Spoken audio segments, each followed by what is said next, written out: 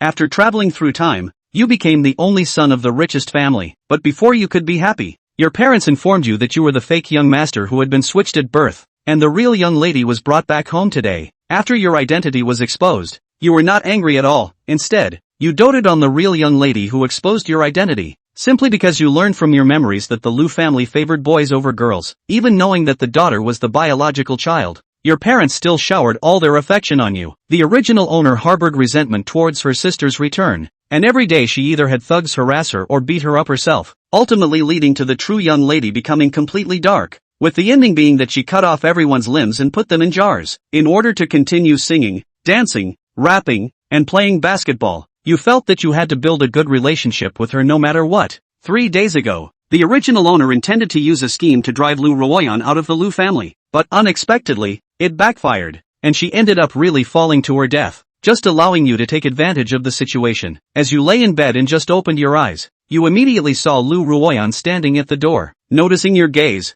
Liu Jiangwo and Zhao Sidi also looked towards the door. When they saw the girl, their expressions instantly turned cold. The etiquette of our Liu family is to let you hide at the door and eavesdrop? You caused your brother to suffer so badly, and you still haven't hurried over to kneel and apologize to him. Liu Ruyan cautiously walked into the room and called out, "Mom and Dad, don't call us Mom and Dad, you jinx. If it weren't for you, would Xiao Hao have rolled down the stairs? I think you are harboring ill intentions, wanting to harm Xiao Hao. Hurry up and bring me the ruler." Zhao Sidi reprimanded. After receiving the family punishment, let old Liu send her back to the countryside. Liu Jianguo also spoke up from the side. Liu Ruyan looked at the two and said aggrievedly, "Mom and Dad, are you really my biological parents? I also rolled down the stairs that day." Zhao Sidi snorted coldly. "You deserved it. You don't even know how your adoptive parents taught you, raising such a vicious person like you." Liu Ruyan sniffed pitifully and glared at you fiercely. "Are you satisfied now? Shut up. You're the one who caused all the trouble, and now you dare to slander Xiao Hao." Zhao Sidi raised her arm, ready to slap Liu Ruyan in the face.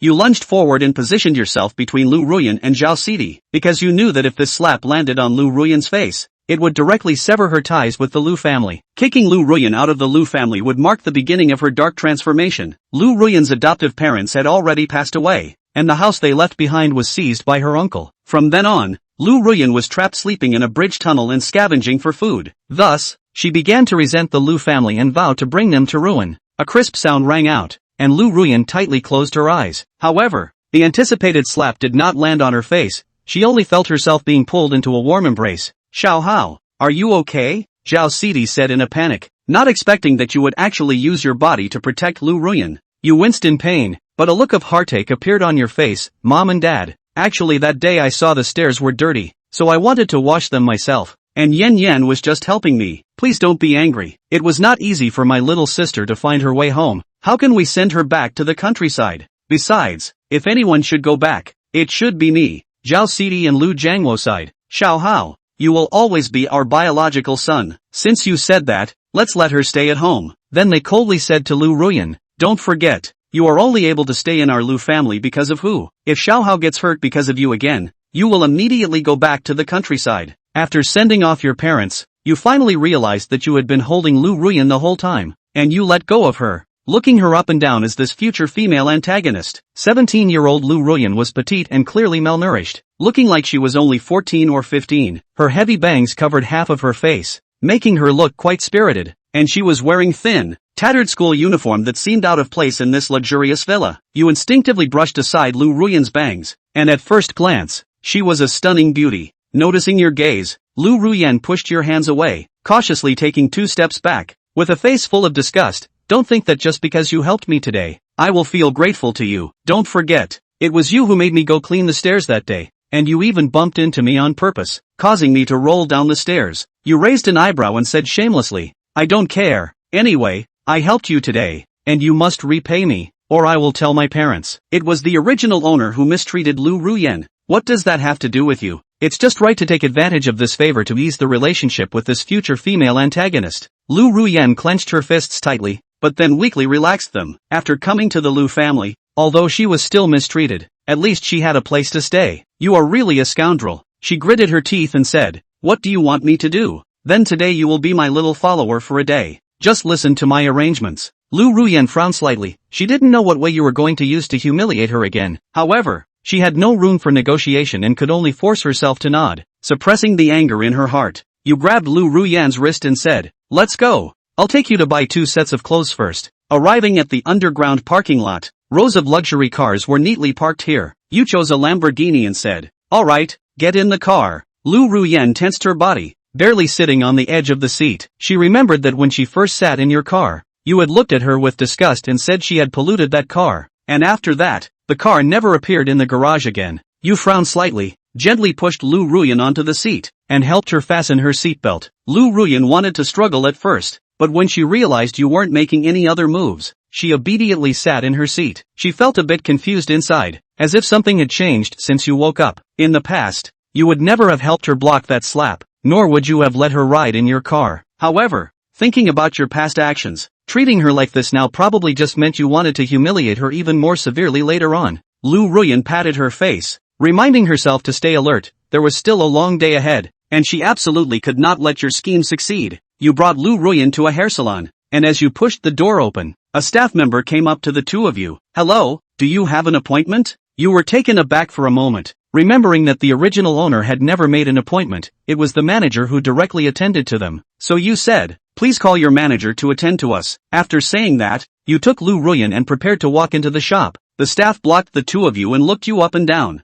unable to help but sneer. "Our establishment only serves top-tier aristocrats. With your nouveau riche appearance, how could you possibly know our rules? You little brat. Thinking you can bring a student girl to our doorstep to cause trouble and show off. I advise you to choose a better place. Our manager serves the Zhang family and the Lu family." You felt a bit embarrassed. After all, it was your first time dealing with such a situation and you had no experience. When you left the room, you wore the gold ring, gold necklace, and gold watch from the room, and even added a black bag, looking just like a nouveau riche. The staff glanced at Lu Ruyan again and insulted. "You, a girl, don't know how to keep yourself clean and just know how to embarrass your school. If you really need money, just tell your brother. Your boyfriend hasn't even grown hair yet. How much money can he have? Playing with the brothers, there's always a couple of thousand a month for pocket money." Hearing the dispute, many passers-by gathered around. TSK. This woman actually came out to sell herself at such a young age. I see she's still wearing a uniform from Ijeong, so she must be a student there. Isn't Ijeong supposed to be a key high school? How can there be such a person? She can't lead other students astray. I must report her to the principal. Lu Ruyan lowered her head, letting her long hair cover her face.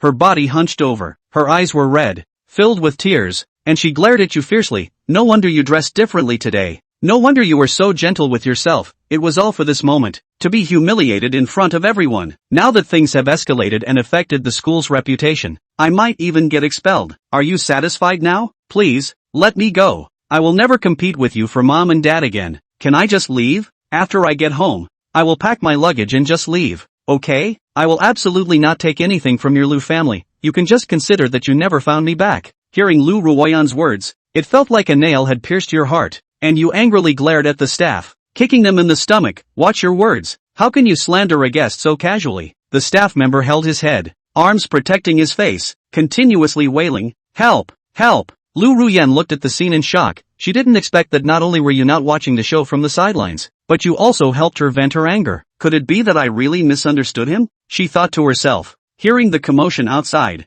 all the Tony teachers rushed out. Who dares to cause trouble at our muse's door? Brothers, let's go together and teach him a lesson. The scene instantly became chaotic, but you ignored everything else and continued to punch the staff member. However, ultimately, 2 fists couldn't match 4 hands, and soon you were lifted up by a group of Tonys. "Kid, you're quite brave. Daring to hit someone." The staff member spat and delivered a heavy punch to your abdomen. Lin Hao felt a spasm in his abdomen, and a mouthful of old phlegm was spat into his opponent's face. Asterisk.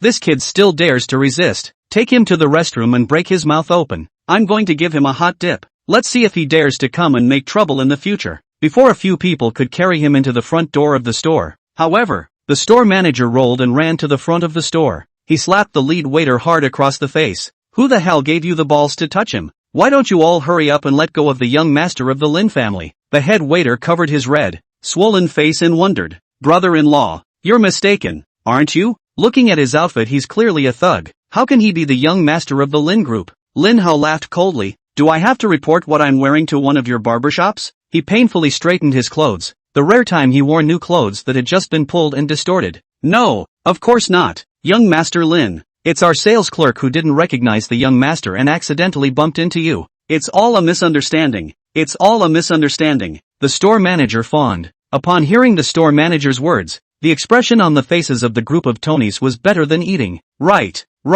I'm sorry, young Master Lin. We don't know anything, we're just listening to him stirring things up. Yes, if we knew your identity, we wouldn't dare to make a move even if we were beaten to death. Lin Hao snorted coldly. So what you're saying is that if it's an ordinary person, you can bully them as much as you want, right? Hearing Lin Hao's words, cold sweat broke out on the backs of the group of Tonys and their eyes looked at the store manager as if for help. What are you looking at me for? Why don't you hurry up and kneel down to make amends to young Master Lin? When the store manager finished, all the Tonys fell to their knees in unison, and one by one, a big earful was whipped toward their faces. TSK, these dog-eyed things have finally gotten their comeuppance. I heard that a random haircut in their store costs at least $10,000, and now that they've offended young Master Lin, I'm afraid that no one will ever dare to come here again. That's what they deserve. How dare they create yellow rumors? They should all be arrested. Young Master Lin's clothes are from a top luxury brand. That one seems to cost $100,000. There was another person who just punched young Master Lin.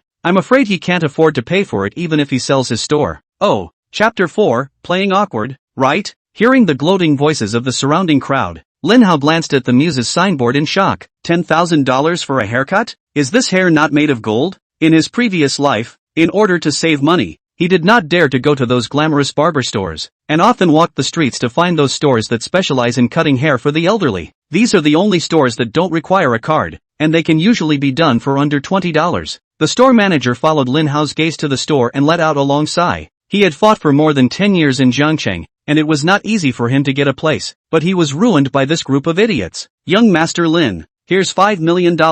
It was my poor management today that allowed this group of people to rush you. I beg your forgiveness. The store manager apologized. $5 million? Lin Hao was shocked. He'd hate to hang himself right now if he knew he could make $5 million for a single hit. If you can't, let the other party use a steel bar or a baseball bat to beat it, right? Otherwise, I don't feel solid with this money. The store manager thought Lin Hao thought it was too little and gritted his teeth and pulled out another card. There's still over $3 million here. It's already all of my savings for over 10 years in Jiangcheng, so please be generous. Lin Hao hurriedly put both cards in his pocket, fearing that the store manager would backtrack on his appearance. When the time comes, exchange all the money on these two cards for gold and find a place to hide it. Even if the Lin family goes bankrupt at a later stage, this $8 million or so will be enough to live on. At that thought, he suddenly angled his head nervously and crossed the crowd to look for Lin Qingyi's figure. Lin Qing is also hiding behind the door of the muse. Just now when all the Tonys in the store were out, she was afraid that Lin Hao would suffer and rushed into the store to look for the store manager. At this point the storm died down and she walked out of the store, overwhelmed and hiding behind the greenery in front of the store. Lin Hao ran to her and scratched his head awkwardly. Do you believe me when I say I didn't do it on purpose? Lin Chang also gave Lin Hao a deep look.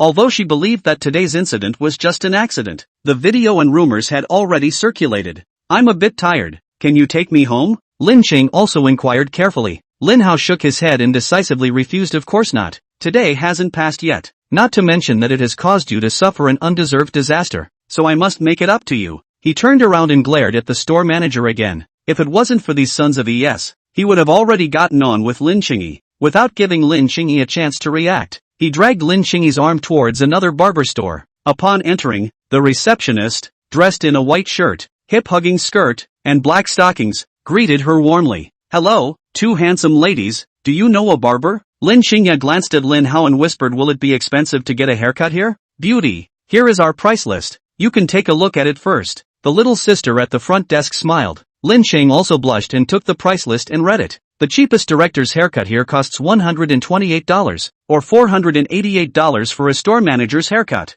This is only the price of a pure haircut. If you add hair care and styling and other items, you can't get down without $1,000. Why don't we go to another place? I usually go to the street for my cuts. It's only $40. Lin Ching also stood on her tiptoes and said in Lin Hao's ear. Lin Hao glanced at the price list. He also didn't expect a haircut could actually be so expensive. No wonder he didn't even dare to approach the door of this kind of barber store before. But when he thought that he was at least the top rich second generation in Jiangcheng now, and he had just earned more than $8 million after taking a beating, he turned around and smiled. Badly, cut it right here. Money is no object. How about calling out to your brother and I'll charge you a membership card? Lin Qingyi's face blushed with shame and indignation as she clenched her teeth and turned around. ready to leave. This asshole keeps bullying me and actually wants me to call him my brother. Dream on, she thought in her mind. Nevertheless, a sweet brother floated through the barbershop. The receptionist's little sister blushed with a shy brow, lightly biting her lips, a pair of watery eyes. Brother, you just said you'd punch a membership card for your sister.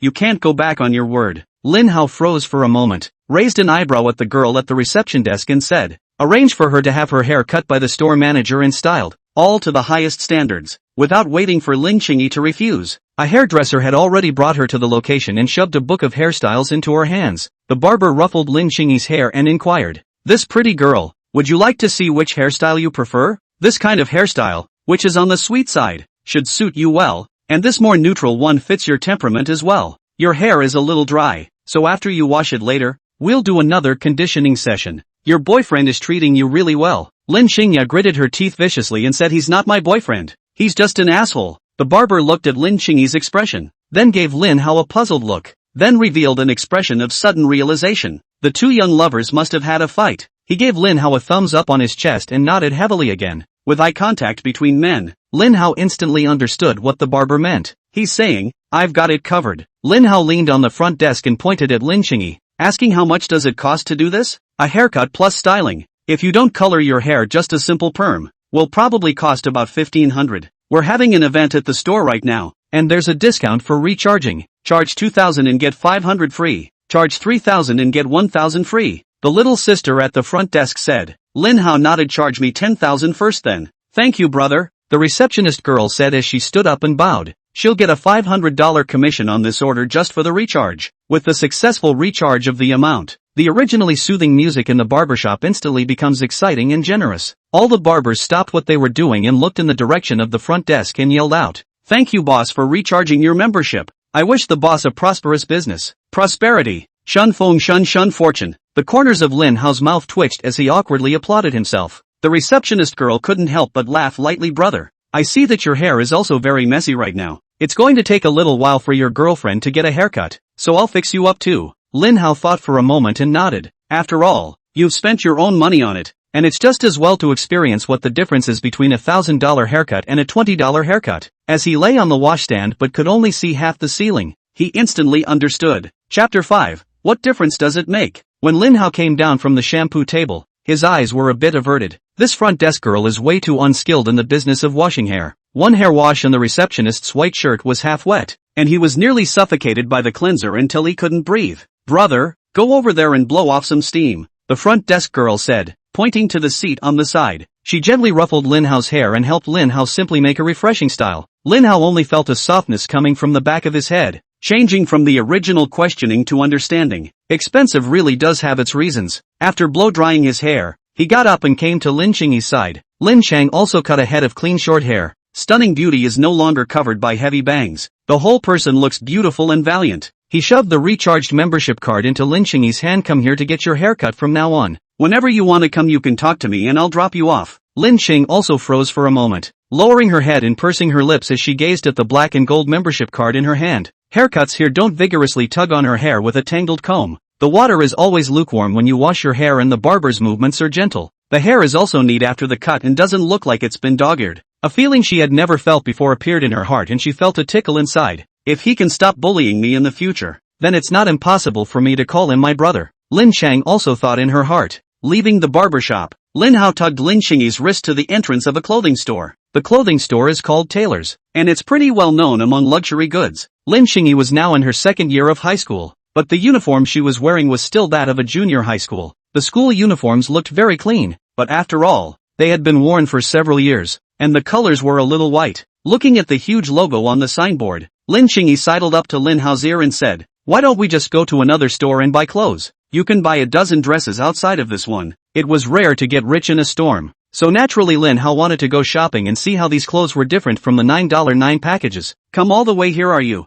Go in first and pick out some clothes. In case you have to go out with mom and dad someday, you can't still be in your school uniform." Lin Qingyi hesitated for a moment and gently nodded, then picked just one. Entering the store, a middle-aged woman in a suit came to the two with a smile on her face. The woman's name is Huang Lin and she is a shopper at this clothing store. She looked the two men up and down, the smile on her face dropping instantly. "Clothes are expensive here, so don't come in unless you buy them. If you accidentally get dirty, I couldn't even sell you guys to pay for it. Hearing Huang Lin's words, Lin Cheng also hid behind Lin Hao and gently tugged on his coat corner. Why don't we just go to the store down the street and buy clothes? They're good quality there too. There weren't many customers in the store, and Lin Xingyi's words clearly reached Huang Lin's ears. She snorted, you guys get out of here. Just the lot of you dressed like that. Your wives look at it and think we've got some kind of beggar in the store. The clothes we have in this store are not for you lowlifes. You guys should just go buy the crappy cheap stuff. Lin Xingyi's face instantly blushed, and summoned up the courage to grab Lin Hao's arm and gently tugged it backward.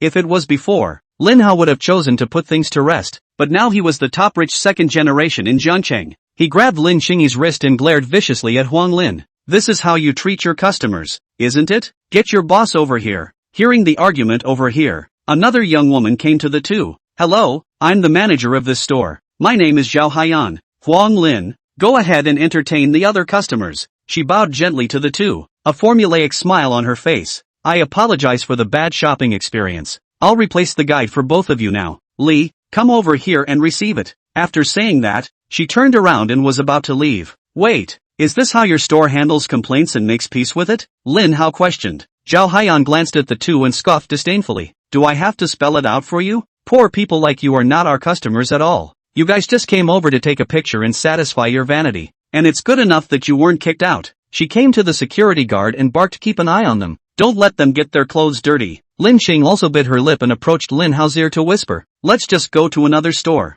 Big deal. I'll take another day next week to go out with you. Lin Hao glanced at Lin Xingyi in surprise and nodded his head and laughed. Then we have a deal. No cheating next week. But I can't be humiliated for nothing. Let's get out of here. I'll make a phone call. It was at this point that a young girl came to the two. Xing Yi, is that you? The girl said in shock. Senior Nianqiu, why are you here? Lin Xingyi's voice was somewhat surprised. Following Lin Xingyi's gaze, Lin Hao saw a girl with a low ponytail. She's Li Nianqiu, my schoolmate from middle school. She's also in Jiangcheng High School now. Lin Xing also introduced. After she finished speaking, she suddenly froze, wondering why she was introducing her friend to Lin Hao. Li Nianqiu was wearing a white shirt over a lady's blazer. Her proud breasts were high, holding her shirt up and making her waist look extra slim. Underneath she had a wraparound skirt and flesh-colored stockings, her rounded buttocks and two straight, slender legs on display. With a pair of pointed high heels under her feet and a wobbly walking posture, she always felt like she would accidentally plant herself on the ground. Upon closer inspection, Li Nianqiu's shirt was made of poor material, and it was easy to see the slightly old-fashioned underwear inside. The blazer is slightly faded and has obviously been worn for many years. There were also many holes in the flesh-colored stockings, and the heels of the heels under her feet seemed to have fallen off, and she could see a ring of glue around them. Noticing Lin Hao's eyes, Lin Cheng also shielded herself in front of Li Nianqiu, warning you, don't hit on Nianqiu's senior sister. Li Nianqiu nodded at Lin Hao in greeting. She took Lin Xingyi's arm and curiously said, is this your boyfriend? I didn't realize that you were springing to life too. Nay-san. Lin Xingyi blushed slightly and shook her head. He's not my boyfriend. For a moment, she didn't know how to explain her relationship with Lin Hao. Li Nianqiu shot a glance at the two of them, Lin Hao and Lin Xingyi, clearly not believing it. Lin Cheng also changed the subject and said, Nianqiu, aren't you in your senior year of high school? Why are you here? To earn some money for living expenses and for college. I come here to work part-time during my breaks. You don't know. All the clothes here are super expensive. Li Nianqiu spat. She suddenly froze and inquired, you guys aren't here to buy clothes, are you? Chapter 6. Are you sure you want my money? Lin Cheng also glanced at Lin Hao, gently nodded, and whispered, just buy one. Li Nianqiu raised her eyebrows and revealed a smile. Then let me show you the clothes in the store first. You're so good looking. You'd look great in anything. She glanced at no one to the left or right and whispered, even if you don't buy it, it's okay. You can buy a lot more than one of these clothes out there. Li Nianqiu came in front of Lin Hao and laughed softly. Lend me your girlfriend for a while. Lin Hao scratched his head awkwardly. Do you believe me when I say she's not my girlfriend? She's actually my sister. Li Nianqiu nodded, showing an anti-smile. Got it. You guys are just brother and sister. Isn't it going to look better in purple? Lin Hao sighed lightly and shook his head helplessly. I'm going to go out and make a phone call first, so help me see what kind of clothes she likes. After that, he went to the front of the store and pulled out his cell phone to find a number to call. This clothing store was located on the first floor of Jiangcheng Plaza, and the entire Jiangcheng Plaza was the property of the Lin family. The person in charge of the operation of Jiangcheng Plaza was a middle-aged man called Wang Maokai. The cell phone rang. Wang Maokai hastily picked up the phone. His voice flattered and said, Hey, young master, did you come to play at the River City Plaza today? I told them to turn down the difficulty of all the game rooms. Lin Hao snorted coldly and said in a bad tone, Uncle Wang, is it true that we can let any cat or dog into our Jiangcheng Plaza? I got yelled at by their guide at that tailor clothing store on the first floor of the plaza. You get the owner of their store over here. I'd like to see what kind of boss can teach such dog-eyed waiters. Hearing what happened to Lin Hao, Wang Maokai cursed angrily. How dare you bully our young master? I'll call the store owner over right now. If he doesn't give an answer, I don't see any point in opening that store of his. The phone hung up, and Wang Maokai flipped through his address book and found the store owner's number. As soon as the call was answered, he spluttered and cursed. Xian Shou, what kind of employees have you recruited at Tama? How dare you even scold the young master of our Lin family? 20 minutes. If you don't make it to the store at River City Plaza, your store won't be open tomorrow. Xian Shou stared blankly at the cell phone screen. Wang Maocai's words still repeatedly echoing in his mind. My employee cursed the young master of the Lin family? The Lin family in Jiangcheng is famous for protecting their shortcomings, especially for that uneducated young master, but also to the point of caring to no end. When he thought of the Lin family's possible means of retaliation afterward, he couldn't help but tremble violently. No way, I have to hurry over there. How many minutes left? On the other hand, Lin Hao returned to the store after making the call. Lin Cheng also changed into a short black bustier dress at Lin Yanqiu's recommendation. Her already cool and solitary temperament seemed like a noble black swan in this outfit, and Lin Hao couldn't help but be dumbfounded when he saw it. I told you that this dress definitely suits you. Look at your boyfriend frozen. Lin Yanqiu teased. Lin Cheng also noticed Lin Hao's line of sight, her cheeks instantly blushing and hiding behind Lin Yanqiu. Lin Hao gave the two men a thumbs up. This one is super nice. It's a rare trip, so pick out a few more. Lin Yanqiu excitedly took Lin Xingyi's hand and brought her to the fitting room, and a set of clothes was continuously handed over. Lin Xingyi can easily handle every style of dress, from high-cool schoolgirl to neighborly girl. Seeing that Lin Xing also kept trying on clothes but not purchasing them, Huang Lin stepped forward and mocked. TSK, not bad for some poor people. You've never worn such nice clothes in your lives, have you? Be careful when you change your clothes. You can't afford to pay for them if they're ruined. Lin Yanqiu whispered back Sister Huang. They said they wanted to buy a set. Huang Lin snorted. Would they have gotten a chance to try on our clothes if they hadn't said that? I've seen their kind a lot, and I'm sure they'll just end up finding some messed up reason to leave again. Zhao Haiyan came to Lin Yanqiu's body with a cold face. Your salary for this month is deducted by 500. Lin Yanqiu lowered her head, somewhat at a loss for words, as if she was a child who had done something wrong. Lin Hao frowned. On what grounds is her salary deducted? Zhao Haiyan glanced at Lin Hao disdainfully. Just by the fact that all these clothes are tainted with your poverty, they have become a bad deal. Docking her $500 is still light. Don't you want to stand up for her? Buy all these clothes if you can. Just move your lips, loser. She looked to Lin Yanqiu. Don't think I don't know you guys know each other. Taking something from our store is a favor. I think you'd better not take this month's salary. If you're disgruntled, you can leave tomorrow. Hearing Zhao Haiyan's words, Lin Yanqiu's eyes instantly turned red and her shoulders couldn't stop trembling. Lin Cheng also hugged Lin Yanqiu heartily, patted her shoulder and firmly said, don't be afraid. I will definitely help you. She turned her head to Lin Hao with an almost pleading gaze. Please, help Yanqiu-senpai. I'll do anything you want today as long as you help her. However, before Lin Hao could speak, Huang Lin suddenly arrived in front of Lin Xingyi and yanked over her shoulders. Manager Zhao, look, this spot on the shoulder of her dress is soaked with water. It's already affecting the second sale of this dress. She has to be made to buy it. Hearing Huang Lin's words, Lin Yanqiu couldn't be bothered to feel sad, and looked at Lin Xingyi's shoulder in a daze, where there was indeed a small tear-soaked mark. Right.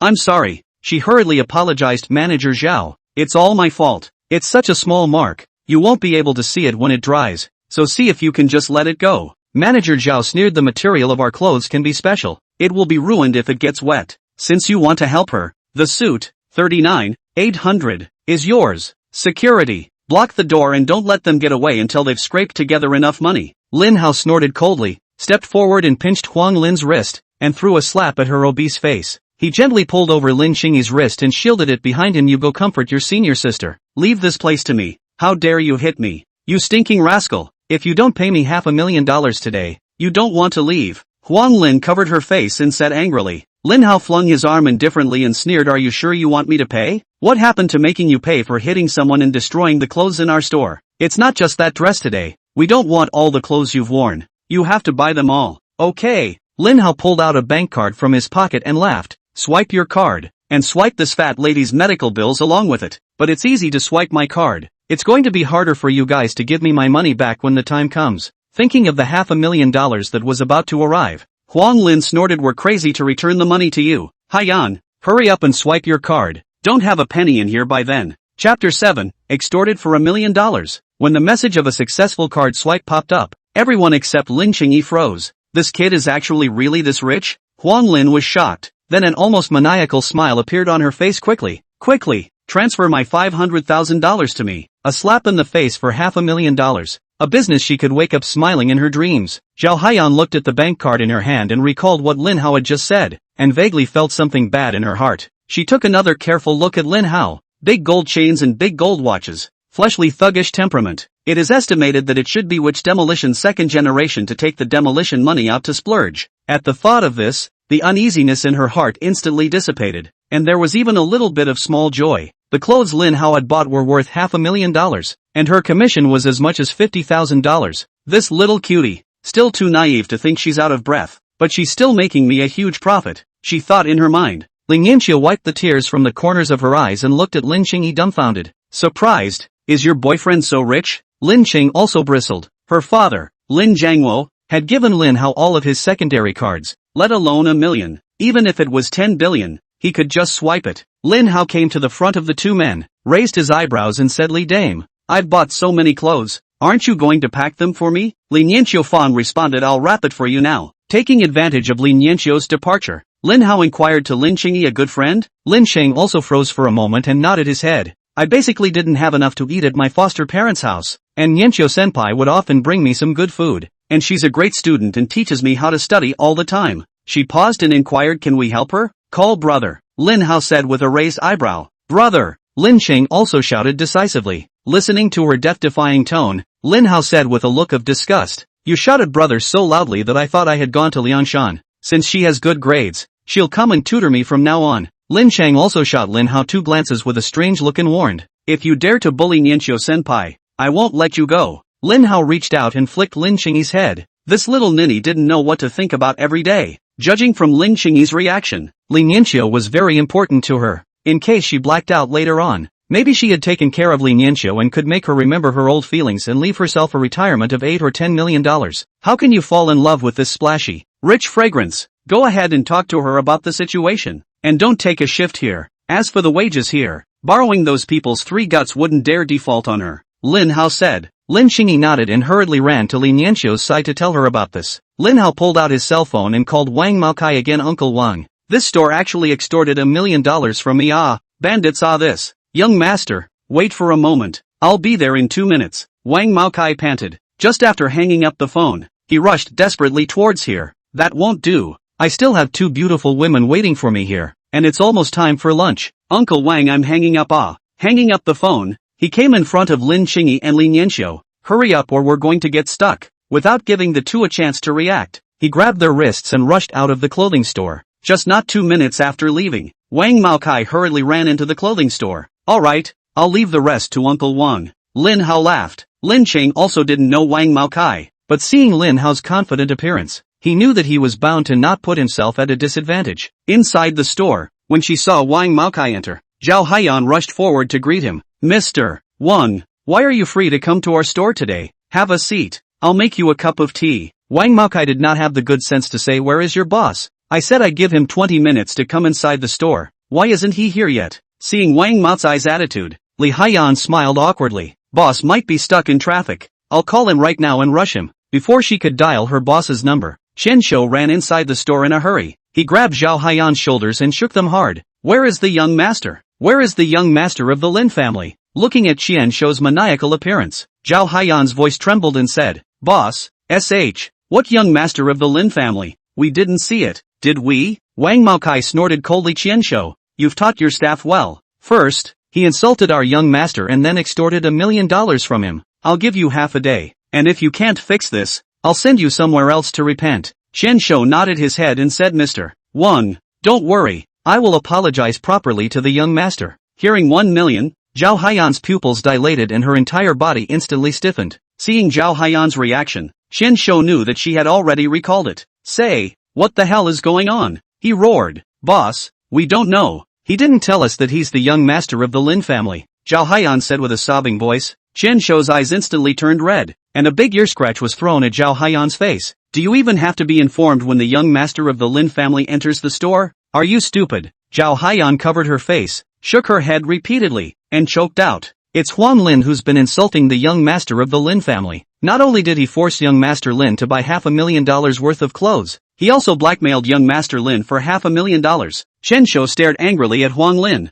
and before he could walk over, Huang Lin immediately knelt on the ground. She kept flinging one big mouth after another in her face. Boss, I really didn't know he was the young master of the Lin family. If I knew that, if I had 800 guts, I wouldn't dare to say half a bad word about him. Chen Shou kicked her in the chest, knocking her right over. I'm not listening to your explanations. You guys hurry up and find young Master Lin next. Whether it's smacking yourself in the mouth or kneeling and kowtowing, you must obtain young Master Lin's forgiveness. If I go in there, you're not going to get away with it either. Get out of here, all of you. Hearing Chen Shou's words, Zhao Haiyan and Huang Lin hurriedly ran out of the store and chased after Lin Hao in the direction he had left. Chen Shou took a deep breath and calmed down. He casually took a belt from the cabinet and gave it to Wang Maokai with a fawning face and said, Mr. Wang, has young Master Lin revealed to you where he's going next? Wang Maokai took the belt and said leisurely, seeing that you are also sincere in apologizing to our young master. I will also give you a little clue. He just said he had 2 other beautiful women with him, and it's almost time for lunch. Chen Shou nodded his head in thanks. Thank you,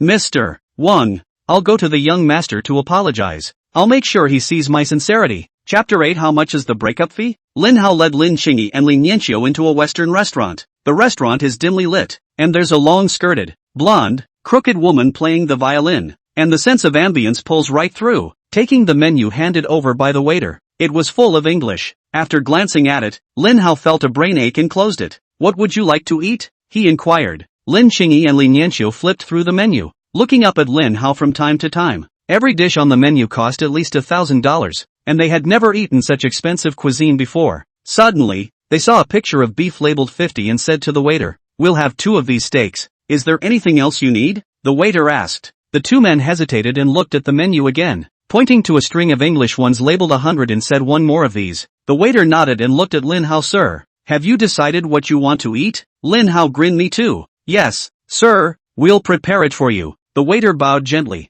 As soon as the waiter left, the crooked man with a violin came to the 3 of them and played a soft piece of music to them. The performance ended and she returned to her initial corner. Wow, not bad for an upscale restaurant. There's actually a performance during the waiting time for the food to be served. Lin Yanqiu exclaimed. Lin Qing also glanced at Lin Hao, pursed her lips and smiled softly, also nodding gently. Shortly after, the waiter came up pushing a food cart with a piece of beef with a snowy texture. This is top-quality Wagyu beef originating from the Sakura country. Can you see how much you need to cut? Seeing no response from the 3, the waiter asked again. Is it okay for the 2 ladies to cut a finger width and the men to cut a 2-finger width? Lin Qingyi and Lin Yanqiu gazed at Lin Hao and inquired. Is that okay? Lin Hao waved his hand. That's it. The waiter cuts off 3 pieces of beef with a knife and puts them on a digital scale. 3 steaks totaling 600 grams at $50 per gram, for a total of $30,000. Sir, ma'am, how rare do you want your steaks? Hearing that the price of the steak actually cost $30,000, all 3 people instantly froze. Sir, have you figured out how ripe you want it? The waiter asked again. 7 minutes cooked, Lin Hao said in response. Although he hadn't eaten a $50 a gram steak in his previous life, he had still eaten a $50 a gram street steak. Lin Qing also inquired in a low voice. Can I have it fully cooked? Lin Yanqiu chimed in. I want it fully cooked too. Okay, 2 fully cooked steaks and 1 medium rare. The waiter nodded and pushed the food cart back into the back room. A chorus of jeers came from around the restaurant at the sound of the fully cooked steak. Looks like nothing more than a thug who doesn't even know how rare a steak should be. Fully cooked steak. Why don't you just go get a beef stir-fry for dinner? It's a waste to waste that good top-and beef for nothing. Lin Yanqiu and Lin Qingya looked at each other in dismay and inquired in a low voice. Shouldn't we also eat steak that's cooked medium rare? Depends on personal taste. I've never had a fully cooked steak. When the time comes, we'll swap and eat them to see what difference the flavors of the different maturity levels will make. Lin Hao whispered to the 2. He looked in the direction from which the voice had come and suddenly blurted out. Yes, how can you eat such good beef fully cooked? I usually just hug the cow's ass and chew on it when the sun first hits it. Listening to Lin Hao's gag, Lin Yanqiu and Lin Qing also snorted with laughter. Lin Yanqiu said enviously, your boyfriend treats you really well. He's not my boyfriend. Lin Qingya corrected again. Okay, it's not your boyfriend. It's my boyfriend. Okay, Lin Yanqiu said helplessly. She couldn't figure out how the 2 were just dying to admit it when they seemed to be so close. But the beef here is too expensive. That tiny piece is more than my salary for a year. Li Nianxiu spat. Lin Xing also couldn't stop nodding her head. It's really expensive. She looked at Li Nianxiu with an expectant look on her face and pleaded to Lin Hao in a small voice. Can you not leave early today? Leaving early? Lin Hao frowned in confusion. Then it suddenly dawned on him that he remembered when the original owner had once taken Lin Xingyi to a high-class restaurant for dinner. Halfway through the meal, the original owner used an excuse and ran away, leaving Lin Xingyi alone in the restaurant. The store manager even almost called the cops on her for eating bully food. Lin Chang also just hoped she wouldn't catch her in front of her friends. Lin Hao let out a long sigh and pushed a bank card in front of her. This card should be enough for you. Lin Chang also looked at Lin Hao suspiciously and inquired. Why? The card was that of the manager of the Muse barber shop, and it contained at least $2 million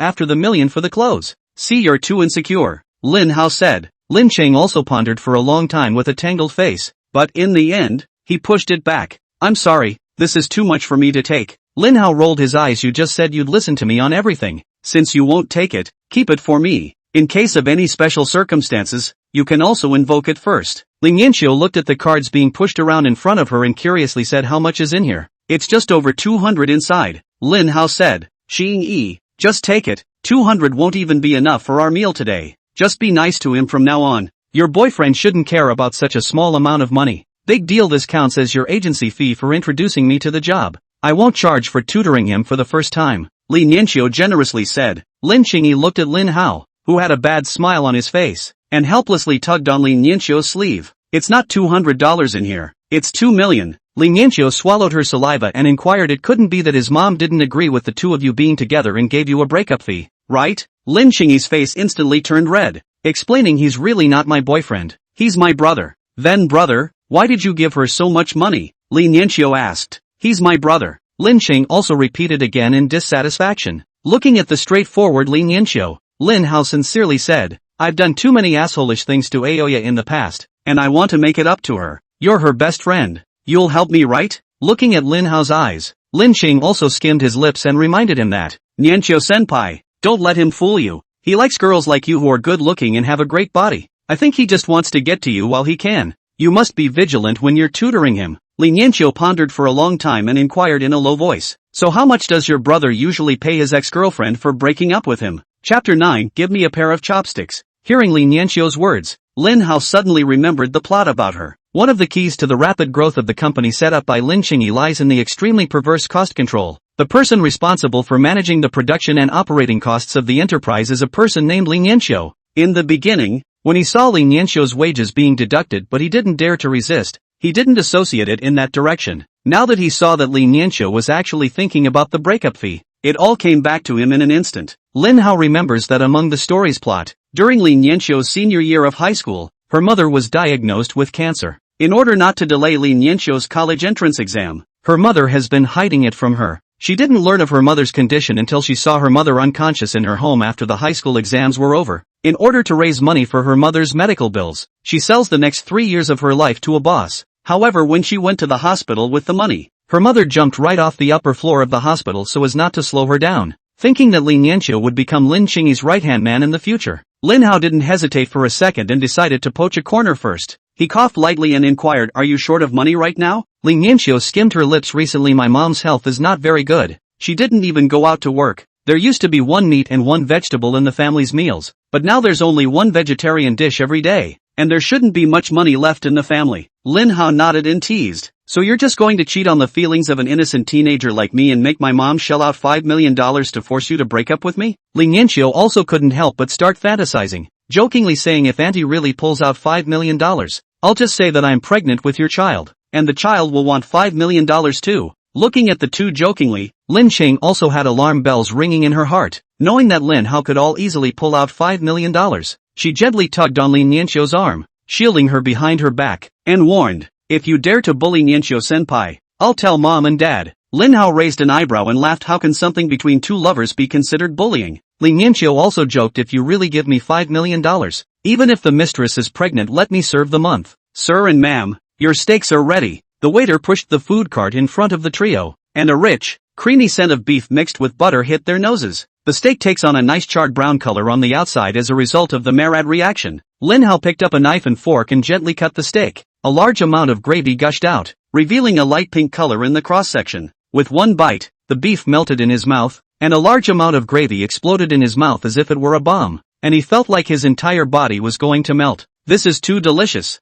There's no comparison to a $50 street steak. He glanced at Lin Qingyi and Li Nianqiu across from him, and both of them also had an expression that was about to melt. Here, just said I'd let you guys try mine. Lin Hao cut 2 large pieces of beef and put them on their plates. Then we swap. The 2 men cut a piece of beef from their plates and returned it as well. Their beef is more chewy as it's fully cooked and most of the juices are already out of the beef. The 2 men ate the beef Lin Hao handed over and their eyes instantly lit up. I originally thought my beef was already delicious, but I didn't realize Lin Hao's 7-minute steak tasted even better. They looked down at the beef on their plates and couldn't help but feel sad, as if they had wasted $20,000. Lin Hao pushed his plate towards the 2. I feel like yours is better. Let's switch. Without waiting for the 2 to refuse, he directly served both of them beef in front of himself. You! Lin Qingyi opened his mouth, not knowing what to say. Li Nianqiu also gave Lin Hao a deep, envious look and said, "Is this a brother? I want a brother too." Lin Hao teased, "Don't brother. I thought you were going to lay an egg. Eat more, don't starve the baby in your belly." Li Nianqiu's face instantly blushed and she touched her stomach and hummed lightly. The fully cooked steak was so tough that Lin Hao felt that his knife and fork were a little too good to use.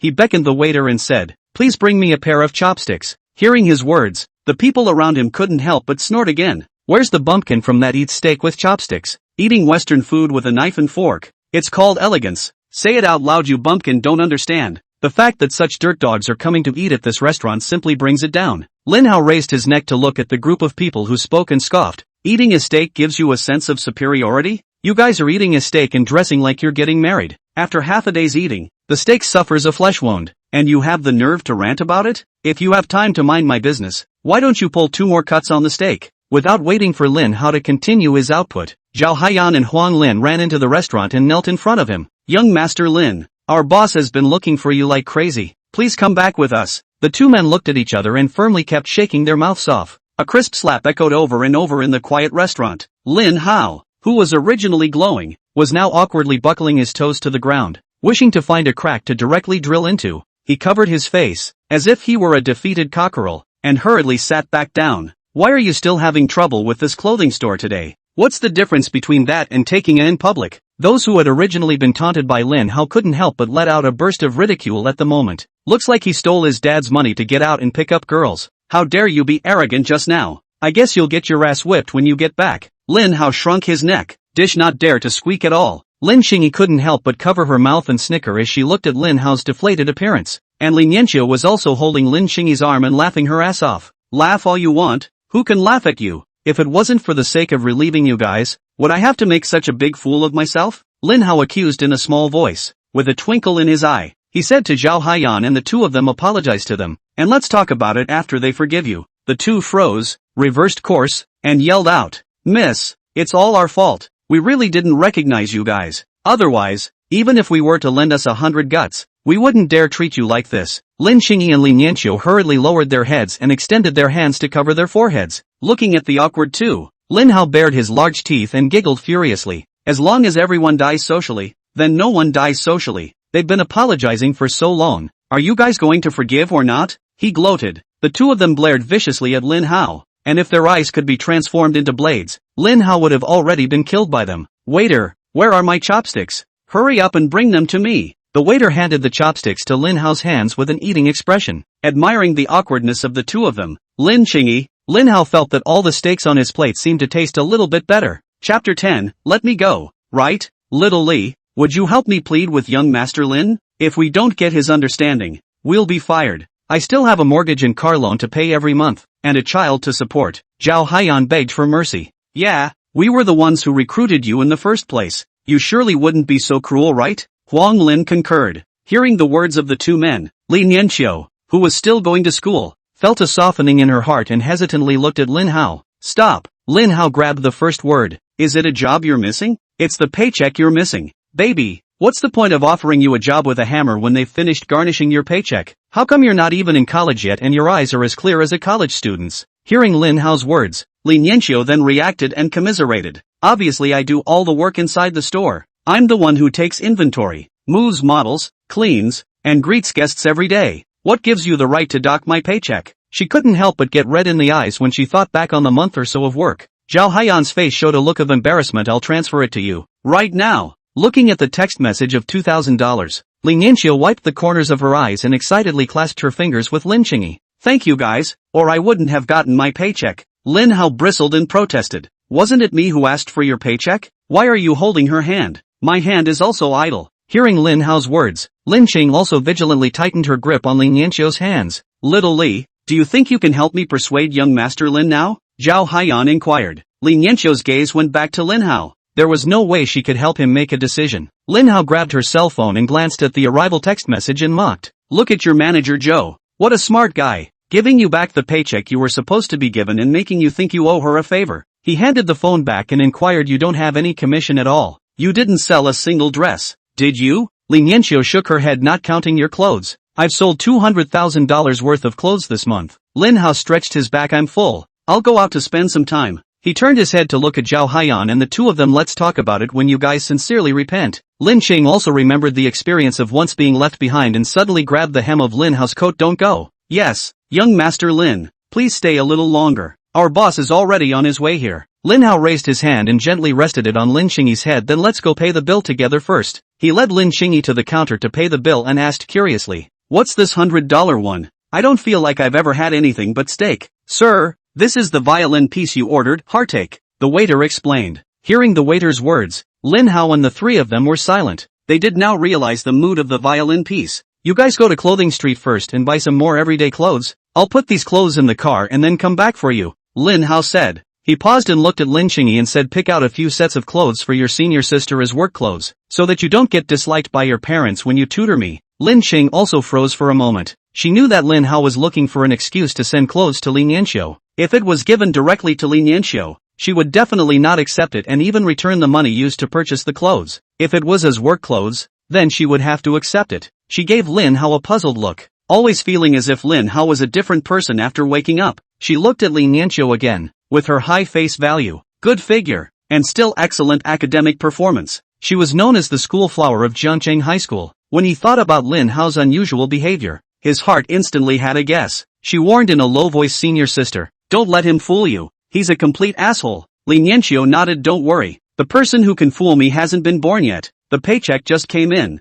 I'll buy you a milk tea. She pulled Lin Qingyi's arm towards the milk tea store on the side of the road. On the other hand, Lin Hao headed to the open parking lot with a large bag of clothes. At this point, two young girls were taking crazy selfies of the Lamborghini. Both girls were students at Jiangcheng University. One named Xianglan and the other Fang Qinqin. They have a curvy body. After makeup on the face, value can play 7 or 8 points. Is considered too small. Net roots. In the school there is no lack of suitors. There was no big deal around. So Lin Hao simply waited for the two girls to finish filming. In a rare sighting of a luxury car, two girls sat on the hood of a Lamborghini in a variety of provocative poses. They also let out a squeal of excitement from time to time as they looked at the pictures taken. Ah, this is too beautiful for you, sister. This leg shootout is also too long. Simply absolute son. This is a super shot too. The car is so photogenic. I wonder who owns this Lamborghini. Maybe we'll even get in the car and take a couple shots then. Suddenly, Xianglan saw Lin Hao on the side frowning. Has he been standing there since just now? Following Xianglan's gaze, Fang Qinqin also noticed Lin Hao off to the side. Yeah, it seems like it's been standing for a long time. Look at that look in his eyes. It's disgusting. Even his clothes are loosely dressed. No taste at all. I'm sure he's trying to come up here to get our contact information. Hurry up and get rid of him. There are so many more positions I want to try. The two looked at each other and came to Lin Hao, saying unhappily, can you please stop looking at us with lewd eyes? Lin Hao scratched his head awkwardly. The two girls' face value wasn't as good as Lin Qingyi and Lin Yanxiu's, but they exuded a different and mature aura. He had just been so focused on the long black silk legs and big waves that he was completely unaware of how he looked. He coughed lightly and inquired, are you guys done taking pictures? You don't want to take a picture with that car too, do you? Do you know what kind of car that is? If you accidentally break it, can you afford to pay for it? Fang Qinqin scoffed. Get lost. When the owner comes and sees you, he won't be as nice as we are. Xianglan echoed. Hearing these words from the girl, Lin Hao knew that these two people were here to get things done. Are you sure you want me to roll? He raised an eyebrow and sneered. Or what? Do you think we'll keep you? Shouldn't think it's glamorous to pretend to be a bully, do you? There are more than enough people like you who want our contact information to really get off their heads. Meanwhile, a middle-aged man in a suit with a beer belly came next to the Lamborghini. He combed the airy Mediterranean in the rearview mirror and pulled out his cell phone to stand next to the car. The two girls' eyes instantly lit up. See, The owner is here now. A car like this is only affordable for successful people like him. A lower-headed man like you can't afford it for the rest of your life. Chapter 11 The Temperament of a Successful Man. Hearing the words of the two girls, Lin Hao was infuriated and laughed. Does that older man look like he would buy a car like that? Don't you think the car's aura doesn't match his at all? Xianglan snorted. Where is the mismatch? Don't talk nonsense. Don't you see his soft belly and his hair? It's an aura that only successful men possess. And the fact that he bought a sports car like this when he's obviously so mature on the outside means he must still be young on the inside. I used to think I liked little puppies, but now I realize I actually prefer older men.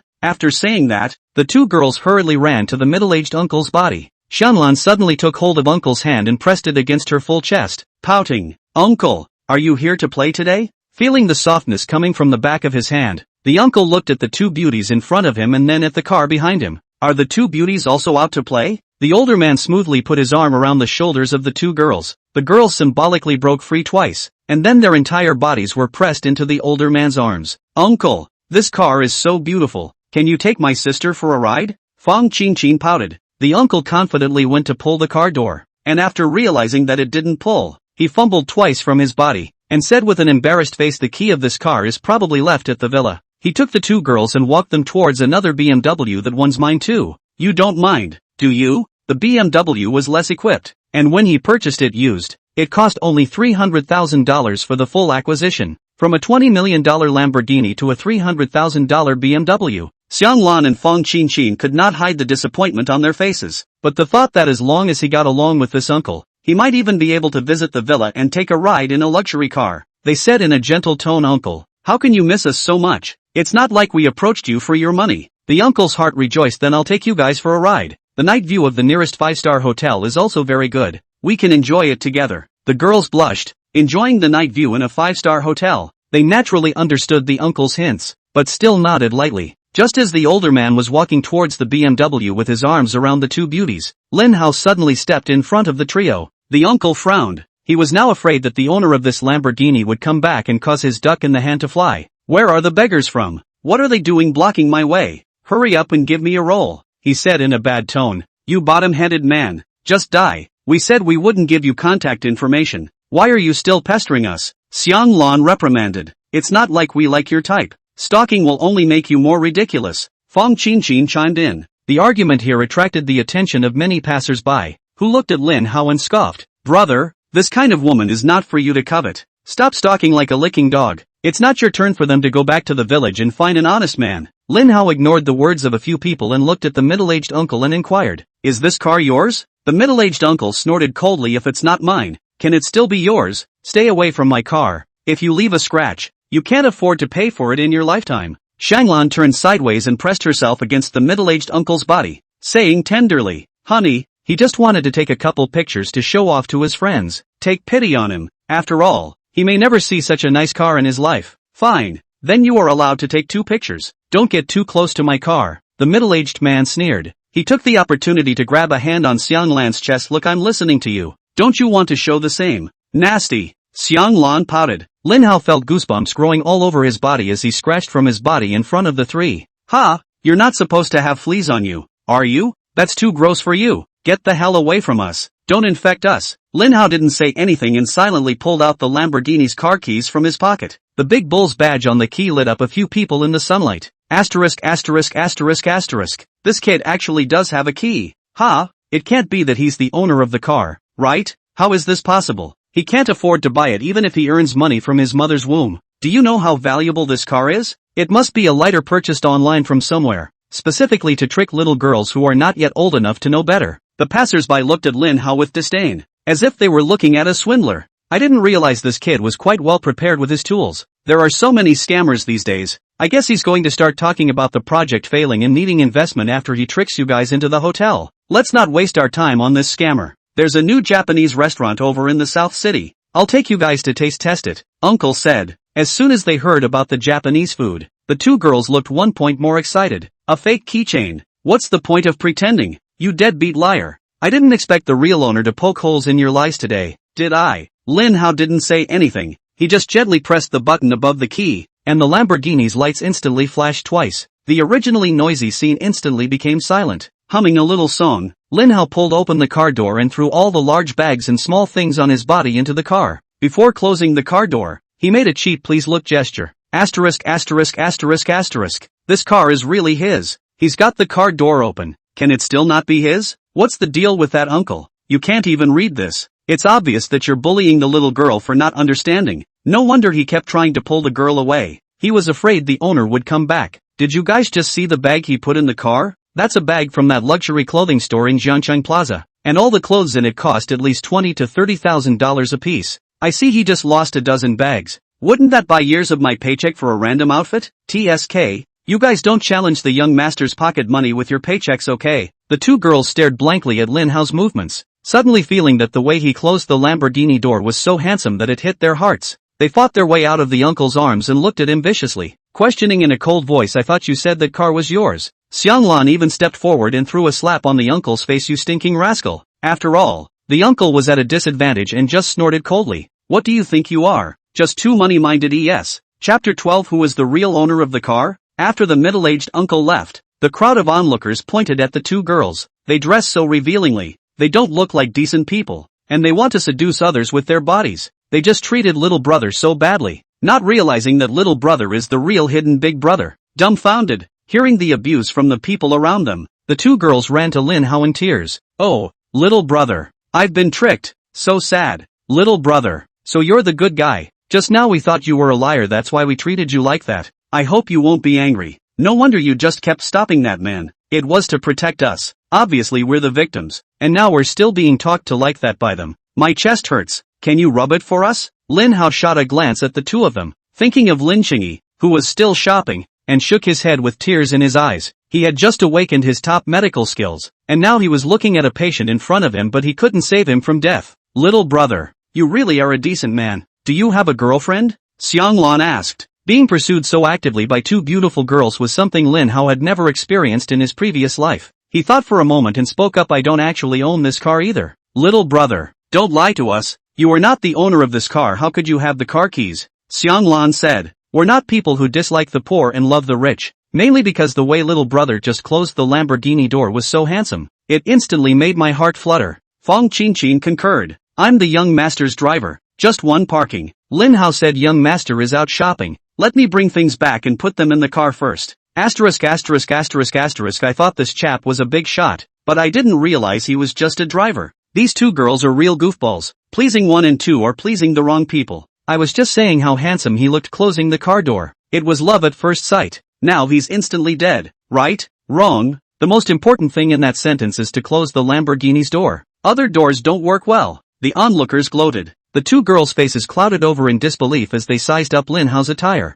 You really don't own this car? Lin Hao tugged at his clothes. You guys see that rich guy with clothes that don't fit so well? That little brother. Contact your young master and tell him to hurry over. Xianglan ordered. Young master's matters are not for me. A chauffeur, to meddle in. Didn't you guys just say your chests hurt? It just so happens that I've passed down a bit of craftsmanship from my ancestors, so I can help you guys need it. Lin Hao flirted. The two girls took 2 steps back with a look of disgust. Don't touch us, you lowlife. Or you can give us the contact information of one of your young masters. If we get along with your young master, we'll give you a big red packet then. Fong Qinchin said. Asterisk asterisk asterisk asterisk. Missy, this pie you've drawn is really big and round. If it doesn't work out and I get fired for it, will you guys support me? Lin Hao scoffed. Why should we support you? You're a big man with arms and legs. Don't you know how to go out and work on your own? Xianglan said in disgust. Lan, let's wait here in this car. I don't believe their young master won't come. What's there to say to the subordinate? If you let your young master know that you almost missed the two of us because of you, you'll definitely lose your job. Fong Qinchin said with a cold snort. It was at this moment that Qianshou brought Zhao Haiyan and Huang Lin, both of whom rushed towards the open parking lot. Qianshou was about 30 years old, worked out a lot on weekdays, and took good care of his skin. At this time, he was still wearing a straight suit, quite the domineering president. This time it's right, he's definitely the owner of a Lamborghini. You guys, look at this temperament of his. At first glance, he fits this car especially well. I know who he is. He's the owner of that Tada luxury clothing store. The owner of Tada. Then no wonder he can afford such a luxury car. Xianglan and Fong Qinchin exchanged a glance and ruffled their hair to come in front of Qianshou. Hello, brother, can I get to know you? Your car is really so nice. We'd like to see the interior and take a couple pictures inside. Is that okay with you? We won't shoot for nothing. As long as you promise, we can also promise you a request. Xianglan said. Chancho waved his hand. This car is not mine. He tilted his head and looked around the crowd, finally seeing Lin Hao's figure. Young Master Lin. I'm Qian Shou, the store manager of the Tada clothing store. It was my failure to manage my staff that made them do what they did to rush you. He looked at both Zhao Haiyan and Huang Lin. You two bastards. Why don't you hurry up and kneel down and apologize to young Master Lin? Zhao Haiyan and Huang Lin both fell to their knees on the spot and slapped themselves in the face 2 more times. Young Master Lin, it's all our fault. Lin Hao leaned against the Lamborghini and inquired. So do you know what's wrong? We shouldn't be dog-eared. The customer is God. We, as service people, shouldn't treat them differently. And, Lin Hao said. Huang Lin and Zhao Haiyan looked at each other with tangled faces. What other mistakes have you guys made? Why don't you hurry up and confess to young Master Lin? Qian Shou said angrily. He only knew that the 2 employees had rushed Lin Hao, but he didn't know there was something else. He brought the 2 of them and apologized to Lin Hao, and these 2 actually had something to hide from him. I shouldn't have docked my employees' wages and given her all the dirty and heavy work. Zhao Haiyan confessed. Looks like I still come to the store too infrequently. You think the store is owned by your family now, don't you? When did it become your turn as a duty manager to decide on payroll deductions? Just how many other stupid things have you kept from me? Qian Shou roared. He took a deep breath and calmed down. Young Master Lin, I don't know anything about them hiring employees privately and withholding their wages, but since it happened in my store, I'll take responsibility. I'll pay her every penny of the employee's salary, including her due commission and bonuses. Here's $10 million. My apologies. He looked at Zhao Haiyan and the 2 of them again, gritting his teeth. As for them, I will pursue this separately. Hearing Qian Shou's words, Zhao Haiyan and Huang Lin both instantly felt as if their hearts were dead. Chapter 13, a word that makes 2 girls come with me. Lin Hao joyfully took the bank card handed over. Exclaimed Money Boss atmosphere. Qian Shou breathed a long sigh of relief. The fact that Lin Hao had taken his money meant that the matter was behind him. The biggest fear is that Lin Hao won't take the money and insists on pursuing the matter to the end. That's $10 million? He made $10 million just from being scolded twice? Why does my boss yell at me every day when I'm only 3,000 a month? If someone gave me $10 million, let alone scolding me, even if they beat me to death. The crowd of onlookers envied. Lin Hao lightly coughed twice and said in a cold voice, Boss Qian, your store is in our Jiangcheng Plaza. In the event of a bad speech, we at River City Plaza will also be implicated. Do you understand what I mean? Qian Shou nodded his head repeatedly. I'll sit in the store next, and the same thing will never happen again. Seeing Qian Shou's good attitude in admitting his mistake, Lin Hao called Wang Maokai. Uncle Wang, it's settled. On Boss Qian's side, you have nothing to do but find him more often for tea. I'm in the open parking lot on this side of River City Plaza. You get me a 4-seater over here and my Lamborghini back to the villa. The Lamborghini that I drove today is a sports car with only 2 seats, so I can still send Lin Yanqiu home with a 4-seater. Lin Yanqiu's mother should have been diagnosed with cancer by now, and by intervening early herself, she might have been able to avoid a tragedy,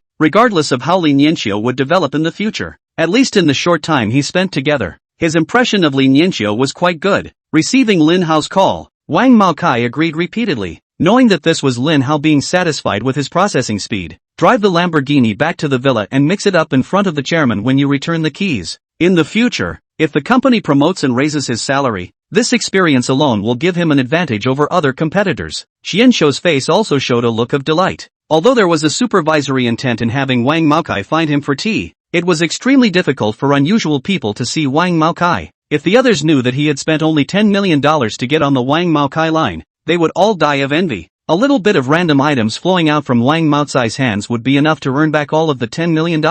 Lin Hao casually tossed his Lamborghini car keys to Qian Shou. You help me here and give the car keys to Uncle Wang. He paused and continued. The sales clerk who was driven away by these 2 sold $700,000 worth of clothes. Don't forget to settle the commission for her. Qian Shou nodded his head repeatedly. Don't worry, young master, the commission and the compensation for dismissal. I won't spare her a single penny. The fact that she can sell so many clothes shows that she is a capable person. If she still needs work, I can just hire her as a duty manager. Lin Hao shook his head and laughed. Boss Qian, don't try to steal people from me. He stretched and prepared to head to the pedestrian street to look for Lin Qingyi and Lin Yanqiu. That, young master, can we add our contact information? Xiang Lan inquired in a small voice. Lin Hao waved his hand. Go find Boss Qian and take pictures inside the car for 100 at a time. Xiang Lan and Fang Qinqin had delighted looks on their faces and turned their heads directly to Qian Shou. They had lost their faces in front of Lin Hao and didn't dare to continue pestering him. Arriving at the pedestrian street, Lin Hao easily found the 2 Lin Qingyi. The face value of the 2 is already outstanding. At this time there are many people gathered around the two to ask for contact information. Lin Cheng also hid behind Lin Yanxiu, her face at a loss for words. Lin Yanxiu had a cold face, her head shaking into a rattle as she kept rejecting the people around her. Lin Hao also saw a person who was particularly persistent, obviously rejected still in a heated persuasion. Hey, bro, if they don't give you their contact info, why don't you stop pestering them? Lin Hao patted the dude on the shoulder and said, dude, you don't get it. I really like these two girls. They must be testing me. As long as I show them my sincerity, they will definitely agree. Lin Hao glanced over the crowd at the two men, who had also noticed him by now. Dude, let's show you some dude pickup skills. One word will make them both come with me, believe it or not. Lin Hao said. Just you? They just turned down I don't know how many people. So don't humiliate yourself. If you can do that, I'll give you my head for a ball, okay? Lin Hao smiled and came to the two of them, extending his arm to them. Let's go. Lin Yanxiu's eyes curved with a beaming smile as she took Lin Hao's arm. Lin Xingya's eyes were horrified with anticipation, as if he had seen a thick tree trunk when he fell into the water. She reached out and grabbed Lin Hao's wrist with both hands, allowing him to lead her away. Lin Hao raised an eyebrow at the original dude and laughed. Bro, let's go. Freeing herself from the crowd, Lin Cheng also let go of Lin Hao's wrist and prepared to go and hold Lin Yanxiu. Lin Hao grabbed Lin Xingyi's wrist to prevent her from escaping. His undivided attention was now on his left elbow, and he would never allow it to be disturbed by anyone else. Lin Yanxiu slightly raised her head and inquired, just now there was another sum of money in my card. Did you do it? I'll just remind their boss to settle your commission. They would have given it to you if you resigned. I just helped you speed up the arrival of the money. Lin Hao replied. Thanks. I'm sure I wouldn't have gotten this money if it was just me. At least let me return your money. Lin Yanxiu stubbornly said. Okay. Lin Hao didn't dwell on it. Let's go to the clothing store first and look at the clothes. Walking street clothing stores are significantly more suitable for two people than luxury clothing stores. Lin Yanxiu in particular was extremely emotional as she received a salary beyond her wildest dreams. She would turn around in front of Lin Hao with every outfit she changed into, asking if it looked good. He would also take Lin Xingyi along to change his clothes and pose for two more. Occasionally, he would also pull Lin Hao's hand to be pampered, and the emotional value was directly pulled full. Lin Hao realized that he actually didn't really hate shopping. Coming out of the clothing store, Lin Xingyi and Lin Yanxiu both changed into their newly purchased clothes. Lin Yanxiu was wearing a white shirt with a light blue knit sweater over it. Underneath was a short JK skirt, black stockings wrapped around slender thighs, and a pair of delicate little leather shoes. Lin Xingyi, on the other hand, was dressed in a dark blue sailor suit JK, looking clean and cold. The two walked down the street arm in arm and the turnaround rate pulled straight through. Lin Hao walked beside the two with a large bag of clothes, as if he was an escort. Brother, are we going back? Lin Xingya asked, looking at the direction Lin Hao was advancing. She hadn't even realized that she wasn't repulsed by calling Lin Hao brother anymore. Lin Hao nodded after sending Yanxiu's senior sister back. Together we'll go to the hospital to give you a medical checkup, and I'll go look for third sister as well.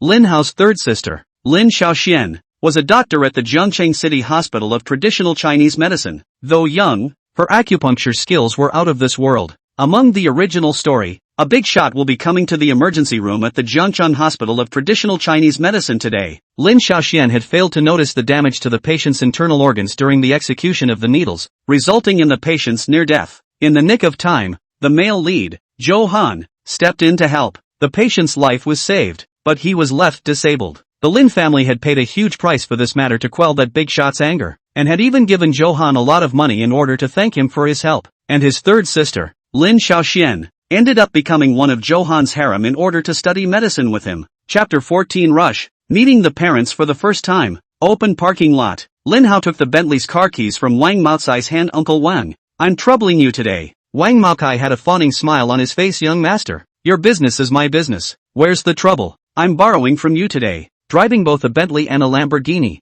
I've never driven such a nice car in my life. Lin Hao pulled Lin Xingyi's arm and introduced him. This is my sister, Lin Xingyi. Xingyi. This is the person in charge of Jiangcheng Plaza. Just call Uncle Wang with me. If you need help with anything in the future, you can also look for Uncle Wang. Uncle Wang. Lin Xingyi half hid behind Lin Hao and called out timidly. So I'm the one who can't come to you later? She asked in a small voice. Lin Hao froze and rubbed her head. This little girl is also too inviting. I really don't know how the original owner's brain grows. You can find anyone you want. Lin Hao laughed. Lin Xing also blushed slightly and lowered her head, but the corners of her mouth could not help but rise. If only this asshole could do the same every day from now on, she thought in her mind. Wang Maocai looked at Lin Hao and then at Lin Xingyi, took out his business card from his pocket and said with a smile, MS, Xingyi, If there is anything you need help with in the future, just ask. Lin Hao took the business card and stuffed it into Lin Xingyi's hand, waving his hand at Wang Maokai. Uncle Wang, we'll be leaving first. Driving the car. The group soon arrived at an old residential area at the border of urban and rural areas, where Li Nianqiu's home was rented. Lin Hao, why don't you put me down first? Li Nianqiu said, my home is just around here. It's just a few minutes walk. Lin Hao glanced at Li Nianqiu, presumably because she was afraid that she would see her dilapidated home. Though she is usually a big talker, she still has a little bit of low self-esteem because of her family's situation. Why don't we just put school sister down first? Lin Xingyi clenched his hands into a fist. She remembered that when she was first retrieved, Lin Hao had also gone to see the country house. The moment he just stepped out of the car door, Lin Hao looked at the yard littered with chicken and duck feces as well as the adobe-built houses, and was even more disgusted without the slightest concealment. The place where Li Nianqiu lived was better than her house in the countryside, but it was certainly worse than the large villa where her own family lived. She was afraid that Lin Hao's unintentional dislike would hurt her senior sister. Is it close enough? Lin Hao asked. Li Nianqiu nodded. It's a 2-minute walk to the house. Lin Hao parked his car and walked towards the convenience store on the side. When he came out again, he had 2 cartons of milk and some fruit in his hands. Xing, help me see if it's enough to bring these things to my first meeting with my parents? Lin Hao said nervously. Lin Qing also looked at Li Nianqiu for help. How did she not know that Lin Hao actually had such a rogue side? Li Nianqiu to laugh and not to propose marriage. You prepare these things for what? I'm not thinking that senior sister is too good looking. I'm afraid that you'll be flirted away by someone else when you go to college, so I'll have to be a bachelor in the future. Lin Hao joked. Li Nianqiu's face instantly turned red, bit her lip and said, then first say yes. You can't dislike my house. Lin Hao nodded his head repeatedly and blurted out, don't worry. A dog doesn't mind the family. As soon as the words were out of his mouth, he regretted them. Hearing Lin Hao's words, Li Nianqiu and Lin Qing also laughed their heads off. Li Nianqiu wiped the tears that were about to come out of the corner of her eyes from laughing. Then let's go together. After walking into the alley and turning 2 more corners, he finally arrived at Li Nianqiu's house. It was a 2-story wooden house, each floor less than 2.5 meters high, and with a little force it could be tipped right up to the 2nd floor. The cabin was a grayish-yellow color throughout, and because it had been built for so long, the color was starting to whiten. In front of the house was a small flat concrete area on which heavy quilts were drying at the moment. At the back of the house was a small field with green fruits and vegetables. In front of the house, 3 or 4 grandmothers gathered together, cleaning vegetables dug out of the field and chattering about their parents in the sun.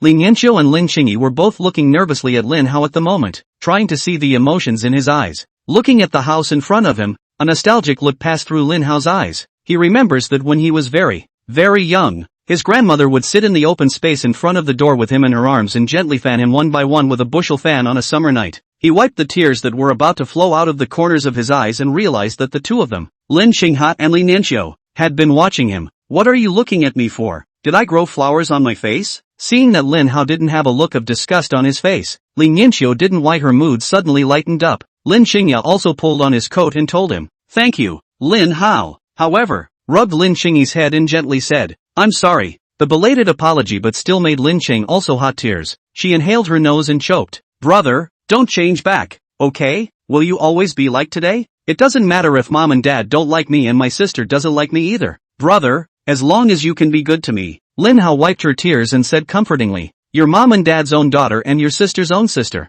How could they not like you? They just don't know how to express it. Good girl. Don't think too much. Let's go check on auntie first. Lin Qing also rubbed his eyes, calmed down a bit, and laughed. Let's go over there together. As she moved forward, her eyes kept glancing at Lin Hao, and she finally mustered up the courage to hug Lin Hao's arm. Walking into Li Nianqiu's home, the layout of the room was very simple. On the first floor of the house was the kitchen, with only a table and a stove. The cookstove is a farmhouse clay stove that requires the burning of wood to make a fire for cooking. On the second floor was Li Nianqiu and her mother's bedroom. Seeing Lin Hao and Lin Xingya enter, Li Nianqiu's mother, Lu Xiang, greeted them cordially. You guys are Nianqiu's classmates, right? There's not much to eat at home, so I'll fry you an egg. Lin Hao sized up the middle-aged woman in front of him. By now she should have been diagnosed with cancer and was suffering from the disease on a daily basis. Lin Hao placed the milk and fruits he brought on the floor. Hello auntie. My name is Lin Hao. Lin Xingyi poked out half his head from behind Lin Hao. Auntie, I'm Lin Xingyi. You guys come as you are. You're all classmates. How can you bring things with you? Lu Xiang complained to remember to take your stuff with you when you leave later. Lin Hao shook his head and said with a smile, Auntie,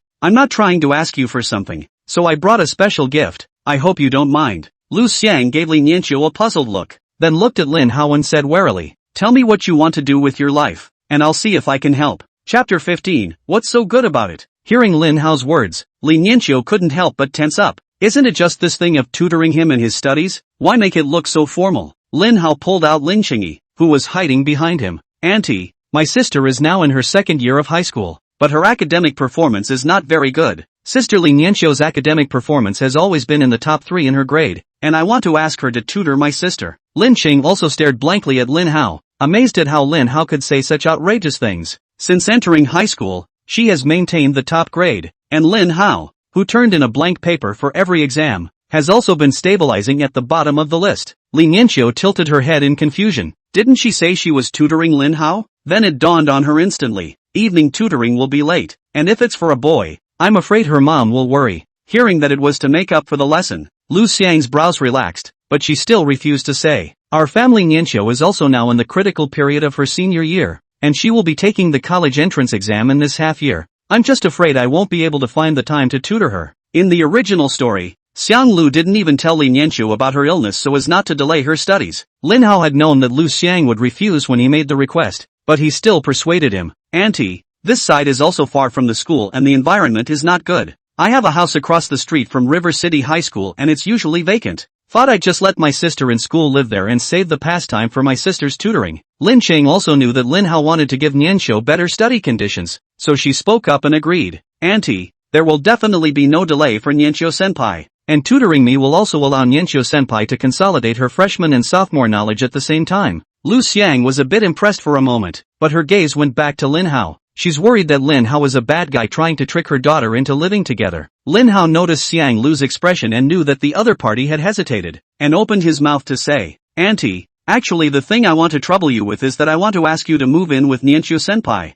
I would also like you to take care of my sister while she is tutoring. Li Nianqiu looked at Lin Hao in shock. He had never mentioned this matter along the way. You know, any house near River City High School rents out for at least $5,000 a month. If we let them move there directly, isn't it equivalent to giving them the $5,000 directly? Although she also wanted to live in a new house with her mom, she had already received too much goodwill from Lin Hao to shamelessly continue taking advantage of him. Lin Hao, isn't this a bad idea? I can't keep taking advantage of you guys, Li Nianqiu said. Where's the advantage? The rent of course has to be deducted from your tutoring fee, Lin Hao said with a straight face. I heard you say that Auntie has been resting at home lately, too. I've got another hospital over there that's short of a clerk for receiving and delivering. Auntie can work there too. It's convenient to be inside the hospital in case you don't feel well. Xiang Lu gave Lin Hao a deep look. Her worries had been completely dispelled. With himself by his daughter's side, Lin Hao couldn't do anything out of the ordinary. Now that you've said that, it would be a bit ungrateful of Auntie to refuse. Lin Hao laughed. Okay, then Auntie, you guys pack up first. Tomorrow I'll arrange for someone to come over and help you move.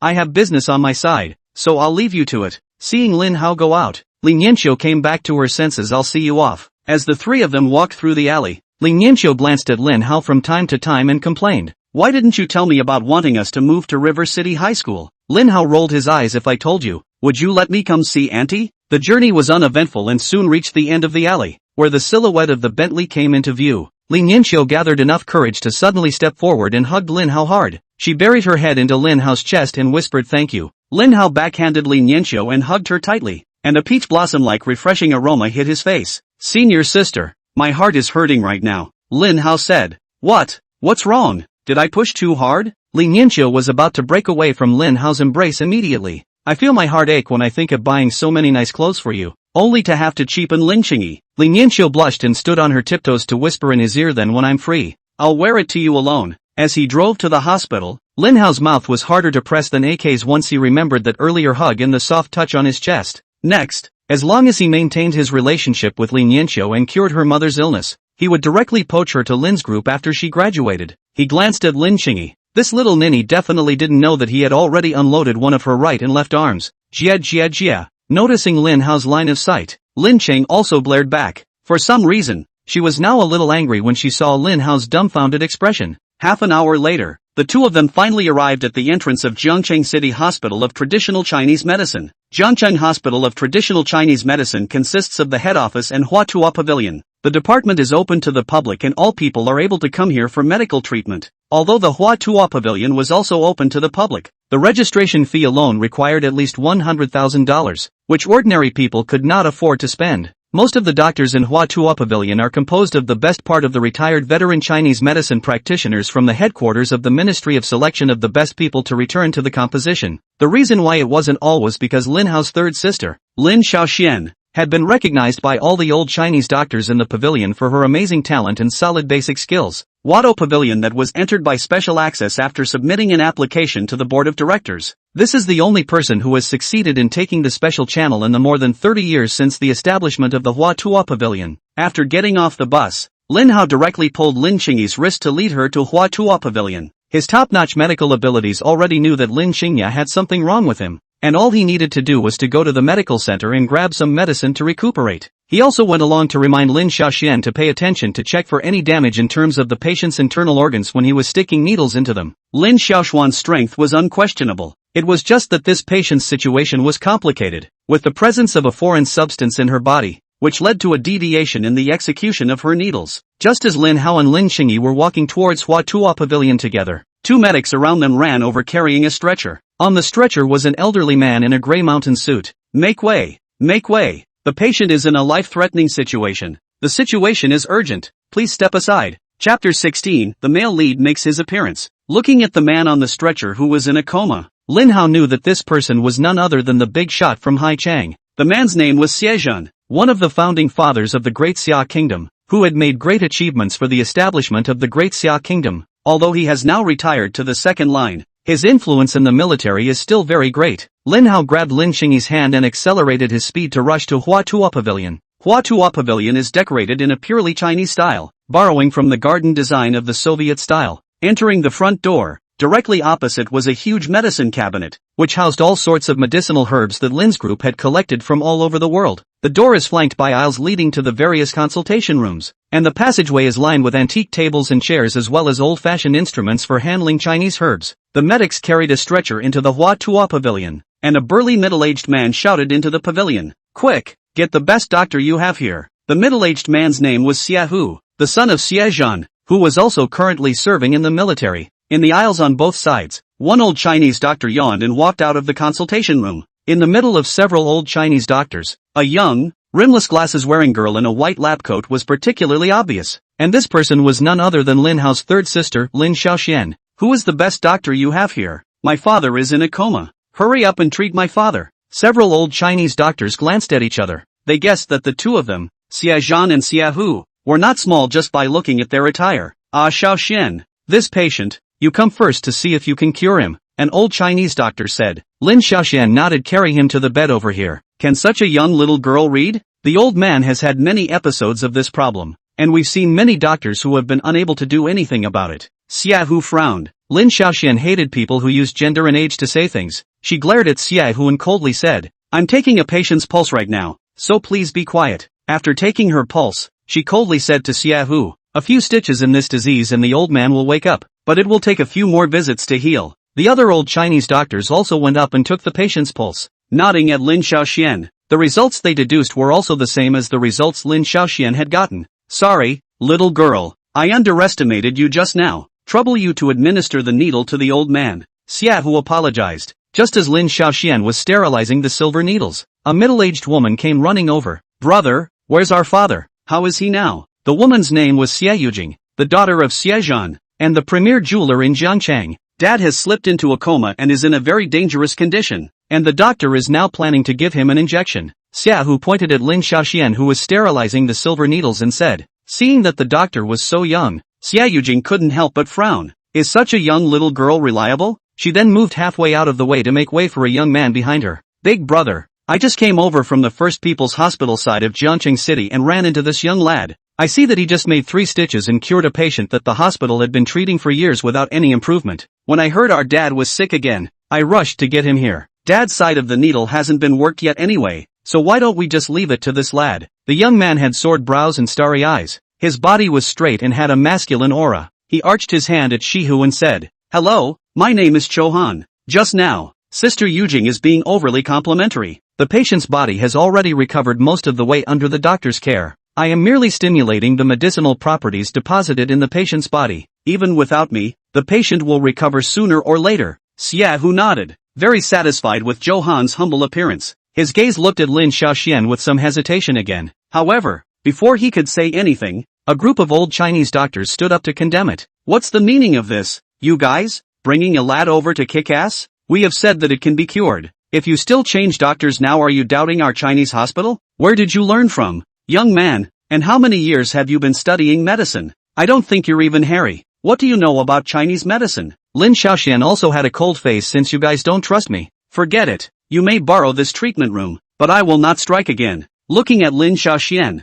who had a stern face, Johan's eyes instantly lit up. Lin Xiaoxian was wearing a light pink knit sweater over a white lab coat today, with high breasts and a slim waist. Underneath were a pair of sky blue jeans, pulled up at the leg to reveal a small section of pale ankle, with a pair of small white shoes under her feet. The whole person looks like a young girl full of energy. Noticing Johan's eyes, Lin Xiaoxian glared at him in disgust and wrapped the white coat outside tightly. Make your decision quickly. The patient's condition cannot be delayed, she said in a cold voice. Xiaohu looked at Lin Xiaoxian and then Johan, not knowing what to choose for a moment. Let them see the doctor first. After all, it's all been sent to their medical center. In case I can't see it well, I can take the patient's pulse again. Johan humbled himself. Hearing Johan's words, Lin Xiaoxian snorted coldly. You won't get this chance. She looked to Shihu and said, undress the patient. Clothes off. Xiao wore body densely dotted with knife wounds, gunshot wounds displayed in front of everyone's eyes. All these wounds are a testimony to his past experiences and his achievements. Despite being somewhat dissatisfied with Xiaohu,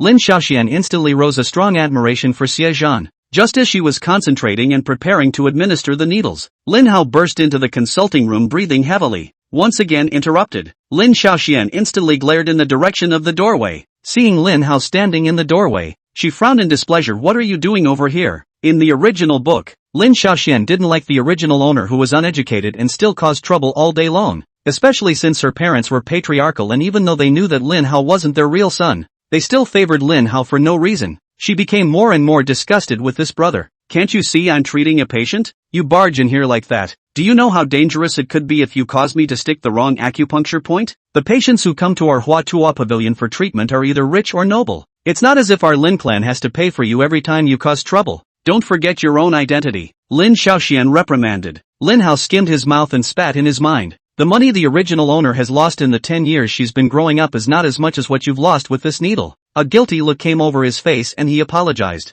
I'm sorry, third sister. I didn't mean to bother you. I just looked at the numerous wounds on the old man's body and suspected that there might be damage to the internal organs. There might still be shrapnel left in the body or something. Why don't we just take the old man to get a picture first? Chapter 17, a stitch in the arm, and the blood is pouring out. The old Chinese doctors around him recognized Lin Hao's identity, but all of them frowned when they heard that he was going to use Western medicine's testing equipment. Young master, we Chinese medicine practitioners emphasize on looking and sniffing, and that's enough to grasp the patient's condition. With the aid of those instrumental devices, it would in turn interfere with our judgment. Yes, young master, this is a treasure left to us by our old ancestors, so don't interfere with our diagnosis if you haven't studied medicine either, right? Lin Hao gave the group a blank look. In fact, if only they had spent a little more time taking their pulse, they would have naturally discovered the clues. But the old man's condition was urgent, and there was a Johan watching from the sidelines. They wanted to cure the patient as fast as possible.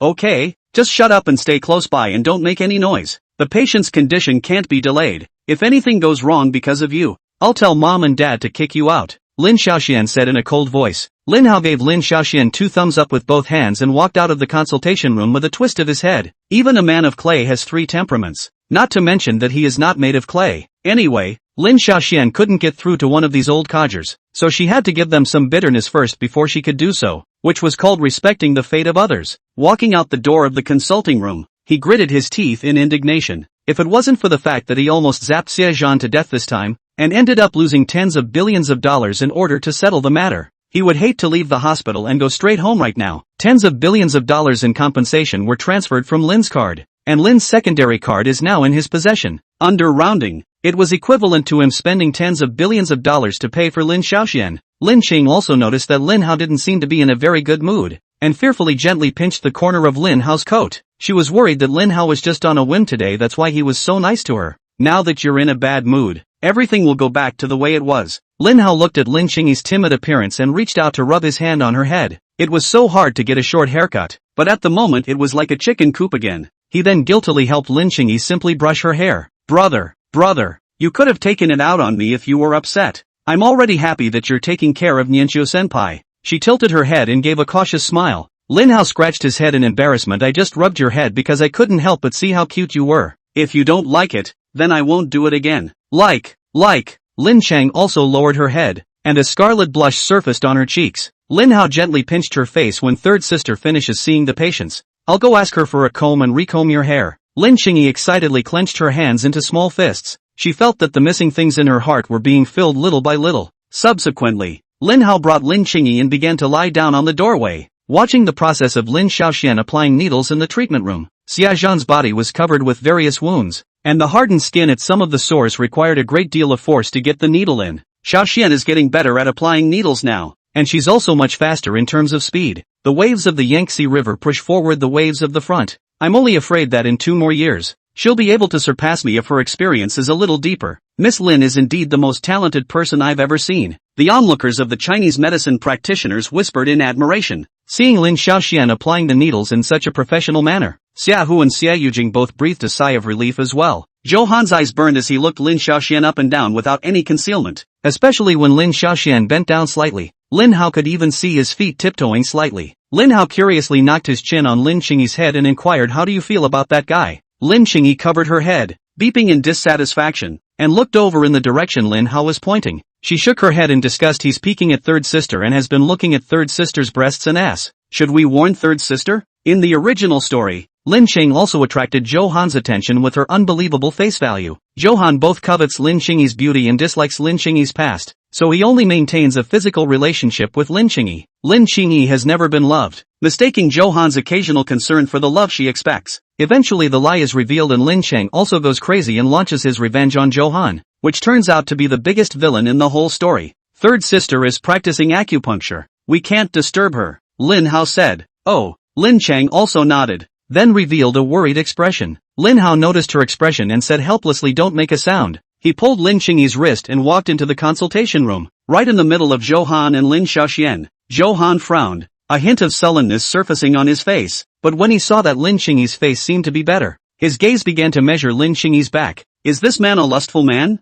Noticing Zhou Han's gaze, Lin Hao couldn't help but think in his mind. He pulled Lin Qingyi in front of him, one hand pulling Lin Qingyi's wrist and the other resting on her shoulder. Lin Qingyi froze for a moment and quietly took a step back, leaning her head against Lin Hao's chest. Lin Hao was focusing on the silver needle in Lin Xiaoxuan's hand and didn't notice Lin Qingyi's small movements. At this time, the application of the needle had already entered the final stage. Xia Zhan's hands and feet had already trembled twice. The only thing that was left was his eyes that were only open a small slit. Lin Xiaoxian wiped the sweat from her forehead and took out the last silver needle. The last point is in the middle of the chest cavity, and once it is stuck in, the patient will also be fully revived. She aligned the points and slowly stuck the silver needle in. Suddenly, she felt that there was something wrong with the feel of the silver needle piercing into the acupuncture point, and it seemed to be blocked by something hard inside. Puzzled, she checked the acupuncture points again and realized that she hadn't stuck them in the wrong place. Before she could continue to think about it, Xia Zhan's eyes opened abruptly and he spat out a large mouthful of blood. The silver needle in his chest was also slowly topped out, and the gaping hole where the needle had stuck out nourished blood out. What's happening here? How did this happen? Didn't you guys say you could cure it? Xia Hu was shocked. Me, I don't know. There's nothing wrong with the acupoints I stabbed. Lin Xiaoxuan's face also instantly turned pale. She wanted to probe the patient's pulse again, yet Xia Yujing slapped her on the back of her hand. What does a young girl like you know about acupuncture? You're using my dad as practice for you, aren't you? Is this how you Lin family treats your patients? Xia Hu reached out his hand to help Xia Zhan plug the wound on his chest as he scanned the group of old Chinese doctors in front of him, roaring angrily. If my father dies today, I want your Lin family to be buried with him. Any of you, get your asses over here and see the doctor. Chapter 18, I'll punch you in the chest with a small fist. The old Chinese doctors were looking at each other at this time, and no one dared to take a step forward. If Xia Zhan died right now, this medical malpractice would be Lin Xiaoxuan's responsibility alone. But once they take over, then they need to take half the blame as well. They had all taken Xia Zhan's pulse just now as well, and the way Lin Xiaoxian handled it, they didn't think there was the slightest problem. One could only say that it might be the patient's special physique, and Lin Xiaoxian happened to be the unlucky one. Lin Xiaoxian bit her lips tightly, her gaze looking at the other old Chinese doctors as if for help. However, these old Chinese doctors all lowered their heads, not daring to make the slightest eye contact with her. Do you quacks want to watch my father die here? The old master created great achievements for the founding of Daxia, and he's actually about to be killed by a bunch of quacks like you. If my father dies here, not only your hospital, but also your Lin family are prepared to be buried with him. Xia Hu threatened. Can you let me take the old gentleman's pulse one more time? Tears glistened in Lin Xiaoshuan's eager eyes. Lin's group was the blood of 3 generations of their Lin family, and if it was ruined because she had cured someone to death, she would not have the face to live any longer. Get lost. It's all because of you that my dad is in this state. You rich families like to gild your daughters with these career experiences so you can climb up to richer people. If you're gold-plated, why did you have to get my dad killed? What in the world are you thinking? Xia Yujing roared. No, I'm not. Please, give me another chance. Lin Xiaoxian pleaded. Xia Yujing snorted coldly. Give you another chance so that you can get my father killed. You vicious woman. Get the hell out of here. According to the original plot, Johan will next step forward to relieve himself and make a move to save Xiaozhan's life. However, he had left a backhand, and did not completely cure Xiaozhan, but instead left Xiaozhan with the aftereffects of a double-leg disability. After that, he used the excuse of treating Xiaozhan to frequent the Xie family and befriend them. Lin Xiaoxian also took a liking to Johan because of his relief, and kept approaching the other party by way of discussing medical skills. Though this time nearly curing someone to death has left her with severe aftereffects and she simply does not dare to treat her patients again. This time it was indeed a medical malpractice. Please give me another chance to remedy the situation. Lin Xiaoxian clenched her silver teeth and made a move to directly kneel on the ground. It was at this moment that Johan stepped forward. Actually, there was no problem with her traveling needles just now. It may be that the patient's constitution is special. Allow me to take a pulse first to see. Lin Xiaoxian looked at Johan gratefully. She didn't expect that after the accident, the old Chinese doctor from Hua Tuo Pavilion actually shunned her. Only Johan was willing to speak up for her. Johan took Xiaozhan's pulse and frowned and said, the old man, because of the accident he just had, although he was able to wake up, he is only afraid that he will be left with a disability in both legs. Hearing that there was still salvation, Xia Yujing and Xia Hu gazed at Johan and hurriedly pleaded, please hurry and save my dad. As long as we can save the old man, it doesn't matter if both legs are disabled. Johan nodded his head, his eyes looking towards the old Chinese doctors of the Jiangcheng City Hospital of Traditional Chinese Medicine, and mocked disdainfully. Going to give you old farts another chance to ask for a consultation? An old herbalist like yourselves, who have been immersed in medicine all your lives, must be able to solve this situation easily, right? The old herbalists looked at each other with their heads buried in their chests. Now even if they had 80% certainty of treating Xiaozhan, they didn't dare to go up and take his pulse. I am afraid that I will be late and have to bear the responsibility of this medical malpractice. The kid has not studied under a famous teacher, but he has just been blindly figuring things out on his own for a few years. You've been studying medicine for years, under famous teachers, and this is all you've got? What a big age to live in a dog's stomach, Johan said disdainfully. Lin Xiaoxian lightly bit her lips and shot Johan a glance with admiration. She was also slightly dissatisfied with this group of old Chinese doctors who were generally shrinking their heads at the moment. Noticing Lin Xiaoshuan's line of sight, Johan glanced over and even raised an eyebrow at her, crooking his mouth in an evil smile. Suddenly, an abrupt snort rang out in the quiet consulting room. I can't believe you have the nerve to make taunts when you're healing someone's disability. It's a shame this cheek isn't a garbage bag. It really does hold more than anything. Lin Hao yawned and walked over to Xiaozhan. Lin Hao, what the hell do you want? Get your ass back in there and don't delay the patient's treatment. It's okay for you to fool around during the week. Mom and dad spoil you. The Lin family is our ancestral business for 3 generations. If it goes bankrupt because of you, I won't let you go even if I die. Lin Xiaoxian cursed angrily. Yes, young master, we can't see this patient here anymore. It should be given to someone else to look at right now. Human life is at stake and we can't afford to delay patient care. A group of old Chinese doctors also persuaded. They knew that Lin Hao was usually uneducated and unprofessional, but this wasn't the time to fool around.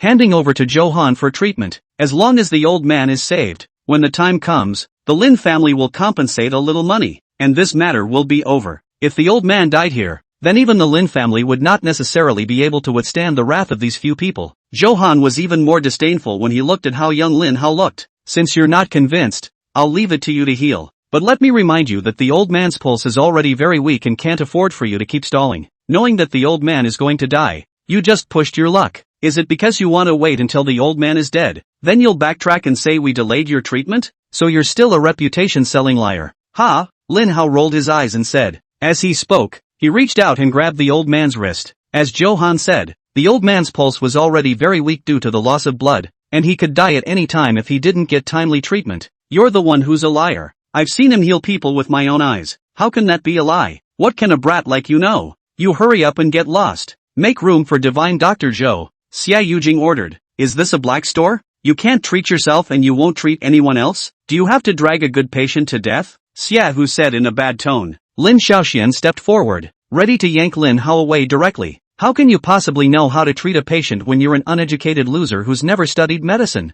At the end of the day, you're not even mom and dad's own son. So what gives you the right to enter our Lin family's hospital? Now get the hell out of here. Lin Hao stopped his hand movements, looked deeply at Lin Xiaoxian, and suddenly grinned. Third sister, all the money I've lost over the years isn't as much as you have this time, eh? He gazed at the position of Xie Zhan's chest, reached out as a fist, and gently struck the position of Xie Zhan's heart with a punch. Chapter 19, Bullying Protector. Seeing Lin Hao's actions, everyone present opened their mouths wide in shock. Kid, you seek death. Xia Hu Miso jumped up from the bed, choking Lin Hao's neck to smash him against the wall. Lin Hao reached out and pinched the acupoints on Xia Hu's hand, breaking free of the other party's grip on his neck. However, under the impact of Xia Hu's powerful force, he was still smashed against the wall. Lin Hao spat. If he hadn't pinched Xia Hu's acupoints, that hit just now would have taken half his life. Xia Hu rubbed his somewhat numb palms and continued to charge up towards Lin Hao. However, to everyone's surprise, Lin Qing also opened her hands and blocked in front of Lin Hao. You're not allowed to hit my brother.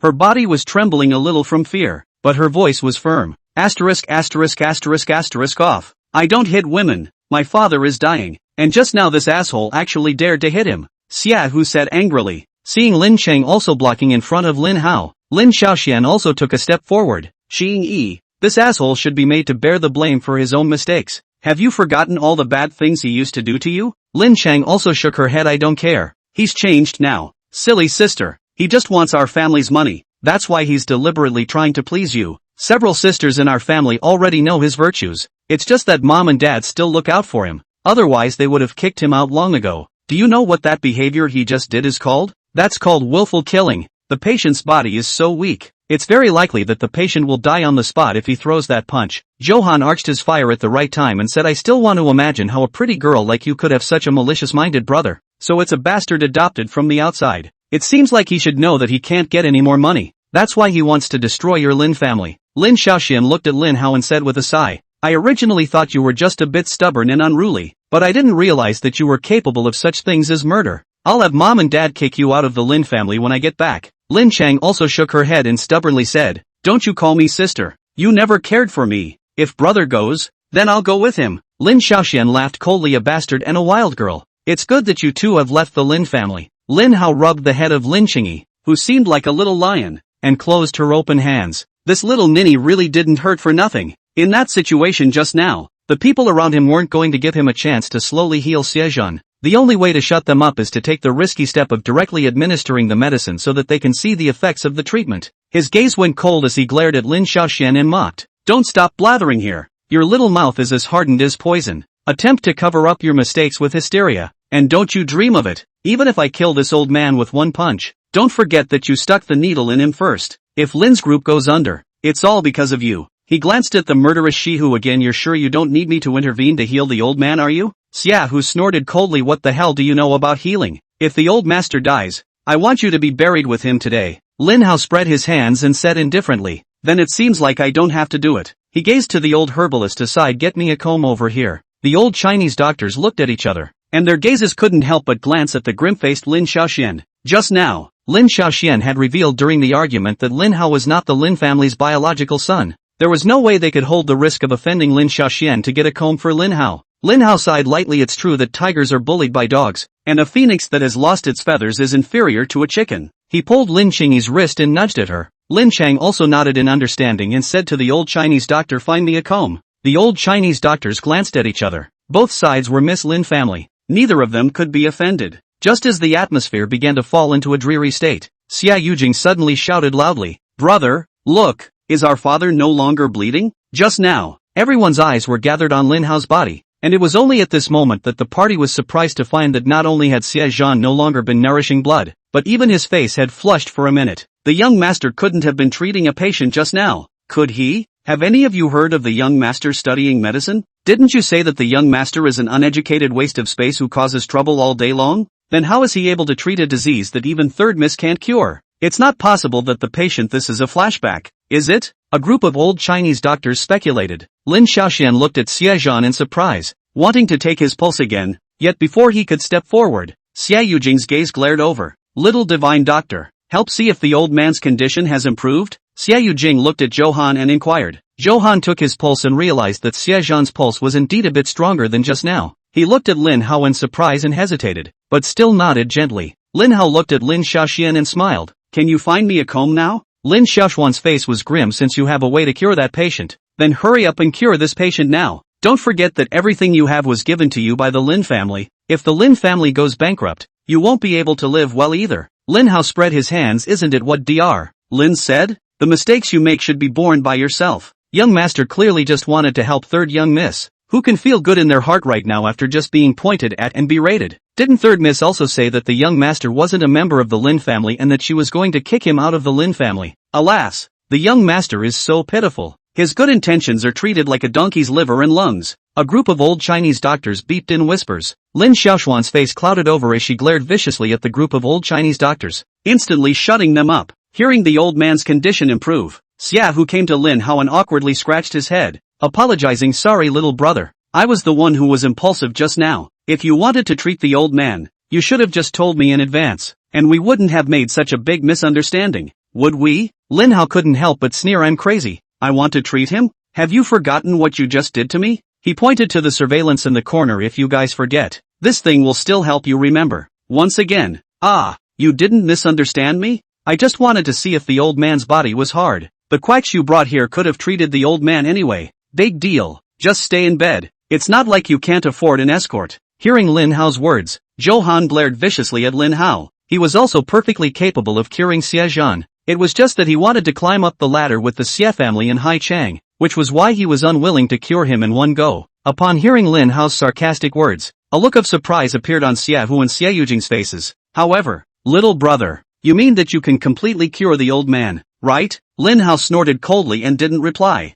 He gently took Lin Qingyi's hand and said with some apologies, just accidentally messed up your hair again. Since there are no combs here, let's go home first. Seeing the two really want to leave, Xia Hu rushed forward to stop them. Little brother, it was all my fault just now. Please take a hand to save my father. As long as my father can be cured, within my ability, I can fulfill any of your conditions. Xia Yujing also pulled out a jadeite jade comb from inside her bag and stuffed it into Lin Qingyi's hand. Little sister is so good looking. This comb will be Auntie's gift to you. Lin Qing also gazed at Lin Hao. She wasn't ignorant of anything, but she wouldn't accept a gift from the woman in front of her if Lin Hao didn't agree. It's up to you, Lin Hao said in a warm voice. Lin Qing also thought for a moment, even though they just treated us badly, they really love their dad. Brother, let's help them, shall we? Chapter 20, what do you think, little quack? Lin Hao took the jadeite jade comb that Xie Yujing handed him and shoved it into Lin Qingyi's hands. I'll brush your hair in a few minutes when I'm done with the needles. What's with the messy hair? It's like a chicken nest. Lin Qing also hummed lightly and complained in a small voice. It's not because you messed it up. Lin Hao's gaze went back to Lin Xiaoxian and he said in a cold voice, prepare a set of silver needles for me. Get him a set of silver needles.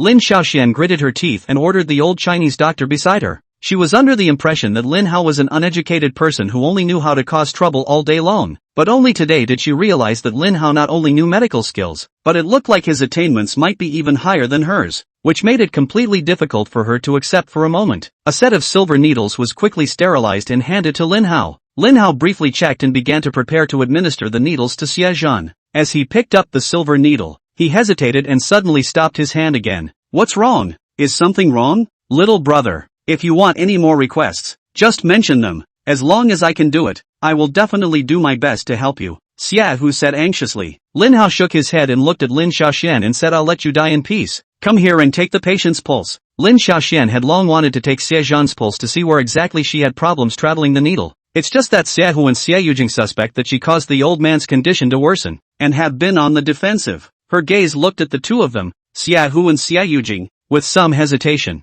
Neither of them stopped it, although they looked unhappy. Little brother has told you to hurry up and take your pulse. What are you still waiting for? Xia Hu coldly grunted. Look at your brother's pattern. You just insulted him so much, and yet he's still thinking of teaching you the art of healing. With a brother like that, you actually don't know how to cherish him and are thinking of kicking him out of the house. If your Lin family doesn't want it, our Xia family can adopt it over. Xia Yujing chided. Lin Hao shook his head. Thank you Aunt Yujing for your love. Mom and Dad are very good to me. As long as they don't kick me out, I won't leave the Lin family either. Lin Xiaoxian took Xie Zhan's pulse once more, and there wasn't much of a difference except that the pulse was a little weaker than it was initially. In the middle of taking her pulse, she suddenly remembered what Lin Hao had said back when he was picking at the door. Lin Hao was looking at the numerous scars on the patient's body and reminded her to keep an eye on the patient's internal organs, and whether there was any shrapnel or anything else left in the body. Lin Xiaoxuan's eyes suddenly lit up and she reached out her hand to feel around the old man's body. At the last place where the needle had traveled, she felt a subtle hard object inside the old man's body. The hard object was extremely small, about only slightly thicker than the head of a silver needle. She instantly realized, no wonder the silver needle that ended up being stuck into the old man's body didn't feel right when she was administering the needle just now.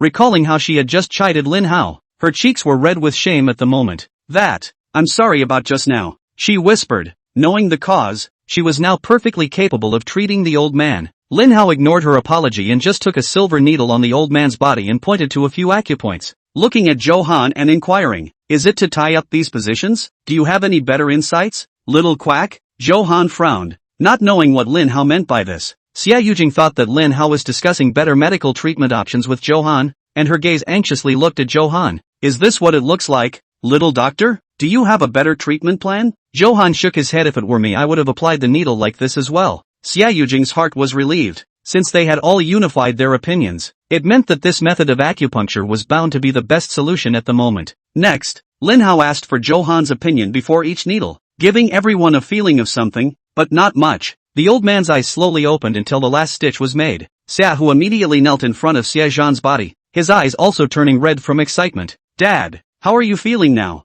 Is your health better? Xia Yujing was also squatting at the edge of the bed, with an anxious look on her face. Dad, what the hell is wrong with your body? I just heard Big Brother say you were in a coma, and I almost died of fear. Although Xie Zhan was weak, his eyes were not angry, and he rebuked at Xia Hu. What's it like for a big man to cry? Go back and carry weight for 30 kilometers. However, when he spoke to Xia Yujing, his voice was much softer. It's all the same old stuff, and I just saw the wifey, and she asked me how the kids are doing now. I told him that the son is still so out of shape, but the daughter is looking more and more like you. His gaze was gentle, as if he was looking at another person's shadow through Xia Yujing. Suddenly he felt something was wrong and looked at his legs with a slight frown. Dad, what's wrong with you? The two men noticed something was wrong with the old man. Just can't get my feet to work. Feels like I'm paralyzed. I guess I'll have the strength when I go home and eat some meat, Xie Zhan said. Xia Hu looked at Lin Hao, puzzled. Didn't you say you could cure all of the old man? Lin Hao's gaze was directed at Johan, little quack. You can cure the coma in front of you, but you can't cure such a one by releasing a stasis in the leg and unblocking the meridians? Johan's teeth were clenched and his hands were tightly clenched into fists. He now finally knew why just now Lin Hao kept asking him how he should administer the needles. The previous application of needles was also his program, and if he now said that he could cure it, wouldn't that mean that he had a full set of treatment plans for the old man? Then when he had just said that the old man would end up with a disability, wouldn't that have exposed his intentions of trying to hold a favor in return and climb up the Xie family? He took a deep breath and gently shook his head in shame. Kid has no plan or school, but he just figured it out on his own for a few years, and some of the illnesses are not researched for the time being. Lin Xiaoxian looked over at Johan, her brows not hiding her disgust in the slightest. For people like Xia Hu and Xia Yujing, they may still feel that there are specialties in the arts, but for her, a student of Chinese medicine, the old man's current ailment could only be considered basic. Being a daughter of a powerful family, she instantly understood the twists and turns. As long as the old man was not cured for one day, Johan could constantly demand favors from the Xia family, and the Lin family could only be forced to helplessly give Johan blood all the time. She wanted to poke the villain in the face, but she knew that what she said now wasn't very convincing. Just as Lin Xiaoxian expected, Xia Hu and Xia Yujing didn't feel anything wrong. They looked at Lin Hao and spoke, little brother, I'll have to trouble you more. Chapter 21, still not convinced? Lin Hao shrugged and looked at both Xia Yujing and Xia Hu and said, it's no trouble, the rest are just minor ailments, all basic Chinese medicine. All the people here can treat the old man, Aunt Yujing. In the future, you can't just trust the godly doctors on the roadside teeth. Cheating money is not even a problem, delaying the treatment which is going to harm people's lives. Xia Yujing glanced at Johan, and at this moment, she also had some doubts. She began to wonder if Johan had just happened to come across someone who was sick according to the textbook and thus was able to heal the person. Or actually, Johan was hiding his clumsiness, wanting to take this opportunity to climb the Xie family. Seeing that Xia Yujing was already suspicious of Johan, Lin Hao added more fuel to the fire. He grabbed Lin Xiaoxuan's arm and pushed it forward, let her make up for the mistake she just made. Lin Xiaoxian glanced at Lin Hao in surprise, not realizing that Lin Hao was actually willing to give her a chance to prove herself. Xia Yujing and Xia Hu frowned, clearly not particularly trusting Lin Xiaoxian. Lin Hao looked at Xia Zhan and inquired, Master, does your child know about the fact that you still have shrapnel in your chest? Xia Hu froze, puzzled. Dad, you still have shrapnel on your chest? Xia Zhan snorted coldly, what's the use of telling you? So many famous doctors have looked at it and said they can't take it out. Can you take it out even if you know about it? Xia Hu shrunk his neck. Dad, I'm just concerned about you. No need for you to be concerned. I'm hard as nails. Just train well and serve your country soon. Don't lose the face of our old Xia family. Xia Zhan chided. Lin Hao looked at Xia Zhan and also rebuked in dissatisfaction. You're in a state of health that even your son doesn't know about, and then you end up in a coma and don't even have someone to tell us. Do you know how many medical malpractice cases there are each year due to patients hiding their medical records? Let's just say you're dead. After all, you're a big old man. But do you have any idea how much psychological damage curing someone to death can do to a doctor? Just because of you, you almost all but cut off the hope of our future medicine into Xia. Hearing Lin Hao's explanation, Xia Yujing and Xia Hu realized at this moment that it wasn't that Lin Xiaoxuan's medical skills were not good, but rather that there was a special problem with their old man's body. Lin Xiaoxian lowered her head and gently bit her lip. She didn't expect Lin Hao to not only help her with an explanation, but in his words, he was also concerned about whether or not the accident had left a psychological shadow on her. A strong feeling of guilt rose in her heart. Lin Hao didn't think that much about it. He just wanted to set aside Lin Xiaoxuan's responsibility in the old man's medical malpractice. After all, it's his small fortune that's being lost. Lin Hao paused and continued with a tearful accusation. It's obvious that you yourselves concealed the medical records that led to the medical malpractice, and your son threatened to have our entire Lin family buried with him. Our Lin family has at least provided Jiangcheng with millions of jobs. If our Lin family falls, do we want all these millions of people to drink the northwest wind? Xia Zhan's face turned red as he was reprimanded, and he turned his head to Xia Hu and angrily scolded. Good for you, little brat. If you don't fight for 3 days, you're on the roof. How dare you threaten people now? His head looked from side to side as if he was looking for something. Xia Hu snapped and shrunk his neck, begging for mercy. Dad, there are still outsiders around. Lin Hao reminded. At the right time, Grandpa, he said to use his belt. A filial son comes out from under the stick. If your son doesn't listen, just beat him twice. Xia Zhan spread his hands at Xia Hu as if he suddenly realized. Xia Hu gave Lin Hao a mournful look, not expecting this kid to hold a grudge. He silently unbuckled the belt around his waist and handed it over to Xia Zhan. His belt was made of pure cowhide, resilient, and wielded like a tiger. Grandpa, I'll put some iodine on your belt. It's not good if you give our child a good beating, but you're also from a military family, so you mustn't pamper your children and let them develop this kind of bullying. We're in a hospital now, and here are the best doctors in Jiangcheng. As long as you leave him a breath, we'll save him. Lin Hao gloated. Xia Zhan nodded, and his belt swung out with a whistling wind sound, whipping Xia Hu's back one after the other. Xia Hu gritted his teeth and froze without making a single sound. At this point, his gratitude towards Lin Hao had dissipated, leaving him only full of grief. This kid is black at heart. Dad, you're not healed yet. Don't get too tired. Big brother also did the wrong thing just now because he was in a hurry, Xia Yujing advised. Lin Hao also saw that the lesson was almost over and opened his mouth to echo the words. Grandpa, calm down for a moment. It's not good for you to sit down and exert yourself. It'll be easier for you when we get your leg fixed. Look at my big brother. He didn't make a sound at all just now. He's obviously not convinced. He won't admit his mistake until now, and the boy will be ruined if he doesn't get a beating. Hearing Lin Hao's words, Xia Hu's mouth opened wide in shock. He was trained specifically to be mistreated and would never reveal the slightest bit of information, even if he was captured. This clanking iron bone was slandered by Lin Hao as a sign of defiance. Xia Battle tossed the belt aside and gasped over his heart. He looked at Lin Hao and asked, you said that little girl can help me heal my leg? Lin Hao nodded and introduced. That's my third sister, Lin Xiaoxian. What little medical skill the kid has is also learned by her ear. Alright, then girl, please come over and show me, Xia Zhan said. Lin Xiaoxian stepped forward and once again cautiously took the old man's pulse. Her initial confidence had been sapped by the accident just now, and she would look at Lin Hao as if verifying it before each line of needles. Lin Hao looked twice, so he simply moved a stool and began to comb Lin Cheng's hair on his own. Lin Cheng also seemed to be in a good mood, sitting on the stool, a pair of slender little legs gently swaying in the air. Her head sometimes could not control the slight swaying up. Lin Xiaoxian sighed softly when she saw Lin Hao ignoring her. She knew that Lin Hao was still angry right now. It was just that he had the big picture in mind and didn't refute his face in front of outsiders. Yet he himself had just put his face and dignity on the ground and trampled on it. We must find a way to make it up to Hao afterward. Go back home in the next few days and ask mom and dad when exactly Xiao Hao learned medicine, and also find out what Xiao Hao really likes. As a silver needle pierced in, Xia Zhan felt his legs itching and soon regained consciousness. Seeing Lin Xiaoxian pull out the last silver needle and nod at him, he slowly stood up holding on to the edge of the bed. See the old man's body healed.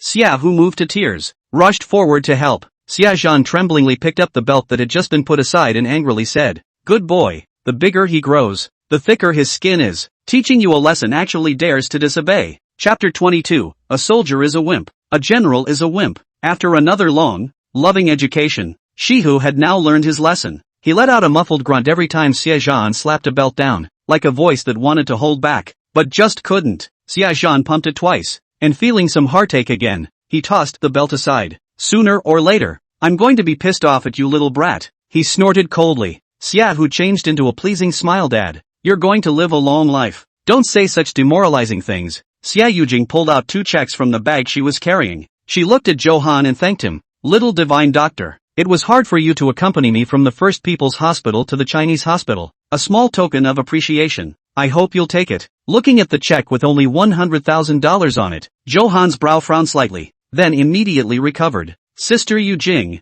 originally I didn't treat the old man either, so how can I be so kind as to accept your payment?" Xia Yujing had been observing Johan's expression, and naturally, Johan's small movements did not escape her eyes. She felt a twinge of displeasure in her heart all of a sudden, but still smiled on her face and said, "It's not like I can let you accompany me on a trip for nothing." Johan still wanted to say a few words to bring the relationship with the Xia family closer. However, Xia Yujing didn't give him that chance and turned around to come in front of Lin Hao. "I heard them say your name is Lin Hao, so Auntie Tuade, I'll call you Xiao Hao." Just now Big Brother was indeed a bit impulsive. "Auntie is here to apologize to you on his behalf. Thank you for saving my father. Here is $10 million, please take it," Xia Yujing said sincerely. After saying that, she also observed Lin Hao's expression and demeanor. Lin Hao's face instantly raised a smile, as if none of the unpleasantness had just happened. "How's that for fun?" Despite what his mouth said, his body honestly grabbed towards the 10 million. After getting the check in his hand, he even waved it in front of Lin Qingyi and said with a proud look on his face, "Made $10 million, do you see how good my brother is?" Lin Cheng also looked at Lin Hao with admiration,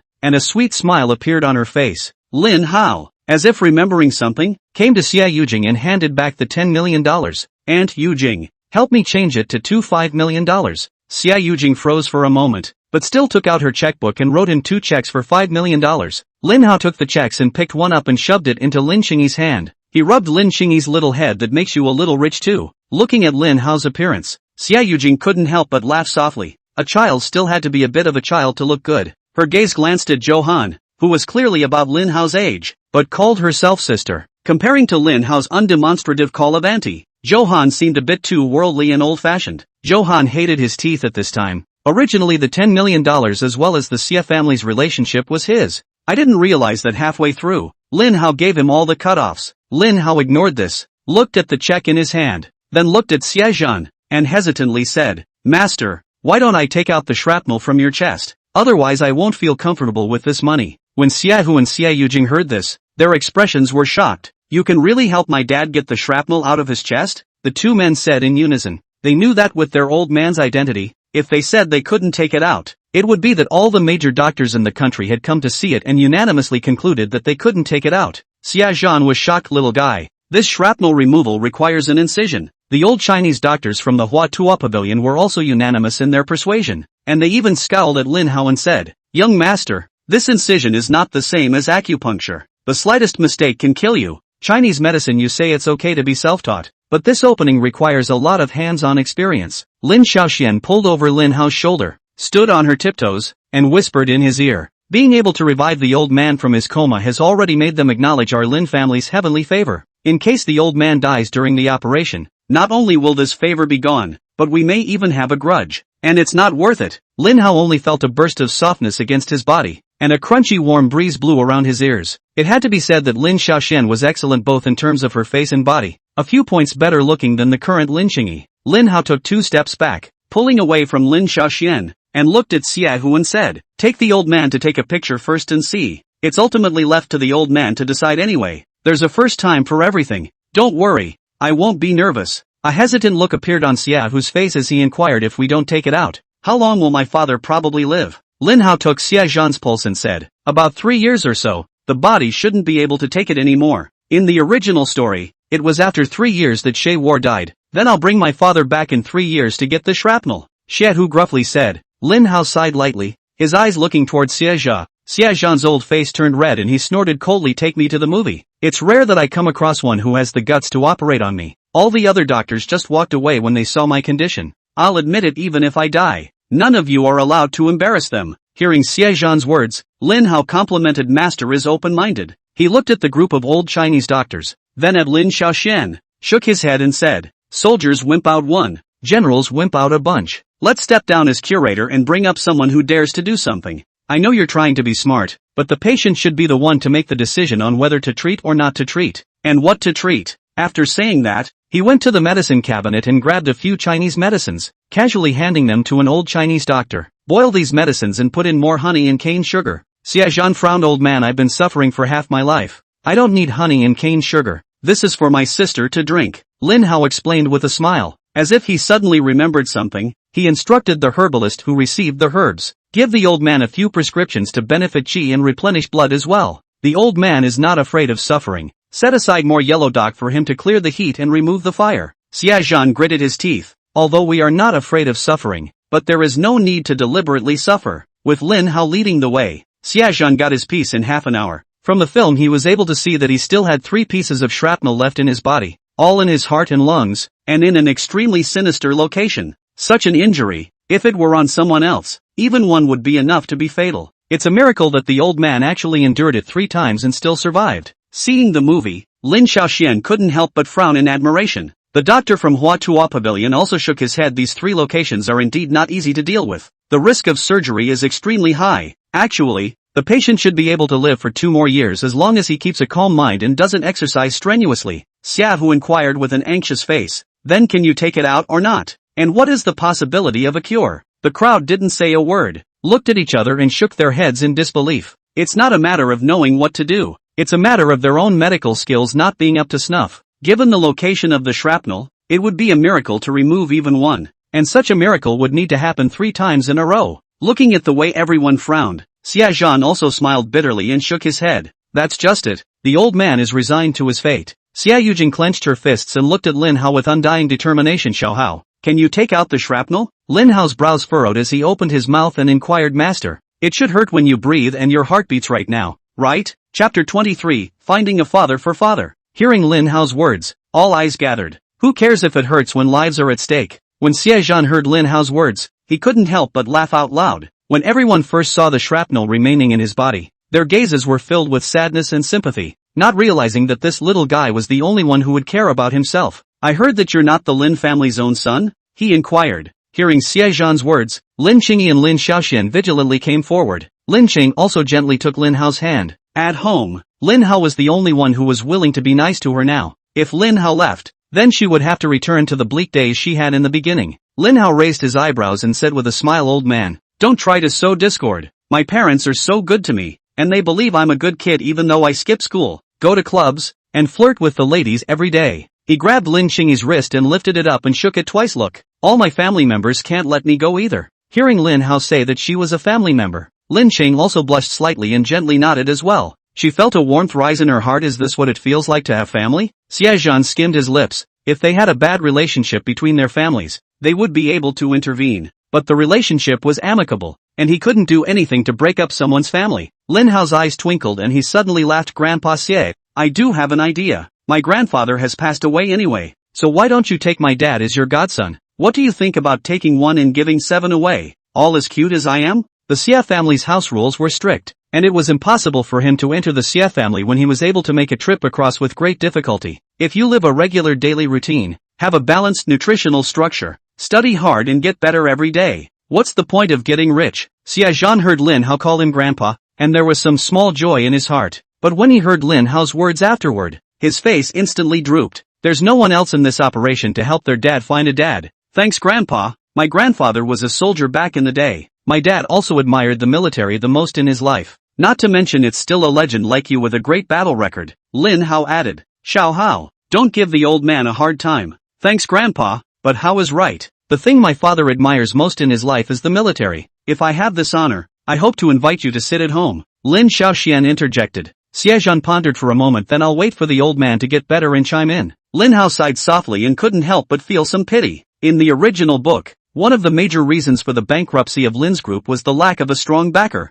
After Johan got involved with the Xie family, he used the Xie family's connections to take a stake in Lin Qingyi's company. Lin Qing also frantically nibbled away at Lin's group, but Lin's group had no way to put up a strong resistance, and could only watch step by step as all of the company's business was pried away, ultimately ending up in bankruptcy. Alright, then old man, get ready for surgery. Go sign 3 more life and death certificates. 1 for the hospital to keep on file, 1 for backup, and 1 for you to keep. Record another video, lest you guys deny it then and come after me, Lin Hao said. The corner of Xiaozhan's mouth twitched, not expecting this kid to flip his face faster than a book. Just now, he had called himself Grandpa Xie, and then he turned into that old man. He gritted his teeth in indignation and glared viciously at Lin Hao. Although the grandson was truly to his liking, the exasperation was also true. Lin Hao was indifferent as he handed over the 3 surgical risk notices, and also took out his latest model of pineapple cell phone to record a small video. After making sure the video and handwriting were clear, he waved his hand. Alright, get ready to go under anesthesia for surgery. As Xiaozhan left, Lin Xiaoxian came up again. Xiao Hao, have you ever had an operation before? Lin Hao frowned and said in a rusty tone, Dr. Lin, I'm just a mongrel who doesn't deserve to stand with a great lady like you. After saying that, he urged Lin Xingya not to go far away, and also began to make preoperative preparations. Lin Xiaoxian pursed her lips and watched Lin Hao's back as he left, a wave of bitterness surfacing in her heart. She took a deep breath and swore in her heart that she would get Lin Hao's forgiveness. On the other hand, Xiaozhan's status is so astonishing that the Chinese hospital has summoned all the most professional medical staff to serve him. When they saw that the main surgeon was actually a young man, they couldn't help but frown. However, Lin Hao quickly convinced all those present with his professional approach. Lin Xiaoxian, as an assistant nurse, observed Lin Hao's entire surgery in shock inside the operating room. Lin Hao's thoughts were extremely clear, and even his hands were very steady, as if he had gone through tens of thousands of surgeries. Outside the operating room, Shiho walked around anxiously, unable to stop for a moment. Little sister, do you think this wound of our father can be healed? Xie Yujing's eyes turned red and she choked. I just sent our father's film to a doctor friend abroad. He said with the location of the 3 shrapnel, it would be best not to move. With today's medical technology, there is no possibility of removing the shrapnel. But alive, the patient suffers unimaginable pain on a daily basis that is often unimaginable. Xia Hu stood in place in a daze. He couldn't bear to watch his father die, but he also didn't want to watch his father continue to endure the pain. His eyes also turned instantly red, knowing that his father had made his choice when he decided to have the operation. Lin Qing also sat pensively on the stool in front of the operating room. Seeing the sad looks of both Xie Yujing and Xia Hu, she hesitated and took out 2 candies from her pocket. Auntie and uncle, here you go. My brother bought this for me. Brother said that he will definitely be able to cure grandpa's illness. Lin Qing also comforted. Xia Yujing took the candy. The tears in her eyes had long since flowed down. Big brother, Xiao Hao will definitely be able to cure our father. Shihu said with a long sigh. The location of the shrapnel on Xiaozhan's body was special, and any extra millimeter of damage caused when removing the shrapnel could result in the patient's death. So Lin Hao was especially cautious every time he moved the knife. With 3 clangs, 3 toddler-sized pieces of shrapnel were removed and placed on a tray. The toughest process of removing shrapnel was over, and all that was needed next was to close the wound. Lin Hao hadn't thought that doing a surgery could actually be this tiring. The stitching was so fast it was as if he had maneuvered it 10,000 times, and with a group of jaws dropping, he quickly ended the fight. Ding! The lights in the operating room finally went out, and Lin Hao gasped for air and sat down on the floor. When Xia Hu and Xia Yujing saw the door to the operating room open, the 2 of them hurriedly ran into the operating room. Xia Hu's eyes were red, and he knelt directly beside the old man, sobbing in a small voice. Lin Chang also searched for Lin Hao in the operating room. Seeing Lin Hao, who was sweating profusely and still sitting paralyzed on the ground, she took out a paper towel and helped Lin Hao wipe off his sweat. How are you doing,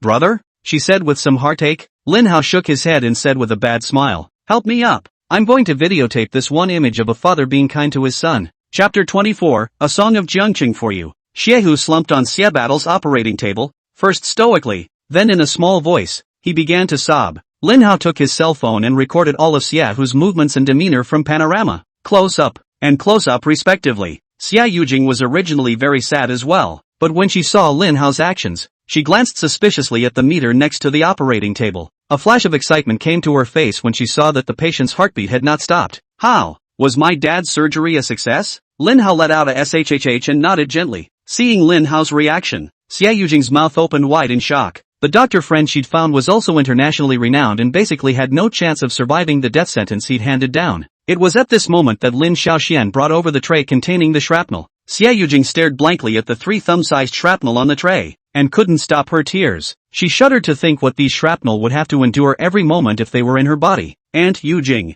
the location of the 3 shrapnel pieces is far more sinister than it looked on film, to the extent that the slightest mishap could kill the patient on the spot. This surgery, the whole thing was operated by my brother. He created a miracle in the history of medicine, Lin Xiaoxian exclaimed. As she spoke, she also gave Lin Hao a glance filled with admiration in her gaze. After Lin Hao had collected enough video footage, he finally remembered that he should warn Xiaohu. He patted Xiaohu's shoulder. Big brother, in 2 more hours, my grandpa will be able to witness you wailing on him. Do you want me to go ahead and get you 2 belts to have on hand? Xiaohu wiped a handful of tears from his eyes and raised his head to look at Lin Hao suspiciously, thinking to himself, how is it that I recognize every word he says, and when he connects the dots, it's a little hard to understand? His gaze went back to Xia Yujing, only to see that although there were tears in the corners of her eyes, her face was tinged with a gloating smile. Big brother, our dad is fine. From what Xiao Hao said, he should be awake in another 2 hours. Xia Yujing laughed. Hearing Xia Yujing's words, Xiaohu excitedly hugged Lin Hao in a bear hug.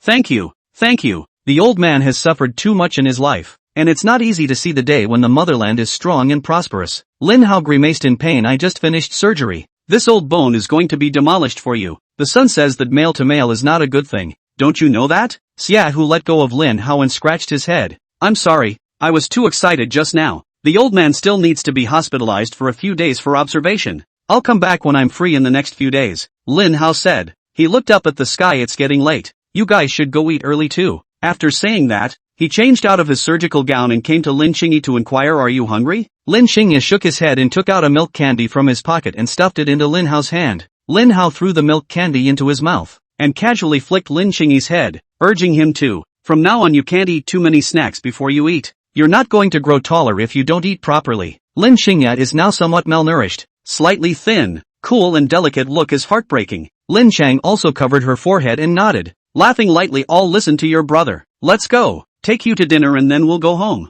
Lin Hao said. He had just educated Lin Xingyu that he needed to eat properly, but where in Jiancheng at night was a place where he could eat properly? The roadside barbecue stalls were strewn with people and shadows, and the aroma from the charcoal fire roasting the beef and mutton directly confused Lin Hao. Lin Hao's eyes flickered a little, and he hesitated before stopping the car. He cleared his throat and said, let's start today by taking you to an indulgent meal. Eat well and we'll start tomorrow. He paused and then continued, starting with you first. After saying that, he pulled Lin Xingyi's wrist and went to the roadside barbecue stall. I have to say that the roast beef here is not as meaty as the steak though, and the setting is not as nice as in the restaurant. But this barbecue would have to be on the curb, with the night breeze and the occasional couple of puffs of car exhaust to be tasty enough. If you have a glass of 82 chilled happy water, all the worries and anxieties of the day can be dissipated in an instant. Ding changes the original plot of the book, heals Shay War's injuries, and rewards top musical talent. Such a message suddenly appeared in the mind of Lin Hao, who was biting into a secret chicken leg. He glanced at the time and figured it would be the old man waking up. Do you get rewarded for changing other people's plots? He shrugged it off indifferently. After all, being rich was his biggest shining point. As for everything else, it was just a plus.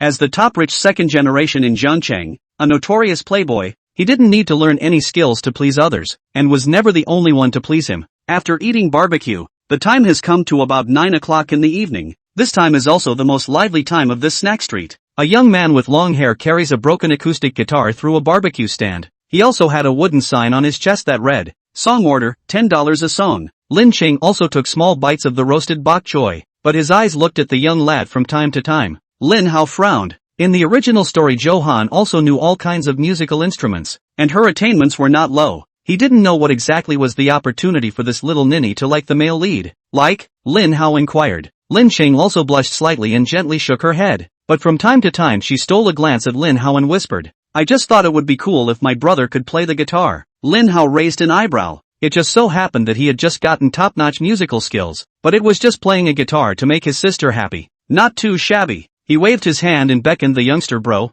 how about $10 and a guitar to lend me a song? The youngster looked at Lin Hao's hand and inquired, can you play? I'm not going to take on a porcelain job if I don't have a diamond. Otherwise, if I embarrass myself in front of such a beautiful sister, my tall image will be ruined. Lin Hao laughed. The youngster glanced at Lin Qingyi and decisively handed the guitar over to Lin Hao. Lin Hao pulled out his cell phone and handed it to Lin Qingyi. Here, record a video for me. He pulled out his mask and put it on himself, strumming twice on his guitar as a lilting melody floated through the air. He looked at Lin Qing behind the cell phone and also smiled an original song Jiang Chang. For my dear sister. It wasn't just last night's wine that made me shed a tear. I never forgot you in this rainy little town. Jiang Chang, the only one who can't be taken away is you. Chapter 25, Being a Full-Time Son. By the end of the song, a crowd had gathered around them. They have pulled out their cell phones to record videos, and many turned on the flashlight function to sway gently with his song. Lin Hao took the phone from Lin Qingyi's hand and realized that her recording function hadn't been turned off yet. The last scene on the screen was the look of her face reddening and the lights flashing in her eyes. Lin Hao silently took a screenshot and saved it as wallpaper on his desktop.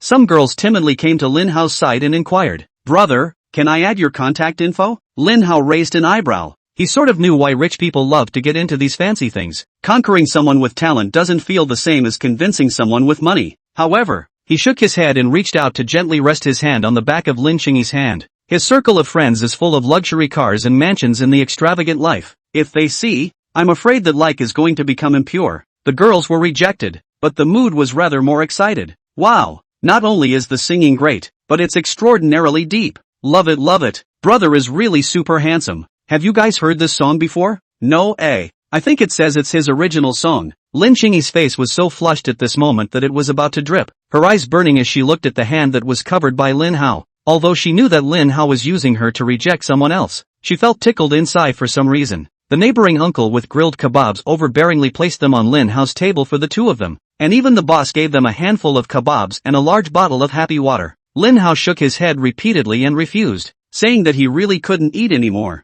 But he really couldn't stand the enthusiasm of the people around him, so he had to grab Lin Qingyi's hand and make a hasty escape. The street was filled with traffic and the surrounding roads were brightly lit, but Lin Qingyi's gaze fell tightly on Lin Hao's back, as if following him would allow him to escape from the hustle and bustle of the world. Finally running near the vehicle, Lin Hao gasped and looked behind him to see if anyone had followed. Lin Qingyi couldn't brake fast enough and directly bumped into Lin Hao. Bold. Lin Hao rubbed her head and opened the car door for her. By the time I got home, it was close to 10 o'clock at night. Although the original owner often stayed out all night inside nightclubs, he was wary of coming home past 9 o'clock at night at the thought of being with his mom and dad. How? You're back? Hearing the sound of the room door opening, Zhao Sidi tilted her head to look at the door. Failing to sneak in, Lin Hao snapped his neck and walked into the living room as if he were a child who had done something wrong. Dad, Mom, you guys still up? He said with a greeting. Dad, Mom. Lin Qingyi grabbed the corner of Lin Hao's coat and whispered. Zhao Sidi couldn't help but frown when she saw Lin Qingyi's behavior.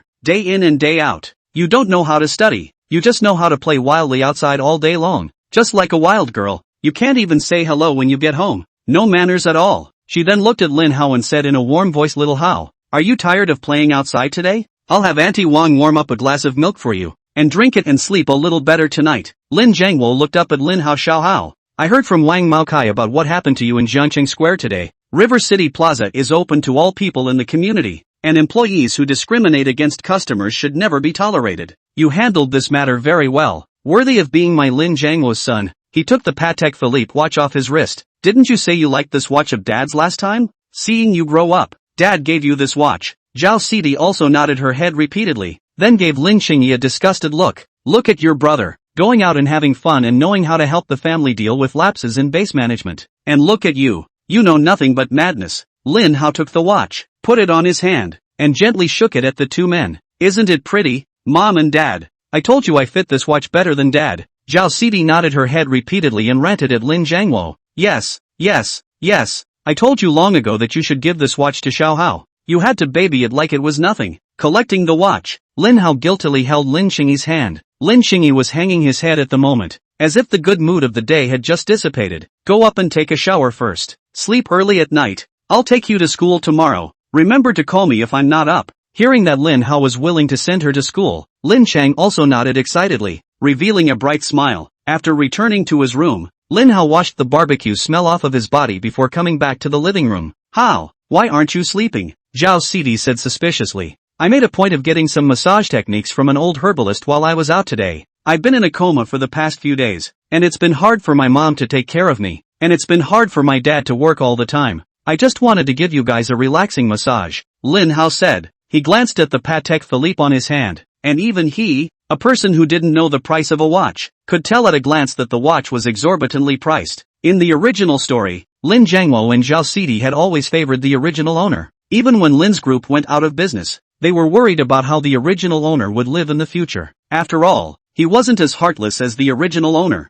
who could comfortably enjoy what the two had to offer without giving them a single good look. At least when his parents were home, he wanted to do what a full-time son should do. Zhao Sidi and Lin Jiangwo glanced at each other in surprise, and cautiously inquired, "You didn't get into any serious trouble today, did you?" Lin Hao shook his head repeatedly and said with a serious expression, "Swear to God, I didn't cause a bit of trouble." The two of them sighed softly, guessing that Lin Hao had gotten into some kind of trouble again and was just too embarrassed to talk about it. But they were Lin Hao's mom and dad after all, and would always support him no matter what the situation was. "Then press it for mom first," Zhao Sidi said. Lin Hao made Zhao Sidi lie down on the bed and sat on her side and started massaging her. When the massage ended, Zhao Sidi's cheeks were flushed and her entire body went limp on the sofa. "Honey, Hao's handiwork is really superb. Much more comfortable than any massage I've ever had." Lin Jiangwo glanced at Lin Hao and realized that he hadn't opened his mouth yet. It seemed that he had caused a lot of trouble today, and he couldn't solve it without himself personally stepping in. He lay back on the couch, a heavy look on his face. As Lin Hao's massage progressed, his expression gradually softened,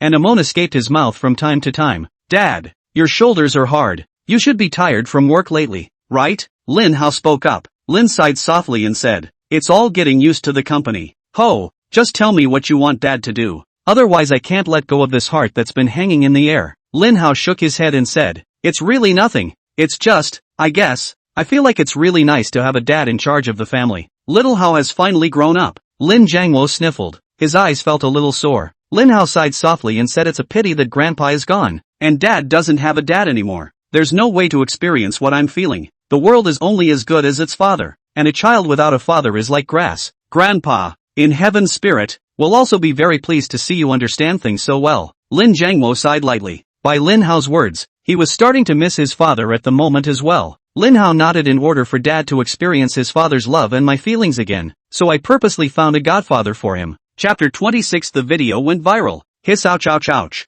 "Mom, why didn't you stop Dad just now?" Lin Hao wailed mournfully, after he had just said that he wanted to find a godfather for his father. Lin Jiangwo grabbed his leg at once. "Can't run away, can't get away at all." He remembered that when the original owner had gotten into trouble in the past, Lin Jiangwo had done the same thing and grabbed the original owner's leg with one hand. But beating after beating, Lin Jiangwo didn't hit hard, and every time, he would help the original owner to take care of things properly. "Who let you be so naughty as to reverse the Big Dipper and try to find a father for your dad?" Zhao Sidi laughed. Lin Hao shook his head and solemnly said, "This cheap grandfather of mine has been carefully considered, guaranteed to do what Dad likes, and it'll also take our Lin group to the next level." "Bah, I only have one father. How can I recognize someone else as my godfather?" Lin Jiangwo shouted from outside the door. "Dad, you said it, don't you regret it? When you see him, I'll tell him that you can't look at him." Lin Hao shouted. "You think your father is so spineless? How could I possibly rush up and let someone else be my father? You can call him now," Lin Jiangwo said firmly. "Then don't beg me to intercede for you when the time comes," Lin Hao said with a grunt. Lin Jiangwo muttered something under his breath and returned to his bedroom in a huff. Although Lin Hao hadn't brought any trouble to the family this time, it wouldn't do to bring a father back. Zhao Sidi was rather aroused by Lin Hao, and she gently patted Lin Hao's ass. "How? What does that god-grandfather of yours do?" Lin Hao gently pushed Zhao Sidi's shoulder. "Mom, you should hurry back to the house and sleep too. In 3 days, when the old man is out of the hospital, I'll lead him around the house. Now that I've told you, how else am I going to watch Dad make a fool of himself when the time comes?" Zhao Sidi nodded. "Then when the time comes you have to grasp the degree. If the person is too bad, Mom can't stop your father." Lin Hao waved his hand and sent Zhao Sidi to the door, saying goodnight to her. Just as he lay down on the bed, there was another soft knock on the door of his room. Lin Hao suspiciously got up and opened the door to his room. Lin Cheng also changed into a set of pink bunny pajamas and stood nervously in the doorway. She blushed and suddenly reached out and hugged Lin Hao. "Brother, thank you, good night." After saying that, she immediately fled back to her room. Lin Hao scratched his head, but the corners of his mouth couldn't stop rising. "This little ninny is so cute. I really don't know what's inside the original owner's head." Lying on the huge soft bed, Lin Hao pulled out his cell phone to slightly edit the video he had recorded at night and posted on the Poxmark platform's social account, and went to sleep with his pillow. Little did he know that the clip of him singing had already gone viral on the Knight's Pox printing platforms, and everyone was offering heavy bounties for wanting the full clip of the song. Wow! What kind of song is this? It's too good. It's a shame how there's only a small section of it, isn't it? Doesn't anyone have the full version? I remember there was a young lady who recorded all the songs, and the whole internet is offering a reward to find the young lady. Is there an Uncle Hat? I left my stuff there. Can I request a transfer of the surveillance there? With the release of one of his videos, the account's fan base instantly shot up to 500,000. Is this the video the young lady recorded? This boyfriend perspective is also too great. Little brother is so handsome, and he's actually wearing a mask. Shasha, this song is too good. My ears are getting pregnant. Little brother, I'm 36D. Can I walk the streets of Pyeongchang with you? In the meantime, a dozen doctors were watching a video over and over again at Dasha's Medical Research Institute. That was retrieved from the operating room's surveillance. The entire process of Lin Hao's surgery for Xie. Miracle. Simply a medical miracle. This technique of his is also too subtle. Even if I were given another 10 years I wouldn't be able to practice it. Since he was able to remove the shrapnel from General Xie's body, is it possible to cure several other generals as well? Do you think he's a god? All the other old generals are hanging on by a thread with herbal tonics. There are specialties in the arts. Without more than 10 years of exercise it is simply impossible to have such a skillful technique. Where does he get the effort to study Chinese medicine again? Those are all generals who have created great achievements for the establishment of our Xia. How can we let a half-assed person treat them? But I've heard that the lead surgeon is only 17 now, too, and he has a sister who works at a Chinese hospital who happens to know about him. Raider Young? 17? The next morning, Lin Hao was awakened by a light knock on the door. He copied his cell phone, rubbed his cocktail-like hair, and sleepily opened his room. Lin Xingyi was wearing a light pink shirt today, with a collegiate-style pleated skirt underneath. Two chopstick-like slim and slender legs were brightly displayed in front of Lin Hao's eyes. The broken hair on her forehead was also pinned to the side with a small floral hairpin, revealing a pale forehead. Good morning, brother. Her face blushed and she said timidly. She was afraid that Lin Hao would turn back into his old self after a night's sleep. Lin Hao reached out and wanted to rub Lin Xingyi's head, but then thought that he had to go to school today. The other man, who had obviously taken great pains to dress himself, retracted his hand again. However, Lin Xingyi lowered his head and gently took a step forward. Lin Hao patted the little head that came up. Let's have breakfast together and go to school together afterward. He stepped aside and let Lin Xingyi go to the check room to help him pick out some clothes. After yesterday's experience, he knew he just shouldn't pick out his own clothes. A good top-rich second generation of Pyeongchang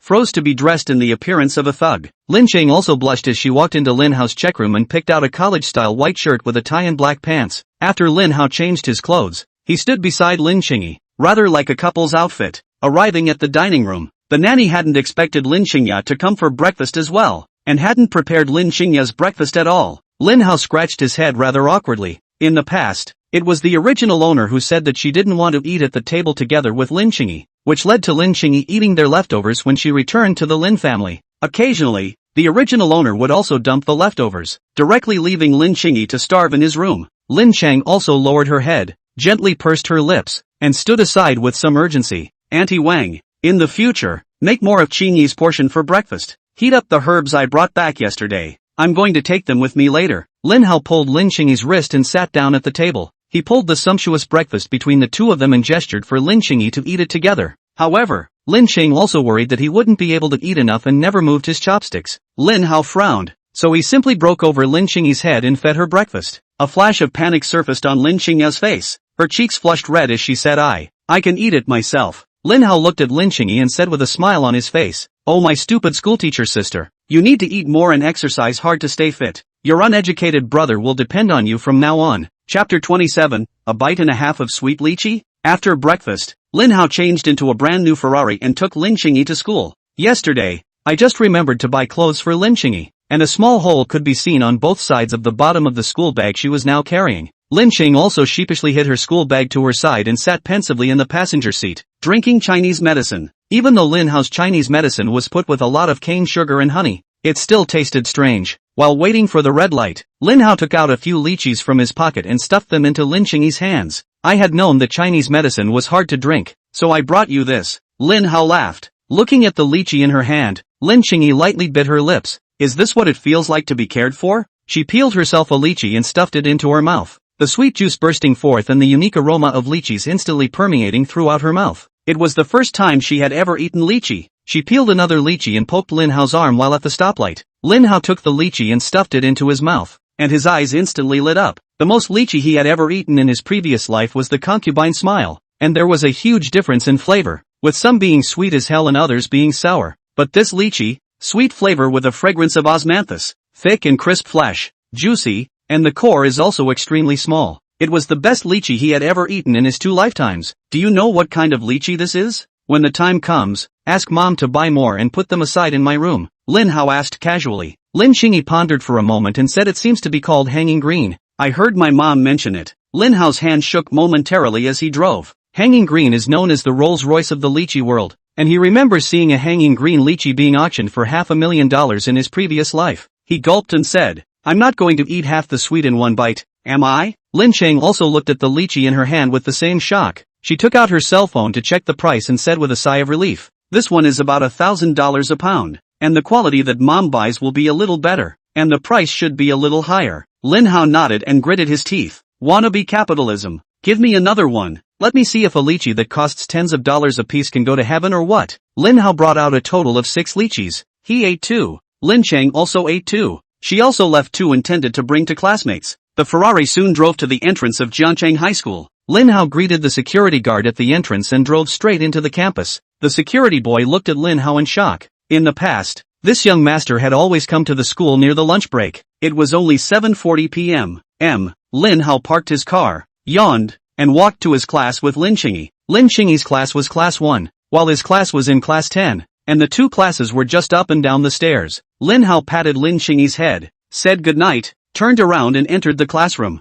He had just plopped down on his desk for a nap when his table mate knocked on his desk and excitedly said, Ho, was that your girlfriend who just walked you to class? How come I've never seen such a pretty girl before? Accompanying your girlfriend to school. No wonder you're here so early today. Lin Hao looked up suspiciously at the somewhat chubby deskmate in front of him, pondering the drama about him. The fat man's name is Sungwon, and in the original story, he is one of the few people who still chooses to help the original master after he has fallen on hard times. However, Narahara's family is not well off, and when he helps the original owner has always thought that he is humiliating himself, and treats him coldly, occasionally even punching and kicking him. Lin Hao raised an eyebrow and joked, Fatty, that's my own sister. Don't you dare think anything of her, or don't blame me for decapitating her. Cheng Yuan smiled sardonically. How? I thought you had finally died to Liang Evening Night. At the mention of Liang Evening Night's name, Lin Hao suddenly remembered that the reason why the original owner had to come to school every day was to meet Liang Evening Night. He couldn't get up in the morning and gave Cheng Yuan a sum of money to help bring breakfast to Liang Lianxian every day.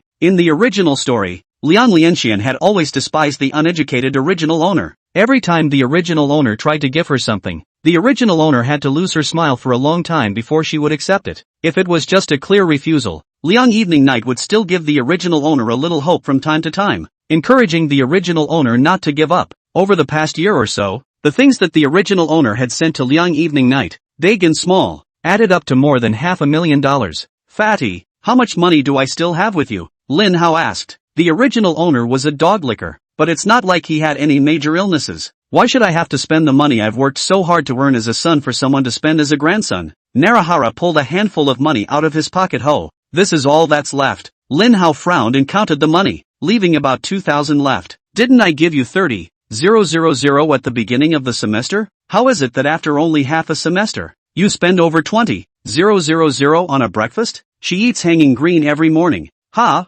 Cheng Yuan looked at Lin Hao with a puzzled expression and inquired in a low voice, Brother Hao, you really don't like Liang Evening Night anymore? I like her grandma Hammer, Lin Hao said angrily. He suddenly saw the breakfast in Narahara's drawer and grabbed it. My old sister didn't even get enough to eat this morning, and she's still eating quite well. When he finished speaking, he got up and headed upstairs. It was 10 minutes before morning study and most of the students were eating breakfast and memorizing their books. There was a girl sitting next to Lin Qingyi, who was breaking open half of a steamed bun and handing it to her. Lin Hao directly snatched the steamed bun and stuffed it into his mouth, laughing. So this is what you usually eat for breakfast? The girl frowned, her eyes watery as she glared at Lin Hao. Brother, why did you come over? Lin Qing also said in surprise. She looked at the girl beside her and introduced herself. Brother, this is Zhang Shan. Zhang Shan looked at Lin Qingyi in confusion. She was completely unaware that Lin Qingyi had a brother. Lin Hao nodded at Zhang Shan. Here, pay for your nutritious breakfast. He placed a sandwich with lettuce, bacon, egg, tenderloin,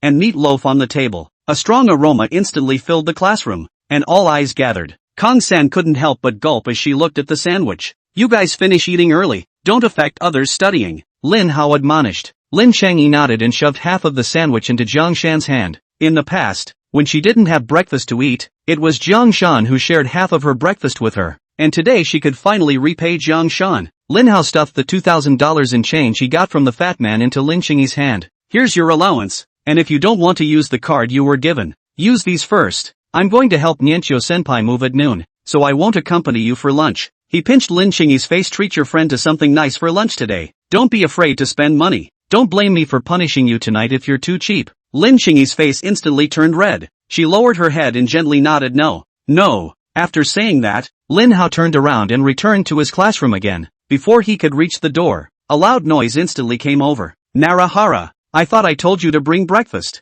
What the hell have you been doing? Are you trying to starve us to death? You can't even do such a little thing. Believe it or not, when the time comes, we'll talk to Lin Hao and have him cut you off. Chapter 28. Your class is the loudest in the whole building. Lin Hao stood at the door of the classroom, coughed twice forcefully, and chided. What are you all doing for food? Your class is the loudest in the whole building. Can't you guys be a little ashamed of yourselves? At this moment, all the students who were in the class raised their heads to look at Lin Hao with a shocked look on their faces. Is the sun beating down on the west side here? When was it possible to see Lin Hao in broad daylight? Seeing that the classroom was quiet, Lin Hao silently returned to his seat. Having gotten up too early in the morning, he couldn't help but yawn again. All the students then nodded in realization. So Lin Hao had come to school to catch up on his sleep, which was why they weren't allowed to make too much noise. Hey, Lin Hao, do you care or not? You gave Narahara the task of bringing us breakfast every day, and he actually didn't do it this morning. Is he trying to starve us to death? What if Liang Lianyang doesn't have enough to eat and wanders off in class in the morning? A sharp-tongued girl questioned sternly. The girl's name was Zheng Ing, and she was Liang Evening Night's best friend, who had demanded a lot of favors from Lin Hao on the strength of her relationship with Liang Evening Night on weekdays. She looked to Narahara and ordered, while we're at it, there's still 5 minutes left. You hurry outside the school and get us a breakfast. We'll take that rice ball right outside the school, and have 2 for the family. Someone glanced at Lin Hao, sighed softly, and got up, about to walk in the direction of the classroom door. Lin Hao pressed down on his shoulder and questioned Zhang Ing. Why do I remember that I just said that I would buy breakfast for Liang Lianyang? What a face you have. Why are you thinking of whoring yourself out? If you can't afford to eat, kneel down and kowtow to me twice. Maybe I'll be merciful and reward you with 2 bites of rice too. Being choked, Zhang Ying's face instantly turned red as she sophistically said, Evening has a very small appetite to stay in shape. I just didn't want it to go to waste, so I helped her eat the rest. Lin Hao suddenly realized, so you're just a ragtag who eats other people's leftovers? He rose with a sharp blow on the table, and angrily rebuked. Narahara is my buddy.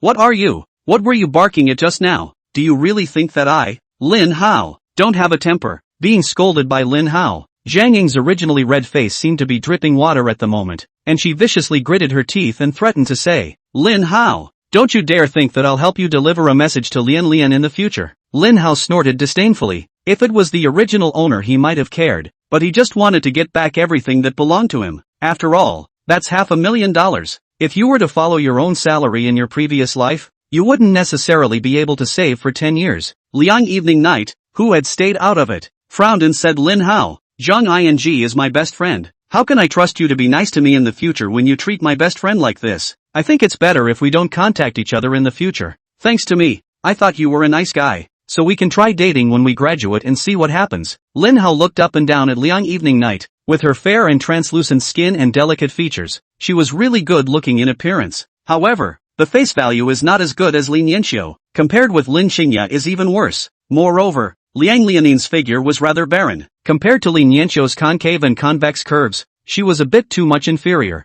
Noticing Lin Hao's gaze surveying her breasts, Liang Lianxian couldn't help but protect her chest in disgust and take 2 steps backward. Lin Hao, I'm talking to you. Did you hear me? You hurry up and apologize to my bestie, and buy her a little gift to compensate her, or I'll ignore you for a week. Looking at Liang Lianyang in front of him, Lin Hao threw a slap on his face. If he didn't have top-notch medical abilities, he would have wanted to go to the hospital to see if there was a tumor growing inside his brain. That slap was too loud. Is Lin Hao apologizing so sincerely? The young master of Lin's group slapped himself to make an apology. The late-night charm is also a little too big. All the students looked at Lin Hao in shock. Someone grabbed Lin Hao's wrist, originally thinking that Lin Hao had come to his senses, not realizing that he was still the same love brain. Ho, the big deal is that I'm late for first period. I'll get that rice ball right now. Lin Hao squeezed Narahara's shoulder. The original owner would trample on the friendship between the two, but he wouldn't. He was now thinking of taking Narahara for a storm of riches. He'd have a hidden vault in case something happened down the road. He turned his eyes and looked at Liang Lianyang again, remembering the money he had spent on her over the past year or so, looking at her as if she was a walking $500,000. Lin Hao pretended to be affectionate and said, "Evening. You know I've liked you for a long time, but you never gave me the slightest answer. I don't want to wait any longer now. I'm afraid you'll leave me after the high school exam. I'd like to get engaged to you first, and wait until we're adults to get married." Upon hearing Lin Hao's words, everyone's gazes looked over in amazement. Lin Hao and Liang Evening Night were both just sophomores in high school, and they had actually begun to talk about marriage. Liang Lianin's face instantly began to burn, sighed lightly and said in a disappointed tone, "Lin Hao, even though there isn't much of an age difference between us, I've always treated you as a brother. At this time of our lives, the most crucial thing is to study hard and get ahead every day. How can we fall in love early? You're making me so disappointed in you." Lin Hao was in a frenzy and kicked the table in front of him, questioning, "Liang Evening, what do you mean by that? I gave Narahara 30,000 at the beginning of this semester, and now only a month or so later, you've actually spent only 2,000. I've spent $400,000 or $500,000 on you sporadically over the past year or so. After buying you so many clothes and bags, you actually told me that you just think of me as a brother." He angrily kicked the table in front of him again. "You're not the salvage girl, are you? Staying neither close nor distant, hanging on to me all the time just to ask for money?" Liang Evening's eyes were red, inhaled her nose and choked. "I bought a new laptop and tablet just for the sake of studying this semester. It's not like I'm as rich as your Lin family. I just want to give myself a better future by studying well. Am I wrong? As for the other things you mentioned, obviously I said I didn't want them. You were the one who had to give them to me." "Yeah, Lin Hao, we're all from the same class. Is there a need to speak so harshly? Obviously you forced all those gifts on her. Who in the class doesn't know that? And you're actually making an issue out of it. What's wrong with the fact that Liang Lianxian is doing it to study? Your Lin family isn't that far behind in terms of money anyway. Look at how petty you are. So you're spending money just to get married to Liang Evening Night. Just because she accepts your money doesn't mean she accepts your relationship." The students in the classroom were fighting because of what happened to Liang Evening Night. "Lin Hao, can't you see that Evening is so sad right now? I heard that Pineapple has recently launched the latest model of cell phone. If you buy one for both me and Evening, I might even be able to put in a good word for you." Zhang Ing interjected. The corners of Lin Hao's mouth couldn't help but twitch. This had all started a fight, and this person was actually thinking of looking for favors from himself. Funny, however, thinking about the $500,000 he once spent on Liang Evening Night, he gritted his teeth and pretended to gamble, saying, "I've already bought you so many bags and clothes. Those bags and clothes I bought for my girlfriend. And since you don't want to be my girlfriend, then you return all of your stuff to me." Chapter 29, Is This the Little Drama Queen? Liang Evening Night had been paying attention to Lin Hao's demeanor, and when she saw Lin Hao's strong and calm demeanor, she couldn't help but sneer in her heart. She then changed her look to one of sadness. "Since you don't want to be my brother, then I'll just return all the gifts I've received over the past year or so." Hearing Liang Evening Night's words, Lin Hao's heart secretly rejoiced. This is not the money earned back. However, at this moment, his eyes were red, and his face was intertwined with anger, loss as well as sadness. "Liang Evening Night, do you really want to be like this?" He suddenly growled. "Those things you used are worthless." Liang Lianxian gave a cold snort of disdain in her heart. She knew from Lin Hao's demeanor and words that Lin Hao was disenchanted with her. The more she paid now, the more she would be able to get when Lin Hao backtracked later. She looked sad and said, "Lin Hao, I thought you would always pamper me and love me. I didn't realize that you're just like any other rich kid. You just want me as a person. In that case, I'll give you back everything you gave me. For a year's time, I'll discount the gift at a 20% discount, and I'll write you an IOU for the missing portion. Although I, Liang Evening Night, am not rich, I will never be with you because of money." Hearing Liang Evening Night's words, all of the students' gazes towards Lin Hao were filled with contempt. "You're just a little better born than us. When we graduate, we'll surpass you sooner or later. Think money will bring us to our knees? Money isn't everything. I can't believe you want back the money you spent on a girl during a relationship. I've never seen anyone so stingy." Lin Hao was overjoyed in his heart. This would bring back all the money. The thought of the $500,000 that was about to come his way almost made him tense up in his emotional management. Frozen in thought of all the sad things that had happened before, he forced himself not to burst out laughing. He took out a piece of white paper and a black pen and handed it over to Lian Lianin, and threw his cell phone to Cheng Yuan to help record a video. Cheng Yuan sighed softly. He knew that the more Lin Hao made a scene now, the more humble he would be when it came to redeeming Liang Evening Night. The moment he opened his cell phone, however, his disheveled spirit instantly branched out at the sight of a girl on the screen with flushed cheeks and starry eyes. Hao's love brain for Liang Lianin has finally been cured. Liang Lianxian held the paper and pen with a surprised face, not realizing that Lin Hao really asked her to write an IOU. It couldn't have just been all talk, could it? I think you're just sure that Ho won't let you write an IOU. That's why you just said that. And to think that you really don't bend over for 5 buckets of rice. But you're just emboldened. Narahara taunted. Liang Evening Night glared viciously at Chung Yuan. I just don't know how to write an IOU. Before putting pen to paper, she glanced at Lin Hao again, only to see that Lin Hao looked sad with some reluctance, but he was holding his frame and refusing to apologize. In her experience, as long as she ignored Lin Hao for 3 days, Lin Hao would come up like a pug. After writing the note, she threw it in Lin Hao's face and said in a cold voice, "Now you're satisfied." Lin Hao took the note, briefly examined it, and angrily tore it in half. Liang Evening Night, how long are you going to make a scene? There were only 9 words on this IOU. Liang Evening Night owed Lin Hao $500,000. There is so much missing information that it doesn't even make sense to write when the money will be paid back. I'm not making a scene. You're the one trying to insult my dignity with money. If you want an IOU, I'll write you another one, but wanting to trample on my dignity, I absolutely won't allow it. Liang Lianyan said in an impassioned voice. She couldn't help but sneer in her heart. She had just written a note to sever her relationship with Lin Hao, and Lin Hao was already unable to endure it, and now that she thought about it, she was afraid that tomorrow he would beg for forgiveness with herself. When she finished, she tore off another piece of white paper and started writing up the note again. Lin Hao looked at Chung Yuan and angrily said, since she wants to write it, get her a template to write it. Chung Yuan had just wondered if Lin Hao was still not dead to Liang Evening Night, but now it suddenly dawned on him. So that's a retreat for an advance. Ho! Learned.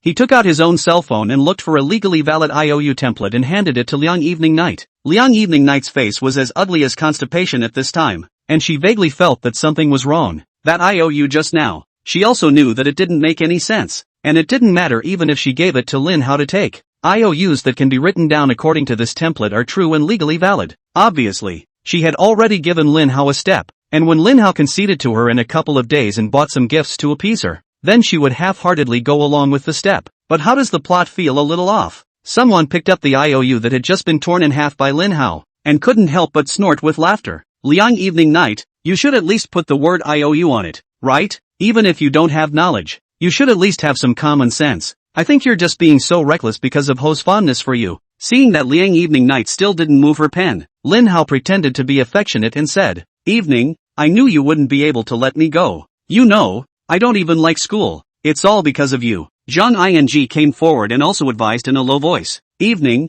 it's just an IOU. He'll surely come back and beg you in a couple of days. You mustn't be soft this time and forgive him easily. I see that there are a few new bags that have come out recently, and they're all super for you. Liang Evening Night nodded, decisively wrote the note and also pressed a handprint. That satisfies you, Lin Hao. Let's not talk anymore from now on. I will never, ever forgive you, she said in a cold voice. After saying that, she decisively sat back in her seat, looking at Lin Hao as if she was looking at a stranger. Lin Hao checked the note, put it away properly, and checked whether the video shooting was clear, and sent the 2 pieces of information to the group's legal affairs to keep as a backup. Of the 500,000 owed by Liang Evening Night, 400,000 was repaid with all the gifts given to Liang Evening Night by the original owner, and the other 100,000 was settled within 10 days. Lin Hao didn't even expect to be able to get back the loss from the depreciation of the gift, but he wasn't going to be more serious. With Liang Evening Night's consumption level, there was no way she could purchase these luxuries. It was all because the original owner had that big disease in her brain.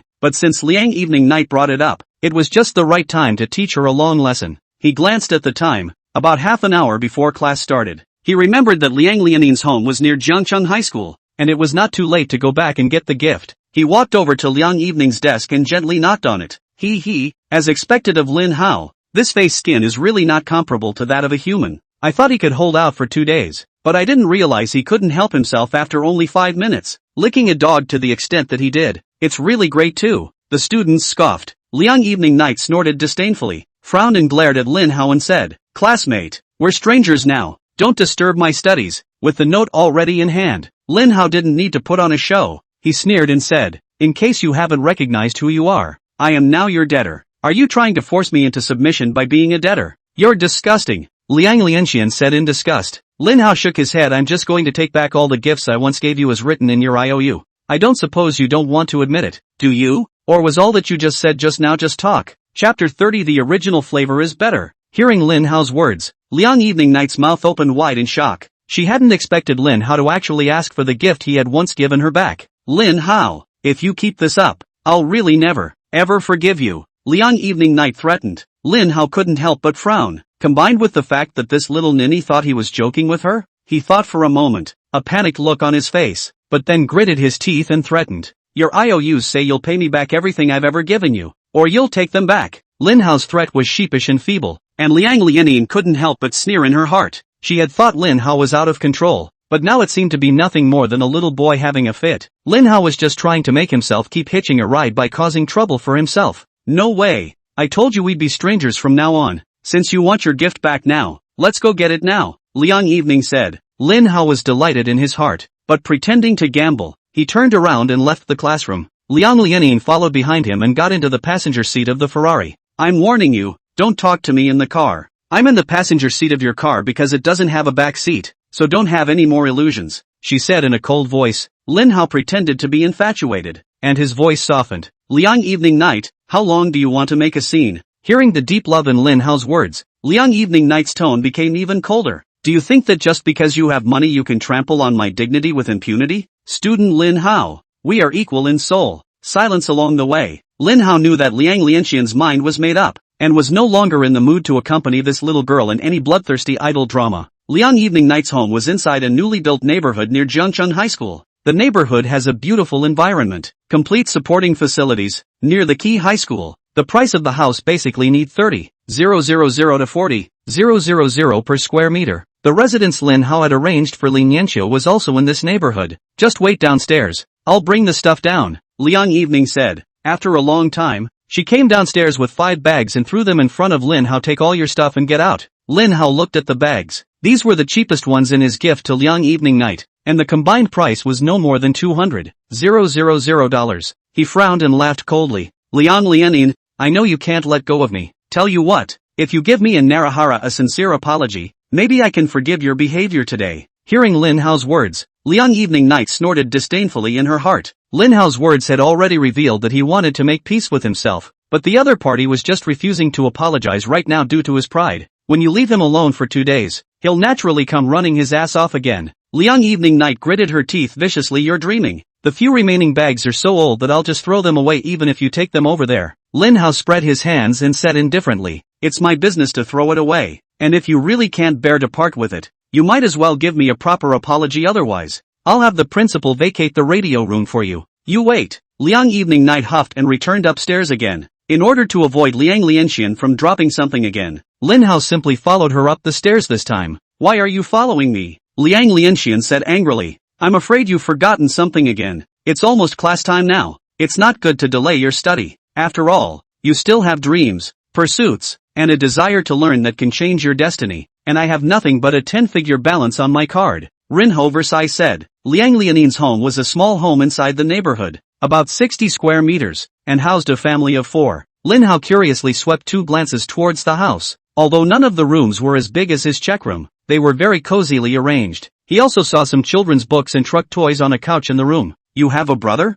Lin Hao was curious. Liang Lianin did not answer, just closed the door with a ping. When she opened the door to her room again, Liang Lianyang had already sorted out all the gifts that the original owner had given her. Liang Lianxian was shocked to find that apart from the gifts from Lin Hao, her room had instantly become empty. Lin Hao checked and inquired, didn't you also take money from someone to buy a tablet and laptop? Ping. The door to the room was slammed shut once again. That's enough, Lin Hao. I didn't think that you were actually such a person, Liang Lianxian said in disgust. Lin Hao hesitantly glanced up and down at Liang Lianxian. What do you want? Liang Evening Night took 2 steps back. If you dare to make a mess, I will call out for someone. The corners of Lin Hao's mouth twitched as he laughed lightly. Do I look that hungry? But it seems like I bought this dress you're wearing now, too. Hearing Lin Hao's words, Liang Evening Night was no longer disgusted at this point. Her eyes were more like looking at a pervert. I'll return this dress to you after I wash it. She blushed slightly and said, it's fine. The original flavor is better. Lin Hao blurted out. You're shameless.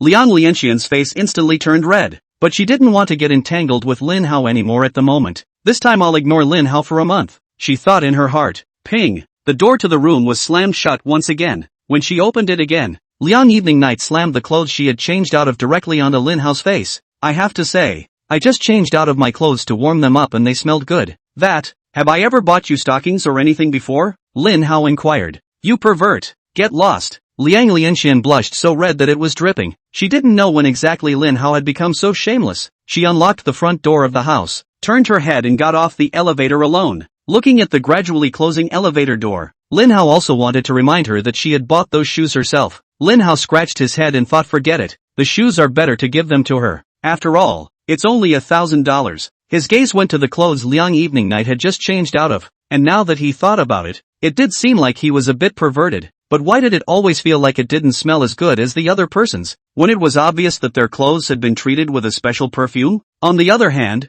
Liang Evening Night went downstairs and came to wait for Lin Hao next to the Ferrari with a cold face. By now there were a number of young girls standing around the car taking pictures with the Ferrari. They said in a displeased tone to Liang Evening Night, who suddenly broke into the camera. Hey, little sister, can you get away from this car and not get in the way of the camera, please? Can you have some eyesight? A touch of aggravation surfaced in Liang Lianin's heart. Clearly this was Lin Hao's car, but now that she thought about it, it wasn't like Lin Hao and her had any relationship, but they were just ordinary classmates. She bit her lip lightly and looked in the direction of the elevator entrance, only to see Lin Hao as if he was a thief, with a big bag on his body, and also wrapped the clothes she had just taken off as a scarf around his neck. Chapter 31, Who Dares to Touch My People? Looking at the group of young girls gathered by the Ferrari, Lin Hao licked his lips and went up and asked, Sidekick, how about a bag? Big name counter purchase. Absolute fidelity. Freshly arrived used items are sold at a flat 20% discount. The girls watched as Lin Hao just came down from upstairs with this look again.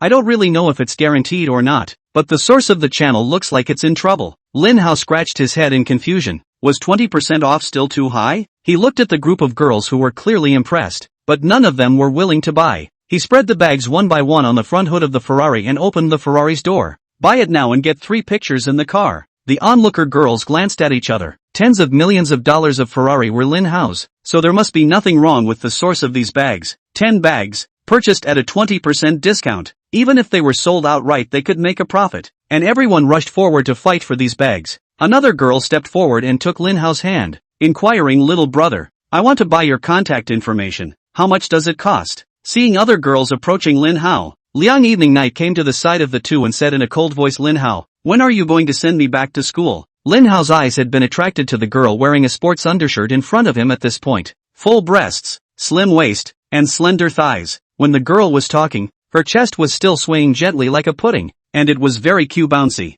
Being disturbed coldly, Lin Hao couldn't help but frown. But think about it, after all, it was he who brought Liang Evening Night back home, or to give people safe and sound to the school. He reluctantly bid farewell to the group of beauties in front of him and took Liang Evening to the Ferrari. Liang Evening also swept a glance at the girls present before getting into the car and hummed lightly provocatively. On the way back to school, she suddenly spoke up. Lin Hao, those people just approached you because of your money. Looking at the $400,000 that had arrived in his card, Lin Hao was in a good mood, and he laughed indifferently. It's okay, brother is now poor and only has money left. Lin's group's hundreds of billions of dollars of assets. If they were to ride on Xie Zhan's relationship, it was likely to reach the level of trillions. As long as you don't make a fool of yourself, stabilize the villain Lin Qingyi, and press the male lead Zhou Han to death, this money can't be spent. It simply can't be spent. As he passed a cell phone store, he suddenly stopped and bought 2 of the latest pineapple phones and threw them in his car. In the morning, when Lin Qing also inquired about the price of hanging green lychees,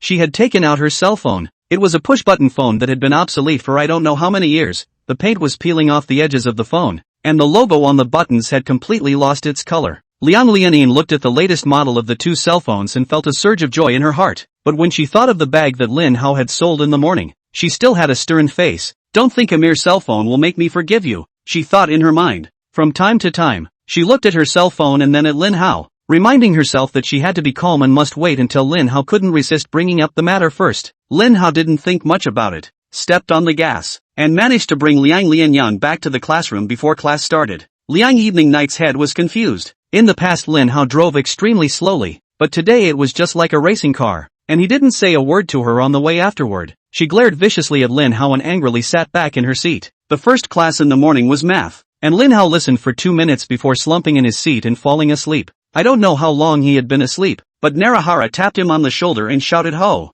Ho! It looks like someone's looking for you. Lin Hao rubbed his eyes, yawned, and laughed. Could it be that the news of my falling out with Liang Evening Night has spread, and another girl has come to confess her love so soon? He gazed in the direction of the doorway, only to see a petite girl with tears glistening in her eyes, standing in the doorway of her class looking in. Lin Hao recognized that the girl was Jiang Shan, who had distributed steamed buns to Lin Qingyi in the morning. He got up from his seat with a mischievous start and ran to Kong San's side. What's wrong? Did something happen to Qingyi? Suddenly he heard the sound of tables and chairs violently shifting from the classroom above him. Lin Qingyi's classroom is on the floor above his. Fatty, come with me, he shouted at Narahara and immediately ran towards the stairs. Lin Qingyi was surrounded by 5 girls at the moment, and her table had been kicked away. She kept her head down and helplessly gripped the hem of her dress with both hands. The girl in the lead looked at Lin Qingyi's appearance and mockingly said, "No wonder I have money to buy new clothes to wear today, so I went out to sell them. It's all been posted on the internet. You've disgraced our school." She pulled out a wad of money from her book bag and smashed it in Lin Qingyi's face. "That's a lot of money, enough to bag you once. Hurry up and take off your clothes so that your classmates can grow up too. What are you afraid of when you've done something so shameless?" Lin Cheng also shook her head repeatedly, choking back sobs as she explained. "Don't. I'm not out selling. All these clothes were bought for me by my brother." The girl in the lead snorted coldly, still pretending to be pitiful here. Talking about brother and sister. Since she won't do it herself, let's help her together. 5 people swarmed up and pulled Lin Qingyi's hair, grabbed her arms, and tore her clothes. "There are also boys on the side of the coaxing," said you. "A few people cannot 5 people cannot peel a person's clothes. Lift your skirt. It's not much easier than tearing your clothes." The 5 men suddenly realized and grabbed towards Lin Qingyi's skirt. Boom! A loud sound rang out. The entire door to the classroom was kicked out, and Lin Hao burst in with a murderous rage. Looking at the murderous Lin Hao, everyone's movements stopped for an instant. Lin Qingyi looked at Lin Hao, who was like a heavenly god descending from the heavens, and the aggression in her heart could no longer be held back. She forcefully broke away from a few people's control, covered herself and got into Lin Hao's arms. Lin Hao gently patted Lin Qingyi's back, suppressing his anger as much as possible, and inquired in a low voice, "Are there any injuries anywhere?" Lin Qing couldn't stop sobbing and whispered, "Brother, I'm obviously not out selling. You bought me all these clothes. Will you explain it to them for me?" Lin Hao looked at Cheng Yuan, who had arrived behind him, and said in a cold voice, "Fatty, block the back door." He smoothed Lin Qingyi's hair and said comfortingly, "Brother will help you explain to them." "Yo, this should be the man who bagged you yesterday, right? I didn't expect to find one from this school. Bodies are plastered together and you call them brother and sister. Being a whore but also wanting to set up a house of cards. Shameless," the girl in the lead scoffed. "Dude, how much for a night? Is it original? How did she do last night?" Another boy coaxed. Lin Hao hugged Lin Qingyi tightly and slowly walked up to the podium. He slammed his foot right through the podium. Boom! Another loud voice came out and the classroom instantly fell silent. Lin Hao swept a glance at the people present and arrogantly said, "My name is Lin Hao. How dare you guys touch my men? Now I'm going to explain it to you. All of you steppers, get down on your knees and listen." Chapter 32. I want you to kneel and listen to my explanation. Hearing Lin Hao's words, all the students snorted in disdain. "Isn't Lin Hao that Liang Evening's lick spittle? I heard it licked for over a year, cost the family a lot of money, and didn't even hold hands. Now it's time to give up Liang Lianin and replace it with Lin Qingyi Lick, right? I have to say, Lin Qingyi looks much better dressed up than Liang Evening Night." The corner of Lin Hao's mouth twitched, not realizing that the original owner was actually quite famous. He swept a glance at the people present and said with a sneer, "I told you to get down on your knees and listen to my explanation. Did you not hear me? A bunch of yellow rumor mongers and bullies of your classmates. Have you all read books into the stomach of a dog? What else is there to explain? The videos of her going out and selling are posted online. If she's capable of doing that, why can't we talk about it? Don't do this filthy thing if you can." The girl in the lead scoffed. "Lin Hao, this girl is Gu Kanchan. She used to taunt and bully Qingyi, and that boy is Liao Feiwen, Gu Kanchan's boyfriend." Liao Feiwen saw that Lin Qingyi was very pretty today and kept pestering her. Gu Kanchan couldn't get mad, so she started bullying Qingyi again. Jiang Shan came to Lin Hao's side and whispered about the events. Lin Hao nodded and felt a pang of heartache as he looked at Lin Qingyi, who was cowering and shivering like a white rabbit in his arms. Lin Qingyi was bullied by the original owner at home and bullied by her classmates at school. Her past life was a little too dark. It's no wonder that in the story, even knowing that the hero is only obsessed with her body, she sees him as the only light in her life. As soon as he thought of this, Lin Hao's grip on Lin Qingyi tightened a bit more. He was tempted to just rush up and fight these little yakuza right now, but he also couldn't put down the stunned Lin Qingyi and leave her alone. He looked to Jiang Shan and said, "Call your homeroom teacher over and see how this is going to be handled."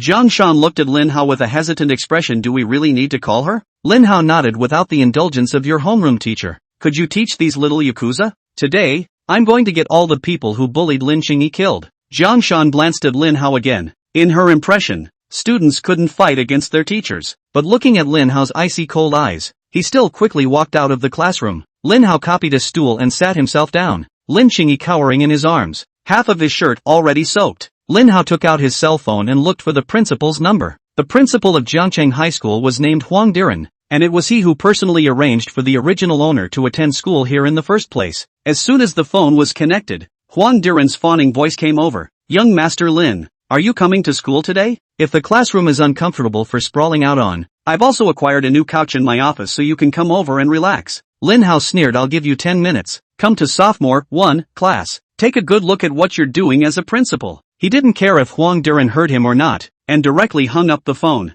Hearing Lin Hao's words, the surrounding students glanced left and right in confusion. Did he just call the principal? How can it be? Can you talk to the principal in this tone? Who does he think he is? Giving the principal 10 minutes to meet him? What a face he has. Lin Hao ignored the taunts of the people around him and continued to make the second call. Team Chun? I'm Lin Hao, River City High School, sophomore class 1. A vicious bullying incident. Send a team over to take care of it. The students in the classroom looked at Lin Hao's current appearance as if they were looking at a clown. Who did you just call again? The city guard? And sending a team of them. He thinks the city guard is run by his family. I don't think he's even dialed in. He's just faking it. Definitely. Otherwise how could the other person answer the phone in seconds? And look at his tone. A principal and a city guard. And he's ordering them to do things? That's really pretending. I guess that's how he tricked Lin Qingyi into getting his hands on him. Lin Hao swept a glance at the students present and laughed. Are you still unwilling to kneel down and listen to my explanation? Liao Feiwen snorted. Just you deserve it. It's just a bluff.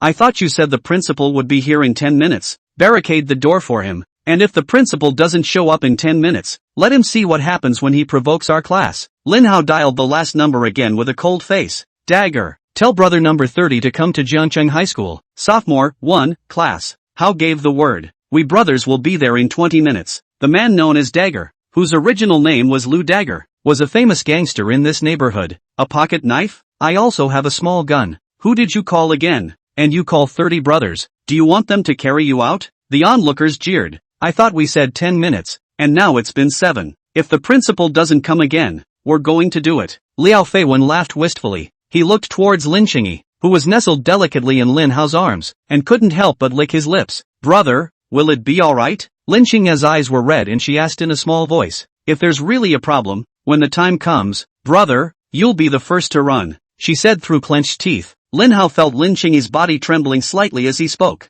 He wiped the corners of Lin Qingyi's eyes and comforted him. As long as I'm here, I won't let anyone bully you. Lin Qing also felt a sourness in her nose and squeezed out a smile and said, I believe in my brother. Lin Hao gently pinched Lin Qingyi's nose and said with a smile, remember the faces of all of them now. Wait a minute, you don't want to go soft. Noticing Lin Hao's intimate movements, Lin Qing also blushed slightly and whispered, I'll listen to everything brother. Ta-da! A sharp high-heeled walk came down the hallway and a middle-aged woman with high cheekbones walked into the classroom. What's all the fuss about? Our class is the loudest in the whole school. The woman's name is Wu Hui and she is the homeroom teacher of this class. Looking at the misery of the classroom at the moment, she snarled, who the hell did this? Are you all dumb? One and all. Suddenly, she saw Lin Hao inside the classroom, as well as Lin Qingyi, who was cowering in Lin Hao's arms, and angrily rebuked. Lin Qingyi, how come it's you again? Who are you trying to seduce by dressing up like a vixen today? Look at how old you are. How you can be so lowly when you go into another man's arms in public?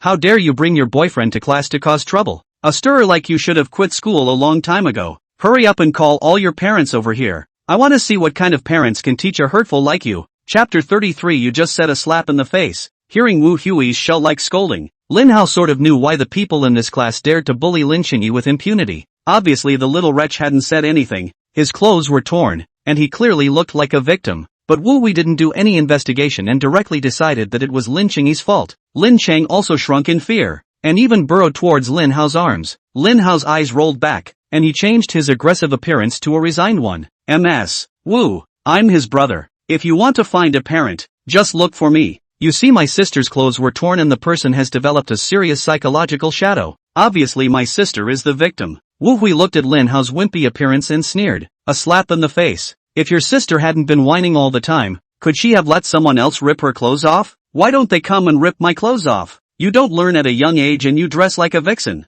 I see you two are so entangled. You're no good either. The onlookers couldn't stop laughing. Lin Hao. Ah, We still like how arrogant you were just now. Why do you wimp out like a rat on a cat when you see a teacher? Didn't you also call the principal and the city guards? Hurry up and call them over. Lin Hao gently pinched Lin Qingyi's face and whispered in her ear. Brother will go ahead and get a fight. You just sit here. When he finished speaking, he changed his expression to one of an aggravated man and slowly got up. As he got up, Lin Qing also protected his chest with one hand and gently grabbed the hem of his shirt with the other. Noticing Lin Hao's gaze looking over, Lin Qing also complained. Brother, I'm afraid. Lin Hao scratched the back of his neck, feeling a bit annoyed all of a sudden. He came in front of Wu Hui and smiled innocently. Teacher, are you saying that a slap can't take a slap? Just after the words were said, he smacked Wu Hui's face with a big ear slap in a swift manner. Snap! A crisp sound echoed through the classroom. It's true that practice makes perfect. Lin Hao laughed. Isn't this quite loud? Wu Hui covered her face and looked at Lin Hao in front of her in shock. She didn't expect to be beaten by a student. She got up and was about to pounce towards Lin Hao again,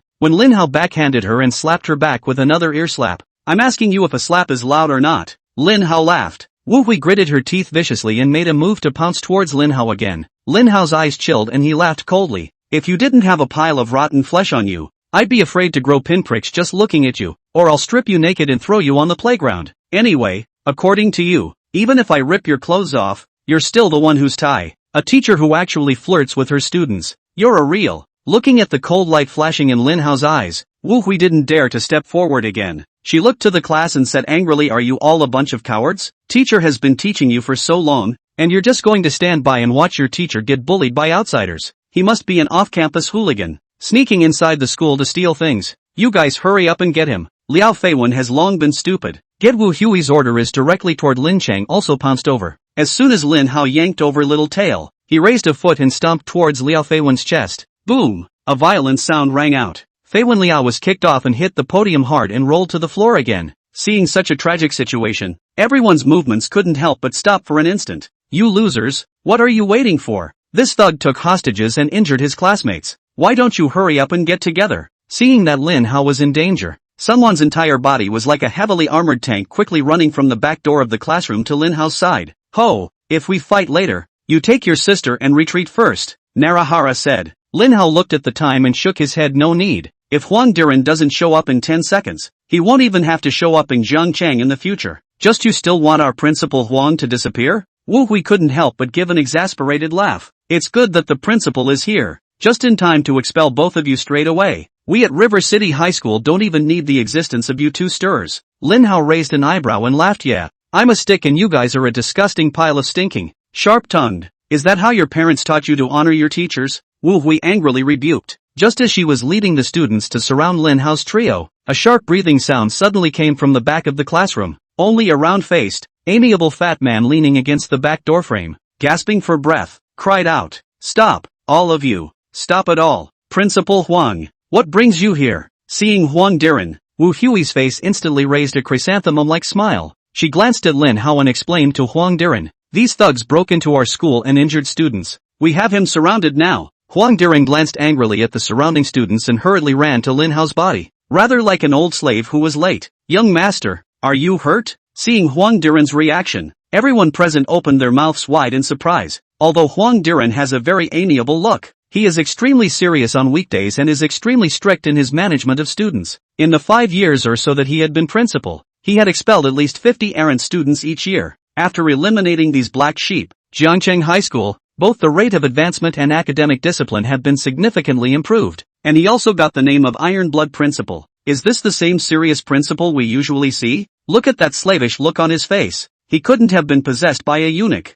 could he? Shoo, aren't you afraid you'll be expelled by him? But the principal does look out of sorts today. Looking at the trembling Huang Diren in front of him, Lin Hao took a stool and sat on it with his little tail. It's going to take a while for things to be taken care of. Do you mind if I sit down? Lin Hao asked. Huang Diren shook his head repeatedly and fawned. Young Master Lin, it's my negligence. You need to pay attention to getting more rest. Lin Hao held his forehead. Looking at this humble Huang Diren, he really couldn't get angry. He waved his hand. All right, hurry up and get these things investigated. Huang Diren smiled cheerfully at Lin Hao, then turned to look at Wu Hui. He wanted to scold this ungrateful thing head on, but he was afraid of scaring Lin Hao, so he forced himself to hold back his anger and said, "Say, what's going on here?" Hearing the forced anger in Huang Diren's tone, Lin Hao opened his mouth and teased, "Principal Huang, is this how you handle problems?" That doesn't look like you at all to me. Huang Diren took a deep breath. He knew that Lin Hao was dissatisfied with his attitude in dealing with the problem, and that ass he had just kissed was considered crooked.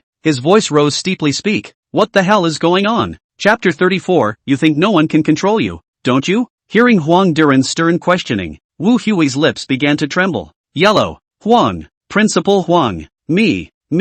I don't know anything about it. Lin Hao poked his head out from behind Huang Diren and Yin Yang said, Didn't Ms. Wu investigate clearly just now? All because my sister is a whore and deserves to have her clothes torn off. I think Mr. Wu is right. After all, a slap in the face is not a slap in the face. We're not afraid to be reasonable. Or do you also know that you are in the wrong and see that my sister has the audacity to act recklessly without someone to back her up? Hearing Lin Hao's words, Huang Diren also guessed a generalization. He slapped Wu Hui straight against the wall. I'll let you slap me. Have you things investigated? And you dare to jump to random conclusions? I have worked hard to create a civilized campus, and it breeds such a clothes horse of a teacher like you. I can see that you're seeing how many students I've expelled over the years, and you're acting as a king of the earth inside the class on the basis that the students don't want to be expelled, aren't you? I'm telling you, every single one of those students I expelled had major issues, and I have a clear conscience. And not only do I dare to expel students, I dare to expel teachers. You get out of here now. There's no rush. Lin Hao sneered. He patted the little one in his arms on the back and inquired, has she done anything else to you before that was too much? Wu Hui comes in and insults Lin Qingyi for being overly skillful in his operations, obviously not having done this sort of thing before. Lin Qing also grunted twice and nodded lightly on Lin Hao's chest. Wu Hui at this time is really afraid. Did not expect to insult Lin Qingyi like before a meal.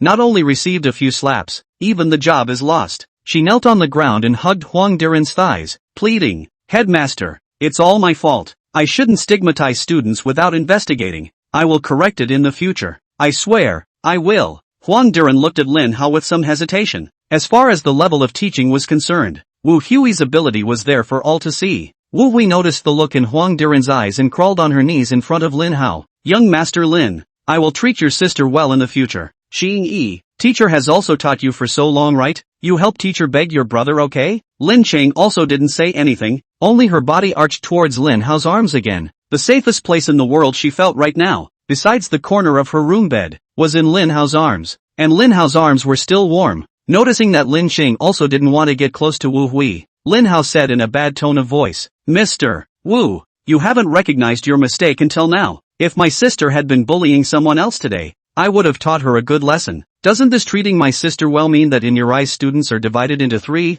6, 9 classes? And isn't it your job to teach my sister? Or did you take time out alone to do extra counseling with my sister? The only special treatment you give my sister is to open your mouth and throw dirt on her. Where did you get the b-face to ask my sister to plead with you? Lin Hao looked at Huang Diren. Learn to be a person before you learn knowledge. With this kind of teacher teaching, I doubt that the character of the students in our schools is in question. Huang Diren smiled sarcastically and nodded as he chided Wu Hui. You're not a teacher in our school anymore, so get the hell out of here. Knowing that she had been expelled, Wu Hui quickly got up from the ground and glared at Huang Diren sinisterly. Since I'm no longer a teacher in this school, you, Huang Diren, can't control me. She looked at Lin Hao again and angrily scolded, you and your sister hooked up. You two must be having an affair. Your sister was dressed so tie. Who's to blame for being pickpocketed? All out for sale and still pretending to be innocent here. Lin Qingyi is wearing a light pink shirt today, with a college-style pleated skirt, walking the sweet route, with the dress flirty is half of it. Lin Hao's eyes narrowed slightly and he said in a cold voice,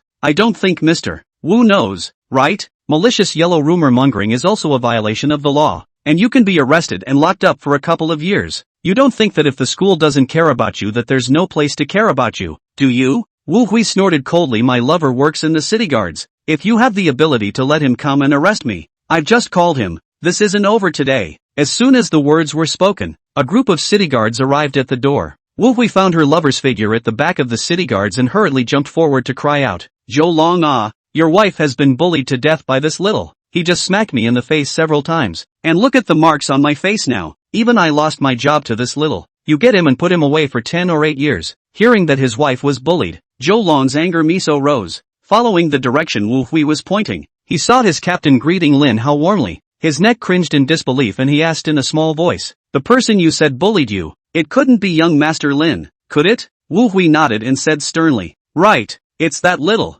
Honey, help me get him. Zhou Long covered Wu Hui's mouth. Father, you are truly my living father. Now come with me and hurry to apologize to young Master Lin. If we don't get his forgiveness, our family is all finished. It was at this moment that Lin Hao cast his gaze over with a meaningful smile. Mr. Wu, that one is your lover, right? Aren't you going to let him arrest me? Following Lin Hao's gaze, Chen Fu, the captain of the city guards, noticed Zhou Long and Wu Hui standing at the end of the line and frowned in displeasure. Zhou Long, when did the city guards become run by your family, arresting people whenever they want? Wu Hui froze and looked at Lin Hao as well as Chen Fu, who was standing beside Lin Hao. She now realized just how much trouble she had gotten herself into. Her eyes were red with tears. Honey, what should I do? I know I'm wrong. I really know I'm wrong this time. Please help me. Zhou Long strained his neck and pulled Wu Hui's hand forward, bowing deeply to Lin Hao. Young Master Lin, I know my mother-in-law's temper. She definitely has a lot of responsibility for what happened today. I apologize to you on her behalf. Lin Hao looked at Huang Diren. Call up the surveillance of this classroom, so that they don't think I'm bullying people.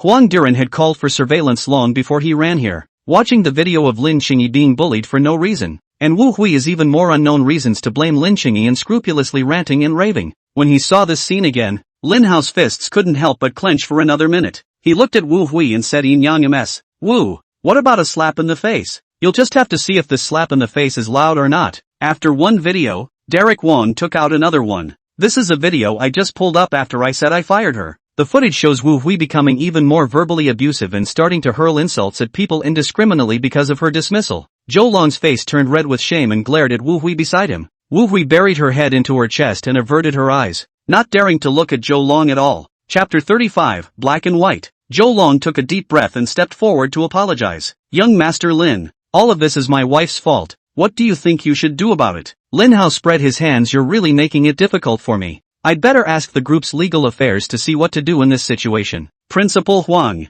we should be able to pull up the last year's surveillance here, right? When she heard that Lin Hao was planning to access a whole year's worth of surveillance, Wu Hui instantly fell to her knees. Today, she was merely hurling insults at Lin Qingyi. Over the past year or so, she's taken it out on Lin Qingyi when she's in a bad mood since she realized that her clothes are shabby and her family still doesn't care. Chen Fu patted Zhou Long's shoulder. Let your wife account for all of this entire year, and save us some work. Zhou Long let out a long sigh and said, yes, Captain. I'll take the suspect back for interrogation now. Thinking of the possible prison sentence, Wu Hui anxious tears cannot be stopped. Honey, you can't leave me alone like this. What will my relatives and friends think of me in the future if I'm locked up? Quickly help me, begged young Master Lin. I really didn't mean it. Zhou Long glared viciously at Wu Hui and snarled. I've been telling you to change your nature for a long time, and you haven't been listening. Why do you have nothing to do with bullying someone else's perfectly good child, whose child isn't made of flesh? When you abuse someone's child, you have to expect this day. Hurry up and follow me. Seeing the city guards take the class teacher away, the students present all looked at Lin Hao in shock. Did the principal and the city guards really call over Lin Hao? What exactly is Lin Hao's background? A licking dog has so much energy? To be taken away by the city guards for interrogation just for cursing Lin Qingyi? Wouldn't Liao Feiwen and Gu Kanchan and the rest of them have to sit through the bottom of the jail? Liao Feiwen and Gu Kanchan looked at each other in dismay,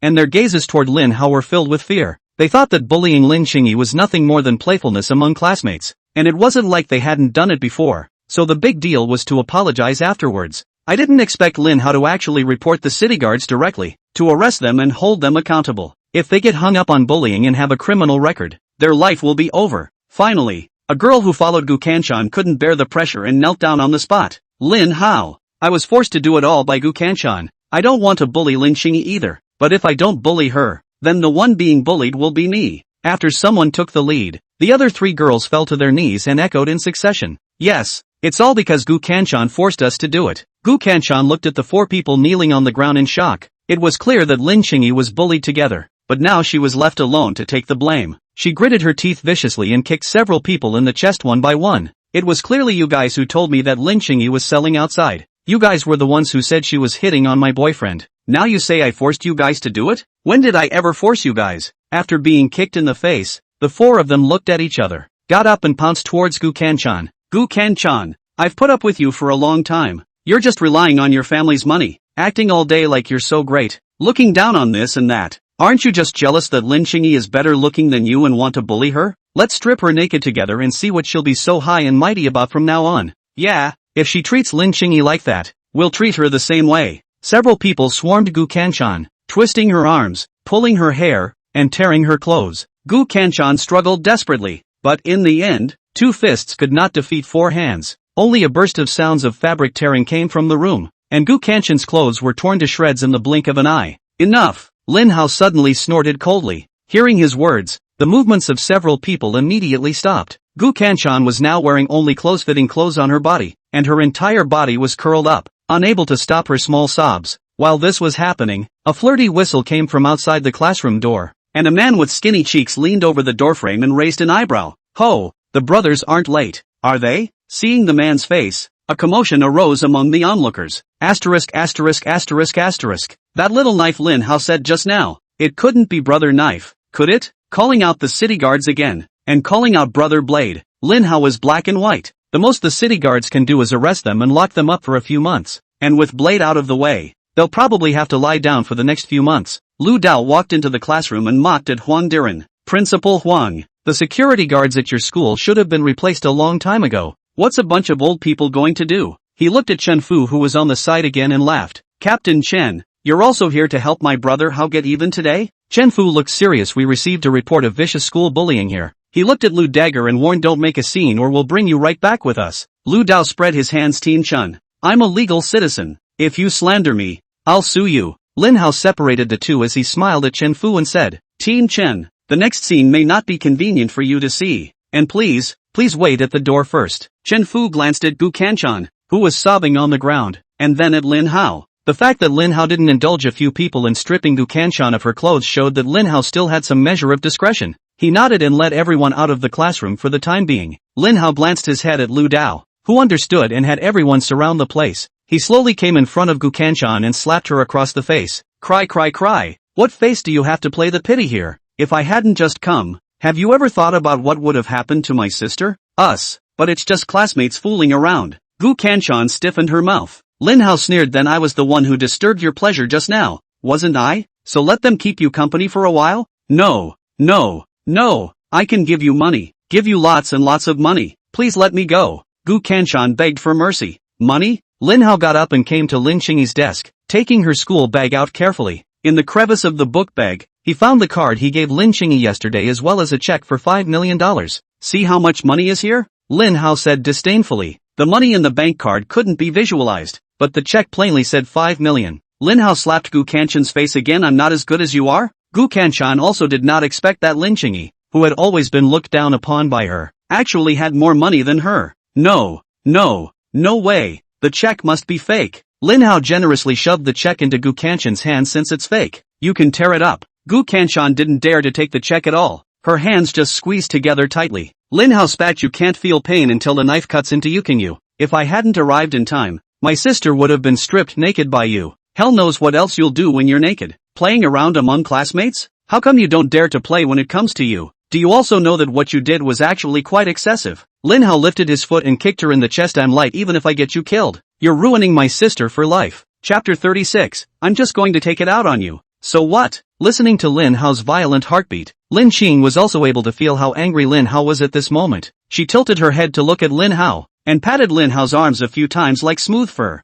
Lu Dao realized that the situation was not right and hurriedly smiled sarcastically and inserted himself between Lin Hao and Gu Kanchan. Ho! It's not worth it for A. He winked at his junior brothers, and the rest of them understood and hurriedly set Gu Kanchan out. Lin Hao gently patted Lin Qingyi's back and looked at the other few people with an icy gaze. When several people saw Lin Hao's punishment of Gu Kanchan, they knelt down and begged for forgiveness. It's really Gu Kanchan that forced me to do it. We've now cut her off and will absolutely never speak to her again. Please let us off the hook. Lin Hao snorted coldly, mouthing that Gu Kanchan forced you guys to do it. You guys were just about to strip her. She can threaten you? Seeing that Lin Hao was about to move forward again, Lu Dao interjected. Ho, just leave the lecturing to us. That's what brothers do. Make sure the city guards don't see it. He was now afraid that Lin Hao was in a fit of anger and wouldn't be gentle with his hands and get someone else in trouble. It's possible to eventually squash this, but as he said, it's not worth it for a couple of crappy people. After a mournful wail, the four men, limp, were dragged out as well. Lin Hao moved a stool and sat in front of Liao Feiwen,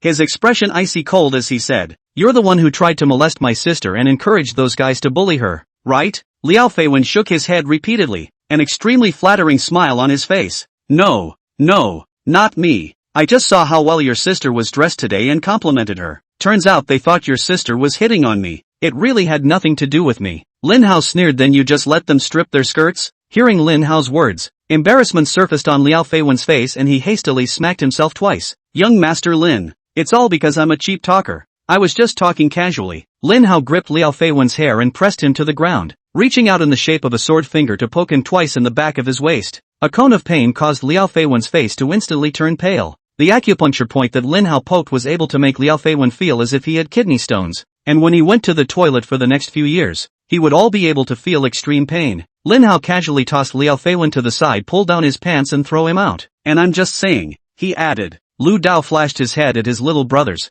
who understood and decisively beat Liao Feiwen violently first, and then finally stripped him naked and threw him outside the classroom. All the bullies of Lin Qingyi had been resolved, and all the students present were relieved. Liao Feiwen just knows how to harass girls every day. He deserves to be stripped naked. Gu Kanshin's group has been bullying people every day, and now they're finally being punished. And that classroom teacher who resents the poor and abuses her students should have been arrested a long time ago. Now that all these black sheep have been removed, we can study well in the future. Lin Hao slowly came to the podium table and kicked another hard kick at the podium that had been kicked over long ago. The violent noise caused all eyes to gather once again. You guys didn't think this was just going to end, did you? I told you to kneel and listen to my explanation, Lin Hao said fiercely. Lin Hao, you're going too far like this. It's not like we did anything to Lin Qingya. Why should we be angered? Aren't you afraid that your sister will be ostracized in the future? Lin Hao glanced at Huang Diren and inquired. Our school doesn't allow cell phones, right? Huang Diren froze for a moment, although the school had never had such a requirement, but still followed Lin Hao's words and said, yes, cell phones interfere with learning and are banned from school. Lin Hao looked at Lu Dao again. Keep an eye on all of them and collect all of their cell phones. I don't want to spread the word about today. I'll leave it to you next. After saying that, he hugged Lin Qingyi and walked out of the classroom. He calmed down a bit and looked at Chen Fu and asked, Team Chen, I've heard that you particularly admire a few of our founding generals of Daxia. Chen Fu froze for a moment, not knowing why Lin Hao was asking, but nodded anyway. I went down this road in the first place because I admired them. How is old General Xia War? Lin Hao inquired. His Battle of Sea City expelled all the invading forces stationed there. It was only after the capture of Haichang, a strategic location, that the transportation of Xia's supplies was unblocked by the invading forces, created monumental feats for the establishment of our Grand Xia. Chen Fu was in an excited mood, as if he had actually participated in that battle. Lin Hao nodded. There seems to be a bit too many thieves in the Chinese hospital lately. In the afternoon, please bother Team Chen to accompany me around. Chen Fu's mouth opened wide in shock. He naturally knew the meaning of Lin Hao's words, and for a moment he was a bit overwhelmed with excitement. Lin Hao patted Chen Fu's shoulder. Team Chen, there's nothing for you guys to do next, so you guys go back first. After saying that, he turned around and went back into the middle of the classroom. Ho, the cell phones have all been checked and everything we could find has been deleted. It's just that now the cloud uploads don't know where there might still be a backup. Lin Hao nodded and looked towards the group of kneeling students inside the classroom. Seeing Lin Hao appear, a student got up and cursed angrily. Lin Hao, didn't we not help your sister? Why should we be angry? If she doesn't fight back herself, why should we fight back for her? Aren't we just not seeing eye to eye? It's not like the law says we have to help. Lin Hao rolled his eyes. The law doesn't say that either. I can't make you guys kneel and listen to my explanation, right? Have you no moral sense at all when the law is used to govern your behavior? Of course you can be unconvinced, but now I'm going to explain it to you. So get on your knees and listen honestly. First, you may not be brave, but you can't stop someone from seeing justice, can you? Cowards who don't have the guts to stop an abuser, but stop someone who wants to help. Aren't you aiding and abetting the abuser? How do you prove that you are not related to the abuser? The abuser's temperament is made arrogant by you bratty bastards. Secondly, aren't you guys staying inside the classroom expecting my sister to be stripped naked? Let someone else do everything, then sit back and wait for the benefits yourself, and just skim off the top in case of trouble. You guys are so calculating. Your calculating beads are crashing in my face. Thirdly, I'm just going to relocate you guys. So what? Chapter 37. Let me see what's going on. Hearing Lin Hao's words, all the students looked at each other. Most people had such a mindset, viewing the bullying of Lin Qingya as a piece of fun. Lin Hao glanced at Lu Dagger. Forget about not making a video. If you made a video, teach them a lesson. He paused and continued. You'll go to the usual place tonight and put it on my tab. Okay, how? Just leave it to me. Guaranteed to make them all dare not come together in the future. Lu Dao laughed. Lin Hao patted Lin Qingyi's back. Let's take a day off today. I'll take you to change your clothes first. Accompany me to move Nianqiu Senpai this afternoon.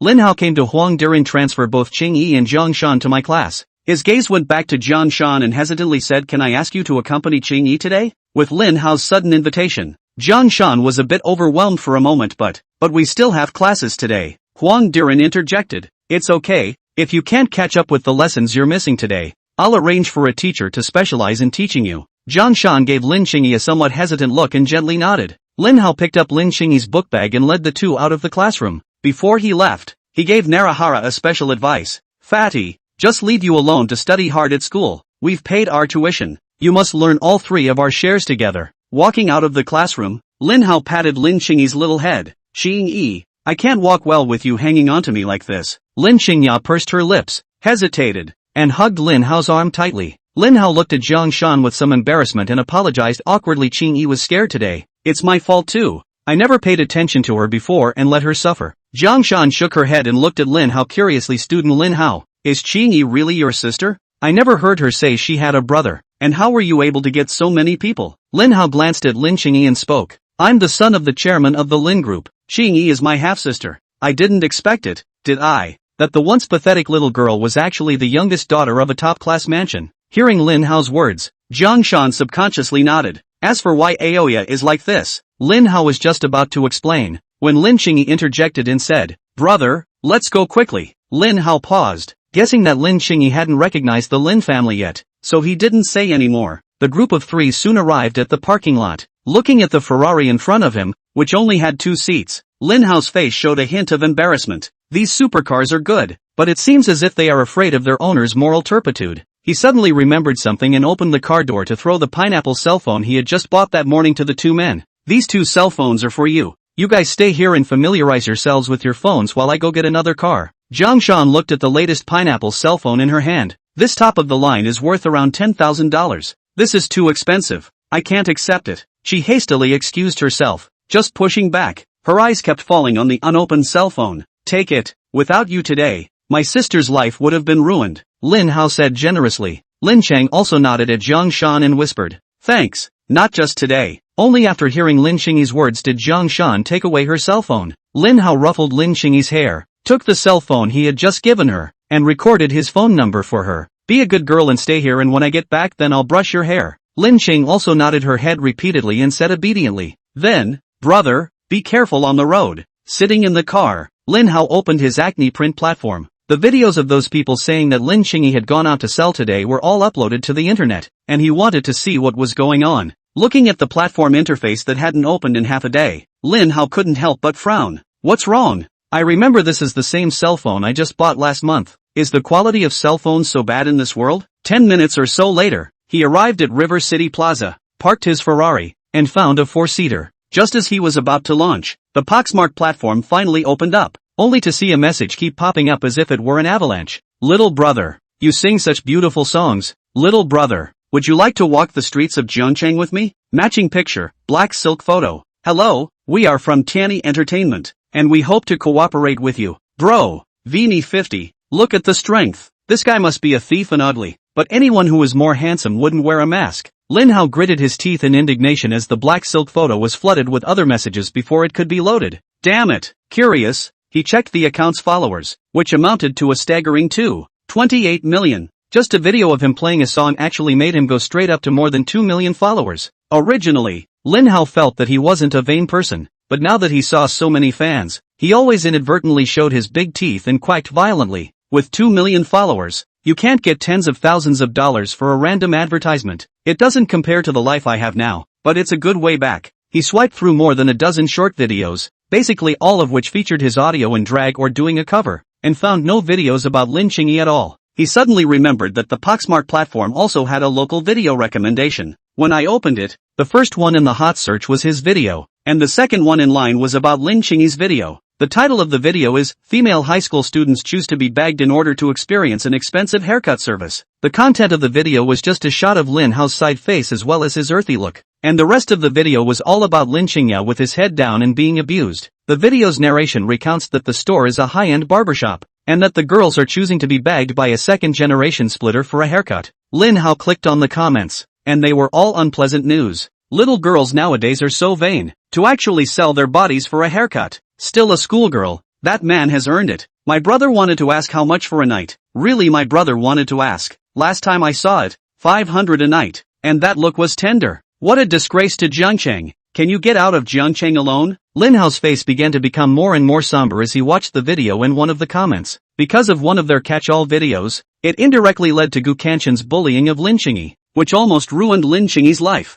Asterisk asterisk asterisk asterisk. This group of who eat human blood buns. He cursed angrily. He made a call to the store manager at the Muse first, ready to get his hands on the full video of the moment first. Young Master Lin, you want that video from yesterday, don't you? I had the surveillance sorted out when I saw that video this morning. I'll send it to you now. The store manager guessed Lin Hao's intentions and spoke directly. Hanging up the phone, Lin Hao saw the two videos sent by the store manager. One is unprocessed from the original surveillance video, and the other is a video that mosaics both their store and their employees. The store manager is smart. Lin Hao laughed. He sent the video he downloaded from the internet to slander Lin Qingyi as well as the surveillance footage he obtained to Qin Lan, the group's legal affairs officer, and sent her a message. Sister Qin Lan, help in the morning to fix the evidence of these rumor mongers who have slandered me and my sister. Be prepared to prosecute everyone. Chapter 38, The Sister is Not Right. Back at school, Zhang Shan was teaching Lin Qingyi how to use this new cell phone. Lin Qingyi seemed to be a little distracted by what he was hearing,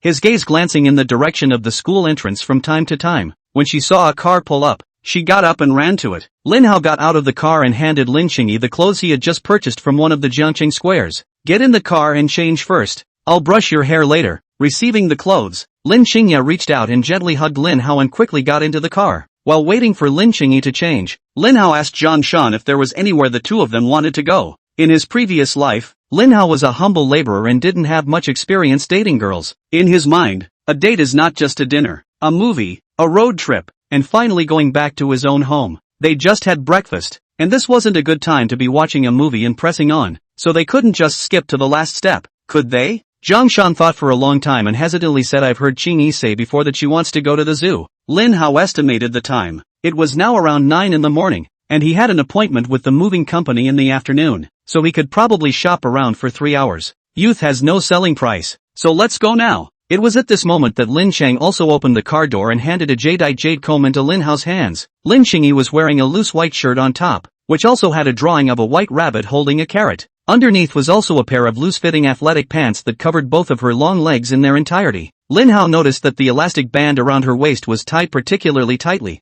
obviously still having a serious psychological shadow over what had happened in the morning. Lin Hao took the comb and helped Lin Qingyi gently comb her hair. Between the flow of hair, she could see that there were areas of Lin Qingyi's scalp below her that were visibly white, obviously severely torn. It was as if he had a handful of broken nails between his heart. He didn't understand. Obviously Lin Qingyi was such a good person. Why should the story plot torture her so much? Lin Qingyi's head bobbed slightly, enjoying the scene of Lin Hao helping her comb her hair, seemingly forgetting all of her unhappiness altogether. Is your belt tied too rigidly? Do you want to loosen it a bit? Lin Hao inquired. Lin Chang also looked at Lin Hao doubtfully, hesitantly gently lifted her clothes upward and pampered herself. Brother, help me tie it. The smooth, flat belly was on display and Lin Hao awkwardly averted his eyes. Let Zhang Shan do it. Hearing Lin Hao's words, Zhang Shan rushed forward. Qingyi, let me help you retie it. Lin Qing also yanked off her clothes and said unhappily, that doesn't tie. Lin Hao scratched the back of his head. Alright, then I'll come and retie your bow. Lin Hao gulped and looked around again, as if he had the feeling of being a thief. You know, when he was in high school, he had solved the last big problem in math,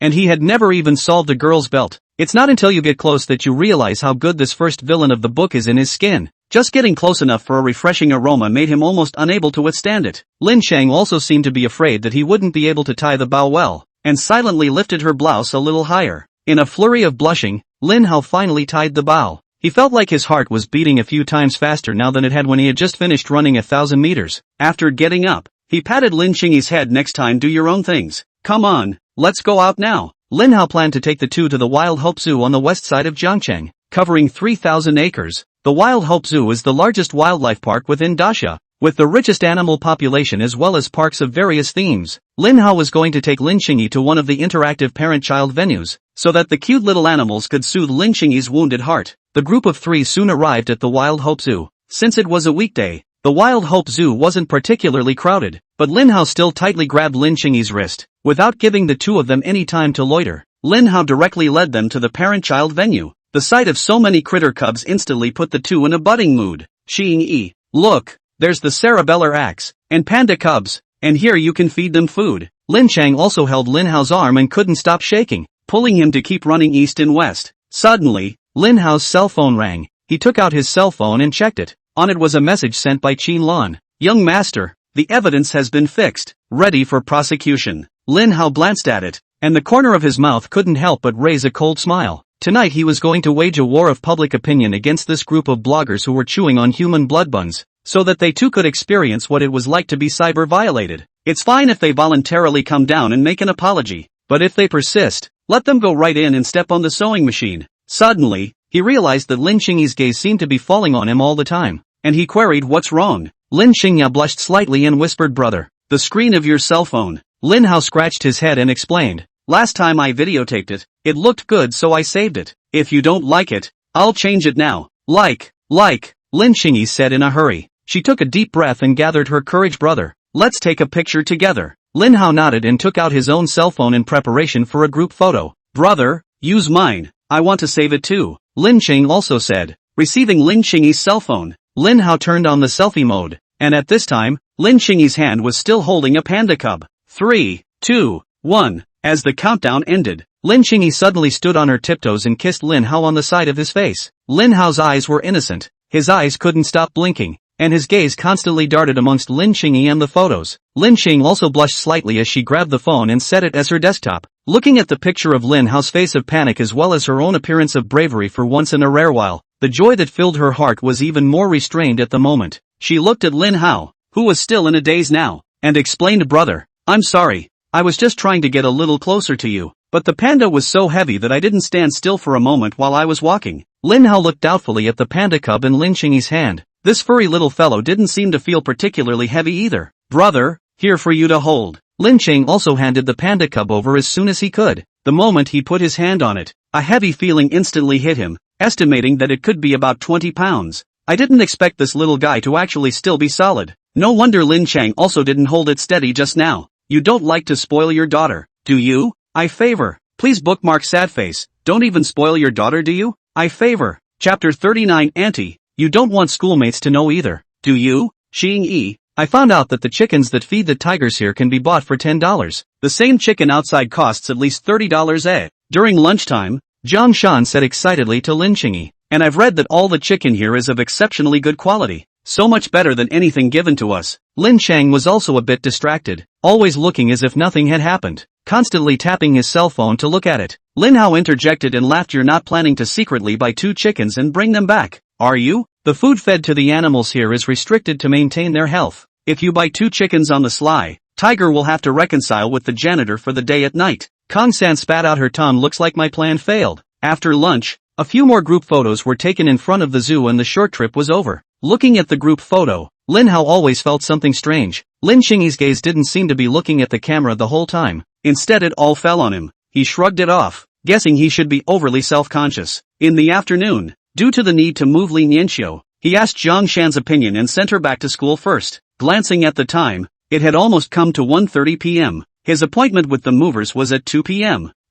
So he drove to Lin Yanxiu's home again in a hurry. In fact, he is in the Jiangcheng High School near the house. All the furniture, bring some change of clothes can be directly turnkey move-in. However, he was determined to get Lin Yanxiu, and planned to take this opportunity to directly empty Lin Yanxiu's home, while directly removing the rent of this place, and in the meantime, try to find a way to convince Lin Yanxiu's mother to accept the treatment. After turning 7 or 8 corners, he finally arrived at Lin Yanxiu's home under Lin Xingyi's guidance. Lin Yanxiu had taken a day off from school because she was moving today and was sitting in the courtyard to review. She was wearing a white halter dress with a waistline design today, revealing her white neck as well as her smooth shoulders. The breasts were high, and the too thin shoulder strap seemed to bear the unbearable weight of life, at risk of falling apart at any moment. Lin Hao went up and greeted her with a smile, jokingly saying, sister, dressed so beautifully today, are you planning to go out on a date? Lin Yanxiu tilted her head to look at Lin Hao and nodded with a smile. Just waiting for you to invite me. Lin Cheng also hugged Lin Hao's arm and walked half a body position forward, separating the distance between Lin Hao and Lin Yanxiu,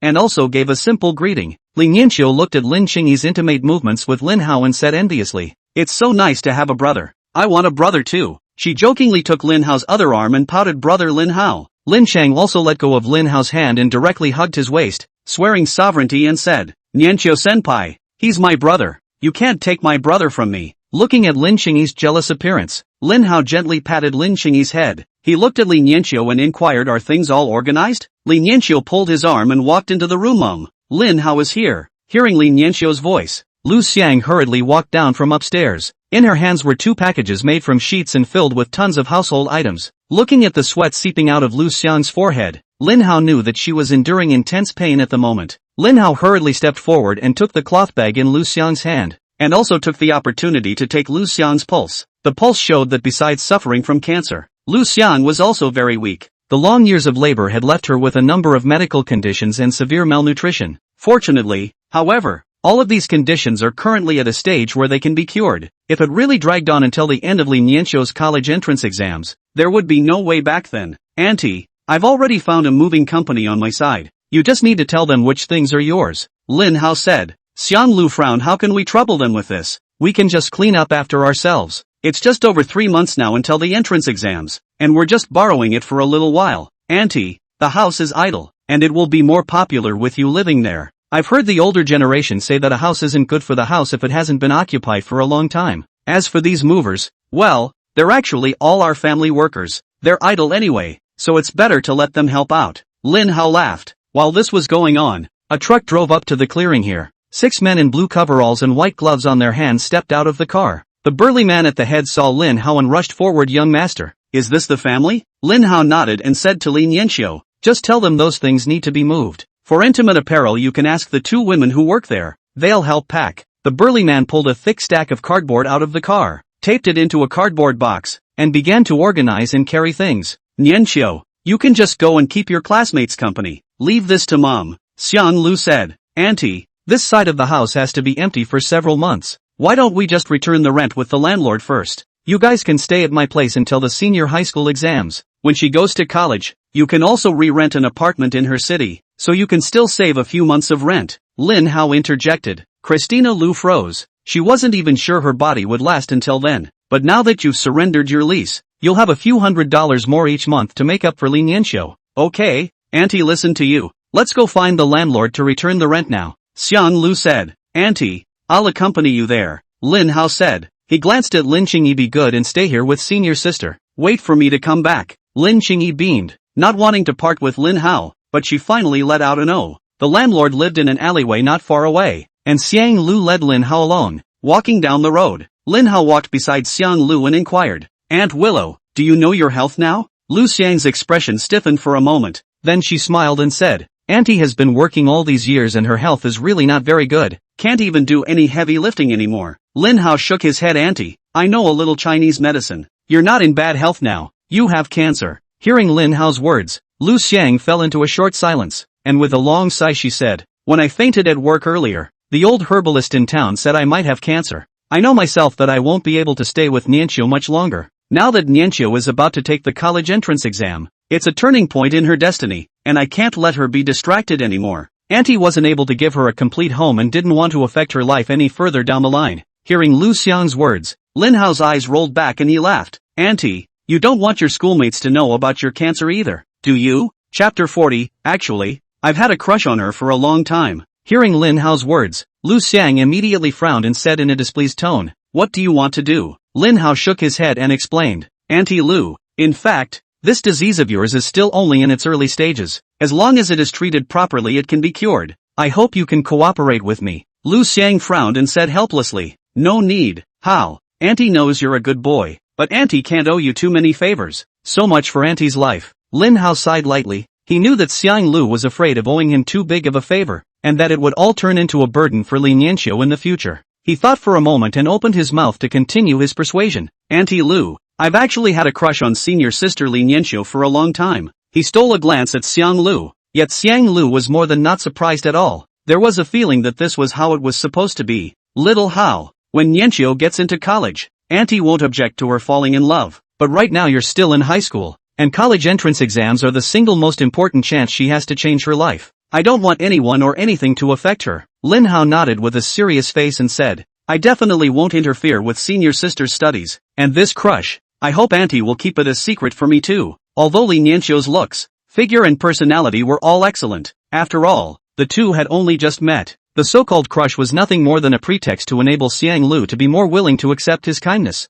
"I just hope that in case Nianxiu senpai and I get together, I'll be able to get your blessing on the wedding. Auntie, you also want to see your daughter's face when she steps into the marriage hall, don't you? He said, feigning a piece of infatuation. Christina Lu closed her eyes and fantasized about what her daughter would look like when she wore her white wedding dress. Auntie, Nianqiu-senpai loves you more than you think. You will be in constant pain and even in a coma after this condition. And then when Nianqiu-senpai finds out, do you think she'll be able to stand by and watch you die? You don't want to be in a coma when Nianqiu-senpai sells herself to some old man in order to get the money to pay for your medical treatment, do you? In the original story, even though she knows that Lu Xiang has no way to survive and the treatment will only last a few more years, Li Nianqiu still chooses to be adopted to give Lu Xiang in exchange for medical expenses. Lu Xiang looked torn, sizing up Lin Hao from time to time, and finally let out a long, helpless sigh. How? Auntie listens to you. Auntie won't object to you and Nianqiu falling in love, but she still wants you to wait until she finishes college. Lin Hao agreed in one breath since, and couldn't stop nodding his head in delight. After all, it was indeed as Xiang Lu thought. As long as he was able to cure Xiang Lu's disease, with the mother-daughter relationship between Li Nianqiu and Xiang Lu, he could eat Li Nianqiu for the rest of his life. Christina Lu thought that he was on top of his relationship brain, but he didn't realize that he was clear-headed and that his career brain had completely taken the high ground. How can you fall in love with the rich fragrance of this? When Li Nianqiu graduated, pulling her into Lin's group would not only exclude her competitors, but it would even bring Lin's group to another level of development. Arriving at the door of the landlord's house, the landlord was a grandmother with gray hair. Hearing the information that Lu Xiang was moving out today, he felt a pang of regret and inquired, "Did you guys find a cheaper place?" Lu Xiang didn't know how to answer for a moment and subconsciously glanced at Lin Hao. If this group of people knew that they were moving into Lin Hao's house, they would inevitably chew her out behind her back, saying that she was indiscreet or selling her daughter or something like that. Lin Hao stepped forward and explained with a smile, "Grandma, I know you're worried about Auntie Lu and the girls. Auntie Lu found a job in the Chinese hospital to send and receive couriers. There is a special room for keeping couriers over there, and there's no problem stuffing 2 cribs. The grandmother nodded. "I see. Then I'm relieved. If you guys move out today, have Nianqiu write me a house for rent sign to hang on the door." After informing the landlord, the two returned to their home, and Lin Hao explained the same reason to his neighbors. "When Aunt Willow asked me to come and help with the move, I thought she was getting a new house. I thought that housewarming is a big deal.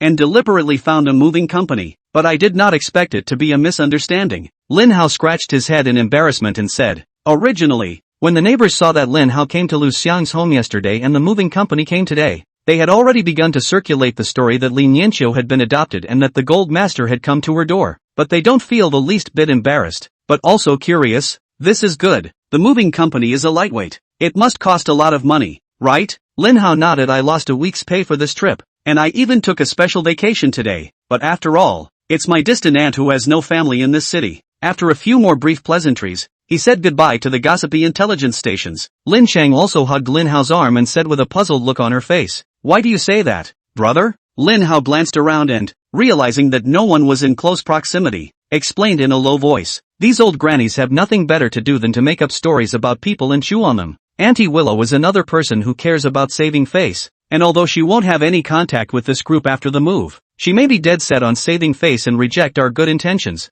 Besides, do you think it was really nice of them to ask Aunt Willow what happened? On the one hand, to satisfy their gossiping hearts, and on the other hand, to climb the relationship, to see if it can be used in the future." Before crossing over, he had worked for an e-commerce company for a short while. Later, during the new year, neighbors asked him to help set up store. They think it's the same as a brick-and-mortar store. Just put something up online and sit back and wait for the money to come in. Fortunately, at that time, he was resourceful and said that he had helped his boss to lose more than $1 million, and now he had to compensate his boss, which stopped their shameless request. Then the rumor spread in the village that he had taken on a lot of debt and had to come back to borrow money for the new year. It's so bad that his mom wants to go out and nag them for fear of borrowing money from them. His mom even scolded him twice for this, saying that his reputation is bad, and it is not easy for him to find a partner in the future. Looking at Lin Xingyi's thoughtful expression, Lin Hao gently pinched her little nose. "But your old brother and I look at it just fine, and won't condemn myself for the sake of saving face.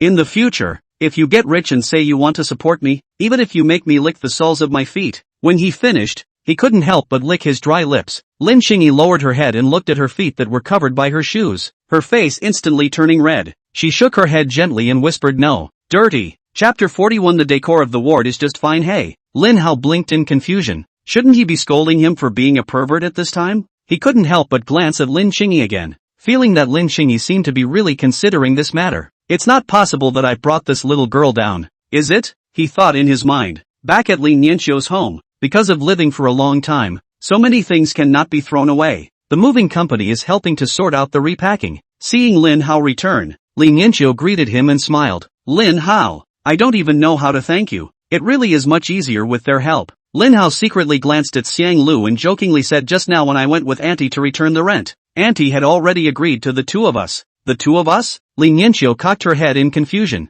Then she looked like she knew what was going on and her face instantly turned red. Me. I'm going to go help. She fled the place in a panic. Brother, what the hell happened when you guys just went out? Lin Chang also let go of Lin Hao's hand, and his voice became a little displeased. Lin Hao pondered for a while. If he wanted to hide it from Li Nianqiu, he might have to let Lin Xingya play along afterward, so he simply told everything in his head. Lin Chang also lowered her head guiltily and gently pulled on Lin Hao's cuff, inquiring, Brother, there's a way we can help Auntie, right? Lin Hao nodded. Luckily it was discovered early. If I had waited another 3 or 4 months, I wouldn't have been able to do anything. The move over here is going to last a little while longer, so I thought I'd take Auntie to the hospital for now. It just so happens that I promised Teen Chun in the morning that I'd take him to see old General Szechuan. He glanced at Lin Xingyi and inquired, wanna come along? Lin Xingya looked at Lin Hao and then at Li Nianqiu. I want to accompany senior sister Nianqiu. Lin Hao pinched her face. Your expression can't hide anything at all. If you're found out, can you handle Nianqiu-senpai torturing you for a confession? Lin Chang also hugged Lin Hao's arm. Brother,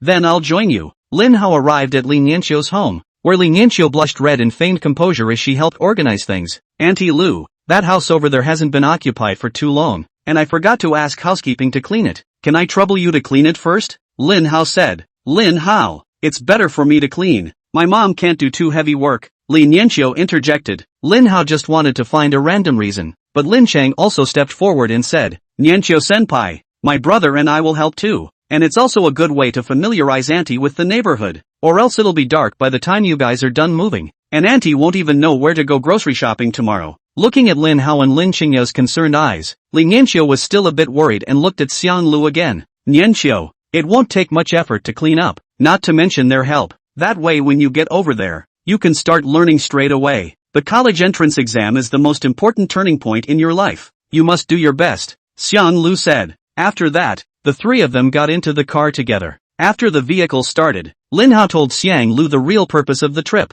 Xiang Lu sighed lightly, then revealed a grave expression. How? Auntie would like to ask, how much does this treatment cost roughly? How sure are you that you'll be able to cure it? If it was too expensive, she wouldn't dare to treat it, even if it could be cured. Lin Hao thought for a moment and said, Auntie, you don't have to worry about the cost. I do most of the treatments and acupuncture. The herbs and instruments are all my own. Just pay the cost price, and deduct it from Nianqiu-senpai's tutoring fee when the time comes. As for whether or not it can be cured, I can only say do your best. Hearing Lin Hao's words and feeling that the cost wouldn't be particularly high, Xiang Lu nodded gently. As long as I can survive, I can work more in the future, and I will always be able to pay back this treatment. The vehicle soon arrived at the entrance of Jiangcheng City Hospital of Traditional Chinese Medicine. Lin Hao was just about to give Chen Fu a call when he realized that Chen Fu was sitting in the security room. He pulled down the window, beckoned, and called out, Uncle Chen, get in the car, we'll go there together. Chen Fu seemed to have taken a shower at noon,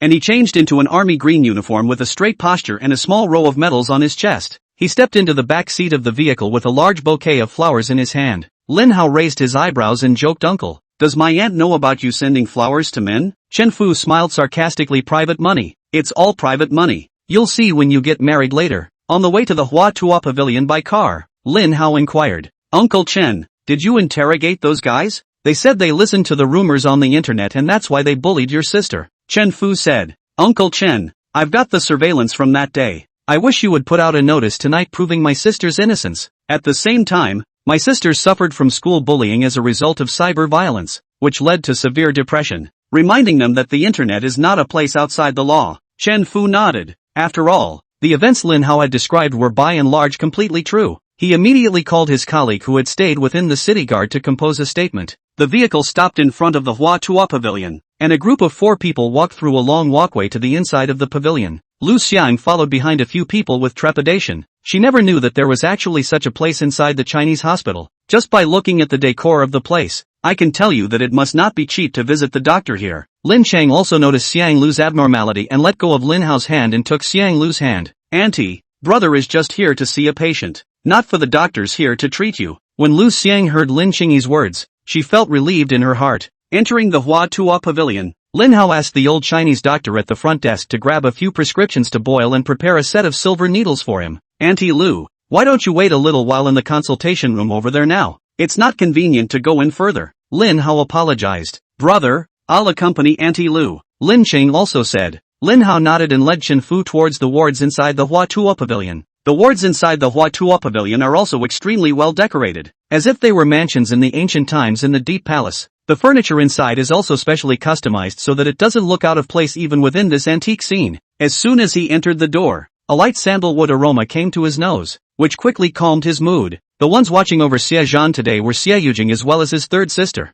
Lin Xiaoxian, the male lead, Zhou Han, had somehow appeared here as well, and he was shyly and attentively talking to Lin Xiaoxian about something. Although Lin Xiaoxian rejected Zhou Han in her heart, she was curious about the knowledge of traditional Chinese medicine Zhou Han recounted from his mouth and chimed in from time to time. How could your brother do this to you? It's really too much. If I had a sister as beautiful as you, I wouldn't want to do that to you. You've apologized in person. What does he want? They are all family members. Do I need you to kneel down? Zhou Han green tea said. Lin Xiaoxian also grunted lightly in dissatisfaction. Yesterday she went home on a rare occasion and wanted to apologize to Lin Hao in front of her parents, but Lin Hao didn't come back until she left. She even suspected that Lin Hao was deliberately avoiding her. Lin Hao scrunched up his nose, inhaled 2 hard breaths, and exclaimed in admiration, "Our wards here are decorated just fine, hey, worthy of a pure Chinese design." You can still smell the tawdry odor of green tea and such a strong sandalwood fragrance. Chapter 42, Can a brain-damaged person receive a subsidy? Who are you calling green tea? Hearing Lin Hao's words, Zhou Han stood up with a miso. Lin Hao rolled his eyes. If the years are useless, they can be donated to others in need. Little Hao, how can you be so rude? Lin Xiaoxian frowned in displeasure. No, Dr. Lin, what is our relationship? Why are we calling each other so close? You've forgotten so quickly about pointing your nose at me yesterday and calling me a bastard? Lin Hao scoffed. He glanced at Zhou Han and let out a cold laugh. Dr. Lin, you don't want an old cow to eat young grass, do you? A charlatan. A few words and you've been coaxed into a clear understanding? That's him having real medical skills. Lin Xiaoxian retorted. You really have medical skills? Lin Hao looked at Zhou Han with a surprised expression. Zhou Han didn't reply, but only gave a condescending cold snort. The corners of Lin Hao's mouth lifted slightly, revealing a scheming smile. So what's this about you having to cripple the old man yesterday? Want the old man to get disability benefits with you? He paused and then looked at Lin Xiaoxian. Can brain-damaged people also receive subsidies now?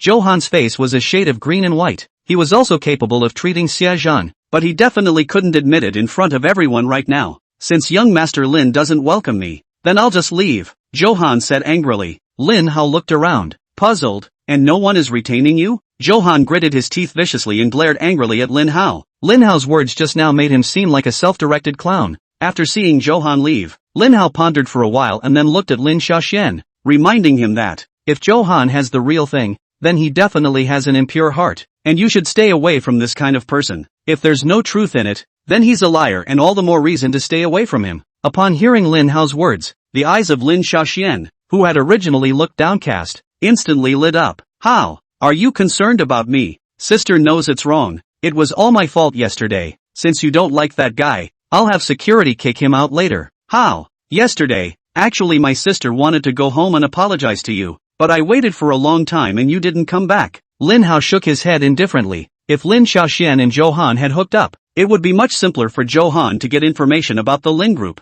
In the middle of the story, the business empire built by Zhou Han was built by sucking the blood of the Lin Group. Even if it was just a slight possibility, he had to stop it from happening. After all, in his previous life as a dedicated laborer, he knew that the only thing that mattered was this splash of riches. On the other side, Chen Fu stood on the opposite side of Xie Zhan's hospital bed, holding a bouquet of flowers and standing in a straight posture. Looking at his idol standing in front of him, he actually looked a little overwhelmed for a big man and looked at Lin Hao for help. Lin Hao walked over to the side of Xie Zhan's hospital bed and smiled. Master, how's your body? When Xie Zhan saw that it was this little guy Lin Hao, he didn't know for a moment whether he should be grateful or angry. Grateful that Lin Hao had cured himself after all. His wounds have been seen by all the leading doctors in the country, all of whom have given recommendations for conservative treatment. Only Lin Hao dared to really open him up, and the disease that had left so many famous doctors at their wits' end had actually been cured by him. He was indeed fond of Lin Hao, and the idea of recognizing a grandson rarely rose. But I didn't expect that this guy rejected his offer and instead asked him to recognize his dad as his godson. Xia Zhan looked up and down at the middle-aged man in front of him. This is the godson you intend to let me recognize? Lin Hao shook his head back and forth. Master, don't talk nonsense. Can I be the one to say such things about the inverted Big Dipper?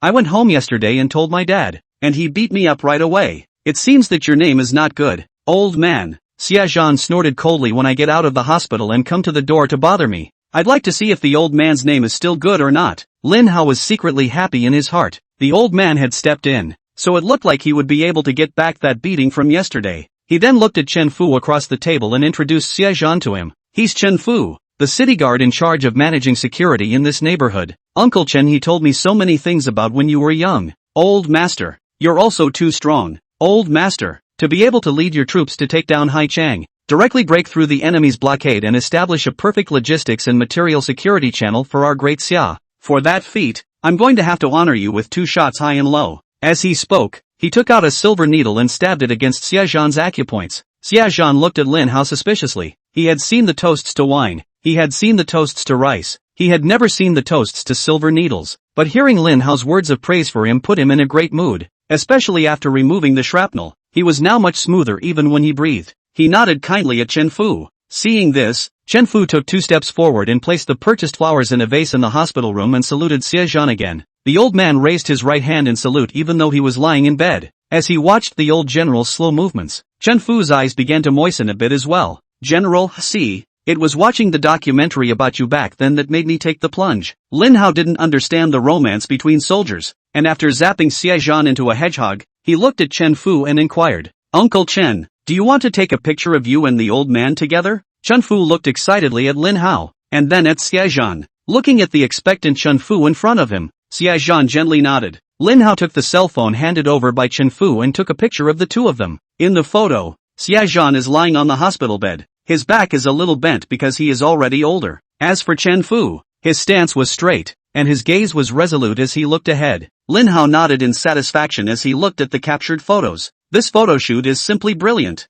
There is no older generation that fought hard and struggled hard to be bent over. Where is the straightened spine of our generation that can no longer bend one iota? The original mediocre photo, by Lin Hao, immediately felt out of context. Xia Zhan looked at Lin Hao with increasing satisfaction and inquired, Xiao Hao, are you engaged to be married? Lin Hao looked at the old man suspiciously and suddenly remembered the plot of the book. Xia War had a granddaughter named Xia Shuangsu, who was also one of Zhou Han's harem in the original book. Xia War grateful to Zhou Han saved his life. Some communication down to feel Zhou Han character is also okay. They want to set up Zhou Han and his granddaughter together. But Xia Finxue was at a rebellious age and very much protested against the idea of an arranged marriage for Xia Zhan. However, she didn't dare to be stubborn with the old man, and wanted to directly beat Zhou Han into submission, so that the other party would know what to do. However, Zhou Han is also a practitioner. Xia Shuangsu naturally cannot help him. The 2 do not fight, and soon get along with the same as buddies. Xia Frost sequence is also righteous, hitching herself up to comfort Zhou Han when he had a fight with the female lead once. Lin Hao looked at his small thin arms and legs, which couldn't stand up to Xia Frost orders tossing and turning.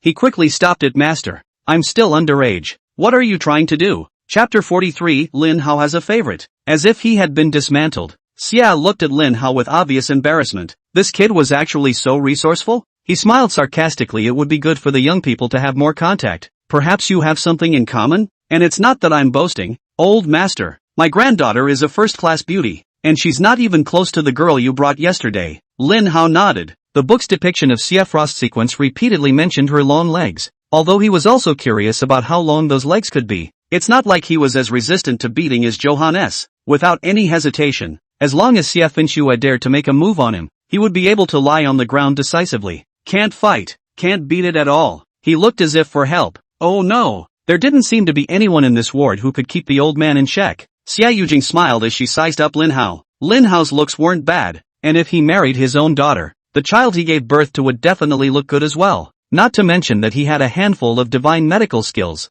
I heard that last night the doctors in the Daxia Medical Research Institute repeatedly watched the video of him doing the surgery, constantly questioning how it was done, and their hairs were all going bald from gripping. Uncle Chen, someone here has an arranged marriage. Do you care? Lin Hao questioned through gritted teeth. General Xie, young Master Lin, I still have to go on patrol on my side, so I'll leave first. Chen Fu said in a hurry. Both of them were existences he couldn't afford to offend, and continuing to stay here would only bring the fish to the pond. Aunt Yujing, the old man is planning to sell your daughter. I believe in Dad's vision. It's definitely not wrong. Xia Yujing laughed. She was now looking at Lin Hao like a mother-in-law looking at her son-in-law, and the more she looked at him, the more satisfied she became. Lin Xiaoxian had just run out mysteriously, and now he was isolated in the hospital room. No, brother has a favorite. It was at this moment that Lin Qing also suddenly appeared. She ran to Lin Hao's side and wrapped her arms around him. Looking at the two men warily, Xia Zhan's gaze constantly flowed between Lin Qingyi and Lin Hao. He had already learned about Lin Hao's birth yesterday from Xia Yujing's mouth. Lin Hao is not the biological son of the Lin family,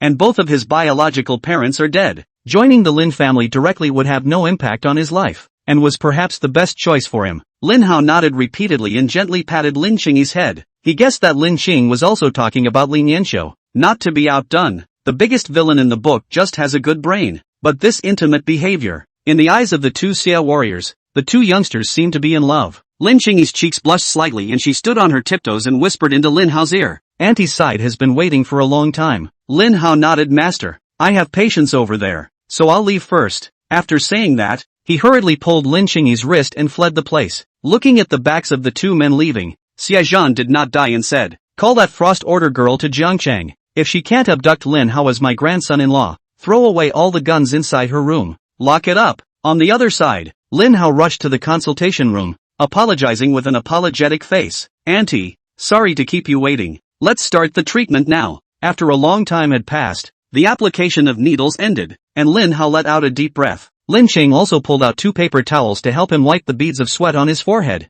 Having never enjoyed this kind of treatment before, Lin Hao's body instantly stiffened and he didn't dare to move a muscle. Christina Liu blushed as she put her shirt and pants back on, not knowing what to say. After this acupuncture, though, she did feel her body was much more relaxed. The ailments that had been tormenting her were now all relieved even without painkillers. Looking at the sky, it was already almost time for school to end, and it was estimated that Lin Yanxiu's side was pretty much packed up. Let's go. The medicine should have boiled up as well, Lin Hao said as he stretched and got up. When he came to the front desk, the old Chinese doctor handed him both the medicine Lin Hao had ordered to be brewed and the silver needle. The old Chinese doctor also handed him an extra bag containing several bags of Chinese medicine. This is the sour plum soup that Third Miss made especially for you, young master. It's just been chilled, so you can drink it straight away, the old Chinese doctor said. Lin Hao nodded. He knew that this was Lin Xiaoxian making a gesture of goodwill with him. You scolded him yesterday and you want to make up with just a few bags of sour plum soup? He thought for a moment, and, with a feigned look of pain, said, let the third sister stop wasting her efforts. I know I'm not a member of the Lin family, but after all, Mom and Dad have raised me for so many years. Breaking bones is still connecting tendons. There's still a hurdle in my heart that I haven't gotten over yet. He paused and smiled bitterly. Maybe in a little while I'll be okay. After all, she's my third sister, and even if she disowns me, she's still my sister. After saying that, he let out another long sigh and left this place with Lin Qingyi and Lu Xiang. Inside the pharmacy, Lin Xiaoxian had been quietly hiding in the corner watching the front desk. She wondered what Lin Hao's reaction would be when he saw that she had boiled sour plum soup for him with her own hands. Hearing what Lin Hao had just said, she felt as if a handful of broken glass had been shoved into her heart. So Hao has never blamed me and still considers me his sister. I said he went too far yesterday, and it's only right that he still won't forgive me. It's all my fault. But how? My sister will make sure you forgive me. When she thought of Lin Hao cowering alone under the cold blanket, only able to lick his wounds in solitude, Lin Xiaoxuan's eyes couldn't help but start to redden. However, Lin Hao wasn't the original owner, and he was still immersed in the joy of being rich. If he could be left alone in a bed of 800 square feet, not to mention being sad, he would be able to laugh at the mere fact that he couldn't roll around the bed twice without hitting the floor. Leaving Hua Tua Pavilion, Lin Hao directly handed Lin Qingyi and Lu Xiang a packet of sour plum soup. The sour plum soup comes in a Ziploc bag that contains Chinese herbs and looks average in appearance. But one bite down, the sweet and sour flavor with a refreshing osmanthus aroma, ice-cold texture disperses a little dry heat in late spring. It was the best sour plum soup he'd ever had. Lin Qing was also amazed by the flavor, and light seemed to appear in her eyes. Getting in the car for the return flight, Lin Hao drove the car and took Lu Xiang around the neighborhood twice, telling her what kind of stores were available where, so that she could go downstairs and take a stroll if she had nothing to do in the next few days. Arriving at the arranged house, at this time, Lin Yanxiu slumped limply on the sofa by the door. Mom, where have you been? What took you so long? she complained. Lin Hao could only see a pitch-black gully attracting his entire sight, and he felt like his entire being was going to be swallowed up. Lin Xing also noticed this scene and tugged hard on Lin Hao's arm, inquiring, "Brother, where are our slippers?" Lin Yanqiu suddenly realized something. Her face instantly turned red, and she immediately sat up straight, one hand still resting on her chest. Lin Hao glanced sadly at Lin Xingyi. Clearly the slippers were neatly placed on the shoe cabinet to his right. Chapter 44, How Dare You Follow Me? Entering the new room, Lu Xiang also couldn't hide the delight in her heart and curiously opened every room. All of the things they had brought with them were neatly stacked in the storage room. Lin Yanqiu didn't unpack anything other than taking out her toiletries and change of clothes. Lin Hao also roughly scanned this house. The basic necessities were there. The only thing missing was some food. He glanced at Xiang Lu and Lin Yanqiu, who had gotten a decent amount of paycheck, but should have saved that money for college. He came to Lin Yanqiu, who was still covering her chest, and laughed lightly. "Sister, didn't you say you were waiting for me to invite you on a date? Let's go to the grocery store together and do some shopping." Lin Yanqiu blushed, stole a glance toward the room, got up and shouted, "Mom, Lin Hao and I are going to the supermarket." Lu Xiang hurriedly stepped out of the room and looked at Lin Hao invitingly. "How? Why don't you and Xing also have dinner here in the evening? I'm going to trouble Auntie at night." Lin Hao laughed. Xiang Lu nodded and pulled out a wad of crumpled change from her clothes pocket, and touched her pants pocket, shoving all the money into Lin Yanqiu's hands. "Remember to buy some of Xiaohao's favorite dishes and come back. Tonight Mom will cook something delicious for you." Lin Yanqiu gently grunted twice and pouted, "Mom, I don't even know who the hell is your child anymore." The supermarket is directly across the street from the west gate of the neighborhood, just a two-step walk away. The group of three went downstairs, and Lin Qingya clung to Lin Hao's arm, interposing herself between him and Lin Yanqiu. Suddenly, two familiar figures appeared not far ahead. Zhang Ing took Liang Evening Night's arm and also walked towards the neighborhood supermarket. "Evening, Lin Hao has really gone too far this time. We mustn't forgive him so easily. Didn't you say this morning that he bought 2 of the latest pineapple phones to apologize? This time, even if he gives me one, I won't easily help him deliver the message," Zhang Ing said. "And he sold so many of my bags. Unless he buys me back all the bags he sold, I'll never talk to him again." Liang Evening Night said angrily. "No, sisters, this Lin Hao is too shameless, isn't he? You can take back any gift given to you? Does he think that by accepting the gift, you're going to be his girlfriend? There are so many people chasing you in our school, and so many schoolboys. He's just an uneducated loser who relies on the fact that his family has some money." Zhang Ing sympathized. Suddenly, she saw a silhouette behind her that was familiar, and with a shocked face she said, "Evening, that guy back there couldn't be Lin Hao, right? I thought his family wasn't in this neighborhood?" Liang Evening frowned, guessing that Lin Hao was trying to find a chance to meet her by chance and deliberately followed her. But even if Lin Hao apologized to her face now, she didn't want to forgive Lin Hao for the time being. Her footsteps couldn't help but quicken a little. "Sure then, let's go. He's so mad at me today. He needs to be hung out to dry a little longer." Zhang Ing tugged on Liang Evening's arm. "Evening,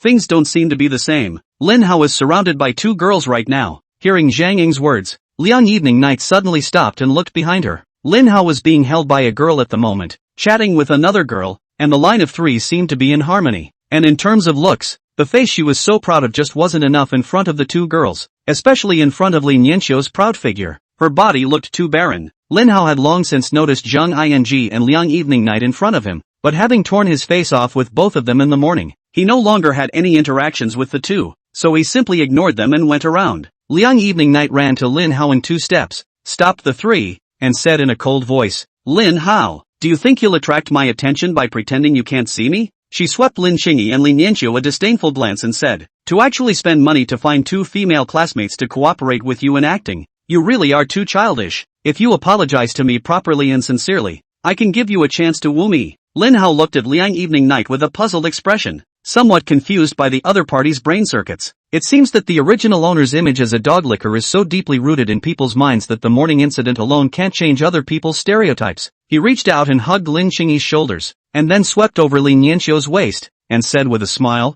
"Thanks. No. Who am I to give up this great forest for a crooked-necked tree like you?" Lin Qing also blushed slightly and smoothly backhanded Lin Hao, still rubbing against his chest. Lin Hao gently pinched Lin Qingyi's face. It was worthy of being the number 1 villain in the book. He understood the situation so quickly, and this acting was superb. Lin Yanqiu looked like she was wandering away from the battlefield, her hands nervously clasped together as her gaze went to the extra hand at her waist. Liang Evening Night gritted her teeth indignantly and glared at Lin Qingyi and Lin Yanqiu. Do you guys think Lin Hao will really like you guys? He's just pissing me off with you guys. When we make up, you'll be dumped." Hearing that she would be abandoned, Lin Cheng also opened her big watery eyes to look at Lin Hao and inquired, "Brother, will you abandon me later?" Lin Hao gently shook his head and smiled. "Brother will grow up with you and won't abandon you." Hearing Lin Hao's words, it was as if Lin Cheng's heart had been struck by a violent blow, and his eyes instantly melted. Liang Evening glared viciously at Lin Cheng and coldly snorted and said, "Men's mouths, lying ghosts. Why do you think Lin Hao brought you here? His home isn't here. This neighborhood is my home. He's just stalking me on purpose, trying to apologize to me and beg for my forgiveness. You two are nothing but toolmen, and you're the only ones who would believe his fancy words." Lin Cheng also made a face at Liang Evening. "Brother is not a stalker. On the contrary, why are you here to stop your brother when you clearly don't like him?" She turned her head to Lin Hao and pouted, "Brother, let's hurry up and go. Auntie is still waiting for us to buy food and cook." Lin Hao nodded and rushed to the supermarket with the two of them in his left arm. Hearing Lin Cheng's words, Liang Evening Night's entire body froze in place. Zhang Ing stepped forward and inquired, "Evening, it can't be that Lin Hao's mom is going to cook for the two girls herself, right? Lin Hao brings two girls home and his mom doesn't even object? The private lives of their rich people are a mess." She paused and inquired, "Has Lin Hao ever invited you to his house for dinner before?" Liang Evening's face darkened into a sheet. The original owner never invited her to dinner but went to extravagant restaurants outside, and never said anything about taking her home for dinner at all. She grunted and stiffened her mouth. "How could I agree to go to his house with that look he gave me? It's not like he's a ing professional chef, and what can he cook?" Chapter 45, I Boil Water for Thieves 6.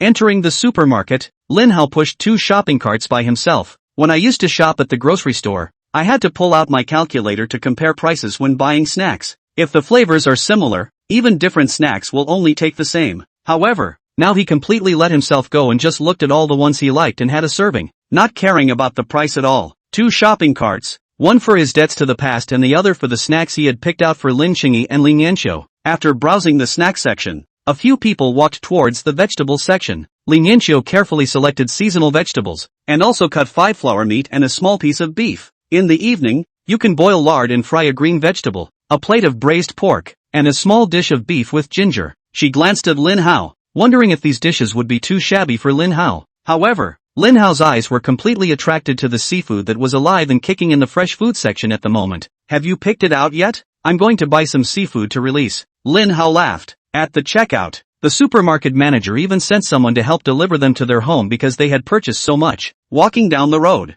looking at the bright moonlight, Lin Hao let out a long sigh. He had just realized that the ego he had let loose was only $283. Obviously, for only $283, he could start with a trip to the grocery store and be happy until he finished all his snacks. But before crossing over, he couldn't even afford to spend the $283 and had been suppressing himself. Lin Cheng also noticed Lin Hao's loss and inquired, "Brother, what's wrong with you?" Lin Hao shook his head and laughed. "I just think that life is so good right now that it's a bit unreal." Lin Cheng also nodded her head repeatedly, and she also had a feeling of unreality during these 2 days. She suddenly hugged Lin Hao and tilted her head up, her eyes glittering with the stars of the sky. "Brother, can you feel me holding you? Does it feel real now?" Lin Hao rubbed her head and wondered what the original owner's brain was all about, how he could bear to bully such a little cutie. He laughed. "You walk like a crab like that. We'll both have to fall on the floor when the time comes." Ling Yanqiu looked at the two of them and also looked envious. If only she could have such a brother. Without realizing it, she gently took Lin Hao's arm and whispered, "Lin Hao, why don't you take those seafood back to eat? It's a little too expensive,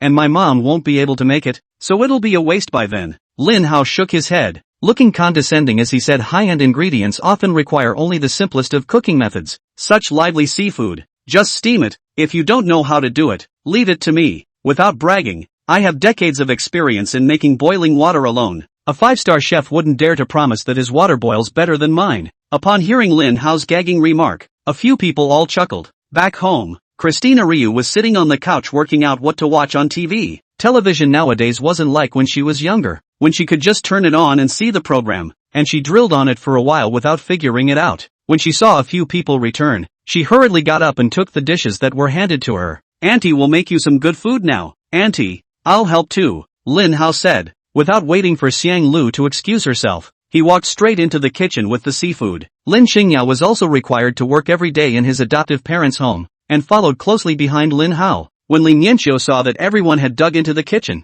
she was too embarrassed to sit alone in the living room, so she also entered the kitchen. The kitchen is large enough that it doesn't feel crowded even when 4 people enter. Lin Hao watched as several people moved skillfully, chopping vegetables and cutting meat, and his little raw cooking skills couldn't even hold a candle to it. He took out a dozen or so Lushan oysters from his shopping bag, pulled out his oyster knife, and started prying the shells off the oysters. These are the varieties that can be eaten straight raw, and each one sells for a whopping $39. Prying open the shell reveals the full, white, chubby oyster meat inside. Squeeze a little lemon juice on it, suck on it, and the whole oyster meat slides into your stomach. The salt of the sea is tinged with the acidity of lemon, and there's a light creaminess in the mouth. The smell made his eyes all light up instantly. Sure enough, a penny is a penny. Hey, in the past, when he had a real craving, he had to eat the $10.08 garlic roasted oysters in front of his house. That flavor is pretty amazing too. It doesn't matter if you put oysters in it or not. After eating 2, he began feeding the other 3. Everyone was raving about the oysters,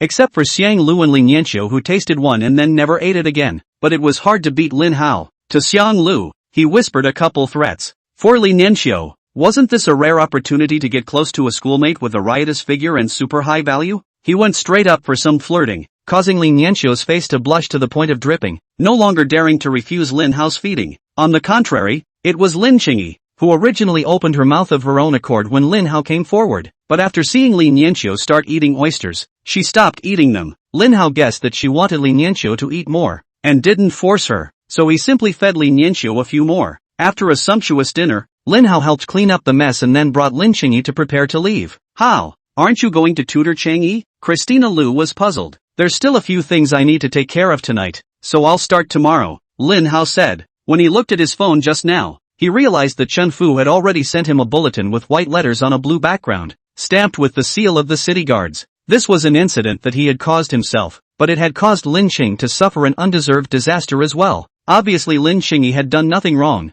Why should he be subjected to their slander? It was after 8 p.m. when we drove back home. There was no sign of mom or dad on the couch in the living room. Instead, there was a young girl lying on her back in an orange revealing halter top and gym shorts. The girl's name was Lin Xiaolan, Lin Hao's 4th sister. Hearing the voice coming from the doorway, Lin Xiaolan instantly sat up straight. However, after seeing that it was Lin Hao, she paralyzed back down. How? So it's you? I thought mom and dad were back? 4th sister, aren't you in college? How come you're back today? Lin Hao asked. Lin Xiaolan bent her knees and sat up, her full breasts being squeezed into deformation by her slender thighs. It wasn't even that crappy college elective. I took one related to self-publishing. He told us to set up a self-publishing account in a semester. 1,000 followers passable. 10,000 followers excellent. I heard that there was a barbecue restaurant in Jiangcheng that was particularly hot yesterday, so I'm going to go shoot a short video of it. Turns out there were so many people clocking in over there, they couldn't even squeeze in. Lin Hao inquired with some curiosity which barbecue restaurant. If you want to eat, I'll bring some back next time. Wait a minute. Lin Xiaolan pulled out her cell phone and clicked, this is the one. In the cell phone screen, a boy in a mask is playing a guitar and singing a song. Walk with me through the streets of Jiangchen. You don't like to spoil your daughter, do you? I favor. Please bookmark sad face. Don't even spoil your daughter, do you? I favor. Chapter 46. I pretend I'm me? Listening to the song coming from her cell phone, Lin Xiaolan suddenly froze. She glanced at Lin Hao, then flipped over her phone to look at the boy in the picture, and then looked up at Lin Hao with a surprised look on her face. She frowned, picking up Lin Hao's chin and looking it up and down, and finally let out a long sigh. Looking at Lin Xiaolan, who had such a complicated look on her face, Lin Hao had a black line on his face, and he probably guessed what Lin Xiaolan was thinking. I guess I was wondering at first if I was the boy, but then I thought about the fact that I couldn't possibly have written such a good song, and finally came to the conclusion that I just looked more alike. He remembered that in the original story, Lin Xiaolan had danced a small dance in this one assignment and had attracted more than 100,000 fans to become a small netizen. Lin Xiaolan didn't actually know how to dance, but that video showed her innocent looks, proud body, dainty movements, and perfunctory attitude to the fullest, especially since she had turned on the location when she shot the video at the time, and the location showed that it was in a small, remote county, where the local housing price was only $2,000 a square meter. The stunning beauty in the remote township instantly attracted the attention of a large number of boys, but then her identity was revealed and her persona instantly collapsed, causing her to suffer a period of cyber violence and depression. And by that time Lin's group was going downhill, and everyone was anxious, thinking her depression was nothing more than pretense. Eventually she couldn't carry the netstorm and chose to end her life. In the original owner's memories, Lin Xiaolan and him were equally defeated existences, and the two could be described as siblings. However, Lin Xiaolan was often scolded for spending money frivolously, while he was favored to go largely unpunished. Lin Hao thought for a moment and decided to confess his identity and help Lin Xiaolan with her homework. That way, there's no persona involved, and the end of Lin Xiaolan's suicide by cyber violence is avoided. However, before he could say anything, Lin Xiaolan's eyes lit up and she instantly hugged Lin Hao's thigh. "Xiao Hao, sister has a once-in-a-lifetime request," pleaded Lin Xiaolan. Hearing these words, Lin Hao felt as if the original owner's memories had awakened, and his entire body shuddered. He remembered that the last time Lin Xiaolan had said that was when she had bought a book about BL, only to be found out by her parents and let the original owner take the blame. The old couple pointed to the original owner to pass on the family name, and seeing that book almost didn't put the original owner in the hospital. Lin Hao tried to draw back his leg, but Lin Xiaolan held him too tightly and dragged him straight off the sofa. "Let go. There's definitely nothing good about you saying that." Lin Hao gritted his teeth. "I'm not releasing it, unless you promise me first," Lin Xiaolan insisted. The commotion downstairs disturbed Lin Qingyi, who had just finished her bath, and she hurriedly ran down from upstairs. Watching the movements of the two, she inquired with a puzzled look on her face, "Brother, what are you doing?" She was wearing a white bunny nightgown with bubble sleeves and two fluffy bunny ears on the hood of the nightgown. Underneath is a matching white bunny bloomer dress with a chunky bunny tail on the back of the butt. Her hair was wet and she had a broken hair dryer in her hand. Seeing Lin Qingyi running down from upstairs in a panic, Lin Hao sighed lightly and said helplessly, "Okay, I promise, but take your hair dryer for it." Lin Xiaolan playfully got up in a hurry and returned to her room to take out a light purple hair dryer. Lin Hao had a cold face and lectured Lin Qingyi, "Next time you can't be in such a hurry when you take the stairs. You still have everything in your hands. What if you roll down the stairs?" Lin Chang also lowered his head, but the corners of his mouth couldn't stop rising. Although she was scolded, her heart felt warm. "Alright, don't be sad either. Come over here and I'll blow dry your hair." Lin Hao lightly laughed. "This hairdryer should be cherished. It's something your brother sold himself to get you." Lin Xiaolan's hairdryer had a strong wind, and it didn't hurt her hair, and it didn't take long to dry Lin Qingyi's hair. Lin Hao ruffled his freshly washed hair, and a scent of shampoo hit his nose. Lin Qingyi's body shook slightly as he looked towards Lin Xiaolan and inquired, "Fourth sister, there's any favor I can do to help you?" "No need to trouble, brother." Lin Xiaolan gave the two a puzzled look. She remembered that Lin Hao hadn't always hated Lin Qingyi. Why had the two become so close? She shook her head and said, "This is something that only your brother can help me with." Lin Hao skimmed his lips and resigned himself to the fact. "Don't sell me short. Tell me, what's the favor?" "It's actually just a small favor." Lin Xiaolan touched her pocket and pulled out a crumpled mask. "Just wear the mask and accompany me to shoot a video." Lin Hao nodded in realization. It turned out that Lin Xiaolan was trying to get him to pretend to be the guitar-playing boy on the internet. That is, to pretend to be himself. Lin Hao, who had wanted to confess, felt that this development seemed quite interesting as well, and it was just a small way to catch her forcing herself to open her business. "Xiao Hao, quickly put on the mask and let me see if it looks like it," Lin Xiaolan urged. Lin Hao nodded and unfolded the crumpled mask. A nice aroma hit the room, and there was a faint lipstick mark on the mask. He couldn't help but raise an eyebrow and looked at Lin Xiaolan again. "The elders give, not to be resigned. A half-sister, but an elder." Lin Hao had just finished his mental construction and was ready to put on the mask, only to see Lin Qingyi grab the mask in his hand. "Brother, I have a spare mask. I'll get it." A fragrant breeze blew by, and Lin Chang also returned to the room to take out a mask. As she descended the stairs, she suddenly remembered Lin Hao's advice and lowered her head to watch the steps carefully to prevent herself from slipping. Receiving the mask, Lin Hao gave Lin Qingyi a puzzled look. The mask she brought was not crumpled, but it was folded at the nose and seemed to have been used as well. "Brother, I don't have any new masks." Lin Qing also whispered, "You won't mind, right?" Lin Hao rubbed Lin Qingyi's head. Looking at the newness of this mask, it was estimated that he hadn't been wearing it for long. "It's only a short video shoot anyway. It won't take long." Putting on the mask, Lin Xiaolan repeatedly compared the boy in the video with Lin Hao and nodded in satisfaction. "How? You can just weld the mask on your face from now on. There will be a lot of pretty girls who will like you." Lin Hao skimmed his mouth. "Alright, hurry up and make it quick." Lin Xiaolan pulled a guitar out of the room and handed it to Lin Hao.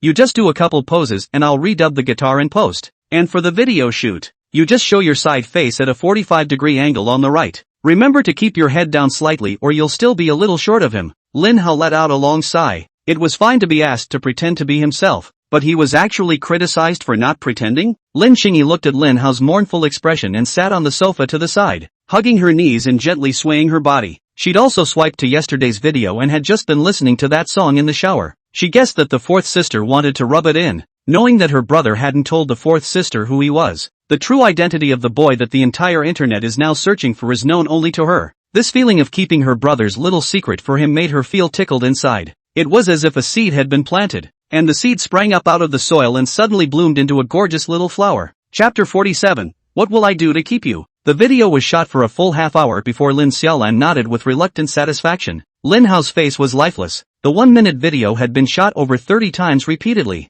and he didn't realize that pretending to be himself was actually so difficult. Lin Xing also sat aside, one foot on the stool, his head leaning on his knee, the other foot gently rocking in the air, obviously in a good mood. Lin Hao ran to her, snapped her hat on, and rubbed it hard a few times. She watched her hair fluff up as if it were fried before she was satisfied and stopped. Lin Xing also tilted her head, lightly biting her lips, her peach blossom eyes watery as if she was aggrieved as she looked at Lin Hao. Lin Hao scratched his head awkwardly and smiled sarcastically. You comb your hair first. When I get out of the shower, we'll make a video together. Hearing that Lin Hao was also going to make a video, Lin Xiaolan raised an eyebrow and provocatively said, How? You're not trying to steal your old sister's heat, are you? Did you just take a video and realize that you do look quite a bit like that god? Do you need my guidance? Otherwise I feel like you're still missing the point by that much. Lin Hao shook his head in fear, picked up Lin Xiaolan's guitar and ran back to his room. Just as he breathed a sigh of relief, the little-tailed Lin Xingyi also ran in with his ass on the line. She went into the check room to pull out a set of big bad wolf pajamas she had purchased on her last shopping trip.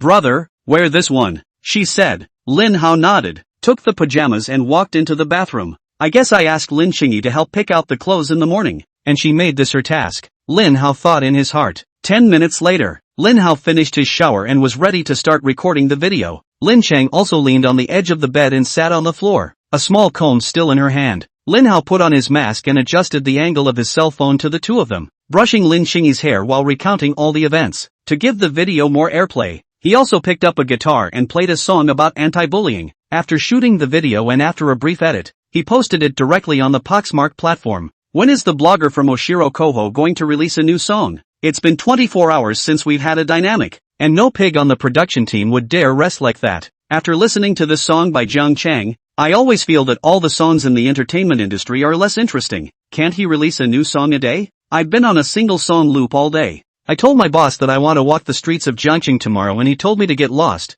Isn't that too much? Even though I'm just over 2,000 kilometers away from Jiangcheng. Lin Hao's song was not made into an audio uploaded to the platform for listening to the song. Netizens can only brush this short video over and over again. As they swiped, they left comments at the bottom of the platform, urging the blogger to hurry up and update. Suddenly a video update popped up, and over 2 million fans clicked on the latest video at the same time. On the screen, Lin Hao recounts a school bullying incident triggered by a captured video clip, and also produces a notice from the city guards to prove the authenticity of the incident. How can there be such people who actually want to pickpocket girls' clothes in public? Isn't this going to ruin the little girl for life? Luckily, the blogger saved his sister, or else what a serious psychological shadow his sister would have to be left with. It's really time to regulate bullying in schools. There are always some people who are unscrupulous because of their underage status. If anyone dares to do this to my daughter, I'll fight for my life and drag them into hell. Am I the only one concerned about why so many people are present and not one of them dares to go up and help? Lin Hao then took the guitar and in a low voice began to sing.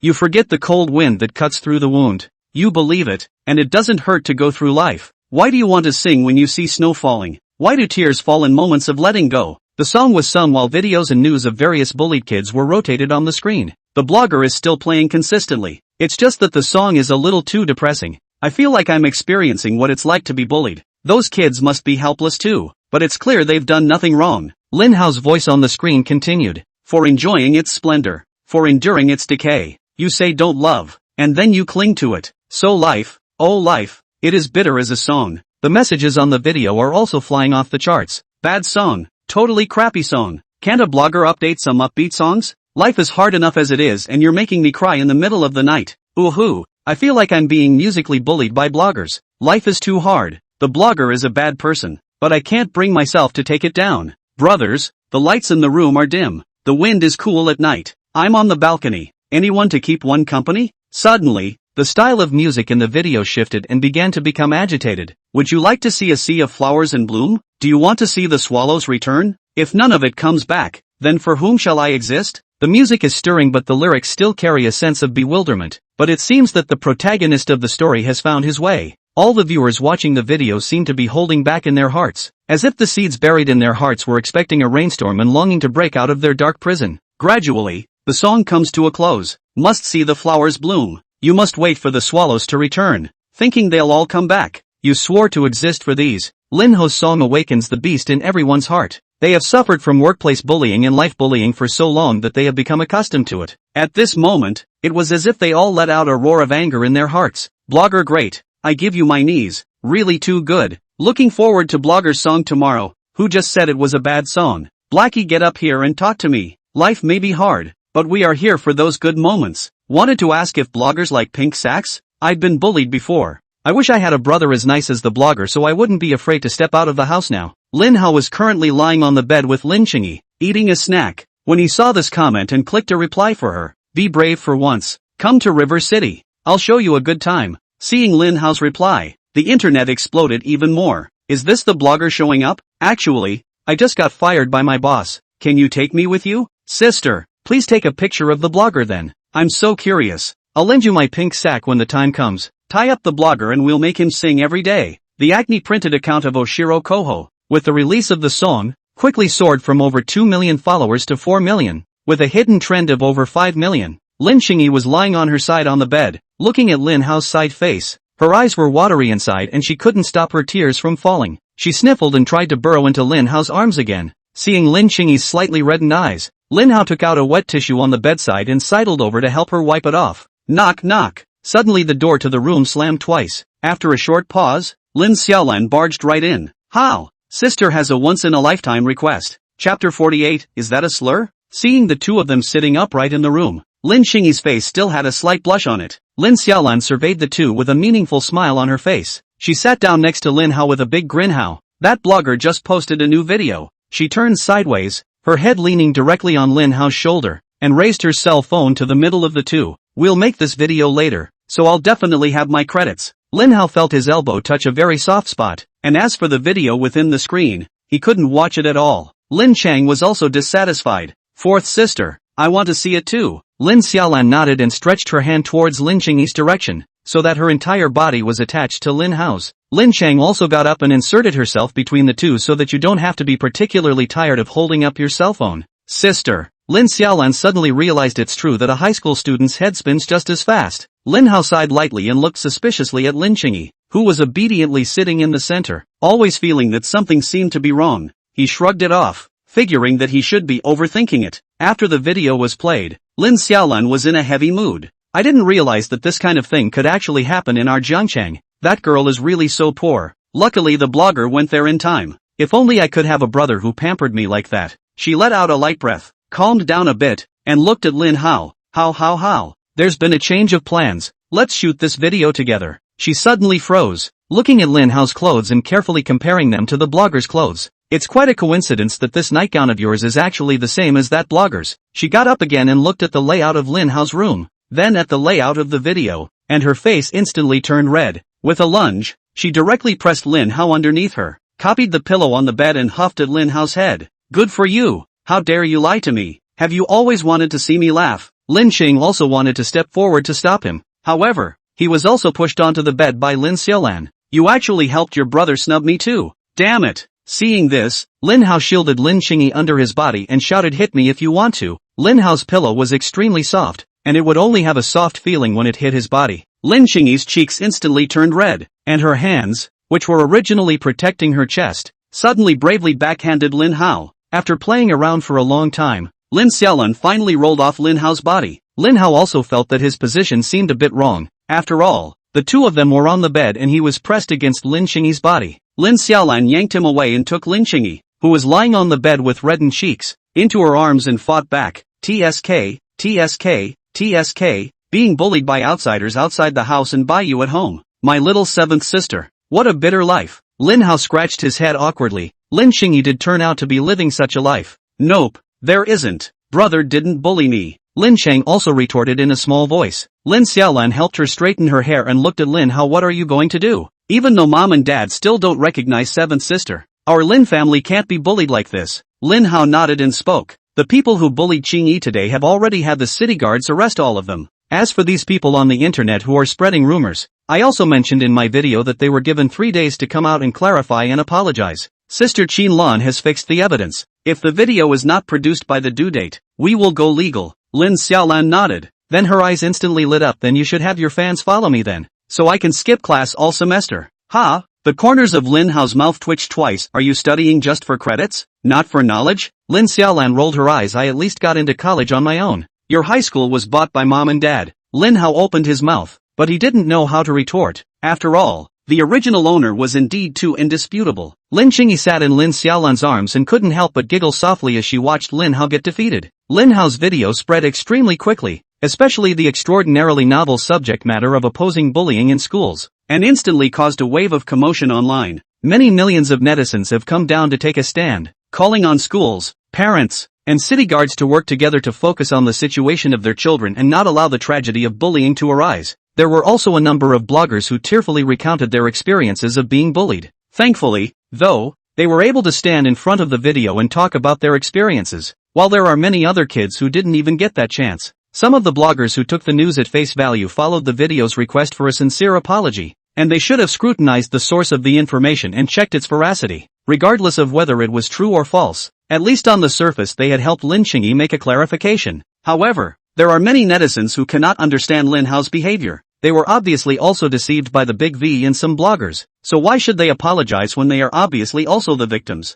They deleted their comments as well as the video they posted to start acting like a dummy. Zhongchang University, Zhang Shuyuan, who had filmed that farce in front of Taida's clothing store in the first place, saw Lin Hao's video. Her last video was a scathing condemnation of Lin Qingyi for actually selling her body for a small amount of profit, an act that objectifies and insults women and must bring her to her knees in apology. Once this video was released, it gave her an instant 20,000 followers and she was already able to start selling her goods live. She had just finished her live broadcast and earned close to $3,000 when she saw Lin Hao's clarification video, and her eyes rolled back in her head. She felt her chance had come, at a time when the entire internet was apologizing. If she could create a reversal, she would definitely be able to attract more attention. So she started studying the video frame by frame, analyzing the lyrics word by word, paraphrasing them and posting them online. Families, I didn't actually want to come out and say such a thing, but I'm afraid that if I don't raise my voice no one will ever dare to speak about it again. We can see in the first video, the Oshiro Koho blogger says that the boy is him, but when you compare them, do you really feel that these two look alike? And among the crowd that was there, you could all hear the price of the girl's introduction. How can someone use something as important as a girl's innocence to defame her? I'm not denying Oshiro Koho as a blogger, and I have great admiration for his musical talent, but in all fairness, how much did it really cost this girl in that story when he stepped in to clear up something that wasn't his to begin with? I too wish that school bullying would just go away, but isn't that blogger using his huge following to distort the truth, depriving us of our right to know the truth? Isn't that bullying us too? Chapter 49, My Father is Everywhere in the Country? Once Jiang Shuyuan's video was released, it quickly became a hot topic as it rubbed off on Lin Hao. The uninformed eaters on the internet were instantly divided into two factions. Sister, I'm with you. If it wasn't for your outburst, who would have known that blogger was actually a human-faced? That girl is not a thing either. After going out to sell, she actually hooked up with a man to help her clarify the situation. Really pawning and standing up again. Am I the only one who follows the blogger shooting the video when the girl is behaving strangely? Would there really be a sister who's at the age where she's about to get married and still clings to her brother so much that he combs her hair? Let me say a fair word. It's fine if a song is good, but to create a song this good in a day, do you guys think it's possible? Are those singers in our entertainment industry all eaters? Maybe he got all his music from copying other people. What is not normal for someone of this questionable character to do? Begging for a hammer. A number of people actually edited a video of every line of Lin Hao's song plagiarizing which song. Some netizens also stepped in to retort, even if you don't believe in Koho Day, don't you even believe in the city guard's announcement? This blogger seems to be saying a lot of things, but there's no proof of anything. It's all just a mouthful of nonsense. And only you bunch of cuties, you're the only ones who'll believe it. Just your plagiarized video clip, a melody copied from 7 songs, and you have the nerve to call it solid? I've got another dictionary here. Why don't you say he's a copyist? Seeing the backlash from the netizens, the original group of netizen keyboards have pressed on. That notice from the city guard just means that the girl was being bullied in school. It's not like she didn't do that kind of thing. Isn't it normal for her to be bullied when she's done that kind of thing? Do you guys want to go to school in a class with someone like that? That's right. After all, that's what you men like. Below this comment there are a number of follow-up comments. The yellow sky is above. I don't share the same fate as gambling and drugs. Jiang Shuyuan saw that the rapidly growing number of fans was approaching the 100,000 mark, and she was now in a very excited mood. A blogger with 100,000 followers, even if he only takes one advertisement a month, his salary is much higher than that of an ordinary laborer. Even if you can't get ads, you can still make a lot of money with a few live broadcasts a month. As for the girl who was vilified, who's to say she didn't have a problem? The big deal is to come out with an apology video when the time comes. After all, you're just putting out your own speculation. You're not explicitly saying what the girls did. It's all a figment of the netizens' imagination. Even if there is an impact on the public opinion at that time, with the passage of time, soon everyone will forget about this matter. On the other side, Lin Hao is massaging Zhao Sidi and Lin Zhangwo at the moment. Mom and Dad, why are you guys home so late today? Zhou Styles closed her eyes and moaned twice in comfort. Xiao Hao really understands a lot more. He used to be out playing wildly at this time of the year, but now not only does he come home every day, but he also knows to sympathize with Mom and Dad's hard work. Lin Zhangwo also nodded. Our Xiao Hao is just developing later. He will naturally grow up after playing enough. Zhao Sidi wiped the wetness from the corner of her eyes and hummed softly. When will Xiaolan be like Xiao Hao, who is all about being an older sister and hasn't grown up until now? Mom, I'm still here, Lin Xiaolan said disgruntledly. She was sitting on the couch next to the two men, sitting with her two paws against each other. She glanced at Lin Hao mournfully, feeling like she had been betrayed. It was clear that both of them were losers, but Lin Hao actually rolled it up, making it seem like she was particularly unintelligent. I'm just saying that for you. You're almost old enough to get married, and you're not even sitting. When I was your age, your second sister was born. Zhao Sidi coldly snorted. Lin Xiaolan snapped her neck and immediately sat upright on the sofa with her legs together. Mom and Dad, you guys haven't told me yet. Why did you come back especially late today? Lin Hao asked again. Lin Zhangwo sighed softly. Jiangqing's current project is pretty much run out of business. If the group wants to grow,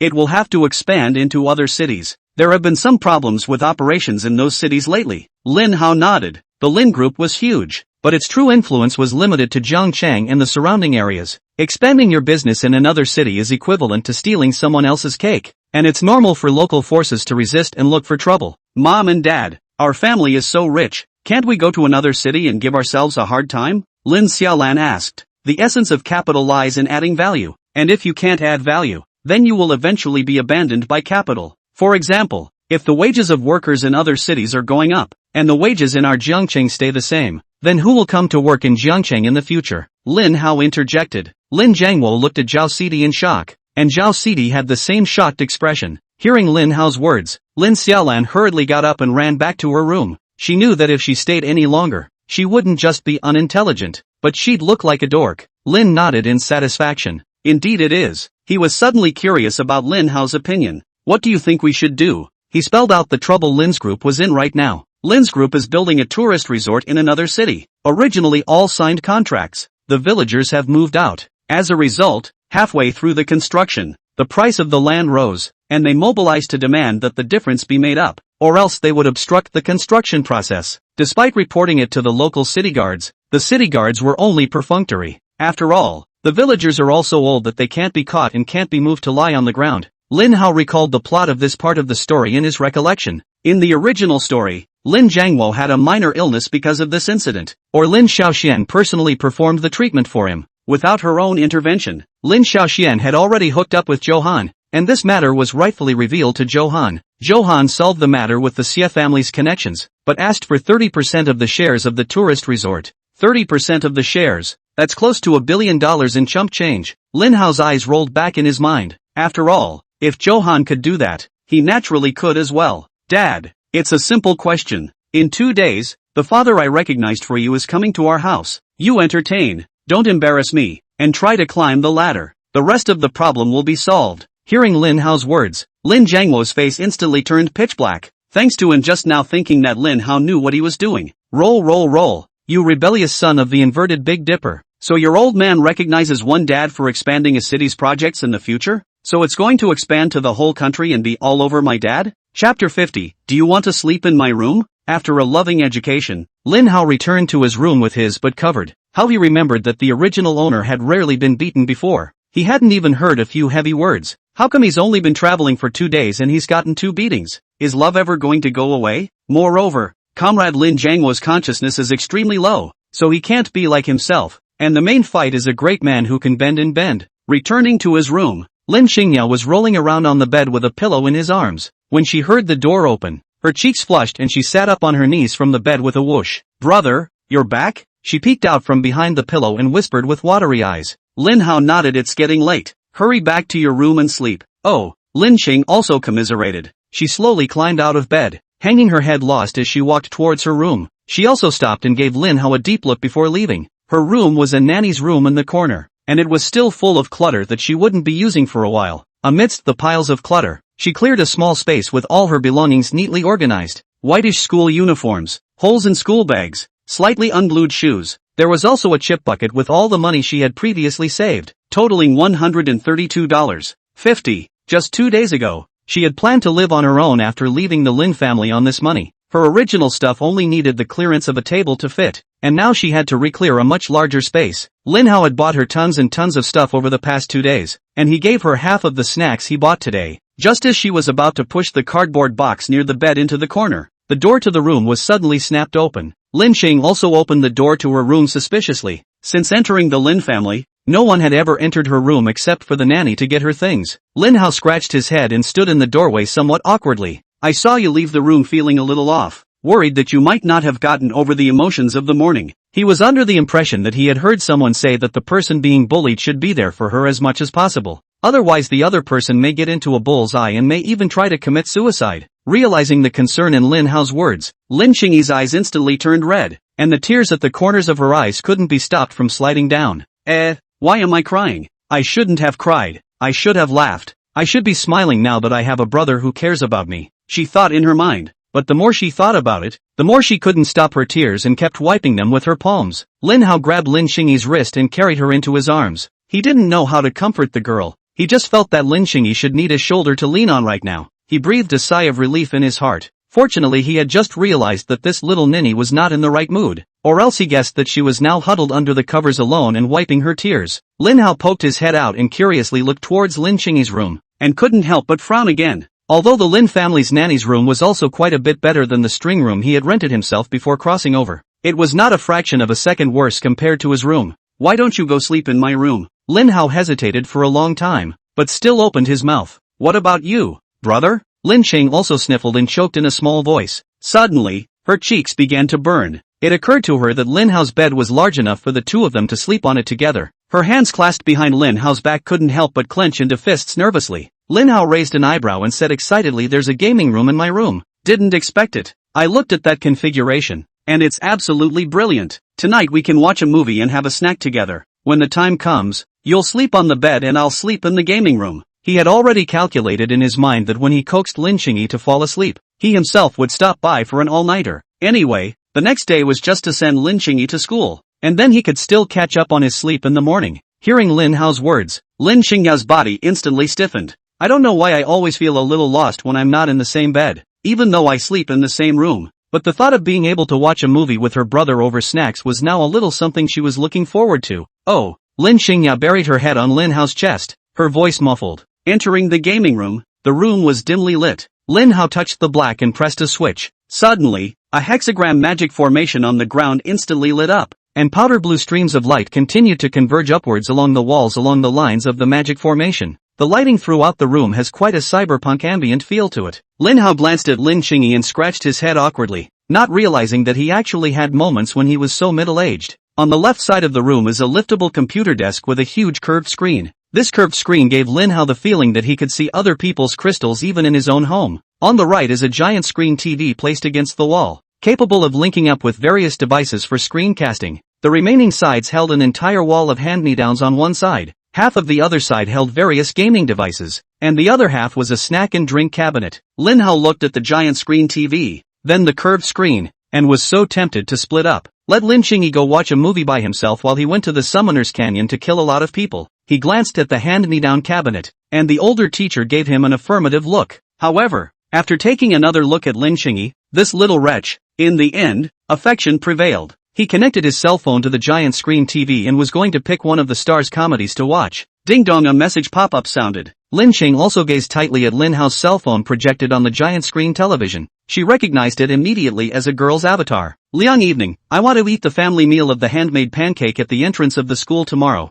Seeing Liang evening's message, Lin Hao was a bit surprised. Before, it was never the original owner who sent her a message. She never took the initiative. Lin Hao clicked on the chat box without a second thought. Which class are you going to think about tomorrow? And I'll tell the teacher for you so you don't have to worry about wandering off in class. No need to thank me. My name is Thunderbolt. Seeing Lin Hao's reply, Lin Qing also snorted a laugh. The worry she had just felt instantly disappearing. Brother, you're really bad like that. Lin Hao rubbed Lin Qing's head. Alright, sit on the sofa obediently and let the old slave serve you. He picked out one of the classic Stars movies, Tong Pak Fu Point, and hugged a bunch of snacks and threw them on the couch. Also took a glass, filled it with ice, and poured a large glass full of happy water. Princess, please drink the water, Lin Hao said with a smile as he handed happy water to Lin Qing. Lin Qing also blushed slightly and pouted. Brother, nasty. Chapter 51, Love You 3,000 Times. The movie had been playing for an unknown period of time, and Lin Qing's posture of watching the movie had gradually leaned on Lin Hao's shoulder from the very beginning of hugging her knees. Lin Hao didn't think much of it,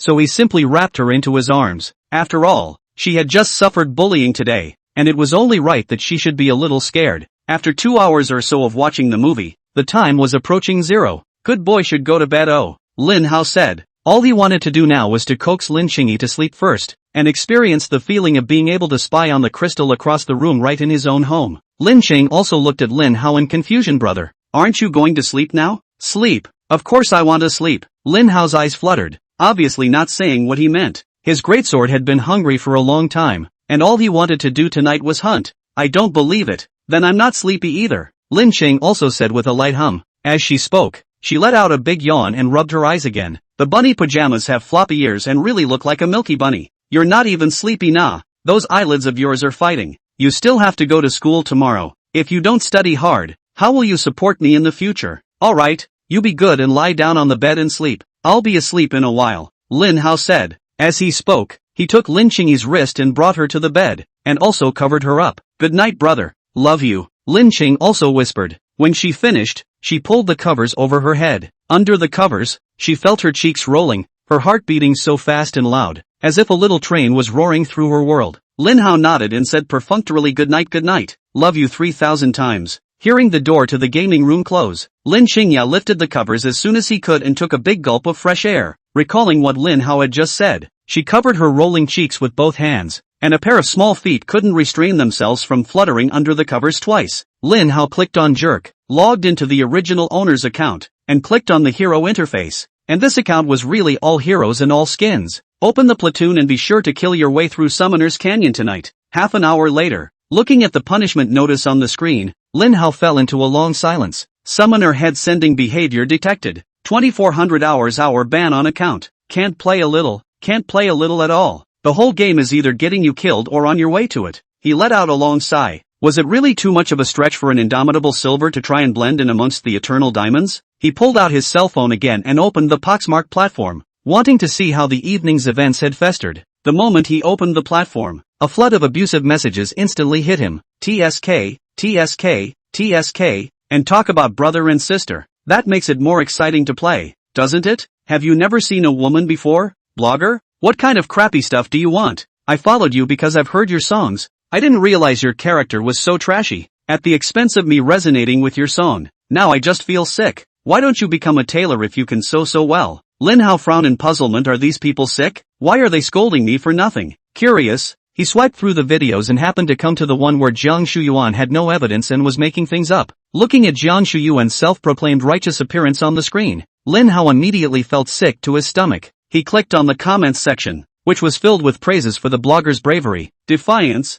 and courage to come out and say a fair word, as well as a large number of uninformed netizens rambling accusations against himself. Lin Hao was going to ask the blogger if this human blood bun was good, but on second thought, it seems like he's adding heat to this blogger instead. While wrestling with what to do with this blogger, the door to the gaming room was gently pulled open. Lin Qing also stood timidly in the doorway holding a pillow and a small blanket. Looking at the light still on in the room, she inquired, brother, you're still up? When Lin Hao saw Lin Qing in this state, how could he not know that she had come specifically to give himself a quilt? He took a deep, calming breath and smiled. Sleep now, brother, why don't you join us in bed? Brother's bed is big enough for the two of us to sleep together. Lin Cheng also pursed her lips and whispered. Ha! Lin Hao's mouth opened wide in shock, feeling his head explode. He didn't have any siblings in his previous life, but it shouldn't be too wrong for the two of them to sleep together at their age now, right? What's more, if they grew up together as children, it would be fine if they had a good relationship and slept in the same bed. But Lin Xingya and the original owner's previous relationship was not good either. He scratched his head in confusion, glancing at Lin Xingyi from time to time, momentarily wondering what this was all about. Lin Xingya sniffled and said, brother, I'm afraid. Hearing Lin Xingyi's words, Lin Hao let out an "oh" and instantly felt a sudden realization. It turns out that this bullying has left Lin Xingyi with too deep a psychological shadow, and she is now afraid to sleep alone in a dark and empty room. And in this house, all she could rely on at the moment was herself. Lin Hao's bed was so big that the two of them couldn't even get next to each other while lying on the bed. Lin Cheng also laid on her side facing Lin Hao in a regular manner, and also reached out a hand to gently pinch the clothes on Lin Hao's sleeve. Lin Hao lay in bed contemplating how to take revenge on that blogger. If it was just a matter of calling the police and letting the city guards arrest them for rumor mongering, I'm afraid it would just go through a long period of bull asterisk asterisk asterisk asterisk. The probable end result of the process will be for that blogger to produce a clarifying video and apologize. And during the period of the rip-off, this blogger could have totally rubbed off on this wave of traffic and realized a further increase in her fan base. The internet has no memory, and after a while, fans will fade away from this one. Instead, that blogger gets an active account with hundreds of thousands of followers. Lin Hao didn't want to just let go of someone who ate human blood buns. He was bound to make the other party pay a huge price. In a haze, he was already vaguely sleepy when he suddenly felt a soft, warm and fragrant pillow arch into his arms. Lin Hao instantly lost his sleepiness and stiffened up. Just now he almost had to stretch out his leg to pin the pillow down. He lowered his head and looked at the curled up Lin Xingyi, gently ruffling her hair. He shook his head helplessly, not realizing that this little ninny was such a bad sleeper. Looks like we'll have to find a way to help ease her relationship with her other sisters. Otherwise, if I have to sleep like this, I'll be the one who should be scared. Lin Hao thought. Lin Xingyi closed her eyes tightly, her eyelashes fluttering lightly as she felt her heart beating so fast. Seeing that Lin Hao didn't dodge or push her away, the corner of her mouth couldn't help but hook up. Looks like there was even a beautiful dream. Lin Hao laughed. Leave all those messy things to brother. Chapter 52. Why can't you get rid of it? The next morning, when Lin Hao woke up, Lin Xingya was long gone from his bed. He stretched, his bones wailing. He always felt as if he had dreamt of a ghostly bed last night and couldn't move. He saw a shirt with Nick Fox on it and a pair of baggy blue jeans hanging next to the bed. It was assumed that Lin Xingyi woke up and picked out clothes for him before going back to his room to wash up, changing his clothes and walking out of the room. Lin Xingya didn't know how long he had been waiting at the door. She had a shirt with Judy Rabbit on it, and it was knotted at the hem, showing off her slim waist. Underneath was a pair of tight jeans that wrapped tightly around her slim, slender legs. Mom and Dad had already left for the office long before breakfast time. Lin Xiaolan dragged her head, her hair disheveled, and stabbed a bun with chopsticks, eating it with lack of interest. Seeing the clothes the two were wearing, her eyes instantly lit up with an eating face. How? What's with this outfit you guys are wearing? Lin Hao lowered his head and looked at his clothes, wondering what's wrong. I took Aoya and her classmates with me to buy it last time. Lin Xiaolan raised her eyebrows, an anti-smile on her face. Oh? Lin Hao rolled his eyes. It's a Mad Animal City themed outfit. Cheng Also's classmate bought a Sloth Lightning one at the time. Said it would look better in pictures when the three of them hang out together later. He pulled Lin Xingyi's wrist and sat down at the table together. Fourth sister, when are you going back to school? Lin Hao asked. Lin Xiaolan's face instantly collapsed. We'll go after dinner. We have to go to early 8 today. She suddenly stopped, glanced at Lin Hao, and inquired. How? Did you watch that video on the internet yesterday? Lin Hao nodded, his expression somber. Already saw it. Let the bullets fly for a while. Since she wants to eat human blood buns, I'll make it so she can never eat this bowl again. Lin Xiaolan glanced at Lin Hao and nodded heavily. She was also so angry she was about to explode in place when she saw that short video yesterday. It was so hard to clarify the facts and return Lin Xingyi's innocence, only to have it ruined by that one baseless video. She held up the chopsticks poking the buns pretending to be a microphone and reached out to Lin Hao. May I ask how? What are you going to do in the face of this slanderous situation? Lin Hao took a bite of the bun that reached his mouth, cleared his throat and said, the script has been conceptualized. He looked at Lin Xingyi, who had her head down and was taking small bites of the bun, and inquired, heroine of the story, are you ready to go on? Lin Cheng also wandered away from the situation, keeping her head down and looking at the Judy bunny on her dress. Suddenly asked. She looked at Lin Hao suspiciously and silently passed the bun in her hand to Lin Hao's mouth. Lin Hao angrily bit the bun down in one bite, not realizing that Lin Xingyi actually thought he was trying to figure out her bun. But this bun is only half. No, half. Lin Chang also lowered her head, blushing, and took small sips of milk. Lin Hao scratched his head awkwardly, his gaze also looking at the remaining breakfast on his plate. Lin Xiaolan swept a glance at the two. The corner of her mouth couldn't help but raise, always feeling that these two were so knocked up. The three of them ate breakfast together, and then each of them left for school to go to school. When passing by the school entrance, Lin Cheng also saw the bustling hand-cooked cake stall in front of the school and whispered, "Brother, I'd like to treat Ginger Shan to a hand pie." Lin Hao nodded. In the past she had rubbed up against Jiang Shan's breakfast, now she should be trying to repay back. He bought 2 family photos,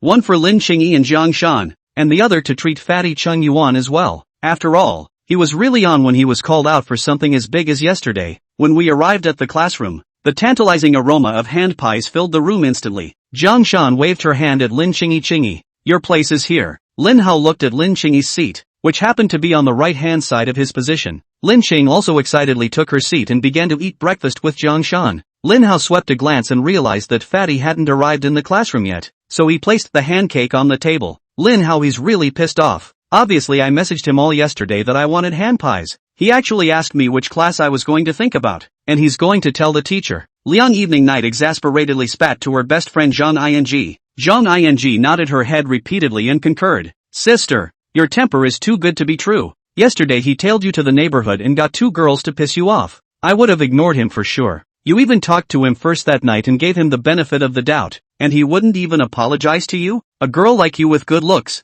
good grades, and a good temper. Someone like Lin Hao doesn't deserve you at all." Liang Evening Night nodded her head indignantly, deciding that she would never take the initiative to send a single message to Lin Hao again after that. Entering the classroom, Zhang Ing suddenly smelled the scent of handmade pancakes. Looking in the direction of the scent, he happened to see a large hand-cooked cake on Lin Hao's table. She couldn't help but scoff. It seems like he should have just been a tough talker yesterday and bought you a hand-me-down today after all. And it wasn't even for Narahara to help bring it, so I'm sure he regrets it. Liang Evening Night snorted lightly. Does he think that if he personally buys me breakfast once, I will forgive him? She walked over to Lin Hao's desk and slapped it hard. Noticing Liang Evening Night's approach, Lin Qingyi hurriedly moved his stool next to Lin Hao and glared at Liang Evening Night with an unkind expression. Liang Evening Night looked at Lin Qingyi and couldn't help frowning. "Why are you still chasing the class, you vixen? Didn't I tell you that it's me he likes, and you guys are nothing but tool people? Can't you see the other girl has given up? Why are you still so shameless?" She suddenly nodded as if she had figured it out. That's right,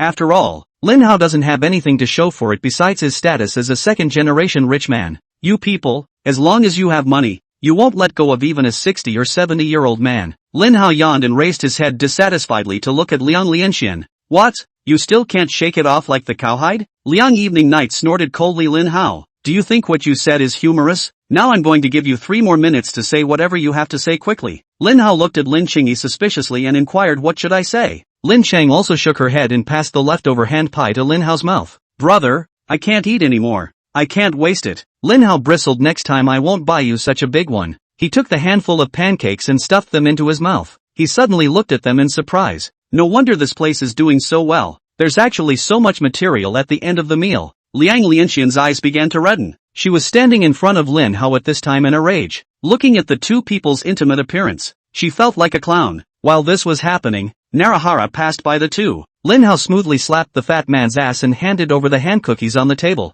"Here, your reward." Someone received the hand cake and said with a shocked face, "Really? Righteous Father." Chapter 53. God closed that door for her. Ha! Seeing Lin Hao give the hand cake to Cheng Yuan, Liang Evening Night's tears instantly welled up in her eyes. "Lin Hao, you've gone too far." After saying that, she turned around and went back to her seat, lying down on the table, her shoulders still shaking, as if she was greatly aggrieved. Cheng Yuan glanced at Liang Evening Night and snorted disdainfully. He didn't have a good impression of this Liang Evening, who was both spending Brother Hao's money and yet speaking coldly to him. He looked at Lin Qingyi again and smiled. "Brother Hao, my sister transferred to our class today?" Lin Hao raised an eyebrow and corrected, "This is my sister. If you want to call her by her full name, Lin Qingyi, and you're not even allowed to save the last name. Never mind, you'd better pass the word through me if you want her. I'm her agent." Someone spread his hands. Okay, for the sake of you bringing me breakfast, I'll listen to all my righteous father today." Lin Cheng also remembered Narahara, and she nodded kindly at him. In the morning, since there was an extra student who had transferred over, the homeroom teacher first let Lin Qingyi briefly introduce himself. Lin Hao realized that the knot at the hem of Lin Qingyi's dress had been undone. and the wide dress completely covered her proud figure. However, her pretty face and cool temperament attracted the attention of all the boys despite her icy voice when she introduced herself. Lin Qingyi's scores have been #1 in our grade ever since she enrolled. I hope you can learn from her and try to bring your marks up again, the class teacher added. Hearing that Lin Qingyi's results had been first place, everyone's mouths opened wide in shock. She's the #1 in our school. Shouldn't first place be one of those girls with thick glasses and greasy hair? How did she get good grades and look good? Which door did God close for her anyway? Oops, I feel like I'm going to fall in love. Liang Evening Night frowned and looked at Lin Qingyi with a gaze filled with resentment. She had originally thought that Lin Qingyi was nothing more than a vixen pestering Lin Hao, but she hadn't realized that the other party's academic performance was actually better than hers. She glanced back at Lin Hao, whose eyes were already fighting, and she couldn't help but shake her head disdainfully. A dude like Lin Hao couldn't even look at her, let alone Lin Qingyi, who was even better than her. She was now even more convinced in her heart that Lin Qingyi was nothing more than Lin Hao paying to piss her off. The homeroom teacher tapped the table twice and told Lin Qingyi to return to his seat. Next we start the class. When Lin Hao heard the word class, he felt as if he had been struck by some kind of magic, and his entire body instantly fell onto the desk. As he slept in a daze, he felt someone poke him in the face. Brother, school is over in the morning. Lin Qingyi's soft and sticky voice came. Lin Hao yawned and stretched greatly. He tilted his head up in a daze and looked around, as if he hadn't woken up. Wondering dinner? Lin Qing also smiled and took Lin Hao's arm. Yes, brother, we should eat together. Lin Hao rubbed his eyes and looked at Chung Yuan. Fatty, go, righteous father will take you for a rub. He looked at Jiang Shan again. Let's go. Let's dry rice together. The cafeteria of Jiangchang High School is divided into 2 floors. The first floor is the ordinary student dining hall, and the second floor is the faculty and staff dining hall. The principal, Derek Wong, feeds all staff and students the same meals in order to ensure the quality of the students' meals. After ordering on the first floor, faculty and staff bring their trays to the second floor before eating. Entering the restaurant, Narahara took the initiative to say, "Ho, you guys go ahead and take your seats. I'll go stand in line for you." It was at this time that Liang Evening passed by a few people. She ordered to Lin Hao, I want to eat the usual dishes. Order and bring it up to my table, and you'll be grudgingly allowed to sit across from me today. Lin Hao gave Liang Lianxian a puzzled look and nodded with a smile. Fine. I'll be sure to send it over when it's ordered. Liang Evening Night gave Lin Qingyi a provocative look, seemingly swearing sovereignty. Hearing Lin Hao's words, Narahara sighed softly. Originally, he thought that Hao had finally gotten rid of Liang Evening Night, but he didn't expect that just being able to sit across from her for dinner would make Hao fall again. Brother Hao, you guys go sit down first, and I'll help her with Liang Evening Night's portion as well. Lin Cheng also hung her head, looking lost, and hugged Lin Hao's arm a little tighter. Brother, I could have fought for food too, she whispered. Not letting her brother stand in line to get his food himself was the only way she could think of to preserve his face. Lin Hao grabbed the fat man's clothes and laughed. With our status, what's the line for? He told a few people to wait here for a moment and went straight to the window where he was to get his food. Narahara gulped and looked at Lin Hao's back in shock. Worthy of my brother Hao. It's just so shameless. Nope. It's just so arrogant. Against all these people, how dare you just cut in line? The onlookers were also surprised to see Lin Hao just naturally walk to the front of the line. They hadn't expected anyone to cut in line at a place like school. Hey, classmate, you're not trying to cut in line, are you? Which class are you from? Can't you see that everyone is lining up honestly? You're too shameless, aren't you? Auntie, you're not allowed to feed him, or we'll sue the principal. Auntie glanced at Lin Hao and said in a cold voice, student, don't delay everyone, hurry up and get in line. Lin Hao ignored the words of the crowd and directly shouted to the back kitchen, Master Lu, 4 dishes and 1 soup, send it to the box. The chef known as Chef Lu poked his head out of the back kitchen, and after realizing it was Lin Hao, he hurried to him. Young Master Lin, what brings you to the cafeteria today? If you had told me earlier, I would have prepared some ingredients for you too, wouldn't I? Lin Hao smiled and quipped, it's been too long since I've eaten Uncle Lu's cooking. It's just a whim, Uncle Lu, just watch and do it. If it's troublesome, my side of the line is fine. Master Lu shook his head repeatedly. No trouble, no trouble. Just take your classmates to the box to rest for a while. I'll wait until it's done and bring it up to you. Thank you, Uncle Lu. Lin Hao laughed. He turned to his classmate who had just told him he was cutting in line with a crooked smile as high-mindedness and stepped out of the six-pack, arriving in front of Lin Qingyi. He gave a yay gesture and led the 3 of them towards the private rooms on the 2nd floor. All the students in line looked at the scene in front of them in shock. Did that Master Lu's attitude turn out to be this good? Good. Did you forget the last time someone said he didn't cook well and almost got into a fight with someone? Did our school turn out to be able to order food? The next student in line looked at the remaining meal on the window and didn't have anything he wanted to eat. and also mustered up enough courage to yell to the back kitchen, "Master Lu, stir-fry me a plate of back-to-basics pork." However, this one time of extroversion was exchanged for a lifetime of low self-esteem. Master Lu didn't even poke his head out and cursed directly. "And you eat back to the meat. I see you look like back to the meat. Chop me up for you to eat or not?" Chapter 54. So it's not that you don't know how to do it, but that I'm not worthy. At lunchtime, all the students and teachers of the school gathered in the cafeteria to eat. The school's range hood is not very effective, and Master Lu was frying in the back kitchen, and the rich aroma went straight to the dining room. There was a sound like hot oil being poured on something, an aroma of peppercorns and chili peppers mixed with fresh fish then wafted out of the back kitchen. Boiled fish. It's definitely boiled fish. This tastes so authentic too. Shortly afterward, there was another upsetting sound from the back kitchen, and with it came the aroma of bean paste laced with pork. Isn't that the gyro meat you just ordered? A classmate scoffed. Mr. Ho Chi Minh sucked in his nose and said with a sad face, so it's not that he doesn't know how to do it, it's that I don't deserve it. I think I just saw crawfish, and it was garlic. Wow, this is too flavorful. Is our school chef this good? The students in the cafeteria smelled the gusts of aroma wafting out from the back kitchen, looked at the clear soup on their plates, and couldn't help but wonder how their lives could be so bitter. At this time, the principal,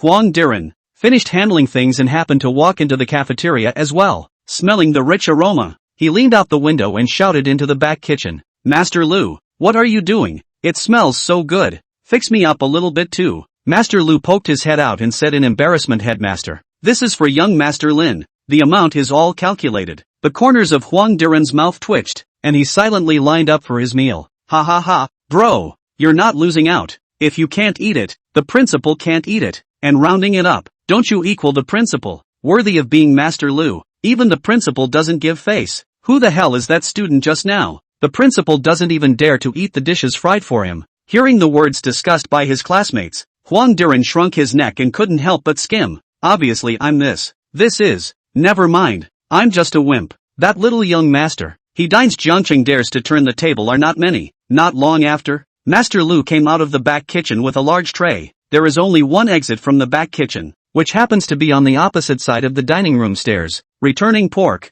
garlic crayfish, boiled fish, sautéed seasonal vegetables, and Westlake fish soup, 4 dishes and 1 soup, were placed on a tray full of food. It went through the entire cafeteria and ended up in a box on the second floor under the reddened gaze of all the students. On the other side, Lin Hao was sitting in a box with 3 people. This box is usually used for entertaining some VIPs who come to the school and is not open to the public. Lin Hao flicked Lin Xingyi's head and said with a serious face, "You're already big, so if you have a boyfriend in the future, don't hold on so tight, okay?" Lin Chang also lowered her head and covered her forehead, letting go of her hand in aggravation. The moment she looked down, she suddenly covered her chest again and her face began to flush. She whispered slyly, "I hugged you like that because you're a brother." Lin Hao pinched her face, just in time to give her some legal knowledge. In the case of female assault, the probability of an acquaintance committing the crime is more than a little higher than that of a stranger, and defense is not an option. So in the future you will learn to sleep alone and go to the bathroom alone. As he said this, he hummed, "Starting today, I'm going to the bathroom by myself. Mom and Dad,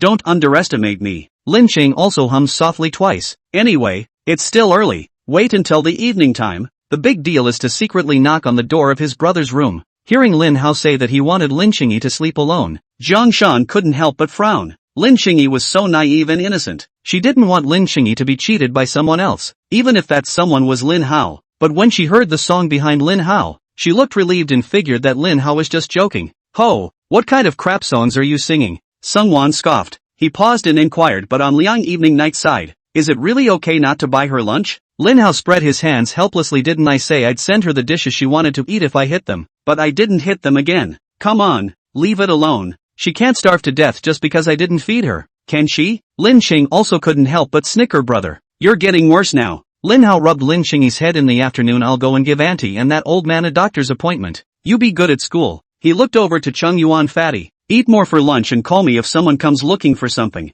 Wait for me to come back and kill that bastard." Chang Yuan slapped his chest and assured, "Righteous father, I'll take care of it." Lin Xingya deflated in aggravation and let out a small "oh." "Study hard, don't be like me, uneducated. Just know how to spend mom and dad's money, and thinking about my sister to make money for me to spend when she grows up, you know?" Lin Hao teased. Lin Chang also nodded and laughed. "Then when I make money, I'll give it all to my brother to spend." She suddenly remembered something and lowered her head to her toes. "So, brother, Does this count as raising you? Lin Hao nodded repeatedly. Of course it counts. Hearing Lin Xingyi's words, he couldn't help but feel a sense of relief in his heart. It wasn't in vain that he had worked so hard to spoil Lin Xingyi. And finally he was considered to have achieved a little bit. Squeaked. The door to the VIP room opened and Master Lu placed a plate of food on the table. Young Master Lin, if it's not enough or if you want anything else, just say so. Master Lu laughed. Lin Hao nodded and greeted the crowd. Uncle Lu's fried food is a masterpiece. You guys are in for a treat today. He looked at Master Lu and inquired,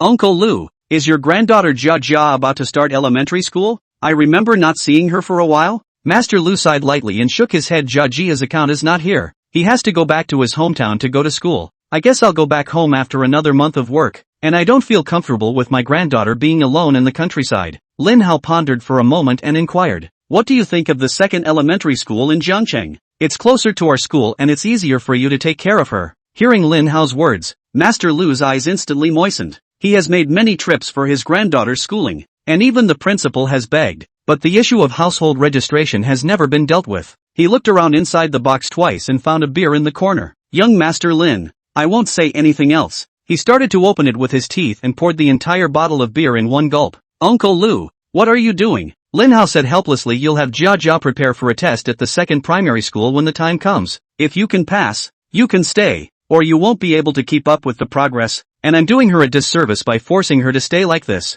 Master Lu nodded repeatedly. Jia can definitely pass. She's very smart. If she can't pass, I definitely won't bother young Master Lin again. Lin Hao nodded and waved his hand at Master Lu. He looked at the dishes on the table, and then at Master Lu's back, and couldn't help but sigh in his mind. Money is such a good thing. What others have worked so hard and spent a lot of time on can't be solved. One can help others with just a word. He rubbed Lin Xingyi's head and admonished, in the future, study hard and get better every day. Don't think about all that nonsense. Your brother doesn't have a good heart and wants to hold on to tens of billions of dollars in savings for the rest of his life and live so plainly. Chapter 55, he shouldn't know anything. Don't think about the mess. Lin Xingyi suddenly froze for a moment. She cocked her head and glanced at Lin Hao, then gently shook her head again. My brother is dull. He shouldn't have noticed anything, she thought in her mind. Lin Hao couldn't help but shake his head even as he looked at Lin Xingyi's dumbfounded appearance. Foolish Lin Xingyi, just settle down and be the little princess of the Lin family. Don't even think about taking away my splash of heaven's riches. Lin Xingyi picked up a crayfish with her chopsticks, sucked a mouthful of the soup on it, and passed it in Lin Hao's direction. Brother,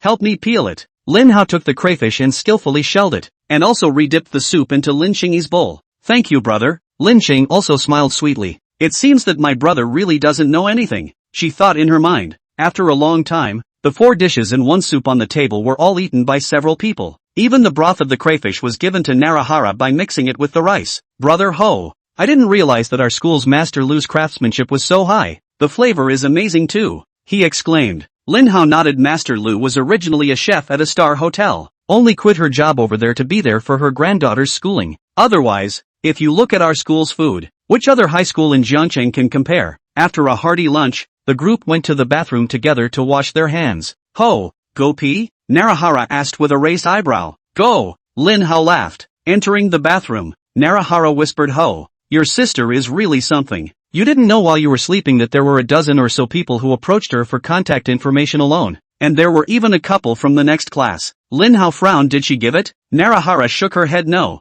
she just has a cold face. She doesn't talk to anyone, and when class is over she just does her own problems. I reckon she was bullied in the first place because she was such a misfit. But it's true that you siblings are affectionate. I see she often will look at you intentionally or not, and she looks and sounds so much cuter around you. Lin Hao looked at Chun Yuan warily. Fatty, why are you observing so closely? I'm not going to agree to that, so just die. Narahara bristled. Ho, did you forget that I'm sitting behind you too? I know all about the few ladies in black silk you swiped on your acne marks in class. Lin Hao looked at someone with a disgusted expression. Why are you looking at my cell phone in class instead of the blackboard? I can see why you can't afford to read. Brother, to encourage you to study, I'll get a new anti-Pete film this afternoon. Hearing Lin Hao's words, the smile on Narahara's face instantly disappeared. No, Ho, you're a dog, aren't you? I thought you were going to start studying hard, but I didn't realize that you were thinking about how to defend yourself against me. Lin Hao raised an eyebrow and smiled. How could reading with effort come out of my mouth? Brother, are you guys done yet? Lin Xingyi's crisp voice came from outside the restroom. Lin Hao was jolted, and when he thought about it that way, Lin Xingyi's voice was indeed sweet, like a little clip. He pondered for a moment that Lin Qingyi's communication with Li Nianqiu and Jiang Shan was more or less in the same tone, combined with Lin Qingyi's daily intimate actions. And last night, she asked herself to sleep with her out of fear. A light flashed in his mind and he instantly realized Lin Qingyi, this little ninny wouldn't treat me as a good sister, right? He sighed lightly and shrugged helplessly. As long as he was able to keep an eye on Lin Qingyi, it didn't matter even if he was treated like a good sister by her. After lunch, Lin Hao said goodbye to a few people. Lin Qing also reluctantly gently pulled Lin Hao's sleeve and inquired, "Brother, will you pick me up and take me home at night then?" Lin Hao nodded and rubbed her little head. "Don't worry, sister. You'll go over to Nianqiu-senpai's side to study first after school, and I'll bring some dishes over so that auntie can make them for you guys to eat in the evening. We'll come back to the school tonight to make a video." Lin Cheng also nodded. "Then brother, be careful on the road." Lin Hao glanced at Cheng Yuan and Jiang Shan. "Qingyi is in your hands. Call me if you run into problems. I'll be right back." After all, after eating such a sumptuous lunch from Lin Hao, both of them nodded vigorously. Watching Lin Hao drive away, Lin Qingyi was in a somewhat lost mood, and she resumed her usual clear and cold appearance. "Let's go back to class. Lunch break is almost over." On the other hand, Lin Hao drove to the downstairs of the neighborhood where Li Nianqiu lived. He first went to the supermarket to buy some ingredients and headed to Li Nianqiu's home with a large bag. He gently knocked on the door, and within moments, Christina Lu opened the door to the room. "Xiao Hao, why did you buy so many things again?" Lu Xiang said with a slight frown. "Auntie, my sister and I are going to eat here again at night. My sister is pampered and must eat something nice," Lin Hao casually slandered. After he finished speaking, he sheepishly glanced to his side and realized that Lin Qing was also not around, so he couldn't help but let out a sigh of relief. A top-ranked schoolteacher for good reason, already stigmatized by himself as a hangdog, now had another layer of pampering to add to the list. Lu Xian nodded. After all, Lin Hao and Lin Qingyi were both children of large families. It was normal for them to eat more carefully. "Auntie, we'll get out of school around 6 o'clock in the evening, so I'll trouble you to cook then." Lin Hao smiled. As he spoke, he went into the kitchen and shoved all the ingredients he had bought into the refrigerator. Taking the opportunity, he glanced at the table, where the only side dishes were some leftover trimmings from yesterday and a small dish of squash. As she walked out of the kitchen, Christina Ryu sat on the couch with some trepidation. The TV across from the couch was on, but remained stuck in the selection screen and wasn't playing a program. Noticing Lin Hao's eyes, Lu Xiang was a bit embarrassed and said, "How? Auntie is so stupid, just like a pig. I just wanted to watch a TV in the morning, and I couldn't get it to work. We're going to start acupuncture again today, aren't we? You'd better get started. You can't take any more of your time." Lin Hao took a deep breath and gently shook his head. "Auntie, let me teach you how to use this TV first." "No, don't bother. How's this going to hold you up? I'll just have Nianqiu teach me at night." Xiang Lu excused herself. However, Lin Hao still stubbornly taught Lu Xiang step by step how to proceed. After more than half an hour, Christina Lu could finally find the program she wanted to watch on TV. Looking at the expression of excitement with a hint of embarrassment on her face, Lin Hao felt a sense of accomplishment. "Auntie, there are a couple of other cake stores on my side, and they just dump the bread and milk they can't sell at night. I'll have them send over a couple of the ones that don't sell every day when the time comes." Seeing that Lu Xiang wanted to open her mouth to excuse herself, Lin Hao continued, "We can't sell overnight ingredients, or we won't have any business in the future if we spoil our reputation. But it's really only a little worse in taste, and it's all going to be thrown away anyway, so you guys shouldn't mind, should you?" Lu Xiang shook her head back and forth. Lin Hao was so considerate of them, she just didn't know how to repay them properly. She took another long look at Lin Hao, sighed softly, and thought to herself, "Let them have their way with the child. Okay, I'll just have one of their employees on the way over deliver it. Auntie, lie back. It's time to start today's treatment." Chapter 56. Your sister is looking at me strangely. An hour or so later, the acupuncture ended. Lin Hao wiped the sweat from his forehead and exhorted, "Auntie, you're weaker now, and you're still in the midst of a serious illness, so you need to get more nutrients. I basically bought extra food, so you can make it for yourself. Otherwise, in the end, because the nutrition can't keep up with the disease, resulting in no cure, won't all this money spent on medical treatment be wasted?" Lu Xiang lowered her head sheepishly, knowing that Lin Hao must have just seen her meals when he went to the kitchen. "Xiao Hao, Auntie can go buy it herself," Xiang Lu whispered. She felt like she didn't have any dignity as an elder in front of Lin Hao, but Lin Hao handled things properly as well, and didn't make her feel ostracized. "Auntie, how much can a girl like Qingyi eat? She's just picky. But you say this grocery shopping, I can't buy half a crab or 2 or 3 shrimp, and the boss can't sell me. Just make the one that Qingyi ate, and you guys can eat the rest. Letting the ingredients sit for a day won't be fresh, and it won't be good to give Qingyi a disease. Xian Lu listened to Lin Hao's words dumbfounded. It seemed like she had also heard that the standard for rich people was stomach problems. If they were to eat any food that wasn't fresh, they would have to be hospitalized in minutes.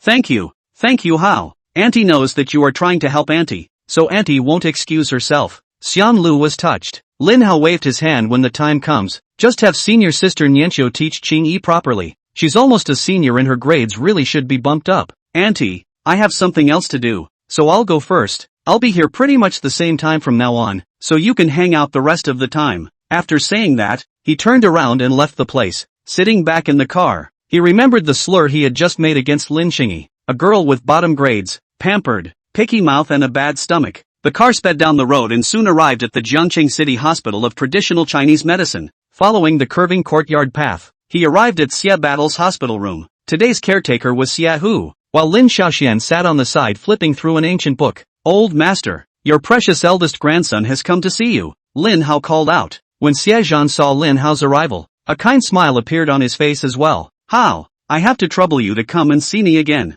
Xie Hu sneered at Lin Hao. Although Lin Hao had saved the old man, he still remembered when Lin Hao had encouraged the old man to whip him with a belt. How? I remember you should be in your second year of high school now. Don't you have to study at this time? He opened his mouth and asked. Lin Hao grinned and directly interrupted. Uncle, what are you talking about? This is called studying is not as important as my grandfather's health. I have such a realization for a first grandchild who hasn't even recognized his family yet. Why can't you think of the old man? Look how happy the old man is to see me come over. Unlike when he stays next to you and his face droops into a bitter melon. Xie Zhan also snorted coldly. Stand at attention. Upon hearing Xie Zhan's words, Xie Hu instantly arose and immediately stood in a standard military posture. He glared fiercely at Lin Hao. He had meant that he could come back to treat the old man while he wasn't in school at night.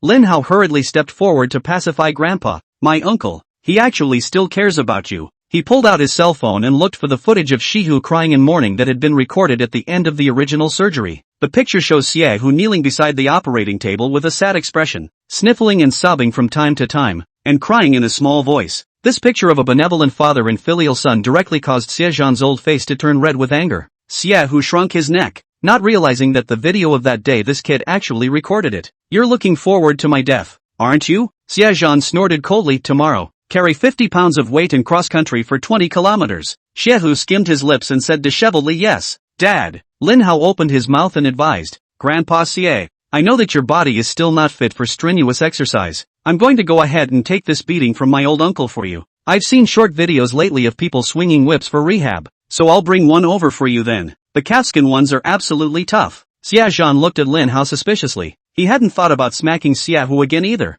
had he? But the words have been rushed here, and it will also speed up the body's recovery. So let's just say that we're following the doctor's advice. Xie Hu looked at Lin Hao with a sad face. He had nothing to provoke him. The party expressed great remorse. Seeing the relaxed atmosphere in the hospital room, Lin Xiaoxian couldn't help but cover her mouth and laugh lightly. She had accompanied the old man for a whole day, and he had a serious demeanor. But after Lin Hao came, the atmosphere instantly came alive. She felt so guilty that she hadn't even seemed to care about this brother before. She came to Lin Hao with some hesitation and inquired, Xiao Hao, do you want my sister to make you a few more pairs of sour plum soup? Lin Hao glanced at Lin Xiaoxian, looking at her nervous appearance, and gently nodded. After all, she was trying to make it up to herself for not seeing Johan inside the hospital room today, so she had to give her some hope. Otherwise, when the time comes to listen to that dead green tea Johan say a few words and secretly betray the Lin family would not be good. A flash of delight appeared on Lin Xiaoxuan's face, and she quickly walked out of the hospital room as she placed the ancient book upside down on the chair. After Lin Xiaoxian left, Lin Hao drew over a stool to take Xie Zhan's pulse. Xie Zhan glanced at the door with a hesitant look on his face. Lin Hao looked at the old man and almost wrote kinks on his brain and spoke. Gramps,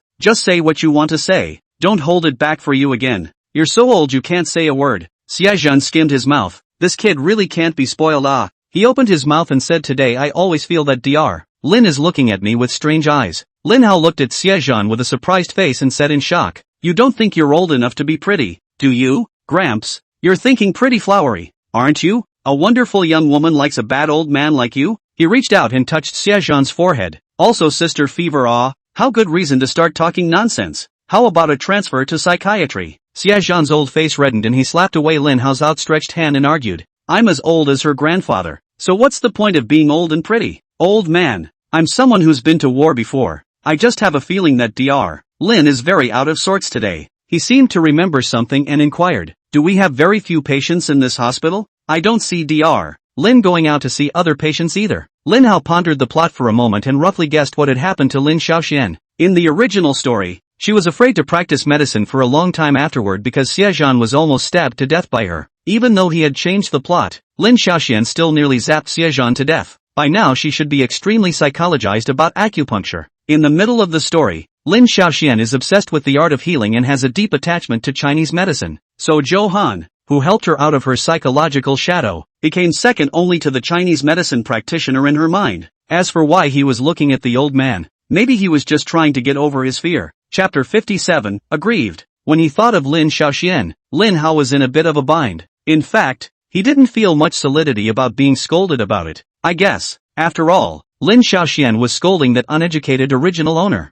So what did it have to do with him? It's just that, right, after others scolded him, they at least gave $1,000 or $8 million. But Lin Xiaoxian only gave a few packets of sour plum soup. How can you just agree to something like this that disrupts market conditions? Doesn't this purely treat barbershop and clothing store owners as ingrates? But when will Lin Xiaoxian learn that it's better to ask for warmth than to pay a huge sum of money? He also couldn't send Lin Qingyi to school every morning after that, and then take time out in the afternoon for Lin Xiaoxian to make it up to him. How long do I have to drink this bag of sour plum soup by myself? Xiaozhan would be discharged in 2 more days, and by then he would have little reason to continue coming to the hospital. Keeping Lin Xiaoxian's psychological shadow was always a hidden danger in case Johan or someone else took advantage of the situation. Just as Lin Hao was getting tangled up, Xiaozhan inquired, Xiao Hao, you said that Dr. Lin is the future hope of medicine in Daxia. Is that true or not? Lin Hao nodded. In the original story, Lin Xiaoxian had completely acquired Johan's medical skills, and had also studied them even further, promoting the entire Chinese medicine community with her own efforts. After thinking for a long while, Xiaozhan roughly guessed that Dr. Lin's current abnormality should be the result of the serious psychological shadow that arose from treating him, causing him to begin to doubt whether or not his medical skills could actually save people. His brows furrowed as he inquired, Xiao Hao, you're full of ghost ideas. Is there any way you can help Dr. Lin? We need such a talented person in Daxia who can push forward the development of medical progress. It's kind of the old man begging you. It's a time of peace now, and the old man's generation has already fought all the battles that need to be fought. He believed that right now he was far less important than a genius who could push forward the advancement of medical care in Daxia. Xia, who interjected, isn't it just being pointed at and scolded? I even got into a fight with a mother ********* ing chief when I was on the team. But fighting is fighting, and as long as we're out on a mission, we can still give our backs to each other's comrades. Lin Hao glanced at Xia Hu and said in shock, old uncle, I didn't think you were actually still a little genius. Helping Lin Xiaoxian overcome her psychological shadow didn't mean he forgave the other party, and Lin Xiaoxian might even feel deeper guilt towards him out of gratitude. Xiaozhan frowned and inquired, how come I didn't know that you also fought with the headmaster? The corner of Xia Hu's mouth twitched and smiled sarcastically. No, not me. I have a friend. Xiaozhan snorted coldly at another 20 kilometers. Hearing Xiaozhan's words, Xia Hu ruthlessly slapped his own mouth twice. The grandparents are chatting. What are you going to say? Lin Hao glanced gloatingly at Xia Hu and opened his mouth to persuade him. Grandpa Xie, my uncle has said that it's about his friend. We don't have any proof, do we? My uncle is also right. We can't let our personal emotions affect the development of the country. I'll see what I can do about the third sister. Xiaozhan patted Lin Hao's shoulder, and was exceptionally satisfied with this eldest grandson. Look at Hao's realization, and then look at your virtue. Since Xiao Hao has asked, then 20 kilometers will be waived. Xia Hu nodded his head repeatedly and marveled. Right. My great-nephew is right. I'm definitely studying diligently and trying to raise my mindset all the way up. Looking at Lin Hao, he couldn't help but let out a dark sigh. When he recognized his godparents later, his own status in the old man's heart would only be a little lower again. Lin Hao began to think about how to help Lin Xiaoxian get rid of her psychological shadow. In the original story, Johan was stabbed and fell into a coma during an armed fight, and if he didn't receive timely medical attention, he would have likely bled to death. In order to protect Johan, Lin Xiaoxian picked up her long-dusted silver needle again and eventually managed to resuscitate him. Lin Hao looked at his small thin arms and legs and shook his head. Now your own dog's life is worth a lot of money. You can't afford to play like this. There was no need to bring Lin Xiaoxian out of her psyche and give herself a whole psychological shadow. And with so many old Chinese doctors in this neighborhood, Lin Xiaoxian would probably be the first to seek help from another doctor. He pondered for a moment, and suddenly thought of the emergency room at the main part of the Chinese hospital. The patients who went to the emergency room were in urgent condition, and whenever they encountered a life-threatening patient and there were no other doctors around, Lin Xiaoxian had to take matters into her own hands. When the time comes, he or she peeks in from the sidelines to keep the other doctors out of the way and to act as a watchdog. You can't put other patients in danger by treating Lin Xiaoxian for psychological shadows. After confirming the details of the program, he got up and left the hospital room and went to the decoction room. Lin Xiaoxian was currently boiling sour plum soup, her eyes lost in thought as she looked at the flames swaying on the stovetop, seemingly thinking about something. "Third sister, is your sour plum soup ready?" Lin Hao said in a low voice. Lin Xiaoxian was a bit alarmed. Looking around, she hurriedly grabbed the rag on the stovetop and kept wiping the tabletop. "Xiao Hao, are you leaving?" She reached over and was about to open the lid of the casserole to see how the sour plum soup was coming along. Lin Hao rushed forward and grabbed her wrist. "There's a rag you don't use. Aren't you afraid of burning?" Lin Xiaoxian looked at her grabbed wrist in a daze and lowered her head, her eyes instantly starting to turn red. The two of them were in an extremely close position, her head resting against Lin Hao's chest, her voice choking as she said, "I'm sorry, Hao. I overheard what you said at the front desk yesterday and I know you've suffered a great deal. I'm sorry, I'm really sorry." Looking at Lin Xiaoxuan's saddened appearance at this moment, Lin Hao didn't feel any happy or joyful emotions. Instead, he felt a vague prickle in his conscience. Lin Xiaoxian sniffled and wiped the tears from the corners of her eyes. She stood on her tiptoes and embraced Lin Hao's head into her arms. She gently patted Lin Hao's back. "Xiao Hao, if you feel bad, feel free to vent it out. It's all my sister's fault. It's all my sister's fault." Lin Hao felt his eyes darken and his head was pressed into a soft and fragrant place. In the midst of the darkness, his thoughts became especially clear. "Now that I think about it, the aggravation of being pointed at and scolded by my sister, whom I have been with for more than 10 years, seems to be really quite big." He felt as if his entire being was going to shatter. Chapter 58, Why is she still aggrieved? Goo. The simmering sour plum soup began to boil, and the piping hot broth burst through the top of the casserole lid. Lin Xiaoxian hurriedly let go of Lin Hao and scrambled to pick up a rag to wipe the tabletop. Recalling what she had just done, her face couldn't help but start to blush. Lin Hao turned his head away, not daring to look at Lin Xiaoxian. He knew that his expression must be very strange right now. It was hard for him to convince himself that he could have sadness when he had a cold balance of tens of billions in his card and his head buried in the chest of a beautiful young woman. Not showing a demented general expression was already the best effort he could make. Lin Xiaoxian watched Lin Hao's head almost turn his back to himself, and she felt a pang of loss in her heart. Hao hasn't forgiven me yet, and if I forcefully hug him like this, he'll only get angrier, right? Lin Hao took 2 deep breaths, calmed himself, and prepared to find a way to coax Lin Xiaoxian to sit in the emergency room at the main part of the Chinese hospital. Just as he turned his head, he realized that Lin Xiaoxuan's eyes were red, and it was as if his entire body was about to shatter. He scratched his head in confusion. "We're just saying that. Why is she still aggravated? Even hugging a pig isn't so sad, is it?" He pondered over the memories of the original owner. Lin Xiaoxian had always kinda hated the original owner. After all, the original owner was uneducated and brought a lot of trouble to the Lin family by virtue of having mom and dad's favoritism. So this is her both disliking herself and feeling aggrieved that she had to apologize to herself? Lin Hao frowned. Since Lin Xiaoxian didn't like him, there was no need for him to put a hot face on a cold ass. "Dr. Lin, come with me to the emergency room at the headquarters," he said in a cold voice. Hearing that icy Dr. Lin Xiaoxuan's hand wiping the table suddenly stopped for a split second, and a touch of bitterness appeared on her face. She nodded and added ice to the sour plum soup to cool and seal it before handing it to Lin Hao. Looking at Lin Xiaoxuan's current appearance, Lin Hao couldn't help but feel a pang of annoyance, as if he had seen himself before he crossed over. There's something about having to please someone when you clearly hate them. Forget it, can't afford to mess with it. After the old man gets better, hang out in front of Lin Xiaoxian less, he thought in his heart. Together, the two walked out of the Heido Pavilion and headed to the emergency room at the main office. Unlike the Hua Tua Pavilion, where a faint aroma of sandalwood floats in the air, at the headquarters, the air is thick with the scent of sterilized water. Although today is a working day, the number of patients coming to the hospital to see the doctor is still quite high, and all of them have confused and sad faces. Mr. Li, I'm not feeling too well today and went to the hospital. It's fine. I brought my computer with me. I'll send you the program you want in half an hour. No, 20 minutes. Mom knows this body herself. It will naturally get better in a few days. The rice in the field will have to be sown in the next few days, so there's no time to lose. People miss the land for a while, but the land misses them for a year. There's still some money left for you in Nui to study. Doctor, this imported medicine is only $20,000 a bottle. Can it be cured? Why don't you prescribe me some more ginseng, deer antler or something to make up for it? I always feel like I've been a little weak lately, a little out of my depth. Hospitals are the most revealing place to see the difference in people. Some people can throw away thousands of dollars for their health, while others can only shy away from the high cost of medicine. Listening to the voices of the patients that kept coming from his ears, Lin Hao couldn't help but let out a light sigh. Before crossing over, although he had an average life, he often felt compassion for all the suffering beings. Lin Hao glanced at Lin Xiaoxian, who was following behind him step by step, and could only hope that a life-threatening patient would be treated here this afternoon.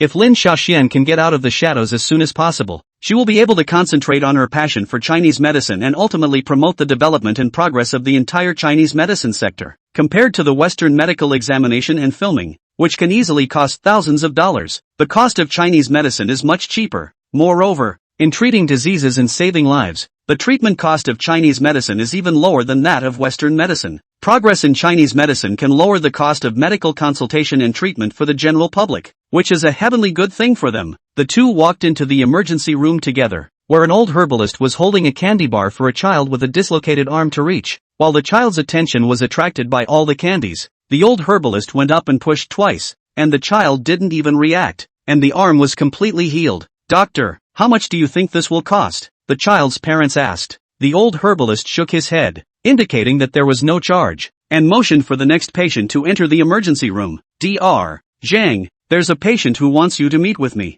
Lin Hao said directly. Lin Xiaoxian glanced at Lin Hao and surprised the patient Xiao Hao was referring to as Grandpa Xiejian. Then wouldn't that mean there's no way to run into Hao afterward? The way I just treated him must have made him hate me and not want to see me for a while, right? Lin Xiaoxian bit her lips tightly and clenched her hands into fists forcefully. Dr. Zhang frowned and said unhappily, "I can't leave. I still have many patients here." Lin Hao nudged his mouth. "It's okay, I brought Dr. Lin here. Let her cover for you for a while. That patient is more important. Just come with me first." Dr. Zhang glanced at Lin Xiaoxian and nodded at her before following Lin Hao away. While Lin Xiaoxian sat alone in the emergency room, Lin Hao explained the reason to Dr. Zhang. "I'm sorry, Dr. Zhang, there aren't really any patients at all. It's just that after my third sister almost zapped someone with a medical malpractice, she doesn't quite dare to treat people anymore. I'm sure you're aware of third sister's talent in medicine. Talented people who are stuck in their ways are wasting their talents, so I'd like to ask you to cooperate with me." When he first heard Lin Hao lie to him about not having any patients,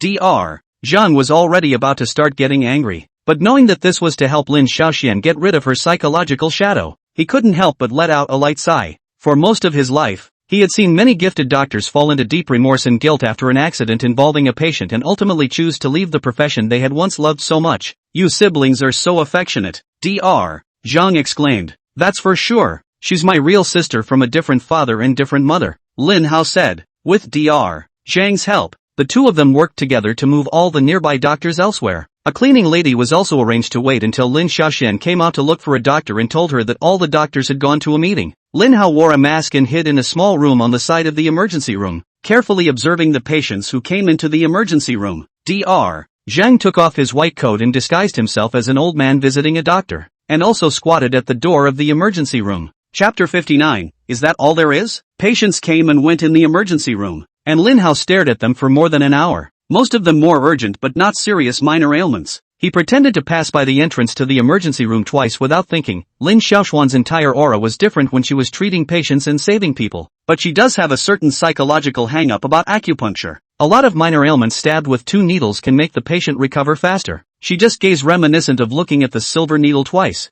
and lowered her head to continue to prescribe medication to the patient. "Young Master Lin, this is a more serious problem for Dr. Lin," Dr. Zhang said. Lin Hao nodded and apologized. "If we don't have that kind of urgent patient yet today, I'm afraid I'll have to trouble Dr. Zhang for the next few days as well." Dr. Zhang waved his hand and joked, "What's the trouble? I'm also happy to get paid without having to go to work. On the contrary, it's a shame that Dr. Lin has become like this." Dr. Zhang, "This state won't last long. Give her a chance and she'll recover soon. My third sister, she really loves this profession and won't be brought down by such a small setback," Lin Hao said confidently. Dr. Zhang glanced at Lin Hao in surprise, not expecting Lin Hao to trust Lin Xiaoxian so much. If they had such support from their families, perhaps those people wouldn't have opted out. He sighed in his heart. After another half hour, there was a sudden rush of footsteps in the direction of the door. Looking around, a middle-aged couple rushed into the emergency room holding a 7 or 8-year-old boy.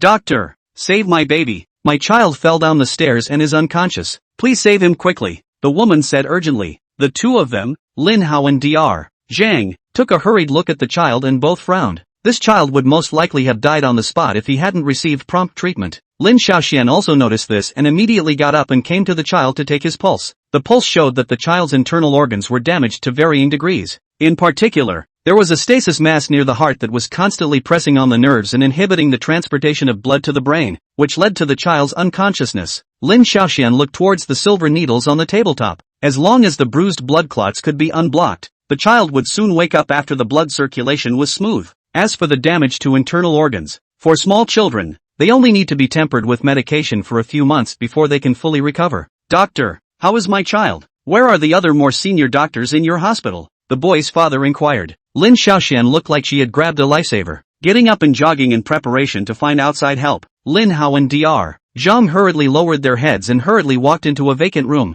Lin Xiaoxian searched 2 nearby departments, but didn't see a single doctor. At this moment, anti-cleaning appeared at the right time. Dr. Lin, there's an important patient in the hospital. All the doctors have been called over by the dean to explore treatment options. Lin Xiaoxian sked, her gaze looking in the direction of Hua Tuo Pavilion. The doctors within Hua Tuo Pavilion would surely be able to cure this little boy, but by the time she ran to the Hua Tuo Pavilion and back with the old herbalists, the little boy would have serious after effects due to the lack of oxygen supply to his brain for a long period of time. Her fists clenched, her gaze momentarily glazed over, and she raced back to the emergency room at a fiery pace. Where are the other doctors? Where are the other doctors in your hospital? The man's voice rose steeply when he saw that there were no other doctors behind Lin Xiaoxian. Does your hospital have no conscience? Just let you be guarded by someone who doesn't know anything. You are trying to kill my baby. The woman cried out as she clutched the child in her arms. The man grabbed the stethoscope on the tabletop and slammed it heavily on the ground. If my child dies here, I want you to bury him with me.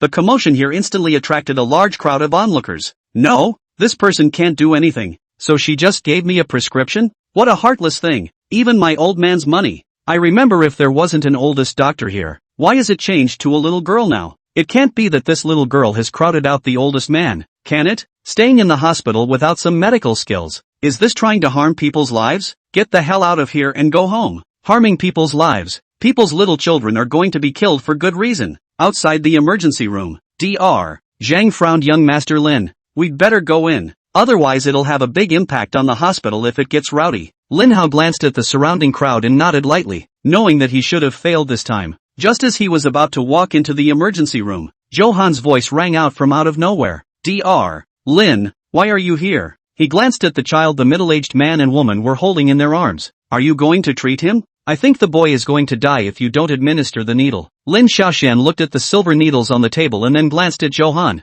Although Lin Hao told her to stay away from Johan, the only one who could save this child now was Johan. Please, save that child. Lin Xiaoxian pulled Johan's wrist and lowered her head to plead. Johan smiled crookedly and grabbed Lin Xiaoxuan's arm to help her up. Dr. Lin, saving lives and helping people is supposed to be our vocation as doctors. He looked about and inquired, where's your brother? Shouldn't he be with you now? Him, he still has things to do. Lin Xiaoxian stammered. What could possibly be more important than you? Anyone who cares about you can see that you're in a bad way. How can I possibly bear to leave you alone? Johan's tone was slightly unpleasant. Lin Xiaoxian felt a sourness in her nose. It was obvious that she was sad and so obvious, but Lin Hao didn't seem to care about her in the slightest. Johan knew that Lin Xiaoxian had been touched by himself, and his gaze went back to the middle-aged man and woman in front of him, saying in a cold voice, you can't control your children yourselves, you blame the doctor for all the faults, and you want the doctor to be buried with you. Do you have no face? Do you guys know what a great doctor she is? What do you guys know about her? Kneel down and apologize, or take your children and get the hell out of here.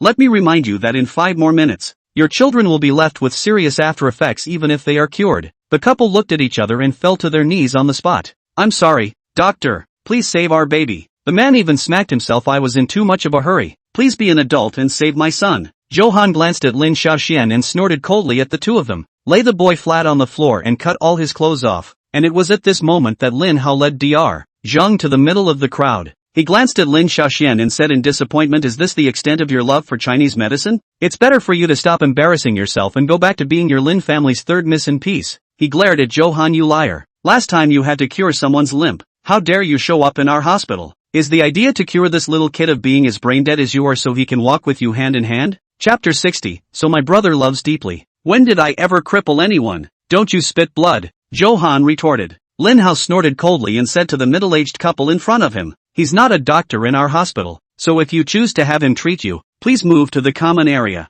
and any accidents that occur to the child as a result have nothing to do with our hospital." Hearing Lin Hao's words, the middle-aged couple blared viciously at Johan. They looked to Dr. Zhang behind Lin Hao and begged, "Doctor, help, look at our boy. He fell down the stairs and is unconscious. It's been dragging on for a long time." Dr. Zhang let out a long sigh. "Young Master Lin, it seems you trusted the wrong person. What is the use of having the most exquisite medical skills when a doctor does not have the courage to save a patient's life when it is in danger?" He turned his head to look at Lin Xiaoxian, once a medical genius, but now he had become so disheveled. All the light in his body had disappeared. "Miss Lin, young Master Lin is right. There's no need for a man of your stature to be doling out time in a hospital. You don't have the courage to carry a patient's life on your back, so you might as well go back to being your lady. A hospital is no place for you." Seeing Lin Xiaoxian being accused again, Johan interjected, "What do you guys know about her? Do you know how much she loved Chinese medicine? Lin Hao, aren't you clear on what happened to her? You're still siblings and you don't actually care about her at all. What's the difference between raising a brother like you and raising a dog?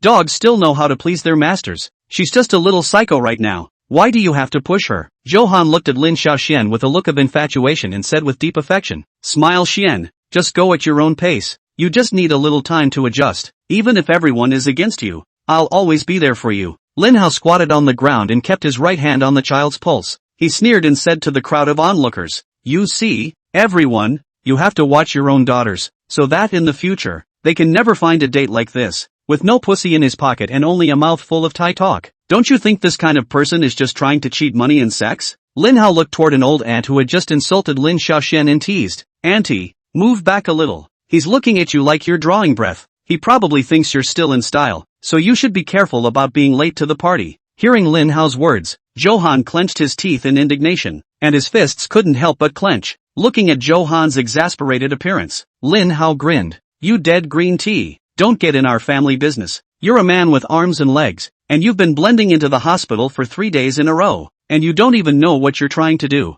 Just now you tried to pretend to be a doctor in our hospital. Who knows what your intentions really are?" Dr. Zhang, turn around and have the security section look to see if any patient's life-saving money has been stolen in the past few days. Johan snorted coldly, knowing that he couldn't speak to Lin Hao at all. He looked towards Lin Xiaoxian and said in a warm voice, "Xiaoxian, don't stay here anymore. Why don't I treat you to a bite to eat and switch things up a bit?" Lin Hao sneered and chimed in, "If you go out, don't come back." The big deal was to find a way to convince Lin Jiangwo to arrange a few blind dates for Lin Xiaoxian afterward. Listening to the conversation between the two, Lin Xiaoxian lowered her head and bit her lips tightly. She wanted to leave this place with Johan, but she knew that once she left this place, she might not really be able to come back. "Xiao Hao, why are you forcing me?" Lin Xiaoxian said with a mournful gaze. "Is it because you hate me the most?" Hearing Lin Xiaoxuan's words, Lin Hao sighed lightly. It seemed like too much pressure had directly crushed Lin Xiaoxian. "I'll leave it to you next," he said to Dr. Zhang. He shook his head gently in helplessness and quickly left the place. Johan had a villainous look of joy on his face. "Xiaoxian,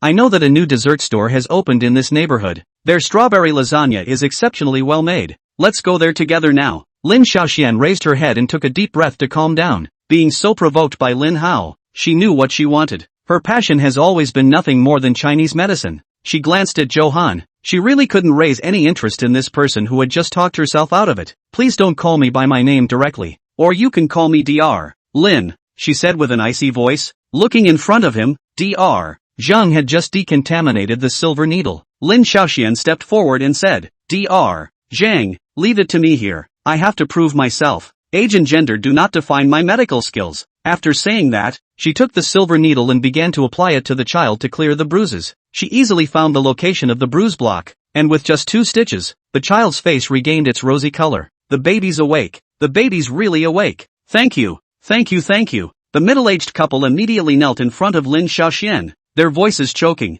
"Who was it that just said that young female doctors don't work? Blackie, come out here and apologize. This young lady is good-looking, her body is bursting at the seams, and her medical skills are so good. Didn't I just say that if she doesn't study medicine she'll have to go home and inherit the family business? And that's a good family situation. No, my heart aches. I've been hit by Cupid. can I ask her to marry me? Lin Xiaoxian came to the table and prescribed a few prescriptions and handed them to the middle-aged couple. Take this prescription for a month and come back in a month for a follow-up. The middle-aged couple agreed, once again expressing their gratitude to Lin Xiaoxian for disregarding their previous suspicions. The farce here subsided. The crowd of onlookers dispersed, and Johan left the place at an unknown time. Dr. Zhang looked at Lin Xiaoxuan's confident and radiant appearance in front of him and exclaimed, Dr. Lin, you have a wonderful brother who loves you. Lin Xiaoxian frowned and inquired, Dr. Zhang, why do you say that? If Lin Hao hadn't forced her, she really wouldn't have recovered so quickly. But to say that Lin Hao was a good brother,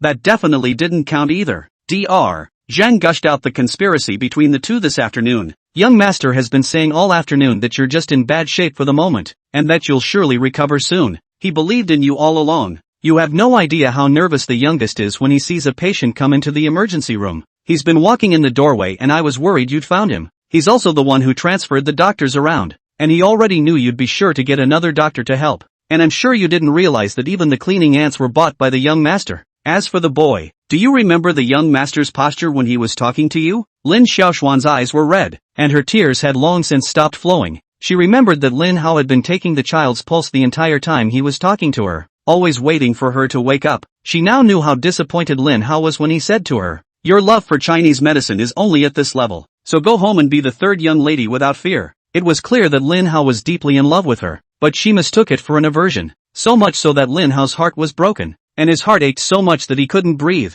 so he could only choose to leave the place. Chapter 61, It seems to be a good match. Achoo! On the way to Hua Tua Pavilion, Lin Hao sneezed heavily. Who is this cursing me? He rubbed his nose in confusion. Thinking back to Lin Xiaoxuan's demeanor just now, he had put too much pressure on Lin Xiaoxian and had caused the other party's spirit to nearly collapse. Perhaps the only solution is to coax her first, like Johan, and wait until she forgets this experience later, and then gradually let her get in touch with Chinese medicine. He shook his head gently. Are rich people so bad at resisting stress? Thinking back to his previous life when he had just graduated, his boss asked him to drive him home after a social gathering. At that time, he hadn't driven for 2 years after getting his license, but was too embarrassed to turn down his boss's request, so he drank 2 bottles of Erguotu to give himself a boost. That's what scared the guts out of the owner and heartily called a valet. Then he was able to work most of the year against his boss's daily yin and yang, and now Lin Xiaoxian was just getting a couple of crickets to his face. Besides, wouldn't it be a wonderful blessing to go home and be the third young lady of the mongrel Lin family in peace? But since Lin Xiaoxian had chosen Johan, he could only activate the backup plan. He scratched his head and pondered, how should I convince comrade Lin Jiangwo to arrange a few blind dates for Lin Xiaoxian? When he walked into Xia Zhan's hospital room,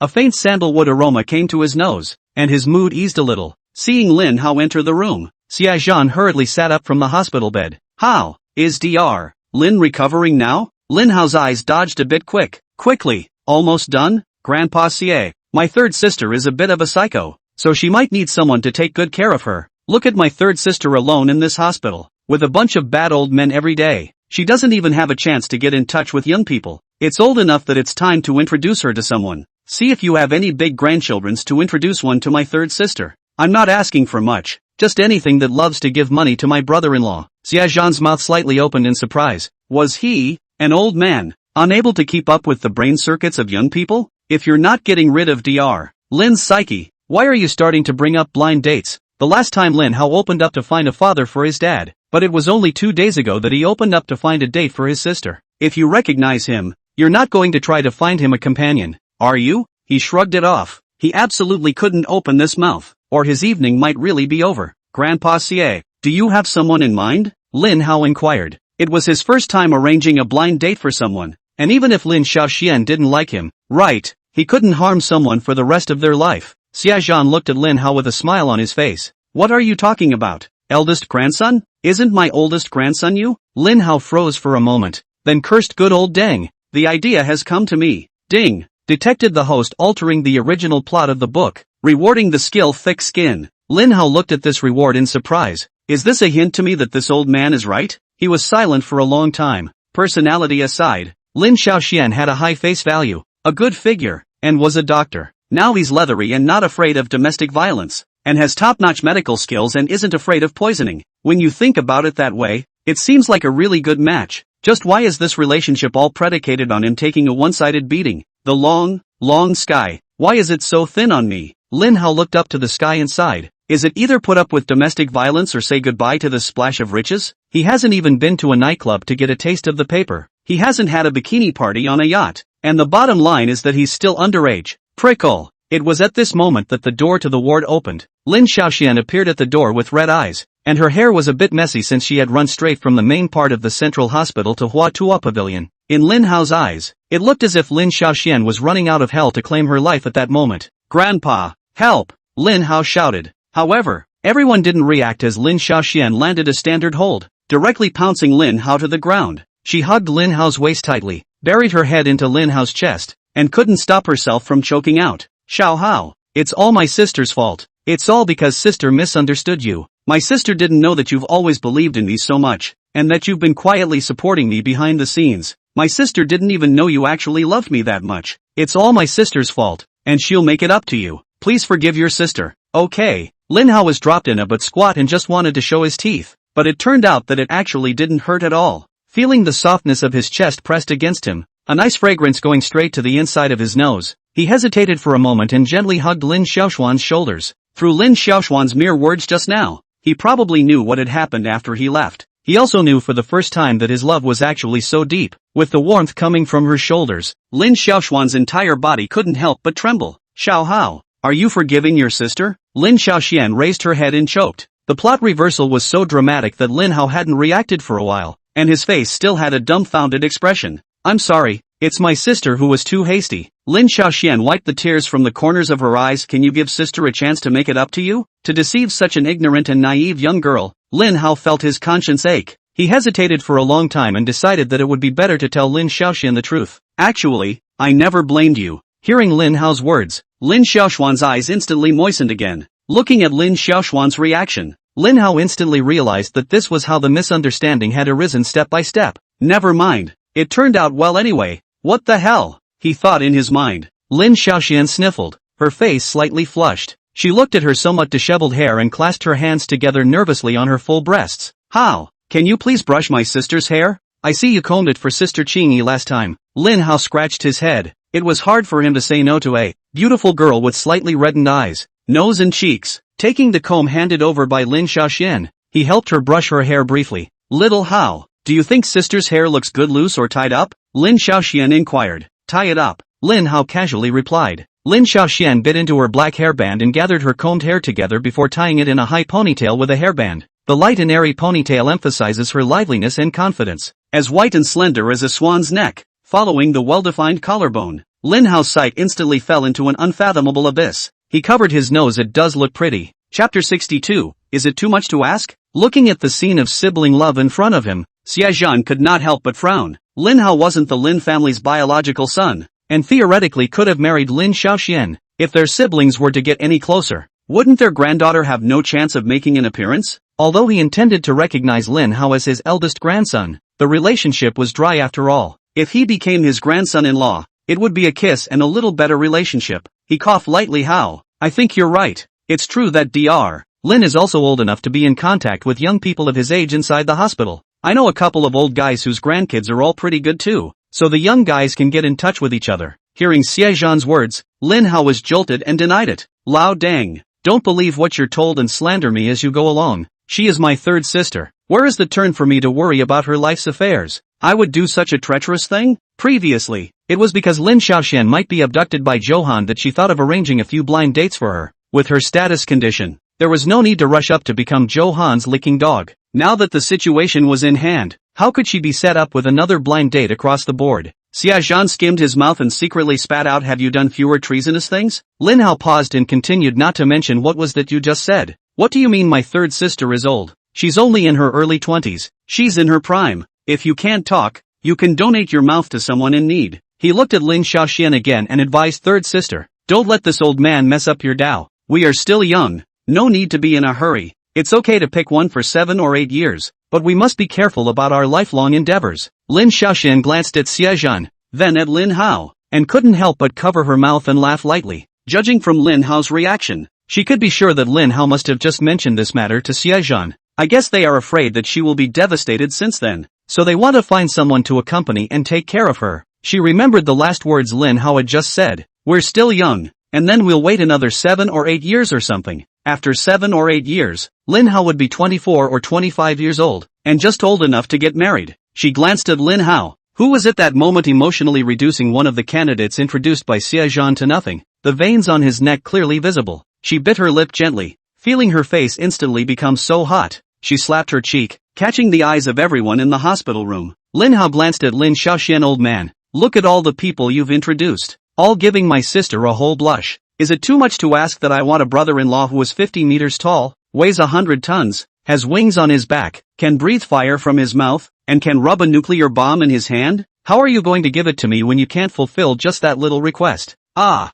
no, give my sister security. Xie Zhan skimmed his lips. There was no one in the world who could fulfill this request of Lin Hao's. Lin Xiaoxian seemed to have noticed Lin Hao's small mind and lightly laughed. How? You're trying to make your sister never get married like this. She looked at Xie Zhan and said, Grandpa said, I intend to continue to dive into the study of Chinese medicine, and have not considered this matter for the time being. She secretly glanced at Lin Hao. Maybe as Xiao Hao said, we'll consider it after 7 or 8 years. Xie Zhan nodded. After all, introducing Lin Xiaoxian to someone was just something he casually mentioned. It was up to the young man himself to decide whether it would work out or not, and he was not a feudalistic person. However, since he was certain that Lin Xiaoxian didn't have this aspect in mind, his gaze period looked at Lin Hao again. Xiao Hao, the granddaughter that Grandpa told you about last time will be arriving in Jiangcheng in a few more days. Grandpa's health is not good right now either, so when the time comes, please take her to play in Jiangcheng for 2 days. Lin Hao's mouth opened wide in shock. Old man, were you a moon god in your last life?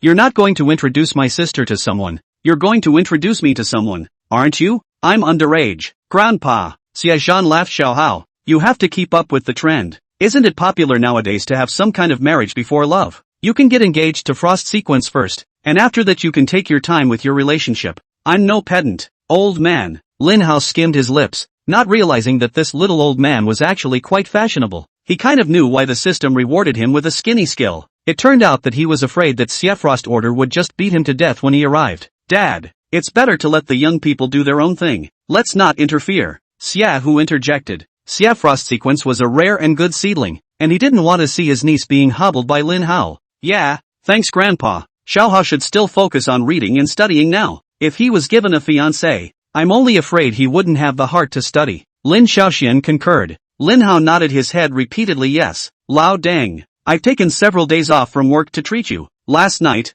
I froze until 0:30 just to learn anti-pressure techniques for a headwind game. Do you know how hard I've been working? And you're trying to tempt me with your granddaughter. A woman would only interfere with me drawing my sword. Ugh, the speed of learning. Xie Zhan remembered Lin Hao's superb medical skills with one hand, and estimated that he must have studied very hard on weekdays. I don't know what the anti-pressure technique for a headwind game is, but it sounds like it's related to military combat command. He nodded and patted Lin Hao's shoulder. When the youth is strong, the country is strong. I won't force you guys, Grandpa. It's just as well to wait until after your senior year to get engaged, he added. Lin Hao helplessly sighed softly. The words have been said to this point. In the old man here can only be suspended for a year. Xie Zhan frowned again, but Frost Sequence has already set off to Jiangcheng. She said she's been hearing something about taking a walk on the river city lately and has been wanting to come over for a long time. Lin Xiaoxian nodded. I've heard that song. It's really well sung. And that original singer kinda looks like Hao. If it wasn't for the fact that Hao had never learned to play an instrument,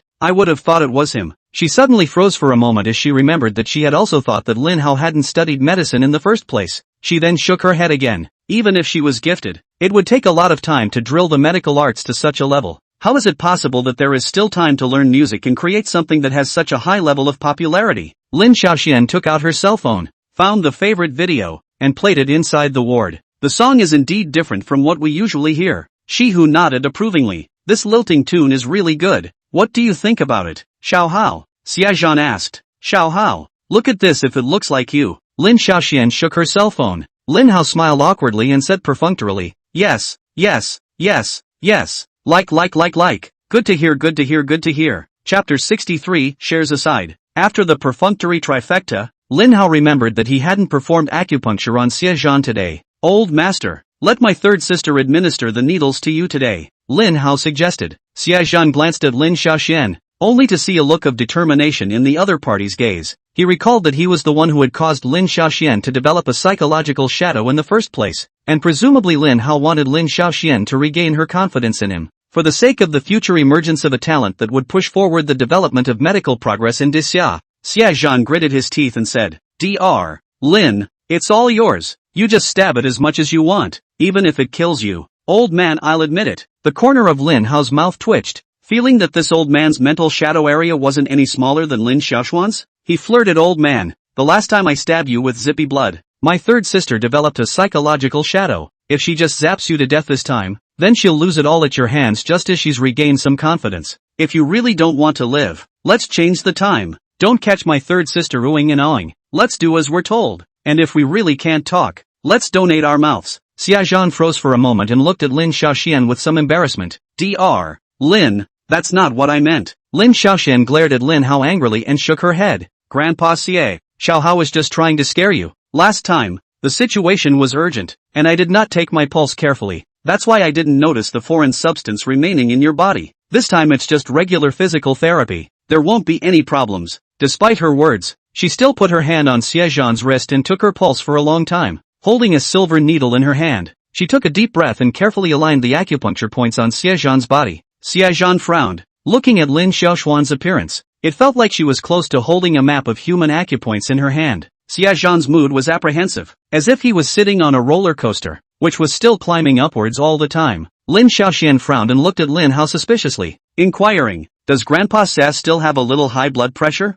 I feel like his heart is beating so fast right now. Lin Hao's expression was rather helpless. Third sister, yo, if you don't stick the needle, the old man's cause of death should be asphyxiation. He looked at Xie Zhan again. Master, doctors are allowed to breathe when they are looking for acupuncture points. Don't be nervous, people in this life. A blink of an eye will be over. Think openly. Xia Hu snickered from the sidelines. Dad, didn't you tell me that when you were captured in the first place, you were tortured for 3 days and froze without revealing a single bit of information? But it's just a little acupuncture. Look at you wimpy like a grandson. As soon as he finished speaking, Xia Hu couldn't stop smacking himself in the mouth. Dad, I didn't mean it like that. Xia Zhan's gaze froze and he instantly glared over. Don't you call me dad. I don't have a dad like you. Just after the words were said, his old cheeks instantly turned red. Hearing the words that came out of Xie Zhan's mouth, Xia Hu gave himself a pair of big hands to squeeze into a sausage mouth. He wanted to laugh but didn't dare. His face was suffocating into a dark purple color. Lin Hao didn't have that many scruples and opened his mouth to rattle and jolly. Gramps,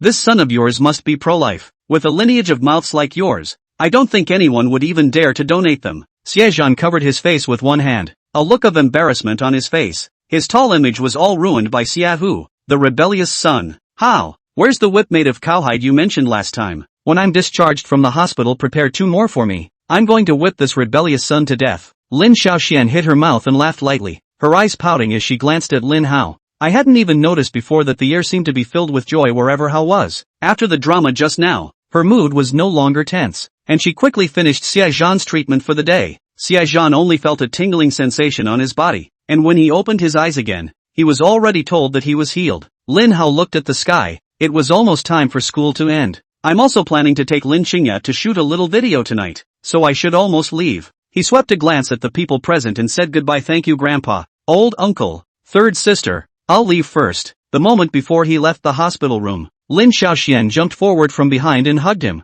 Referee, there's someone here with a ball hitting someone. Lin Hao thought in his heart. Xiao Hao, thanks, sister will make it up to you. Lin Xiaoxian whispered. Later mom and dad give me shares. She paused and shook her head gently. In the future, my sister will love you more than mom and dad. Lin Hao sucked in his nose, and tears were about to fall from his eyes. Shares aside, what he wanted most was the shares that were thrown away by Lin Xiaoxian. Feeling Lin Hao's emotions, Lin Xiaoxuan's eyes were also a little moist, and her hold on Lin Hao tightened a little more. She knew Lin Hao must have been touched by the affection between the two, and perhaps it would develop into something else later. Leaving the Chinese hospital, Lin Hao sat in the Maybach with tears in his eyes that were bigger than the rain on the day Chu Zihong disappeared. Back at school, there were still 10 minutes or so before school ended. Lin Hao wiped his tears, adjusted his mood, and walked in the direction of the classroom. He came out into the hallway and looked inside the classroom just like the head instructor. Lin Cheng also looked clear and cold, as if everyone owed her $200. She seemed to sense something,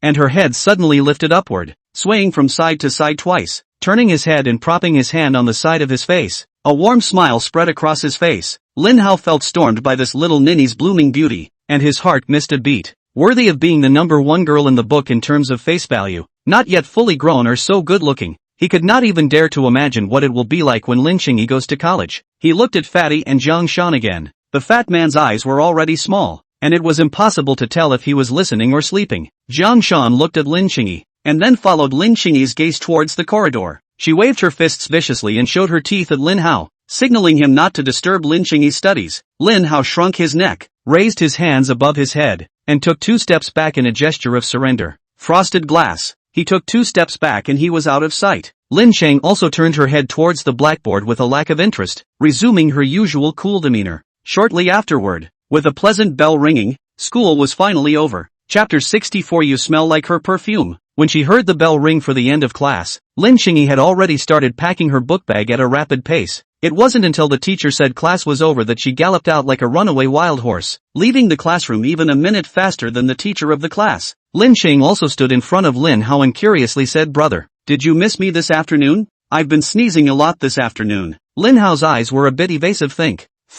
Think, could it be that defiling a person can really be sensed? He thought in his mind. Looking at Lin Hao like this, Lin Qingyi knew that he must have done something wrong in the afternoon. But as long as my brother can pick me up from school on time, I'm happy. Lin Cheng also stepped forward, ready to take Lin Hao's arm. "Brother, let's hurry up and go to Nianqiu-senpai's house. It might even be a favor to Auntie." Suddenly, she frowned slightly. As she approached Lin Hao, she smelled a faint aroma of fat and powder. This aroma could only exist on a girl. "Who have you been seeing this afternoon, brother?" she asked curiously. "Just did acupuncture for Auntie Christina Lu first, then went to do an acupuncture for Grandpa Szechuan. By the way, third sister didn't dare to treat anyone the last time she zapped the old man's nuisance blood. It took me all afternoon to pull her out of her psyche. You see if brother is awesome," Lin Hao said proudly. Lin Cheng also nodded her head repeatedly, her eyes flashing with admiration and devotion. "Brother is super awesome. Super like big brother." Lin Hao stretched out his index finger and rubbed his nose.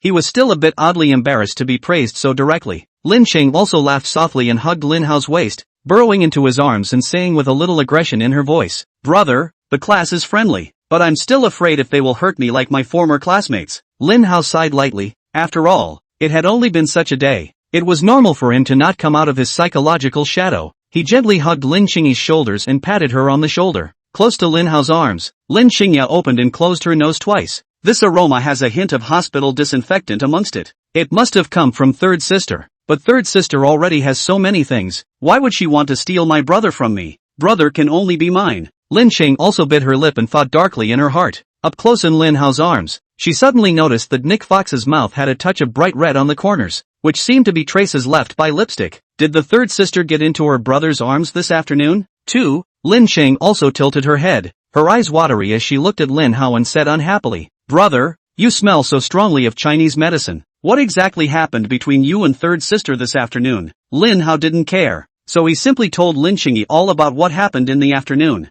"Third sister said she'd treat me well afterward, so Love House will definitely treat you well in the future as well," he said with a smile. Lin Cheng also reached out and covered her mouth, with a shocked look on her face. "I'll have my sister's love in the future too?" Lin Hao nodded. "Don't worry, all the sisters will like you after that." Only by letting Lin Qingyi feel the warmth of a family would the other party not leave the Lin family to the point where they ended up bankrupting the Lin family. Lin Qing also nodded. "I'll listen to everything, brother." Then she frowned slightly again. "But brother, the clothes on you stink. It's okay that the hallway is ventilated now, but if you were to go to Auntie Willow's house, with the impermeable air, you'd smell a little too strong." Lin Hao suspiciously lowered his head and looked at the clothes on his body. He shrugged and tugged at his collar, smelling himself. A smell of disinfectant mixed with herbal medicine and a sweet aroma. He felt it smelled quite good, especially when he smelled the aroma. He could still recall the image of Lin Xiaoxian crashing with the ball, but looking at Lin Qingyi's slightly furrowed brow, he scratched his head. Perhaps the smell would be a bit pungent for others to smell,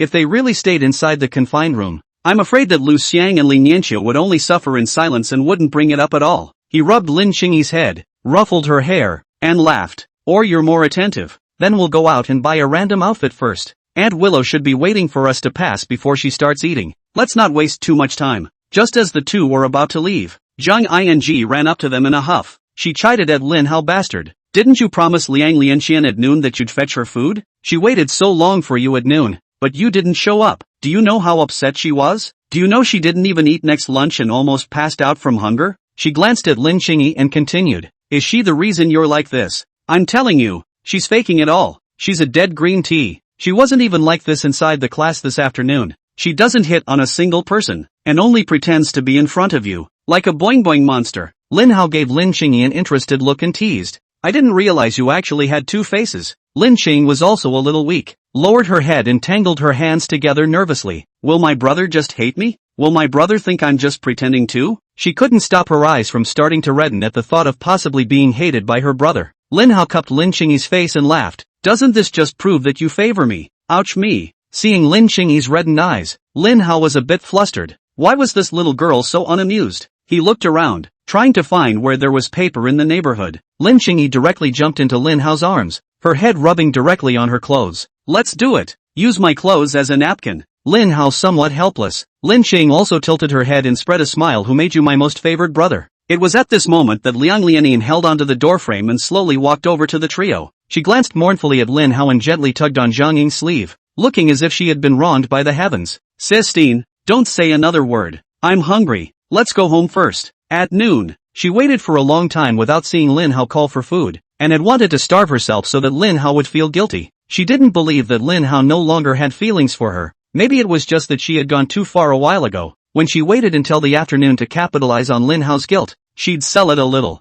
Lin Hao will forgive her when he sees that she's already been punished, and by the way, he'll apologize for what he's been doing all this time. Liang Evening conceived a very beautiful, but did not expect. Lin Hao pressure did not come to school in the afternoon, prepared a good show and ended up with no audience. Chapter 65 My clothes smell too. After the two Liang Lianyans left, Chang Yuan yawned and walked out of the classroom. The moment he saw Lin Hao, his eyes widened in shock. Ho, why are you still back? He glanced at Lin Cheng again. Also having a sister really is different. If only I could have a sister too. Lin Hao vigilantly held Lin Qingyi tightly. Don't even think about hitting on my sister. Someone smiled sarcastically. If he could have a sister as beautiful as Lin Qingyi, he would be the first one to have to guard against Lin Hao first. He looked around and realized that Liang Lianin was not nearby, and gossiped in a low voice. How? You don't know. Liang Lianxian really didn't eat when she saw you giving her food. That face turned green when I saw you out of class this afternoon. On the contrary, it's that dog Li Zimu. Seeing that you two have been fighting for the past few days, he thought that he had another chance and stuffed Liang Lianin with a lot of snacks. Li Zimu was one of Liang Evening Night's suitors. His family is quite well off, and he has spent a lot of money for the other party in the process of pursuing Liang Evening Night. Lin Hao waved his hand. Fatty, don't test me either. Even if the two of them got together it wouldn't have half as much to do with me. Being a lickspittle doesn't smell as good as having a sister. He lowered his head and looked at Lin Qingyi's hair swirls. A faint fragrance came to his nose. It seemed to really smell quite good. He opened and closed his nose twice and continued. Not to mention that even if Liang Lianyang turns back, with her character, it's impossible for the two of us to get married. What am I doing wasting my hard-earned money helping someone else raise their wife? Instead, if you spend all the money you spend on her, you spend it on your sister. Lin Cheng also tilted her head. Her face slightly flushed as she shyly peeked at Lin Hao's side. She felt her heart flutter like a deer in headlights. Only Lin Hao grinned and spoke. So how many sisters can I raise? Well, the deer in the headlights was killed by a car. Lin Cheng also lowered her head, and with one head, she gently bumped into Lin Hao's chest. Lin Hao had just been grinning, and after being sneak attacked by Lin Qingyi, he froze and burst out laughing with a trill. Fatty gloated. Ho, let you flirt. You've got what's coming to you. Lin Hao rubbed Lin Qingyi's head and said with a smile. Give me another chance and I'll reorganize my language. Lin Qing also grunted twice and waved her small white fists. Looking at this skinny little fist, Lin Hao immediately had the feeling that he wanted to be punched by Lin Qingyi while calling out to his brother. I shouldn't have awakened any strange fetishes, should I? He thought in his mind. He hastily shook his head to get rid of such strange thoughts inside his head. He cleared his throat and resumed. Spend it on another girl and she might not be my wife and might call me a lickspittle. But spend it on your sister. She'll always be my sister. Narahara raised an eyebrow and laughed. That's not necessarily true. Hey, good for you, fatty. Lin Hao raised his leg and was about to kick towards the fat man's ass. Narahara smiled sarcastically and fled away in a hurry. Ho, I'll just go home first. Lin Hao patted Lin Qingyi's head. Let's just be good. We'll be losers together in the future. He had done so many things just to avoid Lin Qingyi going astray and leaving the Lin family directly. Fatty, this dog actually dares to mention this kind of thing. This righteous son can't be taken. Lin Qingyi's head was resting against Lin Hao's chest, gently rocking, and she seemed to be in a very good mood. She tilted her head and said, brother, let's go shopping for clothes or auntie and school sister will be hungry. The two walked out of the school together to a clothing store next to the school. Lin Chang also picked out a white shirt for Lin Hao and a round neck t-shirt for himself. Brother, look, she waved her wide dress in front of Lin Hao, then lifted the hem and tied a knot. The originally wide dress fit over her dimpled figure. and Lin Hao couldn't help but give 2 thumbs up. It's good. I love it. He suddenly remembered something and said in confusion, "No, my clothes have a smell. Why did you change into it too?" Lin Qing also spat out her tongue and explained, "I just hugged my brother for too long and my clothes smelled." She passed the changed clothes towards Lin Hao. "If you don't believe me, brother, you smell it." Lin Hao subconsciously took the clothes, a warm feeling lingering in his hand. He put it under his nose and sniffed it, wondering, "No, it doesn't. Not only does it not have a slight odor, but it also smells good." He sniffed a couple more times. "Does your nanny do your laundry too? What kind of laundry detergent do you use? It smells so much better than mine." Lin Hao's face instantly began to burn, and he hurriedly blocked his head with his clothes and ran outside the clothing store. Lin Xingya's face was so flushed that it was about to drip, and as she looked at Lin Hao's back as he fled in panic, she also hurriedly chased after him. It's good to be young. The clothing store owner's wife couldn't help but marvel at the youthful appearance of such a young couple. Running out of the store, Lin Hao took the clothes that the two of them had changed out of. His face flushed red as he walked ahead. Running outside the store, he realized that the clothes he had just used to cover his face were the very same ones that Lin Qingyi had changed out of. Even though the clothes had been taken off, he felt his breath carry a sweet aroma. Floral scent. It's definitely the scent of flowers. Zhangqing's greening is doing so well. He consoled himself somewhat sheepishly. Lin Qing also lowered her head and followed him step by step, and from time to time she even jumped and stepped on his shadow, obviously in a good mood. Damn! This culprit! Lin Hao suddenly stopped, and Lin Qingyi didn't react for a moment, hitting his head on his back. Lin Qing also covered her head and stole a timid glance at him. Lin Qingyi's eyes were large, and when she peeked at him, the whites of her eyes were distinct. Looking at Lin Qingyi's cautious appearance, Lin Hao reached out and rubbed his hand over her head, turning her hair into a chicken nest. "Next time you want new clothes, just say so. It's not like I won't buy it for you," Lin Hao said helplessly. He guessed that Lin Qingyi just saw that the clothes inside the store looked good, and while picking out clothes for him, he incidentally picked one for himself as well. He was also afraid that he wouldn't buy clothes, so he lied about the smell of his own clothes. Lin Qingyi took out a small piece of comb from her bag and stuffed it into Lin Hao's hand, stretching out her hand in a swearing gesture, assuring that, "Definitely no more teasing my brother next time." Lin Hao examined Lin Qingyi's face with a skeptical expression. She had an impish grin on her face that seemed to say, "I was wrong. Don't dare next time." Lin Hao shook his head helplessly. At least the current Lin Qingya had a hint of the youthfulness and liveliness that belonged to a girl of this age, which was a good thing, but it was just a small joke. Lin Hao looked at the clothes in his hand that still gave off an aroma,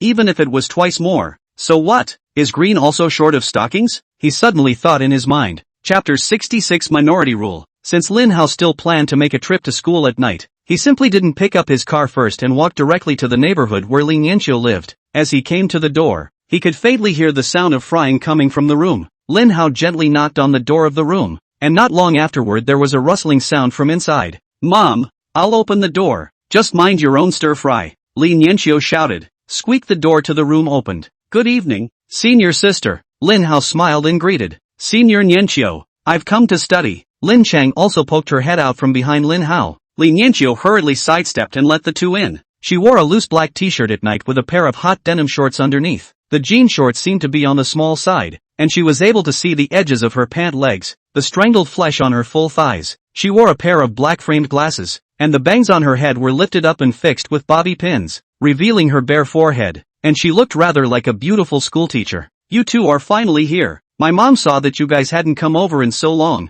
so she went and fried up another plate of food, and I couldn't even taste it before you guys came. I'm almost wondering if I'm pro-life," Lin Yanqiu complained. Lin Hao scratched his head awkwardly. "I'll go talk to Auntie. You're a high school student. You can't afford to starve yourself." A few minutes later, Christina Liu walked out of the kitchen with a plate of clams in scallion oil and a plate of fried pork with garlic scapes. Just now she also heard Lin Yanqiu's words and opened her mouth to educate her. The dishes were all bought by Hao and the others, and they haven't even served them, so how can you eat them first? Lin Yanqiu shrunk her neck and grabbed Lin Hao's arm, hiding behind him. "Auntie, you guys eat first if you're hungry. It's fine if you don't have to wait for us." Senior sister, she's a high school student, and studying on a hungry stomach is also inefficient, Lin Hao said. Xiang Lu had a hesitant look on her face. She naturally didn't want her daughter to be hungry and affect her study efficiency, but after all of these dishes were bought by Lin Hao and the others, so if he ate them first and let Lin Hao and the others eat the leftovers, his conscience wouldn't be satisfied. "Aunt Willow, or how about this?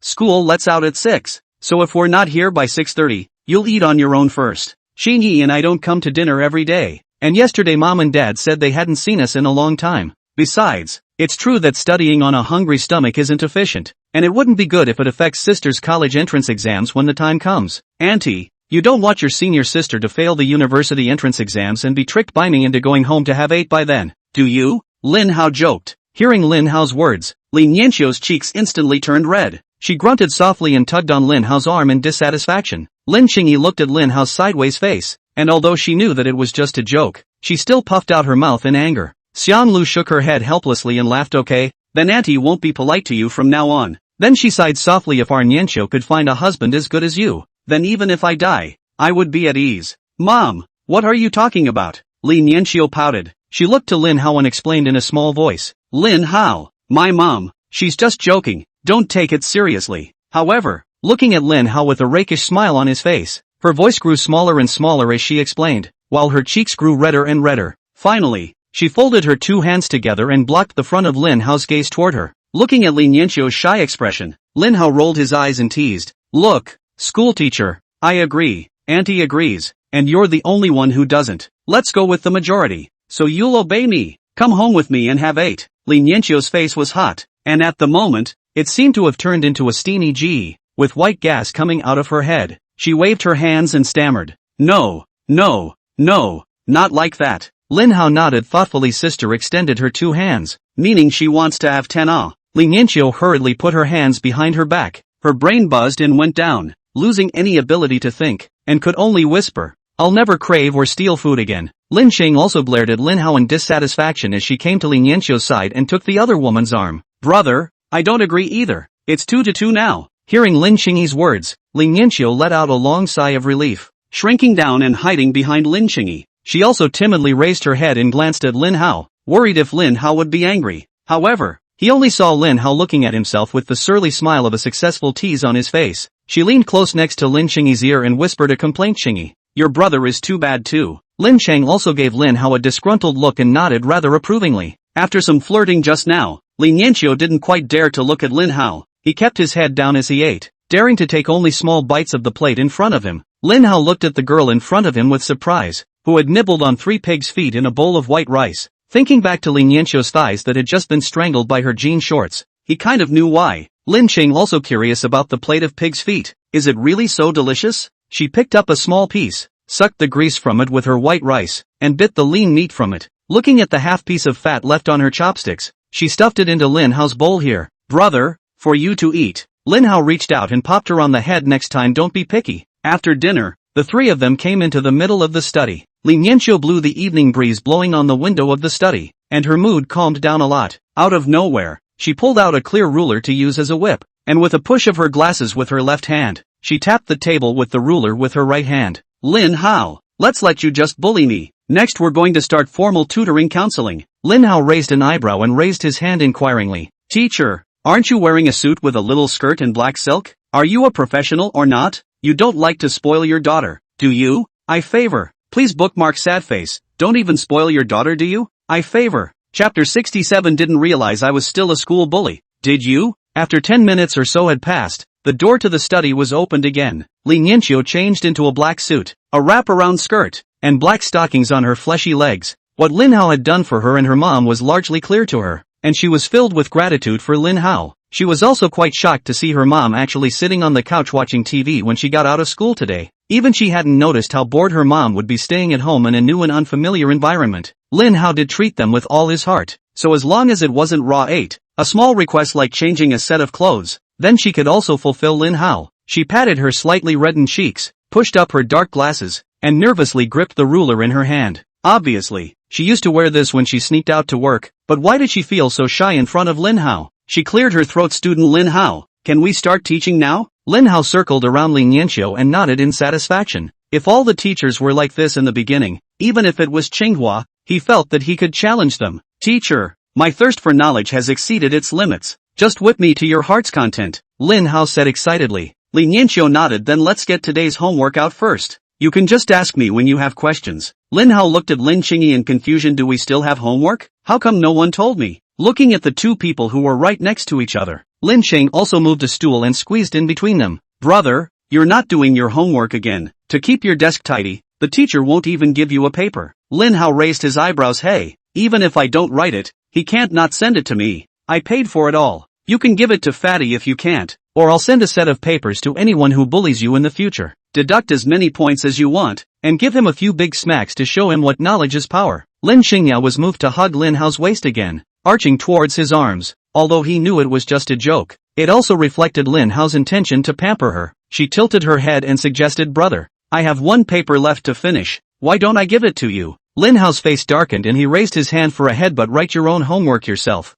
The old man doesn't need any power of knowledge, my empty brute strength is enough." Lin Hao gently shook his head and thought darkly in his heart, "Stupid Lin Qingyi, how dare you try to pamper me and let me help you write your paper? You dream. I'll set you up with 2 more sets when we get home." Hearing Lin Hao's immodest words, Lin Yanqiu couldn't help but laugh lightly, envying the intimate brother-sister relationship between Lin Qingyi and Lin Hao. At that moment she had just taken out her homework from inside her book bag. She had wanted to take advantage of Lin Hao's efforts to write her homework and write her own as well. She put down her pen, thought for a moment, and inquired, "So which subject would you most like to improve?" "For this subject, let me review it for you against the textbook. I also have all the books you're using now, so you can read my notes." Lin Hao didn't even think about it and blurted out, "Physical health." Lin Yanqiu's cheeks instantly began to burn. The college entrance exam doesn't have this subject. Lin Qingyi was still rocking gently in Lin Hao's arms when she heard Lin Hao's words and she gave a violent headbutt. "The most important thing that my brother needs to improve now is his ideology. Nianqiu-senpai, just leave my brother alone. We all agreed with Auntie Christina Lu that you're here to teach me how to learn, not my brother. If I had a problem, I'd bring it up to bother you," she interjected disgruntledly. Lin Hao rubbed Lin Qingyi's little head, not realizing that he was actually choked by this little ninny. "Alright, you guys mind your own business and do your homework first. I'll play some games." Lin Qingyi and Lin Yanqiu were both schoolmasters, and their homework was written quacking fast. Lin Hao sat to one side, resting his cheeks as he watched the two do their homework. Lin Qing also has a well-proportioned body, though it looks slightly thinner after a long period of malnutrition. I'm guessing that after a few more months, the already prominent face will look even better. Lin Yanqiu had grown up in the watering hole of Xiang Lu's love, and her figure would be a little more voluptuous than Lin Qingyi's. Fat where it should be, skinny where it should be, especially on the thighs. It always gave him the urge to go up and give it a squeeze. It was just that he realized how both of their faces were starting to turn red when they were writing a homework assignment. "Is the title of this paper so riotous?" He tilted his head to look at the paper Lin Qingyi was writing. It was at this moment that Xiang Lu walked in with a plate of washed and cut fruits. Lin Hao cleared his throat and pointed to Lin Qingyi's test paper. "For this puzzle, you just need to use Lobita's Law, the greatest work in it, combining the Bach Old Testament, and you get a secret you can't tell." He looked back as if he had suddenly noticed Xiang Lu and got up to take the fruit plate Xiang Lu had brought. "Auntie, this is too much trouble for you too." Although Lu Xiang didn't understand what Lin Hao was talking about, she always felt powerful when she heard so many specialized terms. "No trouble, no trouble. Eat some fruit and don't get too tired from studying." She glared at Lin Yanqiu again. "Xiao Hao asked you to come and guide Qingyi in her studies. Don't keep bothering Xiao Hao." Lin Hao shook his head. "Auntie, the 3 of us are working on the solution to this question, and senior sister has given me a lot of inspiration." Xiang Lu lightly hummed, "My own daughter. I know what kind of virtue she is." "Alright, Auntie will leave you to your studies." She looked at Lin Yanqiu again. "You need to be more active. Don't keep bothering Xiao Hao." As the door to the room closed, Lin Hao turned around with a fruit plate. Only 2 people looked sadly at themselves. Lin Yanqiu skimmed her lips. She was again going to wonder if she was her own child or not. Lin Qingyi rolled her eyes. She kind of knew why her brother was so popular with her mom and dad. Obviously, at the very beginning, Auntie Lu Xiang was still wary of Lin Hao. "I ended up liking my brother so much after just 2 days. She suddenly remembered that during dinner, Lin Hao had flirted with Lin Yanqiu about giving birth to 8, and Auntie Lu Xiang hadn't said anything to stop it. She looked warily at Lin Yanqiu and then at Lin Hao. "It's over. It's over. What if my brother is too popular? It always feels like the whole world is trying to steal my brother from me." Lin Hao scratched his head awkwardly, placed the fruit plate between the two, and said wickedly, "What are you all looking at me for?" The title grew on my face. Chapter 68 Rabbit Dolls. After taking 2 bites of fruit, Lin Hao was kicked out of the room by the two. Lin Hao spread his hands helplessly and was happy to have a break. He didn't have much to do inside the study except watch them both. Plus, the face of the two was so excessive that if he kept looking at them, he was going to name the 8 pups. Leaving the study, Christina Lu had already cleared the table and was sitting on the couch watching TV. "Xiao Hao, why did you come out?" Christina Lu asked. Lin Hao laughed and teased, "I'm in there. They just look at me. They don't even look at the questions." "Auntie, you don't have to mind me either. I'll play with my phone for a while and wait until Qingyi finishes his tutoring." those breads and milk, they'll be delivered around 8 p.m. You remember to put them in the refrigerator. He added a word of advice: let's just eat these things ourselves at home. Don't take them to anyone else. There was a store clerk who used to give unwanted bread to a homeless man. As a result, the other person said he had a stomachache after eating it and blackmailed the clerk for $2,000. Xianglu nodded after hearing this and said angrily, these people are also too hateful, wasting the good intentions of the shopkeeper for nothing. Don't worry, little Hao. Auntie won't cause you any trouble. Knowing that Lu Xiang understood the situation, Lin Hao went up on the sofa in a kazoo. He picked up his cell phone and opened the Acne print platform. After a lull, a flood of invective hit like snowflakes. There was nothing he could do about this group of netizens who listened to the wind. I can't wait to go over the net and pull the hair out of their legs one by one. He took a few lucky keyboard warriors at random and kept screenshots of all the insults these people had hurled at him, just in time to be used as material for the video he was making at night. Just as he was still picking out the lucky keyboard warrior, a new message popped up in the chat window. Flower tags. Ho doda. I believe you've been vilified. That blogger's video has no evidence in it at all and relies on subjective speculation to fool netizens. I've pinpointed the location of that blogger at the No. 1 dormitory building of Zhongcheng University. Here is the public information she was able to search for online. Lin Hao remembered this netizen nicknamed Flower Sign. She was the girl who had left a message last night saying that she had once been bullied. He also remembered replying to this girl yesterday, inviting the other party to come and play in Zhongcheng. Lin Hao curiously clicked on the girl's homepage, which only contained 2 videos. A clip of a girl in a little light pink Lolita dress sitting at a computer desk. The girl did not show her face and only a third of her side is visible on the video. The computer has a large screen and is hosted in one of the more popular ocean view rooms, with rainbow-colored light giving the whole thing a technological feel. The computer's desktop background picture is of 2 large pink bunnies, and a bunny doll sits on top of the desk as well. The text of the video reads, "My boyfriend gave me a bunny doll. Isn't it cute?" Another video shows the rabbit doll's holster all torn to shreds, revealing the white cotton inside as well as a few very short black wires. The accompanying text reads, "Why? I want to die." Lin Hao returned to watch the first video. In the video, as the camera shakes, you can faintly see the rabbit's black pupils emit a burst of dark red light from time to time. Seeing these 2 videos, Lin Hao roughly guessed what had happened to the girl. He sighed softly and whispered an angry curse. He replied to the girl, "Let them have their last hurrah. These people who want to eat human blood buns won't be able to jump around for long, waiting for my night wave to complete the shutout. Also, when are you coming to Zhongcheng? I'll take you for a walk on the streets of Zhongcheng." Flower tags. Little Hao Day. Are you really willing to take me for a walk on the streets of Zhongcheng? Big city Little Ho. Feel free to walk. The streets of Zhongcheng Green Thief. The air is fragrant. After a short communication, Lin Hao knew what he had experienced after the Flower Sign. Flower Signs has since dropped right out of school and spent a lot of time learning web technologies in order to get the surreptitious videos of himself removed. Although the video was later removed, that incident caused quite a stir in the area. So much so that she was pointed at when she went out. So she simply stopped going out and used her networking skills to get a job online maintaining network security. But bored in her room for long periods of time, her mom and dad were concerned about her mental state. Her mom was in middle management at a corporation and was on the verge of being promoted to the top, but quit her job because she was worried about her. When she heard Lin Hao's song, she finally made up her mind to want to overcome the psychological shadow she once had and didn't want her mom and dad to worry about her anymore. After listening to Flower Sign's experience, Lin Hao felt very grateful. Luckily he had rushed to the scene in the first place to save Lin Xingyi. Otherwise he didn't even know how deep Lin Xingyi's psychological shadow would be. Being bullied in front of the whole class, and being left with a video. And even the video will be posted online and circulated. At least Flower Sign has a pair of loving parents, while Lin Xingyi has nothing to rely on. Lin Hao let out a deep breath and issued an invitation to Flower's signature once again. But after a few minutes of waiting, the Flower signatures were slow to reply. Figuring that the other party would have to do some mental preparation for a while, Lin Hao began to brush up on short videos again. Although most of the internet was scolding him, but now whenever a short video was shot by a beautiful woman, the background music almost always used the 2 songs he sang. After swiping for more than 10 minutes, he suddenly swiped to a live broadcast interface.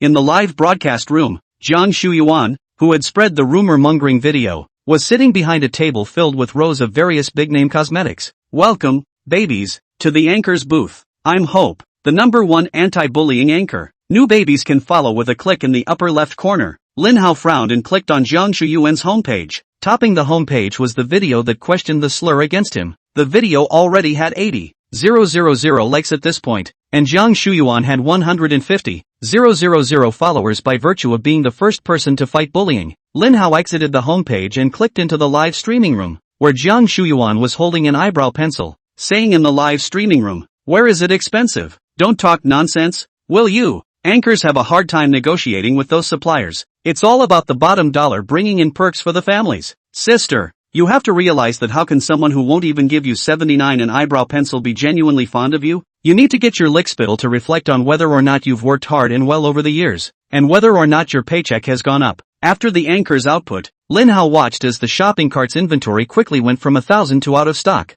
Jiang Shuyuan's newly furrowed brows also relaxed when she saw the merchandise sold out, and a chrysanthemum-like smile appeared on her face. Families, this eyebrow pencil is now sold out for the next item, so if you have a favorite baby, make sure to order quickly. Chapter 69, What have you been doing behind my back? The next recommendation from the anchor is this body lotion. It applies to the body as a watery effect. Jiang Shuyuan took out a small sample bottle of body lotion from the table and displayed it in front of the camera. That one eyebrow pencil she just got was actually available for $9.09, and she made close to $70,000 on that one product alone. By the time a live broadcast ended tonight, she predicted that she would be able to earn around $100,000 in one night. Thinking about how her roommate went out for a job interview today and only got a job that paid $4,000 a month, she made more in one night than her roommate had made in 2 years. At the moment her excitement is overflowing. Introducing the product Extra Hard. She had just opened the sample to show the effect of the body lotion on her arms when she realized that the body lotion had just been emptied from the shelves in an instant. Thank you, families, for your support. Let's move on to the next item. Just after setting the product up on the shelf, it sold out again before she could even start introducing it. She looked backstage quizzically. While this can happen with certain pop-ups, she sells products that are not bestsellers. These products are basically slow-moving for factories, and the cost of picking them up is very low. But then again, it's considered a big brand and sells for a higher price, so her commission will be very high. In the background, all the products were ordered by a user named Oshiro Koho. Seeing the ID Oshiro Koho, her eyebrows couldn't help but raise in excitement. She's up over 100,000 followers just from yesterday's short video accusing the big city Koho blogger of misrepresenting the facts. When the live broadcast was over, editing out the video of tonight's malicious order and then returned from big city Xiaohao, and by the way, selling her misery saying that she had been bullied by big city Xiaohao, a blogger, she estimated that her fan base would most likely break through 300,000 directly. She felt that a life of clothing and food was beckoning her, but in order to keep the live stream going,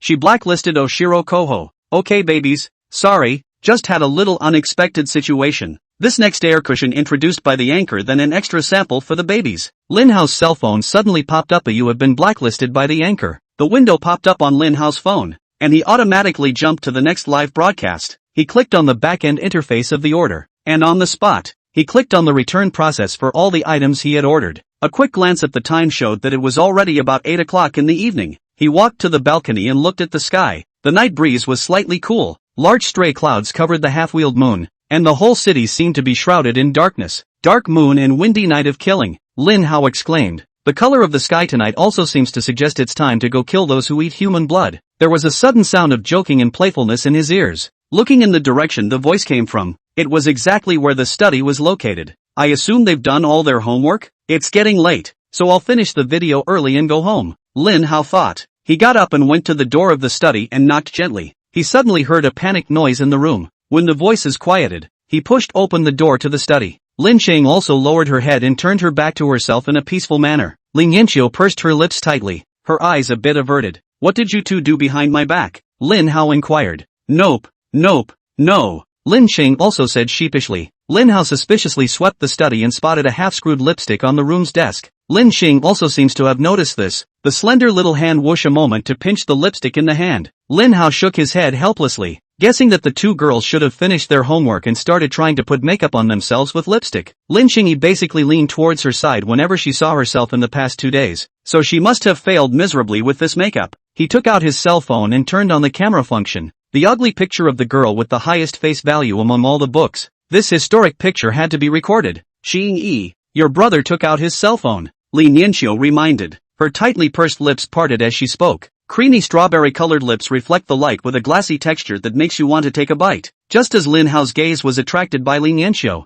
Lin Xingya covered her face and jumped into Lin Hao's arms with a piggyback. Put. Lin Hao was slammed against the freshly closed study door. I have to say, the skill of having a thick skin just works. He had a feeling that Lin Xingya had been working on this pounce for at least 17 years to keep herself from taking ugly pictures of her. Lin Cheng also hugged Lin Hao's waist and rubbed hard on his clothes. Lin Hao patted her head somewhat helplessly. Okay, I'll put my phone away, so don't rub it in. My 8-pack is rubbing off on you. Lin Cheng also rubbed himself 2 more times regardless and looked back at Ling Yanxiu. Ling Yanxiu moved her eyes away somewhat sheepishly. Originally, he had agreed to teach Lin Xingyi how to study, but he ended up bringing her along to put on makeup, and he was even caught by Lin Hao. Senior Yanxiu? Lin Cheng also softly shouted. 2. Li Yanxiu subconsciously shouted. Her face instantly began to blush as she turned her head to look at Lin Xingyi's makeup at the moment and gently nodded. Lin Cheng also breathed a sigh of relief and slightly lowered her head. Looking at the masterpiece that she had smeared on Lin Hao's white clothes, the corners of her mouth couldn't help but rise up. Lin Hao looked at his clothes somewhat helplessly.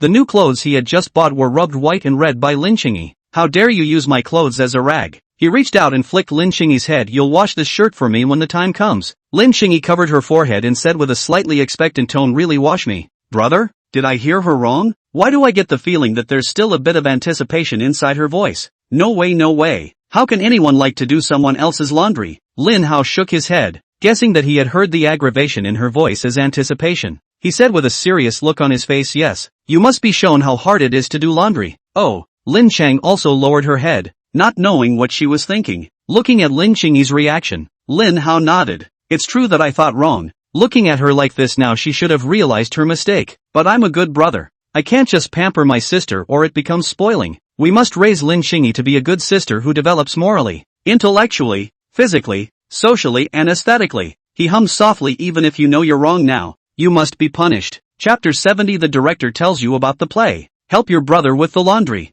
Help brother do the laundry. Lin Xingya's head was in a daze. She didn't hear anything Lin Hao said, and her body couldn't help but sway gently. Lin Hao stared blankly at Lin Xingyi, whose shoulders were trembling slightly. This isn't going to cry, is it? Is it so aggravating to wash a shirt you've soiled? It's only been a few days. Ha, just spoiled? So adaptable? No, no, no, it has to be tough. But even though he thought so in his heart, looking at the small Lin Xingyi in front of him, he was still a little bit unable to bear it. He poked Lin Xingyi's shoulder. Why don't we just forget about it? It won't happen again. No way. Lin Xingyi suddenly tilted her head. I'm the one who soiled brother's clothes. I must be punished for washing them. When Lin Xingyi tilted his head, Lin Hao looked a little dumbfounded. Her cheeks, the tip of her nose, and the lipstick smeared on her chin swirled away in the midst of the rubbing she had just done, looking as blushing as a young girl would when she meets her sweetheart, especially her pair of peach blossom eyes. Her lower eyelids were stained with a little pink, and those eyes felt deep love even when looking at a dog, and looking at Lin Hao as well. Not to be outdone, she is the #1 beauty in the book in terms of face value. Brother, don't look. Lin Cheng also covered her face shyly. She rushed to the bathroom and looked in the mirror, seeing that her appearance in the mirror wasn't as wretched as she had imagined, and recalling the way Lin Hao had just looked at her, the corners of her mouth couldn't help but rise. Washing the makeup off her face with water, she returned to the room once again. She remembered when her third sister left a lipstick mark on her brother's back as well, and she hugged Lin Hao from behind again and rubbed against him. Lin Hao felt a wetness coming from his back and helplessly rubbed Lin Xingyi's head. This little girl is probably using my clothes as a rag again. After ing and a ing about the front, you start ing and a ing about the back. But she's the one who washes these clothes anyway, so she can trash them as much as she likes, he thought in his mind. He looked at Lin Xingyi and inquired, have you done all your homework today? Lin Xingyi nodded. Brother, didn't you say you were going to school to shoot some kind of video? Let's leave early then. My heroine. Lin Hao laughed. Nianqiu senior sister.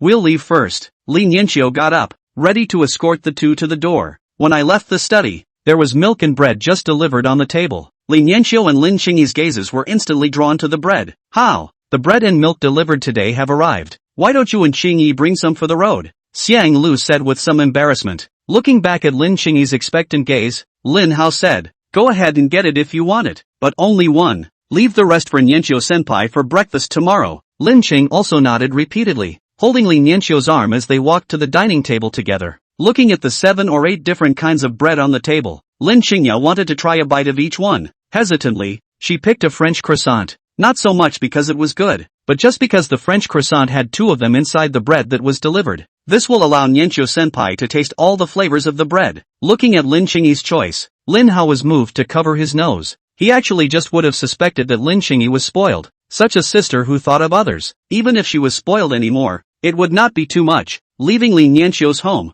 Lin Xingya hugged Lin Hao's arm and lowered her head to take small bites of bread. The grease from the bread stained her lips and seemed to shimmer with light as it reflected the glow of the streetlight. Lin Cheng also licked his lips and looked sideways at Lin Hao's clothes again. Don't even think about it. Lin Hao hurriedly stopped it. Lipstick and water are not even a problem. The clothes are oily. How can I wear this? Lin Cheng also puffed out her mouth in dissatisfaction and let out a soft "oh." The campus was dark and empty at night, and especially when a cold wind blew, Lin Hao always had an eerie feeling. Lin Chingy, the little ninny, had already buried her head in his stomach under the pretext of fear, and Lin Hao estimated that his clothes were going to have another grease stain. Finally arriving at the vehicle, he took out a tissue from the Maybach and handed it to Lin Chingy, telling her to hurry up and wipe her oily lips and stop coveting his clothes. He took out another medical diagnostic report from the car and handed it to Lin Chingy. Lin Ching also curiously opened the diagnostic slip, looked at the handwriting on it and wondered, "Brother, have I been under a lot of mental stress lately? When did I have the test? Why don't I know? If it was a few days ago."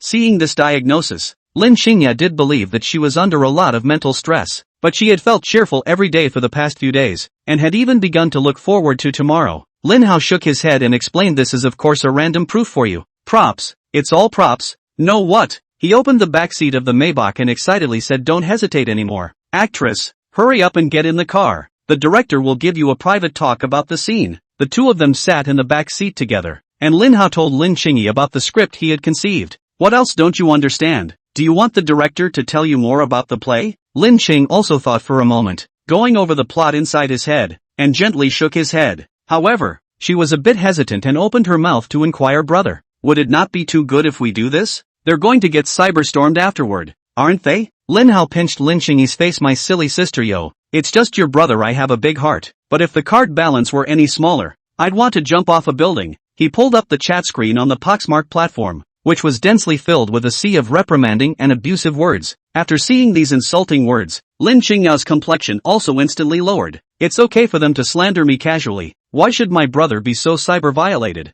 Lin Hao nodded, because when they slander casually, no one can teach them a long lesson. All they know is that slandering people can increase their followers, and by increasing their followers they can make money. They don't care if the truth is right or wrong, as long as there's traffic. The big deal is that when the events reverse, the video will be deleted or hidden again. It's really not possible to cry a little bit and say that you've been hoodwinked too, that you've been victimized, and that you're now depressed. After a while, it's time to rake in the dough or keep raking it in. They are the ones who opened their mouths to start the rumor. Don't they know how much rumor mongering can affect the people involved? It's just that they don't care because the fire doesn't burn them. He patted Lin Chingy's head and said in dissatisfaction, "And what do you mean by slandering you? Even if it's slandering you that makes it seem abominable." Chapter 71. So close. Almost said it. Scene 1. Act 1. Action. Inside the dark and dim campus, Lin Hao ran through the empty corridors with his cell phone. There was a whistling night wind in his ears as well as ragged panting. Ziak. The door to the classroom opened and it was empty. The scene switches back to the teacher's office, and after a careful search, it remains empty. Classrooms, offices, restrooms, flower beds, playgrounds, every place was run through and still nothing was found. The scene on both sides of the screen was moving slower and slower, and the sound of breathing was becoming more and more ragged, and it was possible to feel that Lin Hao's stamina had worn out. There was a brief pause, and the scene was of Lin Hao resting with one hand on his knee, that hand still holding a hospital checklist. The screen shook violently with Lin Hao's breathing, but the phone still captured the words "patient's mental stress" on the checklist. After a pause, the image began to move again and returned to the initial classroom. This time, however, when leaving the classroom, the image shoots up towards the moon, which is shrouded in dark clouds in the sky. Just as the scene shifts to the hallway, it suddenly switches back. The screen was centered on the rooftop of the school building across the street. A girl could be vaguely seen standing at the edge of the railing, blowing in the night breeze. The image then begins to move violently through hallways, aisles, and stairs to a large, closed door. The door pulled open, and Lin Ching also stood on a table, looking slightly flustered. Lin Hao shot from an excellent angle, and although Lin Chingy was standing on a table within the rooftop, it looked as if she had climbed onto the fence at the edge of the rooftop. At the end of the scene, Lin Ching also opened her hands and fell backward with a miserable look on her face. Lin Hao let go of his cell phone and rushed forward to hug Lin Chingy. He pinched Lin Chingy's nose and said with slight anger, "Didn't you say that you can't fall down? Do you know how dangerous it is?" The actress actually took the liberty of putting on a scene for herself. Lin Chingy's head was pressed against Lin Hao's chest and she hugged him tightly, but she didn't say a word. Looking at Lin Chingy's appearance at this moment, Lin Hao sighed softly and backhanded her tightly. Even though it was just a video shoot, Perhaps Lin Qing also really thought about the fact that if she had let the bullying go on in the first place, she might have actually jumped off this building. Feeling the warmth in Lin Hao's arms as well as his violent heartbeat, Lin Qingya's eyes reddened a little. Having just climbed onto the desk, she felt as if she had actually climbed the rooftop fence, and planting herself down, she was literally having a death wish. She wanted to kill the person she once was. Brother, I'm scared. I'm afraid it's just a dream I'm having. I'm afraid I'll wake up if I'm not careful. I'm afraid that if my brother has a girlfriend in the future, he won't love me anymore. What should I do? She sniffled, tilted her head up to look at Lin Hao's side face, and through a flash of courage, she humbly begged, "Brother, can you?" Buzz. A cell phone buzz suddenly sounded. The courage that Lin Qingya had just gathered was instantly shattered by this buzzing sound. Lin Hao awkwardly looked at the cell phone bouncing on the ground behind him, and then at Lin Qingyi, and for a moment he was a bit at a loss for words. Listening to Lin Qingyi's unfinished words, it was estimated that she wanted to ask herself to help her with something, and this thing should still be quite important to her. Lin Qingyi took a deep breath and hugged Lin Hao's hand a little tighter. Pouting, "Brother, carry me over." Lin Hao rubbed Lin Qingyi's head. No wonder they all like their sisters. Who wouldn't like such a soft, cute and fragrant sister? He held Lin Qingyi's waist and dragged her to the cell phone to pick it up. On the screen was Lin Xiaolan's voice call request. Lin Hao looked at the cell phone screen suspiciously. Although the original owner had an okay relationship with Lin Xiaolan, he wouldn't call on weekdays, and he had a vague sense of foreboding. After much thought, he took the voice call request. "How? You finally answered the phone. What were you doing? What took you so long to answer the phone? Is little sister pestering you to not answer your cell phone? But when you think that it is after all a call from your dear sister, you directly force her to hold her with one hand while the other is answering the phone?" Lin Xiaolan seemed to be very upset that Lin Hao took so long to answer the phone. Lin Qing also blushed, her head buried into Lin Hao's chest. Dish not dare to squeak at all. "Nope, nope, no," Lin Hao said somewhat sheepishly. He suspiciously swept a glance around the circle. Could it be that Lin Xiaolan had set aside here to install surveillance? "I don't believe it," Lin Xiaolan said, and she immediately sent a request for a video call. Another message popped up on the screen. "Sister checking in for your future girlfriend. If you refuse, that means you're weak-minded and by default you'll do something else with your little sister. Send me a paragraph of no less than 800 words of detail afterward, please." Glancing at Lin Xiaolan's tiger and wolf words, Lin Qing also blushed, steam coming out of her head. She let go of Lin Hao's waist and just gently grabbed Lin Hao's sleeve. Lin Hao clicked on the video rather helplessly. On the opposite side of the video, Lin Xiaolan was sprawled on the bed in the dormitory with a pillow in her arms,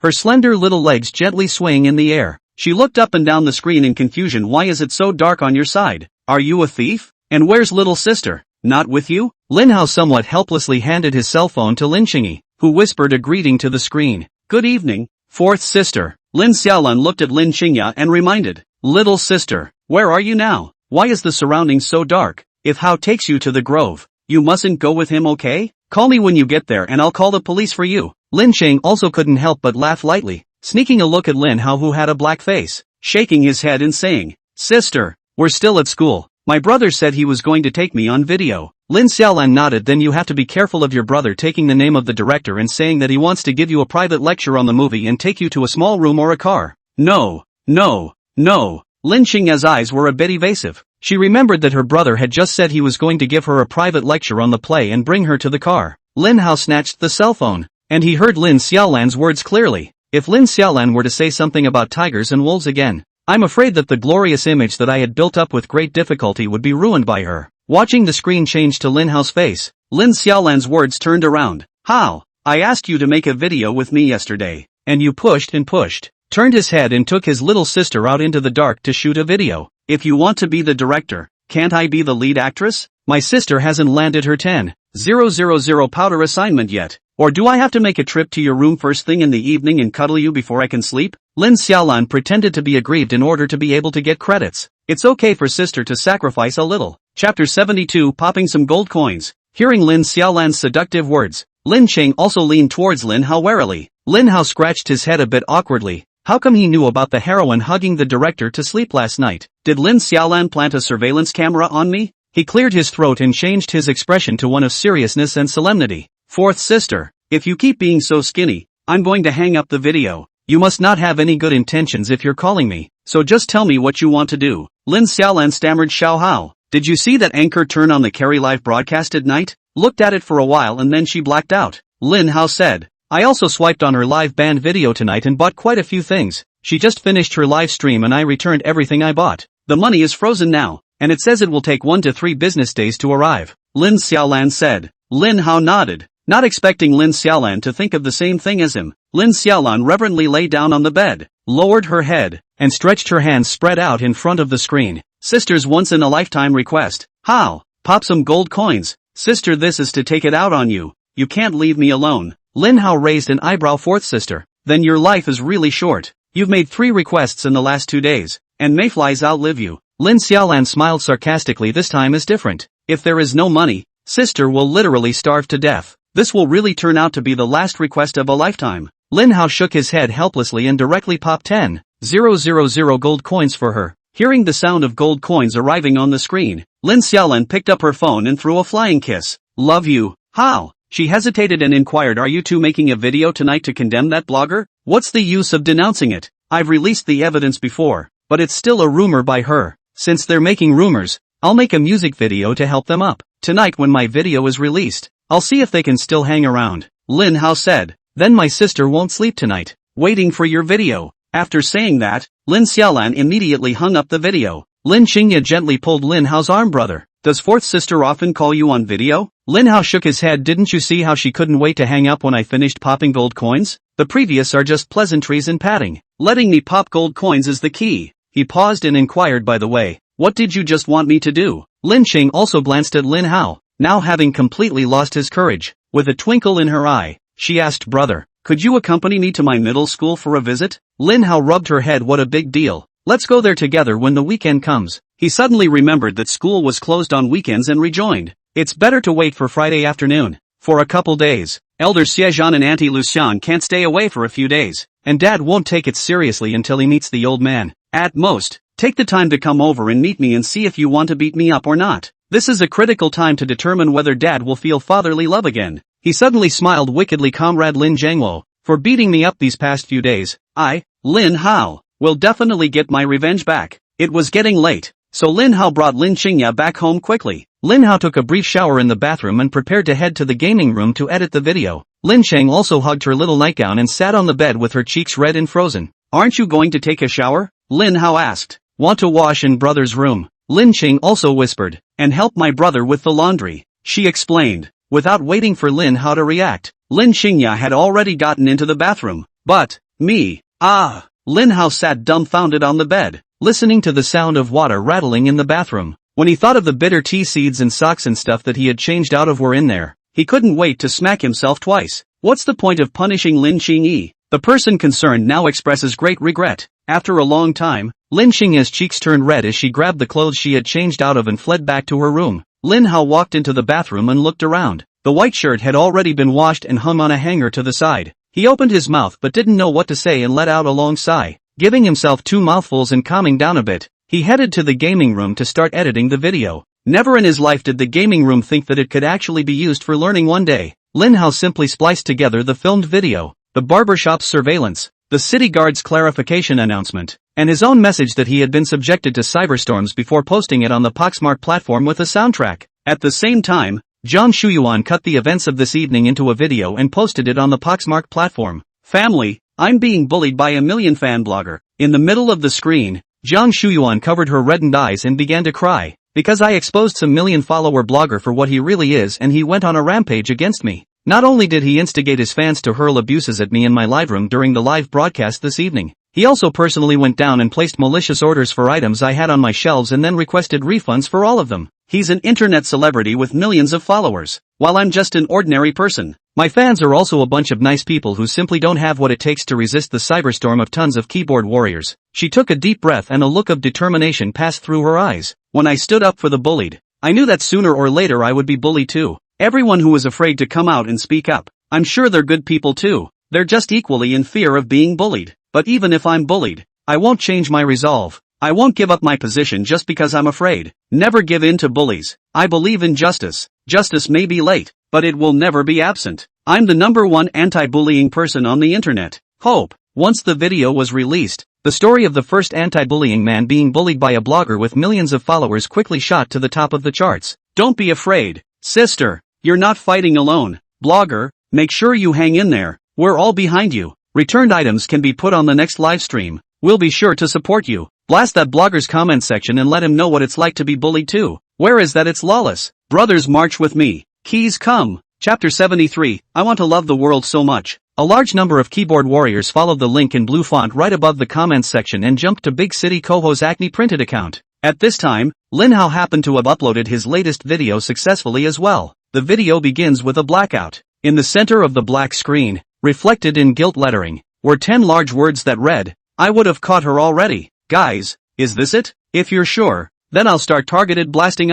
Wait, look at what's written on the screen. Give the suspect a chance to explain. Press your armor and wait and see for a while. The scene shifted and was followed by Lin Hao repeatedly searching for Lin Qingyi on campus. What's this dude looking for? Not even coming home at night? Does he not have a home anymore? So it's a lack of love from home that makes you bully others. I told you, all these bullies must be the stuff that was born with moms and dads and not raised by them. As the scene jumps around, a piece of music plays, cuddled up on the couch, sleepy eyes and messy hair, but aspire to be as dashing as a movie protagonist. On the screen, Lin Hao searched for half a day but couldn't find Lin Qingyi, and in the middle of the screen flashed and passed a miserable white medical record sheet. What is this? Why did I just seem to see depression? It's not depression, it's mental stress, and it shouldn't be far from depression. Asterisk asterisk asterisk asterisk, what time of night is it and I can't find anyone? If I were a blogger and I couldn't find anyone this late, I'd be going crazy, netizens commented. As the timeline flowed, the scene shifted to Lin Qingyi standing on the fence and planting himself with his arms open as if relieved. Thought about leaving and existing in this way. It's because of the asides, the gestures,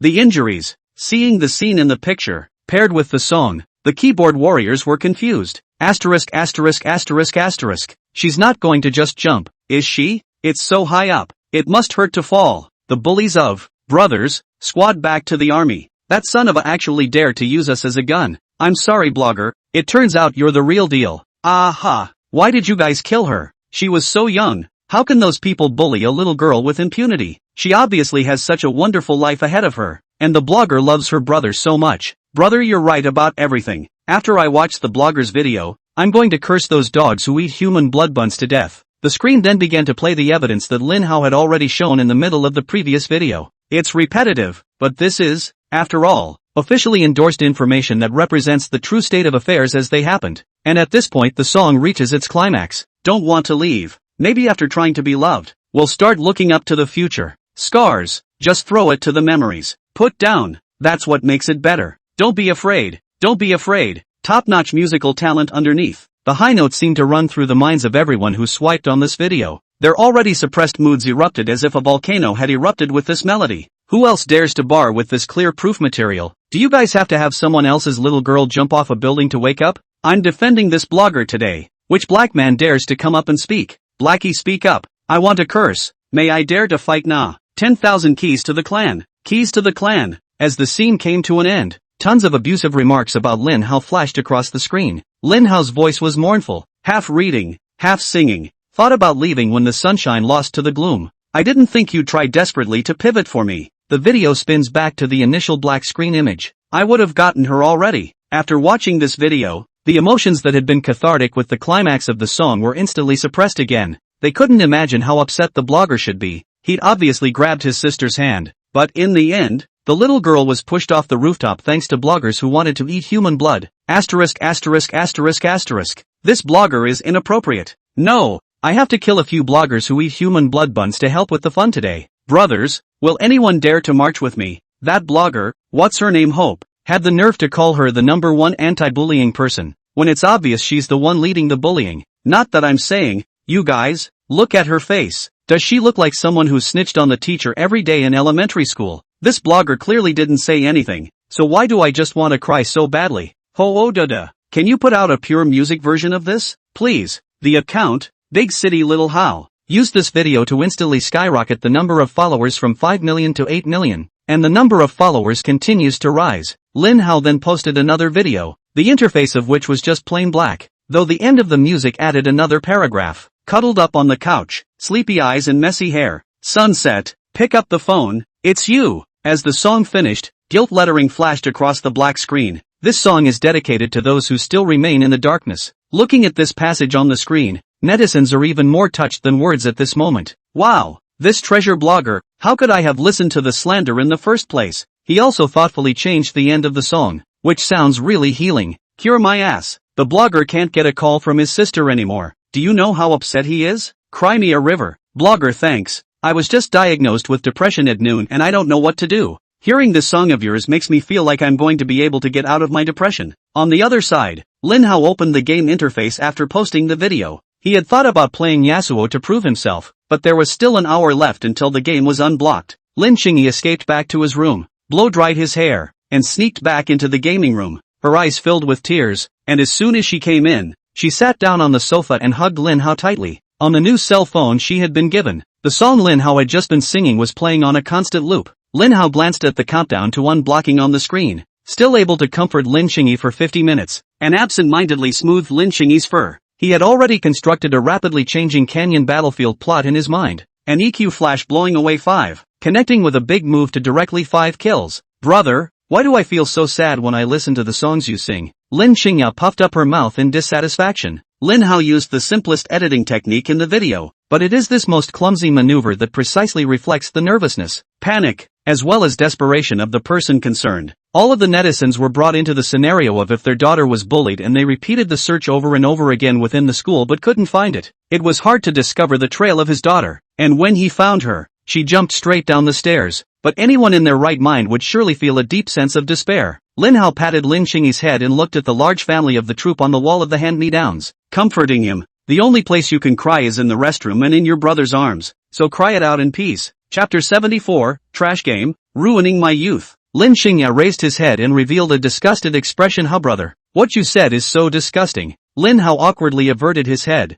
thinking about it like what he had just said was indeed a bit disgusting. But why was she still a little excited after being given a disgusted look by Lin Qingyi? Looking at Lin Hao's embarrassed appearance, Lin Qingyi rubbed her head on Lin Hao's pajamas and whispered, "But I don't want to cry anymore when I burrow into my brother's arms." Put. Lin Hao felt like his little heart had been bludgeoned. Why don't we get Qingyi a computer later as well, so she can play Stone Man to assist me then? He thought in his mind. Lin Qingyi's cheeks were slightly red, her eyes fluttered a bit, and she asked in a small voice, "Brother, isn't it time to go to bed?" Lin Hao glanced at the time. It was already close to 0 o'clock. It's indeed time to go to bed. You go back to sleep earlier. Lin Qingyi's face showed a hint of aggravation. Brother, can't I sleep in your room? Alright, then you go to bed early and I'll deal with the night here, Lin Hao said. But it's just an internet cafe all-nighter. It's not like I haven't experienced it before. He glanced at the countdown on the screen. Tonight was bound to be the night. Lin Qing also sat directly on her knees on the sofa and looked at Lin Hao with a puff of air. It's so obvious that it's been hinted at. Why doesn't my brother get the hang of it? She glanced at the screen again. Surely this game is stealing my brother from me. Looking at Lin Qingyi, whose cheeks were bulging like puffer fish, her eyes were still reflecting the light of the screen. Lin Hao hesitantly inquired, "Should I play one for you to try?" He immediately called Narahara for his account number and password. The segment level of Sungara's account was stuck right at Glory Gold, a little bit stronger than his original account. Lin Hao clicked on the game and briefly gave Lin Qingyi an introduction to the gameplay. This minion, as long as it's the last one you kill, it gets gold coins, which can be used to buy equipment. The game is won when you finally destroy the other team's crystal. Since he was playing for Lin Qingyi, he chose the more accessible Annie and launched into a demonstration. Lin Qingyi looked at Lin Hao's operation on the screen and wondered, "Brother, didn't you say that there would be gold coins for killing minions? Why don't you want a gold coin? Is it because you don't like it?" Lin Hao's old face blushed. "This is called showing the enemy weakness. It's all tactics. The opposing fielder won't come to catch me when he realizes that I can't even mop up." As he said it, he nodded as if that was the case. However, after reaching level 3, he was directly attacked by his opponent's Aso with a set of unexplained combos and instantly secured. Lin Hao glanced at Lin Qingyi, originally wanting to single kill the opposite side twice to lower the difficulty of getting started for Lin Qingyi. He looked slightly embarrassed. The opposite side is a master. Give me another chance. Lin Qing also kept his gaze on Lin Hao's body, only occasionally scanning the screen from the corner of his eye. Watching Lin Hao about to cross the river, she pointed her finger at the screen and reminded, "Brother, that whatchamacallit you were talking about, it looks like it's coming." "No wimp, I changed my gear and the opposite side hasn't gone home yet. Come one I'll kill one, come two I will." Before the words were finished, the screen instantly lost its color. Lin Hao sighed as the game turned into a straight-up hellish start. He said, a little sheepishly, "Why don't we start the game over?" Lin Qing also nodded. "Brother, now let me familiarize myself with the operation." She wanted to see just what was so attractive about this game that it could steal her brother. 5 minutes later, a single kill against. 7 minutes later, the opposition called for a double play on the hitter. 15 minutes. Anywave squat grass flash zoom halo 5. 5 kills. Lin Hao looked at the screen. The corners of his mouth couldn't stop twitching as he said in shock, "Is this really your first time playing?" Lin Ching also nodded. "Brother, is it too cookie?" Looking at the Victoria Settlement interface on the screen, Lin Hao's eyes dodged a little, and he said sheepishly, "Yes, you still need to practice more. In a moment, you'll start the game, and I'll show you the matchmaking techniques for the downwind game." 10 minutes in, looking at Annie, who already had 3 big pieces, Lin Hao grabbed control of Lin Chingy. He cleared his throat and taught Lin Chingy, "If you have a tailwind game, you have to help your teammates more. It's a team game, and it's important to pay attention to how the team works together." However, just as he reached the lower road, he was squatted by the ambushing fielder, giving the opposing AD a bounty of 1,000 gold coins. The situation took a sharp turn for the worse as the original small advantage of the bottom lane combination was instantly crushed by the pair. After more than 10 minutes, looking at the failed settlement interface on the screen, Lin Hao felt as if he had aged 10 years. Looking at Lin Hao's deflated appearance, Lin Qing couldn't help but laugh lightly and say, "Brother, I get it. The opposite side does work very well as a team." Lin Hao covered his heart and felt like spitting out a mouthful of old blood. Even if he lost the game, he was also taunted by Lin Chingy. "Garbage game. Ruined my youth. I don't think I can keep you, so I'm going to unload you now." Looking at the interface on the screen where the game was uninstalled, Lin Ching also nodded thoughtfully. "Will this give my brother more time to spend with me in the future?" she thought in her mind. Lin Hao reached out and hit Lin Chingy on the head. "Look at what time it is. Why don't you go to bed? Or else you'll wake up darker and uglier and with pimples tomorrow." Lin Chingy covered her forehead in dissatisfaction and left the gaming room. It seemed that she couldn't let her brother cuddle herself to sleep tonight. Lying on the cold, soft queen-sized bed, she huffed and turned her back on the gaming room. She was going to imply to her brother that she was angry. In her drowsiness, she felt as if she was back in that classroom in the beginning. She recalled being pulled by Gu Chanchan's hair, twisting her arms, throwing her school bag and dumping the trash can upside down on her desk. She once told a teacher, only to be reprimanded again. The scene flowed as she was torn by Gu Kanchan with a few people tearing her clothes and finally climbed up to the rooftop and jumped down lengthwise. No one ever cared about her, and naturally no one would feel sorry for her. On the other side, Lin Hao looked at the interface where the game was re-downloaded and prepared to get up to use the restroom first. It was definitely a teammate issue just now, and I'm sure I'll surprise Fatty tomorrow. As he passed by his bed, he saw that Lin Chingy's entire body was curled up, and his body couldn't stop trembling. He suddenly felt an inexplicable pang of irritation in his heart. It was only at this moment that he remembered that Lin Chingy had all but hinted to him many times. You can't just ask Lin Chingy to say, "Brother, I want to sleep with you, can you?" He slapped himself on the head twice angrily, contemplating whether or not to wake her up first. He suddenly remembered what Lin Chingy had just said, that he wouldn't want to cry as long as he burrowed into his brother's arms. He slowly laid down beside Lin Chingy and carefully took him into his arms. Lin Ching also seemed to smell a familiar aroma in her sleep, and her eyebrows instantly stretched out, and she even arched in Lin Hao's direction.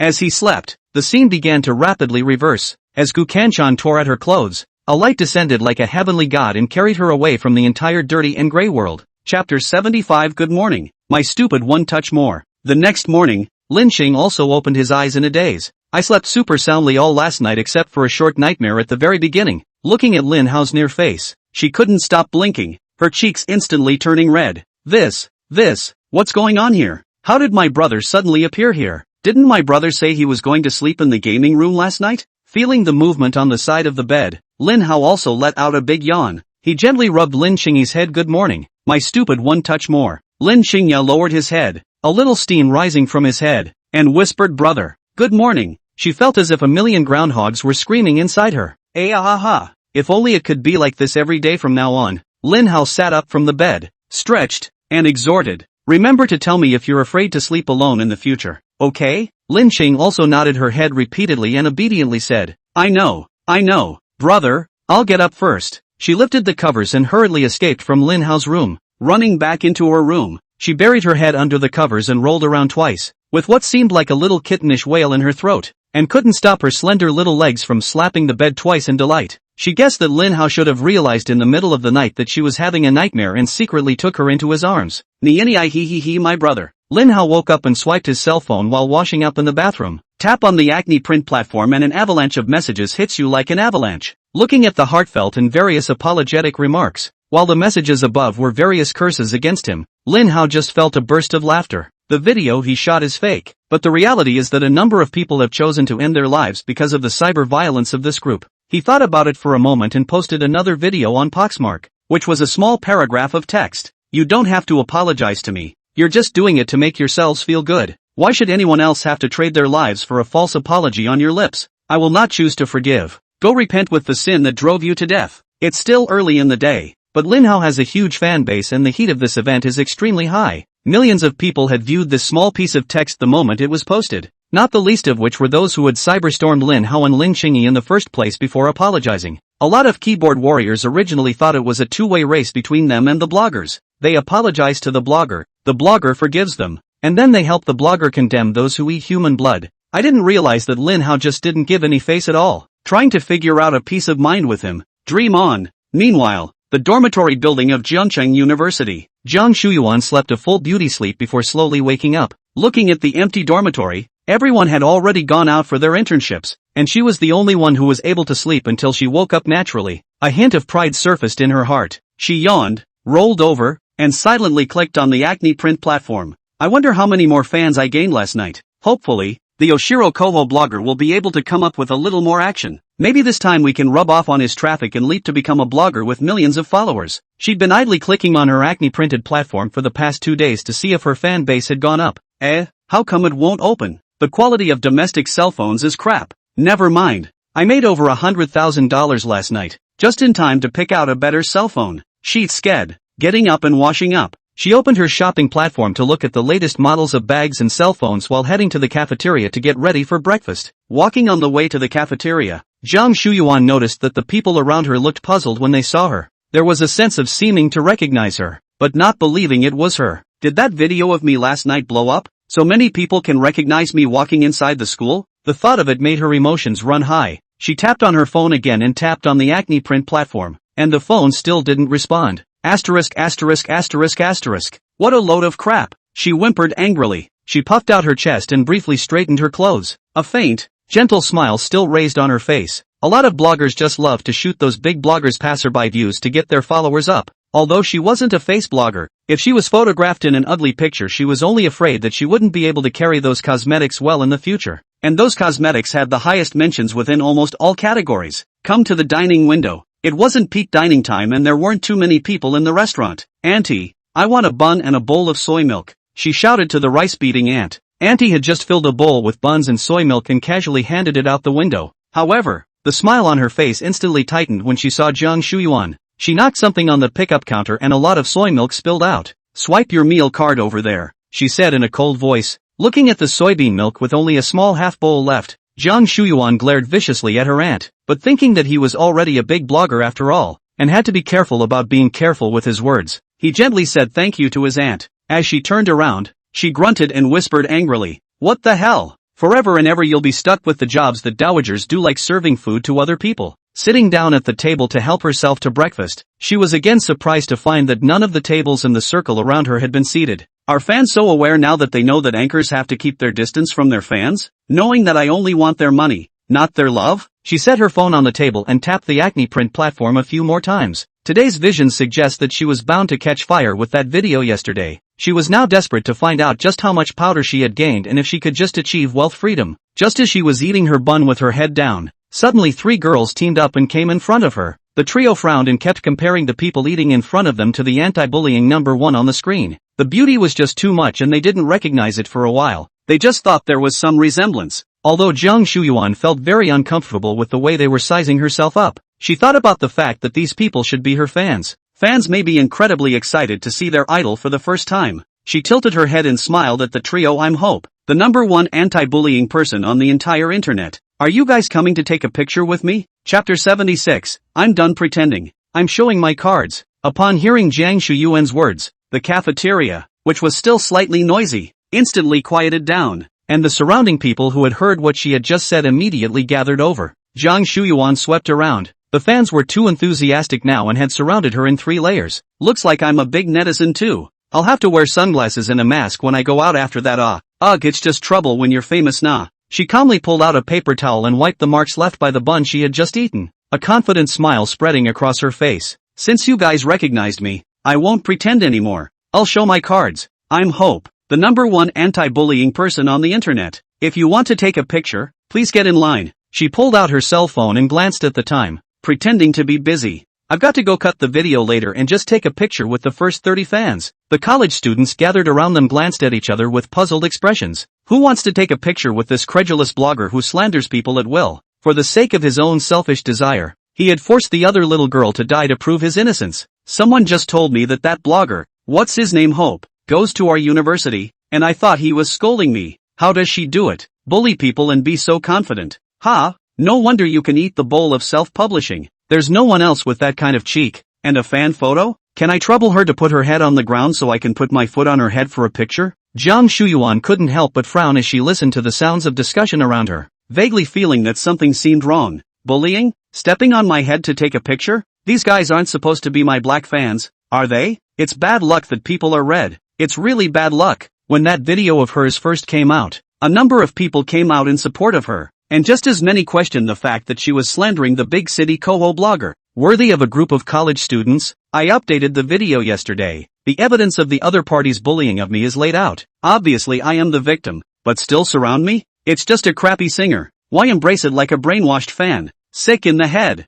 A bunch of people. She looked around again, and instead of competing for those 30 photo ops, everyone was trying to keep her prisoner here. With a twinkle in her eye, she pulled out her cell phone and started recording video. The #1 anti-bullying person on the entire internet was sent offline for real by the other blogger for exposing the bullying behavior of Oshiro Koho. She puffed out her chest and got into a fighting stance, ready to deal with the little black men in a nonchalant manner. She could imagine that when today's video clip was edited and posted online, the big city Kojo blogger was bound to go cold, and she will be stepping on the corpse of the other blogger to be among the big internet celebrities. You're the blogger Hope who was the #1 bully on the entire internet and forced her opponent to jump off a building to prove her innocence, aren't you? The trio asked angrily. What? Jiang Shuyuan had just prepared an impassioned speech, and was confused by the other party's first words. What drove someone to jump? I don't suppose it's possible that the blogger Kojo Oshiro committed suicide? Isn't it just a condemnation of him for maliciously placing an order? He's only allowed to do this kind of thing and no one else is allowed to talk about it, right? Brain dead, right? At this moment she instantly realized why so many people had looked at her with strange eyes in the morning. But it does seem to be a bit of a problem right now. After all, the other person is a millionaire internet blogger with a lot of talent. She thought briefly about how the group would know if the other blogger had committed suicide. Someone must have taken a video of the other blogger jumping and then used the blogger's account to upload it. It's highly likely that this is just a posed shot. She shook her head helplessly and looked over at the group of clear-eyed college students. It's amazing how you can look so righteously indignant when you've been used as a gun. She cleared her throat and retorted, I'm the #1 anti-bullying person on the internet. As for the jumping incident you mentioned, but anyone with half a brain knows it must be a pose. You guys think because you're college students you can go out without your brains, right? His clear and well-documented bullying behavior towards me only allows him to do such things and not allow me to expose him? All I can say about the suicide thing is that I'm sorry, but there's absolutely no way I'm going to give in to him over something like that. The psychological shadow he cast on me will not be erased by this incident. I will never apologize to him today even if I am insulted and abused by you guys, or even punched and kicked. She made such righteous remarks that directly confused the people around her. They had never seen such a trippy person before, but losing the baby and raising the placenta wouldn't turn out like this, would it? How come she acts like she's a messenger of justice after forcing a little girl to jump off a building? Looking at the group of college students in front of her, who were so impressed by her eloquence that they didn't utter a single word, she sneered and directly turned on the mockery. Just a couple of words being said? How do I know he's so mentally challenged? If your mental capacity is so poor, don't do that. Being and making a fool of yourself at the same time is really beneath you. And who isn't scolded by their parents at home, by their teachers at school, and by their leaders at work? How come everyone else is fine and he's the only one who can't think straight and wants to jump off a building? You bloggers are the only ones who are special, aren't you? She marched aggressively in the direction of the cafeteria exit, looking at the college students who had gathered in great numbers before her, using their cell phones to record the shocking statement she had just made. She snorted disdainfully, what do you all want gathered here? Bully me? If I'm really at fault, please let the law punish me, okay? Don't you guys pretend to be righteous here. I'm warning you, you're restricting civil liberties now, and if you don't get out of the way, I'm going to have to report it to the city guards. When the time comes to arrest you and keep a case file, none of you will be able to take the public exam in the future. The college students gathered here glanced at each other and all of them helplessly made way. After all, people were shameless, and her 3 views had been twisted to such an extent that there was absolutely no way to communicate with her. There's no point in hitching your future for such a trifling person. The cafeteria has red plastic mats laid out to prevent slipping. Jiang Shuyuan walked on top, enjoying the gazes of the college students around her, feeling as if she was attending some kind of movie festival. Taking 6 steps forward, she tilted her head back and left the cafeteria in high spirits,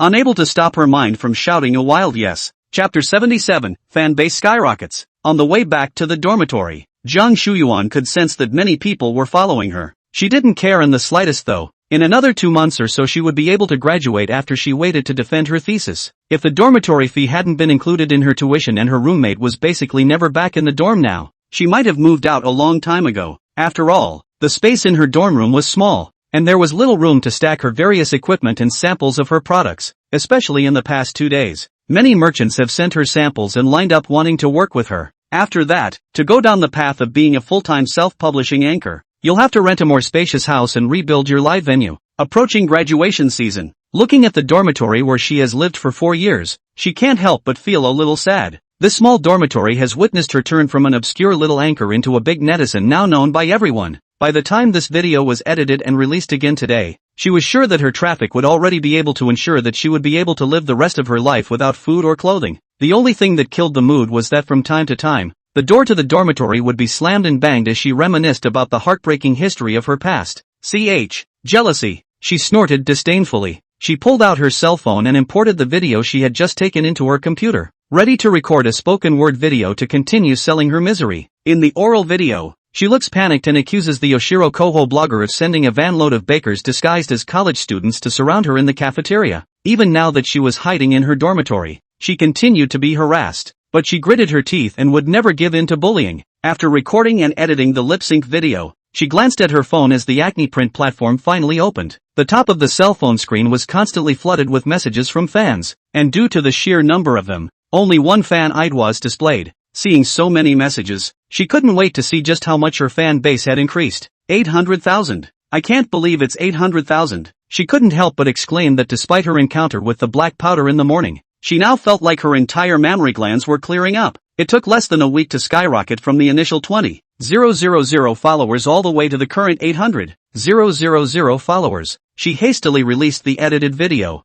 and estimated that after this one video was released, she would be able to leap to become an internet celebrity with millions of followers. Watching the video update successfully, she pondered for a while and decided to reply to a few fan messages today and be a pampered blogger. Click on the first comment. Murder pays for life. Actually force people to jump off the building to prove their innocence. How can a person like you still have the face to live in the world? Paying attention to you for a second. Don't get me wrong. I'm afraid I missed your apology video. Scum who eats human blood buns. In the future, if you post a video, I'll help new fans recall your glorious battle record. Jiang Shuyuan couldn't help but frown at how clicking on it was full of little black people cursing her. She swiped through the videos again, several in a row, and the various bloggers in the pockmarks were apologizing to Oshiro Koho. She couldn't help but raise an eyebrow. This time the situation was extremely similar to the first scenario and she felt like she had another chance. She hurriedly clicked on Oshiro Koho's homepage and prepared to start learning frame by frame from the video posted last night. Seeing the video, Lin Chang also as if relieved from the rooftop wall to fall backward.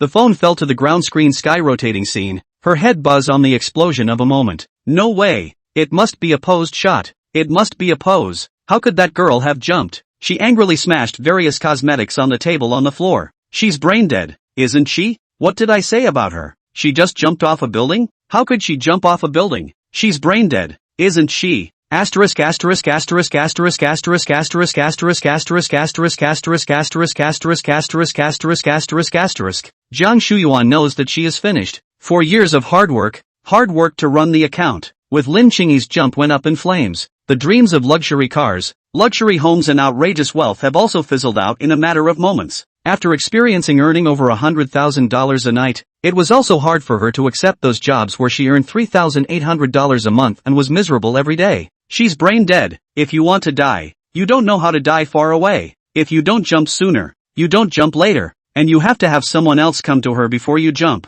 The backstage of Acne Prince is still hopping with messages along with a video of her last update, none of which is a rampant accusatory tirade against her. The keyboard warriors couldn't find comfort from Lin Hao's side, so they could only use it to alleviate their guilt by abusing those who had incited them in the first place. From time to time there was also a slamming sound from outside the dormitory, and she felt a piercing chill go from her tailbone straight to the sky. At the same time, The comments section of the official poxmark number of Jiangcheng University was bombarded by crazy netizens. The teacher in charge of managing the official poxmark number urgently closed the comments section and rushed to call the principal to inform him of the current situation. At this point, we are approaching the college entrance examination season, and if we do not handle the situation properly, I am afraid that the number of students applying for the examination this year will be much lower. Though JCU was bombarded with poxmarks numbers, other universities have begun to live up to the whole thing. All sorts of young college girls and jokers started walking around the campus of a university with me. There have also been a number of schools where athletic students have shown their muscles, saying that they will stand up for justice in their schools and stand firm against bullying. Watching the operation of other schools sticking their faces on the open university, the president of JNU's face is almost green with anger. Just now he was cursing which school in the end could teach such students who gnawed on human blood buns. It was simply a lack of great virtue. Looking back, it turned out that the clown was actually myself. He rushed to call an emergency meeting. This student ironically could not be retained, but had to urgently discuss how to salvage the school's reputation. On the other hand, Lin Hao swiped a few short videos, and many responsive bloggers recorded apologies overnight. The blogger who was the first to apologize in this wave, even if he was sincere, was still cursed inside the comments section, and some other bloggers directly hid the video that defamed Lin Hao in the first place. Even when his comments section was all washed out and everyone demanded an immediate apology, these people still chose to remain silent. It's as if the viper is hiding in the shadows, waiting for the next wave of hotspots to arrive before choosing to strike. Lin Hao was in a somewhat unhappy mood. It was obvious that he hadn't done anything wrong, so why was Poxmark punishing him? After swiping for 7 or 8 minutes, the video of the black silk lady dancing was one that couldn't be swiped. It was at this moment that Lin Qing also ran into the room. She was wearing a light pink blouse and a plain white pleated skirt today, with a pair of thin flesh-colored stockings underneath. She tied her hair up, revealing a small tug, and gave it a quick twirl in front of Lin Hao, the hem of her skirt slightly raised, appearing to be in a very happy mood. Ginger, brother, do I look good today? Chapter 78. Which old cadre can't resist such temptation? Seeing that Lin Qingyi had finally put on a small skirt, the strong youthful and girlish scent was about to pounce on his face. Lin Hao threw up his thumbs with both hands and exclaimed, good looking, brother loves it, wear it more often in the future. Lin Qingyi didn't wear little dresses anymore after she was bullied, and now that she's back in one, perhaps it shows that she's come out of the shadows a little bit. When Lin Hao praised him so bluntly, Lin Qing also blushed slightly and lowered her head, pinching the hem of her skirt slightly nervously.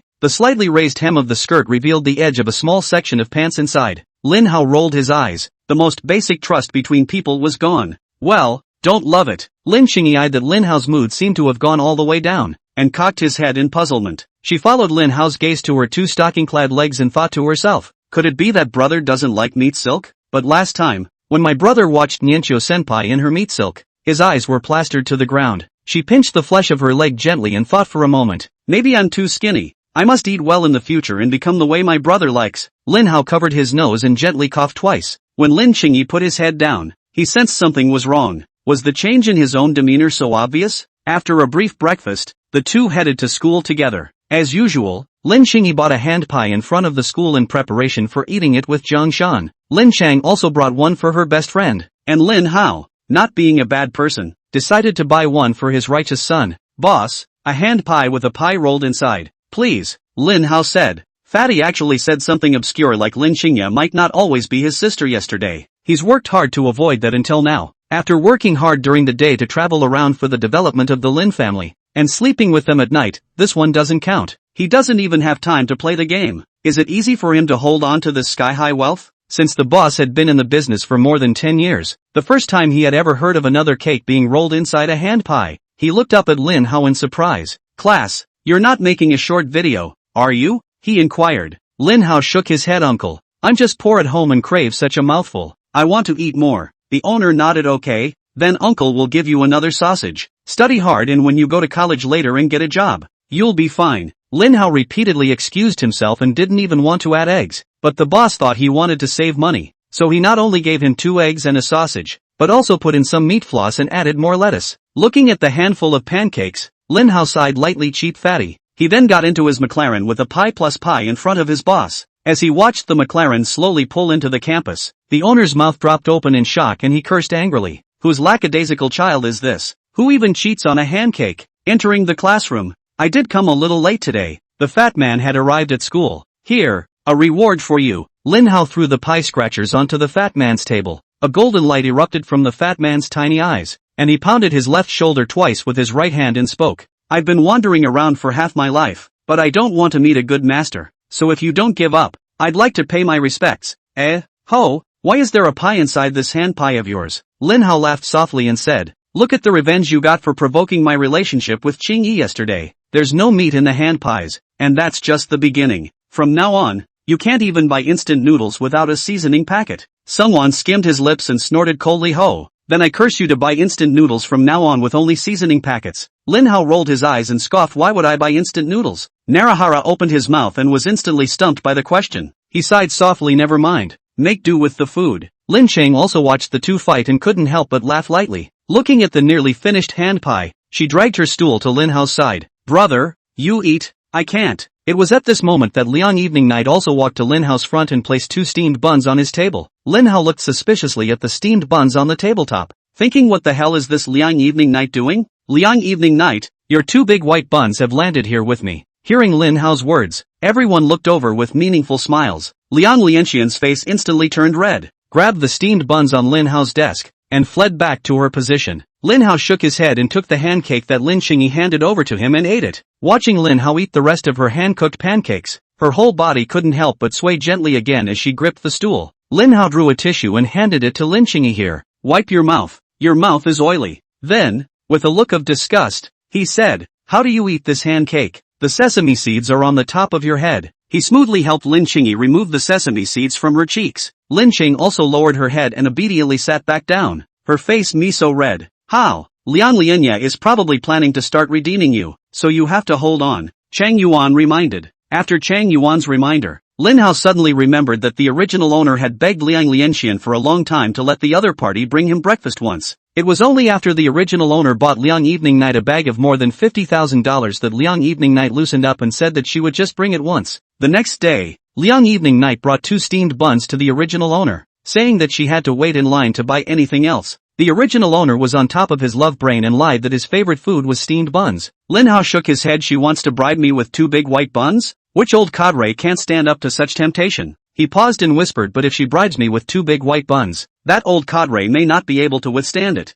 Narahara rolled his eyes. Whether she bribes you with 2 big white buns or 2 big white buns, you don't want to go back to being a licking dog. He looked at Lin Qingyi and urged, you have to keep an eye on Hao, or else your brother won't be there. Lin Qing also felt confused listening to the words of the two, but still nodded solemnly. She looked around the room, came up to Ginger Shan, looked at her reddened cheeks, and inquired in a low voice, do you know what the big white buns are that my brother and the others are talking about? No, I don't know. Zhang Shan denied it. However, unable to resist Lin Qingyi's soft words, she pressed against Lin Qingyi's ear and whispered an explanation. Miso, a white smoke rose. Lin Cheng also lowered her head, her cheeks flushed to the point of dripping. She patted her hands lightly on her chest. Not small, but not that small, and sighed softly in disbelief. Li Nianqiu's figure suddenly surfaced in her mind, and a hint of delight flashed in her eyes. Ask Nianqiu's senior sister when you're making up for the lesson in the evening. You don't like to spoil your daughter, do you? I favor. Please bookmark sad face. Don't even spoil your daughter, do you? I favor. Chapter 79. You're really good at this? As the class bell rang, Lin Hao plopped down on his desk right on time. I have to say that I did sleep quite soundly last night while holding Lin Qingyi, and I'm actually not sleepy at all today. The teacher on the stage saw that Lin Hao actually did not sleep in a rare way, and felt as if he had been recognized. Speaking even more impassioned for a while, it was even more difficult for him to sleep soundly now. When he had wanted to brew some sleep, he rested his chin and looked at the blackboard, contemplating the plot among the original book. In the original book, Johan grew up in the mountains and learned a superb skill from a hermit. The senior man felt that Johan had almost learned his skills, so he released him from the mountain, so that he could experience a return to normal life. Johan came down from the mountain with no money on him, so he wandered around the major hospitals, looking for someone with yuan to help them heal. After healing Xie Zhan's injuries and winning Lin Xiaoshuan's favor, he entered Jiangcheng High School with the Lin family's connections. At that time, Lin Qing was also kicked out of the Lin family and was hurt quite a bit.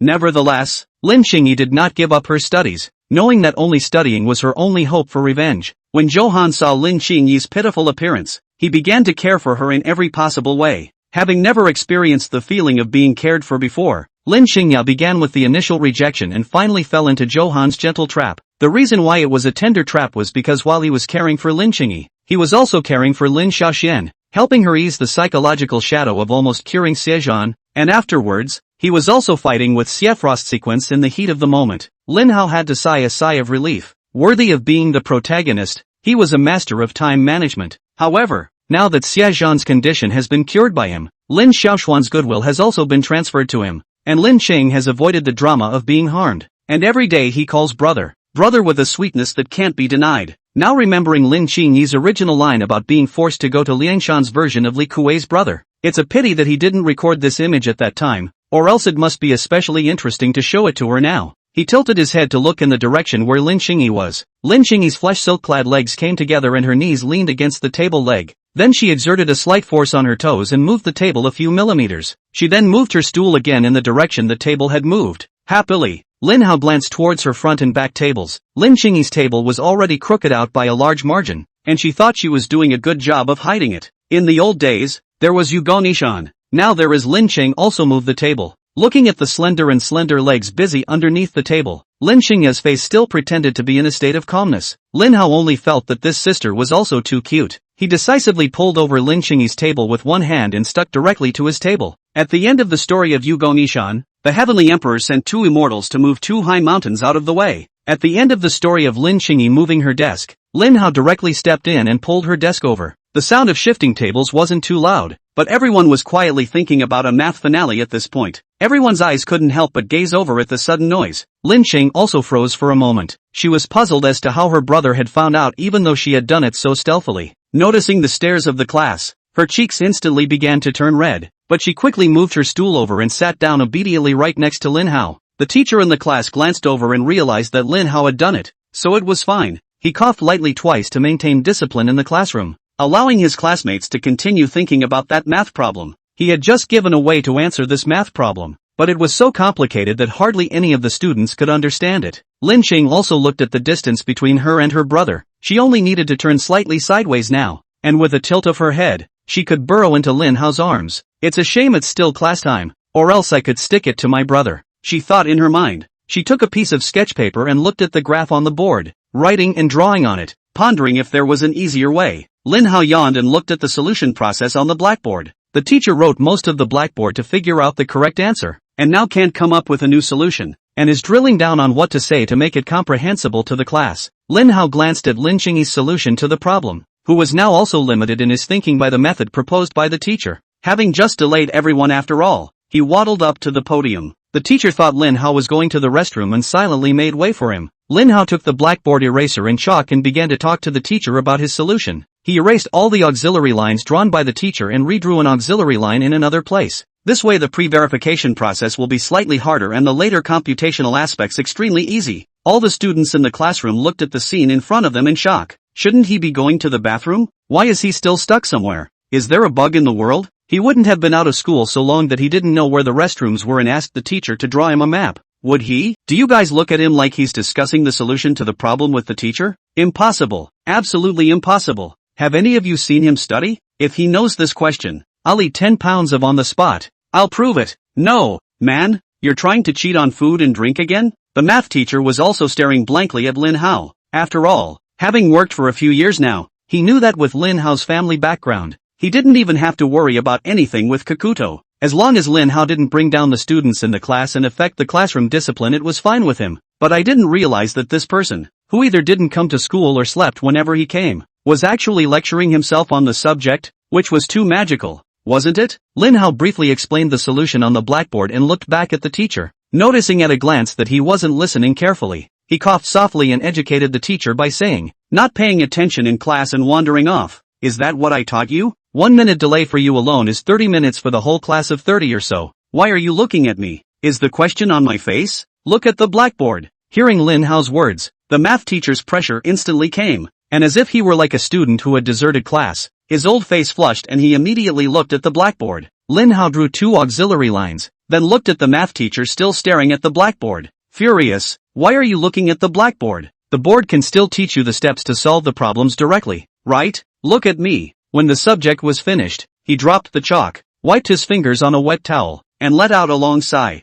"You really are the worst class of teachers I've ever had. One of the worst in there." Chapter 80, I'm learning. Hearing Lin Hao's words, the teacher looked a little embarrassed. He always felt how what Lin Hao said sounded so familiar. He cleared his throat and began to tell the class about Lin Hao's solution. I'm sure the students should be just as surprised as the teachers. Lin Hao's classmates aren't as slack and unmotivated to study as you think. Through this question, the teacher was able to see the effort he put behind it. Liang Lianxian glanced backward in shock. Originally she disliked Lin Hao because he was uneducated based on his family's money, but now it seemed that Lin Hao, at least in terms of math, should not have a low score as long as he took the test seriously. Academic performance can't be improved in a day. Lin Hao is only recently entangled with Lin Qingya, must have secretly put in a lot of effort for himself before. She looked at the 2 steamed buns on the table and couldn't help but sigh softly. I should have known that I would have taken that bag he gave me and eaten with him again. When the bell rang for the end of class, Li Zimu ran in front of Liang Lianin, picked up her water cup and was about to help her get some water. Lin Hao used to be the one to do this kind of thing.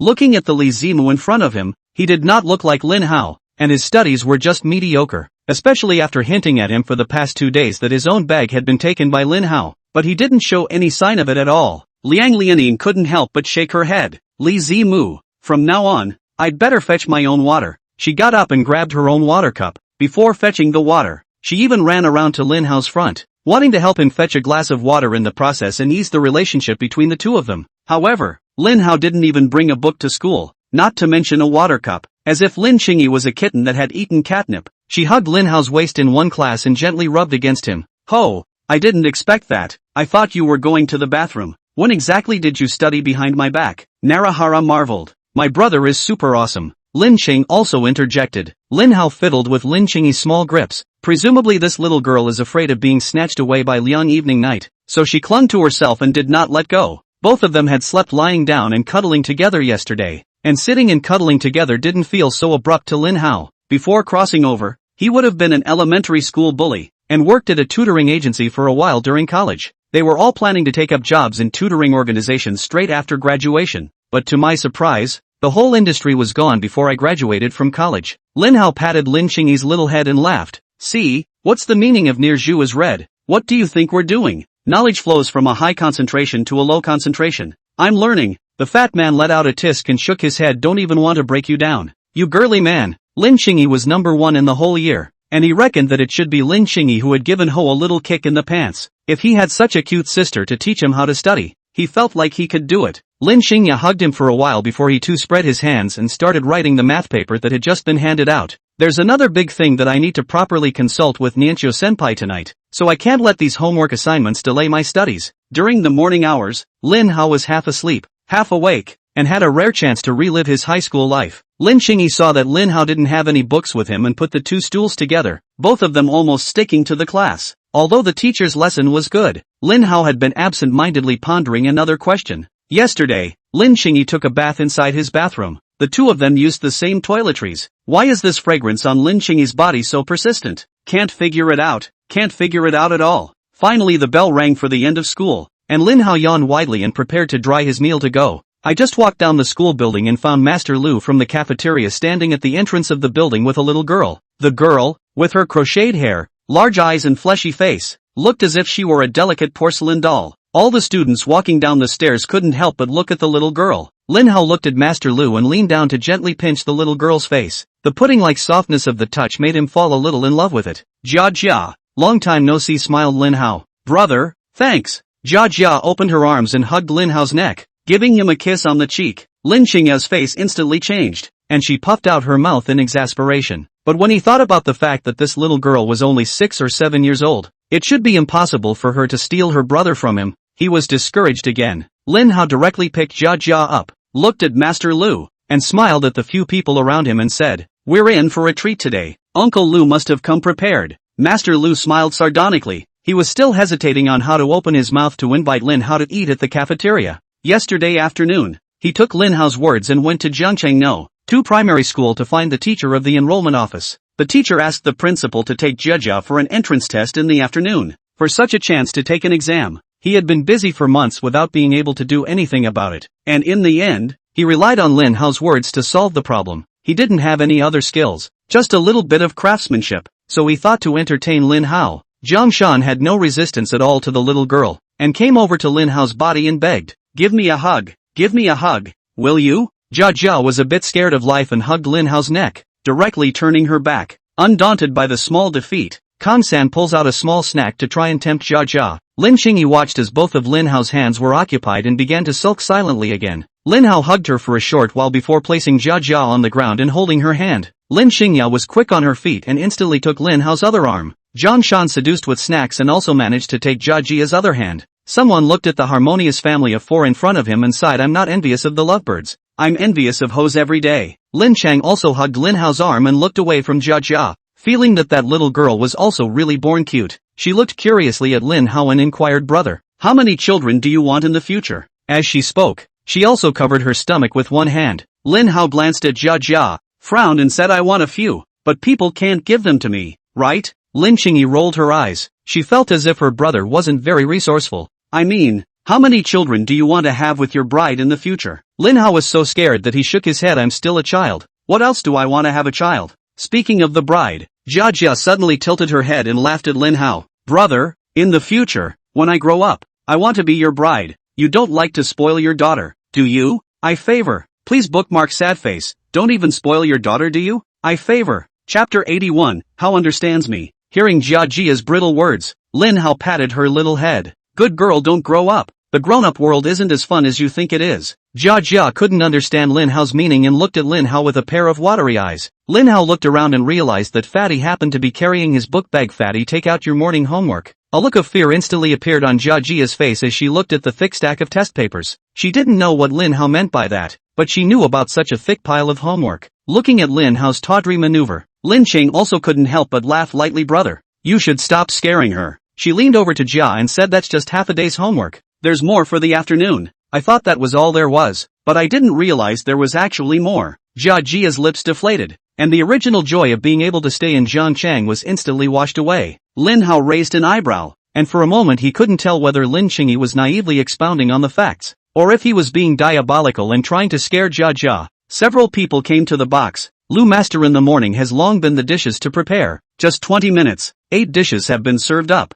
With so many dishes, a few of them would definitely not be able to finish them. Lin Hao invites Master Lu to sit down and eat with him, and calls Principal Huang Diren to talk about a human condition. Principal Huang walked into the box and curiously said, "Young Master Lin, I heard from your teachers that you solved the last big question of the college entrance exam math? It must have been under the wise leadership of the principal and the sage advice of the teachers that I achieved such a small amount of success. Not worth mentioning, not worth mentioning," Lin Hao said with a proud face. Although he knew that Lin Hao was merely a joke, Huang Diren still felt very flattered, and he also bragged, "That's also the result of your diligent efforts, young Master Lin." After a lunch, with Lin Hao regulating the active atmosphere, even with the principal present, the atmosphere did not seem awkward. Everyone was overjoyed by the hearty lunch, except for Jia, who was fretting over the mountain of homework that would come later. Jia ate a piece of tomato shrimp ball pitifully, looking around at the happy crowd, which was only a little noisy for her at the moment. Her little fleshy hand held her forehead and she sighed softly. "Ugh, is this what growing up is all about?" After lunch, Lin Hao left the school in his McLaren. As usual, he went to Li Nianxiu's home first and implemented acupuncture for Lu Xiang first. He then drove to a nearby large shopping mall. Today, he was going to discharge Elder Xiaozhan from the hospital, so at least he had to prepare some gifts to celebrate first. The little leather whip that was said to be for the old man is still missing. Something like a whip, I guess, he'd looked for in the last few days. It's the style that can be searched, right? The old man has been in the military for a long time, so I'm afraid he'll have a hard time accepting it. Although a leather whip was not available, a couple of calfskin belts were properly arranged. In one fell swoop, he bought 3 belts for the old man, one to wear, one to use, and another to yell cheers from the sidelines. Lin Hao felt like there was no older grandson as sweet as him. It was still early, so he took another stroll through the street stores outside the mall. On weekdays, I hang out on the street, and although I don't do anything, I'm in a good mood. Wandering around, he suddenly spotted a store selling walking sticks. The store was about 15 square meters in size, and there were as many as nearly 1,000 canes neatly arranged inside. The store manager was a grandpa in an old-fashioned workman's uniform and wore a round-framed pair of old-fashioned glasses. When he saw Lin Hao walk in, he only raised his head slightly before he began polishing his cane under the counter again. After all, Elder Xiaozhan is old. If he can't stand steadily on weekdays, it's not good if he falls. A proper walking stick. Preparedness, just in time for a discharge gift. Lin Hao estimated Xiaozhan's height and carefully picked out a cane that suited his opponent. Not this one, it doesn't hurt to hit. This one won't work either. Breaking it will hurt when the time comes. This is just right. He picked up a cane, medium length and warm to the touch, swinging it with a whistling wind. He bought 3 canes of the same model to save the old man from finding a replacement for a while in case he gave it another bad use. Arriving at the Jiangchun Hospital of Traditional Chinese Medicine with the gift, pushing open the door of the ward, Lin Hao excitedly said, "Grandpa Xie, look what treasure your precious eldest grandson has brought you. Today is the day that Xie Zhan was discharged from the hospital. Xia Yujing and Xia Hu are here." Lin Xiaoxian flipped through the Chinese medicine books and sat beside the old man. Hearing Lin Hao's voice, Xia Zhan's originally cold face instantly mildewed. Lin Hao bounced into the hospital room with a cane in his right hand and 2 canes in his left arm. For some reason, the moment the cane was picked up, he always felt as if he wouldn't be able to walk and had to use it to pestle himself. "Xiao Hao, you're not hurt, are you?" Lin Xiaoxian rose to greet him. "Third sister, it's fine. This is my discharge gift for the old man." Lin Hao laughed. Lin Xiaoxian nodded and took out the warm towel she had prepared long ago, as well as the chilled sour plum soup, and handed it over. Lin Hao wiped his sweat and took a sip of the sour plum soup, feeling that the hot and dry breath he had just felt instantly dissipated. Turning her head, Lin Xiaoxian had already walked over holding a stool. She took the towel and the empty glass and inquired, "How? Would you like another one?" Lin Hao shook his head and took the stool and sat in front of the old man. Took a pulse. The old man's body basically recovered almost. The rest of the home to rest and recuperate can be. No need to continue hospitalization. "Alright, just pay close attention to resting next," Lin Hao said. Hearing Lin Hao's words, Xia Yujing and Lin Xiaoxian got up and went to check the old man out of the hospital. Lin Hao handed 3 rolls of calfskin belts and a walking stick to Xie Zhuan. "Thanks, Grandpa, for celebrating your healing. Here's your discharge present." Xie Zhan's body is still quite strong, not yet to the time to use the crutches, but after all, it is a piece of Lin Hao's heart, but still silently received it. Looking at Lin Hao's expectant gaze, he, a man who originally didn't use a cane, froze and pretended to be trembling as he stood up with the help of his cane. After getting up, he suddenly realized that Xie Hu was holding the other 2 canes, one on the left and one on the right, under his arms, and wanted to try to put both legs back together. It ended up making a lot of noise in the hospital room because it never worked. Xie Zhan only felt a nameless fire rise up and raised his cane to whip it towards Xie Hu's back. Snap! A crisp sound rang out. The old master looked at the cane in his hand, then at Lin Hao sitting on the sidelines, and exclaimed in admiration, "It's pretty smooth. I'm sure it's still Hao who understands me." Chapter 82, What's wrong with all of you? Xia Hu was suddenly smacked. Xia Hu was bewildered. "Dad, why are you hitting me?" He thought that the sister also spoke just now. "Ah, it is hard not to stand in this ward is also a kind of mistake? Grandpa Xie, my uncle, he's just childish. Don't be angry, don't be angry. It's like when I was a kid and my dad gave me my favorite big mouth when I was naughty. Look how steady I am now," Lin Hao advised. Xia Zhan looked at Lin Hao, and then looked at Xia Hu, feeling that he still hit less as a child. He hated it and raised his cane to whip Xia Hu again. Xia Hu gritted his teeth indignantly and glared viciously at Lin Hao. "It's okay for this kid to take revenge once or twice. How many times has this happened? How many times has this happened?" He looked again at the discharge gifts Lin Hao had brought. 3 cowhide belts and 3 walking sticks. This isn't a gift for the old man, is it? It's clearly for himself. Thanks to the fact that just now I thought Lin Hao was quite understanding. I hadn't even thought of a discharge gift myself, but I actually thought of it for him. Noticing Xia Hu's fierce eyes, Lin Hao hurriedly complained, "Grandpa, look, my uncle, he even dared to glare at you. It's simply a reversal of the Big Dipper." Hearing Lin Hao's words, Xia Hu's eyes cleared instantly. "Dad, I didn't. I'm just a little emotional seeing as I'm going to be godparents to Hao." As soon as this was mentioned, Lin Hao instantly remembered that retrieving the lost fatherly love for comrade Lin Jiangwo was the most important thing today. "Grandpa, at this moment, my third sister has already gone with Aunt Yujing to do your discharge formalities. Do you think you'd like to come and sit at the house tomorrow morning or afternoon?" Xie Zhan skimmed his mouth, looking at Lin Hao. This kid was still smart enough to give 2 options. "Tomorrow afternoon, I guess, so I'll chime in then. I'll see what kind of godson you're going to make me recognize." He glared at Xie Hu. "If it's like this unworthy, it's better to just leave it at that. Grandpa will recognize you as his god-grandson." Lin Hao thought for a moment, recognizing Lin Jiangwo as his godson. Lin Jiangwo could expand Lin's group's business with Xie Zhan's connections. If he was recognizing him as his god-grandson, there was no need for him to have multiple grandfathers out as a rich second generation enjoying his life. Xie Zhan's connections could only be utilized when he took over Lin's group, or when Lin's group encountered a major crisis. He glanced again at Shihu, who had taken 2 hits but still had both canes under his arms and was still trying to get his feet off the ground. Just a little less movement and not much of a ruckus. Looking at Xia Hu's naive appearance now, remembering that his own father had at least built such a huge business empire, he couldn't look so naive. Could he? Lin Hao nodded and said confidently, okay. After all, fitting in with your eyes, master, is the most important thing. Watching Lin Hao trust his father so much, Xia Zhan also began to wonder what kind of person Lin Hao's father was. He had often chatted with Dr. Lin in his spare time over the past few days, and knew quite a bit about the state of their home. The 6 daughters of the Lin family, except for the oldest 4, Lin Xiaolan, who was mediocre. The other 5 daughters were all doing very well in their respective fields. Even Lin Qingyi, who has just been picked up, is said to be doing very well academically, and although Lin Hao wasn't the Lin family's own son, and his speech and demeanor were occasionally less than trustworthy, he always remembered what Lin Hao had said when he had taken a picture of him and one of the city guards. Without the resistance of their generation, the present flourishing would not have been possible, not to mention the exceptional medical skills. Just such a positive outlook on the 3 aspects of life made him feel impressed. The several children of the Lin family, each of whom was so outstanding, must have been inseparable from the efforts of Lin's father and mother, except for Lin Xiaolan, a homeschooling leak. Not long after, Lin Xiaoxian and Xia Yujing both returned to the ward. Dad, you can get out of the hospital now. Pay more attention to rest in these few days, and adjust properly for a period of time and you'll be cured, Xia Yujing said.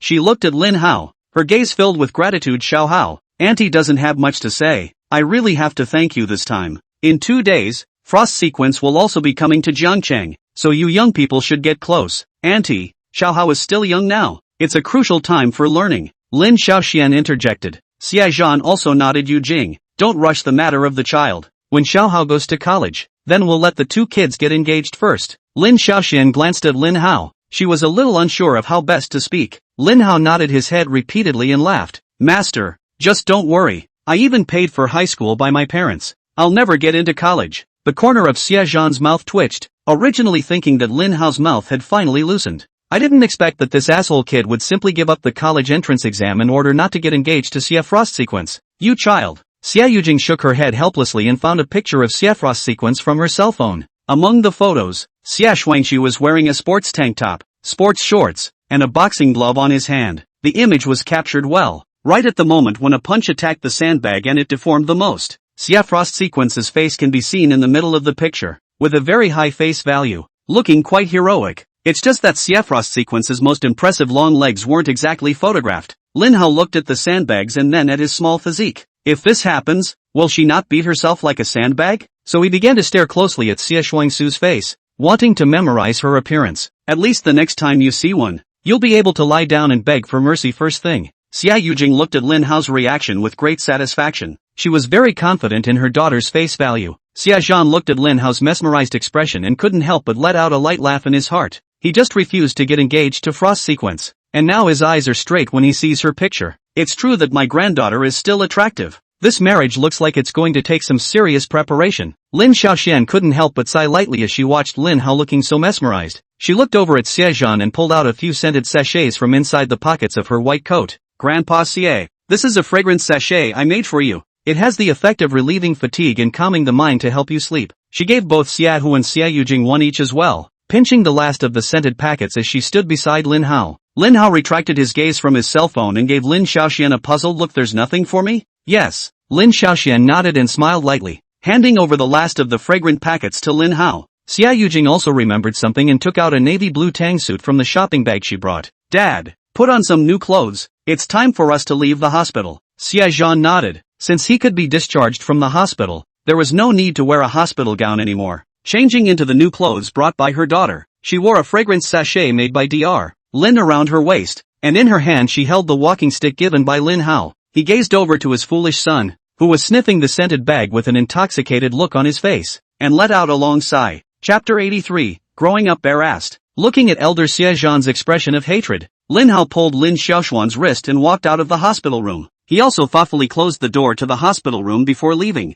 Ping! The door of the ward was closed. The sunlight could not penetrate in. The room was slightly dim, just like Xia Zhan's face at the moment. Xia War originally thought that his own son was a man, not good at expressing his feelings, so he was big-headed and unconventional. Until he met Lin Hao, his own son. This is a lack of heart. Lin Hao leaned against the long corridor outside the door and picked up the scented bag made by Lin Xiaoxian and sniffed it. A refreshing aroma of jasmine mixed with lemon and mint hit his nose and he felt his mood lighten. Third sister, do you still have this scented bag? Xing Yi happens to be under a lot of mental stress lately, so smelling the flavor of this scented bag might be able to soothe her. Lin Hao asked. Lin Xiaoxian glanced at Lin Hao with a mournful expression and took one of the spare scented pouches out. Thank you, third sister. Lin Hao took the scented pouch and inquired, the old man will be visiting our home tomorrow afternoon. Will you be home by then? The Chinese medicine center hasn't been very busy lately, so I'll make a trip home then as well. It's the little sister's side. When did you guys get so close? Lin Xiaoxian was curious. When she had questioned Lin Hao, Xia Hu had launched an attack on Lin Hao, and only Lin Chang also dared to stand in front of Lin Hao. The scene of that scene was deeply imprinted in her mind, so although she was upset by Lin Hao's favoritism towards Lin Qingyi, she felt that it was justified. Lin Hao joked, we're all brothers and sisters. We all grew up naked. What reason do we need to be nice to our families? Then he let out a long sigh. It's a pity that my sisters are all grown up now and can never go back. Lin Xiaoxian couldn't help but laugh lightly. Qing can also not be naked with you. She blushed instantly and pouted immodest. Lin Hao was first stunned, and then his face instantly reddened as well. He was just reminiscing about the past, when the family was hot and bothered. How did it come to Lin Xiaoxuan's mouth that it turned into nostalgia for the days when she was bare-assed with a few sisters? He stole a glance at Lin Xiaoxian. The afternoon sunlight shone on her slightly red cheeks, and the messy few strands of hair shook with the breeze, flashing with a light golden luster, looking rather aesthetically pleasing with just the right amount of sunlight and a breeze that wasn't too dry. It's actually right to miss the old days of bare asses. It's a shame that growing up is never going to be the same. Is this the faint sadness that comes with growing up? Lin Hao held his forehead and sighed lightly. Not long after, the door opened and the old man walked out of the hospital room in a navy blue tang suit in a refreshing manner. Shehu hung his head, mortared a cane, and looked in a sad mood. Just now, he relived the shadows of his childhood, filling in the gaps of not being able to eat bamboo shoot stir-fry since he grew up. Xie Yujing had wanted to assist the old man to walk, but it turned out that the old man had a cane in one hand and was obviously in love. Lin Hao looked at the old man's appearance, and he knew that no man could resist a straight stick with a little bit of toughness. He glanced at Xie Hu again. After all, he had to be a godparent in the future, pondering to help him put in a good word for the old man. Grandpa, look how sad my uncle is now. No, I'm not sad at all. Very happy now. Xie Hu denied it. He was now afraid of Lin Hao's mouth. Lin Hao rolled his eyes and continued, must be thinking that your body is not as good as it used to be, and you don't even have the same energy when you beat him as when you were a kid. Xie Hu stared blankly at Lin Hao. Didn't he say he was unconvinced last time? How come you've changed your words now? Xie Zhan glanced at Xie Hu and inquired, what are you so happy about? Because I'm going to be unable to control you in my old age? He sighed softly, looked at Lin Hao, and said, Little Hao, Grandpa will go back to take care of things first, so I'll go back tomorrow afternoon to chime in. Lin Hao and Lin Xiaoxian escorted a few people to the car, only leaving when the vehicle turned to the next intersection. Xiao Hao, will you still come to the Chinese hospital afterward? Lin Xiaoxian inquired. After Xie Zhan left, Lin Hao should have run out of reasons to come back to the Chinese hospital. She was a little apprehensive. If she was still coming, perhaps it was to see herself? If it doesn't come, then what is one to do? Lin Hao pondered for a moment that Lu Xiang's illness would subsequently require medication to regulate, so he smiled and said, definitely coming. After all, third sister boiled the sour plum soup so well that the scented capsule had to replace the ingredients inside, and I'll see you often afterward. Glancing up at the sky, the time was still early even now. He was going to go to the office to find his mom and dad. The dad for my father is coming up to the house tomorrow, and if mom and dad aren't there, this admission is definitely off. I hadn't seen anyone from mom or dad when I got home the past 2 nights, so I guess the two would be bogged down with the tourist resort by now.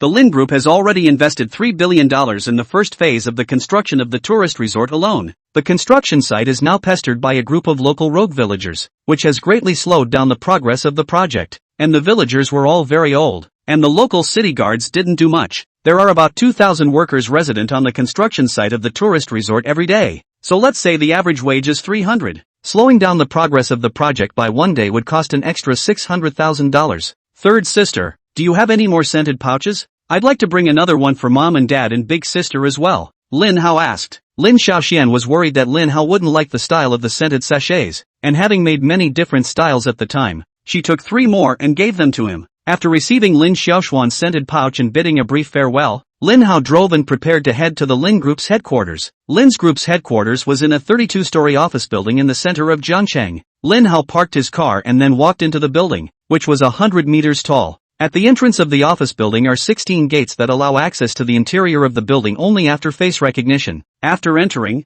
Lin Hao first briefly swept around. The office area here was extremely large. Each floor had about 2,000 square meters. He couldn't help but think of his previous life working at a startup. 6 big old men crammed into a 30-square-foot studio. That house didn't have air conditioning yet, and when summer came, the rooms smelled, and the sourness was unbelievable. The elevator on the first floor of the office building opens and closes, and many working women come and go in short suits and skirts. He saw the clarity inside the eyes of many new employees with internship signs and their anticipation for the future. Lin Hao took the elevator that only the top management of the group could take, and came directly to the topmost floor of the office building. Walking out of the elevator, just before arriving at Lin Jiangwo's office, Lin Jiangwo's broken voice came out. Chapter 84, Taking so many pots at such a young age. What kind of things have you gone and done in all the time I've given you? Just bring me up an analysis of how much more we have to pay those scoundrels? It's all been signed. And you're really agreeing when they're sitting on their asses. Then why did I call you here to work? Does my son not know how to spend money? Lin Jiangwo scolded angrily. Lin Hao's face instantly darkened. It was clear that it had nothing to do with him. Why did he feel as if he was being mocked? A girl at the head of the group with a high and cool demeanor retorted Lin Dong. Right now there are more than 800 villagers over at the resort who are in collective revolt. Not only has the project schedule been severely impacted, but even the safety of the workers has been jeopardized. Quite a few workers have given feedback that there is always the sound of a rock being thrown at their windows in the middle of the night. We've already negotiated an average of 30,000 more per household. Just 25 million to appease. The work is going slowly and now the people up there are having a go at us and are already pressuring us again. The girl's name was Lin Yan. She was Lin Hao's eldest sister and held the position of general manager within the group. Lin Hao recalled that in the middle of the original story, Lin Yan was a person with a strong sense of both career and family. In the face of Lin Qingyi's encroachment on the Lin group, although she had launched counterattacks, she couldn't lay her hands on them at every critical moment, until finally Lin's group is full of holes. All the sisters are into the arms of Zhou Han, began to target backstabbing Lin's group. Disheartened, she eventually had no choice but to declare Lin's group bankrupt, fulfilling the wishes of her other sisters. After the group went bankrupt, she took the original owner and left Jiangchang, working the most tiring job to maintain the poor life of the two people. Hearing Lin Yan's words, Lin Jiangwo slammed his fist on the table. In the beginning, they were still begging our group to invest, but now they are experiencing problems and not doing anything at all. With a business environment like this, it's no wonder there's no development at all. Even if all the $3 billion invested on my side were not wanted, and all of it was considered to be wasted by my son, there's no way I'd let that group of people take a single penny more. Lin Hao blinked. Why is there something about me here again? No wonder I always feel like I have a bad cervical spine. How many pots have I carried at such a young age? I had wanted to wait until their meeting was over before entering the conference room, but listening to the words inside, almost all of them were cartwheels repeated over and over again. The executives knew that Lin could not possibly give up the $3 billion that had been invested, and they also knew that Lin was worried that those villagers would gather and cause trouble again after they got a taste of the sweetness this time, but there was nothing they could do about it. After all, those old men would have made less than $10,000 a year, and now a few months of trouble might make them a couple of years' worth of money. The group of old men also knew that they were too old for the city guards to control,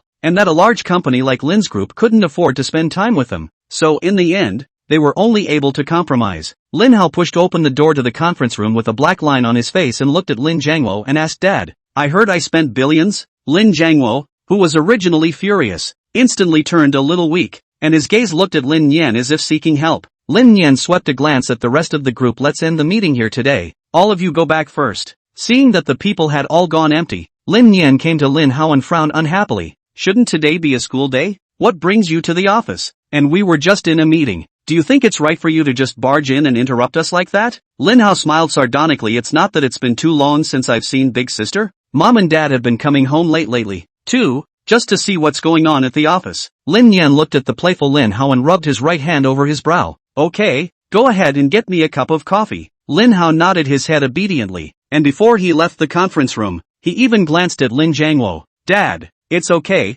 just organize your words." After pouring the coffee, Lin Hao gave Lin Yan the scented capsule made by Lin Xiaoxian. Lin Yan placed the scented pouch under her nose and sniffed lightly. The faint scent of flowers soothes her anxiety. "You're supposed to go back to Mom's later, right?" She pulled two papers from her desk. "You'll take these two to her to sign and seal when you get there." She glanced at Lin Jiangwo and then at Lin Hao. "Forget it today. Go back and study hard. Mom and Dad are too old now to let you keep messing around." Lin Hao nodded his head repeatedly. He had a very good impression of this big sister whose group had gone bankrupt and still brought the original owner around. Although her voice was icy, she could feel the strong concern in her words. Lin Yan felt a little strange looking at Lin Hao's demeanor. Lin Hao had never been impatient with her in the past, but today he did seem to know a lot more, as Mom and Dad had said. You guys talk first. After finishing her coffee, she left the conference room, clutching her papers. Lin Hao moved a stool, sat down next to Lin Jiangwo, and patted the other's shoulder. Dad, it's okay, after all, I'm your own son. What's the point of carrying so many pots and pans, right? Lin Jiangwo glanced at Lin Hao, wanting to see if he really thought it was okay or not. After all, he was a little panicked when he almost gave himself a daddy last time he got a massage. Lin Hao continued, Dad, look at this matter today. After all, you're the one who apologized to me. Tomorrow the father I found for you is coming over to the house this afternoon, so just say if you can entertain. Lin Jiangwo's back, which was originally hunched over due to his weakness, steeply stood up. Don't even think about it. How am I ever going to get another dad? When the time comes to dream at night, can your grandfather not cut me to death? Even if he can help you set things right with the tourist resort? Lin Hao asked. Lin Jiangwo was just about to flatly reject it, but thinking about the greedy faces of the villagers, he was a bit torn for a moment. Lin Hao sighed lightly. Comrade Lao Lin, your ideological awareness is very low. The world is only as good as its father, and a child without a father is like grass. Look at me. Why can I be so dashing and happy? It's not because I have a good father. I also saw that you were under too much pressure and wanted to share the stress with you, so I found you a dad too.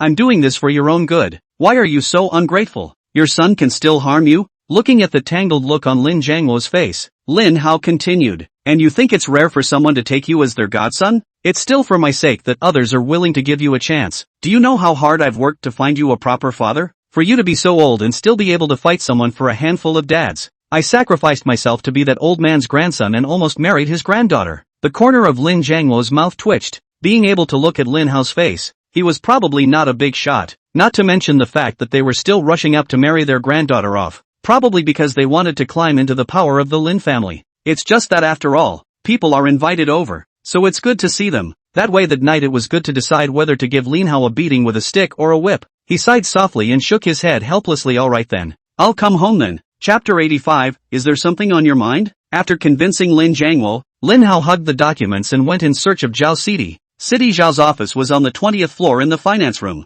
The finance room didn't allow outsiders to enter at will, so Lin Hao just stood at the door and shouted twice, and Zhao Sidi hurriedly ran over at a trot. How? Why are you free to come see Mom today? Shouldn't you be at school today? Lin Hao scratched his head and said somewhat awkwardly, Mom, it's just that I haven't seen you for the past 2 nights, so I miss you a bit. Here are the papers big sister asked me to pass on to you, and here's the scented pouch third sister asked me to give you. Third sister has been busy with work lately, or else she would have wanted to give it to you personally. Zhao Sidi gently touched Lin Hao's head. Can I not know that old 3 kid? This must be what you asked her for. And it's our little Ho who knows how to care for Mom and Dad. Lin Hao looked around to see that no one was there and whispered, Mom, the father I found for Comrade Lao Lin will be at our house tomorrow afternoon. Why don't you take the time to come by then? 2. Zhao Sidi gave Lin Hao a shocked look. She had originally thought that what Lin Hao had said in the first place was just a joke, but she hadn't expected to actually call someone home. You don't think you want Mom to stop your dad for you, do you? Why don't you whisper to Mom who the other guy is and I'll see if I can talk your dad into hitting you a little less. Lin Hao smiled disdainfully,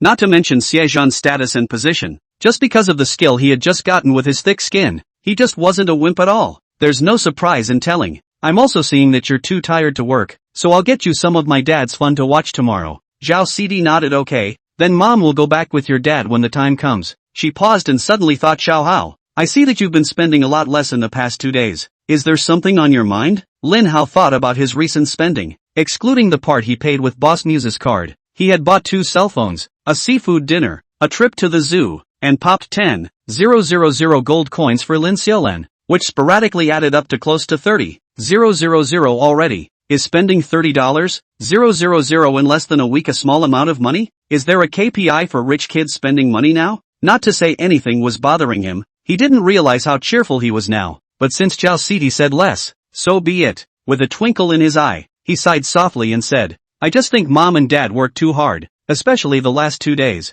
It's been so busy that I haven't had time to go home. I wondered if it would cost less money so Mom and Dad could take time out to spend with me. Hearing Lin Hao's teeming words, Zhao Sidi felt her heart break. Honestly, those words would have been considered a joke no matter who they were said to, but only Mom would have believed them. Zhao Sidi's eyes were welling up with tears. Xiao Hao, when this bout of busyness is over, Mom and Dad will both be home early by then. After a long time, after bidding farewell to Zhao Sidi, Lin Hao left the headquarters of the Lin clan group, taking a breath of the fresh breeze from the outdoors. He secretly vowed in his heart that he would definitely not let Zhao Cidi worry about this small matter again in the future. Returning to school, it was again just about time for the end of the school day. The last period was a study session, and Lin Qingya wanly kept his head down and wrote his homework. It was just that the moment he had just arrived outside the classroom, Lin Qingya seemed to have a feeling in his heart and also happened to look in the direction of the doorway. What had been a low mood seemed to dissipate in a moment. Lin Hao also noticed that with Lin Qingyi's movements, quite a few people's gazes were also looking at her. Lin Hao took a six-parent step and sat back in his seat, while also sweeping his gaze menacingly at the group of people around him. This group of NPCs that didn't even leave their names amongst them. There's no way I'm going to hand Qingyi over to you, he thought in his heart. Looking at Lin Hao's food-protecting appearance, Lin Qing also packed up her school bag, turned around and hugged Lin Hao's waist, resting her head on his shoulder. She also took advantage of Lin Hao's inattention and broke over one of his legs, hitching both of her slim and slender legs to it. Lin Qingyi seemed to be in a good mood, her two legs gently swaying in midair. Lin Hao felt the pressure coming from his thighs, and it occurred to him that when Lin Qingyi hugged himself in the morning, his body was all twisted right over, and Lin Chang wasn't so sunny and cheerful before he crossed over, and seemed to hang his head and hunch his chest a lot, trying to be as unobtrusive as possible. He reached out and touched Lin Qingyi's neck, feeling down the spine to check for cervical spondylosis, scoliosis, or any other problems. Lin Qingyi's cheeks instantly turned red. Lin Hao usually mostly just ruffled her hair or patted her back, but now the action was clearly wrong. Should I stop my brother? It's still inside the classroom. But, won't that brother be embarrassed? Keeping her head down, she looked around the room once and realized that everyone was keeping their heads down and doing their homework. She let out a sigh of relief and closed her eyes tightly, hugging Lin Hao a little tighter. Relax, don't be nervous, Lin Hao whispered. Brother, this is in school. Why don't we go home tonight? Lin Qingya gave a wooing cry. It's okay, it'll be over soon. Lin Hao's hand was now touching the lumbar vertebrae there, and he still had to play the game at home. Bah, what about studying? There was no point in wasting any more time. Lin Qingya lightly bit her lip. If she went any lower it would reach her ass. She couldn't help but shrink her body towards Lin Hao's arms again. Suddenly, she smelled a faint floral scent permeating from Lin Hao's arms. Her face instantly dropped, and with one hand she returned to Lin Hao's downward exploring hand. What were you doing this afternoon, brother? She questioned. The aroma Lin Hao carried with him, combined with the unusual movements he had just made, she wondered if Lin Hao had gone to some unorthodox place. Her eyes instantly turned red, and a sense of aggrieved sourness came over her. She retracted her legs and also scattered Lin Hao, laying down on the table and sobbing in a small voice. Lin Hao panicked for a moment, somewhat at a loss for words. Had he just done something wrong? He scanned the circle. Although Lin Qingyi's action just now was small, there were still quite a few people casting curious gazes. Lin Hao recalled the actions he had just taken and instantly reacted. Wasn't this molesting Lin Qingyi in front of the entire class? Done and done. I guess I'm really angry this time. He secretly said in his heart that it was not good. He gently shook Lin Qingyi's arm, yet an angry sister was harder to catch than a New Year's pig. With a shake of her shoulders, she threw Lin Hao's arm away in one go. Chapter 86. Are you sure you don't want to eat grilled sausages? The bell rang and the students left the classroom one after another. Fatty even whistled gloatingly as he passed by the two, and incidentally talked Jiang Shan, who had a worried look on her face. Out of it. Lin Hao viciously gritted his teeth. The fat man seems to be too moist in the past 2 days of small life. Tomorrow, the inside of the hand cake to give him 2 steamed buns. Lin Qing also slumped down on the table, her shoulders unable to stop shaking lightly. Lin Hao gently patted Lin Qingyi's back, but every time he touched her, she would shake her shoulders in dissatisfaction.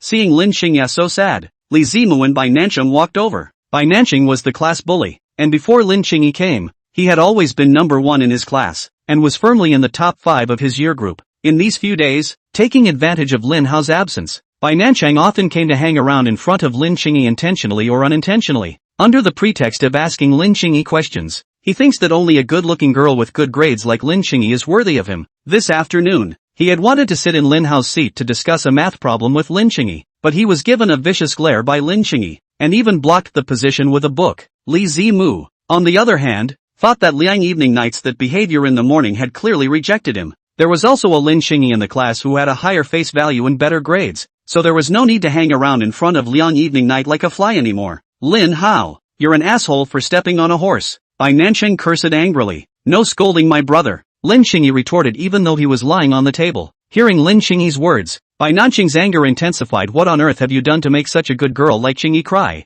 Lin Hao snapped and shrunk his neck. He couldn't say that he molested Lin Qingyi in class and ended up making her cry. Could he? But in all honesty, Just now I really just wanted to touch the bones to see if Lin Qingyi had any problems with his spine. Li Zimu squatted beside Lin Qingyi's position. Qingyi, just don't be angry. Big deal. Just ignore Lin Hao from now on. Do you want me to buy you one of the roasted sausages in front of the school? $3 a piece. $5 for two. This way you have one and I have one. Bai Nancheng looked like he suddenly realized right. Just ignore Lin Hao from now on. I'll help you get your position back. As he said that, he also went up to his hand and prepared to pull Lin Qingyi's table away. Lin Hao noticed that both of Lin Qingyi's legs were against the corners of the table, but the strength was ultimately too small, and the table was slowly pulled away. Lin Hao thought back to the morning, the way Lin Qingyi had been carefully busy, the way she had rejoiced when the two desks had been put together, and the way she had wobbled and bumped her body from time to time during class. He pressed down on the table and cursed angrily. Bai Nancheng,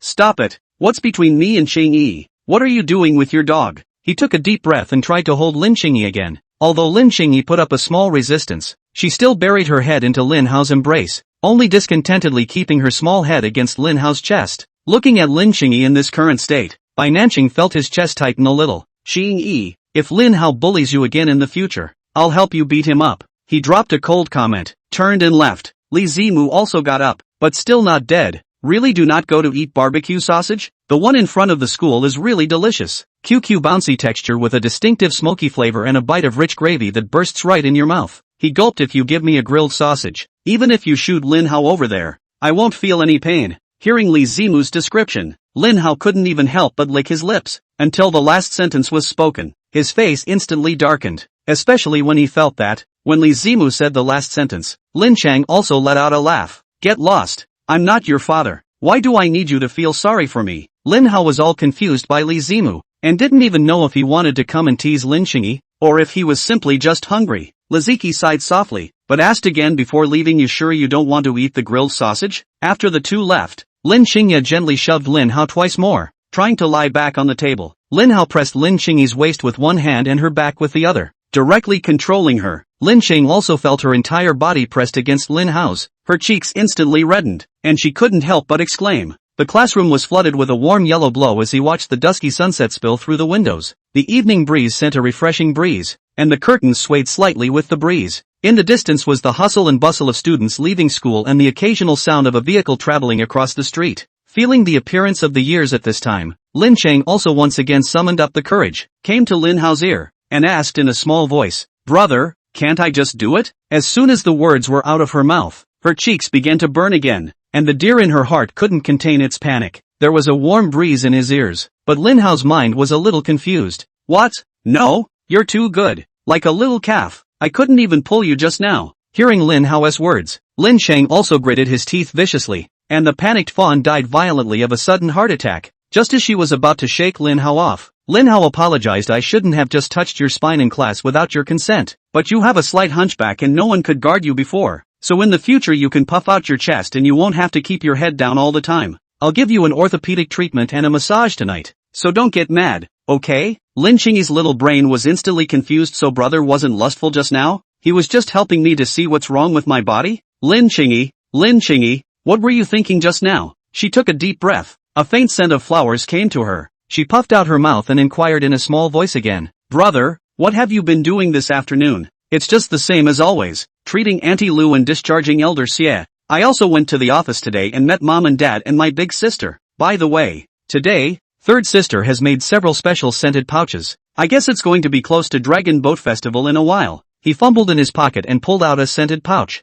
Third sister made a scented capsule that can calm the mind, soothe fatigue, and help with sleep. And I asked for one just for you. Lin Qing also lowered his head guiltily and silently took the scented pouch Lin Hao handed over and stuffed it into his pocket. Watching Lin Qingyi's mood seem to calm down, Lin Hao pulled out a wet tissue and helped her wipe the corners of her eyes. Rubbing her head, Lin Hao laughed. It's still early in the day. Before we go to Nianqiu Senpai's house, would you like a grilled sausage? Lin Chang also nodded and grabbed Lin Hao's wrist to get up. She took her long-packed book bag in her hand, and also used her butt to bump back the table that had just been pulled away a little bit by Namseong Beck. A heartfelt grin spread across her face as she saw the two tables being fastened together. Chapter 87. Our correspondent brings first-hand accounts. I have to say, no wonder Li Zimu has an obsession with grilled sausages. This does taste good. Lin Hao hadn't even left the grilled sausage stand for 20 meters before a single grilled sausage was finished by him. Lin Qingyi watched as Lin Hao finished the roasted sausage in 3 bites and silently passed the quarter-eaten roasted sausage to Lin Hao's mouth. Watching Lin Hao take a big bite, Lin Qingyi retrieved the grilled sausage again and took small bites. It's true that after studying hard, the grilled sausage just smells extra good nah,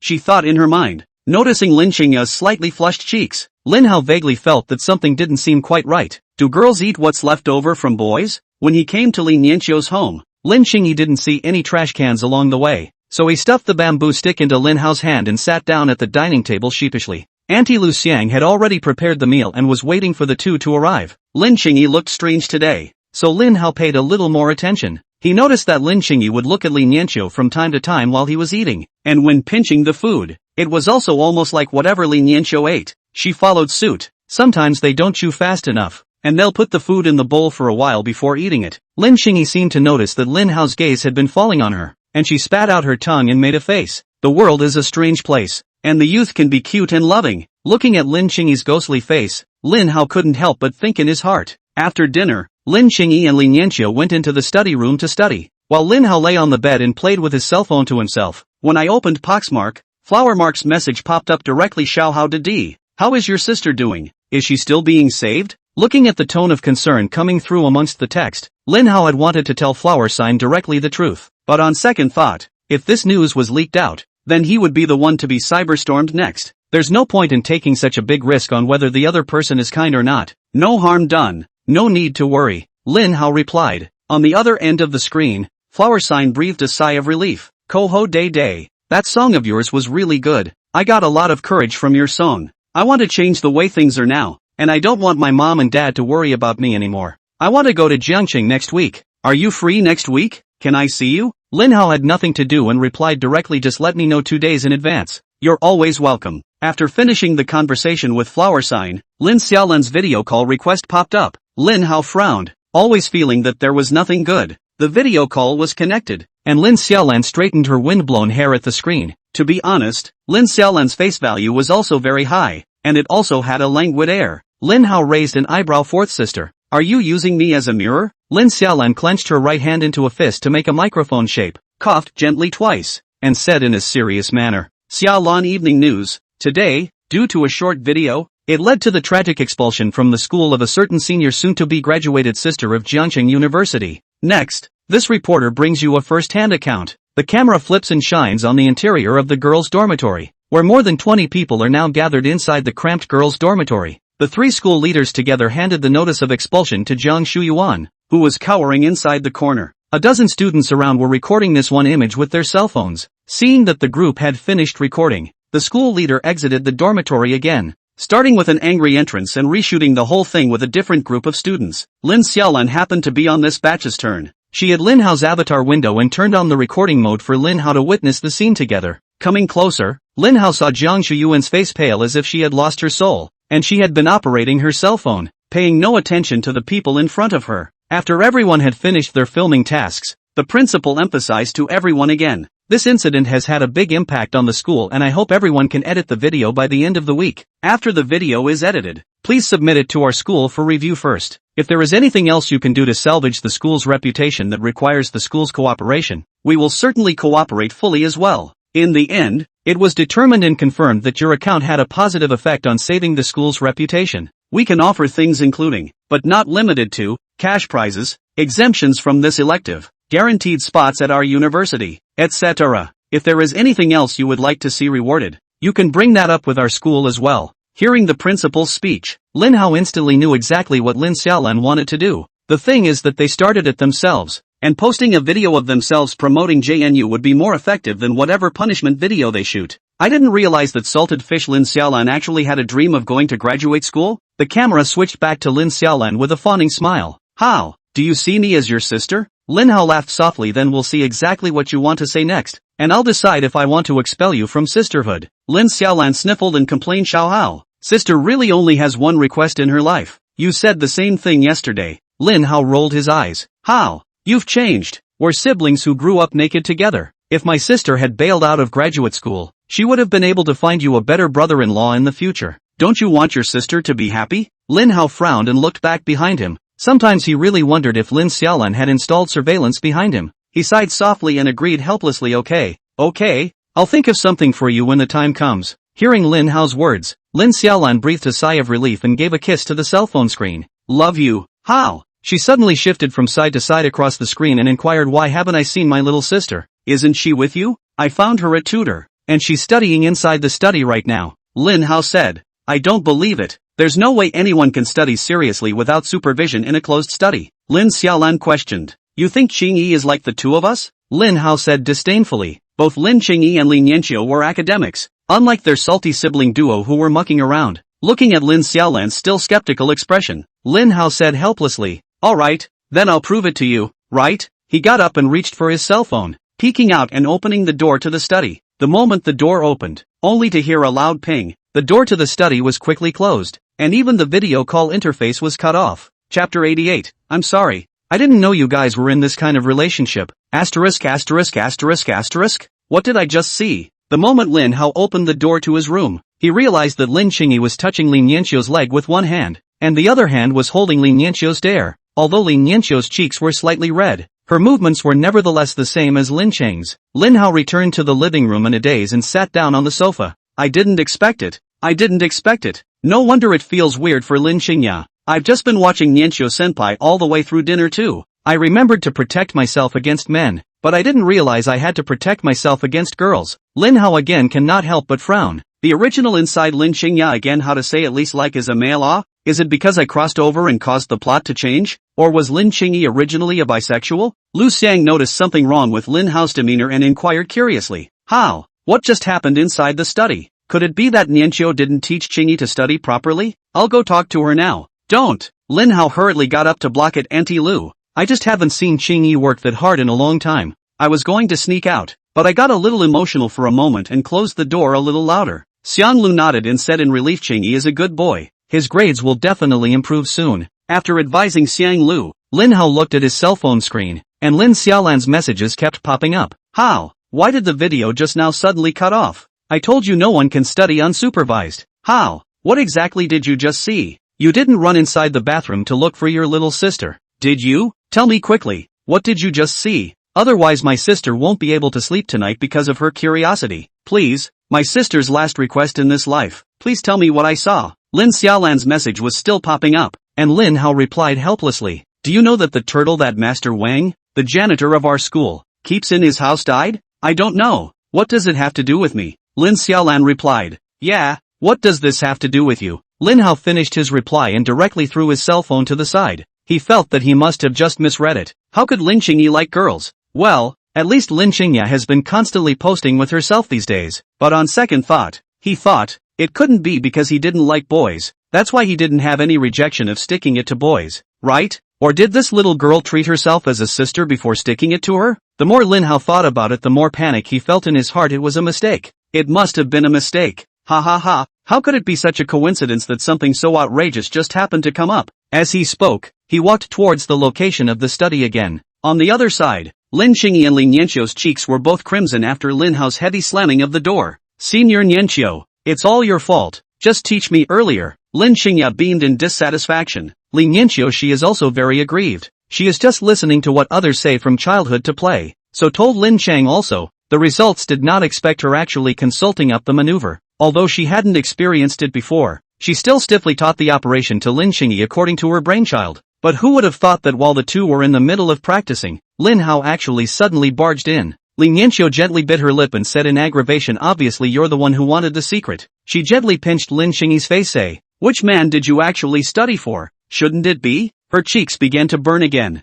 She couldn't think of anyone else besides Lin Hao. But weren't the two brother and sister? Lin Qingyi hastily bullied his way forward and directly denied the trifecta.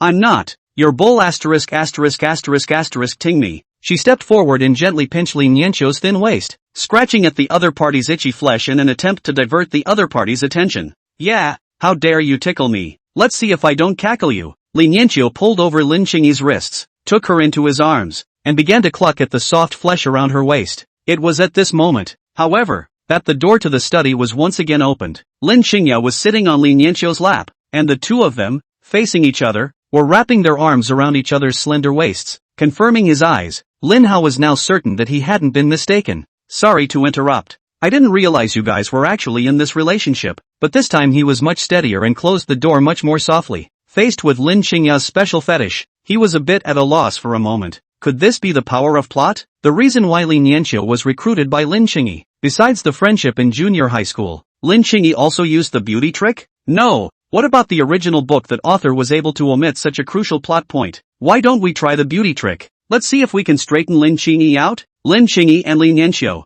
who were originally entangled together, were no longer in a playful mood at this moment. The two men looked at each other, both blushing into a blush, and slowly got up and parted. They hadn't expected that Lin Hao would actually be able to make another comeback. Senior Yanqiu, what should we do now? Lin Qingyi was so anxious that tears were about to come out. Brother seems to have misunderstood the relationship between us. Lin Yanqiu was also having a headache right now. Why don't we call Lin Hao in and make things clear with him? No way. Lin Qing also decisively refused. She had already died once in front of her brother, and if she told the reason for this again, she would die again. She thought for a while, and her eyes suddenly lit up. She remembered that this afternoon, Lin Hao had touched her from her neck all the way to her backside. Yanqiu-senpai, this was a body check. Because of the stress of studying lately, I feel like I can't breathe well in my chest, so I was just checking each other's health. Lin Yanqiu also nodded her head repeatedly. Yes, we're just checking each other's bodies. Then why don't we call Lin Hao in to explain? The two instantly fell back into awkwardness at the moment, sitting facing each other with their heads down.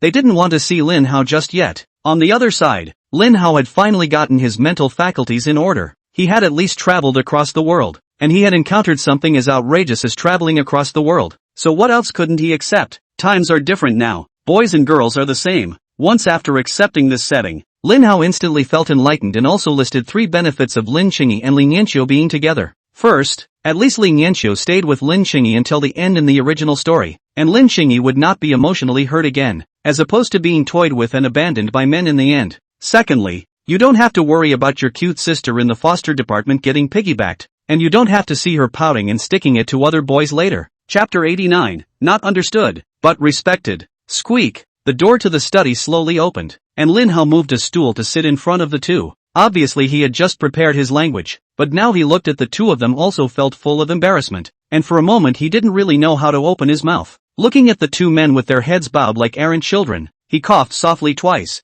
I shouldn't have gone straight to the study door just now. It's the fourth sister's fault. She said she didn't believe you would study in the study. Actually, you guys don't have to be particularly concerned about. What's that? True love? I'm not a feudal person either. I just hope that you two won't delay your studies before the college entrance exam. Lin Hao held his forehead. Why was he concerned about studying now? And there's nothing wrong with liking or anything. Feelings are just so scribbly, yuck, and unreasonable. Times are different. Boys and girls are the same. I don't understand it, but I respect your choices and wish you happiness. Just after he finished speaking, Lin Hao slapped his forehead twice with his palm. What was he talking about? He felt like his little handsome face was so red now too that he could even fry a poached egg. The two of them, Lin Qingyi and Lin Yanqiu, even lowered their heads buried into their chests. Lin Qingya's face was so blushing that it was about to drip water. She suddenly tilted her head and pointed at Lin Yanqiu and took the lead to say, "It's Yanqiu-senpai." She said that the pressure of studying was too much and she felt like she couldn't breathe well in her chest, so she asked me to check her body. Lin Yanqiu tilted her head in shock and looked at Lin Qingyi. Hadn't she just said that they were checking each other out? How is it that when you hear it like this now, it seems to have turned into a one-sided seduction of yourself? She clenched her silver teeth and gave Lin Qingyi a vicious look, but then she met Lin Qingyi's pleading eyes. She let out a light breath and said following Lin Qingyi's words, yes. Just now when Qingyi was checking me out, she accidentally fell and I just happened to be going to help her. A body check? The corner of Lin Hao's mouth twitched. He had a friend who said that there were stories that started with a body check. He was now glad he had knocked on the door early. What if he had bumped into the forbidden contents of the 18 bands a little later? He's only 17 now. It'll be a couple months before we see it. Yes, that's how it is. Lin Cheng also bit out, brother. Don't you believe us? Lin Hao looked at Lin Qingyi and then at Lin Yanqiu, both of them with a pleading general look in their gazes. Lin Hao held his forehead. He now knew how important it was to knock before entering a room. Shouldn't have made that bet with Lin Xiaolan that didn't even have stakes. Gambling is really harmful. It's just that this time I crashed Lin Qingyi's good deed. Shouldn't she start to hold a grudge against me? He scratched his head. The wood had been turned. The big thing was to create more opportunities for the two to be alone in the future. Lin Hao breathed a sigh of relief and sat down next to Lin Yanqiu. grabbing her wrist to help her take her pulse. While it may just be a casual excuse for the two, health is no small matter, and it doesn't take much to take a pulse and check it out. Feeling Li Nianqiu's pulse, he looked at the two men with a mournful expression. Li Nianqiu's body was rattling healthy. Li Nianqiu hadn't thought that Lin Hao would actually take a pulse, and looked blankly at Lin Qingyi. Lin Qing also just remembered that Lin Hao knew medical skills, and she lowered her head sheepishly. You just said that your chest gets a little tight? Lin Hao inquired. Li Nianqiu's red face could only pretend through clenched teeth maybe the pressure has been too much lately. Stress can't be something you can check by taking a pulse, can it? Lin Hao tilted his head, his eyes gazing at Li Nianqiu's proud chest. Seemingly aware of Lin Hao's gaze, Li Nianqiu protected her chest with one hand, and her body shrank back a bit. Shouldn't we still have to get our hands on it and check it out? Done and done. Shouldn't have agreed to that request from Qingyi. But what should I do if Lin Hao really gets on board? How do I turn him down? But he's really nice to mom and takes care of me. From now on, it seems good for the cubs to be called Lin Xuanmu. Li Nianqiu's heart felt as if a train was racing furiously. Lin Qing also stuck his head in with a displeased expression and said in dissatisfaction, "What are you looking at,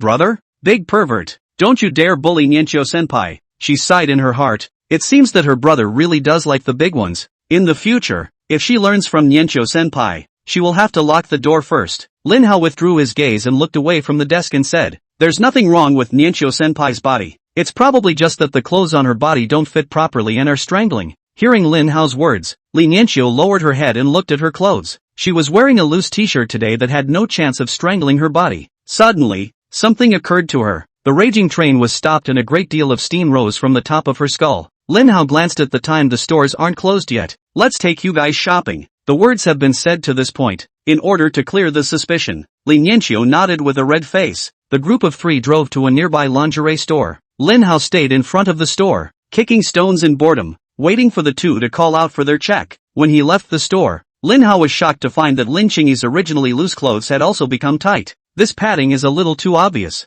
and this kind of fudging is firmly resisted. Noticing Lin Hao's line of sight, Lin Qing also pushed her chest up, and gave a proud light hum. It looks like my brother really does like the big ones. I'll have to sneak in some food afterward to get it, she thought in her mind. After sending Li Nianqiu upstairs, the two of them also returned home. Lin Hao began his professional gaming journey after a brief rinse. Lin Qingyan not only changed into her latest underwear, but also patted it with something. She lay down on the bed and made a point of turning her back to the gaming room, preparing to wait for Lin Hao to go to bed and rest, secretly hugging him from behind and stunning him. However, by the time it was close to 0 o'clock, Lin Hao still hadn't gone to bed. Disgruntled, she opened the gaming room and barged right in. Lin Hao was chagrined at the moment, having given Fatty's account 5 consecutive meals tonight. How was he going to meet him as his righteous son tomorrow? Seeing Lin Qingyi's arrival, she felt as if she had seen the goddess of victory in general excitement, and hurriedly greeted her to come over and play for her. Lin Qing also disgruntledly sat directly in the middle of Lin Hao's crossed thighs, took over the keyboard and mouse and started operating. Lin Hao had wanted to silently crawl out from the back of the sofa. Then he got an icy warning from Lin Qingyi, "Brother, don't move." After hesitating for a moment, he simply wrapped his arms around Lin Qingyi's waist and leaned his head on her shoulder to watch her operate. The thing about games is that they really are still fun to watch other people play. Feeling Lin Hao's body heat, Lin Qingyi's cheeks flushed slightly, and her body couldn't help but sway gently. She felt as if she had found a way to hold her brother. Suddenly, Lin Hao felt as if something had fallen onto his arm holding Lin Qingyi. What is this thing? Curious, he reached out and squeezed it. It seemed soft. Lin Qingyi's face instantly turned red. Covering his stomach and rubbing it, he stood up and slipped away. It was too late to hesitate. Lin Hao took over the keyboard and mouse as soon as he could and looked at the 10-3 yellow chicken on the screen. "Shurima, your emperor has returned." Chapter 90, Getting Ready. The next morning, Lin Hao got up early. After losing all that yellow chicken yesterday, watching the animation on the screen of the gold segment dropping to the silver segment, he felt that this game was tasteless. Lin Qing also got under the covers at some point and curled up in a tiny ball. Noticing the movement beside her, she rubbed her hair and smiled softly with a crooked smile. "Good morning, brother." "Good morning, my lily," with a splash more. Lin Hao laughed. Hearing Lin Hao's words, Lin Qingyi's face instantly turned red, and she huffed out, "I don't like Nianqiu-senpai." She paused. "No, that's just it. It's not the kind of liking you think anyway." Okay, get up early. I still have to talk to the babysitters and the girls today. Let them set up and clean the house a little to welcome Grandpa Xie and the others." Lin Hao said helplessly. "Is it so hard to admit you like girls? It's easy for him anyway." Seeing that Lin Hao still had a disbelieving look on his face, Lin Cheng also hugged Lin Hao's waist. "Brother, do you still not believe in this look? Lin Hao sat on the bed. His center of gravity was already unsteady, and when he was hugged by Lin Qingyi like this, his entire body fell onto the bed. He rubbed Lin Qingyi's head. Shin. Stop fooling around and get up. Lin Qingyi bristled, as if there had been too many stickers the other day to justify her preference for a boy. She propped up the upper half of her body with her arms, and her gaze suddenly went to Lin Hao's lips. The rising sun shone through the gauzy curtains in the bright and tidy room.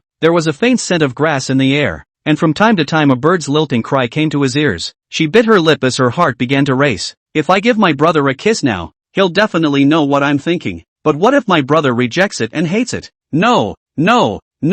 I haven't brushed my teeth this morning, but brother has more and more girls around him. She took a deep breath and ruffled her hanging hair behind her ear. Just as she was about to kiss Lin Hao, the door to the room was opened with a slash. Lin Xiaolan's eyes were red and she shouted, Xiao Hao, what exactly did you see yesterday? Ping! The door to the room was slammed shut again with even greater speed. Lin Hao had a black line on his face. Alright, this time I really believe it. Yesterday was an accident. After washing up and coming to the living room to prepare for breakfast, Lin Xiaolan kept sizing up the two of them with a strange look. Aren't you still going to school today? Why are you back again? Lin Hao inquired. What did you see yesterday? Actually threatening your little sister to sleep with you? Lin Xiaolan became even more curious. That was a misunderstanding. Lin Hao said helplessly, it's not what you see. Lin Cheng also nodded and laughed softly. Sister, you're not wrong. It's what you think. Lin Hao bristled. He now knew what it meant to have 100 mouths to feed. Seeing Lin Hao's deflated appearance, Lin Xiaolan, after all, still had things to do that required Lin Hao's help,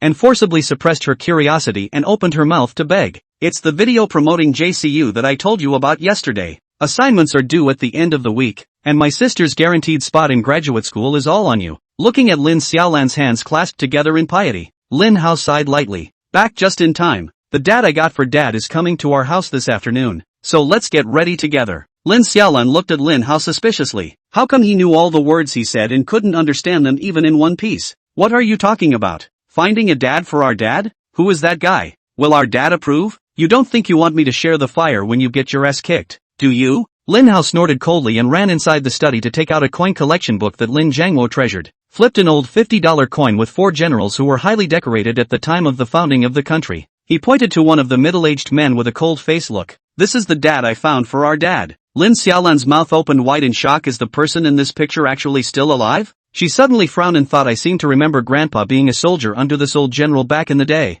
She led Lin Hao's into the storeroom, and on a display case there were relics left behind by her grandfather in the beginning, and one of those relics was a commemorative medallion that symbolized their army's number. Lin Hao remembered that inside the original book Lin Jiangwo had a lot of respect for Elder Xie Zhan, and he didn't realize that there was actually such a layer of relationship in place. Leaving the storeroom, his heart was heavy, lamenting the fact that life was not easy now. He calmed down a bit and gathered all the remaining people in the house. Auntie Li and Auntie Wang, you guys grab the rooms in the courtyard and clean them up. Master Zhao, see if you can make a meal on the theme of remembrance of suffering. Amnesia gets it, right? Don't make it too tasty. Sister Xiaolan, you edit out the video of Comrade Lao Lin beating me up over the past 2 nights. Especially the part about hitting me. Remember to splice it a couple more times. And remember to contact mom and dad and tell them to come home early. Hearing Lin Hao's words, Lin Xiaolan's eyes instantly lit up, knowing that this kid definitely wasn't holding back any good farts. What about me, brother? I don't want to go to school today either.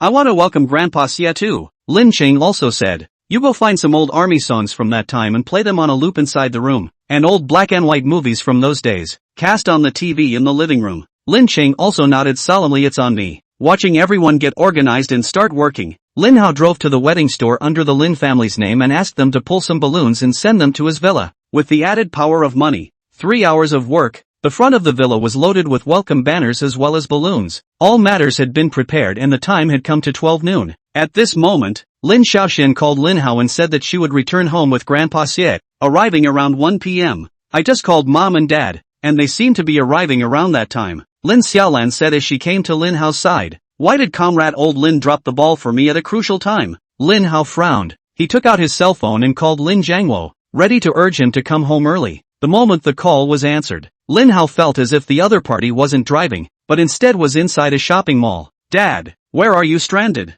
He inquired. Driving it. Lin Jiangwo said perfunctorily. Boss, that writing crop needs calfskin. Yeah.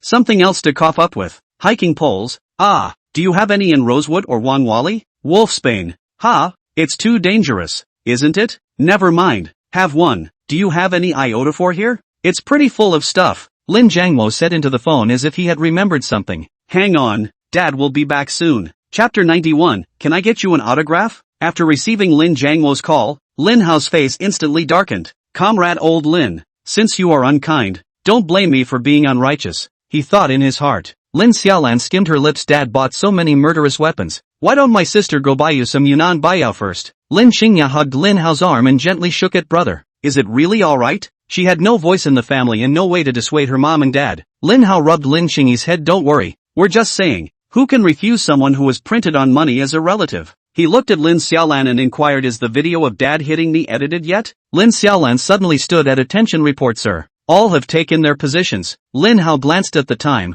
It was almost 1 o'clock in the afternoon. He brought the two of them to the entrance of the villa to prepare to greet Elder Xiaozhan. Shortly afterward, a red flag slowly drove up from the distance. After parking the car, Xiaozhan, Xiaohu, Xia Yujing, and his third sister, Lin Xiaoxian, walked down from the car. Lin Xiaoxian was wearing a white halter cake dress today, with a hemp yellow belt around her waist. Proud breasts hold the halter up. A hemp yellow belt outlines a slim waist, and underneath is a fairy-like skirt. Wow! Third sister, you're dressed so beautifully today. Lin Xiaolan greeted her with a smile. Lin Xiaoxian nodded at Lin Xiaolan and held up a parasol and came straight to Lin Hao's side to help shield him from the sun. She pulled out a wet tissue from inside the bag she carried and a can of chilled turtle jelly stored in a thermos. Xiao Hao, wipe off your sweat first. The weather is rather hot. I boiled turtle jelly for you, Lin Xiaoxian said in a warm voice. Lin Hao took the paper towel and wiped his sweat, ready to put it in his pocket. Give me the paper towel first. Lin Xiaoxian took the paper towel Lin Hao wiped his sweat with and casually threw it into his bag. Lin Xiaolan skimmed her mouth and said in dissatisfaction, third sister,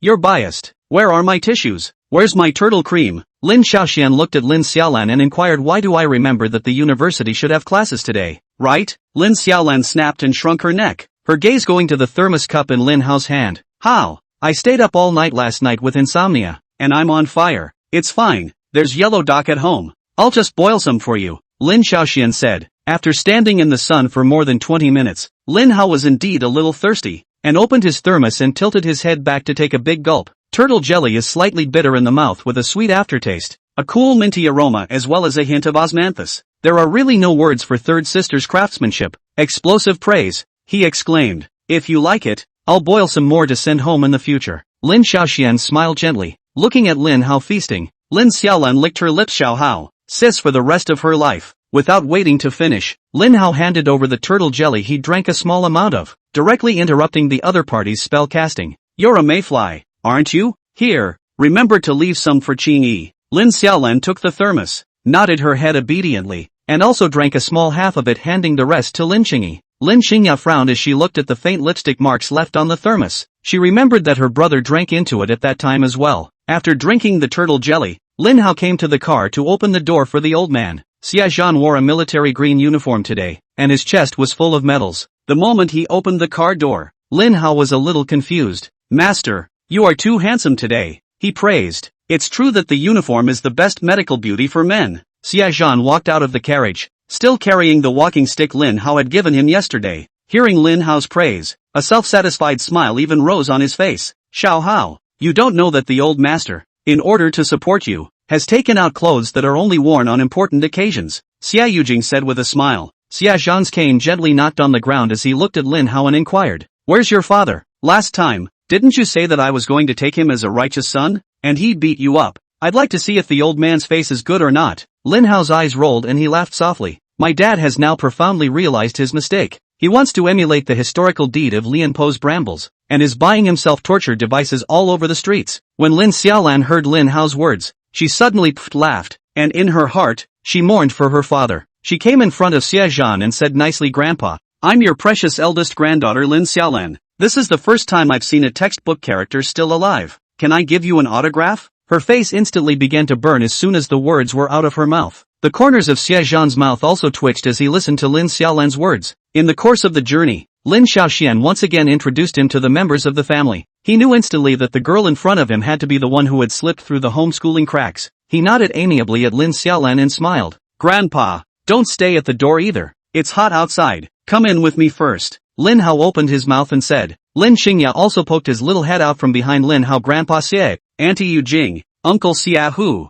good noon. Xia Yujing remembered when she was anxious outside the operating room. It was this little girl who handed her a candy. She smiled at Lin Xingyi and said, little sister, how come you didn't go to see the old master for a few days back there? Lin Shang also looked at Lin Hao. I wanted to go then, but my brother wouldn't take me. Lin Hao glanced at Lin Xingyi in surprise. How come this little ninny opened the game with a backstab? Lin Xingya also stuck her tongue out and made a face at Lin Hao. Lin Hao shook his head helplessly and casually slandered. Xingyi's grades are so bad that she can't keep up with one day less of studying. I got her a tutor and wasted time tutoring her, and she's just barely keeping up. Lin Xingyi was just about to retort when Lin Hao pressed his little head with his 5 fingers. Xingyi, in the future, be more serious when you study at the tutor and learn more useful knowledge so that you can serve your country in the future. Lin Chang also sheepishly averted his head. Okay, brother. Looking at the family's harmony, Xia Zhan nodded in satisfaction. He didn't want to recognize a godparent when the time came and bring a bunch of woes on himself. His gaze looked in the direction of the road leading to the Lin family, and the only thing he was dissatisfied with was that the Lin family's family head had yet to appear. Just as he was thinking that, not far from the corner, a middle-aged couple was walking towards this place. Lin Jiangwo was holding a large pile of torture instruments and showing them off to Zhao Sidi. He swung his whip twice, sending a sonic boom through the air. Sidi, look at this whip. It's absolutely delightful to whip. He pulled out another thin rubberized stick, the head of which twitched as he waved it around. This is good. The beating won't leave any wounds. There's also this wolfsbane. Anyway, with Xiaoxian around, nothing can go wrong. Chapter 92. Lin Jiangwo in the dark. Hearing Lin Jiangwo's voice, Lin Hao's few people also turned to look at their parents. Lin Xiaolan, Lin Qingyi, and Lin Xiaoxian all gathered around Lin Hao. With this turn, the old man was directly covered. Lin Jiangwo looked from afar and only saw the taller Xiaohu as well as Xia Yujing standing to the side. Looking at Xiaohu's face of simplicity, his age was even a few years younger than his own. He felt that he had bought this wolfsbane conservatively today. How? Dad has something else to do right now, so wait for me for another half hour. Zhao Sidi also realized that something was wrong with the situation and tugged on Lin Jiangwo's shoulder, hurriedly jogging over and protecting Lin Hao's body. It was only when she came forward that she saw Xia Zhan, who was blocked by several people. Seeing the medals all over Xia Zhan's chest, her entire body froze. Her father had once been a soldier too, and had won medals, but they were no match for old man Xia Zhan's medals. And looking at the old man's face, she instantly recognized the man's identity. A general who had once won great battles during the founding of the Great Xia. With her idol in front of her, she looked as excited as a 17 or 18-year-old girl. Lin Hao hastily winked at Zhao Sidi and voiced out, Mom, take your cell phone and record it. Zhao Sidi looked at Lin Hao, her eyes reddening a bit as she was moved. The people who had come from that chaotic war era, especially since they had also built such a large family business, could not take the slightest interest in those traffic stars. Their greatest admiration is for that group of people who have made significant contributions to the establishment and development of the country. But people like that aren't just someone they can meet just because they have money. She hugged Lin Hao and tenderly rubbed Lin Hao's head, and could be quite satisfied with this precious son of hers. She tilted her head and stole another glance at Xia Zhan, and hurriedly took out her cell phone to start recording this meaningful moment. Seeing that the followers were already in place, Lin Hao grinned. Dad, what are you still doing? The guests are here and you're not even going to invite anyone in for a tour? Is that what I taught you yesterday? Lin Jiangwo's mouth twitched. This son can't be wanted. Inverted Big Dipper. Outrageous. Especially since he had just seen that excited look on Zhao Sidi's face, who hadn't been this emotional in a long time. He took another look at Xiaohu. The man was just a little bit better built than himself. Ha! His face instantly darkened. This kid couldn't have gotten him a love interest, could he? Old Lin, what are you waiting for? Are you just going to let all your honored guests stand at the door? Zhao Sidi said in dissatisfaction. Lin Jiangwo sighed lightly, glared at Lin Hao and Xiaohu, and took the lead as he walked into the courtyard. The old master looked at Lin Hao's expression and thought about the time when Lin Jiangwo had beaten Lin Hao when he heard that he was going to accept him as his godson. So he guessed that this kid must be holding back. For a while he was also as playful as an old child, cooperating with Lin Hao and the others to avoid Lin Jiangwo's line of sight. Seeing this scene, Xiaohu had a rare moment to understand the current situation. So this bastard Lin Hao didn't just pit me, he even pit his father. For a moment, his mood was instantly much more balanced. He even took 2 steps forward, blocking Lin Jiangwo's line of sight to the old man. Walking into the courtyard of the villa, a red carpet ran from the doorway directly to the front door of the house. I heard that you were very unhappy about the matter of recognizing your family, and even beat up Xiao Hao? Xiaohu took the lead in the offense. Lin Jiangwo hugged a bunch of weapons and glared viciously at Xiaohu. He was in a hurry to casually entertain them right now and then hurry up and blow them away so that he could leave more time to give Lin Hao an impressive education in love. He snorted coldly satisfied? How can I recognize a thief as my father? I'm at least the richest man in Jiangcheng no matter what. How many people can't wait to be my son? I can't believe you guys still want to be my dads. You really don't eat any losses, do you? I'm going to put that on hold today. I'm never going to recognize a dad even if I get hit by a car and jump off a roof today. Lin Xiaolan went up and hugged Lin Jiangwo's arm, pampering him. Dad, don't you dare talk about yourself like that. If you die, then who do my brother and I have to chew on? The corner of Lin Jiangwo's mouth twitched. Didn't you have classes at your university today? All day long you don't know how to study well. I think it's better to arrange some blind dates for you earlier and marry you off sooner. Day in and day out. You just mess around with Xiao Hao. As the one who is the older sister, you don't know to stop Xiao Hao. He rushed at Xiaohu with a nuzzle. If I'm pissed off by you too, go gnaw on your god-grandfather. Lin Xiaolan snapped and shrunk her neck. How come every single person was asking her about school? All she hated now was why she hadn't made 2 more copies of the video of Lin Jiangwo beating Lin Hao. She ran back to Lin Hao's side, squeezed Lin Xiaoxian out of the way, and hugged Lin Hao's arm. Dad, I'm not going on a blind date. I want to be with Xiao Hao for the rest of my life. Lin Hao is in possession of Lin Jiangwo's vice card, and has the favorite of Master Xiaozhan, and is now also a big netizen with nearly 10 million fans all over the net, so she has to hold on to this thigh. Lin Qingyi looked at Lin Xiaolan in a daze and puffed her mouth in dissatisfaction. Fourth sister is so annoying. I should have known that I would have moved faster in the morning. She tugged on Lin Hao's arm and whispered, brother, I want to be with you forever too. Lin Xiaoxian interjected with dissatisfaction. How old are you? You're pampering your father and then your brother. Lin Xiaolan spat her tongue at Lin Xiaoxian. Third sister, you're biased. I prepared wet tissues for Xiao Hao and boiled turtle jelly for him. I'm your spunky sister too, and I've got nothing. Lin Hao pulled his hand out of Lin Xiaolan's arms with a look of disgust. No, I refuse. Your life is too short for me to have to collect your body 3 times a day. Lin Hao rubbed Lin Qingyi's head and whispered, well, together forever. Hearing Lin Hao's gentle words, Lin Qing also lowered her head deeply, her cheeks crimson. She covered her reddened cheeks with her hands. She knew she must have a strange expression on her face right now. She felt the corners of her mouth grinning up to her ears. Hee brother. She hugged Lin Hao's arm, gently swaying like a drunken kitten. Lin Hao looked at Lin Jiangwo and continued to irritate. Dad, the reason you came home so late today, was it to buy these weapons? Lin Jiangwo snorted coldly. Now I feel like I still bought less, thanks to your mom and I thinking you've been understanding a bit more lately. I didn't realize you were still as naughty as before. Lin Hao nodded, surprised. I thought you were buying these things because you wanted to take the blame for hitting me in the first place? You brat, do you still want to beat up your old man? Reverse the Big Dipper. Turn around and I'll disable your card. Chapter 93. Don't ever try to pick a fight between Dad and me. Hearing Lin Jiangwo's words, Lin Hao couldn't help but laugh lightly. Right now comrade old Lin still hadn't gotten his head around the situation. Now Joe Styles was stopping his card, not even his own. Mom, look at him, Lin Hao directly sued. Old Lin, you can do it. If you dare to stop Hao's card, you'll be sleeping in the living room by yourself in the future. Zhao Sidi took sides. Lin Jiangwo's lips opened and he finally let out a long sigh. Lin Xiaoxian glanced at Lin Hao, who had a smug look on his face, and for a moment she felt a bit sorry for her father. She took 2 steps forward and inquired, Dad, why don't you let me take some of these things for you? Lin Jiangwo felt surrounded by enemies on all sides. He grunted softly. You were just giving Hao an umbrella. You're all in cahoots. Lin Xiaoxian gave Lin Jiangwo a mournful look and silently sighed to seek her own happiness before returning to Lin Hao's side. Lin Hao grabbed Lin Xiaoxuan's wrist. Third sister, how can you defect to the revolution?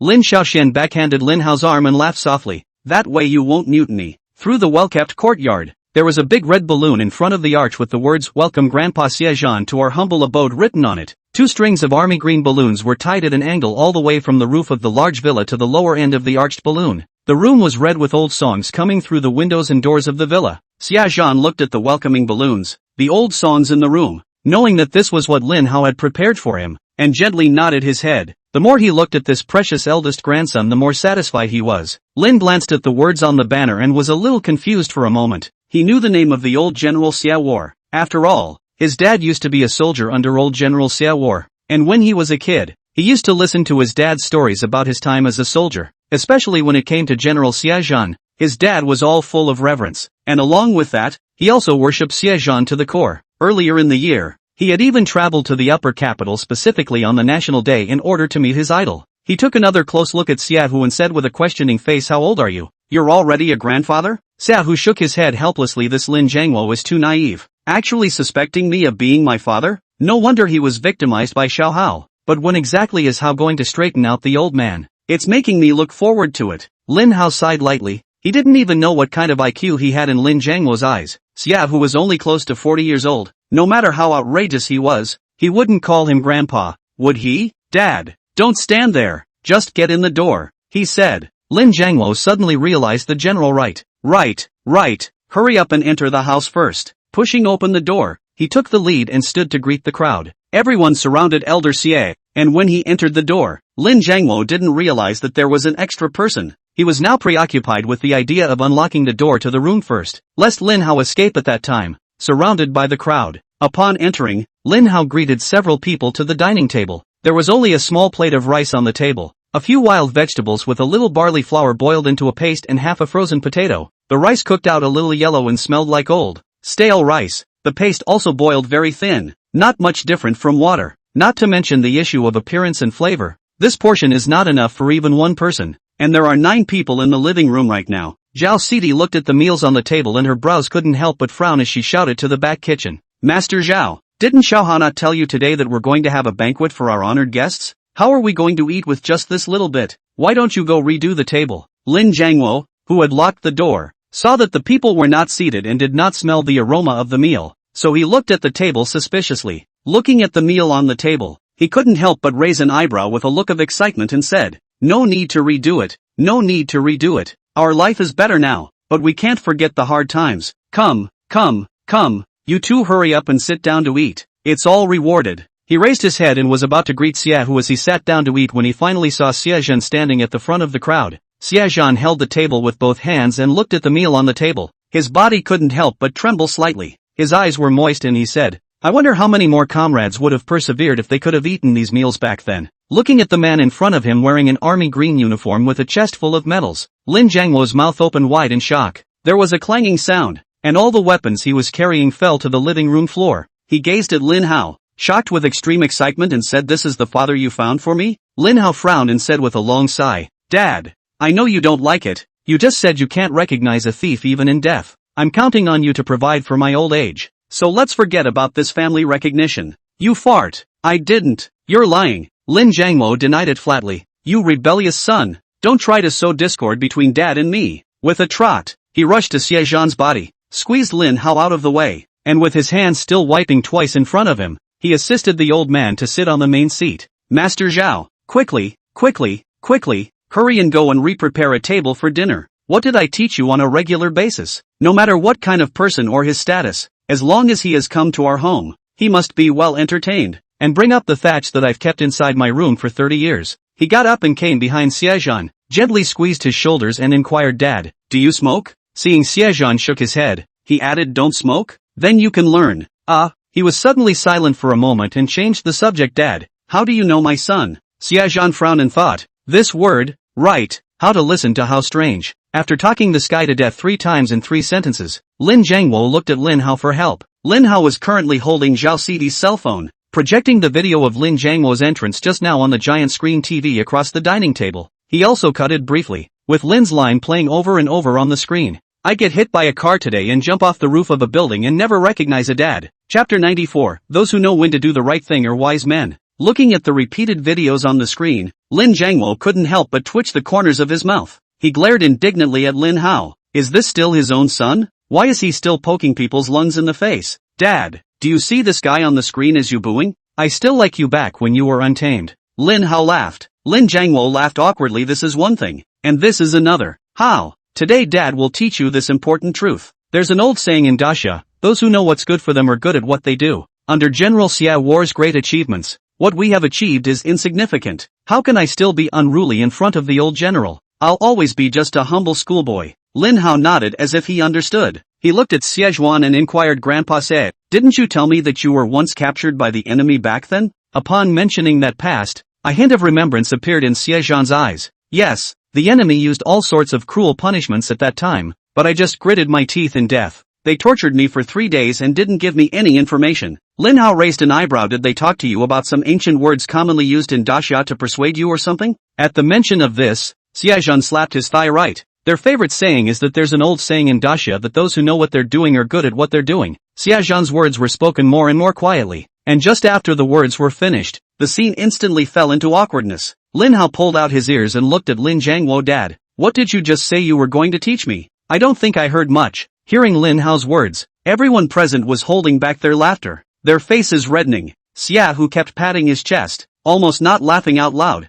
Seeing Lin Hao's pitiful maneuvers instantly soothed him. He glanced at Lin Hao and made a secret decision in his mind. In the future, absolutely cannot provoke this mixed kid, or this kid is really stomping on the nose. Let a person cannot get off the stage. Lin Qing also gently bumped Lin Hao with her head and softly laughed. Brother, it's really bad of you to bully daddy like that, but I love it when you're such a badass brother. Lin Hao rubbed Lin Qing's head and laughed. Coincidentally, this is not. I like being so badass myself. Lin Qing also hummed lightly, disliking her brother for the time being. Lin Xiaolan hugged her stomach and lay down on the sofa, unable to stop pounding the pillows on the sofa, learning the tone of Osamu's voice and said, we have an old saying in Daxia. It's called the one who knows what's right is the one who knows what's wrong. Ouch. No, I can't. I'm laughing my ass off. Lin Jiangwo viciously glared at his fourth daughter. Can't clean up Lin Hao? Still can't clean up you? Xiaolan, I see that you're not too old, so stop the card tomorrow, and you'll experience how hard it is for mom and dad to make money. The smile on Lin Xiaolan's face instantly disappeared. She ran aggressively to Lin Hao's side, tugged on Lin Hao's arm and gently shook it, complaining, Xiao Hao, look at dad. Seeing this scene, Lin Xiaoxian disgruntledly interjected, indeed. It's time for you to appreciate how hard it is for mom and dad to make money. Lin Shang also poked out her little head and echoed in a small voice, yes. My sister always spends money indiscriminately, and last time she even asked my brother for $10,000. Lin Xiaolan felt betrayed. Surprisingly, neither the third sister nor the seventh sister would put in a good word for her. She clasped her hands together and held Lin Hao's palms against her chest. Xiao Hao, you will definitely help your sister, right? Lin Hao hastily drew back his hand. Get it? Get it? Save you the trouble of looking for me to pop gold coins every day then. He turned off the video of Lin being unruly in the courtyard and replaced it with a black and white movie from the old war days, signaling the crowd to take their seats for dinner. After taking his seat, Lin Hao stood up again and coughed lightly. Next, I'll say a few words. Today, Pinch, it is a great honor to invite old General Xia War to our home. The old man also came to our house to examine the atmosphere of our house and see if the two families have this destiny to be able to become godparents, especially Comrade Lao Lin. I've praised you out of the blue in front of Grandpa Se, so please make sure you do well today and don't disgrace your son and me again. These dishes on the table are called reminiscence of suffering and sweetness, so that we can recall the hard-fought years of our forefathers and cherish the hard-won life we have now. The main meal will be served after we finish these meals, so eat well and drink well. After hearing Lin Hao's words, the corners of Lin Jiangwo's mouth twitched. If Lin Hao hadn't poked him right in the lungs, could the atmosphere have been so awkward just now? After all, he created such a huge business empire from nothing. The district is just a matter of human feelings, minutes to take. After seeing Lin Hao sit down, he coughed lightly twice and stood up as well. Xiao Hao said it very well. As for me, I'll add 2 more sentences. Lin Hao snapped his hand on his forehead and hurriedly lowered his head. A good reason for a family dinner, to make the same as a formalism of the reunion dinner. His earlier words hadn't even fallen to the ground before Lin Jiangwo started to disgrace him again. He sighed softly, completely powerless to spit at this point. Zhao Sidi also held her forehead and kicked Lin Jiangwo's leg under the table, which made him shut up and sit back down. After Lin Jiangwo's speech, the atmosphere that had just come alive instantly became awkward again. Lin Jiangwo also realized that something was wrong. Obviously he was in a meeting when all the employees were in high spirits. How come it was not working at the moment? He hurriedly gazed at Lin Hao as if for help. Noticing Lin Jiangwo's eyes, Lin Hao revealed a look of disgust. Having a father like that is such a worry for a son. He just wanted to be a mediocre rich kid. Why was it so hard? His head swiveled from side to side and he suddenly spotted an antique piano sitting in the corner of the living room eating dust. He got up and walked towards the piano, smiling at Xie Grandpa said, in order to welcome you to my home today, I even composed a war song for you. Hearing Lin Hao's words, everyone's eyes gathered as if relieved. Lin Jiangwo's gaze towards Lin Hao was filled with gratitude. He had never known Lin Hao to know any musical instruments, let alone compose a war song. It was assumed that Lin Hao was trying to ease the awkward atmosphere in the arena by disgracing himself. Daddy's baby is so big and righteous, he thought in his mind.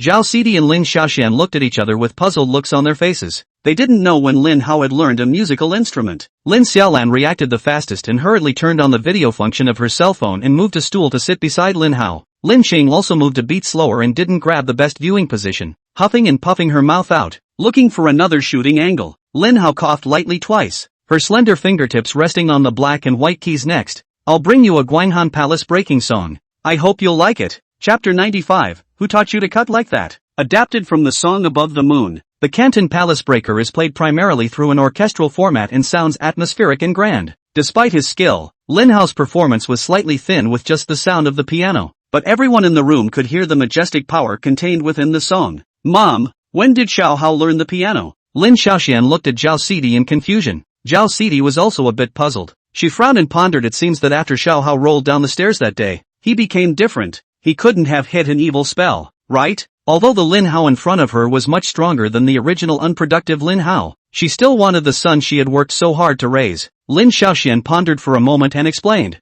the human brain is very magical, and there is an international precedent of people suddenly awakening some special talents after their brains have been traumatized, which is medically referred to as acquired scholar syndrome. There are probably only about 40 cases worldwide, so maybe Hao is one of them. Will that have any effect on his life? Should we go to the hospital? Zhao Sidi worried. Lin Xiaoxian shook her head. I don't know. None of the subsequent events were reported, but I've taken Hao's pulse, and he's in perfect health. I'll take his pulse again later if you're not sure. Zhao Sidi sighed lightly as she turned her head to glare viciously at Lin Qingyi. Brain damage. A little inattention is what can kill a person, and now this vermin is actually surrounding Lin Hao like he's nothing. Lin Xiaoxian also turned her head, her gaze falling on Lin Hao, who was bathed in sunlight. She suddenly recalled that if Lin Hao knew how to play musical instruments, wouldn't the blogger with nearly 10 million followers on Poxmark, Oshiro Koho, be Lin Hao? No wonder there's always a hint of intimacy when you look at that blogger. Xia Hu suddenly got up and came to Xia Zhan's side, muttering a few words beside him. Xia Zhan looked at Lin Hao,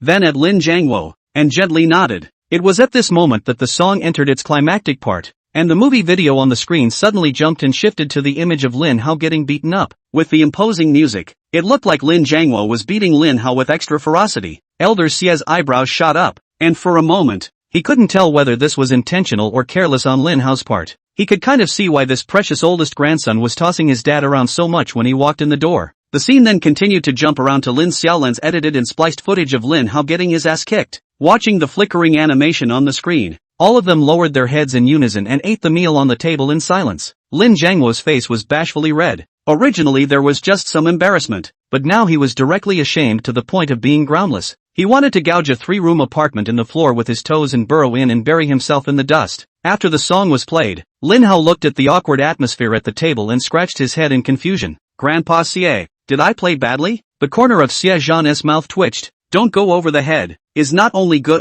paired with the video of Lin Jiangwo hitting you simply don't be too on the top. Just as he was still pondering what had happened, Lin Xiaoxian gently pulled on his hand. Following Lin Xiaoxuan's gaze, he turned his head and saw the video Lin Xiaolan had edited. Needless to say, as a homeschooling leak, Lin Xiaolan has a knack for editing. Her editing is god-awful, but no sane person could do this kind of maneuver. She saved a screenshot of the surveillance video of Lin raising his arm, and a screenshot of the picture of Lin's hand landing on Lin Hao's butt. The two images would then be spliced together and copied and pasted over and over again to piece together this video of Lin Hao being beaten, especially since at the time when Lin Jiangwo beat him up, he hadn't yet learned the skill of having a thick skin. The look on his face was still a little twisted from the beating he took. Lin Xiaolan was also afraid that people wouldn't be able to see clearly, and thoughtfully added big head special effects to Lin Hao. The result is that it looks like he's extra spooky on the video. Lin Hao turned the TV off and lowered his head as he silently sat back down at the table. Mom and Dad, I think it's better to stop the fourth sister's card. The most important thing for her right now should still be to study hard,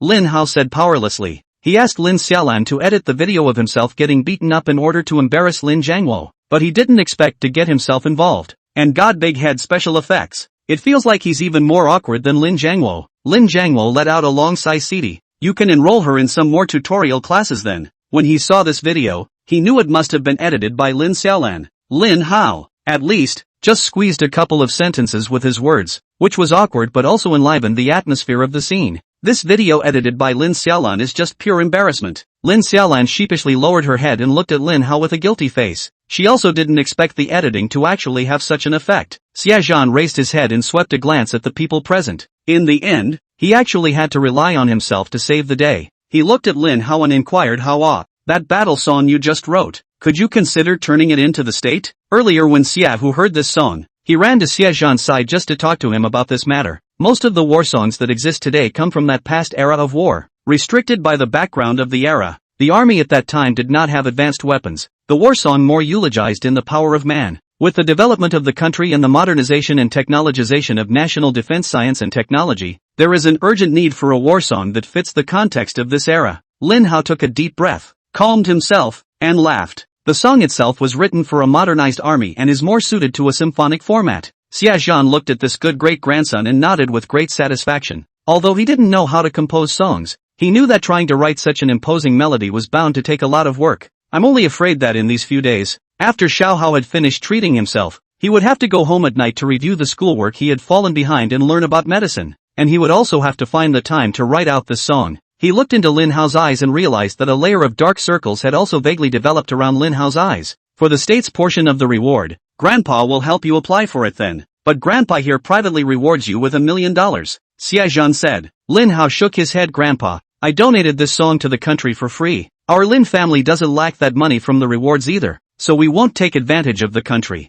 He passed a glance at Lin Jiangwo, and his voice suddenly rose, saying in a broadcast accent, "It's all thanks to my wonderful father who teaches me so much on a regular basis." It was a bit of an abrupt change of subject, but it was good to pull back to the topic of today's meeting. Lin Jiangwo inhaled his nose, feeling that Xiao Hao has grown up, worthy of being a good big son of his father. Chapter 96, How can this be considered nibbling on the old man? After a few awkward hiccups, Lin Jiangwo's brain circuits normalized and took out his 30-year-old collection of Mauzi to toast the old man. The old man had just finished his surgery and had a symbolic drink, followed by tea instead of wine. Worried about Lin Hao's health, Zhao Sidi asked Lin Xiaoxian to sit next to Lin Hao and take his pulse. Mom sees that you've been different lately and is worried about your health, Lin Xiaoxian explained. Lin Hao was a bit helpless. Mom, I know a bit about medicine too. There's nothing wrong with my body. Zhao Sidi looked at Lin Xiaoxian worriedly, and after seeing her nod, she was relieved. From now on, make a trip to your third sister every week so she can take your pulse,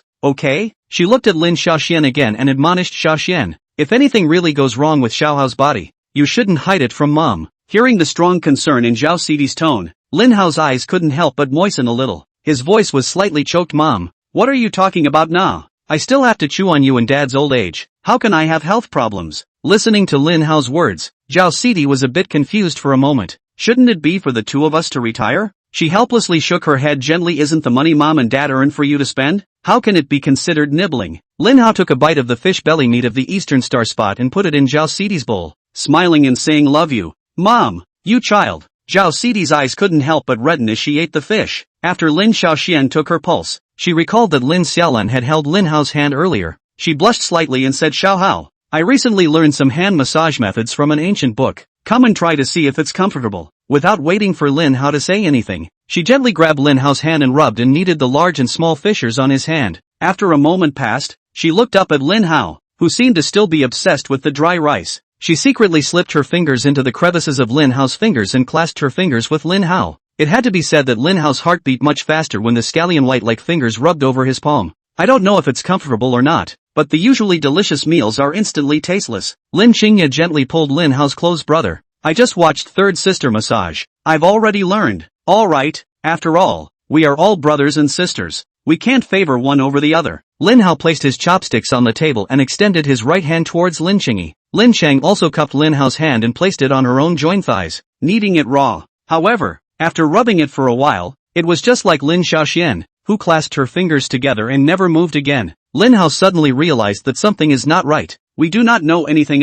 This hand massage last step is to hold hands? This massage is serious? He tilted his head to look at Lin Xiaoxian suspiciously. Lin Xiaoxian also tilted her head, returning a similarly puzzled expression. Lin Hao retracted his gaze. Since Lin Xiaoxian wasn't wrong, then Lin Chang was definitely not wrong either. I can't believe my own heart is racing because my sister and brother are holding hands. No, massaging, so I must be wrong. By and large, I was nasty. However, Lin Qingyi's hand was a bit more lean, while Lin Xiaoshuan's hand was a bit more slender. These two hands were so soft and gentle to hold. Feeling the strength coming from Lin Hao's hands, the two of them coincidentally lowered their heads, their cheeks slightly flushed with a layer of redness. Lin Xiaolan ate the last of her lunch with trepidation, knowing that after today, there would be no more room for her in the Lin family. Her eyes kept surveying the surroundings, trying to find a way to break the situation, and eventually her gaze locked onto Lin Hao's body. Noticing the trio's strangeness, Lin Xiaolan came behind Lin Hao with her bowls and chopsticks, a pair of lotus root arms reaching past Lin Hao's neck. She clamped her throat and said gently, Xiao Hao, what do you want to eat?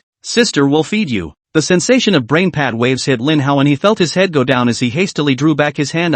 I'll just do it myself. Lin Xiaolan was quick on her feet and grabbed a grape on the table and stuffed it into Lin Hao's mouth. Cocking her head to make sure Lin Hao had swallowed the grapes, she opened her mouth and pouted. Xiao Hao, sister doesn't want to tutor. For once in my life, sis is asking. Please persuade dad. Seeing as you've eaten my grapes, help me out. Lin Hao held his forehead. His cheeks couldn't help but burn a little. Lin Xiaolan was daring to say anything outwardly. She also underestimated the influence of her figure. Plastered on the body pampering, Lin Hao completely forgot how to write the word refusal. Full of I do. Fine. I'll ask dad not to waste that money. Lin Hao said helplessly. Ha ha. Love you. How? Lin Xiaolan laughed. Looking at the table and seeing that the meal was almost finished, Lin Hao looked at elder Xie Zhan and inquired, Grandpa Xie, how are you considering it? Even though my dad is a little unreliable, his respect for you is real, and I hope that our two families will have that bond. Lin Jiangwo put down the wine glass in his hand to look at Xie Zhan. His tone was sincere and said,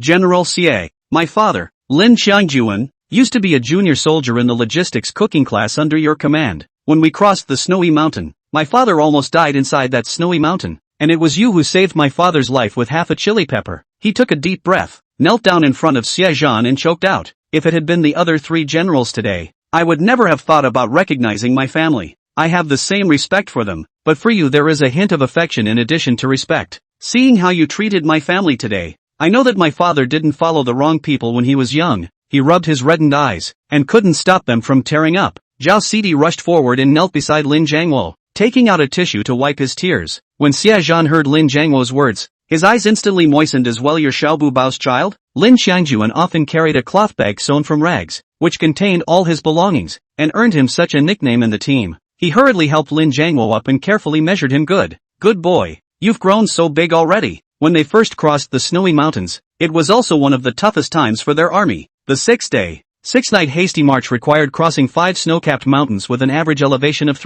500 meters. On that section of the march, all the members of the logistics department and the cooking class survived without a single life except for the small cloth bag. Those sons of Es. If you can't make a fire, take the lint from your own clothes and light it. There's nothing to eat, so they just grab handfuls of snow to pad their bellies. As a result, one by one, they all died. Xie Zhan choked. He took a deep breath and calmed himself down. Bubby was the youngest kid in the cooking class at the time, and when I found out, his lips were purple. Lin Jiangwo kept wiping his tears, already sobbing uncontrollably. Dad told me that you were the one who gave him his clothes and shoved half a pepper in his mouth, and he survived back there. Xie Zhan sniffled and said guiltily, I should have realized it long ago. I'm the one who's sorry for them. Chapter 97, Dad, what did you buy these for? Hearing the two men's words, Lin Hao's mood was heavy. Standing in the present and looking at the past, we know they will be able to prevail in the end. But standing in those days, either enemy was stronger than their ranks. With what kind of lone courage were they able to persevere in the fight without fear of life and death? Lin Hao stepped forward and said in relief, Master, this pomp and circumstances as they wished. You have not wronged them. Xie Zhan took a deep breath and calmed down. Shangshira, finally peace. Lin Hao suddenly remembered something and spoke. Master, there's another song. Do you want to hear it? Xie Zhan slightly frowned. Under this current mood, was there any song that could fit his mood? But after all, it was the good old son who had brought it up, and he nodded gently. Lin Hao helped Xie Zhan sit on the piano seat and asked Lin Qingyi to take his cell phone to record a video. His fingertips landed on the black and white piano, and as a lilting melody played, he hummed softly, That faraway mountain calls to me. Blood spilled millions of times. Halfway up the hill, dead center, the battle passes to the bugler. That battle, after the victory, was never seen again. The train of the flower planter plays a song of peace. After the song was finished, Xie Zhan patted Lin Hao's shoulder and sighed lightly, a hint of despondency in his voice. So many comrades will never be seen again after the battle. Lin Hao got up and took his cell phone from Lin Qingyi's hand. Seeing the video on the screen of himself and Xie Zhan's grandparents and grandchildren being intimate, and dubbed himself in his head. Drop. Congratulations on obtaining an amulet. Using this amulet will protect against 99% of open fire and increase the efficiency of the city guards and other organizations by 100%. In the name of sharing this video, Lin Hao made everyone present join the group chat together. He also thoughtfully changed the name of the group chat to Love One Another Family. He looked towards Lin Jiangwo who was drinking some five-colored, and secretly said in his heart, Dad, this is as far as I can help you. Just as he was about to upload the video, a line of small grayish-white letters appeared on the screen. Comrade Lao Lin modified the group name to Lin Jiangwo. He helplessly held his forehead and silently changed the group name back again, looking at Xie to inquire. Old master, you see it was you who saved my grandfather's life, and that's how we came to have our Lin family, and I happened to heal you, kind of completing a closed loop. Our two families must have a special bond to get together, even though my dad is no good, but after all, buy one get one free, so you shouldn't expect too much from a giveaway. Lin Jiangwo gave Lin Hao a puzzled look, so he was just a giveaway? However, he still knelt on the ground and sincerely said, General Xie, I want to retire for you. Lin Hao made a cup of tea on the table and sent it to Lin Jiangwo. Lin Jiangwo lowered his head and respectfully cupped the tea in his hands. Everyone's eyes fell on Xie at this moment, only to see how Xie made his choice. Xie sat on the chair, his hands holding his cane, his expression instantly serious. As a matter of fact, I had wanted to take little Hao as my god-grandson today, and by the way, let's see how you treat him on a regular basis. I heard that Hao is not your real son. Lin Hao frowned. How come this old man was still giving his mom and dad the eyeballs when it mattered? No, Xiao Hao is our own son. Zhao Cidi decisively denied. Although Xiao Hao has been a bit naughty, we have seen that he is indeed getting better little by little. Lin Jiangwo said, it's good to see that my wonderful great-grandson is not suffering in your home, and I can see that he does like you as parents. Xie took Lin Jiangwo's tea and drank it all in one go. For the sake of you being little Boo Boo's child, as well as Hao's face, I'll reluctantly accept you as my godson. Lin Jiangwo stared blankly at his empty hand. I've made it? Yes, yes, yes. Congratulations to Comrade Old Lin for taking a godfather in full. Lin Hao helped Lin Jiangwo up. Lin Jiangwo was still a bit incredulous at this point. He stood in a daze, pinching his face from time to time and letting out a burst of demented laughter. Looking at Comrade Old Lin, a man who had to drool at this cure, Lin Hao laughed awkwardly and reminded, Dad, if you keep looking so demented, then my grandpa Xia is going to have to return it. Lin Jiangwo trembled for a moment, took 2 deep breaths, resumed his usual wise appearance, and began to serve tea and water to the old man. From time to time, he also chatted with Xiaohu and Xia Yujing to get acquainted with their feelings. Looking at Lin Jiangwo's complacent appearance at this moment, Lin Hao also nodded in satisfaction. He walked to the sofa at the back and carried out the various props that Lin Jiangwo had purchased earlier, and came in front of Elder Xie. After all, he hadn't recognized his relatives earlier, and it wouldn't do any good to sue the old man. Since the recognition was now successful, the old man could have the power to be able to control Comrade Lao Lin. We are not the kind of people who hold grudges, usually have revenge on the spot. This is still for the sake of the old Comrade Lin is his father.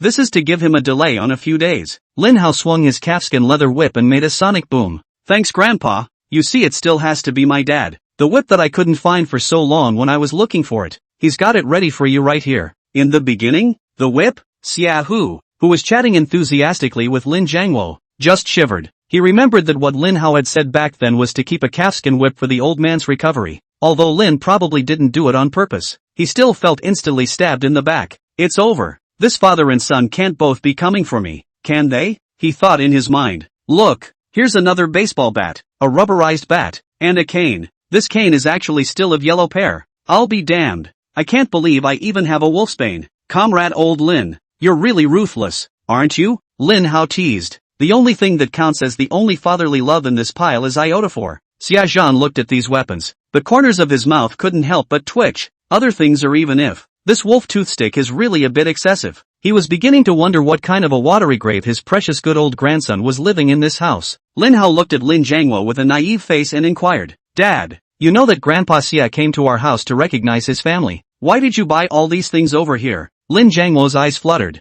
He knew that Lin Hao's position in the old man's heart was very heavy. He couldn't say that it was prepared for Lin Hao, could he? Lin Hao gazed at Xiaohu. You're not preparing this for my uncle Xiaohu, are you? Hearing Lin Hao's words, Xiaohu's mouth was all wide open in shock. It's over. This father and son are really coming for me. Why is this still about me? How many times has this happened? Chapter 98, Daddy's Good Big Boy. Hearing Lin Hao's words, Lin Jiangwo even stole a glance at Xiaohu. One look at Xiaohu's appearance. It was obvious that he had fallen into a deep childhood shadow. Lin Jiangwo smiled sarcastically. Dad bought all these. For fun. Yes, all for fun. Lin Hao took the small leather whip and gently waved it twice. I didn't see it. Dad, you're playing quite flowery. But that's not something one can play with, is it? Hearing this, Zhao Cidi's face flushed red with flesh, and she hurriedly opened her mouth to interrupt. Old Lin, are you keeping some kind of vixen outside? Lin Hao was a bit embarrassed, not realizing that he had even injured a friendly army by mistake. He wasn't Lin Xiaolan after all, and quickly looked for a remedy. Dad,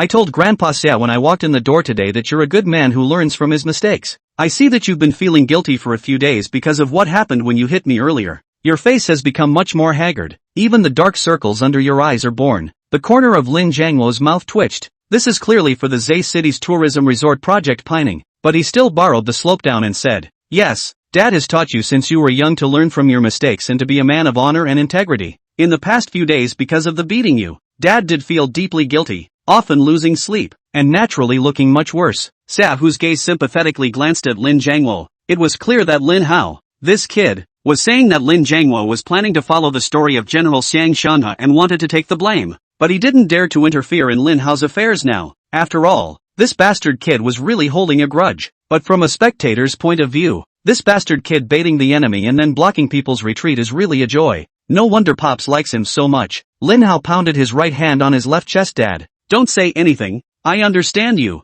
These things of yours, you must have them for yourself, to be used to take the blame. Ha, but I'm also a filial person nah. It's impossible for me to do something like reverse the Big Dipper and hit you, but I can't bear to see you not resting all the time because of your guilt, which will eventually cause your body to break down. His eyes looked towards Xiezhan. His voice seemed to be somewhat elated. Do you think it's coincidental here? My grandfather happens to be here right now. This way, letting my grandfather teach you a lesson will fulfill my filial piety and make up for your guilt. Dad, what do you think? The corner of Lin Jiangwo's mouth couldn't help but twitch. Filial piety? You're really going to filialize me? What a great big son of daddy. Careless. You're killing me here. How else can I watch it? Lie down on the couch and watch. Lin Hao paused and continued. Grandpa, you've just finished your surgery a few days ago, so it's a good time to do some rehab, so you'll get better faster. We inherited this filial piety from my father. He must be willing to contribute his ass to make you feel better faster. Lin Hao looked at Lin Jiangwo again. Dad, just tell me, are you willing to contribute your ass in order to make Grandpa's body get better as quickly as possible? Lin Jiangwo sighed a long breath. Today this beating is inevitable chant? Seeing that Lin Jiangwo had already resigned himself to his fate, but Xiezhan was still a bit hesitant. Lin Hao still had to do some thinking for the old man. Grandpa, if you don't do it, you'll be letting down my dad and I's heartfelt filial piety nah. And our Lin family is also providing millions of jobs in Jiangchang. How many people would have to lose their jobs if my dad got depressed and his health collapsed? For the sake of the employment of the people of Jiangchang, the development and long-lasting peace and security of the motherland. Just beat him, old man. Don't worry, with me and my third sister here, you can just let go and do it. Our own father, we're surely heartbroken, and if we really had to fight, we'd surely stop you. Looking at Lin Hao's righteous appearance, the corners of Xiezhan's mouth twitched. I don't know if Lin Jiangwo was filial, but Lin Hao's grandson definitely doesn't have a good heart. For good reason. I want to take revenge on Lin Jiangwo. Hit him, froze to the development of the motherland and long-term security. Xiezhan pondered for a while. After all, Lin Jiangwo had heard that he was going to accept him as his godson earlier, and actually hit his precious eldest grandson, so it was better to symbolically educate him twice. When he finished his thoughts, he gave Lin Hao a mournful look. It was going to be a couple of token strokes with the cane for good measure. Seeing that Lin Hao had taken advantage of the break in his thinking, he had already shoved the wolfsbane and whip into his hand, and was applying iodine vapor to it. Lin Hao stabbed Lin Jiangwo's arm. Dad, why don't you have any eyesight at all? Grandpa's all set. Even the tools are sterilized. Why are you still standing here? Lin Jiangwo helplessly glanced at the old man, then silently plopped down on the arm of the sofa. Everyone else in the room, watching Lin Hao's tawdry maneuvers, couldn't help but laugh lightly. They knew that the old man couldn't have come down hard, and Lin Hao was just taking a breath and symbolically hitting him twice to make Lin Jiangwo lose face. The old master came to Lin Jiangwo's side, gently tapped twice with the whip, and Soul was about to stop. Xia, who looked at the scene in front of him in shock and blurted out, Dad, you weren't like this when you hit me yesterday. As soon as the words were out of his mouth, he hastily covered his mouth. I just didn't say anything. Lin Hao was sneaking a small bite of mustard at the moment, preparing to put on a father-son scene later. He froze and ate a large belly meat sashimi of top-quality bluefin tuna just so he could eat the wasabi. Hearing Xiaohu's words, he rushed out of the crowd of onlookers and said, Grandpa Xie, although my father is not your biological, but after all, he is also a godfather. You can't treat him differently. He had just eaten mustard, and he couldn't speak properly. Even his tears were forced out by the mustard, swishing down his face. Looking at Lin Hao's appearance at this moment, Xiaozhan looked at the whip in his hand, not realizing that Lin Hao actually valued the relationship between himself and Lin Jiangwo so much, hoping that this god-family relationship wasn't just floating on the surface. Lin Jiangwo was also surprised to look at Lin Hao. At this moment he understood Lin Hao's deeper meaning. He must have wanted to increase the interaction between himself and the old man worthy of being dad's good eldest son. Great righteousness. Xia Zhan looked at the realization rising on Lin Jiangluo's face. His gaze suddenly flickered. Looks like you have a good son. Then I'll treat you like I treat my son. Lin Jiangluo smiled proudly. Dad, just do it. We're just like family. You can beat and scold me when I do wrong. We're all so old. How can we let this kid Xiaohao worry about us every day? Chapter 99. Brother, it's not dirty. Listening to Elder Xia's whiplash of love, Lin Hao couldn't help but raise his eyebrows. Is the old man that familiar? He just recognized his family and he's hitting them so hard? Lin Jiangluo is also a strong iron bone.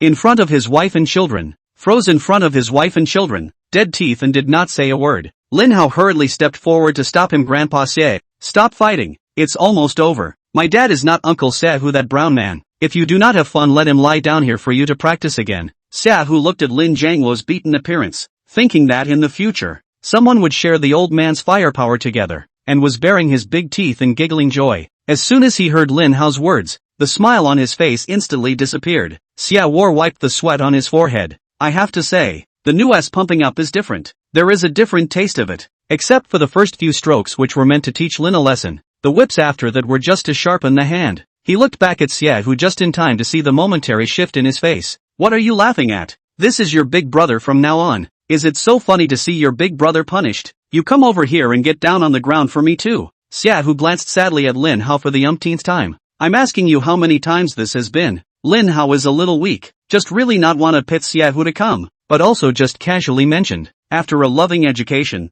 all of them sat together on the sofa in the living room to chatter about their parents and listen to Xia Zhan's stories about the past. Lin Hao sat on the side of the old man while listening to the story, and from time to time, he would be fed a handful of peeled melon seeds by Lin Qingyi and Lin Xiaoxian. I have to say, the flavor of the Lin family's melon seeds is also different from those cheap melons that I used to eat, and under the fine taste it carries an elegant floral fragrance. Moreover, this aroma seemed to be different from the melon seeds peeled by both Lin Xiaoxian and Lin Qingyi. He grabbed a handful of the table's melons himself, but they seemed to taste a little less flavorful when he ate them. He suddenly froze. Lin Qingyi and Lin Xiaoxuan's melon seeds were also taken from the table. He turned his head curiously to look at the two, only to see Lin Xiaoxian pick up a melon seed and get high in her mouth before peeling it with her hands. Lin Qingyi, on the other hand, has dumber hands, and there are times when he needs to get high twice, and the peeled melon kernels still have a corner of wetness on them. When he had just eaten the melon nuts, he hadn't noticed it, thinking that his palms were sweating and soaking the nuts, but the truth was actually this. Lin Qingyi and Lin Xiaoxian both had their heads down to get high on melon seeds and seemed to be competing, not even noticing that Lin Hao was looking at them.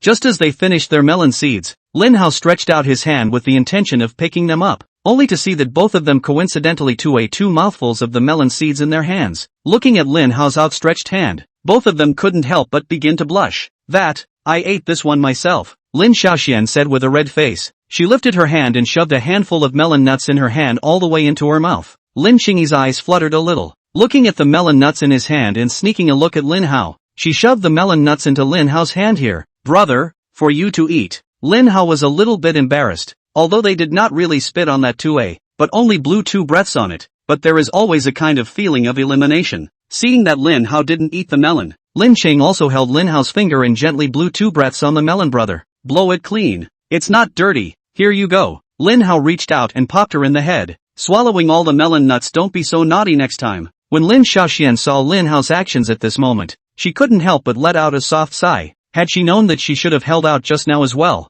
As the sun was sinking, Xia Zhan did not intend to eat dinner here, so he left early with Xia Hu and Xia Yujing. Zhao Sidi helped the drunken and drowsy Lin back to his room to rest and drove back to the company alone to work overtime. Lin Xiaoxian was transferred to the evening shift today, and although she was a bit reluctant to leave, it was time to leave. How? Remember to listen to your mom, she admonished. Lin Hao remembered that it was something about asking him to make a weekly trip to Lin Xiaoxian to check his health. He frowned and refused. Third sister, there's no need, is there? I'm a doctor myself, and I know my own health. Lin Xiaoxian snorted lightly. If you don't come, I'll tell mom and the group that you've got a hard case and don't dare to let me check. The corners of Lin Hao's mouth twitched as he raised his hands in a surrendering gesture. Get it? Get it? I'll definitely be there on time. If he told the group that he had an unspeakable secret, would he still want to lose face? When Lin Xiaoxian saw Lin Hao raise his hand up, her cheeks slightly reddened and she went straight into Lin Hao's arms. She rubbed against Lin Hao's chest and whispered, then tell me ahead of time when you're next time. I'll prepare something delicious for you. Lin Hao patted Lin Xiaoxuan's back. Then I'll tell you in advance before I come next time. As for good food, don't get too tired.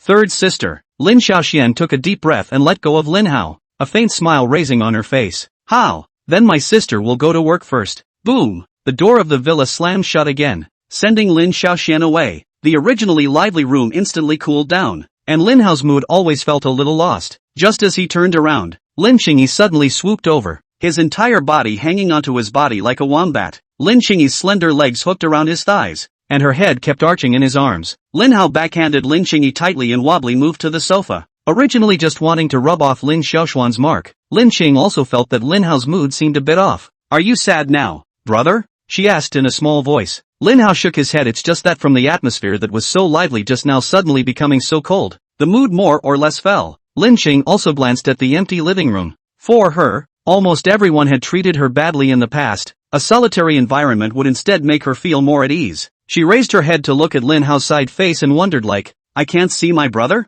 Put. Lin Hao's heart suddenly beat violently. In the dimness, Lin Xingyi's eyes seemed to be twinkling with stars, and even her lips looked crystal clear and printed with the light of the street lamp. Why is it that when Lin Xingyi looks so innocent, the words he says are so tugging at one's heartstrings? Under all the silence, Lin Xingyi's lips were constantly enlarging in the middle of his field of vision. He could feel the warm body heat of Lin Xingyi in his arms as well as his blazing heartbeat. Pop! Suddenly the lights in the living room were turned on. Woohoo, I'm the only one left at home. Lin Xiaolan suddenly cheered. She hummed Little Swan Lake as she ran on her tiptoes in the direction of the couch, and did a big awkward jump just as she was about to reach it. Chapter 100, Aren't they in the arms business? Silence, death-like silence. Lin Xiaolan lowered her head and sat on the sofa as if she were a lady of the house. No, this is too embarrassing. Why are they in the living room without the lights on? And what were they just doing? Did I just ruin it for them? Lin Xing also climbed down from Lin Hao's body and sat beside him in a regular manner. Was brother just about to kiss me? Brother really does like me. Fourth sister is so annoying. Last time it was also fourth sister who disturbed my brother and I. She bit her lip lightly and glanced at Lin Xiaolan with a mournful gaze.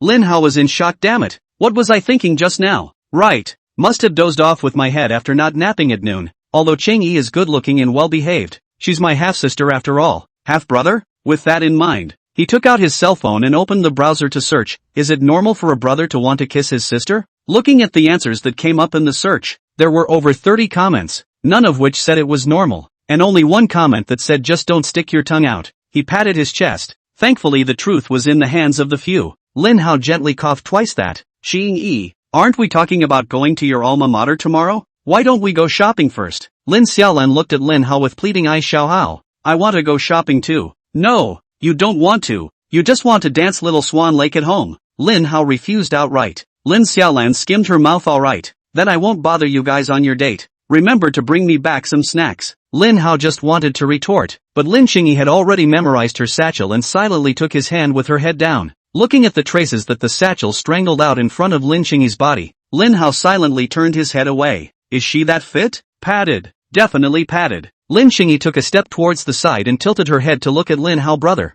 aren't you leaving? Lin Xiaolan plopped down on the armrest of the sofa, resting her cheeks and looking at the two with interest. With a meaningful smile on her face, Lin Hao's eyes dodged a little, grabbing the pillow on the couch and smashing it towards Lin Xiaolan. Why are you laughing so loud? Without waiting for Lin Xiaolan to react, he hurriedly pulled Lin Xingyi to escape from his villa. The night in the river city is lit up by all the lights. After driving a luxury car for 2 days, Lin Hao realized that those two-seater sports cars were really inconvenient. Under the crowded city traffic, there's not much more to it than being able to attract the envious glances of others. For ease of carrying cargo, it has to be my big Wuling. He searched inside the garage for a long time and asked the butler to find one with difficulty. He had heard Lin Xingyi talk about her alma mater, which was a school located inside the countryside, where the children of more than 10 nearby villages attended elementary and middle school. The school is not in good condition, and the students' families are average, and they need to walk an hour or two up the mountain almost every day to get to school. Lin Hao drove his vehicle to a nearby wholesale market, ready to purchase some books and pens to send along tomorrow.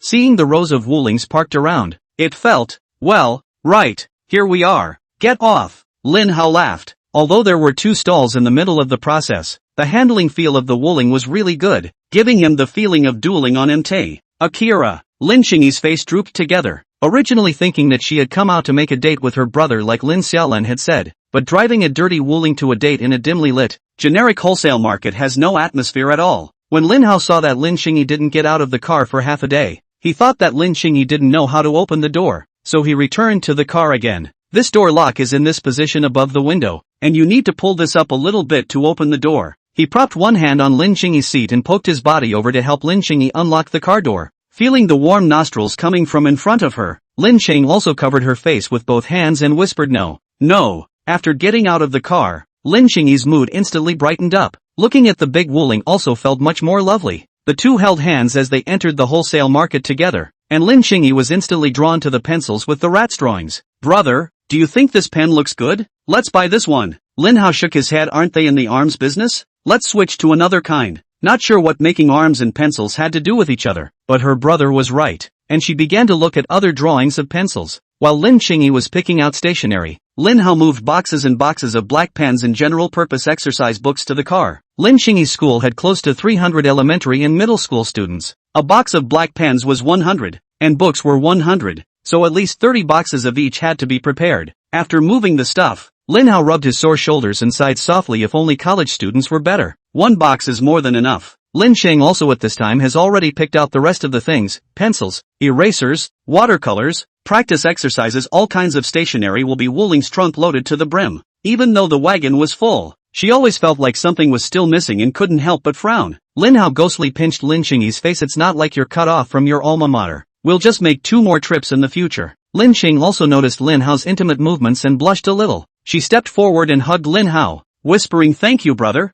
From now on we'll be together forever." Lin Hao rubbed Lin Qingyi's head. This little ninny was also a little too inviting. He raised an eyebrow and teased, "And does your future husband agree?" Lin Cheng also raised her head, revealing a mouthful of small white teeth, and smiled. "As long as brother agrees." "He agrees. What can I disagree with this?" Lin Hao laughed. Back at home, Lin Salty lay limply on the sofa and swiped his phone. Hearing the sound of the door opening ring out and Lin Hao and Lin Qingya walking and holding hands, she slightly tilted her head. "How? I'm sofa bound that I have to be fed before I can get up." Lin Hao sighed lightly and placed the bot chow mein on the coffee table. "Eat it yourself." He pondered over the original owner's memories. Had Lin Xiaolan ever been this clingy to the original owner before? It always seemed as if the only time the original owner was allowed to take the fall was when she showed so much sibling love. He shook off his head, went to the kitchen to get a pot of warm water, and took a small cup into Lin Jiangmo's room. Lin was in a half-asleep state at the moment, reaching out to fumble for something on the nightstand. Lin Hao sat on the edge of the bed, took the antidote to alcohol he had just bought in his hands, and poured a small glass of water. He coughed lightly and smiled wickedly. "Delang,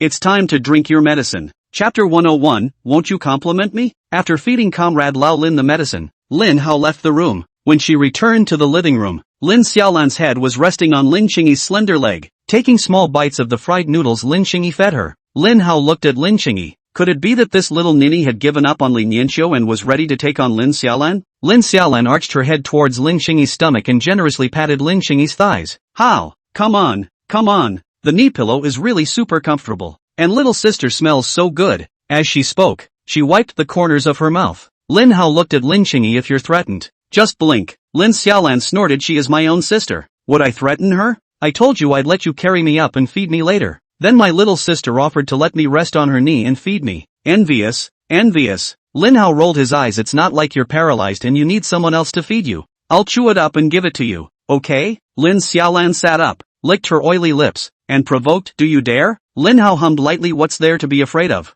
It's not like you're chewing it up and giving it to me. I'll buy sugar cane tomorrow." He snatched the chow mein and put it on the table, holding Lin Qingyi's hand. "You've been working so hard all today. I'll take you to play a game for a while to relax." The next morning, Lin Hao woke up from his sleep with a yawn. He rubbed the head of Lin Qingyi, who had shrunk into a tiny ball in his arms, causing her to let out a little kitten-like purr. Lin Qing also stretched, her pretty figure glistening in the sunlight. She got up and went to the check room, picking out a gray sweatshirt with a drawstring for Lin Hao, and she herself changed into a white sweatshirt of the same style. She had moved her toothbrush cup as well as her toiletries inside Lin Hao's room last night. Luckily, the sink is relatively large and 2 people can wash together without feeling cramped. Perhaps it was because he was returning to his alma mater today. Lin Hao felt that Lin Qingyi seemed to be in a particularly good mood. She was humming all the time she was brushing her teeth, and from time to time she gently bumped herself on her butt. After washing up, considering that the place he was going to today might be rather deserted, Lin Hao prepared some emergency medicines for sunscreen and mosquito repellent. Walking down the stairs, he saw Lin Xiaolan sitting at the dining table with a lack of interest, rubbing her messy hair with one hand and taking small bites of a bun. Seeing the two of them wearing couple's clothes again today, Lin Xiaolan revealed her aunt's smile. Not in vain she woke up so early just for the sake of watching this scene. She looked at Lin Hao and inquired, Xiao Hao, when are you going to help me go shoot a video to promote the school? Sister's future life is all in your hands. Lin Hao sat down at the dining table with a disgusted look on his face and said, you'd better save that for your future husband. He pondered for a moment. This weekend, I guess, I still have to go to school today. Just so you think about how you want me to work with you today. Lin Xiaolan showed a surprised expression. I still have to think about it? Lin Hao snorted coldly. Not only do you have to think of a script, you also have to learn how to edit. I'll be back tonight to check my homework. This time, the video for Jiangcheng University's publicity is to face the whole network. If it is still cut into the same ghostly appearance as yesterday, then this world he will not be able to stay in the world at all. As soon as he spoke of editing, Lin Xiaolan was a bit weak. I will definitely learn it well. After breakfast, Lin Hao held Lin Qingyi's hand and walked together to the stationery-filled Wuling. He also didn't realize that a few days ago, he was just pulling Lin Qingyi's wrist, but now he could already hold hands naturally. The car drove for more than an hour on a circling mountain road, and for more than half an hour between winding country dirt roads, before finally spotting a small red flag on a hillside surrounded by fields. The road to the hillside was no longer accessible to vehicles, so Lin Hao found a slightly wider place to park his vehicle. When I got out of the car, the fresh aroma of the fields hit my nose. It was the middle of March, the rice seedlings in the fields had just finished transplanting, and the streaming clouds in the sky were reflected on the calm paddy fields. From time to time, there was a chirping of birds and the sound of students reading in their ears. Coming here, Lin Hao felt his entire body relax. Lin Qingyi got out of the car and immediately took Lin Hao's hand. She gently shook Lin Hao's arm and flaunted it, saying, brother, the rice I planted in the beginning was much better than theirs, plugged in so fast and neatly. Even the principal complimented me. Lin Hao's grip on Lin Qingyi's hand couldn't help but tighten for a minute,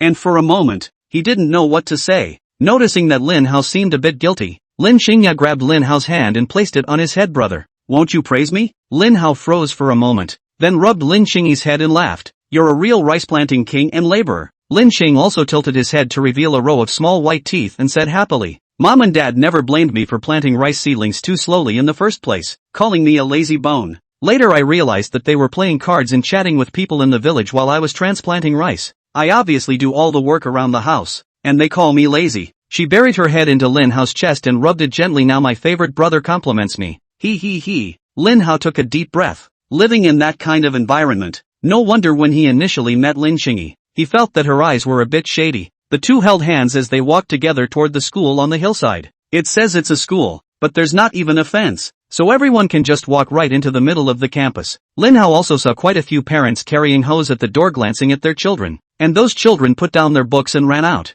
My mom and dad used to come to school for me at the time, and I worked fast so I could study. Seeing my efforts, the principal's grandfather not only exempted me from school fees, but also often visited our home to deliver some food. At that time, Sister Li Nianxiu was the better endowed one inside our school. Auntie Liu Xiang never bothered her to study and often brought her good food. Lin Qingyi pointed to a corner of the playground. I used to squat there when I didn't have any food for lunch. Then every time it was noon, Nianxiu senpai would bring some food and squat there before me. I asked her questions from her books while I ate the meals she brought me. She paused and said with some embarrassment, I even secretly cried when Nianxiu senpai graduated. She made a silent gesture. Brother, this is our little secret. You can't tell Nianxiu senpai. Chapter 102. A lifeboat has crossed 10,000 mountains. Lin Hao patted Lin Qingyi's little head. So there was such a story. No wonder this little girl liked Li Nianxiu so much. Lin Qingyi's alma mater wasn't big, with only one school building. The building has 3 floors with 4 classrooms on each floor, one for each grade level, and the rest are offices for the teachers here as well as dormitories. It was a beautiful day, and there were still some quilts on the roof of the school building, the white sheets swaying gently with the breeze. The school playground was just a compacted piece of land, and you could still see quite a few chickens and ducks running around the playground. Lin Hao held Lin Qingyi's hand and walked to the teacher's office on the far right of the first floor of the school building. Before entering the office, Lin Qingyi let go of Lin Hao's hand and shouted, report.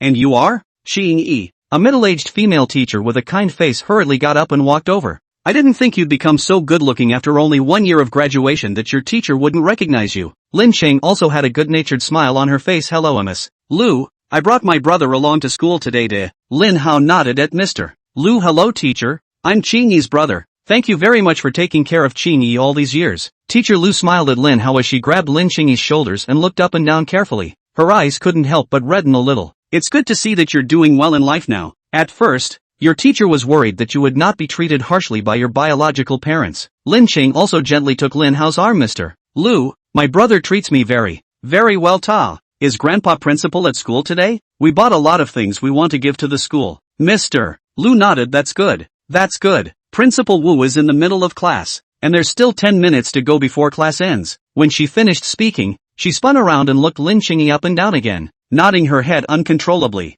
I told you how those people could be your mom and dad. You're such a little kid and I can't believe they let you do such heavy work. And your uncle, who tried to sell you when you were 8. It's been a while since I heard you'd been picked up by your birth parents. And every now and then I've come over to inquire about your birth parents' relationship. Lin Hao glanced at Lin Cheng in surprise, and his face instantly became gloomy. Realizing Lin Hao's concerned emotion, Lin Cheng also squeezed Lin Hao's hand at that time. Thanks to Mr. Lu and the principal's grandfather who ran to the house in the night. Yeah, that day killed us. Your foster parents are no good either. They actually helped your uncle, ready to sell you to the 20-year-old cutie from the next village. Mr. Lu said. Lin Hao's eyes narrowed slightly, and even his breathing became ragged. Lin Cheng also looked at Ms. Lu, stopping her from continuing. Teacher, those are all in the past. The light boat has already crossed 10,000 mountains. Teacher Lu also realized that Lin Hao's mood was off, and knowing that Lin Hao's brother was really distressed by Lin Cheng, he smiled kindly and said, Yes, yes, yes, the light boat has crossed 1,000 mountains.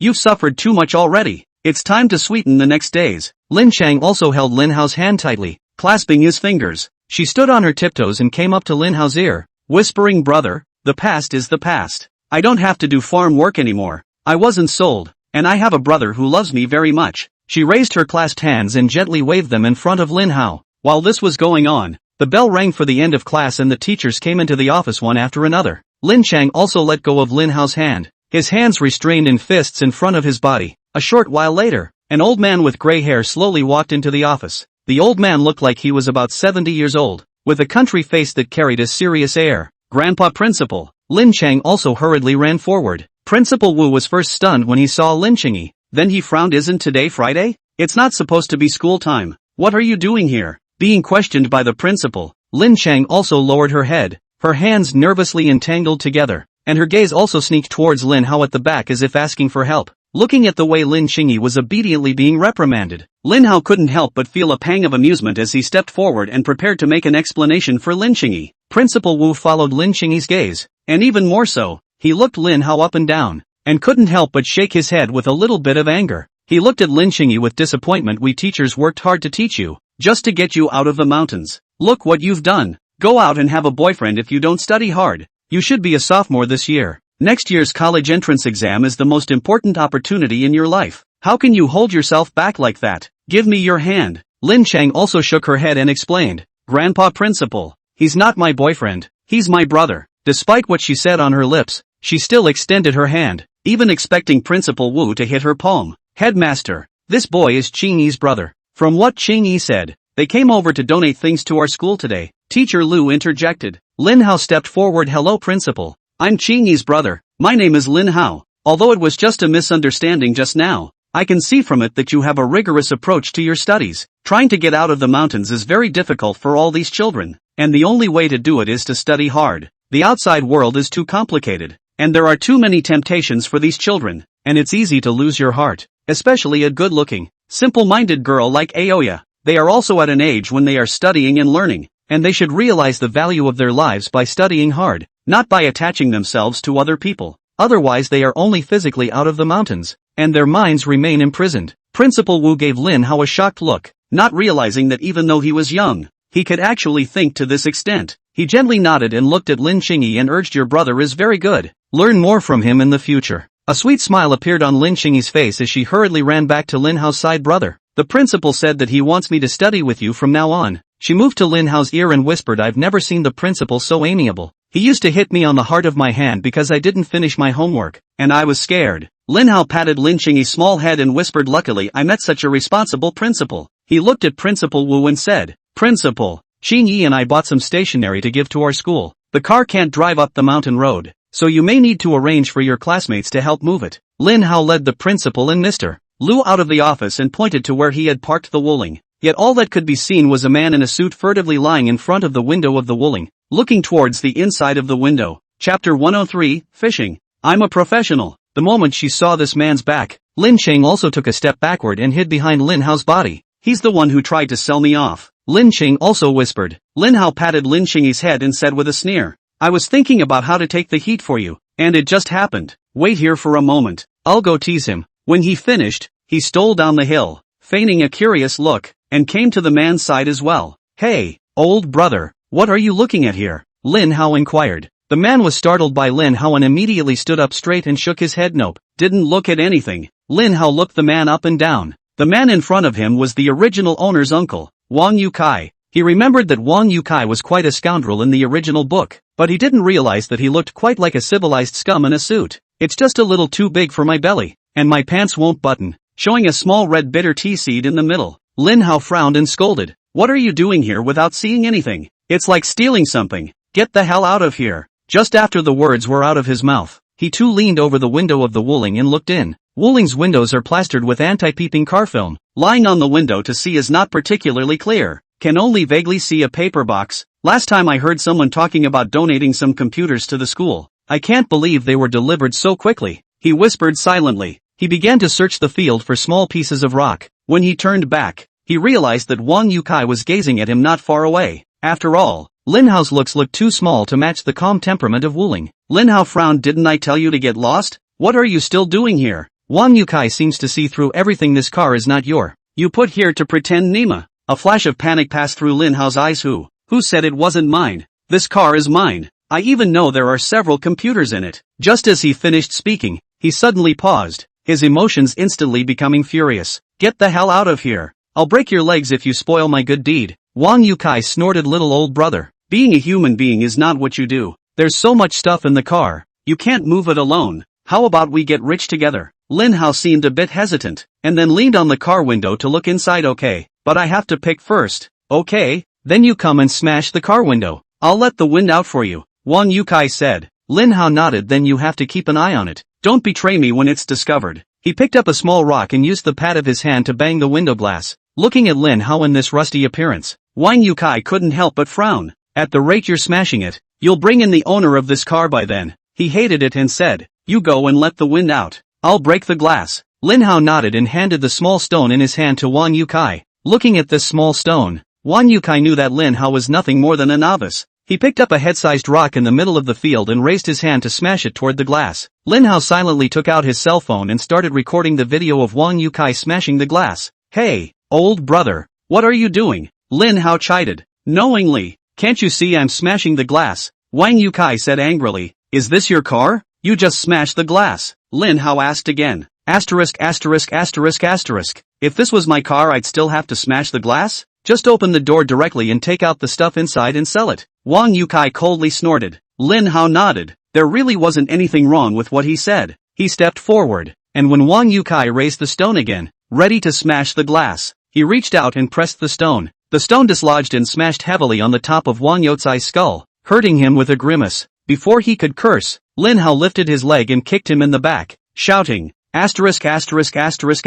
you, dead thief, how dare you steal from your grandpa? Catch the thief, catch the thief. Lin Hao shouted to the surroundings. The surrounding farmers, who had finished transplanting rice seedlings and were now in their spare time, heard the shouting here and gathered over in twos and threes. Yo, Wang Yukai, you got caught stealing, didn't you? I'll let you do nothing all day and steal chickens and dogs. You deserve it. Wang Yukai wanted to retort, but Lin Hao's fists hit the flesh, directly giving him a chi flow that was going against the grain, and he froze, unable to say a word. The surrounding peasants watched Lin Hao hit so hard and couldn't help but discourage him. Little brother, even though he stole from you, you're killing him here. It wouldn't be worth it if you got hitched for such a lousy guy. Seeing that Lin Hao had stopped, Wang Yukai said, when did I steal anything? I just looked at this car to see how good it looked, but I just wanted to come and look at it for a couple of seconds, and then who knows, he just beat me up so badly. You have to compensate me. 50,000. No, 100,000, or I'm going to call the police and have you arrested. Lin Hao smiled contemptuously and released the video he had just recorded, and Wang Yutsai's sentence, if this were my car, would I still need to smash the glass? Was exceptionally clear. It was very clear. Wang Yukai looked at Lin Hao in shock. Only at this moment did he come to his senses. You brat dare to shade me. Lin Hao sniffled and opened the compartment of the Wuling Hongguang, displaying everything inside in front of the crowd, and condescendingly said, I lost my father when I was young, My mother died 2 years before I was born, and as a child I was raised on 100 meals. Just after he finished, he silently recited in his heart not Zhao Sidi and Lin Jiangwo. It's the original owner's biological parents. Yama, don't find the wrong person. I went into the city to work at the age of 13 because I couldn't read. Do you know how difficult it was for me at that time? I've worked hard over the years to save some money, and when I think of the folks who fed me 100 meals in the beginning, I want to repay them. I bought all this stationery with all the wages I've saved over the years, and I still borrowed this car from my boss today. But who would have thought? This pig dog bastard actually smashed my boss's car and tried to take out all the stationery inside to sell. The boss's car was smashed.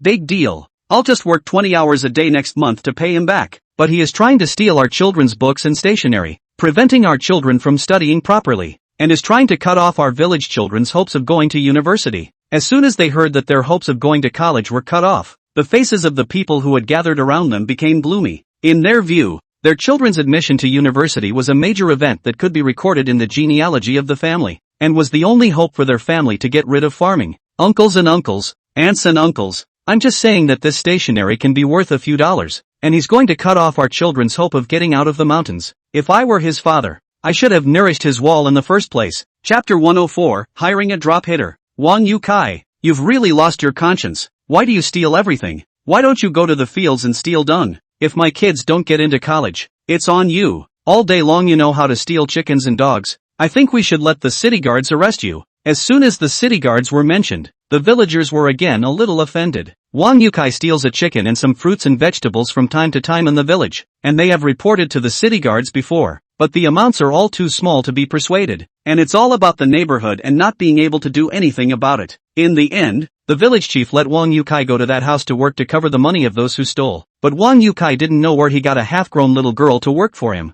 The little girl was thin and small, and though she worked well, their hearts weren't made of stone after all. Lin Hao stepped forward and tugged on Wang Youcai's arm, unloading it with a pull and a push, and picking it up again in a misaligned fashion. Wang Yukai only felt a huge pain coming from his shoulder, causing his face to instantly turn pale. The corner of Lin Hao's mouth picked up, and every day after that, Wang Yukai would feel that his arm was unusually sore, as if it wasn't his own. Lin Hao then took another picture of Wang Yukai and sent it to Dagger. Sincerely, 3 drops for the caller. Job description, substitute for the male above the picture. Work requirements. 3 days for a small fight, 5 days for a big fight. Torture of the person concerned is the main focus, supplemented by ill treatment. It is forbidden to get people into hospitals, and it is strictly forbidden to make a scene. Salary, 5k 8k, interns and community members over 35 years old are acceptable. Senior street skaters or law majors are preferred. Benefits, enjoy the natural scenery. Free working hours, no need to punch in, only 2-3 days a week. Others, Social Security and Provident Fund are not available for the time being. Dagger replied quickly, sending 3 brothers here at the speed of fire, and Lin Hao also directly called Dagger first with a year's salary. After teaching Wang Yukai a lesson, seeing that Lin Hao had no intention of calling the police, he took the opportunity to escape in disgrace. Lin Hao returned to the school and found Lin Qingyi, who was hiding behind Mr. Lu and secretly observing. Lin Qingyi jumped into Lin Hao's arms with a whoosh. She buried her head into Lin Hao's chest, and her shoulders trembled twice from time to time, telling of past grievances. Brother, he's so annoying. Often I was asked to work in other people's fields. If I don't go, he won't let me go to school. He also tells my adoptive parents every day that I'm a money loser and wants them to marry me off sooner. Lin Hao held his waist and gently patted her back. Luckily I met such a good teacher and principal. Lin Chang also tilted her head well, and met such a nice brother. Lin Hao nodded. He looked at Principal Wu. Principal, the things we prepared for the children are in that car. Arrange for a few students to help move them. Originally, Qingyi wanted to come back to see you guys tomorrow, so that he wouldn't delay his studies, but I thought that by delaying Qingyi's studies by 1 day, I could give hundreds of children new stationery sooner. The 1 day of schoolwork that I've missed, I'll just take 2 days off on the weekend to learn it back properly then. Principal Wu opened his mouth and sighed softly. It's not easy for you guys. It's better to forget about these things. You take them back and return them. Lin Chang also gave Lin Hao a pouty glance and explained. Grandpa Headmaster, brother, just that was a lie. Lin Hao awkwardly scratched the back of his neck. That, actually, I'm a rich second generation. Looking at Lin Hao's well-behaved appearance at this time, Principal Wu's mouth opened wide in shock. Is the city set already so deep now? However, after knowing that their lives were not difficult, Principal Wu asked the 9th graders and the idle teachers to join him in moving the things into the warehouse. Before school ended in the morning, He called all the students to gather in the playground so that they could join in thanking Lin Hao as well as Lin Xingyi for contributing the stationery, and organized the teachers to distribute it to the students. Lin Hao swept a glance below. Most of the students' gazes were filled with a desire for knowledge, and there were also some students who looked like they had entered the daughter kingdom of the Tang monk. No learning. Poor monks don't learn. Lin Hao took the principal's microphone. The principal said it very well. I'll come up and add 2 more sentences. He suddenly frowned. Was this the bullet that hit his brow before he crossed over? I used to hate it when leaders added 2 sentences, but now I add 2 sentences myself. He used to dislike learning himself, but now he himself has started to persuade others to learn. It's true that people still can't escape the true scent theorem. Looking at the expectant eyes of the students below, he coughed lightly and said, Me? I didn't go to school for a few years and I don't know anything, but now if you want to work in an electronics factory, you have to graduate from high school at least. $18 an hour, $7,000 or $8,000 a month. Now a cell phone is $3,000. A computer is $4,000. You can afford anything for a month of work. What if you didn't graduate from high school? You'd have to go to some small workshop. $11 an hour. Just under $3,000 a month. Throw in food, drink and lodging, and you're left with $500 a month. And other people have more left in a month's salary than you have in a year. Think about your righteous sons who will want to be your father when they make more in a month than you do in a year. Lin Hao took Lin Xingyi's hand and pulled it forward. And can you guys juggle something now? Leaping all over the hills to see which monkey has the reddest ass? No cell phone, no computer, not even my girlfriend is as good looking as mine. With this effort, you work hard for a year or 2, get into a high school, and then you can buy any cell phone or computer you want, and even the girls you know look better. Those oil and salt students gave Lin Hao a shocked look. At the moment it was as if they instantly understood the meaning of reading. Study just to get into an electronics factory and work. Then buy cell phones, computers, and meet good-looking girls. They swept around their companions who were playing together. The fantasy is that later in life they'll be left with $500 a month and be poor. When the Dragon King returned, he slapped $5,000 on the table and told them to call out to the righteous father and spend it on whatever you want. At that moment, a tall boy said to the 7 or 8 boys gathered around him, We, the Green Dragon Gang, are hereby disbanded today, and we are now forming the Green Dragon Study Group. Our goal, get into high school, get into a factory and work. Lin Xingyi's small face was flushed, her head slightly lowered as she looked at the 2 of them with their fingers clasped together. Is this a confession of love from my brother? I don't care. My brother said I was his girlfriend in front of the teachers and principal who mean the most to me anyway. At that thought, she burrowed into Lin Hao's arms and couldn't help but hug him and sway lightly. The eyes of the members of the Green Dragon Study Group were red. Learn. From today onwards, all learn to the death. Chapter 105. How can you wear pants? Lin Hao patted Lin Xingyi's head. If you keep this up, the principal will look at me strangely. Lin Xingyi's head rubbed against the front of Lin Hao's chest, humming softly, but clearly had no intention of letting go. Looking at Principal Wu's gradually darkening face, Lin Hao instantly realized how horrible it was to be slapped by him in the first place. He cleared his throat and reintroduced it in a different light. The real point of learning is to be able to see the world in a different light. Just like when you feel the breeze between these fields, you think of clouds thinking of clothes and flowers, and the spring breeze brushing the fence with dew. Lin Hao paused. This seemed to describe a woman with a playful posture. He changed his mind and said no. You'll actually think of the spring wind and the 10 miles of Yanzhou Road. Rolling up the pearl curtains is always better. He held his forehead, which also seemed to describe a woman's appearance. With a twinkle in his eye, he perked up and said you wouldn't be as embarrassed as I am, not being able to think of a single verse to compliment the spring breeze in March. Let's just say that the wind is blowing so cool. Lin Hao sent the microphone back to the principal and sighed softly. The first thing he said was, I haven't been to school for a few years, so I don't know anything. I was just being polite, but I didn't realize it would turn out to be the truth. After distributing the stationery, Lin Hao also donated $200,000 to the school, which was used to improve the teaching environment as well as the food of the students. He thought for a moment and took advantage of the students' lunch break to get a few of them to work with him on a video for the song Inari. To his surprise, there were actually musical instruments inside this humble school. He found an acoustic guitar, an electric piano, and some recorders in the teacher's office. The instruments were brought by a teacher who came here to teach, and he teaches the children to sing and play the instruments during his weekday breaks. These teachers are taking care of the children here in their own way. The kids hadn't made a video, but they all seemed very emotional knowing that their video would be seen by the whole country. After filming the video of the children, a small clip of myself playing the guitar was recorded as well as images of the rice fields reflecting the blue sky. Looking at the finished video, the beautiful natural scenery and the innocent smiling faces of the children, Lin Hao nodded in satisfaction.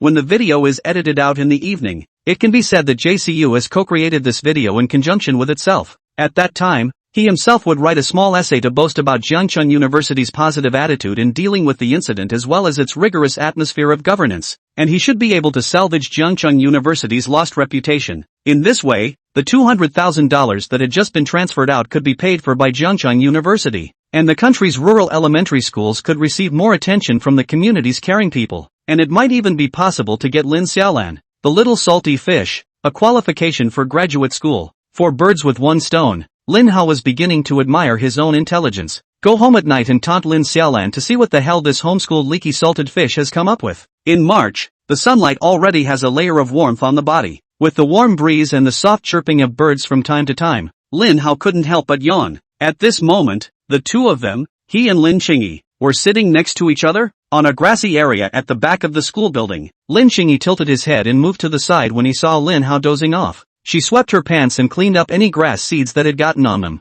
Then he gently poked Lin Hao's shoulder and patted his thigh. Lin Hao stared blankly at the scene in front of him and couldn't help but gulp, thinking in his heart, this isn't going to be a knee pillow for me, is it? Lin Chang also lowered her head, her face blushing, and whispered, brother has helped me so much, I also want to return the favor, and besides, it's dangerous to drive in the afternoon if you're not rested. She paused. Sister Summerland also said it was very comfortable and that I smelled good. Me so. Her face instantly burned, and a faint white steam rose from her head. Lin Hao scratched the back of his neck, still gently lying on his side. Crossing over, he had helped Lin Xingye do a lot of things, and it was normal for the other party to want to return the favor. There is an old saying in Daxia that a great favor is like a great grudge, and when the favor is too generous and the other party finds it difficult to reciprocate, they may instead turn against each other. Lying on Lin Xingye's lap today was just a way to offer her a way to reward herself and avoid a horrible ending. Moreover, there are many mountainous roads to drive back to Jiangcheng here, and fatigue driving is a sign of irresponsibility for oneself as well as for the lives of others. The book also told us that practice makes perfect. This was also to verify Lin Xiaolan's comment that Lin Qingyi's knee pillow was very comfortable as well as the fact that she smelled so good. Absolutely nothing to do with one's desire to enjoy a beautiful girl's lap pillow. Lin Qing also still has a somewhat slender figure and can barely score a 9 in terms of the touch coming from her face. This point is mainly deducted from the fact that Lin Qing also wore drawstring sweatpants today. Lin Hao quietly took a deep breath. He didn't know if it was the scent of the flowers and trees in the fields or the aroma of Lin Qingyi's body. He felt that it smelled very restful. Lin Qingyi's slender fingers rubbed Lin Hao's hair and whispered stories about her childhood. She pointed to the poultry kept on the playground and said the eggs laid by those chickens and ducks are collected by the teachers for us to eat. Occasionally the principal would kill a couple of chickens and give us a pot of chicken soup to supplement our nutrition. I remember when I was a child, when a teacher from the county condemned our principal for saying that how can our playground be used for poultry? Students should be allowed to play sports here. She laughed softly, but how could they know that the last thing we country children need is exercise? She also pointed to some fields and paddies below the hillside. Those were reclaimed by the principal with the teachers. The principal will take the vegetables grown in these fields and sell them for money. If anyone's family is in trouble, the principal will use the money to help them. That's how I was saved in the first place. Lin Hao's heart tightened for a moment as he listened to Lin Qingyi's words. He turned his head, wanting to see what Lin Qingyi's expression was now. Lin Qingye gently reached out and covered his eyes. Brother, rest early. Good afternoon. Chapter 106. Can we be like this when we're old? Not knowing how long he had slept, Lin Hao slowly opened his eyes, blowing in the balmy spring breeze, basking in the warm sun, looking at the half-sheeted sky. Half the sky? Brother, are you awake from your nap? Lin Chang also poked his head out from that half of the sky. Lin Hao stretched his back. But I've had enough sleep. For giving me a knee pillow today, I'll reward you with 3 games of Aso tonight. He got up and stood. The sound of loud reading was already coming from inside the school. Lin Hao looked at the time. He had actually slept for more than 2 hours. What did you do while I was sleeping? He asked casually. Lin Qingyi's eyes instantly began to dodge up.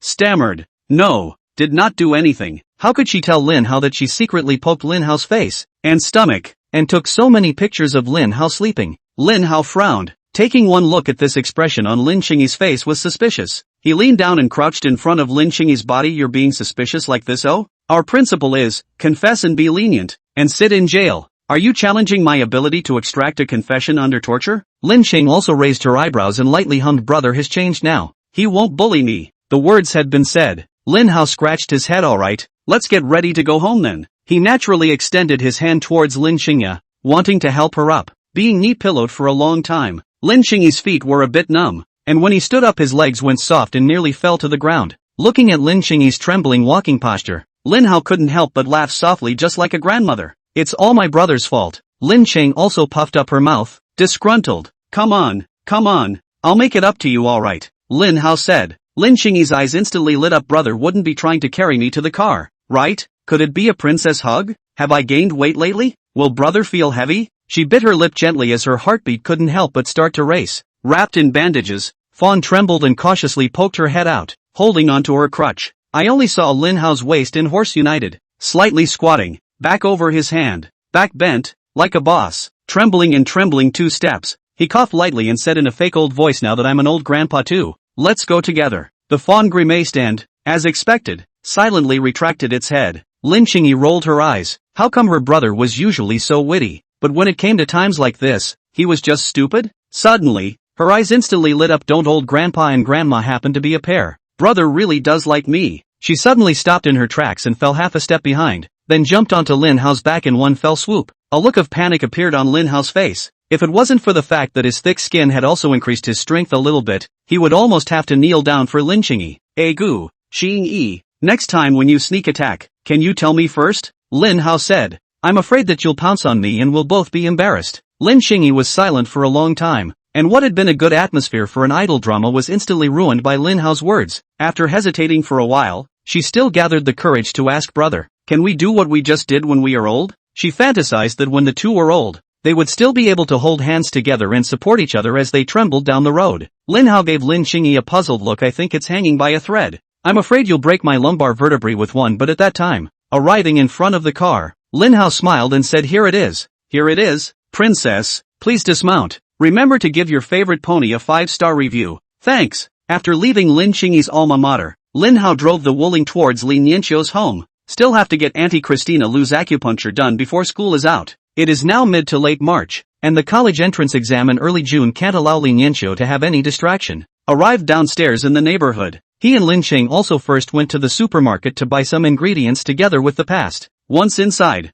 he went into the kitchen first. It's been over a day since I've been here, so let's check how they're eating first. Looking at the 4 dishes and 1 soup on the table, Lin Hao knew that even if he hadn't come, they would have been able to eat properly and nodded in satisfaction. Lu Xiang remembered that when she first moved in, Lin Hao was the one who went to the kitchen first to check it out, and was a bit embarrassed to say, how? Even if there are no more vegetables, Auntie will go buy them herself. You don't have to worry. Lin Hao laughed. Auntie, I'm just peeking to see if you guys are secretly eating delicious food behind my back. It's getting late. Let's start the acupuncture first or Nianqiu senpai will be back. He looked at Lin Qingyi. It's been 2 days since I've been to school. You can go to the study room to study first. If you don't have a textbook, I'll go to school and get it for you. Lin Qingyi carries the expectations of the teachers in the mountainous areas, but cannot be as uneducated as he is. He rubbed Lin Qingyi's little head. When you get into college, I'll make you a big banner then and hang it in front of the school. 2 more whole firecrackers for you, so that the whole village will know that you got into college. Lin Qingyi, who had just had some reluctance, his gaze instantly became firm. Seeing Lin Cheng also enter the study, Lin Hao began to administer acupuncture to Lu Xiang. While applying the needles, he said in a broken voice, Auntie Lu Xiang, today I went to Qingyi's alma mater. That's also the elementary and junior high school that Nianqiu senpai attends. I just realized that as a child, Nianqiu senpai took care of Qingyi a lot. I can't repay you all enough, and if you have any questions about living here, feel free to ask them. I will not push back if I can fix it. Christina Lu gently shook her head. It's Auntie who should be thanking you. After drinking Chinese herbs and doing acupuncture for the past few days, Auntie no longer wakes up in the middle of the night with pain. Maybe I'll actually get to see my daughter's wedding later. Qingyi's daughter was as skinny as a chicken. What parent could be so cruel? Now it looks like it's not your own daughter. No wonder you can be so cruel. She sighed softly and continued, but that girl is kind of bitter now. Back in her own home with a brother who loves her so much as you do. She had a really hard time as a child. Lin Hao nodded. Yeah, it's really too bitter. All that missed time in the past. I'll be there with her in the future to slowly get it back. Lin Qingyi was standing in the doorway of the study at the moment. She had wanted to go to the toilet, but she had overheard the conversation between the 2 men. Her gaze fell on Lin Hao's body, who was squatting beside the sofa to implement acupuncture. Her eyes moist, but the corners of her mouth could not be restrained from rising. She felt her heart tighten a little. It's not the breathlessness that comes with experiencing pain. Rather, it felt as if her tiny heart was being filled with something. Chapter 107, You better not blink the whole time. Ziak. The door to the room opened and a nice aroma came to his nose. Mom, what delicious food did you make again? Li Nianqiu opened and closed her nose twice and said excitedly. only to see Lin Hao wearing a pink apron and carrying a plate of tomato beef casserole out of the kitchen. "Hurry up and sit down and get ready to eat," he said with a smile. Lin Yanqiu's face turned red in a flash, and she lowered her head and slowly sat down next to Lin Xingyi. "Why is Lin Hao here? And wearing an apron? Did he make this dish? It smells so good." Lin Xing also looked at Lin Hao with a tight gaze. "I feel like brother looks good in pink too. Then I'll wear the blue color tomorrow." Lin Hao placed the tomato and beef casserole in front of the two of them, took off his apron, and sat on the other side of Lin Xingyi. He looked to the two men and admonished, "Be careful with the heat. It's not that he doesn't know how to cook. He just does it slowly and has to check out instructional videos from time to time. The sweet and sour of the tomatoes, the tenderness of the beef, and a hint of white pepper spice." Both of their eyes instantly lit up at the first bite. "Brother, it's so delicious. I feel like I can eat 2 bowls of rice," Lin Xing also exclaimed. Lin Yanqiu also nodded. "Boys who can cook are really super handsome. If you can talk, you two can talk more." Lin Hao laughed. After dinner, in order to prevent anything beyond friendship from happening between the two, Lin Hao entered the study along with the two, but this time he moved a stool and picked up Lin Yanqiu's ruler from last time, like a serious invigilator, supervising the two in the back. Lin Xing also peeked at Lin Hao from time to time. If this was the case, then how could she still ask Lin Yanqiu for advice on what to do in order to become what her brother liked? "Brother, you go out first. We're going to talk about some little secrets between girls." Lin Cheng also pouted. Lin Yanqiu blinked innocently. "Are there any other little secrets between us? It's not going to be like last time again, is it?" She lowered her head and her face instantly began to burn.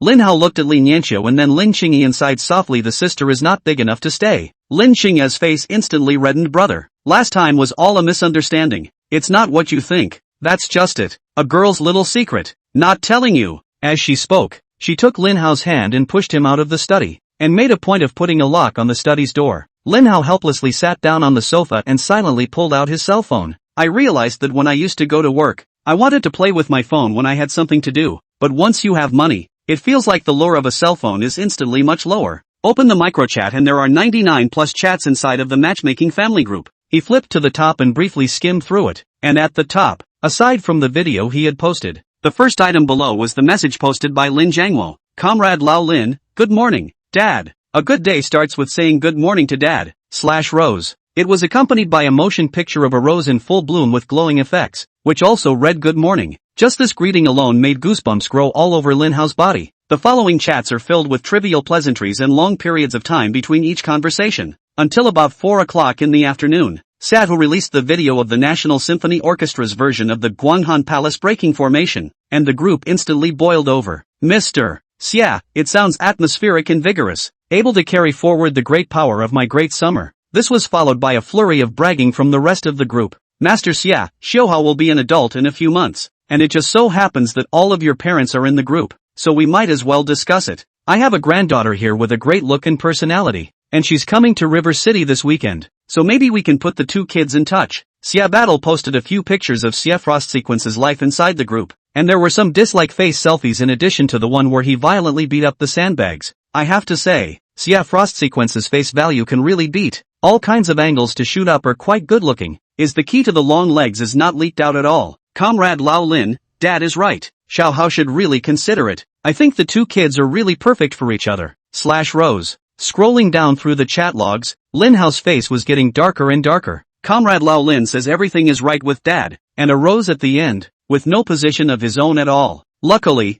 there were 2 other people in the group, the third sister and the eldest sister, who kept on rejecting for him. Lin Yan, Xiuhao is now in the important stage of high school. Although we don't need him to have a high degree, we still hope that he can concentrate on his studies now and live up to his name. Lin Xiaoxian, Xiuhao is still young. There are still more than 4 years to go before he can get married. There is no need to be in such a hurry for this matter. Master Xia, we were 15 or 16 years old at the time of marriage. Xiuhao has grown up, now first engaged, after 5 or 6 years to get married on the good. Comrade Lao Lin, Dad is right. It was when I was 16 years and 48 months old that I married your mother, Lin Xiaolan, but have you considered Xiaohao's feelings? Seeing Lin Xiaolan's words, Lin Hao couldn't help but be touched in his heart. It wasn't in vain that he had gone up to the mountains and down to the countryside just to help her with her graduate school. Lin Xiaolan, how can he feel comfortable getting engaged when his sister doesn't even have a date? 19 years old innocent female big. There is no handsome soldier brother within 23 years old. Grandpa, you can't favor one over the other. The corner of Lin Hao's mouth twitched. Sure enough, he couldn't expect too much from Lin Xiaolan. He replied to the group, Gramps, You better not blink the whole time at your next follow-up appointment. Sinister. Elders, yeah, you can meet first. Tomorrow night she will arrive in Zhangchang. Tomorrow night or the day after tomorrow you can go out together for a date. Lin Hao let out a long sigh. Was this beating unavoidable after all? However, on second thought, as long as this matter is clarified with Xie Shuangshu, there should be no problem, right? Now Johan also does not know where to run to find the Arigato people. Without the old master, that layer of relationship, Johan wants to reach Xie Shuangsu should not be easy. Lin Hao took another long breath, sighing that the life he had traveled through was really like walking on thin ice, and it always felt like anyone wanted to take away his sky-high riches. He then opened the poxmark again and the message from the flower sign popped up. Koho Day. Is it okay if I come see you next week? It's probably Friday night in Zhangcheng. Can you accompany me around the streets of Zhangcheng then? Can you take me out again on the weekend? If that's okay? Would that be too much trouble? Lin Hao replied, just contact me in advance when the time comes. Seeing flower sign's message, it suddenly occurred to Lin Hao that flower sign was also a girl, and there was no intersection with his own life, and the situation he encountered was somewhat similar to Lin Xingya. Recently, Lin Xingyi has been feeling strange, so it's a good time to ask her about it. And I have a friend whose sister has been acting a little strange lately. You don't like to spoil your daughter, do you? I favor. Please bookmark sad face. Don't even spoil your daughter, do you? I favor. Chapter 108, Dog-Headed Military Counselor. Online Guidance. Seeing Lin Hao's message, a trace of joy surfaced in Flower Sign's heart. She looked away and inquired, what's strange about your friend's sister? Lin Hao pondered for a moment. My friend's sister seems to be a bit scared because she was subjected to some bad things, and she sleeps in the same bed with me every night. Do you think it's strange? It's sleeping on my friend's bed. Not mine. That bed is very big. Looking at Lin Hao's message, Flower Sign couldn't help but laugh lightly. She recalls the time when she had a bad experience, and the nights of that time were also the times when she was most helpless. If she really had such a nice brother, then she would probably want to stick it to him. She replied with a heartfelt, it took me a long time to get over something like bullying in the first place. If I had a brother like you, I'd definitely want to stick it to you too. You could try holding her close while you sleep. Maybe she'll be able to come out of it faster. Lin Hao suddenly realized that it was a normal thing for a sister to want to stick it to her brother after being bullied. Just still need to hold her close? Lin Hao pondered for a while. Now that Lin Xingya was snuggled in his arms every morning, it seemed about right. Mr. Flower Stick, it's about my friend. I'll talk my friend into hugging his sister in bed at night. So is it weird that my friend's sister often holds my hand and occasionally jumps into my arms when she's out with my friend? Flower Sign was lying on the bed, looking at Lin Hao's message, a pair of slender little legs gently shaking in the air. When she was first bullied, she left school before finishing middle school, and after that, due to the shadow of that incident, it was many years before he talked to anyone his own age. Not only does she now have someone her own age to talk to, that same person is also her idol, and the topic of conversation is the ignorant feelings of youth. She quickly replied, holding your hand outside must have been a fear of getting lost. She can be emotionally sensitive and vulnerable if she's being bullied. It's very possible to feel like everyone around her wants to hurt her if they don't have something to fall back on. Next time you hold hands, try interlocking your fingers so you don't get separated so easily in a busy place. As for jumping into your arms, it would be that you're the only one who can make her feel safe. Lin Hao scratched his head, always feeling as if something was wrong, but also feeling as if what was said made sense. I tried so hard for half a day, and thought that I had brought Lin Xingya out of the psychological shadow, but it turned out that she was just pretending to be calm. Surely this is the kind of topic you have to talk to a girl about. What can you come up with just by thinking alone? It was almost too self-conscious to think that the brother-sister relationship with Qingyi was going to turn sour. Lin Hao pondered for a moment. Should I ask about the last time I tried to kiss Lin Qingyi? He hesitated for a moment. He didn't know them anyway, so he just asked them all together. Mr. Flower Sign, another friend of mine. He had his sister sitting on his lap one night when it was dark. He just suddenly wanted to kiss his sister. Do you think this is normal? Flower Pick inquired. Is that sister cute? It's not that I'm blowing smoke up your ass. The cosmic super invincible cute kind. Lin Hao quipped. Flower Pick looked at the doll on the bed and replied, humans are inherently defenseless against cute things. Cute is justice. Lin Hao was enlightened. Teacher Flower Sign was worthy of being Teacher Flower Sign. It turned out that the last time he had wanted to kiss Lin Qingyi, it had only stemmed from his inner desire for justice. Lin Hao felt that all the problems that had recently arisen between Lin Qingyi and him had been solved, and he had the feeling that listening to the king was better than reading 10 years of books. He suddenly remembered again that Lin Xingya had kicked him out of the study today. He inquired, are there any secrets between girls that they need to touch each other's legs and breasts to communicate? Seeing the question Lin Hao asked, Flower Sign's face turned red. She hasn't experienced it either. But after all, the opposite party was her idol. She still replied in a serious manner, "This is a secret between girls. I can't tell you." Lin Hao nodded, although he still didn't know what the secret was, but since the flower sign, who hadn't had any interactions with him, also knew about this kind of secret, it seemed that he had indeed misunderstood in the first place. It's probably the same as guys walking down the street and occasionally popping in for an air shot. It's all some sort of mystical ritual, and it's impossible to say what it's all about, except that it's a secret. Thank you, Ms. Flower Stick. All of the above is my friend's business and has nothing to do with me or my sister. Thank you. After finishing his chat with Flower Sign, Lin Hao swiped through the videos for a while. Watching the time come to 8 o'clock in the evening, he got up and knocked on the door of the study. After a rustling sound, Lin Cheng also opened the door to the study. Lin Hao curiously glanced at Lin Yanxiu in the study, who sheepishly looked to the side, not daring to gaze into his eyes at all. "Brother, let's go home quickly." Lin Cheng also pushed Lin Hao towards the door. Lin Hao remembered the words of the flower sticker and suddenly held Lin Cheng's hand and clasped his fingers tightly. Lin Cheng's originally rosy cheeks seemed to be oozing blood. She looked down at the hands the two were holding tightly and couldn't suppress a smile from the corners of her mouth. Back home, Lin Xiaolan lay on her back on the sofa, swiping her cell phone with one hand and holding the chips on the table with the other. Looking at her salty look, Lin Hao coughed lightly. 185 soldier brother with 8-pack abs is here. Lin Xiaolan sat up from the sofa with a miso. Seeing Lin Hao's approach, she panicked and grabbed the chips on the table and poured them into her mouth. Lin Hao frowned. He had worked hard up and down the mountain just to bail this salty fish out of graduate school, and he didn't expect her to suspect that he would rob her of her chips. "I can't believe that all the sibling love I have for her is less than a few bites of potato chips." Lin Xiaolan's mouth bulged like a hamster's, and she said indistinctly, "I've already finished eating." Ghostly, Lin Hao reached out his hand to poke both sides of Lin Xiaolan's cheeks. Pffffffffff. As if transformed into a pea shooter, Lin Xiaolan spat out a few chips. She disgruntledly slapped Lin Hao's hand away, and after chewing 2 mouthfuls, she picked up the happy water on the coffee table and filled it twice. "It's all your fault. Puking all over the floor." Lin Xiaolan was disgruntled, "and you had to clean it up." She pulled out a few tissues and stuffed them into Lin Hao's hand. Looking at the paper in his hand, Lin Hao froze a bit. "You still have to clean up this one.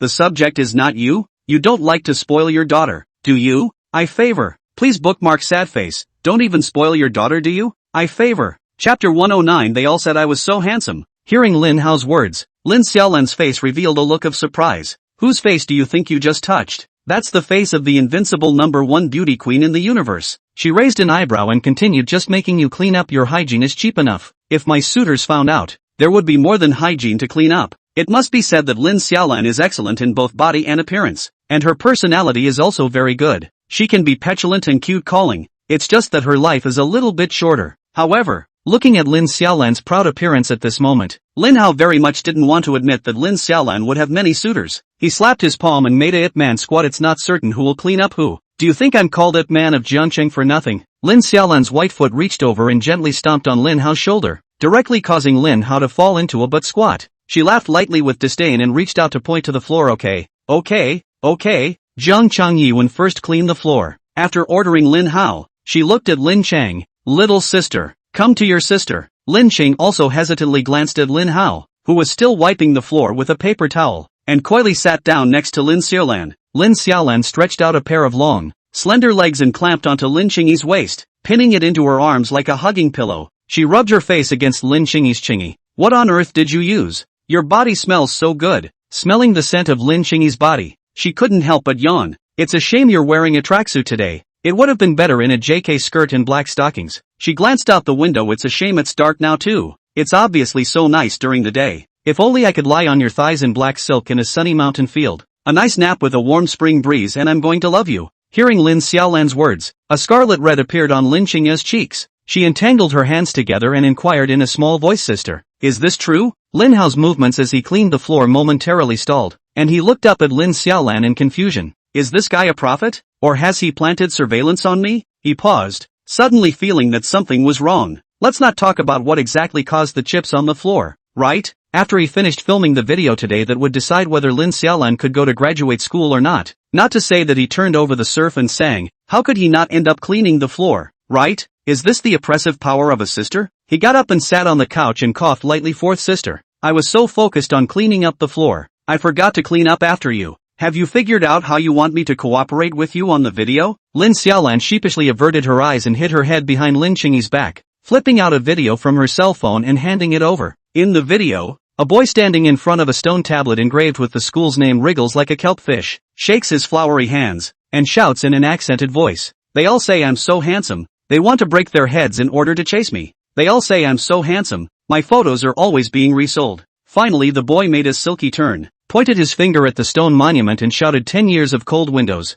Who is not to go to Jiangcheng University? The corners of Lin Hao's mouth kept twitching, looking at the video for a moment, and then at Lin Xiaolan, who was only revealing one eye. Incredulous. That's the idea you came up with after thinking about it all day? You're quite the little wit. Lin Xiaolan's eyes were a bit evasive, and she whispered, if you don't like it, you can slide up. There's a next video. Lin Hao suspiciously glanced at Lin Xiaolan again, his gaze falling back to his cell phone. No matter what, he's still a student at JNU, so he shouldn't be so outrageous, right? As the phone slides up, it's the same boy, the same accent, the same set of silky little combos. A few years of war fame. I fell into the rivers and lakes swordsman. Like idle clouds also like wild cranes. Drifting rivers and lakes really lonely. 10 years of hard work. Who doesn't want to go to Jiangcheng University? God, if you don't like it you can change it. It's not the content of the shot that's changed. It's a different set of words, isn't it? Lin Hao held his forehead, turned off Lin Xiaolan's cell phone, and handed it back silently.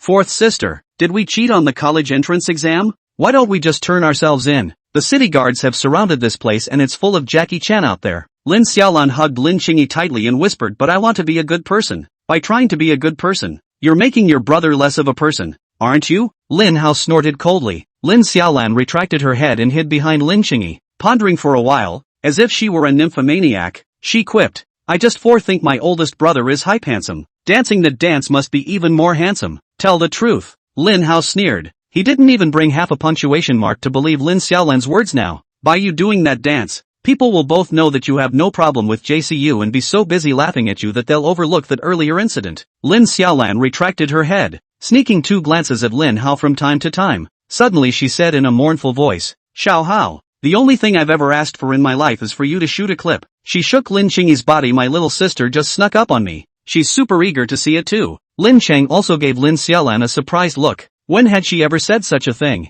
Looking at Lin Qingyi's puzzled eyes, Lin Xiaolan straightened up and said, Little sister, feel your conscience and speak. Don't you want to see Xiao Hao dance that part of the dance? As she spoke, she also touched Lin Qingyi's conscience and said in shock, Qingyi, you've actually grown up. Lin Qingyi's cheeks were as red as flaming clouds, and she hurriedly broke away from Lin Xiaolan's restraints. I'm going to take a bath. Before leaving, she leaned over and whispered next to Lin Xiaolan's ear, brother has already shot the video today. She gave Lin Hao another look and covered her conscience as she fled back to her room. Lin Hao also looked away. So that was real? Not a padded core scam? When she turned back again, Lin Xiaolan had already changed her expression to one of flattery. She took Lin Hao's wrist and helped him onto the sofa, rubbing Lin Hao's shoulders. Is little Hao tired from going out today? I'll give you a massage. She ran back to her room and pulled out 3 bags of chips as well as a bottle of happy water. Do you like it plain, cucumber or Szechuan spicy? Looking at Lin Xiaolan's current appearance, Lin Hao knew that it must have been Lin Qingyi who had told Lin Xiaolan about the fact that he had already shot the video. Cucumber flavored. Then, Lin Hao said. Lin Xiaolan put away the other 2 flavors of chips and ran back to her room, and carefully put a lock on it. Chapter 110, could it be that she is the main character? The chips on the table sell for $6 and the happy water costs $3. It can be concluded that Lin Xiaolan's gratitude to him is between $9 and $15. Lin Xiaolan returned to the sofa and sat beside Lin Hao. Here, sister, feed you. A piece of you. A piece of me. Green also a piece. A piece. Qingyi isn't here, so I'll eat it for her. Then she opened the happy water and poured herself a full glass before handing the can to Lin Hao. Cheers. Lin Hao sighed lightly, still overestimating Lin Xiaolan's sibling love for him. After the snacks were finished, Lin Xiaolan wiped her mouth. Xiao Hao, look at you. You've eaten so much delicious food from your sister. Shouldn't you return the favor? Lin Hao looked at the bag of chips and the empty can of happy water with a shocked face. How on earth did you have the face to say that? I don't care. You've already eaten my food anyway. Lin Xiaolan juggled. Lin Hao let out a long sigh, not expecting to fall into Lin Xiaolan's hands after all. Seeing Lin Hao's general expression of resignation, Lin Xiaolan stood on the sofa and gently touched Lin Hao's hair. Good girl. When my sister goes to graduate school, as long as there is a mouthful of food for me to eat, there will be a bowl for you to brush. Returning to his room, Lin Hao went into the bathroom to briefly rinse off. When he took a shower, he thought back to his experience with Lin Xiaolan and always felt that he didn't even take advantage of anything. He not only stabilized Lin Qingyi in order to keep his splashy riches, but also helped the Lin family, evening out elder Xia. I have to go edit the video for Lin Xiaolan's path to graduate school later. Lin Xiaolan was just like a salted fish on the sofa, eating snacks and drinking happy water, directly realizing a lie-in. When you think about it, it's not possible that Lin Xiaolan is the main character of this one, is it? Lin Hao sighed lightly. At least now he should have avoided Lin Xiaolan's death by cyber violence. He couldn't believe what kind of despair such a sunny and lively girl had fallen into in the middle of the original story. It always felt like if Lin Xiaolan wanted to jump off a building, she could be coaxed down with a bag of potato chips. Lin Hao froze for a moment. Why hadn't the system's rewards arrived? Did the system unbind me? Or in the end, driven by the plot, is it still hard for Lin Xiaolan to escape her fate? He couldn't come up with anything even after thinking about it, so he could only take one step at a time.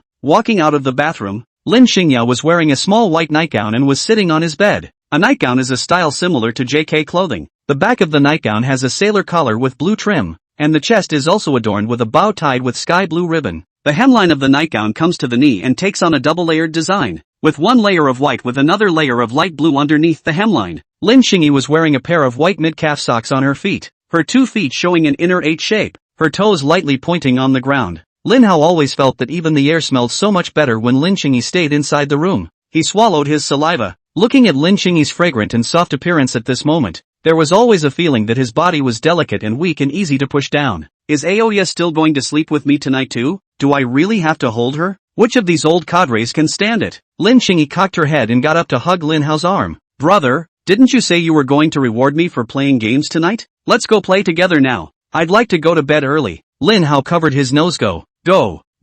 Since the last time, Lin Xingya sat directly in Lin Hao's arms to play the game. Lin Hao quietly hugged Lin Xingyi's slender waist, his head resting directly on her shoulder. Now that the two had worked out a tacit understanding, as soon as Lin Hao let go of his hand, Lin Xingyi would retract it to cede control of the hero. After playing for a while, Lin Hao started editing the video again, and Lin Xingyi remained shrunk into a tiny ball, not disturbing Lin Hao's work. Watching the breeze from the mountains blowing across the rice fields, the water reflecting the swaying blue sky, the children's clear smiling faces and Lin Hao playing his guitar. Lin Xingyi's body swayed slightly like a grain seedling that had been blown by a fresh breeze, and her mouth hummed softly along with the melody of the song. The video was edited, and he sent a message to Mayfly Lin from WeChat, asking her to come over to view the acceptance. Lin Xiaolan walked into the gaming room and looked at the two of them intimately. An anti-smile instantly appeared on her face. Is this how you guys edit videos? Lin Xingya blushed slightly and instantly lowered her head, burying it into her chest. She glanced sadly at Lin Xiaolan. Fourth sister is so annoying. What if I can't play games with my brother in the future? Lin Hao tapped his fingers on the gaming table several times in a row in dissatisfaction,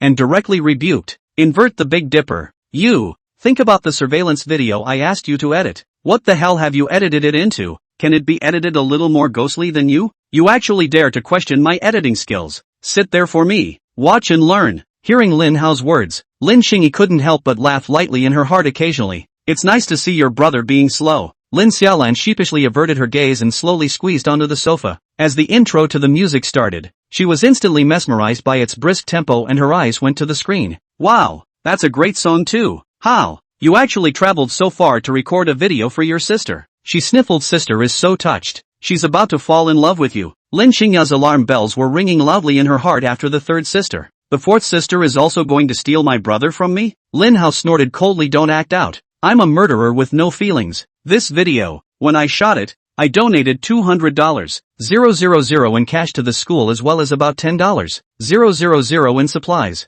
I have over 8 million followers on the Poxmark platform right now, and I need to release a video for your school that's close to 5 minutes long. It's still an original song, and you've heard the melody. It's bound to catch fire later. Lin Xiaolan skimmed her lips. From the moment Lin Hao didn't send the video to her directly, she knew that the situation wasn't right. She glanced at Lin Hao aggressively. If she asked for so much money towards the school, would she still be able to bail out of graduate school? She gazed over to the gaming table, trying to find if there were any snacks or anything. Lin Xiaolan complained, isn't there a little bit of sibling affection between us? Lin Hao raised an eyebrow and laughed lightly. 6 pieces of chips. I ate a quarter of it. $3 of happy water. I'll take that as half a drink. I'll give you $3 off then. Chapter 111, I can't do it. 8 million bloggers, 5-minute videos, original songs. Every word sounds like it comes with a price tag. Lin Xiaolan lightly grunted. Don't bother with this $3 discount. Thought none of us could afford it. Lin Hao raised an eyebrow, worthy of being the fourth miss of the Lin family. Just atmospheric. Are you planning on cash? Or transferring the money? Lin Xiaolan's eyes instantly began to dodge that.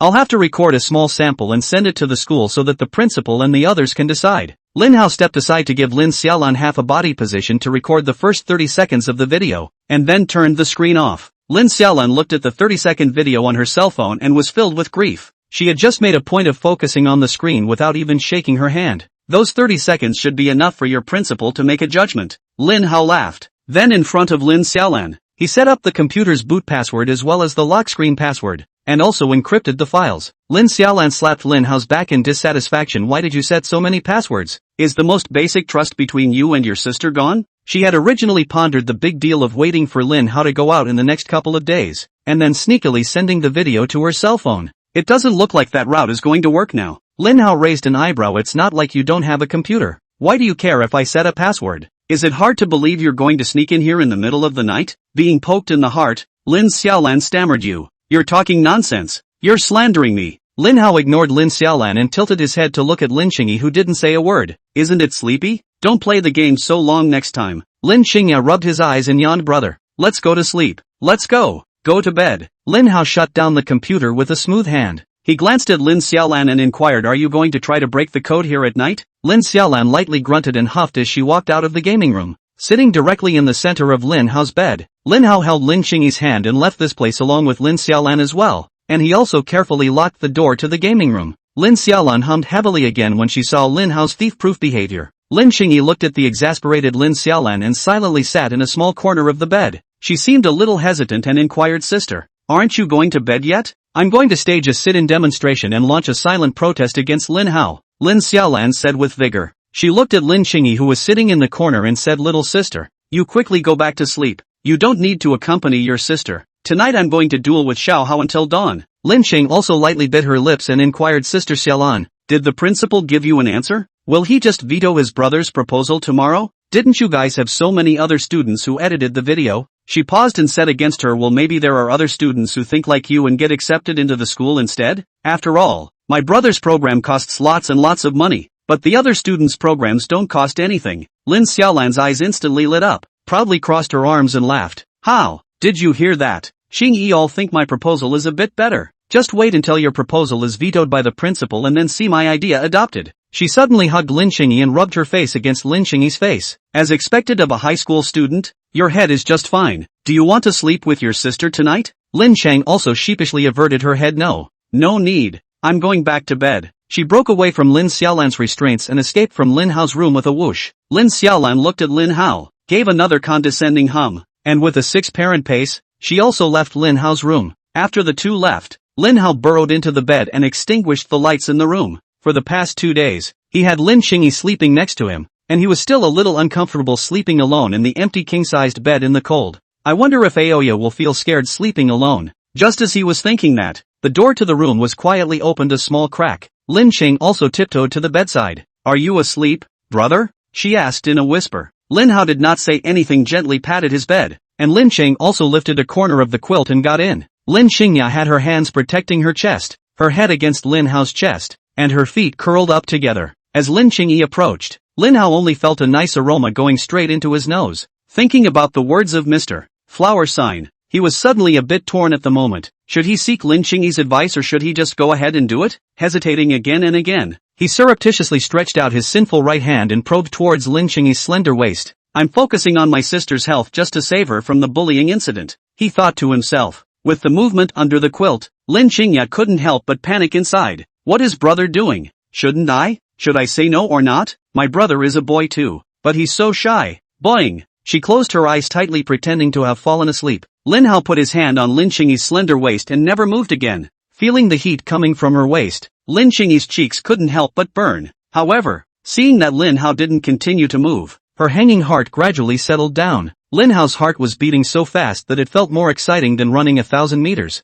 He moved closer to Lin Xingyi's head to take a look, and realized that the other party seemed to have fallen asleep, so he couldn't help but let out a sigh of relief. With that, he looked to his right hand again. Could he feel safe just by resting his hand on the other man's waist? Hesitating again and again, he carefully squirmed his body and closed in towards Lin Xingyi's direction, and gradually, his right hand moved from Lin Xingyi's waist up his spine, moving to the position of his back. Aha! Is brother going to hug me to sleep? 10,000 groundhogs shrieked in Lin Xingya's heart. The bruised and battered fawn dropped her crutches and sprinkled her heart with joy. She thought for a moment and grunted as she turned her back to Lin Hao. That way when the time comes to cuddle and sleep, two people can be closer together and the legs are placed a little more comfortably. At Lin Xingyi's sudden movement, Lin Hao instantly withdrew his hand. He had a vestigial feeling as if he was stealing Lin Xingyi's tofu while she was sleeping. It was obvious that he was doing a good deed, but he still had to be wary of being discovered by Lin Xingyi. Flower sign teacher, help! I really can't do it. Chapter 112, Toughen Up Your Attitude.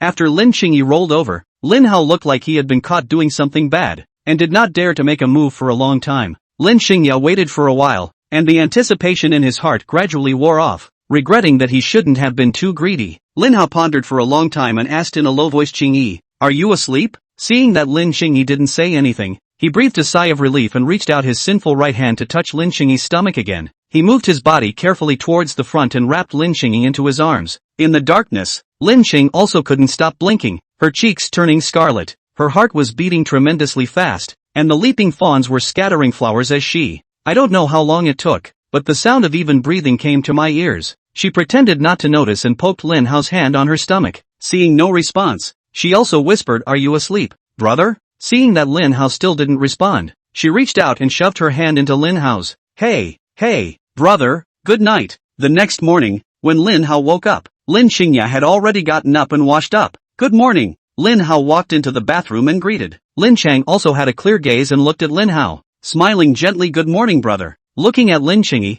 who seemed to be in a very good mood, Lin Hao hesitated and inquired, how did you sleep last night? Lin Chang also lowered her head. The tips of her ears all instantly flushed a faint pink color hue. Comfortable. As soon as the words were out of her mouth, she ran out of the bathroom in a flash. Lin Hao blinked. This comfortable, although it could be used to describe sleeping, but Lin Xingyi so run the situation, was instantly wrong. Lin Hao's face also began to redden and burn. Taking 2 deep breaths to calm down, he prepared to wash his face first to cool down his burning cheeks. Yet among the mirrors across the sink, he saw the corners of his mouth grinning up to his ears. Damn it, Lin Hao. Lin Hao, what the hell were you thinking? Lin Xingyi is suffering from the shadow of bullying, and you're actually laughing so hard. Even if her belly is soft and warm to hold and smells good, cute looking and well proportioned, if a little thin, if I gain a little weight, I'll look great in my wedding dress then.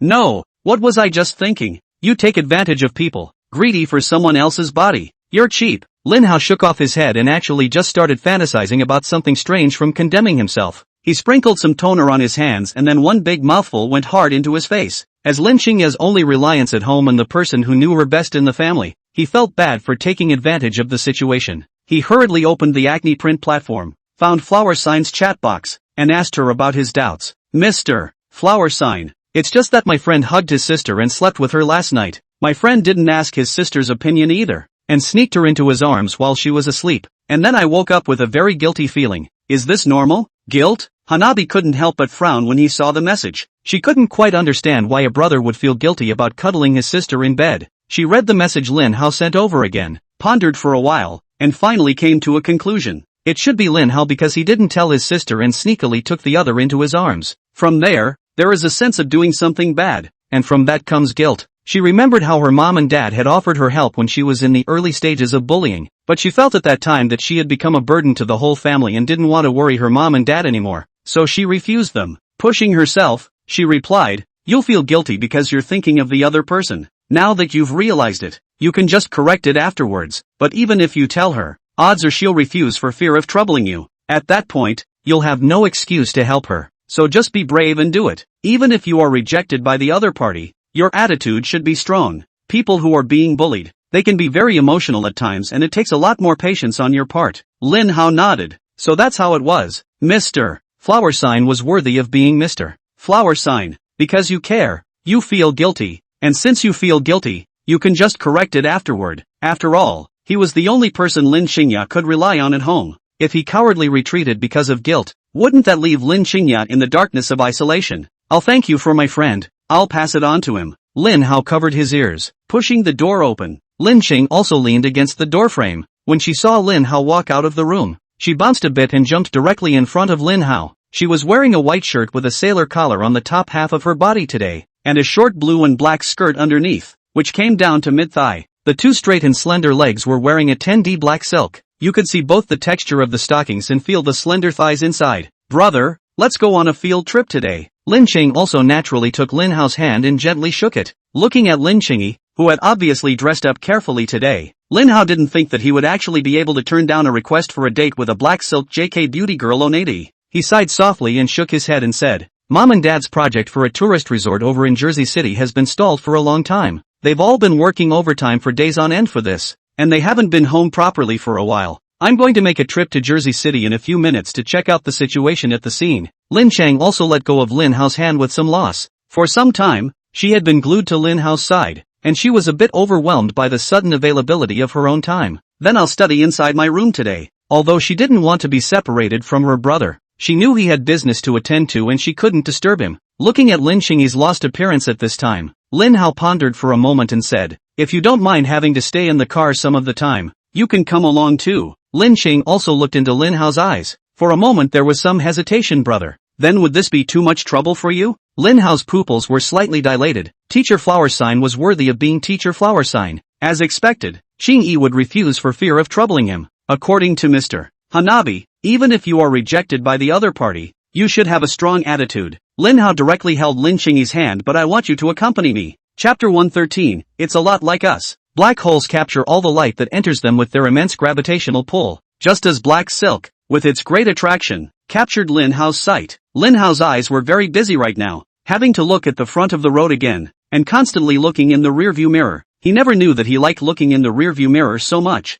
and at every stoplight intersection, he would turn his head and look out the right side window. Every time this moment came, Lin Cheng also followed Lin Hao's gaze out the window. "Brother, this neighborhood is full of old, run-down houses. Is there anything to see? And why does it feel like you've been looking my way all day?" she queried. The corner of Lin Hao's mouth twitched. Was this caught by this little ninny? With a twinkle in his eye, he coughed lightly and said, as the saying goes, "Looking at a mountain is not a mountain, and looking at water is not water. You think I'm looking at these houses? I'm looking at their history from the time they were built to the present day, at the years the land has held. Why look at the view when the view is right there? As for why I'm looking your way, it's because the rearview mirror is there. We'll see when you learn to drive. I don't want to die young." At the moment, he felt like he was surprised by his own resourcefulness. Lin Cheng also grunted softly and pulled a brown blazer she had brought with her before she left the house over her legs. The smile on Lin Hao's face instantly stagnated, feeling that he had been directly hit in the 7 inches by Lin Chengi, and he began to drive in earnest with a lack of interest. After driving for 2 hours on the way to Zicheng, the two finally entered the city center of Zicheng.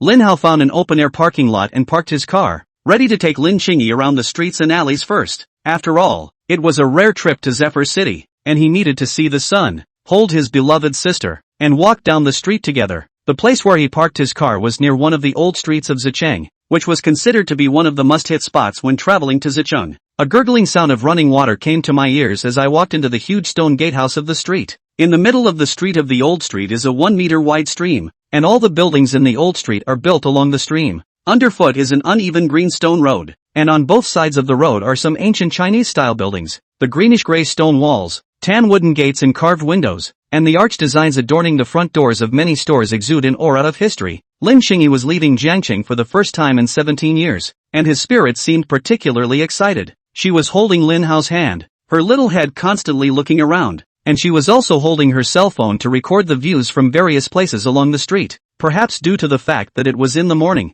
there were hardly any tourists on the old street, only some old men sitting on the stone benches by the creek and chatting. Gradually, the two walked to the very center of the old street. In the very center of the old street along both sides of the stream are 2 huge banyan trees, and after asking the old people around, I was told that these 2 trees are close to 500 years old. Sitting under a tree and looking upward, the lush canopy of trees blocked out the entire sky, leaving a bright glittering spot of sunlight through the gaps between the leaves. Lin Chengi tilted her head and swayed her body, feeling the interlocking flashes of the light spots above her, and with an unsteady center of gravity she lay down on the lap of Lin Hao, who was sitting beside her. Lin Hao looked down at Lin Chengi and gently rubbed her head. Lin Chengi blushed slightly, originally wanting to get up immediately, but feeling Lin Hao's gentle movements, she rubbed herself and lay down again comfortably. "Brother, it always feels like these 2 trees are like us." Lin Qingya pointed upwards and whispered. Lin Hao tilted his head up to look overhead. The 2 trees were so huge that the branches of the trees were intertwined and growing together. The 2 great banyan trees are not of the same root, but are entwined by mistake, as indeed they both are.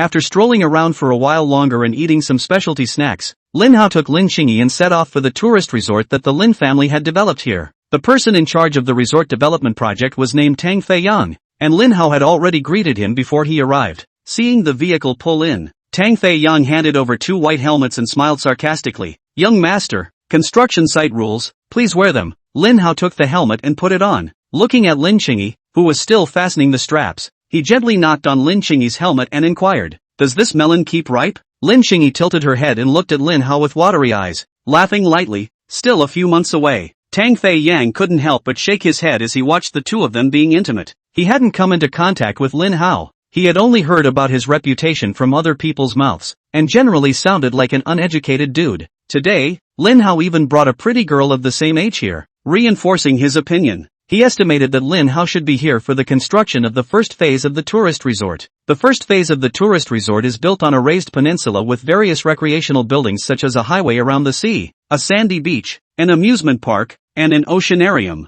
"Young master, it's a rare trip for you to come to Zay City. Do you want to go over to phase 1 for a couple days? Coastal beach over there. The scenery is very nice, and those touristy buildings don't have many tourists, so it's just the right time to take your little girlfriend for a stroll. We're in a hotel there that's equipped with a spa pool, and we can see the sunrise and sunset over the ocean from our room, and we can sleep at night to the sound of the waves. But it's just that this neighborhood has been under construction lately, and the road lights haven't been set up yet, so it might be a little darker at night," Tang Feiyang said. All he wanted to do now was hurry up and get rid of Lin Hao. As the person in charge of this project, the progress of the construction of the second phase of the tourist resort was completely stalled by the villagers who originally lived nearby, with at least $600,000 in wages paid out every day alone. He was under a lot of pressure. Lin Hao glanced at Tang Feiyang and patted Lin Qingyi's hat. "She is the youngest sister of our Lin family." Tang Feiyang froze for a moment. His old face reddened. I'm sorry, young master. I didn't know she was little miss." Lin Hao gently shook his head.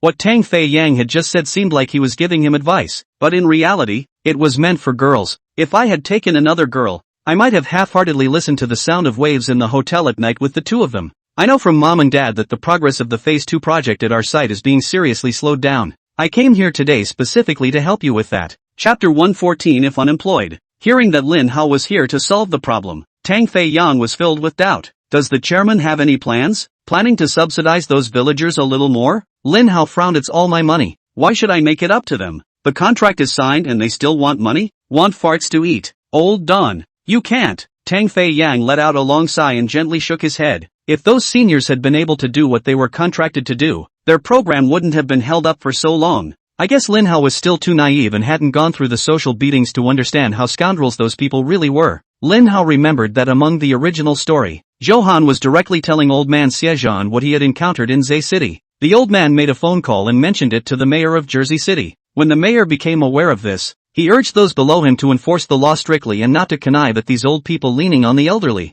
And eventually the project was able to continue. But he wasn't going to ask the old man for help just yet. The project had been delayed for an unknown number of days, and with a paycheck of $600,000 a day and millions of dollars in losses, he couldn't just swallow it straight down. He looked to Tang Feiyang. Find me some young and strong ones this afternoon. I'll go over and talk to them. Hearing Lin Hao's words, Tang Feiyang frowned even more. That group of people were simply greasy. There was absolutely no way to communicate, and even if Lin Hao spoke of flowers, they only recognized money. Moreover, that group of people had no work, and they could only grow less than $10,000 a year, and now each of them wanted $40,000 to $50,000 in compensation, and they were not afraid of taking time. They are still too old to be caught. They can't be caught, and when they move, they lie on the ground dying, and the city guards can't do anything about them. But Lin Hao was the chairman's own son after all, and people could only be coaxed even if they were fooling around. Anyway, the progress of the project was extremely slow now, and the site didn't need so many people, so he just took a few people to accompany him on the trip.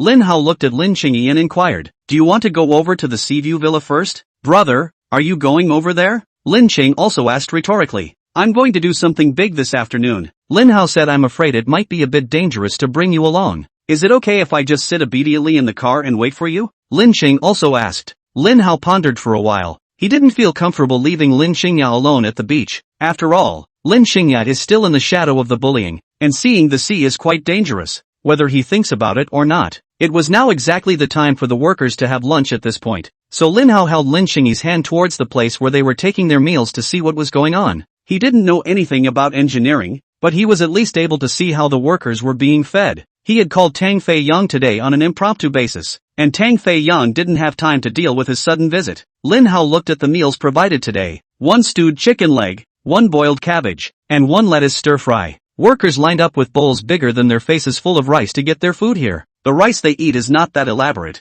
All the dishes just go right over the rice. The surrounding workers who were having their meals saw the 2 people wearing white hats and glanced curiously at Lin Hao and the 2 of them, and then all of their gazes landed on Lin Xingyi's body. "Give me your jacket for a moment," Lin Hao said as he looked at Lin Xingyi. Lin Cheng was also a bit puzzled, but she still took off her jacket and handed it to Lin Hao. Lin Hao took the jacket and tied it around Lin Xingyi's waist, covering her long legs in black silk tightly. Looking at his masterpiece, Lin Hao nodded in satisfaction. Lin Cheng also blinked, a hint of blush appearing on her cheeks, and the corners of her mouth hooked up slightly. "Are you jealous, brother?" she asked in a small voice. "What jealousy? I just thought it would look better with this." Lin Hao flatly denied it. He reached out and knocked on Lin Xingyi's helmet. "What kind of sister's flying jealousy is a brother eating?" He. Lin Xing also covered her helmet and smiled sweetly. Lin Hao looked at Tang Fei Yang and hurriedly changed the topic. "How many people are eating at noon here?" "There are 2,000 resident workers at our construction site. We eat in 4 waves. This wave is about 600, Tang Fei Yang replied. "The construction sites here don't provide a place to sit, so the workers basically just find a shady spot and gather in 2s and 3s to eat." Lin Hao held Lin Xingyi and walked towards the place where some middle-aged workers had gathered. "Damn, those old undead dogs. They took a rock to my tin house in the middle of the night yesterday. How come they didn't fall in some ditch and die? Don't talk about it. Didn't someone really go after those old bastards at night last time, and ended up dropping them and compensating them with $2,000? It's really bad luck." "Did you hear what they said last time? Something about a fortune teller saying that living in that house will make you soar in the future." "I believe this one. The owner of this place paid them a lot of money when that house of theirs was torn down, but they are also really insatiable. They have lost hundreds of thousands of dollars for just that shabby house, and now they actually come to make trouble. That's good too, isn't it? Because they're making trouble, we're making this job a lot easier." "Little brother, that's because you're young. If it were any other construction site, you'd have fired half of them. Just re-recruit when work resumes. I figure if it keeps dragging on like this, we'll have to lay off people on this side by then, too." The workers were cursing and swearing under their breath as they ate their meals. Seeing the 2 white hats coming over, they stopped their discussion in a hurry. They looked towards Tang Fei Yang, who was following the Lin Hao duo, and greeted Mr. Tang. Tang Fei Yang nodded and briefly introduced. "They are the son and daughter of the big boss. They came over to inspect today." Knowing the identity of Lin Hao and the 2 men, the workers looked at Lin Hao and the 2 men couldn't help but frown. Lin Hao noticed that in addition to doubt, there was a hint of worry among their gazes. "That, young master, you're not here to lay off people, are you? We know there's less work on the site these days, and we're not getting paid for this. I can take a little less. While this year's college entrance exam, the second half of the year will go to college. Now the tuition is not yet settled. Or do we have any other construction sites that need work? We'll go anywhere as long as there's work to be done." Looking at the group of dark-skinned middle-aged men in front of him, Lin Hao sighed lightly. They have old people and young people, so if they are fired, the livelihood of the family may be in question by then. Lin Hao first gave the crowd a peace of mind. "I'm not here to lay off people today.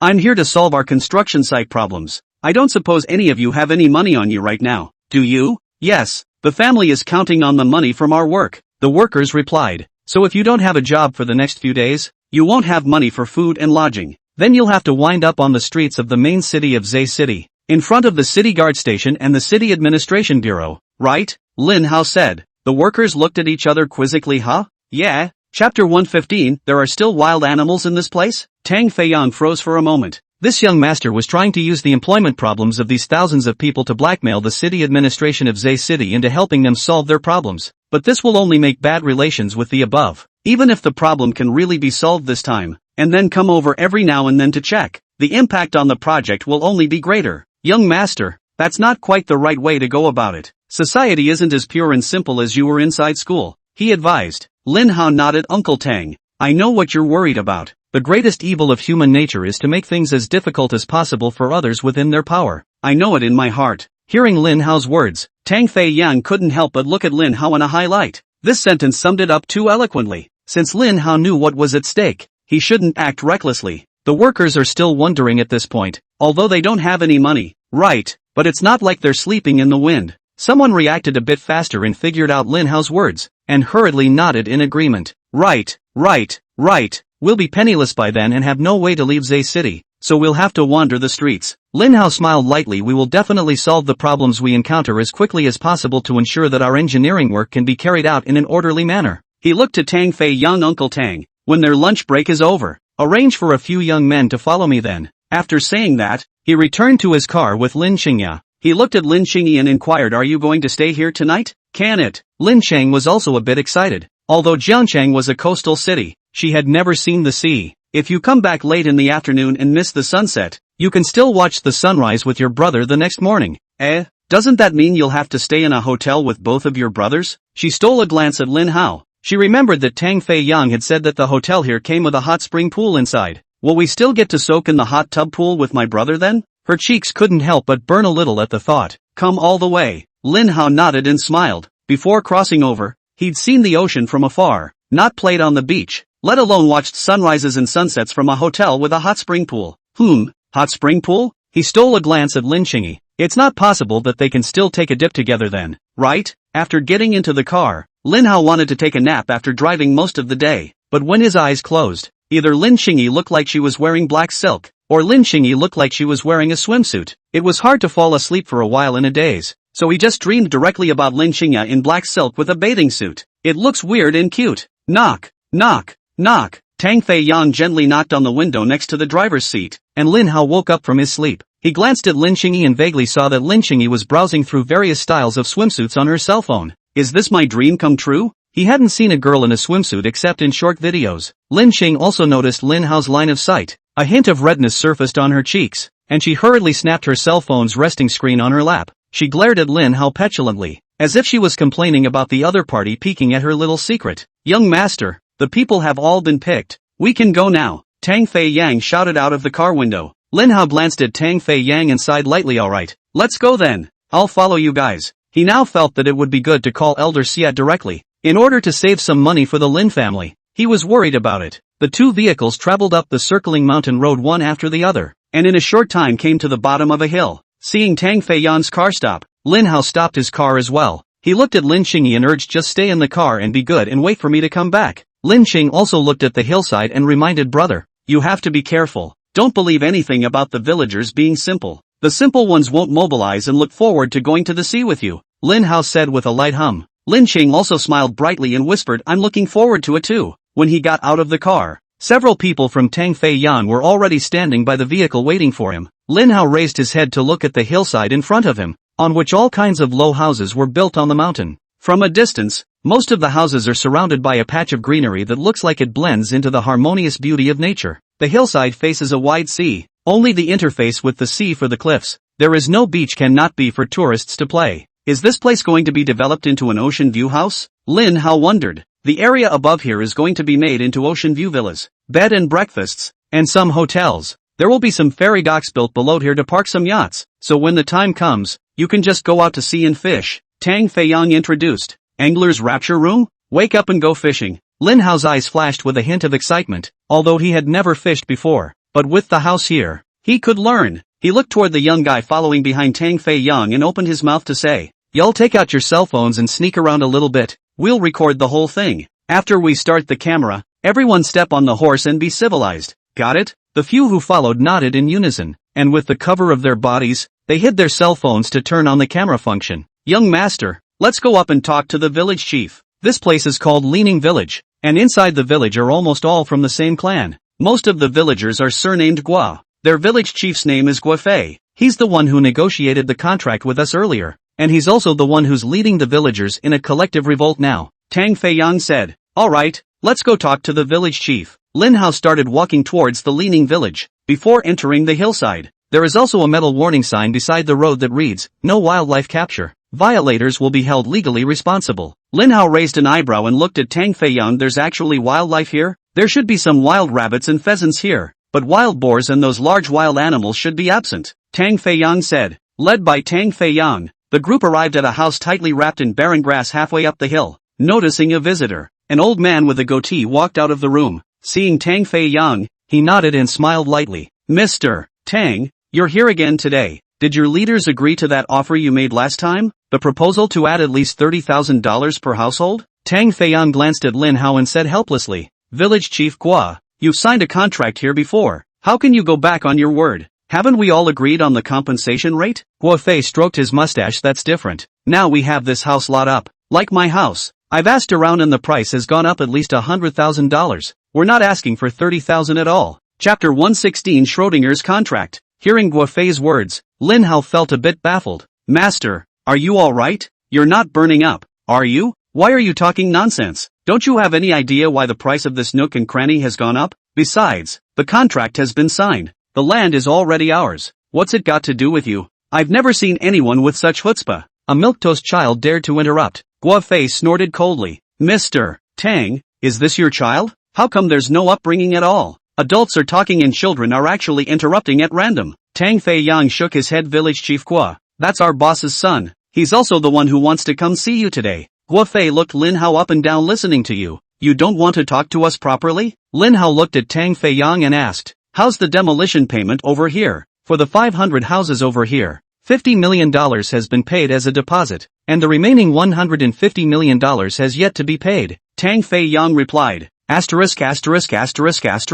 Lin Hao looked at Tang Feiyang, looked at the overgrown house behind Guo Fei. Just this Thai house can be worth $400,000 a household? Are you crazy, or has Comrade Lao Lin been pumped? It's not possible that there's gold buried under this ground, is it? Tang Feiyang shook his head and pointed to the sky in the direction of Lin Hao with the camera at his back. Lin Hao sighed lightly. So this was all arranged from above. There was nothing that could be done about it then. Guo Fei snorted coldly. Our house here has a good location. What do you know? The fortune teller said that if you live here with us, you're bound to soar in the future. In the future, if you want to make money, you'll still have to rely on our land to shelter you. Lin Hao looked at the mountains and forests in front of him, and the ocean behind him. Feel your conscience. Oh no, you don't. You open your eyes and take a good look. Is this a good lot? Where's the good in front of you? And you're flying high. You've lived here all your life and you haven't even made it to a brick and mortar. Is it hard to point to the fact that when you go down there, Hades will build you a 4-room apartment? Guo Fei took 2 deep breaths to calm down and looked at Tang Feiyang. Mr. Tang, since you have no sincerity to talk about this matter, then you should please return. Here we are. Each household must make up at least another 50,000 or we're not leaving. Tang Feiyang looked at Lin Hao with a helpless face. Originally thought that this young master was coming over to say good words, but I didn't expect this sentence to be stuck in people's lung pipes. But I have to say, cool is really cool. I've been wanting to curse this old Biden for a long time. Talk. Of course we have to talk. Lin Hao continued. He looked at Tang Feiyang and inquired, how long have they been dragging out our current project? How much money has been lost? Tang Feiyang looked at Lin Hao and whispered to him, now every day, the workers' wages plus the equipment will cost at least $1 million. They've pretty much been dragging their feet for almost half a month now. Lin Hao nodded and looked at Guo Fei. Village Chief Gua, it's either that or this. All of you move out now and pay us for our losses for the last half month. Then our contract continues. Either you pay us for this half month's loss, return the deposit, and we will not pursue you for breach of contract. Just hold on to your feng shui and wait to soar. Hearing Lin Hao's words, Tang Feiyang felt a mouthful of bad air come out of his heart. Cool. Young master is really fierce. I shouldn't have given these old Biden faces. If you don't say people have a good father. Unlike me, I can only pretend to be a grandchild. For more than half a month, he has been under tremendous pressure every day. All kinds of good words and good gifts have been sent, and this group of old Biden is just like a hobnailed meat. He sometimes couldn't wait for a fire in the middle of the night to burn the place right down. However, he still whispered to Lin Hao and reminded him, this place was talked to the people above, and it's also a place planned for construction. Lin Hao squatted on the ground, picked up a twig, and stuck it upright. He patted Tang Feiyang's shoulder and cleaned the dirt and dust from his hands, saying,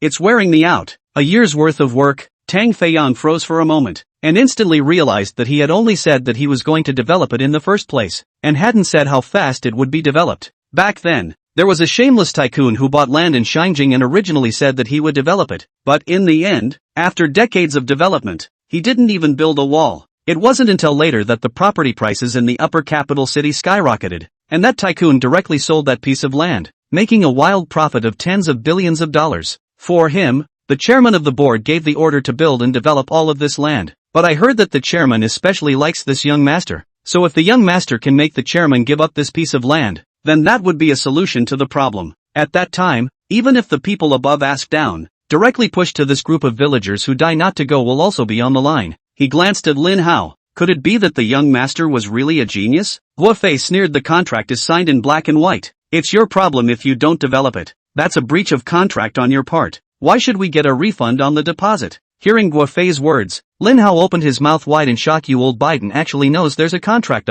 Then we'll follow the contract and you'll move out now. Add another $50,000 per household or we won't move. Guo Fei coldly grunted. No, what about the contract? Lin Hao queried. You landowners are clearly bullying us country people for not knowing anything. It's obvious that our house is worth $600,000 to $700,000, and you're cajoling us into selling our house at such a low price. You're all a bunch of liars. How dare you still have the face to talk to me about contracts? Guo Fei cursed angrily. The argument here drew some other villagers. Yeah, you heartless bastards. What's wrong with adding tens of thousands of dollars to our $600,000 to $700,000 house when you want to take it for $400,000? We'll add a few tens of thousands of dollars now? Village chief, if you ask me, we should just sell it to them at market price. Just add $50,000 to the price. They're a bunch of black-hearted people, and reselling it still makes them so much black money. Guo Fei looked to the other villagers and pacified them. Everyone,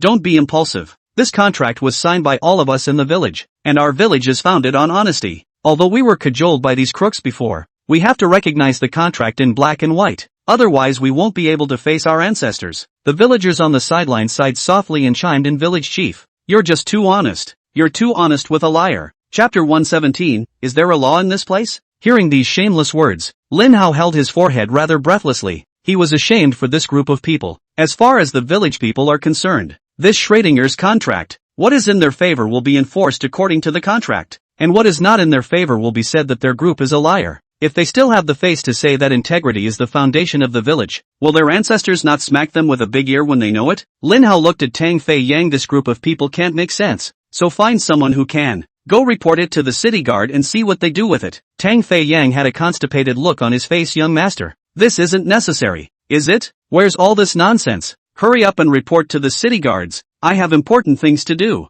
Lin Hao urged. There aren't many tourists over at the first phase of the tourist resort yet, and many of the stores are closed before it gets dark. Whether this side of the project was important or letting his beloved sister feel the sea was important, could he still not get it right? Tang Fei Yang sighed lightly and silently punched his cell phone. More than 10 minutes later, a fat and a thin city guard walked over. The fat one also greeted Guo Fei first. Third uncle, the demolition compensation side of the deal? The skinny one city guard looked at Tang Fei Yang and chided. Why do you guys just know how to report city guards all day long? You're wasting our city guards' police resources, you know that? Didn't I warn you last time that if you reported to the city guards freely again, you'd be arrested and locked up for a few days? You forgot so quickly, didn't you? Tang Fei Yang scrunched his neck and looked at Lin Hao with a sad face, as if he was complaining. Lin Hao gestured to the few people who were videotaping, signaling them to be aware that the situation wasn't right and to retreat in time. He patted Tang Fei Yang's shoulder again and told him to stand back. After all, he had thick skin and flesh, and it was not a big problem to take a few hits. He looked at the two city guards and said, we are the personnel from Lin's group responsible for doing project development in Zay City. We signed a contract with these villagers for the demolition and they all confirmed their signatures. Now they are refusing to fulfill the contract, not only not moving out at the stipulated time, but also maliciously harassing our workers and demanding that we pay them more money. I now suspect that their entire village worked together to defraud us to the tune of $50 million, a huge amount of money and a large number of people involved. And they are holding the lives of the workers hostage, extorting us for $20 million. Tang Fei Yan looked at Lin Hao in a daze, not expecting that it could actually be like this. When he had reported to the city guards before, the other party had used the economic dispute as a reason, reprimanded him twice and then simply left. Guo Fei's old face turned red and turned pig liver color. You're talking nonsense. You're spitting blood. Who has defrauded you? Who has extorted from you? As soon as he covered his heart, he instantly lay down on the ground and cried out in an ouchie way. No more living. No more living. I'm so old. My ancestors have been law-abiding people for generations now, and now in his later years he's being held up to such a great deal by a junior. The skinny city guards glared at Lin Hao. You're in an economic dispute. It has nothing to do with us. All we can do is coordinate for you. They are just asking for a little bit more money per household. You're not that far off. Listening to the city guard's biased limp remarks, Lin Hao directly interrupted. This comrade, once again, I would like to emphasize that this is not an economic dispute. This is a premeditated economic fraud as well as an act of extortion. And can't I spend my money on my sister? Why spend it on a bunch of old men? If you're so generous, why don't you sell your house? Pull out your savings and subsidize the villagers. It's not your own money that doesn't hurt, is it? Old Wu, why are you wasting your time with him? I've warned you guys a long time ago not to waste our police resources. You guys are taking it as a no-hear it, aren't you? You won't be able to remember anything unless you're taught a lesson. The fat city guard reached behind his back and pulled out a pair of silver bracelets. What do you want? Is there any law? Is there any law? Lin Hao questioned in a stern voice. At the same time, he signaled to the people in the rear to run. The skinny city guards noticed that all of the young men had cell phones cupped in their hands as they fled, and seemed to have been filming them. He suddenly shouted, "Get them! Check their cell phones! Run!" Lin Hao ran towards the bottom of the mountain with a tug on Tang Feiyan's arm, receiving the order from the city guards. One by one, the old men and women ran frantically towards a few people just like a strange walking species. There were also some bad-legged ones who directly picked up rocks on the ground and smashed them at a few people. The two city guards were pestered by a group of courageous old men and women, and could not move their legs for fear of accidentally falling to their deaths. Lin Hao and his group ran down the hill in a flash, all panting and holding onto the car. Lin Hao glanced at the side of the sign that read, "Catching wild animals is prohibited. Violators will be held legally responsible." Lin Hao glanced at the warning sign that read, "Prohibit the capture of wild animals. Violators will be held legally liable." This place still has a load of laws. He looked back at the mountain, where a group of Qi Xing species were running towards this place, and greeted Tang Fei Yang, "Hurry up and run. Don't get blocked by them." When he had originally reported the city guards, he had thought that they were at best inactive, but now I didn't expect that the city guards would actually be so biased in favor of the villagers' side, and even took out handcuffs directly in preparation to handcuff him away. Originally, he was just going to take the video of the city guard doing nothing to the city authorities' merchant's office to communicate with them. The moment the city guards took out the handcuffs, the whole nature of the incident could change completely. Originally, it was just a case of poor mountains producing unruly people, and although people were angry, they would only feel helpless. But the favoritism of the city guards, intent on fixing the person who raised the issue, is a direct response to the lack of credibility of the city administration in Jersey City. What's particularly unfortunate is that Lin Hao also happens to be a blogger with nearly 10 million followers across the internet. The door was opened and a pungent scent instantly hit his nostrils. Lin Qing also propped her hands on the seat of the vehicle and slipped on her small leather shoes. Her slender ankles swayed gently, the soles of her small leather shoes snapping against the soles of her black silk-clad feet. Realizing that Lin Hao had returned, a blush appeared on her cheeks and she hurriedly put her shoes on. She tilted her head and stole a glance at Lin Hao, realizing that Lin Hao's gaze had fallen on her feet. She coughed lightly and changed the topic. "Brother, are we going back next?" She looked up and suddenly realized that a mountain full of old men with all kinds of gadgets were running towards here. "Brother, are they coming for us?" Chapter 118, Don't Compromise Yourself. Lin Hao looked at the villagers who were aggressively catching up and couldn't help but show a look of disgust. The rules of the jungle. It's not that you don't chase after them when you're home. I'm already in the car here. Why are they still chasing after me? He hastily put on his seatbelt, started the engine and drove away from the place. He looked at Lin Qingyi. "Aren't you even hot inside the car?" "I didn't purposely leave the engine running to save you from getting too stuffy inside the car." Lin Cheng also laughed nervously. "It's not hot, although it's a bit stuffy, but this way I can save my brother a bit of money." Lin Hao reached out and rubbed Lin Qingyi's head. "There's no need. Our family has plenty of money. Guess how much Comrade Lao Lin paid them for each of the houses on the hill?" Lin Qingya pondered for a while and guessed, 200,000, right? Those houses are all adobe or red brick houses from the village, and there's not much of a commercial look around here, so the overall price shouldn't be particularly expensive. But considering this is a demolition, there should be more for these villagers. Lin Hao shook his head and revealed, on average, $400,000 per household. Hearing the astronomical price of $400,000, Lin Qingyi's mouth couldn't help but open slightly. She looked back at the small hill. Do they have any more problems with so much compensation for demolition? People's hearts don't eat snakes, and they want to add another 50,000. Lin Hao snorted coldly. He then looked at Lin Qingyi and said with a smile, "You know how much of a loser Comrade Old Lin is. Thanks to me keeping an eye on him. Our Lin family is small. Where can we afford to waste so much on this loser father of Comrade Lao Lin?" He patted Lin Qingyi's head. "But you don't have to commit yourself. You're stingy to save some gas money. It's all spoiled for Comrade Old Lin. But yeah, for being such a good boy and saving me gas today, I'll reward you with 3 bathing suits later." Lin Qingyi froze for a moment. Her face instantly began to burn. She quietly lowered her head and looked to her toes. The corners of her mouth couldn't stop rising. The car sped down the road, and Lin Hao drove it to the vicinity of the city administration in Zay City. He looked at Lin Qingyi. "I'll make a video for you later. You remember to record the entirety of the video. He paused and then told Lin Qingyi the account number and password of his acne print platform. If things don't go right, when the time comes, post the video of what you just did on the mountain. Along with the video you'll record in a few moments on my account. Send a copy to Grandpa Shay too. And remember to call him to come fish me out. He suddenly frowned, his voice serious. Comrade Lin Qingyi, my brother's dog's life is in your hands. Lin Qing couldn't help but laugh lightly and solemnly replied, Comrade brother, I promise to complete the task. Hearing Lin Qingya's playful words, Lin Hao couldn't help but smile as well. It's still pretty hot over here in Jersey City even though it's March. Just leave the vehicle running. Don't bog yourself down. You've got important things to do later, he admonished. Lin Chang also nodded, promising that she wouldn't aggravate herself. Seeing Lin Hao get out of the car, she hurriedly opened her cell phone to check the video Lin Hao had just sent her. In those videos, there was only Lin Hao's back, and only occasionally was he able to see a little bit of his side face, so Lin Qing couldn't help but feel a little lost. On the other side, after Lin Hao got out of the car, he came to Tang Feiyan's body. Who did my old man talk to about the investment project before? At that time, it was Director Xie Lishing Xie of the Investment Promotion Office who was responsible for receiving the chairman. Tang Feiyang replied, so what's their current attitude toward the trouble we're having with our project? Lin Hao inquired. Tang Feiyang snorted coldly. There's a reason why Zay City can't develop. The original promised landed subsidy policy never materialized, including the leaning village thing. We've reacted to them many times. Not only did they not address it, they kept talking cartwheels and pushing us to speed up the project. It says that granting us such a good piece of land won't make it in time for the summer tourist season, and when it does, it will affect the economic development of the whole of Jersey City. If I had known they had such an attitude, who would have invested here? Lin Hao nodded. After all, the Lin family had invested $3 billion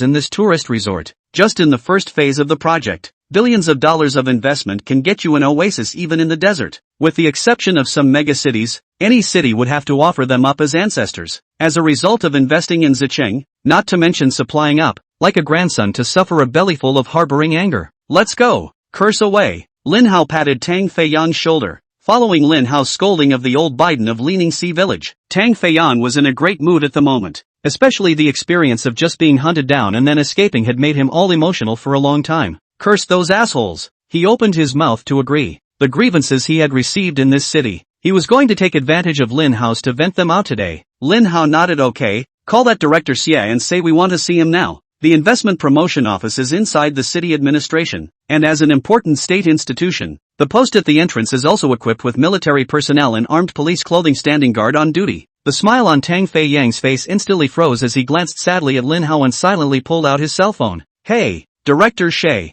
Yes, that's the one in charge of the tourist resort project. You remember me? No, we're leaders coming over today just to talk to you about the project. Okay, it won't take too much of your time. Please talk to the person in the security room at the entrance. Hanging up the phone, Tang Feiyang let out another long sigh and glanced sadly at Lin Hao. Why am I the one pretending to be a grandchild again? Resignation. Must resign. Why can I only watch the young master curse? Why can I only secretly feel good in my heart? He coughed lightly twice and took out a bottle of mineral water from the car. Young master, do you want to moisturize your throat first? Lin Hao took the water, took a big gulp, and asked for another bottle to give to Lin Qingyi. He cleared his throat, adjusted his voice, and said to Tang Feiyang, let's go. Don't let that old six wait impatiently. Chapter 119. Did you take off your shoes again? Entering the city administration, Lin Hao took out his cell phone and called a video to Lin Qingyi. Lin Qingyi had been waiting for Lin Hao's video and picked it up in less than a second. What were you doing? Looking at Lin Qingyi's blooming beauty on the screen, Lin Hao casually asked. Lin Qingyi's cheeks blushed slightly and took out a water bottle. I was just drinking water. As if to prove it, she tilted her head back and took a big gulp.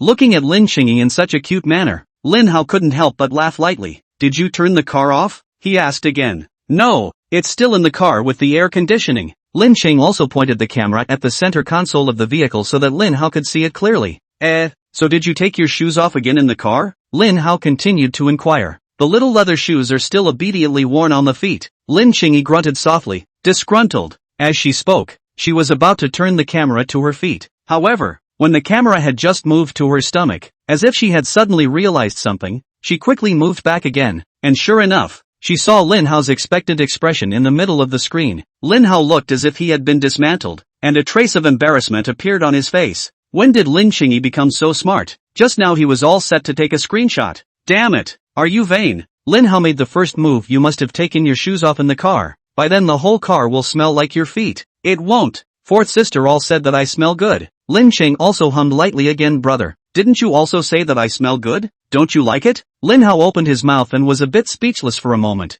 He had said too much lately. How come he didn't remember that he had said that Lin Cheng's body smelled good? It was at this moment that Tang Fei Yang interjected and reminded, the young master is inside that office in front. Lin Hao took a deep breath and collected the smile on his face as he barked at Lin Cheng on the other side of the screen. I'm about to go into their office. Remember to turn on the recording function on your screen. Lin Hao pointed his cell phone camera at the office's doorplate and took a picture of it first before heading inside. Entering the office, to the left of the entrance is an open tea room separated by large bookcases and greenery, and further in is where the staff work. A middle-aged man in his 40s saw the two men arrive and hurriedly rose to greet them. Mr. Tang, I'm sorry, work is just too busy. He swept a glance at Lin Hao and frowned slightly. And this is? Tang Fei Yang gave Xia Lisheng a brief introduction. Director Xia, this is our chairman's son Lin Hao. He's the one who came today to negotiate that tourist resort project of ours. Xia Lisheng's slightly wrinkled eyebrows spread. So it's Mr. Lin's son. It's true that a tiger's father doesn't have a dog's son. Sit down and have a cup of tea first, and we'll talk over it. He sat down on the main seat, took out a packet of tea from a drawer under the tea table, and skillfully brewed it. This is tea from a businessman who wants to come to invest in our Zay city. I don't know if you guys are used to drinking it. By coincidence, the place he wants to invest in happens to be the same place you want to develop. The progress of your recent project seems to be very slow. Can you make it to the construction before the summer? Lin Hao borrowed the tea table and stood his cell phone up, aiming it at Director Xia across the room. He pretended to be unintelligible. What a coincidence. It just so happens that we're planning on pulling out of Zephyr City. Since someone is willing to take over, we can also withdraw in peace. Xia Lisheng froze for a split second, raising his head to look at Lin Hao, and the tea that had been poured into his teacup directly overflowed. His intention was just to knock the two men, telling them that there are plenty of people to do this project if you don't do it, so don't keep running over and complaining about everything. He looked toward Tang Fei Yang, wanting to know if this was just a casual remark from the young man, or if they had really decided to leave Zay City. However, Tang Fei Yang was so old-fashioned that he didn't even look at Xia Lisheng. A little man in his mind was now dancing with joy and shouting yes. After years of dealing with these old gremlins, how could he not know the meaning of Xia Lisheng's words? But he is after all a part-time worker. Lin Jiangwo let him develop and build this piece of land. Then even if he was knocked by Xia Lisheng and insulted by Guifei, then he had to be tough to find a way to develop. But Lin Hao is different. Ah, he said not to develop. That is really can convince Lin Jiangwo to give up this market. Xia Lisheng's usual hammering of him didn't work at all for Lin Hao. Lin Hao frowned and tapped the tea table with 2 fingers. Director Xia, it seems like you should have already found your next home. We've just sat down here and you're starting to kick us out. The etiquette on the tea table is that tea is poured 7 full, leaving 3 as a favor. And if the teacup is poured to the brim, it represents a send-off. Sorry. Xia Lisheng apologized repeatedly. I was a bit distracted just now. He emptied his cup and poured a fresh cup of tea for both of them. As he drank his tea, he also observed the state of the two men. Tang Fei Yan's seat today was at Lin Hao's side and back, obviously just coming over to listen, and Lin Hao crossed his thighs, full of unruly and untamed appearance. Seems to have been pampered and grown up. Placing the teacups on the tea table, he refilled them both. He looked at Lin Hao and inquired, just now you said that you want to withdraw your investment in our Zay city. Does Mr. Lin know about this? Lin Hao was not very old after all, and he had invested $3 billion in the first phase alone in Zicheng. Now if the investment was withdrawn, although it could not be said that the $3 billion were completely lost, the amount lost was still calculated in hundreds of millions. He didn't know if this was just the opinion of Lin Hao, the dude, or if it represented Lin Jiangwo's attitude. Lin Hao looked at Tang Fei Yang. Call my dad. Tang Fei Yang pulled out his cell phone and found Lin Jiangwo's number and dialed it. Lin Hao took Tang Fei Yang's cell phone and opened the speakerphone and placed it on the tea table. Lin Jiangwo picked up the phone and directly opened his mouth and said in a cold voice, Old Don, my dad just promised we could have dinner together tonight. Don't make me scold you when I'm in the best of moods. Is there anything you can do without saying? I think it's better for you to pull back and go over to Haicheng to talk about investment when the time comes. I'm going to buy some houses by my dad's and get some kind of retirement home for veterans, and then the whole square. Get an old ladies square dance team. Do you think this will make my dad feel my filial piety? The corners of Lin Hao's mouth twitched, not realizing that Lin Jiangwo already had thoughts of evacuating Zicheng without him even mentioning it. Xia Lisheng was pouring tea for himself at the moment, and when he heard Lin Jiangwo's words on the phone, the tea couldn't help but overflow again, soaking his pants. Chapter 120, I can do this one. Dad, it's me, Xiao Hao. Lin Hao hurriedly interrupted Lin Jiangluo's tiger and wolf words. He couldn't let comrade old Lin lose face again. "God, old lady square dance team," which let the old man know that bought the cane and 7 wolves will have to come in handy again. Everyone else is a love brain, but I didn't realize his old man was actually a daddy lover brain. How why are you calling from old Tang's cell phone? You went to Zicheng? Lin Jiangluo asked. Isn't this afraid of delaying your heavenly happiness with the old man? Just thought I'd come over to Zicheng to see what's going on over here, Lin Hao said. He looked meaningfully at Xia Lisheng today. I walked over and found that it is really a poor mountain out of the unruly people, and the environment for doing business over here is also very poor, and the city administration is not supportive. Comrade Lao Lin, your vision is not good. Lin Jiangluo smiled proudly. That's definitely not as good as my son's vision. The blue is better than the blue. Since you're in Zephyr City and you've been exposed to those things, you'll be given full authority over there. If it doesn't work out, let's have old Tang pull back earlier, and we'll go to Haicheng to shoot for a piece of land,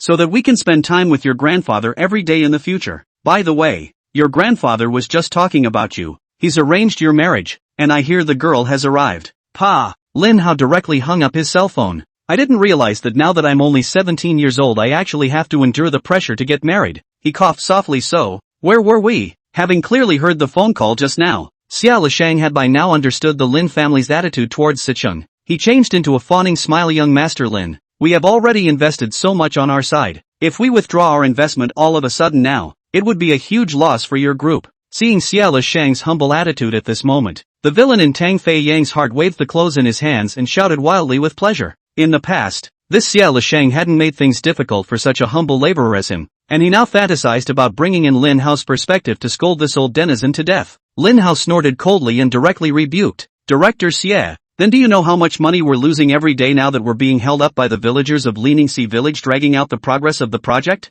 If a villager from Leaning Village can't handle it, who knows if there will be any more people from Leaning Village or Leaning Lake Village behind them? We came over ourselves to help the local city's economic development, but now we're being treated by these people as ingrates who came over to invest, and anyone who wants to come up and take a nibble. With this kind of business environment, how can we continue to invest money? Some people deserve to be kept poor for the rest of their lives. Xia Lisheng skimmed his lips and added some tea to Lin Hao. Young Master Lin, this matter, I guess, we've also understood it a long time ago, and we're now sending people to do the ideological work. This matter, I guess, is not that I won't give you a solution, it's just that this matter is not easy to solve, and it will take a little bit of time. I hope you believe in our city authority in Jersey City. We will definitely escort your investment and construction activities in Jersey City. Lin Hao sneered. Fine, I can give you guys time, but now those villagers from Leaning Village have seriously slowed down the progress of our project, resulting in a direct economic loss of $15 million.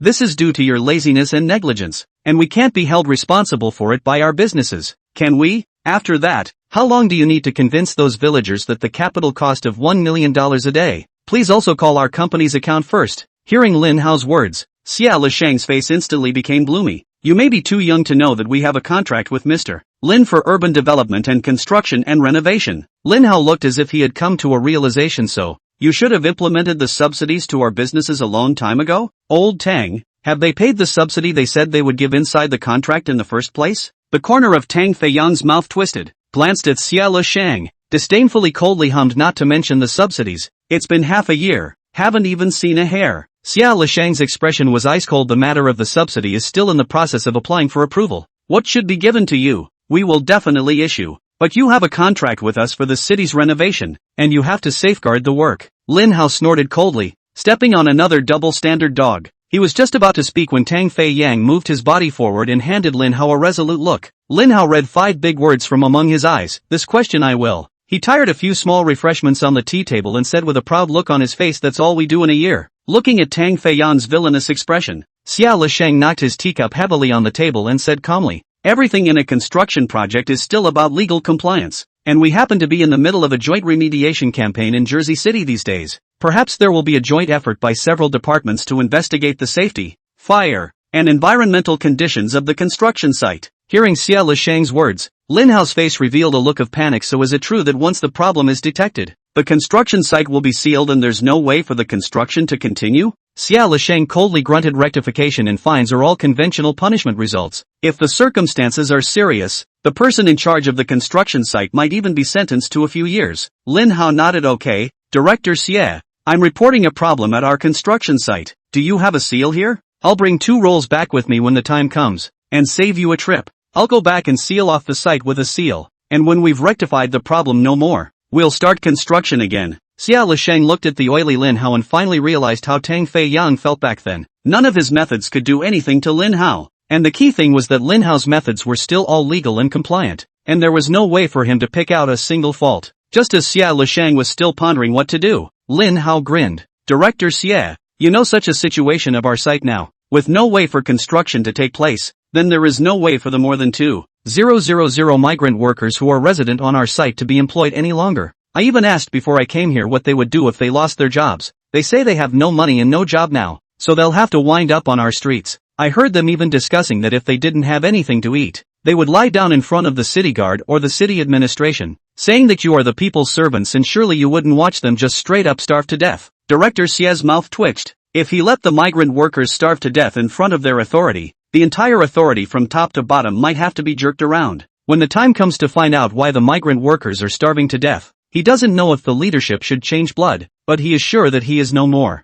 Noticing that Xia Lisheng had realized the seriousness of the matter, Lin Hao pretended to be offhand and said to Tang Fei Yang, when I just came out of Lining Village, my car was smashed. I wonder if I can find out who did it. Chapter 121, and a bunch of unruly people. Young master, was your car scratched? Tang Fei Yang asked. That could be a bit of a problem. That place doesn't seem to have any surveillance cameras yet. Once he said that, he suddenly froze. He now reacted to why Lin Hao had suddenly asked such a question. Middle-aged men with no money and no jobs on one side, the people who caused them to lose their jobs on the other, and in a place with no surveillance. Who knows what could happen? Xia Lisheng momentarily do not know how to solve, although Lin Hao said there is an exaggerated component, but in case there is a radical thinking, directly set fire to the mountain, that the mountain can be some of the old people leaning on the old man. Really started the mountain fire, they estimate that at least half of them must die. Setting fire to a mountain and burning hundreds of people to death is a pretty bad case, and the eyes of the nation will have to be drawn to it by then, afterwards and then so investigated. The Lin family signed the contract, but because those villagers were greedy and dead set on not leaving, and the city administration did not play any role, the Lin family chose to withdraw their investment in Zicheng is not understandable. But it's not just the leadership that will have to be replaced by a new group in Jersey City. The economy will have to stagnate for at least 7 or 8 years of development. And after this precedent of Lin's group, those tycoons learned that the business environment in Jersey City was so poor, they would not be able to find these large-scale investments in the future. His chest began to rise and fall violently, and he realized at this moment how ridiculous his original attitude of trying to pin these people down was. The businessman emphasized profit, and he determined that once Lin's group had invested the money, it would not be possible to easily withdraw the investment, or else the loss would be very huge. But he forgets that these businessmen can provide a lot of jobs in their cities. Providing jobs does not mean that those workers will be able to feed and clothe themselves in the future, but at least it will ensure that they will not be in a free mood to do something illegal. There was supposed to be a collaborative relationship between Lin's group and their city administration to help each other, and he had been holding himself to his iron rice bowl job and status, deluding himself to take the pinch of Lin's group, and even developing a slight sense of superiority from it. He took a small sip from his teacup and carefully looked Lin Hao up and down again, always feeling that the young man in front of him was not as simple as he looked. Putting down his teacup, a smile lifted up on his face again, as if the threat he had just made to Lin Hao didn't exist. Young Master Lin, the issue of the vehicles being scratched over here is a mistake in our work. Just make the repairs and have Dawn tell us an amount for the repairs afterward. Let's talk back to the investment. If you withdraw your investment now, you'll lose most of your initial investment costs, and we in Zicheng will lose the opportunity to cooperate with such a well-known enterprise as you. It's certainly a huge loss for both of us. We should reconfront this cooperation with the idea of harmonious development and mutual benefit. Lin Hao nodded, knowing that he already had the upper hand in this negotiation, but to try to uncover prior inaction based on just that one statement. Dream on. There's a term in economics called the cost of silence. I don't know if Director Shea has ever heard of it. It's like we are now investing money to develop BBs. The more we invest,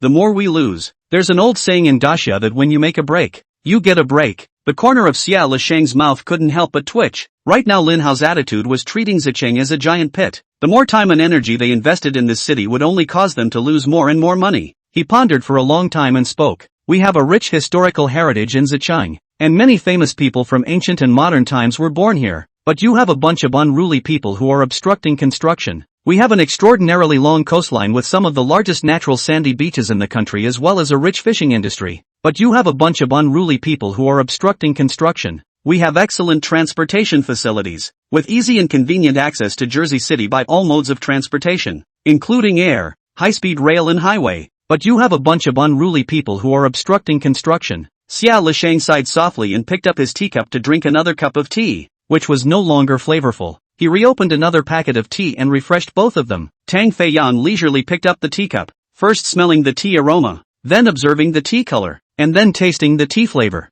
as if he was the last aristocrat at the end of the century, and his orchid fingers couldn't help but cock up. Elegant. Simply elegant. If he had known about the young master's mixed-up personality, he would have been redundant in calling the chairman. Directly get the young master to come over for a back rub and a foot wash, and things would probably have been resolved a long time ago. Xia Lisheng put down his teacup, looked at Lin Hao and said, "Let's talk about cooperation. Can we not mention the group of unruly people in Leaning Sea Village first?" Lin Hao nodded and grinned. "Then because of your laziness and negligence, our company has lost $120 million, so we won't be made to bear the burden, right? I haven't suffered this much since I was a kid." Hearing Lin Hao's words, both Tang Feiyang and Xia Lisheng's hands holding their teacups couldn't help but tremble, and the tea spilled out of the cups and splashed on their pants. The hot water soaked through their pants, emitting a faint indescribable smell as the water vapor evaporated, and Lin Hao couldn't help but frown. "You guys are getting older. You might want to cut back on the tea. Too much of this stuff leaks urine."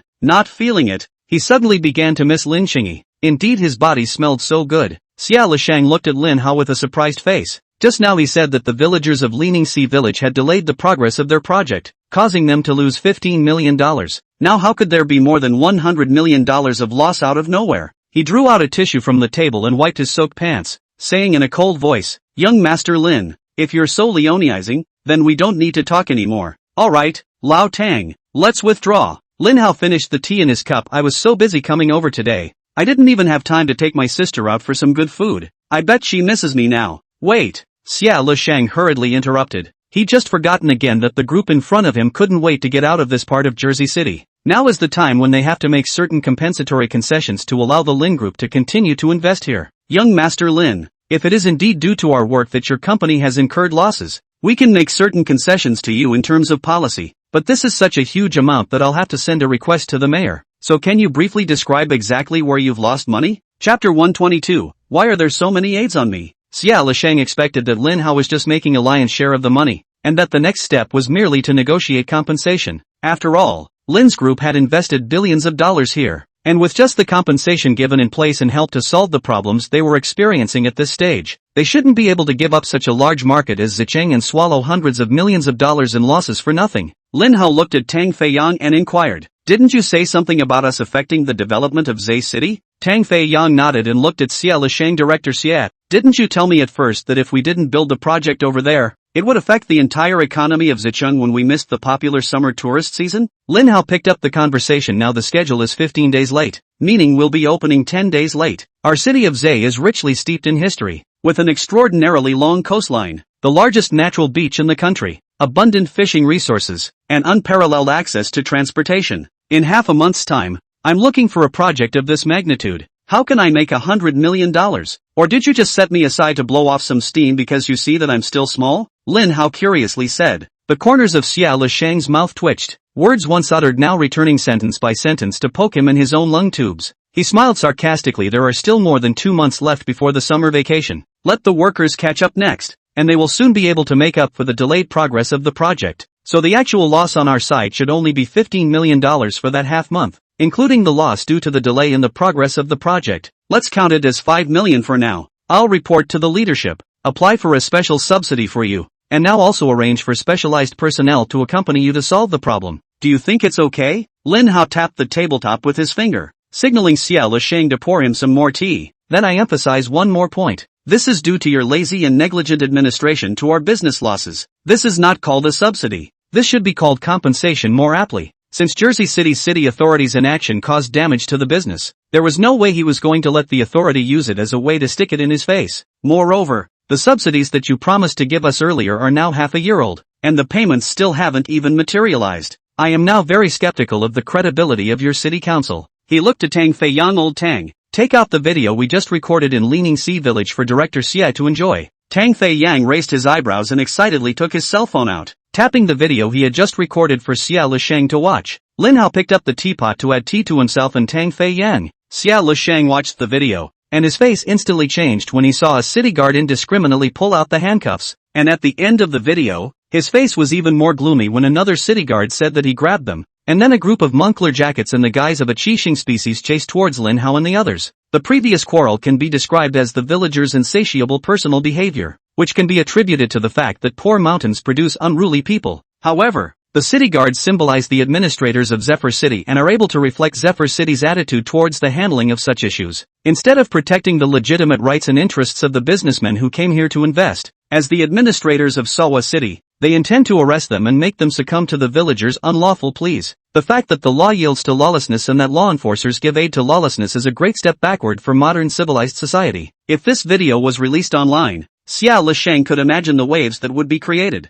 especially the final image of the intended destruction of evidence. It was a poor countryside. The Qixing species were holding weapons in their hands. If they were really caught, it was impossible to say if Lin Hao and the others could even sit here and drink tea right now. Xia Lisheng looked at the video from time to time, and then at Lin Hao, pondering how best to handle this matter. He sighed softly, feeling instantly older by dozens of years. I'm very sorry to have given you a bad experience, and this is a matter that we will certainly investigate to the end. But this is beyond my authority to handle. I'll contact the mayor. Lin Hao let out a light breath. At least the other party had a brain and didn't think to directly block the door and force them to delete the video. The video call he had dialed to Lin Qingyi had prevented such a move. Not long after, a middle-aged man with a big belly walked into the office of the investment promotion office with two city guards. Xia Lisheng got up to make way for the main seat and gave an introduction to the few people. He is our Mayor Shaoan of Zhe City. Mayor, he's Lin Hao, the son of the chairman of the Lin Group. And that one is Tang Fei Yang, the head of the Lin Group's project over here. Shaoan glanced at the two and nodded at them.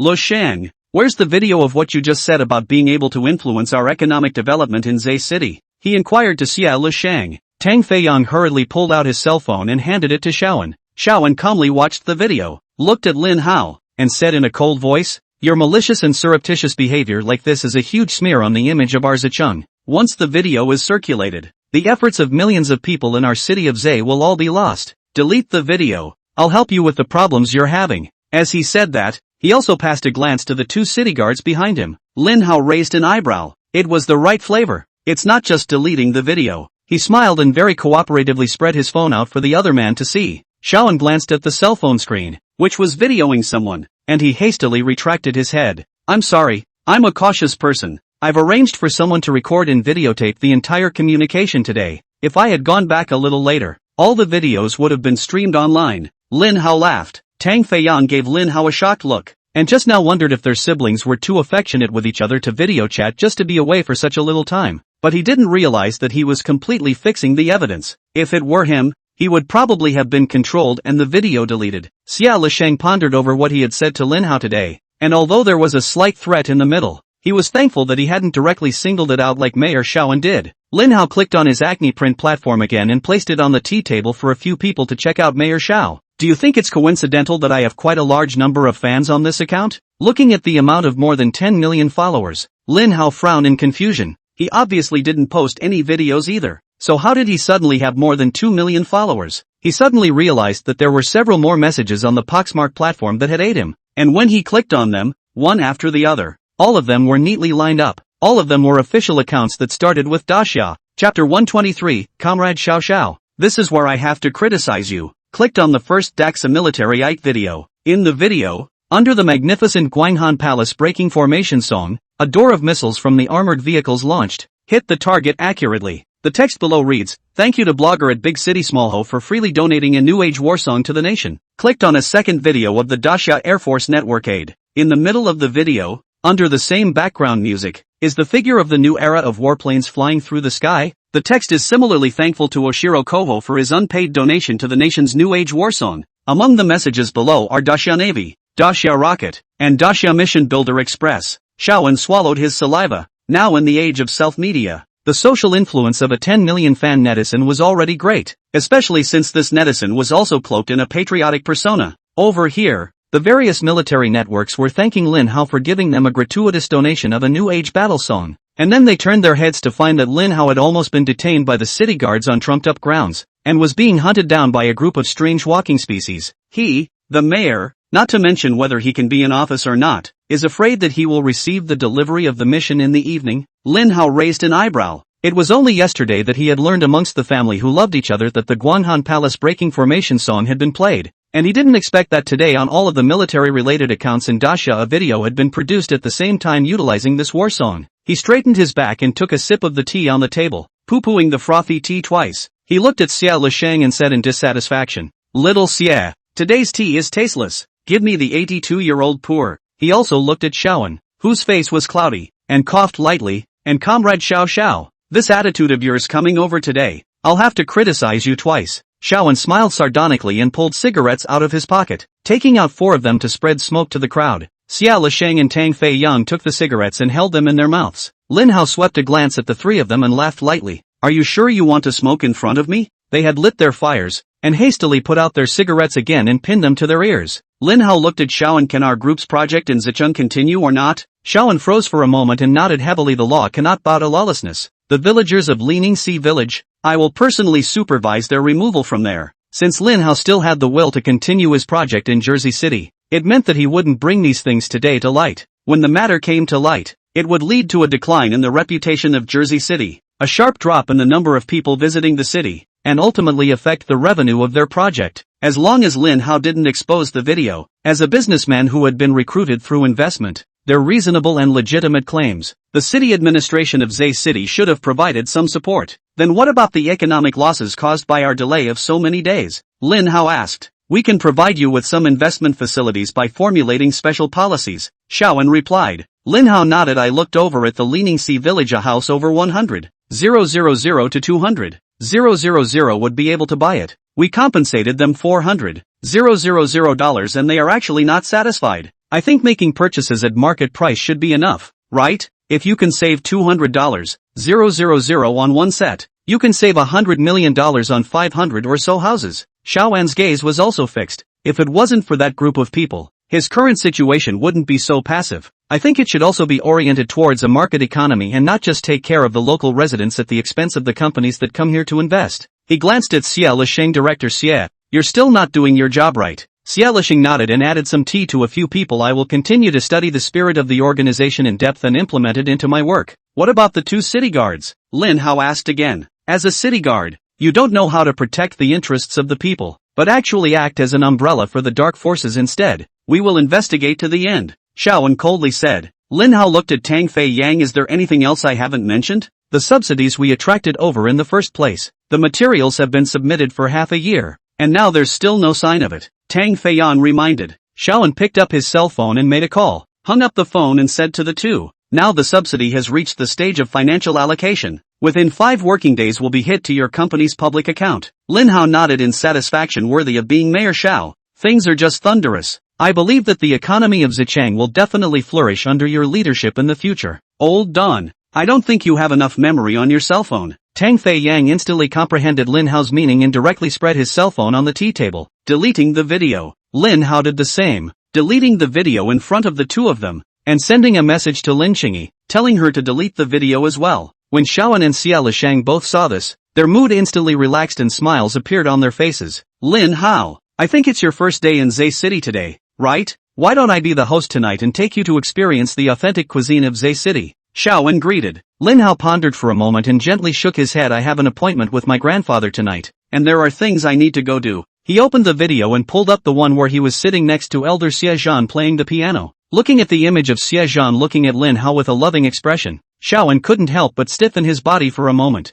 He knew that this was Lin Hao reminding him that even without the video, the backstage of the Lin group was not something he could touch. Lin Hao looked at the time and then at Tang Fei Yang. "It's getting late today, so we won't continue to bother. Lao Tang, Mayor Xiao is so supportive of our construction. You must do a good job in Zicheng afterward, and communicate more with the mayor when you encounter any problems, okay?" Tang Fei Yang nodded repeatedly and pulled out a black and gold business card from among his pockets and handed it over with both hands. Xiaowen took the business card, checked it briefly, and also gave Tang Fei Yang his private number. Watching them finish exchanging business cards, Lin Hao got up to say goodbye to the 2. If he moved faster, he might still be able to catch up with Lin Qingyi to watch the sunset on the beach. On his rare vacation day, he had left this little ninny out to dry for a day. When he walked to the side of the car, he suddenly realized that Lin Qingyi wasn't actually sitting in the car. he tilted his head and looked around, wanting to see where Lin Xingya was hiding. Lin Cheng also scurried out from an alley not far away and lunged towards him. Just when he was about to strongly condemn Lin Xing for also using his clothes as a rag again, Lin Xingyi sniffled and choked in a small voice. "Oh brother, you didn't get caught by them." Lin Hao sighed lightly and rubbed her head. "Who said they didn't catch me? That's because I ran fast." "Comrade Lin Xingyi, get in the car. There's no time to explain. Take you on an elopement to a town far away." Chapter 124, I've bought a fishing rod. You mustn't give me a house with a sea view. Turning on the vehicle's air conditioning, Lin Hao pulled out a tissue and handed it to Lin Xingyi. "Did you just hide because you were afraid I'd get caught?" Lin Xing also blushed slightly. "I saw that you sent me a message asking me to delete the video. I was afraid that you had been caught by them and I was worried that they would find the car." He rubbed Lin Xingyi's head, and he had to say that this little ninny was quite vigilant. "All sweaty and smelly. I didn't see you in the car just now and thought I'd lost the pig I'd been raising for so long." Late in the conversation, he disconnected the video at that point due to having to spread his phone out for both Xiaoan to see. Lin Cheng also frowned, lowered his head and pulled his shirt, putting it under his nose and gently smelling it. "It doesn't stink. And I'm not a pig." She handed the mineral water in her hand to Lin Hao. "Brother, you need to drink more water in the hot weather." Lin Hao patted his stomach. "Listen to the sound. It's been an afternoon of tea." However, Lin Xingyi remained stubborn and handed up the mineral water. Lin Hao was helpless and took the mineral water and drank it. After drinking, he looked at the bottle in amazement. "This water is pretty good. Hey, there's a light sweetness to it, and it seems to have a bit of a floral scent." He smacked his lips. He hadn't felt this way earlier when he'd had a small half bottle. Could it be that the water inspired the tea again because the last drink of the 82-year-old pour was so strong in flavor? Looking up at the sky, it was now starting to get darker. He took one foot off the gas and headed for the nearby large mall at a rapid pace. The 3 swimsuits he promised to reward Lin Xingyi had to be put into place. Jersey City is near the ocean, which has the largest natural beach in the country, and there are many stores selling swimsuits. Lin Hao led Lin Xingyi into a store that sold fishing gear as well as swimsuits. The store has 3 storefronts, one on the left with all kinds of fishing gear and men's swimsuits, and 2 on the right with all women's swimsuits. Looking at those good-looking clothes, and then at Lin Xingyi, Lin Hao's heart couldn't help but beat a little faster, and his grip on Lin Xingyi's hand tightened by 1 point. Lin Xingya's heartbeat was also accelerating. Her head was lowered, her cheeks were also slightly flushed, and her hand holding Lin Hao's was also increasing in strength due to her nervousness. "It's also strangely hot, huh?" Lin Hao said a little awkwardly. "You go ahead and pick out a swimsuit. I'll pick out a set too." Lin Xingyi blinked and looked at Lin Hao suspiciously. "Brother, aren't you going to help me take a look?" The last time they went out to buy clothes together with Li Nianxiu, it was Lin Hao who helped the 2 of them to see if the clothes fit on them. However, for Lin Hao, with Lin Xingyi and Li Nianxiu's face and body, even if they were to put on a sack, they would feel that it was some luxury brand that had come out with a new fashion item. Lin Hao reached out and popped Lin Xingyi in the head, decisively refusing no help. "Note that there are still customers in this store, so don't be stupid and just come out in your bathing suit when the time comes, okay?" He also gave a special admonition. Lin Xingyi covered her forehead and smiled sweetly at Lin Hao. "Okay de. I'll go pick out a swimsuit then." She knew it was Lin Hao's worry that others would see her in her swimsuit. "Brother must be jealous. I just don't know what kind of swimsuit my brother would like." She hummed softly as she wandered inside the store, picking out swimsuits. Suddenly an orange bikini caught her eye and her cheeks instantly turned red. Looking around and realizing that no one was paying attention to her, she ran into the changing room, clutching her bathing suit as if she were a thief. On the other hand, it was much easier for Lin Hao to pick out his clothes, and there were only 5 or 6 swimsuits for men in this store. He picked out a pair of wide black beach pants as well as a black eye silk shirt, and then set out to find out from the store clerk about some entry-level rods for sea fishing. Today has settled the matter of Lining Village and helped Comrade Lao Lin save $100 million.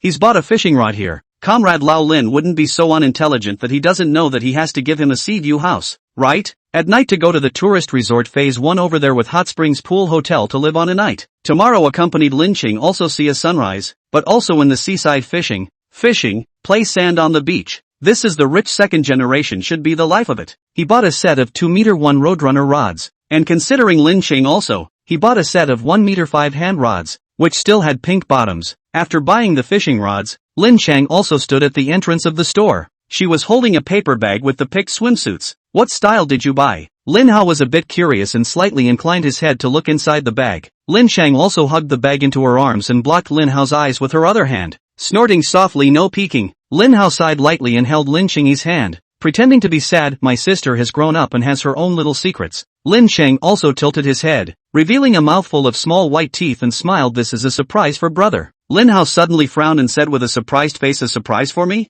A lady's bathing suit? For me? Worn Lin Qingyi's face instantly darkened, and she turned her head away in dissatisfaction, hugging her swimsuit with one pair of hands and speeding up her pace to walk ahead. She didn't want to pay any more attention to Lin Hao for the time being for 2 minutes, but thinking about what Lin Hao had said, her cheeks suddenly began to flush again. Brother is really too perverted to actually want the bathing suit I wore. She stopped and glared viciously at Lin Hao, grunted, looked away again, and quickened her pace. After walking a dozen meters or so, she stopped again and glared at Lin Hao and grunted. Lin Hao kept patting his mouth in embarrassment. How could he not control this mouth? He suddenly noticed a stall selling cotton candy on the side of the road. Taking advantage of the gap between Lin Qingyi's two turnarounds, he bought a flower made of cotton candy and scurried over to Lin Qingyi's side. Nah, don't be angry. A flower for you. Lin Qingyi looked at the flower made of cotton candy, and then looked at Lin Hao's apologetic expression, and silently accepted the cotton candy. She also spread her elbows a bit to look at Lin Hao. Lin Hao understood and put his hand into the gap between Lin Qingyi's elbows, letting her hold on to him. Looking at the sky, it was too late to get back over to the resort to watch the sunset. Lin Hao took Lin Qingyi and the two of them first went to a nearby famous seafood hot pot restaurant for a hot pot dinner, and after that, they casually strolled around and headed to check into a hotel with a hot spring pool before it got completely dark. Chapter 125. Know what it means to be a double standard dog. The spa hotel was built halfway up a short hill, and as they approached they were able to see a wisp of white steam rising from the depths of the manicured fences of plants that lined the road. Lin Hao looked at Lin Qingyi and then at the places where the steam was rising, and he couldn't help but frown. Although there weren't many tourists here right now, he didn't know why he just didn't want anyone to see Lin Qingyi in a swimsuit. Lin Cheng also had blushing cheeks, and from time to time looked at the open-air hot springs on both sides, both excited and full of shyness. When I entered the hotel, I asked the receptionist if there were any private soups in the rooms here. The receptionist nodded and enthusiastically recommended the 5888 a night presidential suite to him. Now is not even the peak tourist season. Here are not many tourists. Actually, a night have to spend close to his previous life 2 months of wages. Lin Hao cannot help but shake his head. After swiping their cards, the housekeeping staff led them to the presidential suite. The presidential suite was not a room inside this hotel, and the housekeeping staff drove a tourist's van to take the two men higher up the mountainside. On the hillside is a quaint little farmhouse, and inside the courtyard is a huge hot spring pool. The pool is one of those edgeless designs, as if you could accidentally fall out of it down the hill, and it looks both dangerous and full of excitement. The water in the pool was formed by the hot spring water drawn from the mountains, with a layer of white water vapor floating on top. Lin Hao had already begun to fantasize about the way Lin Qingyi would appear in her swimsuit as she flitted in and out of the haze of the mist, and the corners of his mouth couldn't help but tickle. The two men got out of the car, and the room service staff thoughtfully gave them 6 eggs, and thoughtfully introduced the two men to. This is an egg selected from the runaway chickens laid in the Longino Mountains of Sawaki City. With the beautiful scenery and pleasant climate of Longino Mountain, the eggs laid there are not only nutritious, but also have a beautifying effect. There are tools for cooking hot spring eggs inside the room. You can take them yourself. Lin Hao hugged the eggs and held Lin Qingyi's hand as he walked into the room. The inside of the room was decorated in a style that was on the minimalist side and didn't have much furniture. Entering the door, you can see a rustic wooden table with a pot of Chinese flower arrangement as well as pen, ink, paper and inkstone and other objects. The room was slightly dimly lit by the surrounding lights shining through the lantern-type decorations. The wallpaper is a linen-like material that appears beige in the light, and there are some famous people's paintings on the wall.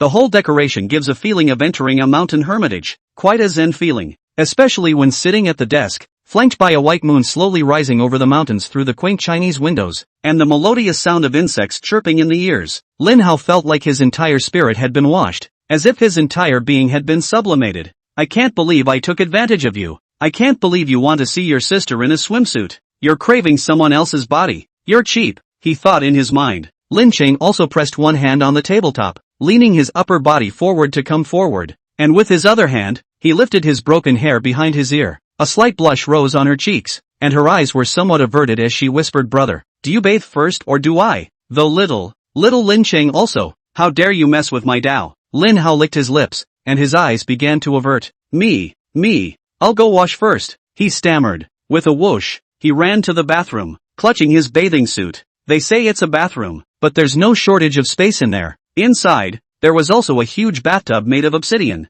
the edges of which were level with the ground and filled with hot spring water from the mountains, like a private spa. If you don't want to soak in the hot spring pool outside, you can also soak in the obsidian bathtub in your room. The tub was more than big enough for 2 people to soak in. 2 people? Lin Hao looked behind him somewhat sheepishly. Turning on the shower and carefully cleaning himself, Lin Hao had never felt so serious about taking a shower. After washing, he glanced at the obsidian tub again, feeling the temperature with his hands before slowly submerging his entire body. As he soaked inside the hot spring, he let out a long groan like an old man. The tingling sensation unloaded the fatigue of his day. When he raised his head, a glass window opened over the bathroom. The hillside here is dimly lit, and through the skylight, you can see the unmistakable starlight. Just as Lin Hao was lamenting the smallness of life, there was a knock on the bathroom doorway. "Brother, have you washed up yet?" Lin Xingyi's voice came in. Lin Hao smiled awkwardly. The reason why he had put it off for so long was that he was trying to escape this reality. He briefly wiped himself down and slowly stepped out of the shower, only to see Lin Xingyi's cheeks blushing and her hands covering the front of her eyes. Through the slit in his fingertips, a pair of watery eyes peeked towards himself from time to time. Looking at Lin Xingyi in such a cute manner, Lin Hao reached out and popped her on the head. "There's a hot spring inside too, so don't soak for too long and give out by then, okay?" Lin Xingyi covered his forehead and puckered his mouth, dissatisfied. Obviously brother just soaked for so long. Know what it means to be a double standard dog. "It's me who said it," Lin Hao said with a proud face. Lin Xing also took hold of Lin Hao's palm and gently squeezed it. "It must be that my brother wants to join me in the hot springs." She grunted softly and ran inside the bathroom with her shopping bag.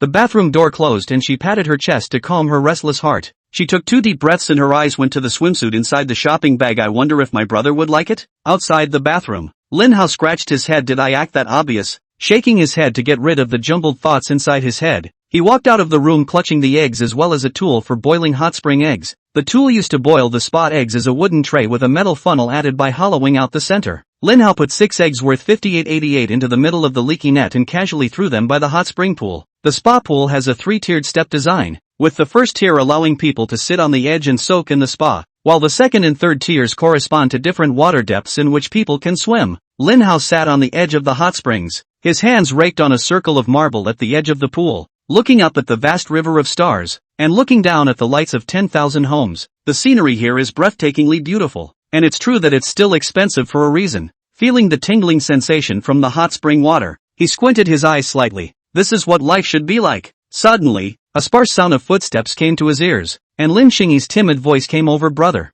I'm done washing." Chapter 126, he runs, she chases, he can't get away. In a misty fog, Lin Hao looked at Lin Xingyi. Lin Xingyi was wearing a 2-piece bathing suit, with the top half of the suit being a bra halter-like swimsuit, revealing her slender swan neck, rounded shoulders, and flat belly. The bottom half of the bathing suit was a tutu, and 2 straight, slender legs were on display. On her feet she wore the wooden slippers provided by the hotel, her light pink toes flexing nervously together. Noticing Lin Hao's gaze, she lowered her head, her cheeks flushed, her gaze wandering, finally landing on her tangled hands, and asked softly, "Brother, do I look good like this?" Lin Hao gulped, feeling a little foggy in his head after soaking in the hot springs for too long. Good looking," he replied dully. Luckily, Lin Xingyi wasn't wearing that particularly sexy swimsuit, or else his eyes wouldn't know where to look. As he thought, he stole another glance at Lin Xingyi. Lin Xing also breathed a sigh of relief, patted her cheeks with both hands, and took a seat next to Lin Hao. Slowly,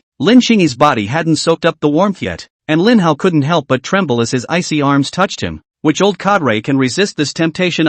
He hurriedly recited the Great Compassion Mantra in his mind. The Great Compassion Mantra, the Great Compassion Mantra, the Great Compassion Mantra. It doesn't work either. Who said reciting the Great Compassion Mantra when you're nervous helps? He noticed that Lin Xingyi's slender fingers had taken hold of his palm. Lin Hao gently moved his body and sat a little further away from Lin Xingyi. Lin Chang also gave Lin Hao a disgruntled look and moved her body as well, sitting close to Lin Hao again. The hot springs were staged for a while. He fled and she chased, and he couldn't get away, until Lin Hao was squeezed into a corner. He coughed softly. "Qingyi, go over a bit, I don't have any place to escape." As soon as the words were out of his mouth, he cursed angrily in his mind. "What the hell am I talking about?" Lin Chang also looked at Lin Hao pitifully. "Does brother hate me now too?" She pursed her lips gently. "I'm sorry, I'm going back to rest." Lin Hao tightly grabbed Lin Xingyi's hand. Don't. I was wrong. It's just that, after all, you're such a big girl already and I'm a boy. There's a certain sense of boundaries to be maintained between girls and boys." Lin Chang also lightly grunted. "I'm not listening.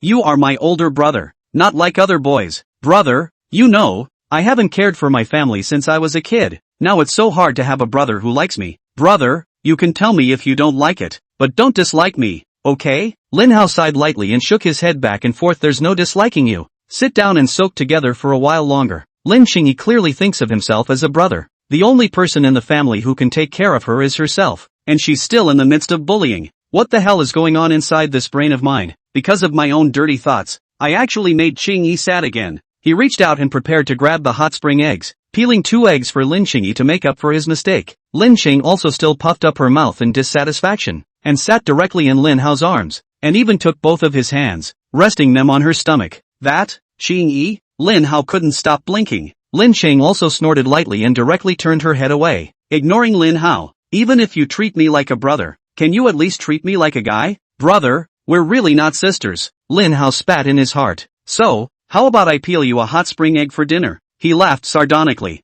I used to know that it's hard to coax my girlfriend to get angry, but how come my sister still has to be coaxed when she's angry? Lin Qingyi thought for a moment and let go of Lin Hao's right hand. One hand isn't good for peeling. Ha! Lin Hao cried and laughed a little. Lin Qing also stretched out her left hand from the water and laughed softly. Then brother, I'll lend it to you. Lin Hao looked at this white and slender hand in front of him. It's a pity to use it to peel eggs. He grabbed a hot spring egg and gently knocked it on Lin Qingyi's head. Lin Qingyi's head was knocked a bit confused, and he looked at Lin Hao in confusion. That's what I see on TV. Spa eggs just have to be knocked on the head to be tasty. The smarter you knock on the brain, the better the hot spring eggs will taste, Lin Hao said with conviction. Lin Qingyi's body swayed gently inside the hot spring, and the water rippled in layers. I guess only a fool like brother would believe such words, she thought in her mind. He hadn't even noticed when he was just looking up, and as Lin Qingyi sat in his arms, Lin Hao felt like there was an abyss persistently capturing his sight. But spa eggs are really a bit hard to peel, especially if 2 people are working together. Lin Hao, who already had a dry mouth, let go of his other hand that was clasped with Lin Qingyi's fingers, and directly turned around and leaned on the bank to peel it off. I didn't realize that the one thing that helped him free himself from the bonds of the abyss was a hot spring egg. After peeling one, Lin Hao handed the hot spring egg to Lin Qingyi. The whites of the Spätzle eggs are slightly solidified and look as jelly-like and quick, with the loose yolks still visible inside. Lin Qingyi took the hot spring egg and ate it in small bites. This is so delicious. Lin Hao also peeled one for himself. He wasn't very used to eating this kind of loose egg. He still preferred the poached egg fried up in hot oil in a hot pan. But this egg didn't taste fishy and it did taste good. After eating the hot spring eggs, he noticed that Lin Qing also gently patted her chest from time to time, as if she had some regurgitation. What's wrong? Did you get sick from the seafood? Or did you just get sick from the hot spring eggs? Lin Hao inquired. Lin Qing also turned her head to look at Lin Hao and gently shook her head. I just feel a little stuffy and a little sick to my stomach. It doesn't matter. Brother, we'll soak a little longer. Lin Hao stood up and dragged Lin Qingyi out of the hot spring. When Lin Qingyi had just turned around, he noticed how pale Lin Qingyi's face was. Brother, aren't you going to take a dip? It's so expensive for one night. I'll just go back to my room and rest for a while, Lin Qingyi said in a small voice. Lin Hao grabbed Lin Qingyi's arm, touched her forehead, and took her pulse. Lin Qingyi's arms were cold. His forehead was a little hot, and his pulse showed obvious signs of heat stroke. He guessed that when he went to Leaning Village in the afternoon, Lin Qingyi had smothered himself inside the car and had already shown some signs of mild heat stroke. There would have been nothing more to do with a little rest, but it turned out to be a long soak inside the hot springs again at night. Looking at Lin Hao's pitch-black face, Lin Qingyi looked like a child who had done something wrong and gently pulled Lin Hao's hand. Brother, I'm sorry, don't be angry, okay? Chapter 127, probably burned out. Get angry. Of course you should be angry. Lin Qingyi, what the hell are you thinking? Do you realize that you're suffering from heat stroke right now? Why didn't you tell me if you weren't feeling well? Lin Hao roared. He was really a bit angry now. He didn't know what he had done wrong to make Lin Qingyi look so cautious, because he showed his anticipation for the 2 of them to soak in the hot spring together. As a result, Lin Qingyi had to stay by his side all the time even if she was not feeling well. He tugged Lin Qingyi's arm and headed inside the room. Lin Qingyi's eyes were a little moist, sniffled and said, I'm sorry. Brother, don't be angry, okay? Although she knew that Lin Hao was concerned about her, she was more afraid that Lin Hao would leave her behind because he was angry. She squeezed out a coquettish smile. Brother, it's no matter. I've had this before, and that time it was just a matter of lying in bed and resting. She hadn't felt it just inside the hot spring pool, but now that she was back on shore, her body instantly went soft. Lin Hao hugged Lin Qingyi tightly. Before was before, now is now. I'm not mad at you. I'm just mad at myself for not taking care of you. Walking into the room, Lin Hao helped Lin Qingyi onto the bed and helped her turn on the air conditioner. He went to the bathroom and placed the change of clothes Lin Qingyi had brought earlier by Lin Qingyi's bedside. Change back into your swimsuit first if it's rather strangling and causes breathing problems. I'm going out to get you some medicine for heat stroke. After saying that, Lin Hao turned around and was about to head towards the door. However, the moment he just got up from the bed, Lin Qing also grabbed his wrist. Brother, don't leave. okay? Lin Hao took a deep breath and gently wrapped his arms around Lin Qingyi, patting her hand comfortingly. Lin Qingyi was now starting to have a fever, and the whole thing was a little hot to hold. Brother is going to buy you medicine to eat. You have to take medicine to get well. Lin Qingyi seemed to be a little burnt out. She turned around and hugged Lin Hao's waist with a deadly grip. Don't. You must have gone away and never come back. You're all liars. Big liars. Said you wouldn't leave me. Ooh-hoo. Lin Hao gently rubbed Lin Qingyi's head. Good boy. I'll never leave you. Lin Qingyi grunted lightly, still holding his waist with a death grip without letting go. Lin Hao pondered for a moment. Lin Qingyi was in this state right now. He wouldn't feel at ease if he went out to buy medicine alone. Qingyi, then how about I hold you instead? Lin Hao said. Then you're not allowed to take advantage of the opportunity to escape. Lin Qing also said. No, it won't. Said I'd never leave you. Lin Hao coaxed. Taking advantage of the moment Lin Qingyi let go of his hand, he pulled out his cell phone from his pocket and called Tang Fei Yang. On the other side of the phone, Tang Fei Yang seemed to be inside some business club. The sound of music coming through the receiver. Lin Hao frowned. Old Tang, help me get some medicine. Ha, there's nothing inside the hotel? Tang Fei Yang was surprised. Lin Hao froze for a moment. Did upscale hotels even come with emergency medical kits? He suddenly remembered that this was a spa hotel after all, so perhaps the front desk was equipped with emergency medical supplies. He hung up and rushed to call the hotel front desk. The hotel front desk was very accommodating and said that the appropriate medication would be delivered to the room immediately. Hanging up the phone, Lin Hao breathed a sigh of relief. When the time came to feed Lin Qingyi a pill and rest for another night, there shouldn't be much of a problem. He suddenly felt that Lin Qingyi, who was lying in his arms, seemed to be constantly chrysalis, not knowing what she was doing. He lowered his head and realized that Lin Qingyi had already removed the straps of the halter from her shoulders and was planning to change into her own clothes. Lin Hao stood up with a miso. Qingyi, I'm still here. I'm a boy. Lin Qingyi's voice was slightly choked. Brother, are you still going to leave me behind? I'm sorry, I'll never be naughty again. I'll be good from now on. Don't leave me, okay? Lin Hao sighed long and simply closed his eyes. Good boy. I'm not going to leave. I'll just stand here. You change your clothes first. Lin Qing also looked at Lin Hao's back, and it did seem that he had no intention of leaving. She sniffled and said in an aggravated manner, but I want my brother to hug me. Help! You're so good at pampering yourself. You really don't want to die. Can you change your clothes first before hugging? Lin Hao coaxed. He kept chanting the Great Compassion mantra in his mind in an attempt to paralyze himself. The miscellaneous family is a decent person, and must not do that kind of thing to take advantage of people's danger, he thought in his heart. He heard a rustling sound coming from behind him, and Lin Qing also let out a wailing sound from time to time. If he wasn't worried that the images were too erotic, and he was only 17 years old and couldn't watch something forbidden for 18 years, he would have hated to record it and let Lin Qingyi take a look at it the next day. Brother, this bathing suit is too hard to take off. Will you help me take it off? The Great Compassion mantra. The Great Compassion mantra. The Great Compassion mantra. It's like I've gained a little weight again, and I can barely button my shirt. Grief mantra. Great. Grief spell big. Wait a minute. What's gaining weight? Why won't it buckle? You elaborate. You hurry up and elaborate. Hey yeah, it's finally on. I think the stockings are torn. Whatever. Hey, brother cuddle. Lin Hao cocked his head and opened his eyes slightly. He confirmed that Lin Qingyi's clothes had indeed been put on, and only then did he let out a sigh of relief and sat down next to Lin Qingyi. The hotel moved quickly, and before long there was a knock on the door. Lin Hao was pacified for a long time before he broke free from Lin Qingyi's hands. He fed Lin Qingyi a fever-reducing pill, filled her with a little water, and handed her a bottle of patchouli. Here, drink it and go to sleep, Lin Hao said. Lin Qingyi drank a small mouthful. His expression instantly wrinkled together. It's not good. Brother will give it to you. No way. It must be drunk, Lin Hao said with a cold face. What's not good enough for brother? Thanks for taking care of her so well. Lin Qing also puffed up her mouth and started blowing bubbles into the inside of the glass bottle, and Lin Hao watched as the patchouli water inside the glass bottle still slowly grew more and more. Lin Qingyi, hurry up and drink the medicine obediently, he said angrily. Brother bad man. Lin Qingyi aggressively finished the patchouli water, turned her back to Lin Hao and got under the covers in one go. Lin Hao let out a long sigh. Bringing up a child can be difficult. After a long time passed, the sound of Lin Qingyi's even breathing came. Lin Hao took her pulse and after confirming that there wasn't much of a problem anymore, he prepared to head to the bed in the other room to sleep. The moment he got up, his eyes suddenly caught sight of the interceptor elf in a wooden box at the foot of his bed. He froze for a moment and angrily called Tang Fei Yang. I'm going to you. I need to buy my sister medicine for her heat stroke. What the hell were you thinking? The company is going to develop a zoo in Africa. So get your ass to Africa tomorrow and catch penguins. Don't bring patchouli. Bring your ING pills. Chapter 128. It's not quite right. is it? Leaving the room, Lin Hao went to take another dip in the hot spring pool for a while. Look at the vastness of the stars in the sky. Look at the lights on earth. Blow the free wind from the wilderness. And drink a glass of chilled happy water.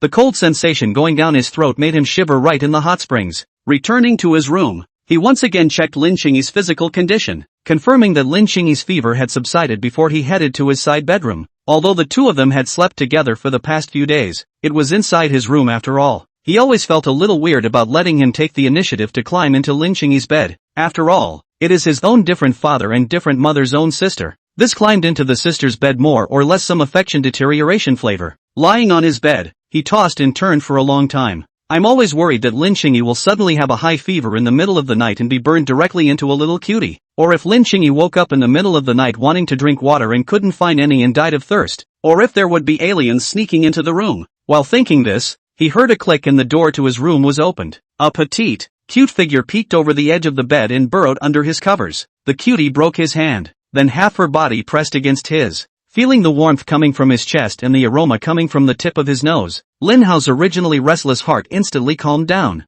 Rolling over and holding the cutie close, he finally fell asleep. The next morning, Lin Hao yawned and slowly opened his eyes. Looking at Lin Qingyi, who was lying in his arms, he took the lead in checking her body. And Lin Qingyi was no longer in any trouble except for some weakness. Lin Qing also closed her eyes nervously. Her cheeks couldn't help but blush when she thought about her actions and what she had said to Lin Hao last night. Stop pretending to be asleep and get up and get ready for breakfast. I got sick yesterday, so I'll have to get better in the next few days. Lin Hao pinched Lin Qingyi's little nose and said. Lin Qing also slapped Lin Hao's hand in dissatisfaction. Thanks to the fact that she had just fantasized about the Snow White storyline, she opened her eyes and a beaming smile lifted her face. Seeing Lin Hao getting ready to get up and wash up, she suddenly hugged Lin Hao's waist and rubbed her head on Lin Hao's stomach. Brother, hey brother. Lin Hao was a bit helpless and rubbed Lin Qingyi's head. In a few years they'll all be at the age of marrying. How can any sister wake up early in the morning and be so pampered with her brother? Although his mouth said so, his heart was still very happy. After all, who wouldn't like a fragrant and soft sister?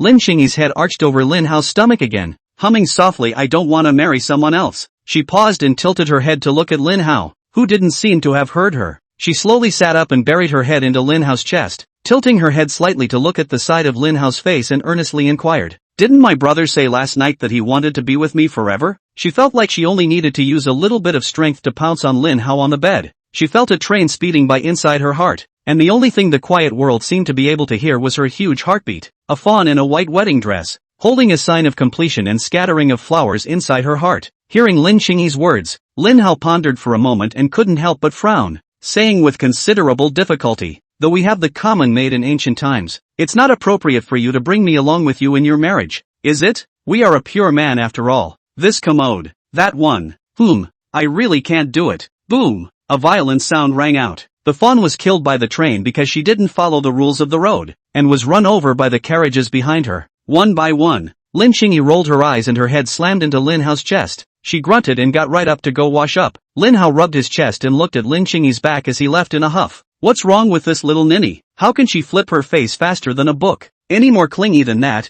and you don't take me with you on all your marriages, do you? I can't be asked to meet the man, can I? A shiver ran down his spine at the thought. Shaking his head helplessly, he headed inside the bathroom to wash up. While shuffling around, he also pulled out his cell phone to check for messages. Tang Fei Yang, young Master Lin. I was wrong. Does Miss Lin still need medicine for heat stroke? I'll go get it for you now. Young Master Lin, I really don't want to go to Africa. How many penguins do I have to catch before I can come back? Lin Xiaolan, my dearest brother, where did you go today? When are you coming home? Sister has your favorite chips and a cold happy water for you. Oh, it's been 24 hours since I've seen my dear brother and my sister feels so alone. Seeing Lin Xiaolan's oily words, Lin Hao knew that his video was bound to be chosen by the president of Zhejiang University. He replied to Lin Xiaolan, preaching lady step, veg, step with attitude, veg, this road of life, veg, confidence to remember, veg, who didn't study for 10 years to go to JCU. Thanks to Lin Xiaolan,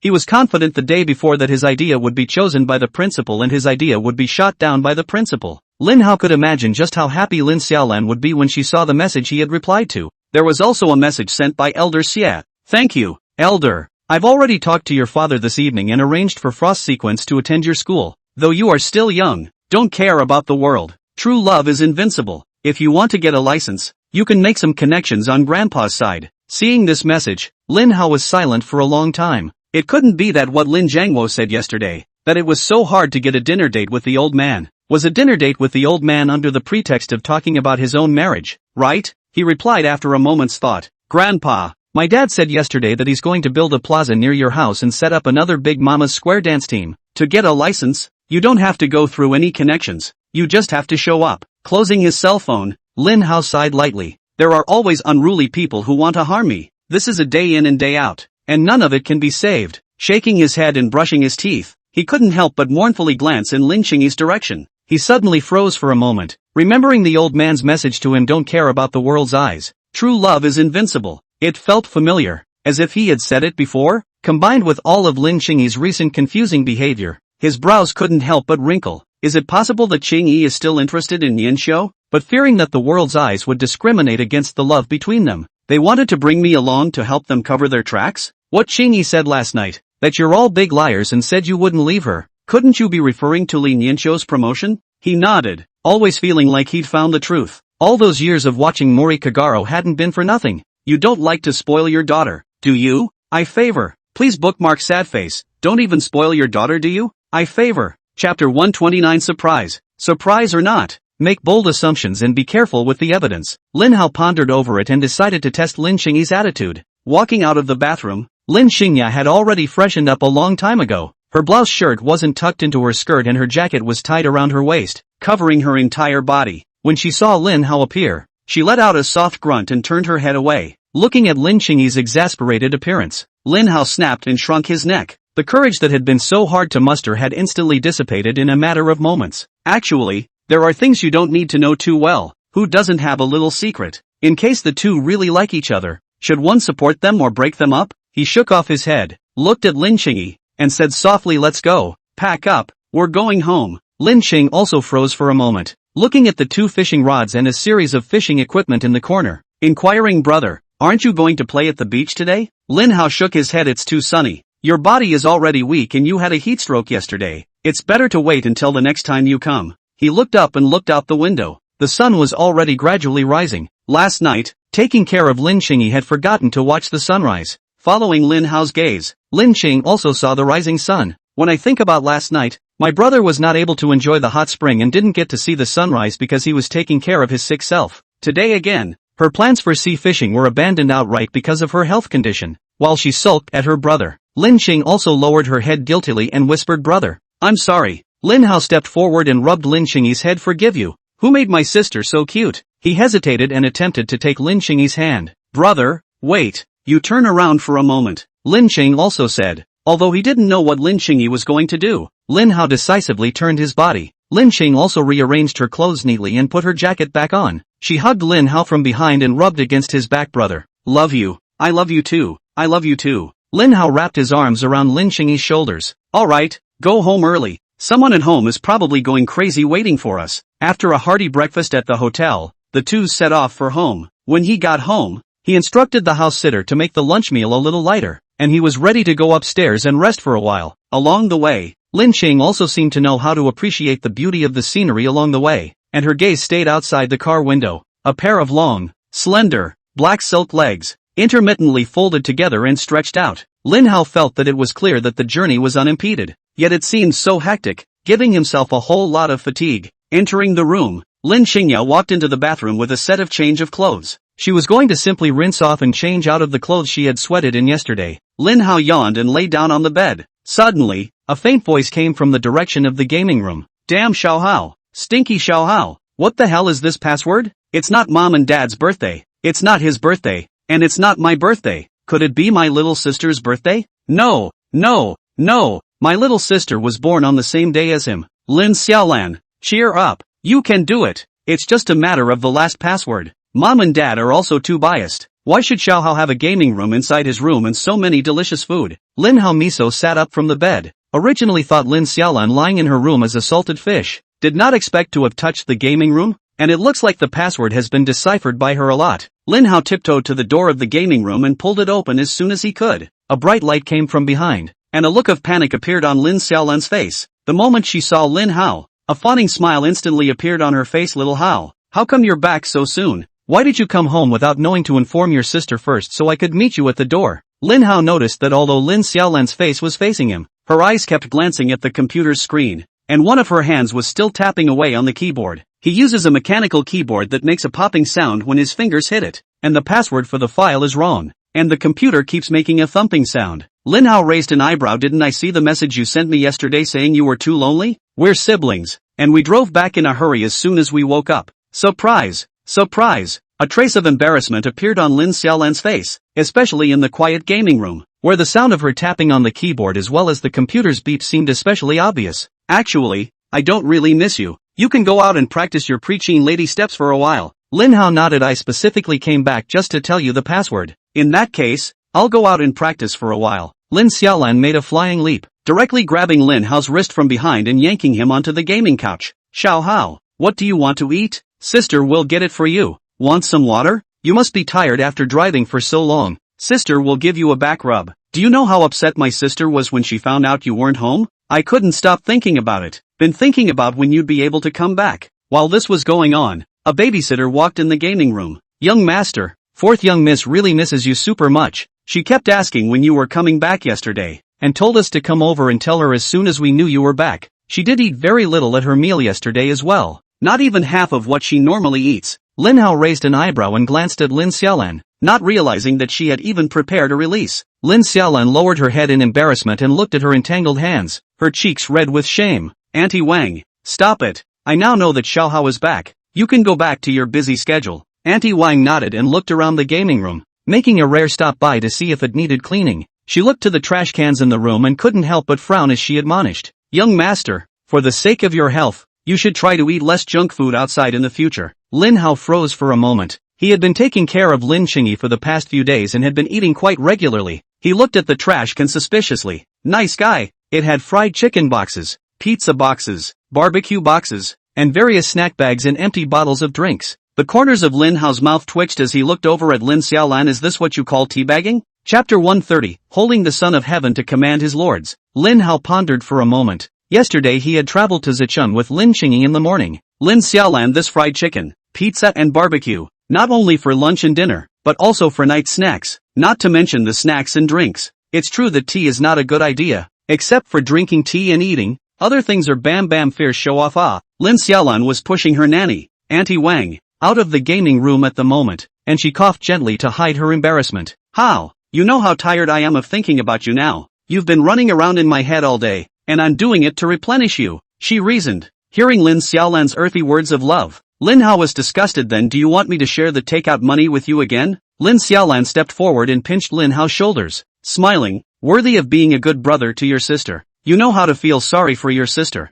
Good boy. First things first, let's get that video up. We're all on the same rope. If my sister is well, you can only be well later, right? If my sister can't get better, then I'll have to squat inside the house every day, when I'll sleep in your bed, eat your snacks, play on your computer, and hug your sister. Lin Qingyi was walking to the door of the room with a hairdryer in hand, wondering, sister, are you going to hug me? Lin Xiaolan's eyes rolled right, little sister, come on, sister will blow dry your hair. Where did you guys go yesterday? Did you have fun? At the mention of yesterday, Lin Qingyi suddenly lowered her head and looked to her hands that were resting on her knees and clenched tightly, and her cheeks began to blush. Looking at Lin Qingyi's reaction, Lin Xiaolan blinked in bewilderment. She always felt that she had missed out on some key plot point. She glanced at Lin Hao and then at Lin Qingyi. Xiao Hao is busy editing the video right now. Let's go out first. She now realized that Lin Hao's sibling love for her was a bit wooden, and it was bound to be difficult to find out what happened yesterday from Lin Hao. As things stood, the only way to make a breakthrough was from Lin Qingyi. After blow-drying Lin Qingyi's hair, Lin Xiaolan said curiously, what did you guys do yesterday? How did you sleep last night? Did Xiao Hao sneak into your bed last night? Lin Qingyi was at a loss for words, and stammered.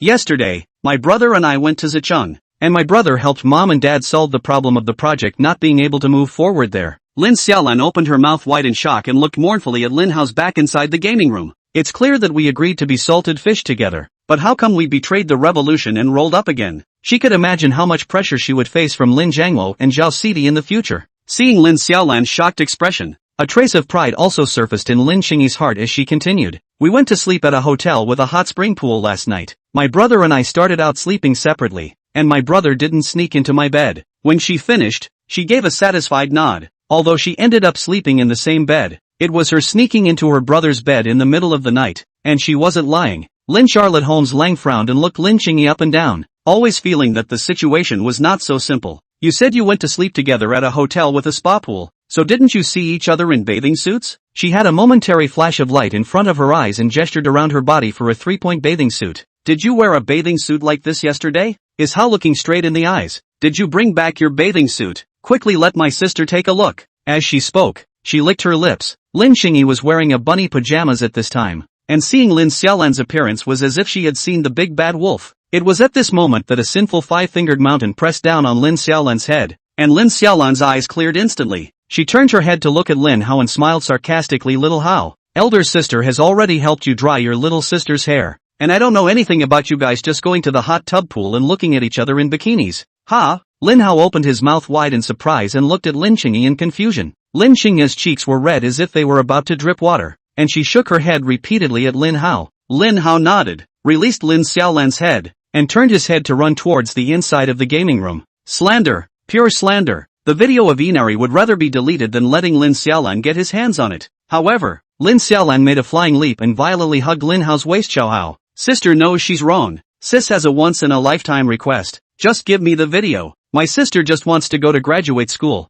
and in the future she will study hard, get a good job, and use all the money she earns to support her brother. Please. Lin Hao's face flushed red, his hands tightly lifting his pants, angrily gritting his teeth. Spread it out for me. If Lin Xiaolan wants to hold her waist, she should hold her waist properly. What is this grabbing the elastic band around her waist? It's not just a simple elastic band that seals in ferocious beasts from prehistory. This is the bottom line of human morality and civilization, as well as the dignity that he has to protect with his life. In the old days, there was Cao Cao holding the emperor hostage to his vassals, and now there is Lin Xiaolan holding the waistband of his pants hostage to Lin Hao. Lin Qingyi's cheeks flushed crimson, her hands covering the front of her face, her pair of watery eyes peering darkly through the gaps between her fingers. Lin Xiaolan hugged Lin Hao's thigh and wailed, Xiao Hao, just give it to your sister, please. Just after the words were out of her mouth, she suddenly froze, thinking about what she had just said and looking at her current movements. Her cheeks instantly began to burn and a steady cloud of white steam rose from her head. She let go of Lin Hao and ducked down to sit on the bed, her eyes watery and looking at Lin Hao with shame and indignation. Lin Hao, who was still guarding the bottom line of his human moral dignity, froze for a moment. He lifted his pants, noticing that the elastic band had been slightly distorted in the midst of the tugging earlier. He let out a long sigh, waved his hand at Lin Xiaolan, turned around and walked towards the check room. Seeing Lin Hao's movements, Lin Xiaolan directly jumped up from the bed. She grabbed the timidly peeping Lin Qingyi and gave him a big sip on the cheek, cheering, love you, Xiao Hao. Lin Qingyi's head was confused and he looked at Lin Xiaolan. Lin Hao was also a bit confused. No, you thanked me, why are you kissing her? Shouldn't you be kissing me? Lin Xiaolan spat out her tongue and made a face. Nice try. How dare you force your sister to say such shameful words? Anyway, I've given this kiss to my little sister to pass on to you. Chapter 131, My brother has grown up. Hearing Lin Xiaolan's words, Lin Hao subconsciously looked at Lin Qingyi. Lin Qingyi's lips were slightly open, her thin cherry-colored lips with a crystalline luster, and she looked very seductive. Lin Qingyi's eyes were sticky to the point of drawing,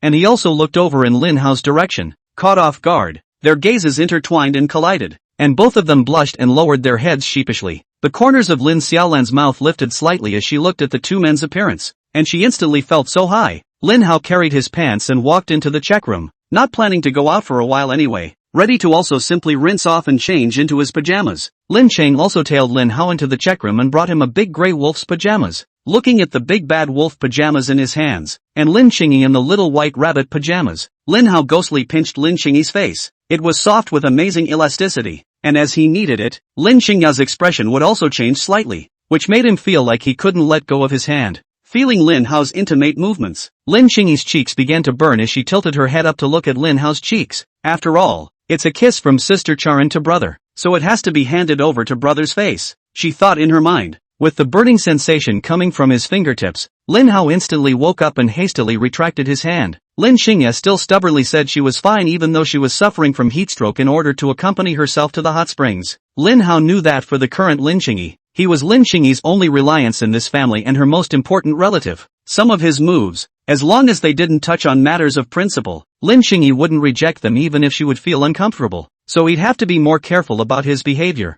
and not give the other guy an inch just because he didn't say no. He patted Lin Qingyi's head and barked out, if my behavior makes you feel uncomfortable, be sure to tell me. Stupid smudge. I'm going to take a shower first. I'll skip the game today. Let's watch a movie together later. After saying that, he walked inside the bathroom with a change of pajamas in his arms. In the laundry basket in the bathroom, Lin Qingyi's changed shirt was still placed in it. He suddenly recalled the embarrassing scene when Lin Qingyi helped him wash his shirt. He couldn't help but frown. It couldn't be that Lin Qingyi's intimate apparel was also underneath that piece of clothing, right? He remembered that Lin Qingyi was wearing black silk yesterday, so he couldn't be down there too, could he? It's been 3 minutes since Hao looked at the clothes Qingyi changed out of, and he's now in a heavenly battle inside his head. Should I pick up Aoya's change of clothes and do something indescribable or not? Moving. He finally moved. Just what kind of choice did Hao make? Lin Hao turned back to Lin Xiaolan, who was standing in the bathroom doorway reading the narration. With a sad face, fourth sister. You're on a live feed here?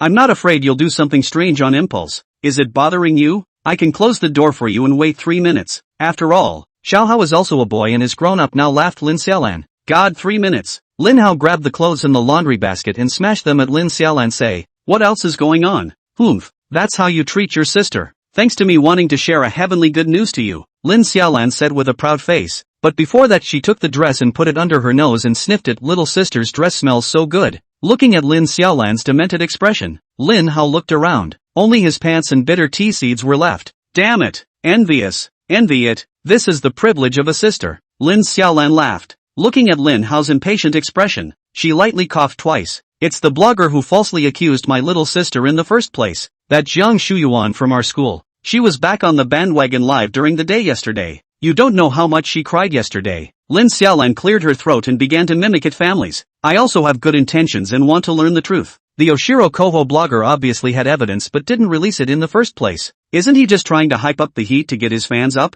Facts aside, isn't the Oshiro Koho blogger at fault? I've now been cyberstormed for 2 days and even expelled from school. But I believe that tomorrow is a better day and that justice is in the eye of the beholder. But why did that little girl jump off the building after being scolded twice? Doesn't that prove that that little girl was subjected to high-pressure bullying for a long time? And who else but her family could give that little girl a bully? I hope the Oshiro Koho blogger will release more details and clear my name. When it comes to stress, this person is prone to insomnia and sleeplessness, and prone to dark circles under the eyes. Here's a product for the family. XX's eye cream. This is something I use all the time. You guys, despite the high pressure of all the internet storms I've endured over the past 2 days, I still haven't developed any dark circles on my side. Watching Lin Xiaolan's performance, Lin Hao couldn't help but open his mouth wide. He had to say that this Jiang Shuyuan was really a talent. This kind of oddball track was actually able to be thought of by her. This shouldn't be the good news you're talking about, right? Lin Hao asked. Lin Xiaolan shook her head. By coincidence, there were originally some netizens who were softened by her tearful expression. At that exact time, videos were released simultaneously on various military accounts in Ardasha, thanking you for freely donating the new era's battle song to the country. When I watched Jiang Shuyuan yesterday, she seemed to have swiped to the video as well, and I saw that she directly interrupted the live broadcast before her merchandise was even sold out. When I just went to check again, the platform has banned her account. So that's good news, right? Lin Hao nodded. I have read it. The dragon's heart is very happy. What are the requirements? Say it quickly. Lin Xiaolan rolled her eyes and hummed lightly. Sister is such a person. When she finished, she twisted her head around a bit, looking at Lin Xiaolan without even taking a single step. Lin Hao couldn't help but scoff. They're all 1,000-year-old foxes. What kind of chit-chat are you playing with me? What is our relationship as siblings? And what do you want that you can keep to yourself? Lin Xiaolan was just about to open her mouth when she suddenly froze at Lin Hao's words. At that moment, she suddenly noticed Lin Qingyi, who was showing half of his head in the doorway, and with a twinkle in her eye, she said, after all, it's Koho who's tired,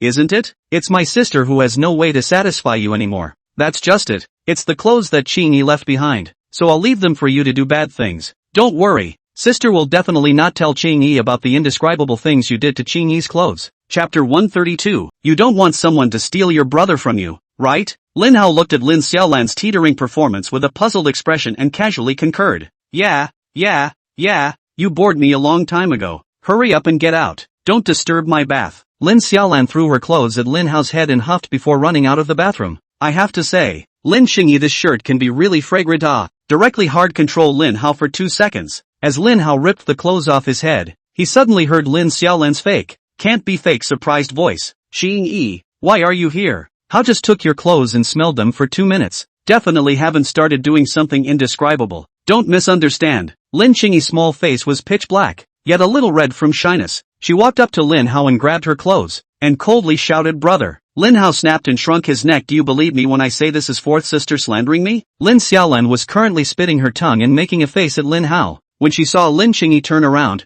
Lin Xiaolan instantly changed her expression to one of sadness. "Yes, Qingyi, it's all my sister's fault. It's all my sister who slandered Xiao Hao. Let's just get out of here. Hao needs a bath." As she said this, she untied Lin Qingyi's hands, trying to take down the change of clothes, and also winked surreptitiously at Lin Hao. Looking at Lin Xiaolan's lame performance, Lin Hao's mouth opened wide in shock. "Lin Xiaolan, you're slandering me! You're slandering me!" "Humph!" Lin Qing also snorted coldly, clutched the clothes tightly in her hands, walked out of the bathroom, and ran back to her room. "I could have stayed by my brother's side for as long as he wanted.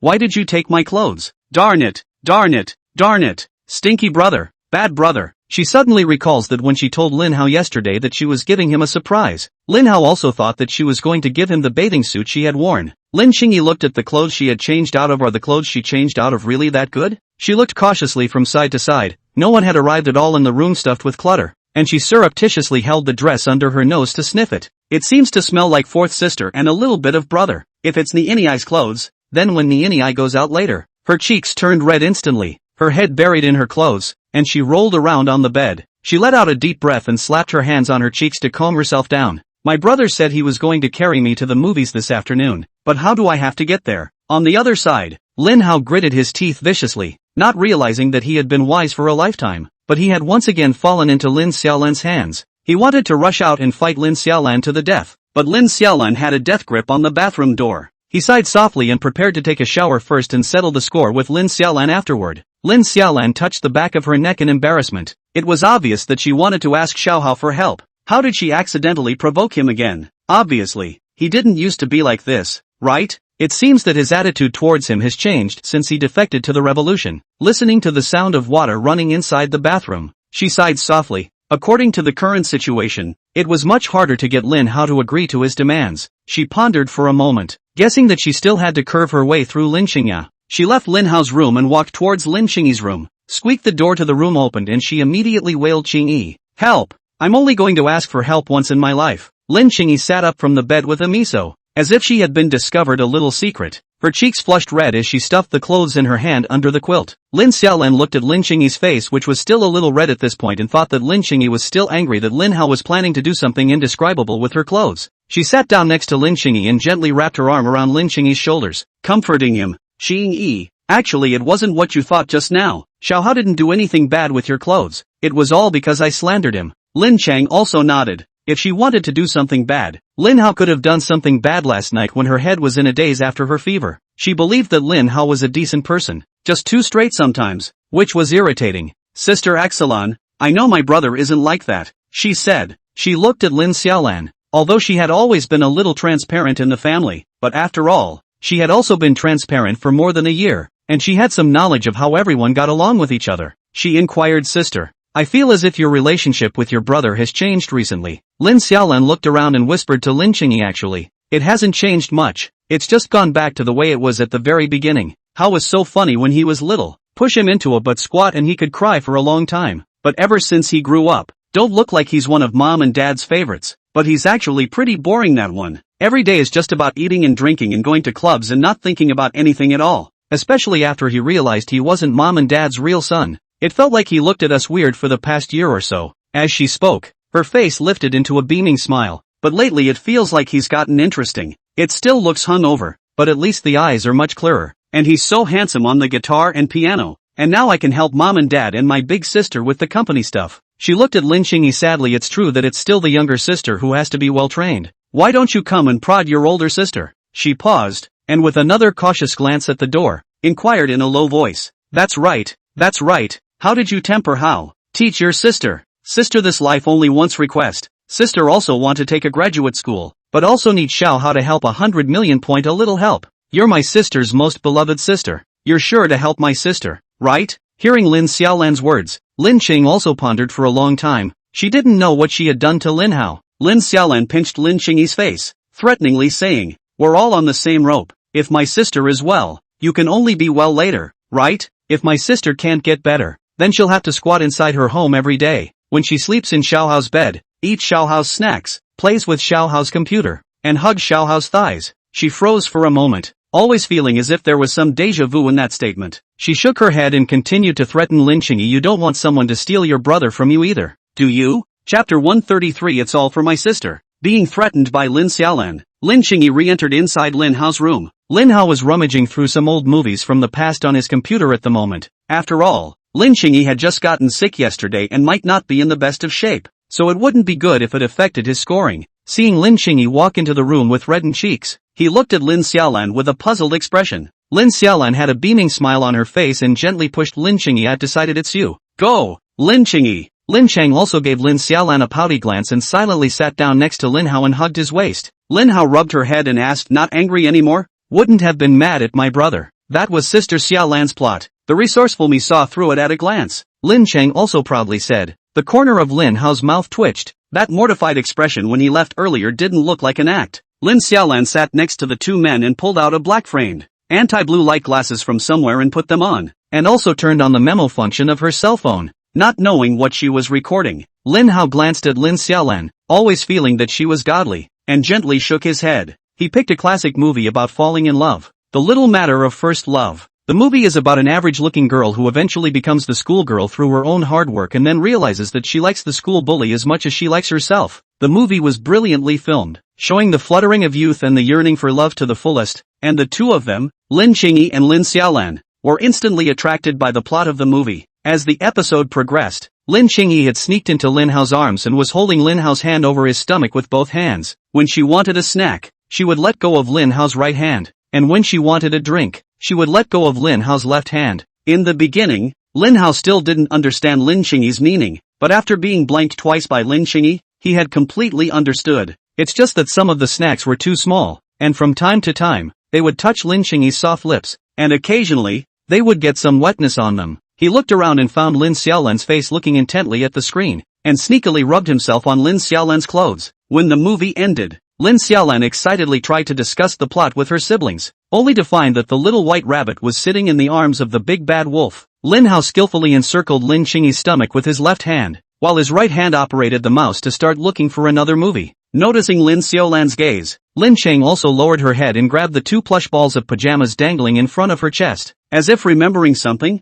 she suddenly raised her head again with a straight face. This was a huge sacrifice she was making for her sister's grad school program, and she actually didn't like it at all. She tilted her head to look at Lin Hao and whispered, brother, Sister Xiaolan has something she wants you to do. Looking at the two of them now being mushy without realizing it, Lin Xiaolan suddenly felt that staying at home seemed to be quite good. Anyway, the Lin family was not short of her as a graduate student or a salted fish waiting to die. Lin Hao looked at Lin Xiaolan. Remembering Lin Xiaolan's earlier tugging at the bottom line of his moral dignity as a human being, he couldn't help but snort coldly. Lin Hao, what do you mean by that? Lin Xiaolan stood up in a flash, but when he thought that he was, after all, asking for something, he silently sat back down again. She looked at Lin Qingyi, then at Lin Hao, and hesitantly said, why don't my sister take a loss? Watch a movie with you like this? Lin Qingyi's head instantly raised a bit, and his gaze froze as he looked at Lin Xiaolan. Didn't you just say you wouldn't steal your brother from yourself if you did her a favor? Fourth sister doesn't keep her word.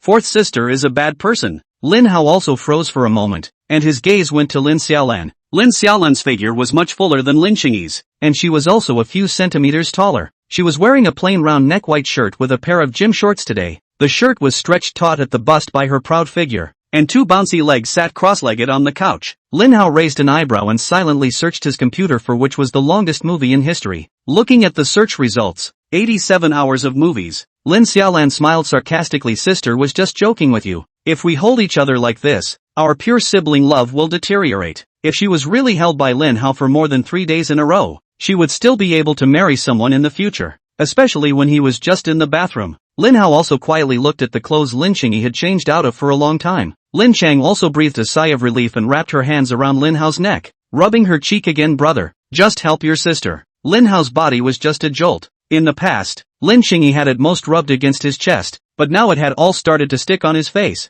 Lin Qingyi's cheeks burned, and in her heart she said, it's all for Sister Xiaolan's graduate school program, which I actually don't like. It's all for sister. Brother smells so good. Lin Hao patted Lin Qingyi's head. Were you threatened? If you're threatened by salty Lin, just blink. Lin Qingyi's eyes dodged, and he said sheepishly, no, no, no, no, brother, just promise your sister. My sister told me that as long as she can bail out of graduate school, she will definitely study hard inside the university in the future, and will never skip classes and sneak home again. Lin Xiaolan looked at Lin Qingyi suspiciously, pondering when she had said such a thing. However, her eyes were clear. Following Lin Qingyi's words, she said, yes, as long as my sister can go to graduate school, my sister will definitely study hard, strive to be strong, and give all the money she earns to my brother to spend in the future. Lin Qing also puffed up her mouth, looked at her toes with some dissatisfaction, and said, sister spends a lot of money, so she definitely won't have any money left. Lin Xiaolan was again puzzled. Shouldn't he go along with her words and say good things at this time? She retorted, I'm sure I'll have money left over.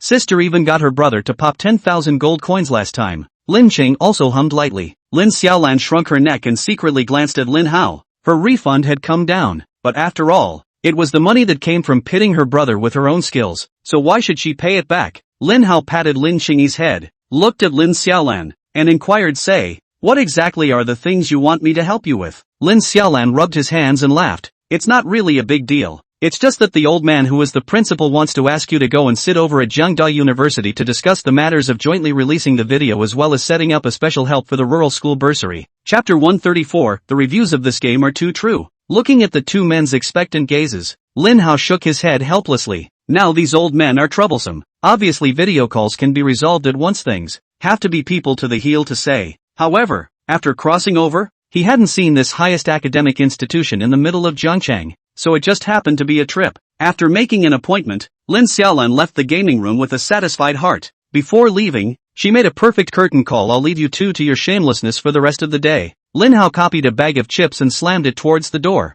Lin Xiaolan took the chips and laughingly closed the door to the room for them. The moment he closed the door, Lin Hao looked at Lin Qingyi, who had shrunk into a milk ball, and suddenly felt that he had promised too early. Since Lin Xiaolan had already threatened Lin Qingyi, wouldn't she be able to unlock more poses if she gritted her teeth in death, apart from face-to-face posting? Damn it! Lin Xiaolan returned to her room and replied to the principal's message while eating chips. Recalling Lin Qingyi's operation of taming Lin Hao just now, she suddenly froze for a moment. What Qingyi said just now, does it mean that I should come home less often to disturb them? An anti-smile appeared on her cheeks. Who goes to school when you're all bailed out? Lin Qing also sat sideways on Lin Hao's lap, her slender calves swaying gently in the air. She seemed to be in a very good mood when she was able to be alone with Lin Hao in the dimly lit room. Brother, what are we going to do next? Having just finished watching a movie, Lin Hao didn't really want to watch a second one for the time being, and he skillfully clicked on the alliance game, only to be prompted that his account was logged in among other devices. He sighed lightly. The fat man is also too uncontested.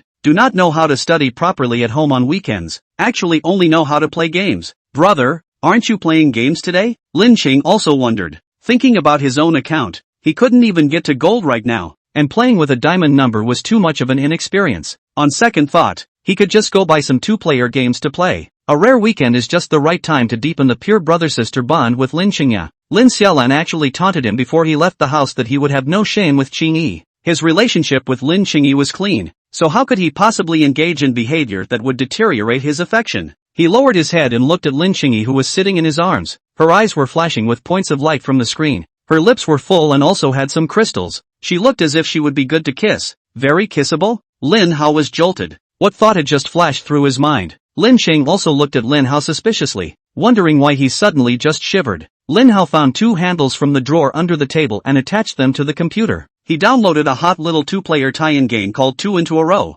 Before he downloaded it, he also went online to read some reviews, and many people said the game was fun, just quite costly for his girlfriend. He patted Lin Qingyi's head and laughed softly. Stupid smattering of many. Be careful not to drag me down in a while, or you'll lose me as your brother. Lin Qing also nodded repeatedly and swore. Brother, I won't hold you back. Half an hour later, Lin Qing also got out of Lin Hao's arms and sat next to him. After another hour or so, Lin Qing also sat in the corner of the sofa, not even next to Lin Hao's body. After another half hour or so, Lin Qingyi's eyes glistened with tears and choked out. Brother, don't die. Please don't die. We've been through this level a dozen times. How come you're still dead? Lin Hao snapped and shrunk his neck. I was wrong. I was wrong. Let's do it again. We definitely won't miss this time. Except for the first 10 minutes, when Lin Qing also made some small mistakes. After that, it was all him who made mistakes. The way he looked at Lin Qingyi right now was filled with both guilt and a little bit of emptiness. Lin Qing also sighed softly and gently placed the handle on the table. Brother,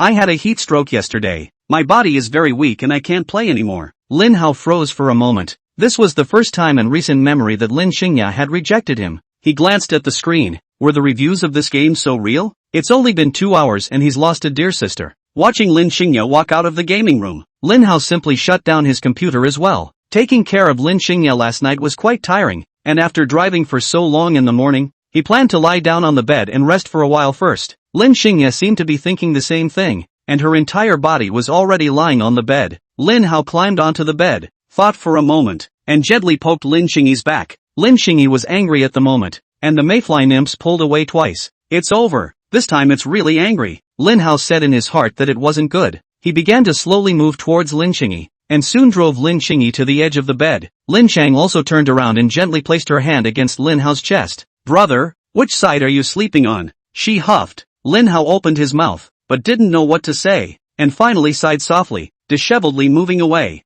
Garbage game. Destroy my family, he said sadly in his mind. Lying not far from Lin Qingyi, he pondered for a moment and hummed softly. How can I sleep when I can't see your smile? Your figure is so close and I can't hold it. As he hummed along, he felt a rustling sound from behind him. Lin Qing also moved her body, her head resting against Lin Hao's back. Lin Hao slowly turned around, afraid of scaring Lin Qingyi away from his appearance. Brother, I haven't forgiven you yet. It's that I can't sleep if you keep singing, Lin Qingyi said with a light hum. Is this the attribute of arrogance? Lin Hao's heart couldn't help but gulped. He gently rubbed Lin Qingyi's head. I won't sing. Then, brother hates. Lin Qingyi made a move to escape again. Returning to the corner of the bed, Lin Hao hugged Lin Qingyi's waist and hurriedly said, then I'll keep singing. Then I'll keep singing. Looking at Lin Qingyi's cheeks puffed up like puffer fish, but there was no more struggling. Lin Hao couldn't help but feel amused. He reached out to poke Lin Qingyi's face, only to have his fingers slapped away by Lin Qingyi's displeasure before he even got close. He shook his head helplessly and began to continue humming a soothing song. A short while later, there was an even breathing sound in his ears. Lin Hao breathed a sigh of relief. He was a bit tired himself, gently poking Lin Qingyi's soft face, yawning and quickly falling asleep. Brother, are you asleep? Shortly after Lin Hao fell asleep, Lin Qing also narrowed her eyes and inquired in a small voice. Seeing that Lin Hao didn't answer, she let out a sigh of relief. Brother is stupid. I'll never play those games with you that require cooperation again. Looking at Lin Hao's sleeping side, her cheeks slightly reddened. Brother, you made me angry today, but this is what my sister asked me to pass on to you. She gently ruffled the broken hair around her ear. I don't like it either, but it's all what my sister told me to do. Chapter 135. Mosquitoes in this day? At dusk, Lin Hao slowly awoke. Looking at Lin Qingyi, who was still sound asleep, he gently poked Lin Qingyi's cheek. Lin Qingyi had a light scent on him, which was able to relax his soothing nerves when he cuddled up and slept. Lin Qing also slapped Lin Hao's hand away in dissatisfaction, and a little kitten-like whimper escaped her mouth. Have you eaten yet, brother? She inquired. Not yet, but if you go back to sleep, I'm afraid you won't be able to sleep at night. Don't forget you have to get up for class tomorrow, Lin Hao said. He got up and headed to the bathroom to wash his face. Lin Chang also rubbed her eyes and followed him. Lin Hao looked at the mirror in front of the vanity, and there was a small red mark on his face. He reached up and scratched it, and it didn't feel itchy, but instead felt a little wet. Noticing Lin Hao's movements, Lin Chang also lowered her head and her face began to turn red. Are there already mosquitoes in this season now? He looked to Lin Chang also. Have you been bitten by mosquitoes? Lin Chang also whispered no. No. Lin Hao shook his head, feeling that there was something strange about Lin Qingyi's appearance, but he didn't know what was strange. After brushing the short video for a while, Lin Xiaolan barged into the room. Xiao Hao, Mom and big sister are back in the evening. Do you want to have dinner together? Lin Hao looked at Lin Xiaolan suspiciously. Eldest sister is back too. Lin Xiaolan glanced sadly at Lin Hao and said, it seems like your trip out yesterday should have been very effective. My big sister's planned job is suddenly free, so she's free to make a trip home. Lin Hao nodded and looked at Lin Qingyi. Come on, let's go eat together. He pondered that his big sister should have come back to ask what exactly happened yesterday, so it was just the right time to push the credit towards Lin Qingyi, so that the family would also accept the existence of this little cutie. When they went downstairs, Zhao Sidi and Lin Nian were sitting at the dining table talking about things. Zhao Sidi unabashedly praised Xiao Nian. I told you that Xiao Hao is grown up now. He knows how to solve problems for his family. Did you guys tell him about the Jersey City project the other day? Old Lin is really getting old, and the project has dragged on for more than half a month without being dealt with. It's how. He'll do it in a day. As she spoke, she sighed softly. Old Lin is really something too. The meeting tonight was cancelled. But he's not even home yet. If I hadn't known he was going to Dad's, I'd have wondered if he was out there. Lin Yan nodded. The project over in Zicheng should be what Dad told Xiao Hao. I've also been over to the Leaning Village side, and I brought more than 30 people along with me at the time, and the situation over there is very complicated. I don't know what method Xiao Hao used to solve the problem, but it actually made them not even want the money they had originally agreed to. And after communicating with Old Tang today, there's much more cooperation on the side of the Jersey City Authority, and the workers have been idle for more than half a month, and their work ethic is high. Lin Hao held Lin Qingyi's hand and went to the dining table, sitting next to Zhao Sidi. Mom, where's Dad? How come he didn't come home today? Isn't it true that you guys have been having to work overtime because the project in Jersey City is dragging on? Zhao Sidi held Lin Hao's hand and gently patted it, and said in a bad mood, "Don't mind your father. Today he was called away by the old man again. I don't know when he'll be back." I guess Comrade Lao Lin was feeling the lash of love. Lin Hao's eyes a bit averted, inquired, "Do we still have alcohol? Iota 4 and Yunnan Baiyao or something like that at home?" Zhao Sidi frowned. Xiao Hao, "So where are you hurt? Quickly get up and let mommy take a look." Lin Hao's heart was a bit weak. No, it's just that I thought Dad might be able to use it when he comes back tonight. Mom, just look for it when you get there. Lin Yan looked at Lin Qingyi and then Lin Hao and reminded, "Little Hao, I know that your relationship with your little sister has recently started to get better, but you're a boy and Qingyi is a girl. Both of you are nearing adulthood. Even if you're brother and sister, you have to be careful to keep your distance, okay?" Lin Qing also slightly lowered his head, sullenly minding his own business to eat. It's obvious that my big sister didn't even care about me in the past, so why is she trying to get my brother to leave me when I've had a hard time getting him? Big sister is a bad person and wants to make my brother leave me. Lin Hao turned his head and gently patted Lin Qingyi's head and laughed. "Don't worry, big sister. I have a sense of boundaries." Lin Xiaolan rolled her eyes and mentally spat out, "Hugging your sister to watch a movie, walking with your fingers clasped together, and wearing couples pajamas. Is this the so-called sense of boundaries?" Looking at the intimate movements of the two, Lin Yan frowned again, and just wanted to say something more, but was interrupted by Zhao Sidi. How did you convince the villagers of Leaning Sea Village to move out?" Lin Hao thought for a moment and told the just adapted version of the story. "I was planning to reason with them at first, and when I got to the point where the old denizens had lost their reasoning, they should have moved out. At that time, Qing also reminded me to ask those who were traveling with me to take a video and make a record. After I went up the mountain, I did talk them into reasoning, but then they started to play the rascal, and I rushed off with old Dawn. It didn't make sense at the time, and thinking about all the video that was taken, I was going to post it online to expose them." Qing also reminded me that I should go to the city administration and tell them about the video. She and I had a video recording the authorities' reaction to the inaction,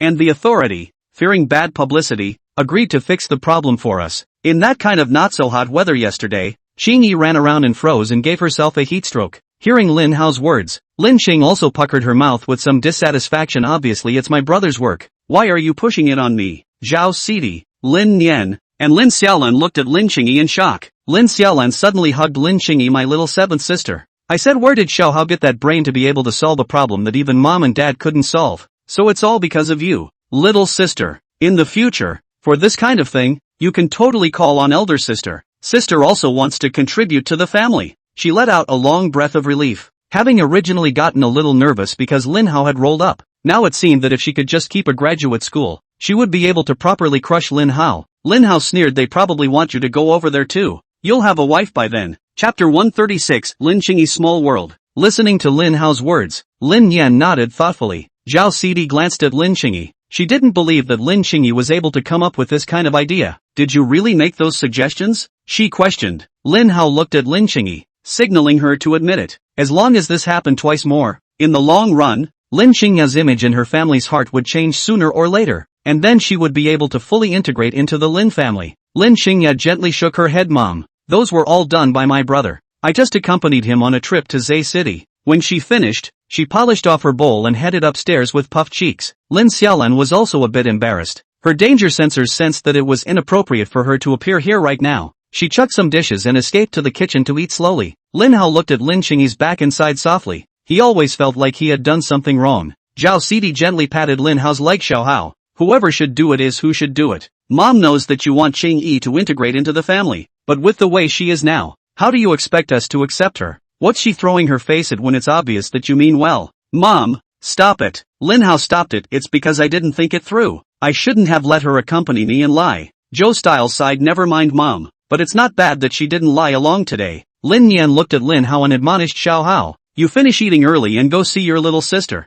My little sister is a living, breathing human being and she has her own ideas. Mom and Dad make so much money so that we can live the way we want to. Thank you, big sister. I know. Lin Hao nodded heavily. All along, he had been thinking about how to help Lin Qingyi integrate into the Lin family, but he had never considered what Lin Qingyi thought. Coming to an unfamiliar environment, calling two strangers mom and dad, and these two strangers treating her harshly because of the original owner. Does she really want to integrate into the Lin family? He was merely trying to preserve his own sky-splitting wealth, so he forced his thoughts on Lin Qingyi, wanted her to become attached to the Lin family, wanted her to integrate into the Lin family. He took 2 mouthfuls of his meal, flamed out his dinner, and ran back to his room. After searching around in the bed, the bathroom, and the gaming room, and realizing that Lin Qingyi wasn't here, he ran to the door of Lin Qingyi's room again. He knocked twice gently on the door of the room, pushed it open and stepped inside. Lin Qingyi wasn't inside his room, and he knew that Lin Qingyi must be angry. However, Lin Qingyi didn't lock up her room, proving that she still wanted to give herself a chance. Qingyi, Lin Hao walked into the room. However, realizing that Lin Qingyi wasn't on the bed, there was some anxiety in his heart. Finally, among the piles of clutter, he found a small space made of stacked cardboard boxes. Lin Qingyi was hugging her knees with her hands, her back facing the direction of the entrance. He noticed that Lin Qingyi's shoulders were shaking from time to time, as if she was crying. Lin Hao carefully walked into Lin Qingyi's tiny world and sat down on his knees behind her. Inside this tiny world hung whitened school uniforms, holes in school bags, and slightly unglued shoes. He also found a bucket of potato chips that made a jingling sound when he picked it up, which was the money Lin Qingyi had saved up in the past. In addition to these things, it was neatly stacked with things he had recently bought for her. There was a purple hair dryer, some clothes, bags, and trinkets, and even the pictures from the original trip to the zoo had been printed out and neatly taped to the cardboard boxes on either side. The photos are especially big when it comes to accidentally kissing the panda when he was hugging him in the first place.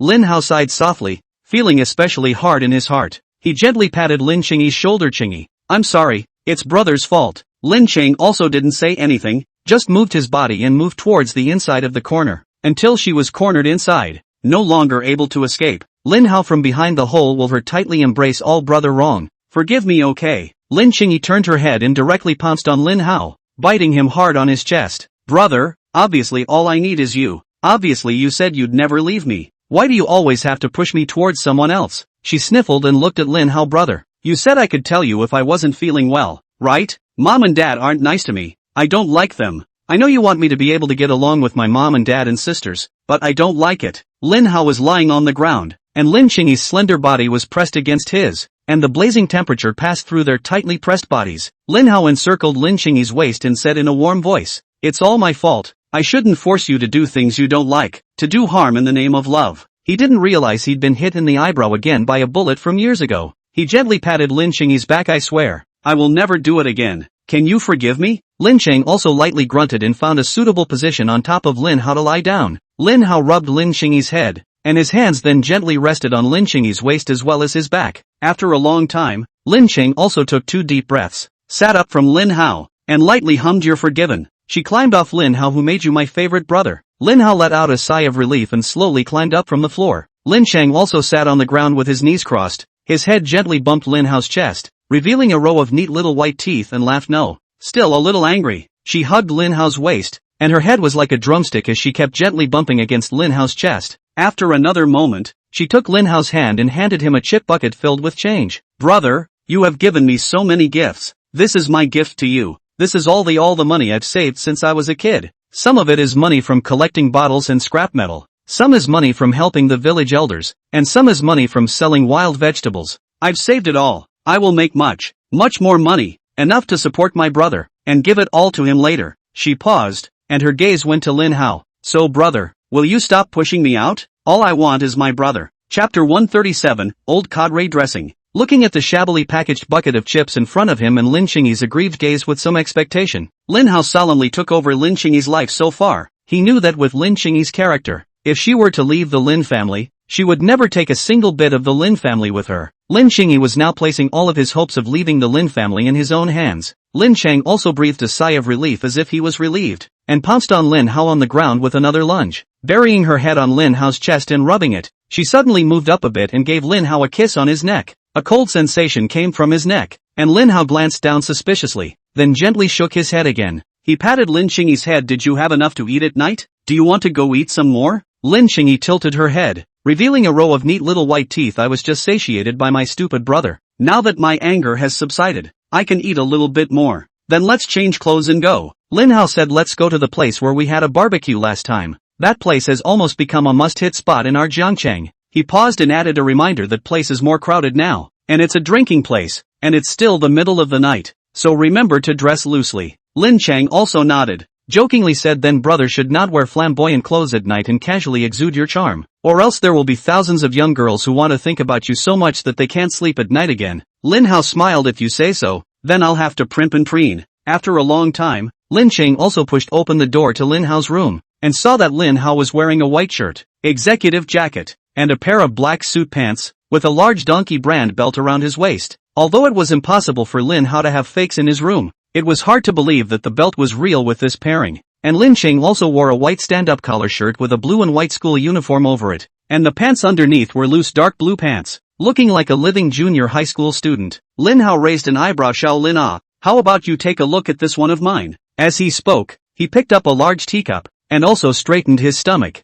rather like an old cadre. Lin Chang also held her forehead helplessly, feeling that if this were to go out with Lin Hao, she would only be thought of by others as bringing a daughter. Without waiting for Lin Qingyi to refuse, Lin Hao grabbed Lin Qingyi's elbow and headed downstairs. With such a tug, it felt like a parent catching a child who had skipped school to go to an internet cafe. Lin Qingyi hurriedly lowered his head, but on second thought, this was more like it. Walking downstairs, Lin Nian and Zhao Sidi were talking about the company, and Lin Xiaolan was hiding inside the kitchen shivering, not daring to come out of the kitchen at all. I was afraid that after entering the sight of the two, the topic they talked about would be themselves. Noticing Lin Hao's movement, Lin Xiaolan threw over a pleading look. Lin Hao looked at the two on the couch and called out, Mom, big sister, I'm going out for the evening. He then looked at Lin Xiaolan, who was hiding in the kitchen. Fourth sister, you can go out with me as well. Lin Xiaolan nodded repeatedly and returned to her room to change her clothes at a rapid pace. Zhao Sidi looked over at Lin Hao and couldn't help but frown. Xiao Hao, you're dressed like this?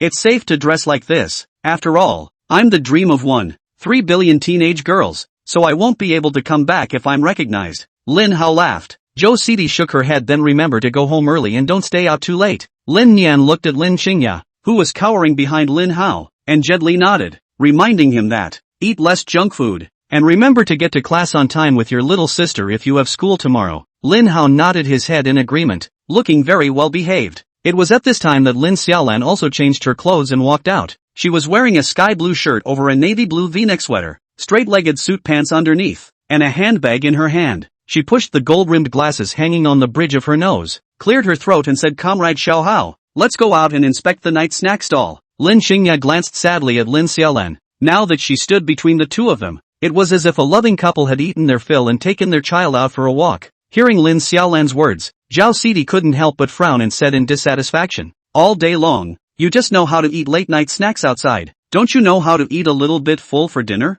Lin Xiaolan shrunk her neck, her original intellectual style instantly disappearing, and also hurriedly hid behind Lin Hao, until she stepped out of the room. She stretched a big sigh of relief. Mom's so biased too. Why is she talking about me when it's obvious we went out for a late-night snack together? The clothes, which were still loose, began to tighten as she moved, fitting around her body and showing off her proud figure. Lin Hao glanced at Lin Xiaolan and instantly retracted his gaze, laughing, you should be glad that Mom still stops you for late-night snacks. If she doesn't stop you from anything and lets you eat whatever you want, just tell me if you're panicking. Lin Xiaolan skimmed her mouth, and when she thought about it she couldn't help but shudder. Blah blah blah. Crow's mouth. She stretched her right hand out in front of Lin Hao. Xiao Hao, don't you know medicine? Quickly help my sister to see if she has any illnesses? Lin Hao casually put his hand on Lin Xiaolan's pulse, and his brows instantly furrowed. What's wrong? I'm not really supposed to have some terminal illness, am I? As she spoke, she touched her forehead and then her pulse. Lin Hao said with a serious face, we came out for a late-night snack, but looking at your pulse there is some food accumulation now. Such a serious matter, and you didn't report it to the organization.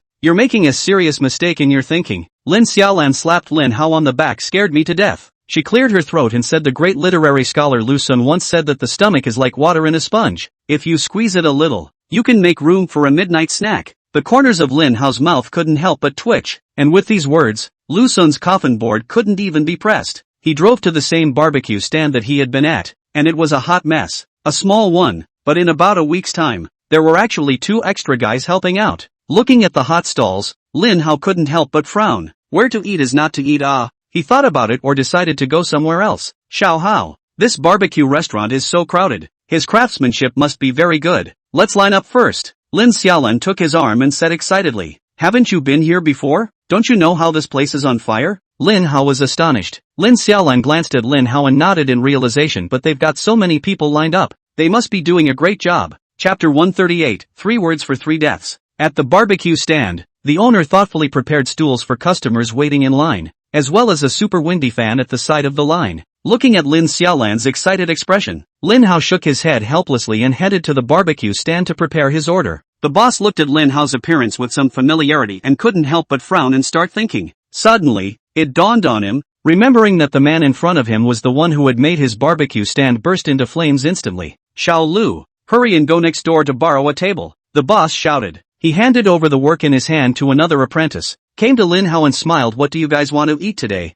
Just order whatever you want. It's my treat." "In that case, then, we're welcome, boss. It seems like you've been doing quite well lately." Lin Hao laughed. The owner looked around the booth and wiped the sweat from his forehead. It got better instantly after that day. "Now I've hired 2 fellows to start stringing meat at 2 p.m., and by 8 or 9 p.m., it will be sold out." He looked at Lin Hao's barbecue and took only a little of each. He simply took Lin Hao's plate directly. "I've told you that this meal is on me today, so you don't have to be polite with me. Other than that, I'm confident in my craft." Lin Hao quickly excused himself. No, old brother. We're all out on a full stomach. Just satisfy our cravings. Don't eat it all and waste it then." Hearing Lin Hao's words, the boss stood up and sized up the 3 of them. He looked at Lin Hao, then at Lin Qingyi, and his mouth couldn't help but go huh? A cry escaped. "Curious?" he inquired. "Did your niece skip school and go to an internet cafe?" Lin Qingyi's cheeks instantly turned red, biting her lips and lowering her head, disgruntledly pounding Lin Hao's back with her small fists. Lin Xiaolan laughed. She gently held Lin Qingyi's arm. "Little niece,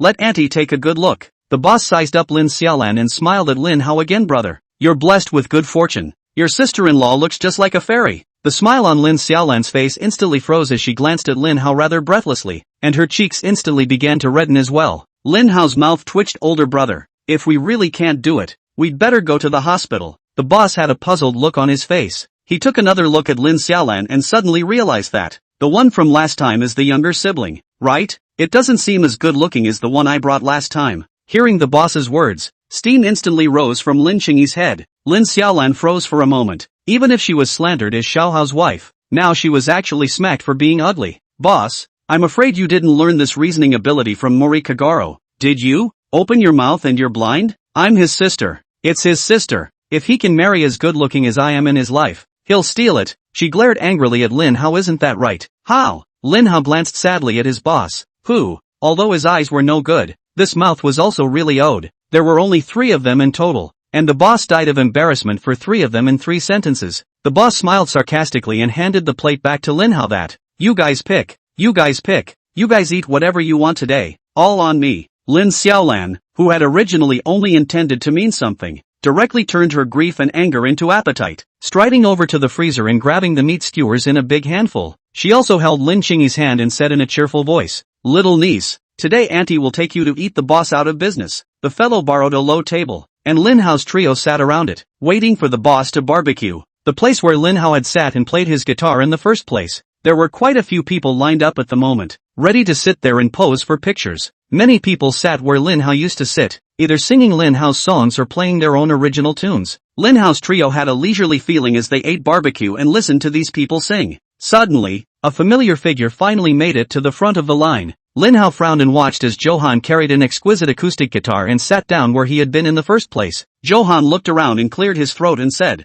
"Once, I was forced to leave Jiangqing because I was framed. Now, the invincible me is back. I'm going to tell this city that what was lost, I will eventually take back with my own hands." Listening to Johan's middle-aged words, the tourists who were still in line behind him cursed angrily. "Are you going to shoot or not? Don't waste everyone's time, okay? I've got a train to catch tonight, okay? Screw it fast. There's a lot of people back there. I don't know what's so great about a broken stool. What's this anchor's pockmarked number? I don't usually watch the crazy ones, but I have to go to the show for the crazy ones." Johan took his seat and strummed the guitar strings twice. and a melodious melody played out. The surrounding tourists looked at Johan's appearance that he really seemed to have two tricks up his sleeve, and pressed on with their grumpy moods. A gentle smile lifted up on Chahan's face. I hope you all help me with the video. You'll witness the greatest work of all time next. He recognized the blogger when he first saw Oshiro Koho's video. During this time, he had gone through several rounds and finally managed to find a backer in River City near Jiangchang. This time when he came back, he wanted to take away everything from Lin Hao, who had falsely accused him in the first place. Tonight he'd waited in line for 2 hours to beat Lin Hao with music at the same spot. He put on a mask in Lin Hao's mold,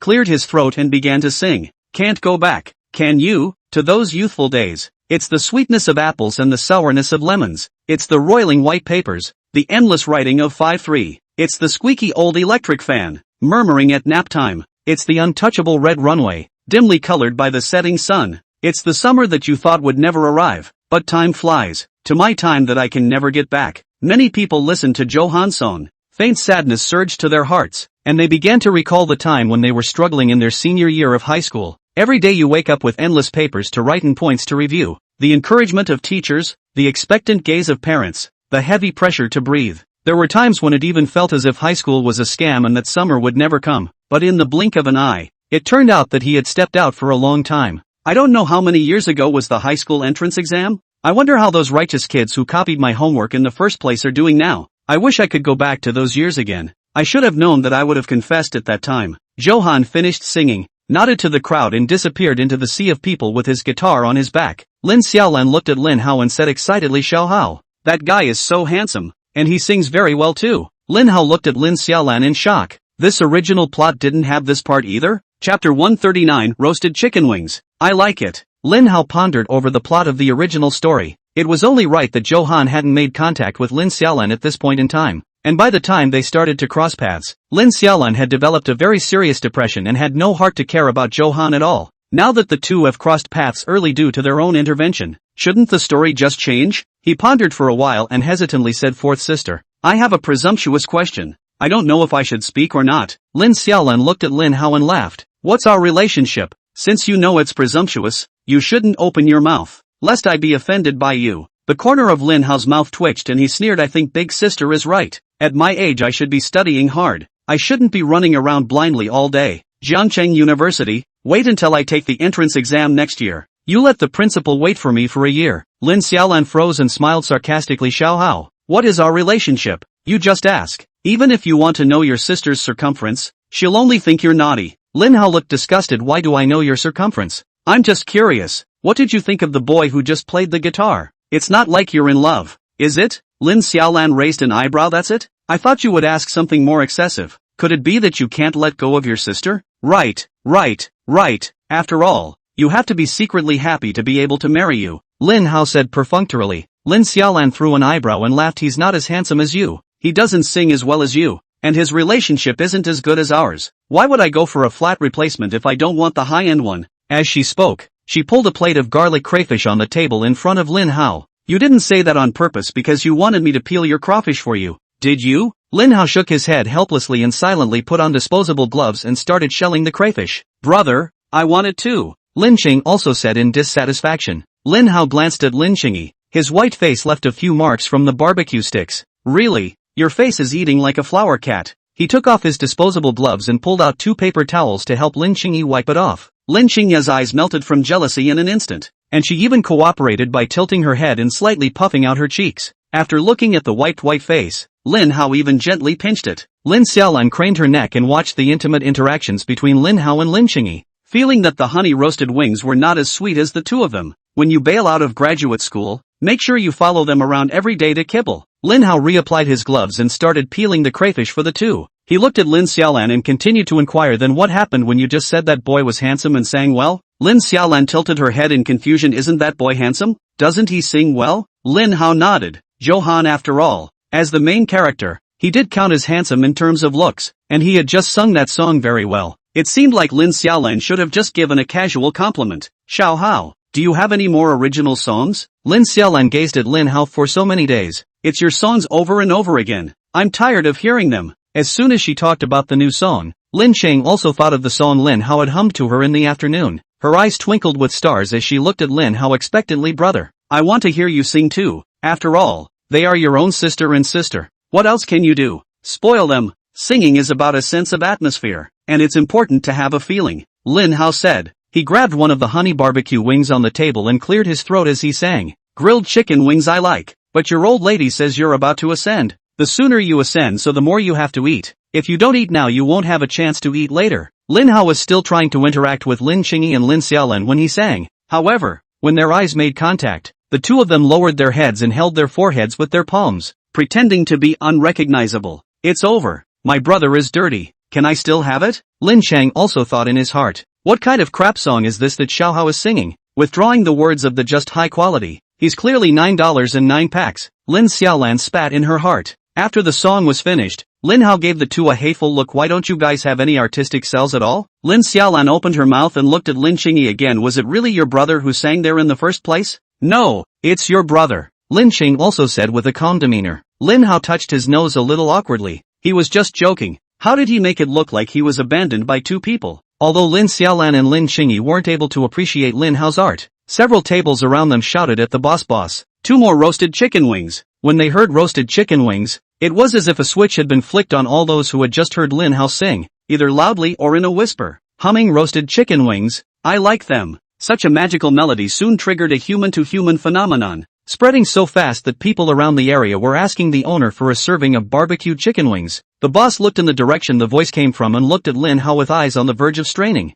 The song was a bit odd today, but it drove sales to his barbecue stand again. He now couldn't wait to print off Lin Hao's picture and offer it like this every day with 3 sticks of incense. Better than the god of wealth. Roasted chicken wings, I like them without realizing it. He started humming the song in his mouth as well. Lin Xiaolan held her head with both hands. She felt like all she had to do now was close her eyes and all that was inside her head was roasted chicken wings. I love them. Lin Qing also glanced sadly at Lin Hao and hummed softly, brother. The inside of my head isn't clean now. Lin Hao scratched his head. He hadn't expected that just by singing so casually, the song would spread all of a sudden. As a new batch of the owner's barbecued chicken wings came out of the oven, a big brother in a crosstop tank top lifted his bottle into the middle of the crowd, the bottom edge of his tank top lifting up and propping up on his bulging beer belly. Okay, guys, all eyes on me. Look at me. I have an announcement to make. That song just now, the original singer is this brother. Let's all raise our grilled chicken wings in our hands and let this brother give us a head start, shall we? Most of the people who come here to eat barbecue, most of them come to make a card. This is a figure of fun. Have been uproarious good. Lin Hao lowered his head and held his forehead. The person in question now felt just very regretful. However, without waiting for him to resist, his big brother put his hands directly under his arms and set him up. Come on, man, don't be shy. We all come to Jiangqing to travel, south and north of the sky. We will never see each other again. What are you afraid of? Chapter 140. Life has no audience. No, big brother. I'm not here to travel. I'm a born and bred local. You guys don't want to videotape it, and my mom doesn't know I'm out doing stuff like this. Lin Hao spat madly in his heart, and his expression was somewhat tearful. How to make a joke and get your knickers in a twist. However, at this moment, everyone's eyes were looking at him expectantly, and the originally bustling late-night snack stalls were all silent at this moment, waiting for Lin Hao to sing the first line of the lyrics. Lin Qingyi and Lin Xiaolan both had their arms wrapped around their chests as they gloated over Lin Hao. They also pulled out their cell phones, ready to record the fun. Lin Hao's cheeks were bashful, but he couldn't bear to disappoint the expectant gazes of others. He could only whisper roasted chicken wings. I like them. Dude, make some noise. You don't even make as much noise as me farting. Big brother stuffed the roasted chicken wings in his hand into Lin Hao's hand. We are all destined to get together from all over the world. This is a rare destiny. Lin Hao skimmed his lips. He knew that he wouldn't be able to return today without making his big brother happy. He took a deep breath and sang out loud, grilled chicken wings. I love them. That's right, brother. Big brother patted Lin Hao's shoulder. It's okay, no one knows you. What are you afraid of? We're just ordinary little people living where there are so many spectators. Lin Hao sat back in his seat, his heart raining rain. He is at least a person with tens of millions of fans all over the internet. Obviously he took the high-flying route. Now don't talk about the high-flying route. All of a sudden he became a funny blogger. Lin Hao glanced at Lin Xiaolan, whose mouth was grinning up to her ears. He let out a long sigh. Laugh. I don't want to go out anymore. I'm autistic. Lin Qingyi wanted to comfort Lin Hao, but she couldn't help but laugh out loud. You're happy now. You two cold and heartless people. I will never forgive you all. Never. Lin Hao said sadly. Driven by such a song, the entire atmosphere of the barbecue stall came alive, and Lin Hao felt that every barbecue chicken wing ordered by the people here was deeply piercing his heart. Is that what this is? No sale? No harm? Seeing the hot atmosphere, the boss gave Lin Hao's trio another big plate of spicy crawfish and told them to just eat. Lin Xiaolan raised her eyebrows and pushed the spicy crawfish in front of Lin Hao. No stripping, you two cold-hearted people, Lin Hao said with a cold snort. Inside a family that loves each other, the atmosphere feels a little too dull. Lin Xiaolan laughed and threatened. Lin Hao felt taken and looked mournfully at Lin Qingyi, trying to find a shred of comfort. Lin Qingyi was also holding a cell phone in her hand, her body swaying gently as she looked towards Lin Hao and let out an ah. Lin Hao helplessly put his gloves back on again and began to silently peel the crayfish for the two. As he peeled the crayfish, the sound of roasting chicken wings in his ears didn't stop,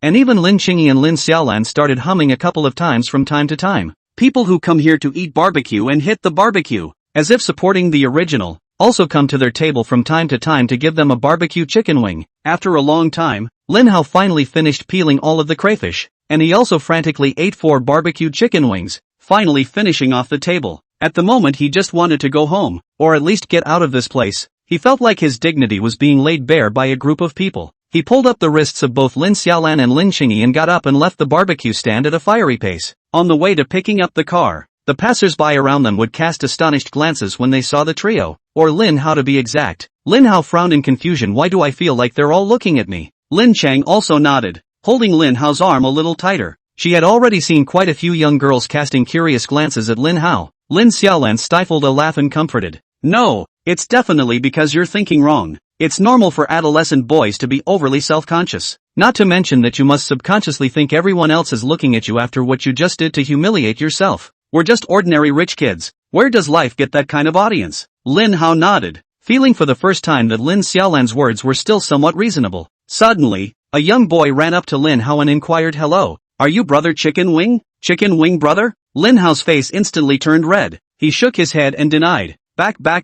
He's still eating chicken wings over there. After the young man left, Lin Xiaolan couldn't hold it in any longer and laughed as she held her stomach. Lin Qingyi let go of Lin Hao's arm and turned her back to cover her mouth, and her shoulders couldn't stop shaking. Lin Hao opened his mouth and eventually sighed helplessly. He pulled out his cell phone and silently opened the Acne print platform. Since he sang that song, it quickly rushed to the #1 spot on the Hot 100 in just less than 2 hours of work. Even though it was nighttime and the lighting was dim, the large number of videos from different angles still captured his face clearly. In each video, his magical voice of grilled chicken wings, I like them, comes out clearly from his cell phone. Lin Hao curiously clicked on the comments section, which was as lively as the new year for netizens. First time, what the hell is this singing? For the nth time, grilled chicken wings. I love them. Ha ha ha. What kind of song is this? It's so magical. I feel brainwashed. I can't stop. It's over. I've got filth inside my brain and now when I close my eyes it's all grilled chicken wings. I love them. There are also a number of netizens with pictures of themselves holding chicken wings in their hands, proving that they like to eat baked chicken wings. Isn't this place where the Oshiro Koho blogger played and sang songs before?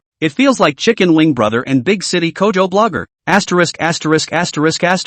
The truth is out. Oshiro Koho reveals his face in photos. Even though blogger Oshiro Koho is so handsome, how come he shows his face in such a weird way? Ha ha ha. Lin Hao scrolled down again, and there were some messages from local netizens below. So that's Chicken Wing Brother I just saw on Fucheng Road. I should have known to ask him for a photo. The accompanying photo is a picture of his back. I just saw Chicken Wing Brother on Civilization Road too. The accompanying picture is the same with his back. I saw Chicken Wing on Harmony Road too, and he lied to me that he wasn't. Lin Hao's gaze pointed to the comment section, his eyes looking mournfully at Lin Xiaolan. Is this what you mean by where life gets that many viewers? Chapter 141, The Officials Are the Most Deadly. Driving home, Lin Hao was as cautious as a thief the whole way. Lin Xiaolan's cell phone Acne printing platform outside, constantly playing magical music, madly flogging Lin Hao would have been bruised dignity. Lin Qing also shoulders also from time to time gently trembling. Taking the time to look in the rearview mirror, Lin Hao caught a glimpse of Lin Qingyi carefully watching every video of him being racked up,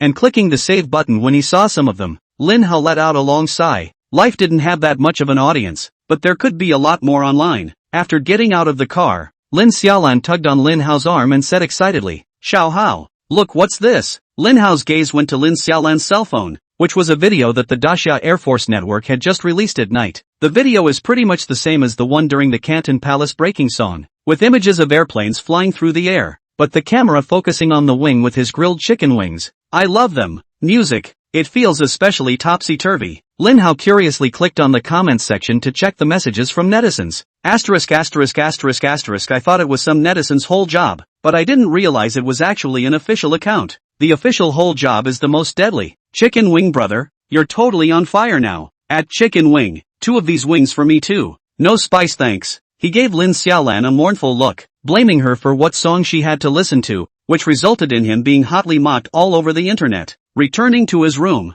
he briefly rinsed off and flopped his entire body onto the bed. Tired. Destroy, he said with a long sigh. As the sound of water inside the bathroom ceased, Lin Xingya also finished washing up and walked out wearing a light little halter nightgown. Looking at Lin Hao so disheveled, Lin Qing also felt a pang of guilt inside brother Chicken Wing. Go to bed early at night. It had been so hard to forget about Chicken Wing brother while lying on his back that he was actually scarred by his dear sister. Lin Hao's head raised and his gaze looked viciously at Lin Qingyi. He fiercely grabbed Lin Qingyi's wrists and controlled him in his arms, a pair of hands constantly scratching at the itchy flesh around his waist. Lin Qingyi's cheeks flushed red as he twisted his body and begged for mercy. Brother, I was wrong. Brother, don't scratch. It's too late to beg for mercy. If Netflix can't handle it, I can't handle you. Little Lin Qingyi, are you going to confess or not? Lin Hao laughed wickedly. Oh, brother, I'm never eating chicken wings again. Aha, I can't believe you even mentioned it. After a while, Lin Hao's movements came to an abrupt halt. He suddenly realized that as Lin Qingyi continued to struggle,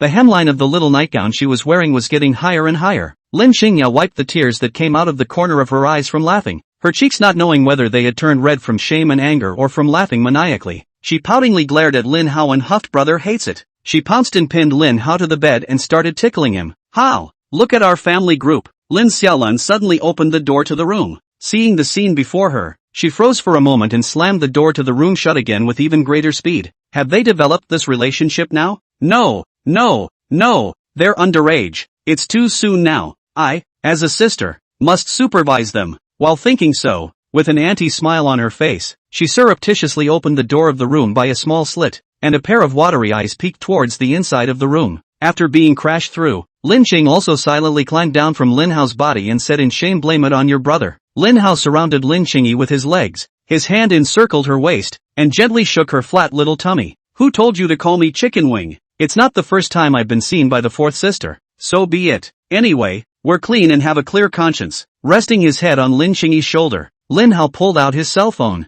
Earlier Lin Xiaolan had said for him to take a look at the family group. I wondered what had happened in there again. He suddenly realized that there was a slight shadow on his usual habitual position of holding Lin Qingyi and looking at his cell phone, and he silently moved his cell phone outward a little more. Inside the family group, at the moment, Lin Hao's video from tonight as well as his poxmark number were all raked over the coals. Initially he had told Xia Hu his poxmark number, but Xia Hu didn't care, and at that time he only remembered to turn over the Guanghan Palace breaking song to the state. Inside the group was now a group of women chatting, and the group was constantly refreshed with messages. The video of Lin Hao's poxmark number contains video clips of Lin Qing also being bullied, and him being cyber violated. Everyone was rebuking those bloggers in droves for their indiscriminate and wanton slander, and even Elder Xia came down and started berating those people involved in the cyber violence. Looking at the chats inside the group, although there were occasionally a few words of concern for Lin Qingyi, most of them were still focusing on his mental state. Lin Hao made a simple reply inside the group. I have a loving mom and dad,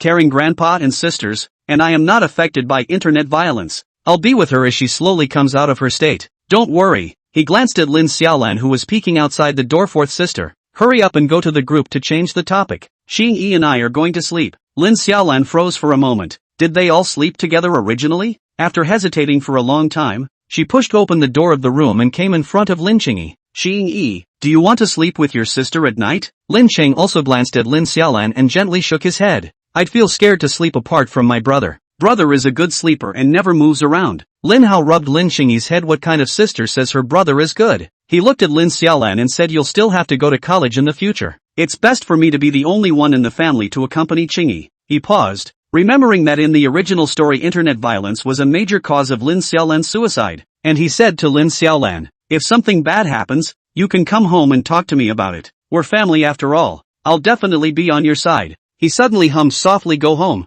Go back to what was good in the beginning. Looking at Lin Hao's serious gaze, Lin Xiaolan cocked her head and laughed softly. After hooking up with my sister? I want to come and hook up with my sister. Little sister, take a good look at your brother and remember that's what scum look like. She came in front of Lin Hao and gently hugged him. reaching out and rubbing the back of his head. Don't worry, when that day does come, my sister will definitely hug your thighs. Okay, I'll leave you to your little sister. I'll go to the group and talk to them about something festive. After saying that, she turned around and left Lin Hao's room. After Lin Xiaolan left, Lin Hao looked at Lin Qingyi's dark face. What's wrong? Are you angry again? Lin Chang also shook her head. Having only just been hit head-on by the cleanser, she felt she had a long way to go herself. Chapter 142, Isn't this brother Chicken Wing? The next morning, Lin Qing also poked Lin Hao's side. Lin Hao had already woken up a long time ago, but he just somewhat didn't want to see the world. It was all over the internet for 2 hours last night with Chicken Wing Man, and who knows what the uproar will be about today at school.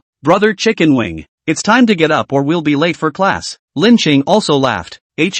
Lin Hao snapped his eyes open and looked at Lin Qingyi. Have you forgotten last night's lesson? As soon as he did, he yanked Lin Qingyi into his arms, but instead of tickling him, he just quietly hugged Lin Qingyi. Lin Qingyi had been all set to beg for mercy, but seeing that Lin Hao didn't make a move, she rubbed her head and also reached out towards Lin Hao's back to hug him. After a long time, Lin Qing also gently patted Lin Hao's back and laughed softly. Brother is so big, actually pampering his sister as soon as he wakes up. Come on, get up or we'll be late. I haven't been to class in 2 days. Lin Hao sighed. Did he have to face the truth after all? He put on a duck hat, a mask, and a pair of sunglasses, looking like he was afraid people wouldn't notice him. Holding Lin Qingyi's hand, he walked downstairs. Seeing the three figures at the dining table, he smiled sarcastically. Mom, big sister, you guys haven't gone to work yet, nah? Zhao Sidi looked at Lin Hao with a gaze full of love. Xiao Hao, if you like chicken wings, I'll have Master Lu prepare some more for you. Lin Hao's mouth twitched. Mom, I don't want to see chicken wings for the rest of my life. Lin Nian looked towards Lin Qingyi, who was hiding behind Lin Hao, and said to her, Qingyi, if you encounter any problems, you can come to your sister. She won't let outsiders bully you. Lin Qing also nodded and silently sat in the corner of the dining table. Zhao Sidi glanced at Lin Qingyi. Don't be stuffy if there's something going on. It's our Lin family's face that will be disgraced when the time comes. Mom, Lin Hao interrupted. I'm in the same school as my little sister. It's me who didn't take care of her. Now that I've had her transferred to my class, I'll take good care of her afterward. Looking at Lin Hao's defense of Lin Qingyi, Zhao Sidi complained. You little heartless, I'm afraid that in the future, you'll be marrying a daughter-in-law and forgetting about your mother. Lin Hao grinned, extended his 2 orchid fingers, and clapped his voice. Mom, don't worry, I'll keep mothering. Lin Xiaolan, who was drinking soy milk, choked and kept sniffing. After breakfast, the group of 5 went out together. At the entrance hall, after waiting for Zhao Sidi to go out, Lin Nian came to Lin Hao and Lin Qingyi. She briefly straightened Lin Hao's clothes and admonished, remember to take care of your little sister. The family is happy. She gently rubbed Lin Qingyi's head again. Mom was also angry yesterday when she found out about you. She just didn't know how to face you, so don't blame Mom. Alright, I'm off to work, and you guys remember to study hard. After watching Lin Nian walk out of the gate, Lin Haofeng took Lin Qingyi's hand. Let's go. My chicken wing sister. Lin Qingyi tilted her head and raised a smile. Let's go. Brother Chicken Wing. Arriving at the school entrance, Lin Qingyi still brought a handcake for Zhang Shan. Lin Hao pondered that EZ also hadn't pitched in for a few days, and also came to the hand-cooked pancake stall. As he approached the stall, he suddenly saw that a stove had actually risen from the stall, and the smell of honey-roasted wings was coming out of the stove. What do you want to eat, classmate? For an extra $3 today you can add a Chicken Wing Brothers same wing center. Lin Hao opened his mouth and awkwardly said, Boss, you're kinda following the trend. Ordering a hand pie with chicken wings, Lin Hao hid behind Lin Qingyi and returned to the classroom. Though it had only been an hour or so since he'd gotten up, he felt like he was exhausted. Along the way, he'd heard at least 3 times that someone had said something about him being a chicken wing brother. Even within a few hundred meters to the classroom, a classmate was seen walking past him 3 times, pretending as if nothing had happened. Even now that he had entered the classroom, there were still 5 or 6 people at the door pointing at his position and whispering about something. Not long after, the fat man arrived in front of Lin Hao and smiled wistfully. Yo, if it isn't brother Chicken Wing, I'm going to your second best chicken wing brother. Lin Hao angrily waved the hand cake on his hand at the fat man. Fatty immediately turned his mouth and clasped his hands. Chicken Wing righteous father, I want to learn how to bake chicken wings from you. Lin Hao angrily turned around and gently pinched the side of Lin Qingyi's face. It's all your fault. You had to fool around with fourth sister and listen to some little crap song. Lin Qing also looked aggrieved. Obviously it was fourth sister who started it. Brother is a bully. Lin Hao grinned. If he bullied Lin Xiaolan, then I guess the 2 of them could really fight. But Lin Qingyi was fragrant and soft and wouldn't resist, so bullying could be fun. Zhang Shan tilted her head in dissatisfaction and glared viciously at Lin Hao. Lin Hao, don't bully Qingyi. Looking at Zhang Shan with all her anger, Lin Hao snapped and retracted his hand. It was at this moment that Liang Evening Night arrived in front of Lin Hao with a pleasing smile on her face. She put a meat sandwich with the aroma of chicken wings on Lin Hao's table and whispered, "I'm sorry, I was wrong, and after not having you, I realized that my life had come to a complete standstill. Now every night when I'm writing my homework, I write and I remember the moments we used to spend together. I know I'm wrong now, so will you forgive me and let's go back to the way we were before?" Liang Lianin was wearing a long white floral dress with slightly red eyes, which set off her pure and lovely temperament. Lin Hao remembered that the outfit she was wearing now was the one she wore on her first date with the original owner. Lin Cheng also alertly burrowed towards Lin Hao's arms, as if she was a kitten protecting her food, and her gaze was ferocious as she looked towards Liang Evening Night. Lin Hao looked dazedly at Liang Evening Night. The moments we used to spend together? He pondered over the original owner's memories. The two had never even gone on a full date. It was basically Liang Evening walking the original owner around like a dog, and then happened to see a favorite bag for the original owner to pay for. Then something happens to happen to her family again out of the blue, and the original owner has to call a car to take her home. Lin Hao nodded thoughtfully. Indeed, getting along is only moments away. Liang Evening Night seemed to have understood Lin Hao's sarcasm, and her cheeks flushed slightly. She sniffled and choked out, "Can't we really go back in time?" Lin Hao raised an eyebrow. "It was hard for me to evolve from licking dogs to adults. You wanted me back with this one sentence. Ha! Chapter 143, Why are you two here? Liang Lianin pursed her lips. "It was me who didn't know how to cherish in the past. If you can treat me like you used to, I can promise to be your girlfriend after graduation." Evening, he's done this to you, and you're actually willing to give him a chance. Zhang Ing interjected. She looked at Lin Hao. "Evening has already given you such a big step, so don't hold back. Hurry up and buy her some gifts to coax her. Do you know how sad late night has been recently because of you?" Lin Hao laughed. "Of course I know. Who can't be sad when money is lost?" He shook his head and looked at Liang Lianin to say in relief, "Don't worry, I was larded up before and I'll never make the same mistake again, but I'm probably the upper limit of boys you can get into in your life. In case you don't believe me, all the boyfriends you date from now on will be living in my shadow." Zhang Ing smiled disdainfully after hearing this. "Just you? Just an uneducated rich second generation? What's so grandiose about it? You don't think you're different because you've turned into the roasted chicken brother and got a little heat on the internet, do you? Now everyone is looking at you as a joke." Lin Hao skimmed his mouth and glanced sadly at Lin Chingy, who was a little weak at his look and silently lowered his head. Lin Hao turned his head to look at Zhang Ing and laughed. "You have to know how many people who want to be the butt of such a joke don't even have the chance. Other than that, in his previous life, he knew of a blogger who had scooped up millions online with a song that wasn't even her original. There was also a blogger who, with a catchphrase, collected all the Cullinan pieces straight away and transformed into a life coach. Lin Hao, I advise you to read more. If you don't study hard, even the things you say are stupid. Who would want to be the target of a full internet group mockery?" Zhang Ing laughed. *******ing. Stop it. Liang Evening Night pulled Zhang Ying's sleeve. "Lin Hao, this is the breakfast I bought for you. Remember to eat it while it's hot." Lin Hao shook his head. "Eat it yourselves. My sister will be jealous if she eats yours." "Yes, brother, I'll be jealous."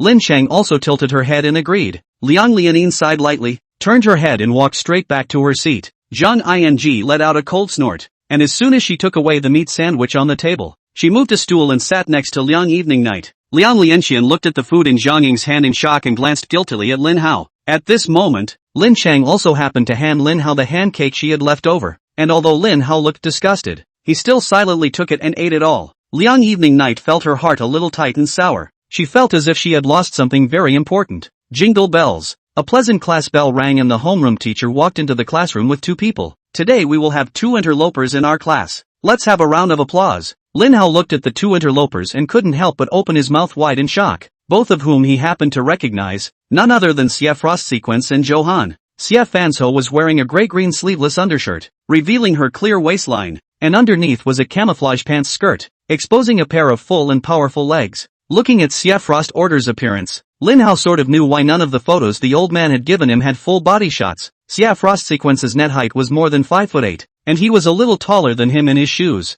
As for Johan, wearing a white shirt and black pants and small white shoes, he looks very down-to-earth. "Look. Wow, sister is so tall. The vestigial line is so handsome. Sister, kill me. *********. This leg is really absolute. It's longer than my life. This boy is quite impressive looking. It feels like a threat to my status as class grass." The students below discussed. The homeroom teacher looked to the two interlopers. "Which one of you two will introduce yourselves first?" Johan made a gentlemanly pleased gesture to Xie Shuangsu. Xia Frost Sequence came to the podium and introduced himself. Hello everyone. My name is Xia Frost Sequence. I used to study in Haicheng. The reason why you transferred here. She swept around the classroom and saw Lin Hao with a glance. Suddenly snorting coldly, she glanced at the homeroom teacher. It's okay if I pick my own seat now, right? The homeroom teacher remembered what the principal had instructed her to do and nodded. Find yourself an empty seat and the boys help her move her desk. No need, Xia Frost order said. With her bag in one hand, she placed an estimated 20-pound table directly against Lin Hao's other side with her other hand. She glanced at Lin Qingyi and looked at Lin Hao with a cold smile.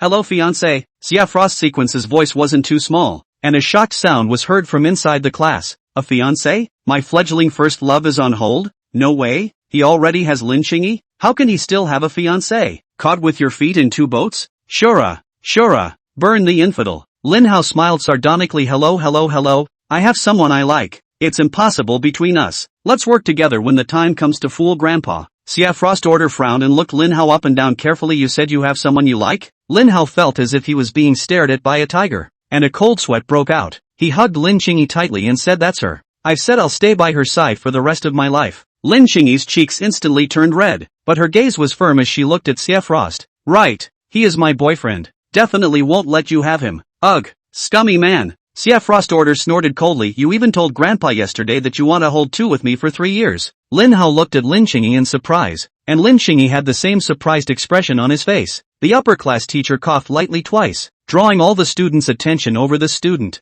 It's your turn to introduce yourself. Zhou Han glared viciously at Lin Hao. Lin Xiaoxian last time, Xia Shuangshu this time, and Lin Qingyi. Why did all three girls surround Lin Hao? He took a deep breath, calmed himself, and slowly made his way to the center of the podium. Hello everyone, my name is Zhou Han. I used to go to school in the countryside, and I'm honored to be classmates with all of you. I hope to learn well and progress with everyone in the coming days. Teacher, can I pick my own seat too? The homeroom teacher was a little hesitant, but gave a slight nod. Zhou Han lifted the table with one hand and walked straight in Lin Hao's direction. Xia Frost order's eyes couldn't help but open a little wider as she looked at Lin Hao and said in a cold voice, look at other people's core power, and then look at your body. It's weak. Eating late night snacks makes me happy. What do you know? Lin Hao retorted. Besides, how do you know I'm vain? There's something to it. Xia Xuanshu's eyes flinched and she sneered. What do you want to do if you can? Go out and practice after class? Chapter 144, What Shameful Play. Lin Hao skimmed his mouth. Quite a good-looking girl. Why did she move around and want to practice with someone? It's better to have Lin Qingya,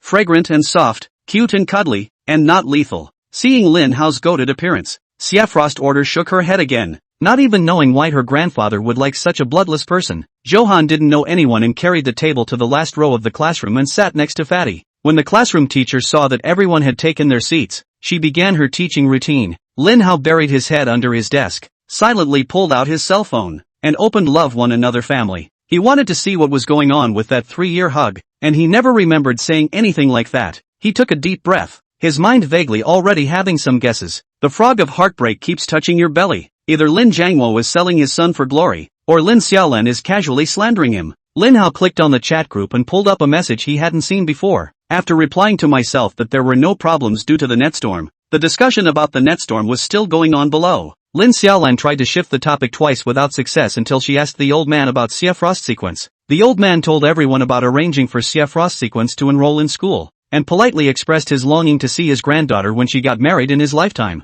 and to be able to hold his own hands on his great-grandson. Lin Jiangwo directed himself and said that he had gone through a lot of trouble and finally convinced himself. His own face in front of him confidently made a military order, saying that he is bound to take Xia Shuangshu, and strive for 3 years to hold two, so that the old man can feel the joy of the 4 generations of the same family. Putting down his cell phone, Lin Hao let out a long sigh. How did this scummy father know how to pit his son? He looked at Xia Frost order and smiled sarcastically. Do you believe me when I say that holding two for 3 years is not what I said? Xia Frost order shook her head indifferently, took out her cell phone and took a picture of Lin Hao, whispering after that, you're not allowed to leave me for more than 5 meters before 8 o'clock at night, or else if my baby is gone. She gazed towards Lin Hao's body. Lin Hao's body was a jolt. No. What's going on? What about the photo just now? Grandpa will message me at random times to take a picture of you in 3 minutes. Once he misses the command, he puts away my collection of firearms. Xia Frost Sequence said. So what if I want to go to the restroom? Lin Hao inquired. A smirk suddenly raised on Xia Frost order's face. Get on after 8, or you won't want to know the consequences. Lin Hao glanced at Xia Xuanshu's proud breasts, well-defined mermaid line, and impactful legs, and couldn't help but raise his eyebrows. If you're going to say that,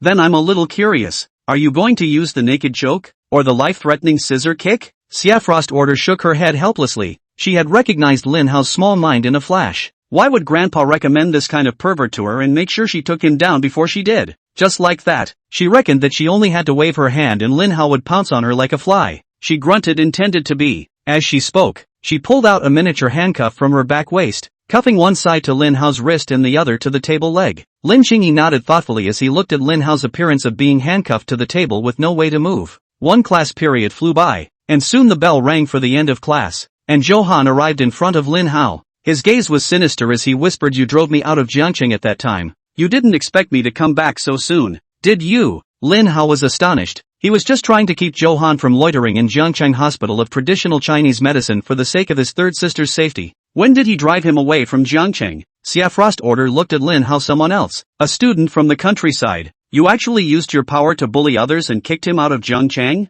Her eyes narrowed and she said in a cold voice, "You are a bit too lawless, aren't you?" Hearing Xia Frost Order's words, Lin Hao's gaze instantly went cold. He took a picture of himself in handcuffs and sent it to Shay Battle, then made a call. "Hello, my good big grandson. Where have you been these days? Why haven't you come to see Grandpa for so many days? I think you've met the Frost Sequence kid, right? How do you feel? Isn't it especially beautiful? It's not that I'm bragging, old man. There are several companies of lads in the ranks who want to chase after her, and Grandpa's still thinking of you, the good old grandson." First, Lin Hao was on speakerphone, and Xie Zhan's amiable voice came from among the cell phone speakers. Xia Fenxue was a little confused listening to Xie Zhan's kind tone on the phone, and for a moment she couldn't tell whose grandfather this was. The tone of this speech was better than when she spoke to her mom. Lin Hao directly complained, "Master, we are not saying that.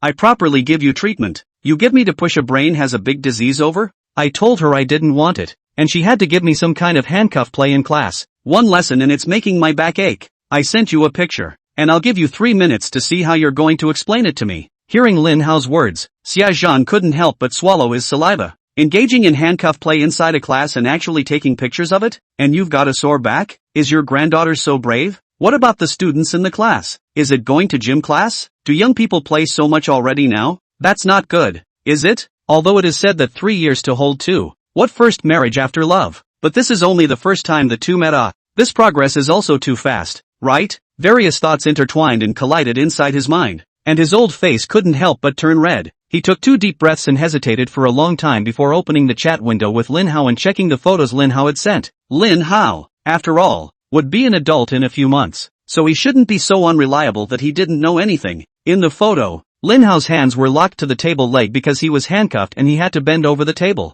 Below the photo is the latest quote sent out by Lin Hao. "I thought I had a straight spine, but I don't." Looking at the picture on the screen, Xia Zhan's hanging heart completely died. What a shame play. What a lesson in getting a backache. It turned out that Lin Hao was bound by handcuffs and slumped on the table for a session. Although he said he was letting Xia Frost Order take down Lin Hao, he didn't let her take down Lin Hao. He was silent for a long time, looking to make up Xiao Hao. "That, my granddaughter has never been in love." Also Xia Hu brought up, "You know what I mean, right?" Chapter 145, I have my own rhythm. Hearing the old master's words, Lin Hao looked Xia Frost Order up and down and suddenly laughed. "Old master, if you want to say it like that, I'll understand." Xia Frost Order's face showed a puzzled look. She was only training with Uncle Xia Hu, right? Why was she brought up by Xia Hu? Is this some kind of code word? Lin Hao hung up the old man's phone and handed his cell phone to Lin Qingyi. "Take 2 more pictures for me." He turned his head to Cheng Yuan and shouted, "Fatty, let's go." As he spoke, he picked his table up and headed for the door. Lin Qing also understood Lin Hao's meaning, and took pictures of Lin Hao's appearance of having to hold the table even when he wanted to go to the bathroom from multiple angles, until he was so confused that he almost followed Lin Hao into the men's restroom, and was flicked in the head by him. Jiang Shan followed Lin Qingyi and came to the restroom together. It was obvious that Lin Qingyi, who was cold and proud on weekdays, was just like a naive little girl when facing Lin Hao. She looked at Lin Qingyi's naive smile and helplessly shook her head. The relationship between this brother and sister was not too good to be true. Johan had been trailing behind Lin Hao, and when he saw Lin Qingyi's naive smile at the moment, his heart instantly began to throb. He stepped forward, a warm spring-like smile raised on his face. "Hello, you're Lin Qingyi's classmate, right? I heard from the teacher that you're at the top of your grade, so if I have a question, can I ask you?" The smile on Lin Qingyi's face instantly dissipated. Her voice was clear and cold. "No, If you have a question you ask the teacher, but teachers aren't always inside the office. I'm from the countryside, the only hope of the whole village, and I want to get into a good university and later return the favor to the teachers who educated me. Lin Hao had just finished using the restroom at this time, holding the table and coming out of the restroom. When he heard Johan's words, he couldn't help but raise his eyebrows. No wonder Johan was able to get close to Lin Qingyi in the original story. Lin Qingyi herself is from the countryside, and studied hard because she wanted to return the favor to the teachers who had educated her. The same experience, so that Johan in the gradual contact gradually knocked open the door of Lin Qingyi's heart. Lin Chang also ignored Johan's words, her gaze looking towards Lin Hao's back, the coolness on her face dissipating quickly transforming into a little girl-like delight. Brother! Lin Qing also ran to Lin Hao's side. Lin Hao shook his hand dry and stretched out his index finger to flick it in front of Lin Qingyi's face. Tiny droplets of water sprinkled onto Lin Qingyi's face, and Lin Qingyi shook his head in dissatisfaction. Taking hold of Lin Qingyi's slender waist, Lin Hao gave Johan a provocative look. Johan feigned a look of frustration and silently walked into the restroom. As he passed by Lin Hao, he whispered in a voice only two people could hear. I didn't expect you to steal my heat by humiliating yourself. Chicken wing. We'll see. Lin Hao couldn't help but shrink his neck. Chicken wing brother can't get over the stunt, can he? He also swiped through the short videos during class, and it's still his magical song that's the #1 hotspot. That whole eyes on me speech when the big brother in the second of the hotspots racked him up. The third is a large number of official platforms paired with magical BGs for various whole life scenes. The fourth is the must-hit barbecue stand in River City, recreating a great song that sings of the faint sadness of high school partying. The top 3 titles of the hotspot are all enlarged and bolded with a flame logo, while the 4th through 10th are all just one line of small print in gray font. It could be said that if it wasn't for Lin Hao's magical song yesterday, Johan's song would have been #1 on the Hot 100 today. Looking at Johan's back, Lin Hao couldn't help but frown. Although it was said that healers don't heal themselves, right, he felt that Johan had better take a look to see if there was any major disease inside his brain. It was such a big world in the good old days. Why did he have to find any presence in him?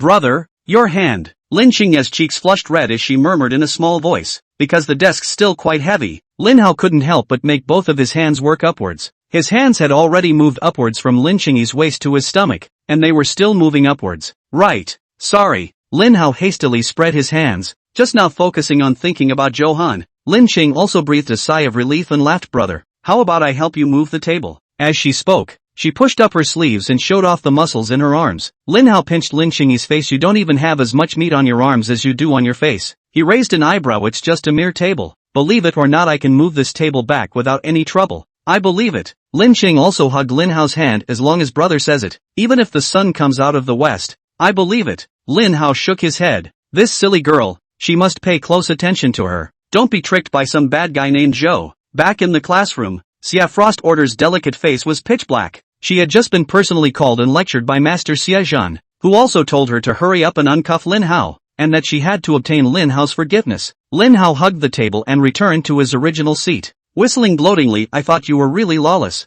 I didn't realize there was actually someone who could cure you. A smile suddenly raised on Xia Frost Order's face and she laughed lightly. I told Grandpa that this is a young man's love affair. I have my own rhythm and will definitely make you fall in love with me. So Grandpa will stay out of both of our business for a while. Got it, my fiancé. Asterisk asterisk asterisk asterisk. You really were brought up by my uncle Xia Hu? Lin Hao looked Xia Frost Order up and down in disbelief. No way. Brother would never fall in love with you. He's my boyfriend. He won't leave me. Lin Qingyi sat directly on Lin Hao's lap and hugged Lin Hao's arm. Xia Frost Order raised an eyebrow and laughed. I just asked Grandpa as well. You're Lin Hao's sister. Even though you're brother and sister, it's not nice for you to pester my fiancé like that, is it? Lin Cheng also hummed lightly. We're not related by blood. We're playing fair now. Looking at the imposing Lin Qingyi, Lin Hao gently pinched her face. This little girl did not hurt for nothing. Something is really on. Xia Shuangshu frowned. She hadn't asked her grandfather about the blood relationship between the two just now. She looked at Lin Hao and inquired, you wouldn't be such a beast, would you?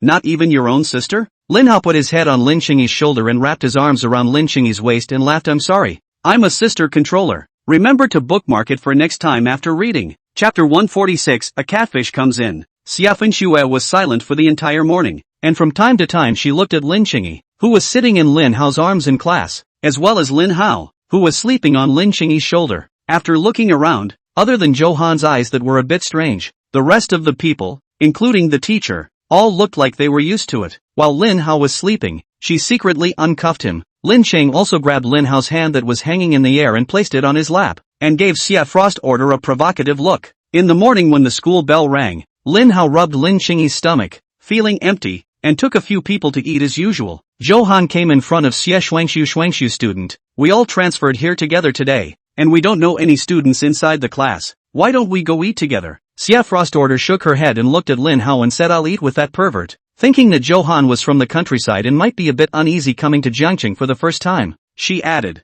the school gave us a blue meal card, and there was a swipe machine at the front of the cafeteria. All you have to do is tell the ants at the window what you want to eat. They'll figure out the price, and you stick your meal card in the swipe machine. The cafeteria also has a window for recharging your meal card, so just remember to recharge it when you're done eating. Johan opened his mouth. This Xia Frost sequence is really treating him as a silly boy from the countryside? Class, I'm still not very clear when you say that. We're going to line up for food at the cafeteria anyway, so why don't we all go stand in line together? We'll just sit next to them together then. Looking at Johan's expectant gaze, Xia Frost Order was a little hard to refuse for a moment, and she gently nodded. At lunchtime, all the students were in a hurry, afraid of being a little late in line. Lin Hao's few people were taking their time, not worrying about the queue in the slightest. Johan followed beside Xie Shuangsu, looked at Xie Shuangsu's attire today, and began to casually chat about some military topics. This coincidentally opened Xia Frost Sequence's conversation box and began to talk eloquently about the current military development. Johan didn't know particularly much about things on modern military development, but he was extremely impressed with traditional culture as well as historical knowledge.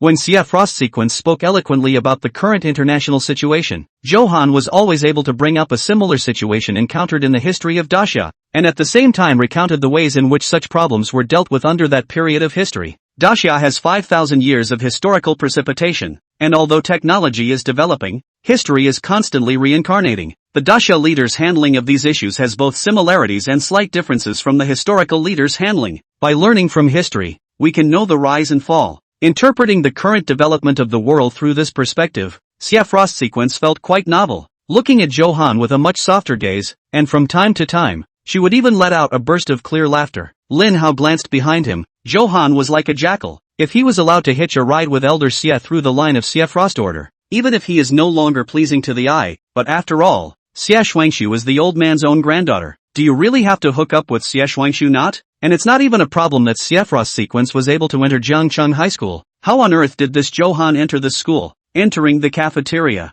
Due to Lin Hao's slow movements, the window of the cafeteria to eat was filled with a huge crowd. Looking at such a lengthy line, Johan glanced at Lin Hao and couldn't help but sneer. If Lin Hao intervened, his image in Xia Frost Order's eyes would further collapse. If he didn't jump the queue, Lin Hao could only watch as he and Xia Frost Order chatted in a harmonious atmosphere. He had just noticed that while he was chatting with Xie Shuangsu, Lin Hao would turn his head from time to time to look at them twice. Obviously coveting Xie Shuangsu, Lin Hao glanced at Xia Frost Sequence and led the crowd directly towards the small box on the second floor. Chahan froze for a moment and followed them toward the stairs. There's no cafeteria on the second floor, so you can just get in line for your food over there. If you don't know how to use your meal card, you can ask the students around you, Xia Frost Sequence said. Johan pondered for a moment and a lost look appeared on his face. Thank you, Frost Order student. Talking to you makes me feel better about fitting in with the school. I was just talking to you about the matter of the major secret hidden behind the bronze gate of Changbai Mountain, so let's talk about it next time we have the chance. Xia Frost Sequence was a bit hesitant for a moment. That major secret was really a bit of a dangling flavor.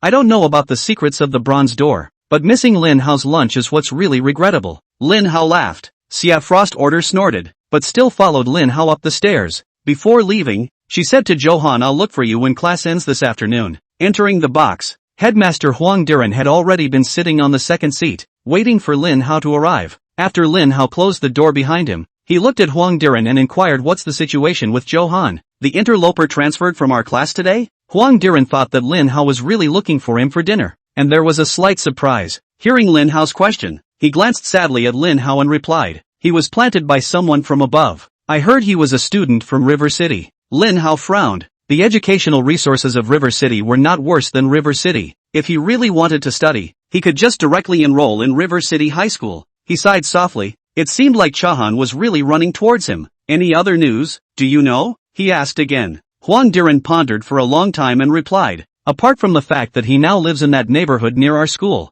has no father or mother at home, and is a very skilled healer, He doesn't know anything else. A nearby neighborhood? Lin Hao couldn't help but hold his forehead again. The only neighborhood near the school is the one he arranged for Lin Yanxiu to live in. And in the original story, Johan had a not-so-small interest in Lin Yanxiu. He didn't want to interfere with other people's relationship problems. But Johan was really not a good person. Or rather, apart from the philandering bit, Johan is extremely personable and is able to manage his time well even when bouncing between multiple girls. He glanced at Huang Diren, who spoke directly. I'm not good at expelling him if he didn't make a mistake. And his classes are all designated. Lin Hao scared. But thinking about it this way, keeping him under the watchful eye for surveillance might be better. Why would you want to target a student from the countryside? Xia Frost Sequence inquired. She was a little tired of seeing Lin Hao trying to target and oppress a vulnerable student. What countryside student can get someone from above to let him attend River City High School and assign classes? Heads on necks aren't meant to be heightened. Just turn them once in a while, okay, baby? Or else the zombies will have to cry when they get to your house. Remember to bookmark it for next time after reading. Chapter 147. Handcuffs aside. Although he was dissatisfied with Lin Hao's words, Xia Frost Order felt that he did have a point. There was absolutely no way that an ordinary country student could induce someone from above to speak for him, let alone a cross-city placement school. Do you think there is something wrong with him? Xia Shuangshu said curiously. Does he have any ulterior motives for coming to Zhangcheng? Lin Hao glanced at Lin Qingyi, who was eating silently with his head down. That secret was indeed untold. Johan was running over his sister and brother, while waiting for you to go to the restroom in the morning. He struck up a conversation with me, Lin Qing also said. Lin Hao nodded. He had seen the image of Johan hitching a ride in the morning. He said he wanted to ask me questions and wanted to give back to his former teachers. But I didn't want to waste my time with my brother. Lin Chang also tilted her head with an expression that begged for praise, and even pushed a plate of white burnt shrimp in front of Lin Hao in the process. Lin Hao pinched Lin Qingyi's face. You're all learning from fourth sister. Lin Qingyi wiggled his legs on the stool and laughed. But the shrimp peeled by brother will be a bit sweeter. Lin Hao shelled the shrimp and dipped it in soy sauce and vinegar and put it inside Lin Qingyi's plate. Lin Qing also laughed nervously. The shrimp peeled by brother is really super tasty. I want more. Lin Hao was a bit helpless, peeling shrimp for Lin Qingyi while pondering about Johan. The odds are that Chauhan is in River City using his medical skills to hook up with a powerful local. How to go about finding this person, as well as picking a fight between him and Chauhan, still had to be figured out. He looked at Xia Frost Sequence and inquired, just now, Johan and you were talking about military-related topics, right? As soon as he said this, Xia Frost Sequence's mood was a bit higher. He has a deep insight into the modern military. Unlike you, the pervert whose mind is full of his sister. Lin Hao sneered. Other than that, if you say that the men of Daxia do not understand the military, then he will have to give you a couple of drinks to break it up with you. That pervert, come home with me for dinner by then this weekend. Xia Frost ordered. I have to be busy being shameless with my sister this weekend. I don't have time. Lin Hao directly refused. Xia Frost pulled out the handcuffs from his waist again and waved them in front of Lin Hao. But time is like a furrow in the chest. As long as you squeeze it, there will always be some. Lin Hao turned his mouth. Hearing Lin Hao's words, the boys present all had meaningful smiles on their faces. Lin Qing also stared blankly at Lin Hao and curiously said, Brother, what did you just say? Asked Jiang Shan. Lin Hao laughed. Jiang Shan blushed slightly and glared at Lin Hao in dissatisfaction. But looking at Lin Qingyi, who was like a curious baby, she came to her ear and explained in a whisper. Lin Qingyi's cheeks miso turned red, and secretly patted her own chest, secretly sighing, brother really does like big ones. Stinking rascal. Xia Frost sequenced, scared. I really don't know what kind of mesmerizing soup you filled Grandpa with. What's the matter? Still want to ask me for the formula? Lin Hao raised an eyebrow. He took a careful look at Xia Shuangshu and curiously said, if you can handle me, what benefits did the old man promise you? On second thought, just by sending Xia Shuangshu away and keeping an eye on Lin Yanxiu for 2 more months, it was impossible for Johan to snatch Lin Qingyi from under his nose, right? As long as Johan didn't covet their Lin family's property as well as the people he knew. What did he have to do with himself even if he had 100 girlfriends? Grandpa said that as long as we get a license, he'll be able to arrange for me to enter one of the strongest one-man armies in Daxia for training. Lin Hao pondered for a moment. What if, after we got our license, you went off to practice and I went off to be a widow? I'm thinking I haven't offended the old man either, have I? Is he leaving me alone? Xia Finshua blushed slightly and replied, you can accompany the army and you will be able to see me then. So the old man still wants to hold 2 and 3 years? And let you train with a big belly? No, shouldn't I still be the one to bring up the child? Lin Hao wondered. Xia Frost slapped the handcuffs on the table and said unhappily, you're overthinking it. I like men who are stronger than me, so you'd better save it for your beanpole-like size. I wouldn't have been able to come to Jiangcheng if Grandpa hadn't confiscated my collection of all the model firearms if I didn't come. Lin Hao gently shook his head, moving around. You're in a hurry, you person. Let's put aside the handcuffs. What else do you have to show for it? You're so young. You have to get into some handcuff play. Tell me about it, shame or no shame. Frost Order put the handcuffs away and pulled out another small section of 15-centimeter long steel pipe from his back waist. The steel pipe was thrown with force and turned into a 60-centimeter or so throwing stick. She tapped her stick lightly on the table, which made a dull bong-bong sound. Lin Hao's mouth twitched. You people, why are you either handcuff playing or pole playing? He looked at Huang Diren and complained. Someone is carrying an anti-personnel weapon. Do you care or not, principal? Huang Diren smiled sarcastically. This whitewater is quite high today, he. When he finished, he wobbled and escaped, holding the door. A young master of the Lin family and a granddaughter of the Xie family. He couldn't afford to offend either side. Looking at Lin Hao's wimpy appearance at this moment, Frost Order shook his head and put away the throwing stick and handcuffs. After lunch, the group of 5 returned to the classroom for lunch break. Lin Hao had slept all morning, and now he wasn't sleepy at all and began to swipe his cell phone. Lin Xingye sat sideways on Lin Hao's lap, resting her head on Lin Hao's chest and shrinking into a tiny ball. Lin Hao noticed that the two of them, Xie Shuangxue and Zhou Han, were leaning on the corridor, blowing the warm breeze from the window and talking enthusiastically about something. From time to time, Xie Fenxue would still cover her mouth and laugh lightly, completely different from her cold appearance when she was by his side. Looking at such a picture, Lin Hao was a bit annoyed for a moment. It wasn't that he was jealous or anything, he was just afraid that the backer he had managed to hook up with would be snatched back by Zhou Han when the time came. Zhou Han seemed to have noticed Lin Hao's envious gaze in the corridor and raised his right hand to shake it at him, as if he was greeting a good friend of many years. Frost Order followed Zhou Han's gaze and noticed that Lin Hao's gaze seemed to have been falling on her, and she waved her fist in dissatisfaction. Although her grandfather was telling her to find a way to take down Lin Hao, she didn't have the slightest bit of goodwill towards Lin Hao, and even had a slight dislike for him because of his grandfather's threats. On the contrary, Zhou Han, with his stocky body, funny and elegant speech, and not making that kind of dirty jokes, outperformed Lin Hao by an unknown amount. I still have to talk to Grandpa over the weekend about whether I'm still her real granddaughter or not. Obviously I'm underage too, so how is this starting to rush me into marriage? So much for hyping up the marriage, and arranging it all. Chapter 148, Look at others and then look at you. Looking at Zhou Han's villainous appearance at this moment, Lin Hao simply turned his head away and pretended to be invisible. Even if Zhou Han was no longer powerful, he couldn't just fool Xie Shuangsu into limping after such a short while, could he? When the time comes, we still have to look for the old man to see if there is a way to send Xie Frost Sequence away directly. Although Xie Frost Sequence's face value and body were very good, but for some reason,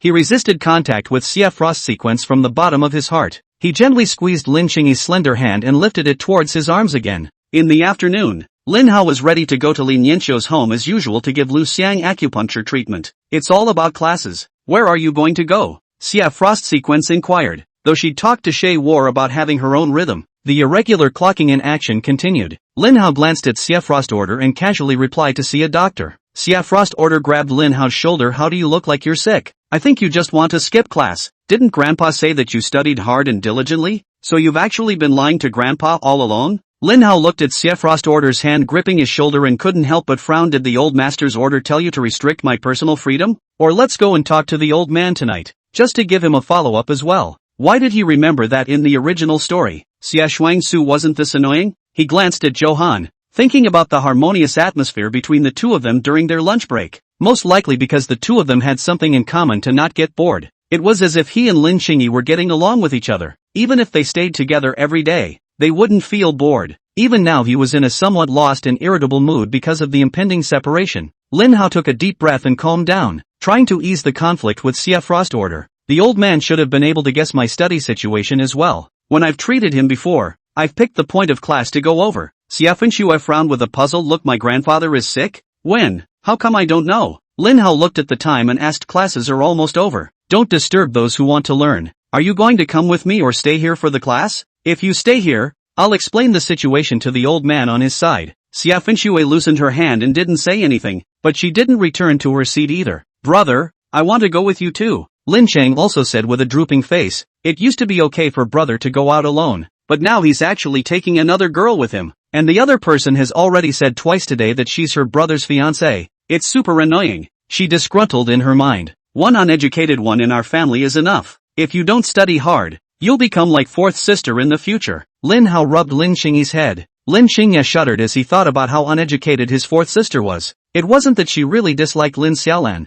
but she knew that if she didn't study hard, she would only be able to stand by Lin Hao's side as her younger sister in the future. She squeezed Lin Hao's hand. Then brother should come back early in the evening to take me home. Lin Hao backhanded Lin Qingyi's hand and said in a warm voice, I won't be going out for too long today, fatty. His gaze went back to someone and he nudged at him. Following the direction of Lin Hao's nuzzle, Chang Yuan saw Zhou Han's figure. A look between brothers was enough. He knew this was Hao asking him to help keep an eye on Zhou Han, and nodded heavily. Walking out of the classroom, Lin Hao drove to Li Nianxiu's home. Xia Frost Order looked at Lin Hao and inquired, what did you just say about my grandfather being sick? Lin Hao asked rhetorically. I want to know first, what did the old man and the others introduce me to you? Xia Frost Sequence pondered for a moment. They just said that you are diligent and studious, and will be able to become a pillar of the country in the future, and a great healer, so that if I get hurt in the meantime, I can go straight to you for healing, and that you sing well, so I can listen to you sing and relax when I'm tired from training. Oh, right.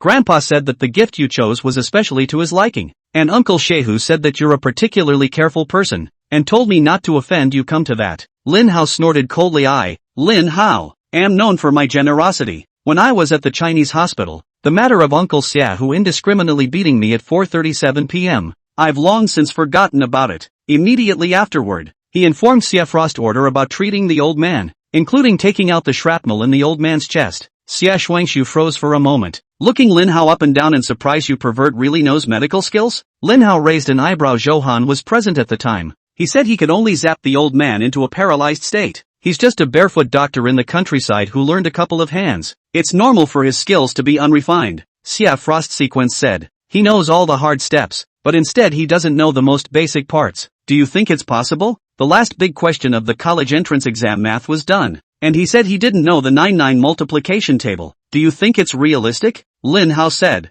Just now, Xia Frost Sequence had actually subconsciously started to give Zhou Han an explanation, and he felt that something was wrong with the situation. Maybe you're a better healer, in your eyes, but after all, there are specialties in the arts, so perhaps the part that feels easy to you is instead the hardest for Zhou Han, Xia Frost Sequence said. Lin Hao glanced at Xia Shuangshu. Zhou Han's charisma was a bit exaggerated. It had only been half a day since they met, and Xia Shuangshu had already argued for Zhou Han twice. He guessed that if he let Xia Shuangshu stay here again, he would have to stage a drama of the general is outside. The military order is not subject to. So what's up with that song you're singing? I've heard your grilled chicken wings. It's quite a magical song, but it's definitely not good. Xia Frost Sequence was curious. Lin Hao suddenly remembered that when he had set up the Love One Another family group chat, only those who had been present and met were inside the group, like Xia Frost Sequence, including his elder sister, second sister. These did not meet each other, did not pull into the group chat. For a moment he was playful, and with a proud face he said,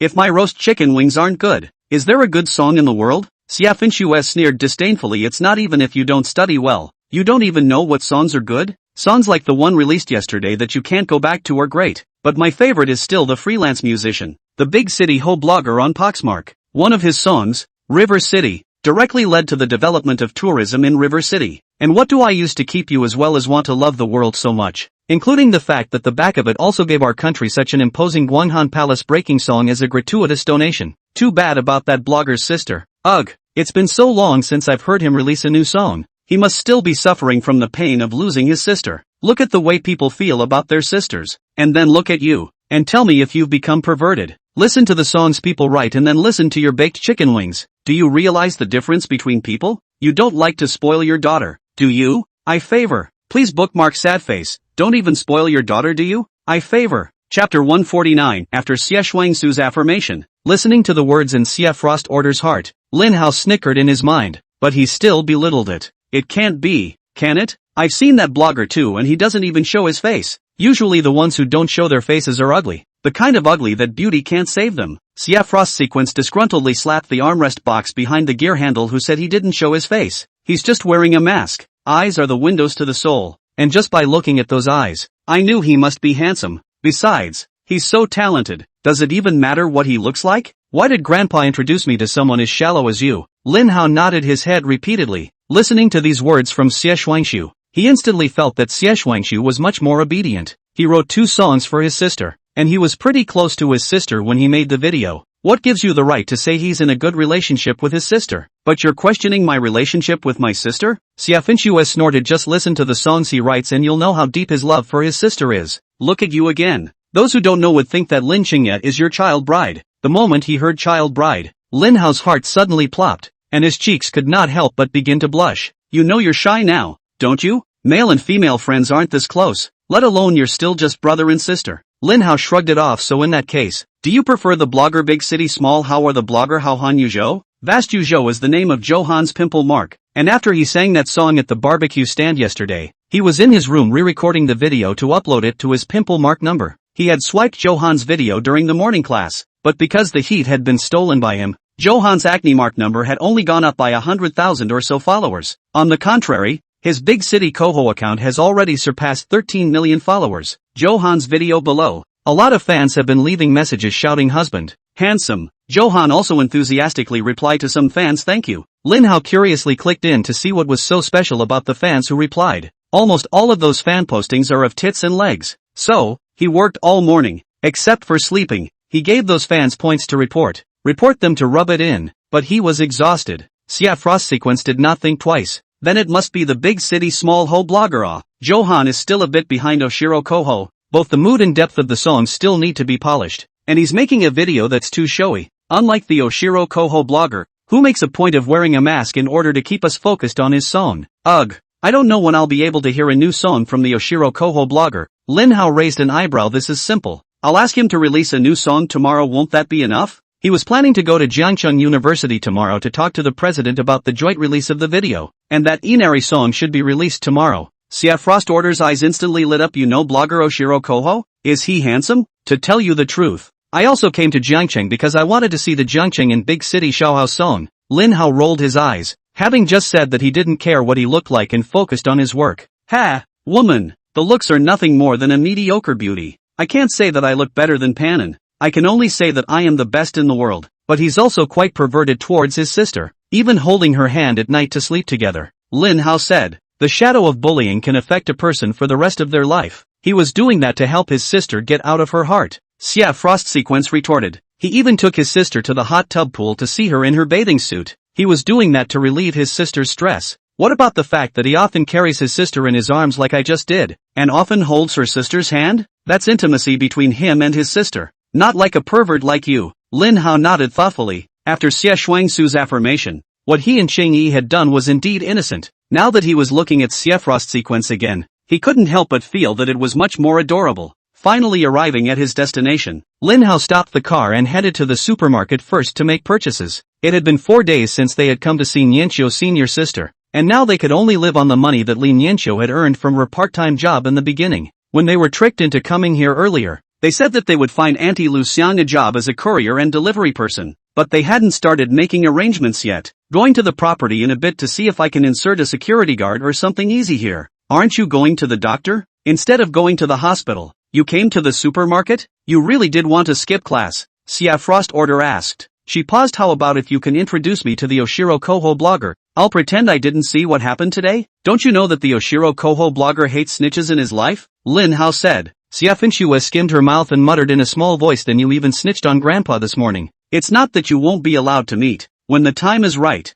naturally you will be allowed to meet. Or what if people are drowning their sorrows and I tell him I'm bringing my fiancé to meet you? And then there's one more on the rooftop? Aren't we losing a pink, talented and flamboyant man? Lin Hao said. Who's your fiancé now? We're just ordinary classmates. Xia Frost Sequence retorted. Regular classmate. So what does your business have to do with me? I'm at least the youngest master of the Lin family. Is my face not a face? Lin Hao sneered. Cool. Made you cuff me to your desk in the morning. Let me find your weak spot now. Xia Frost Order blushed slightly. You pervert. You asshole. You think that's going to make me agree to the two of us? Dream on. Lin Hao froze, but after a moment of pondering, it seemed as if Xie Xuanxue's understanding wasn't problematic. Don't think too much. I'm just a sister controller. Don't think anything else about me. Lin Hao said. He pondered for a moment that tomorrow he would be traveling to Jiangcheng University with Lin Xiaolan. If Xie Finchue followed him tomorrow, wouldn't today's lie be immediately exposed? Moreover, there was still a Zhouhan inside the classroom watching over him, and he couldn't rest assured that Lin Qingyi would be alone in the school. He looked at Xie Xuanxu and said, Can we discuss something?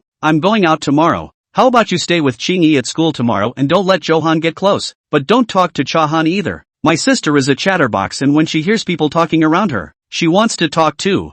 Haven't you sneered 2 days of school and you plan to skip a day and a half of classes? And we're just regular classmates. Who are you to police my interactions with others? I'll let the Oshiro Koho blogger follow you? Deal. Chapter 150, you don't even spare your aunt? After buying a large amount of food, Lin Hao led Xia Frost order to the neighborhood. Since Xia Frost soon knew that he knew Deshang Xiao Hao, the high coolness in the morning disappeared, constantly prying into all sorts of news about the blogger, just like a little fangirl's appearance. Lin Hao shook his head helplessly. It was true that love or no love could be seen at a glance. The so-called standards were reserved for those who didn't love. He came to the property management office of the neighborhood. The property company belonging to this place was under the Lin's group. He made a call and easily got a security guard position. Walking up the stairs with Xiafrost sequence carrying a large bag, Lin Hao knocked on the door of the room. A rustling came from inside the door, and Christina Liu opened it, letting both men in. She sized up the girl behind Lin Hao and couldn't help but frown. At first Lin Hao said he liked Li Nianqiu. How come he brought another girl now? Moreover, the girl looked quite English, and was not inferior to her daughter in looks and temperament. Seeing that the door was opened by a middle-aged woman, Xia Shuangshu couldn't help but look at Lin Hao with surprise. This is not even an auntie?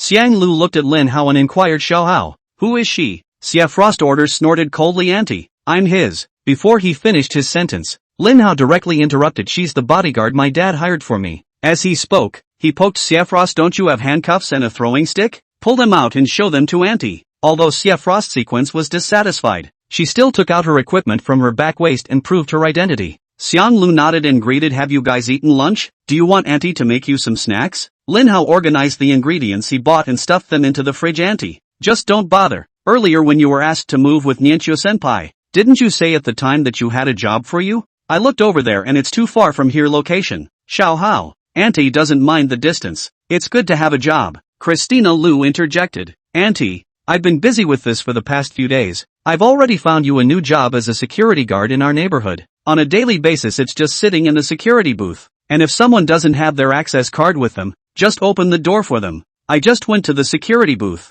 and it's air conditioned over there too, so you can't get any sun in the summer. Sitting all 8 hours from 9 in the morning to 5 in the evening every day pays about 4,000 a month. Auntie, do you think this job is okay? Lin Hao said. That's good enough. That's good enough. Auntie doesn't know how to thank you enough. It must be hard to find such a suitable job, right? No wonder you haven't come over for so many days. Lu Xiang was a bit emotional. She had been staying at home watching TV for the past few days and was a little uncomfortable with always being so free, especially now that she was still using her daughter's money that she had earned from her part-time job a few days ago. Xia Shuangshu looked at Lin Hao in shock, amazed at how he had justified those words. Obviously it didn't take 10 minutes to find a job as a security guard just now. She kind of knew why her grandfather liked Lin Hao so much. Lin Hao was a little weak, pulling away from the topic. It also happens that this side needs to recruit. Auntie, if you agree, then they also save to find an intermediary recruitment. He gave Xiang Lu the number of the counterpart and told her to just contact directly later. After more than half an hour, Lin Hao finished administering the needles, so he took Xia Shuangshu and left Lu Xian's home, and began to head to the Chinese hospital to look for his third sister. Yesterday, I had already greeted Lin Xiaoxian,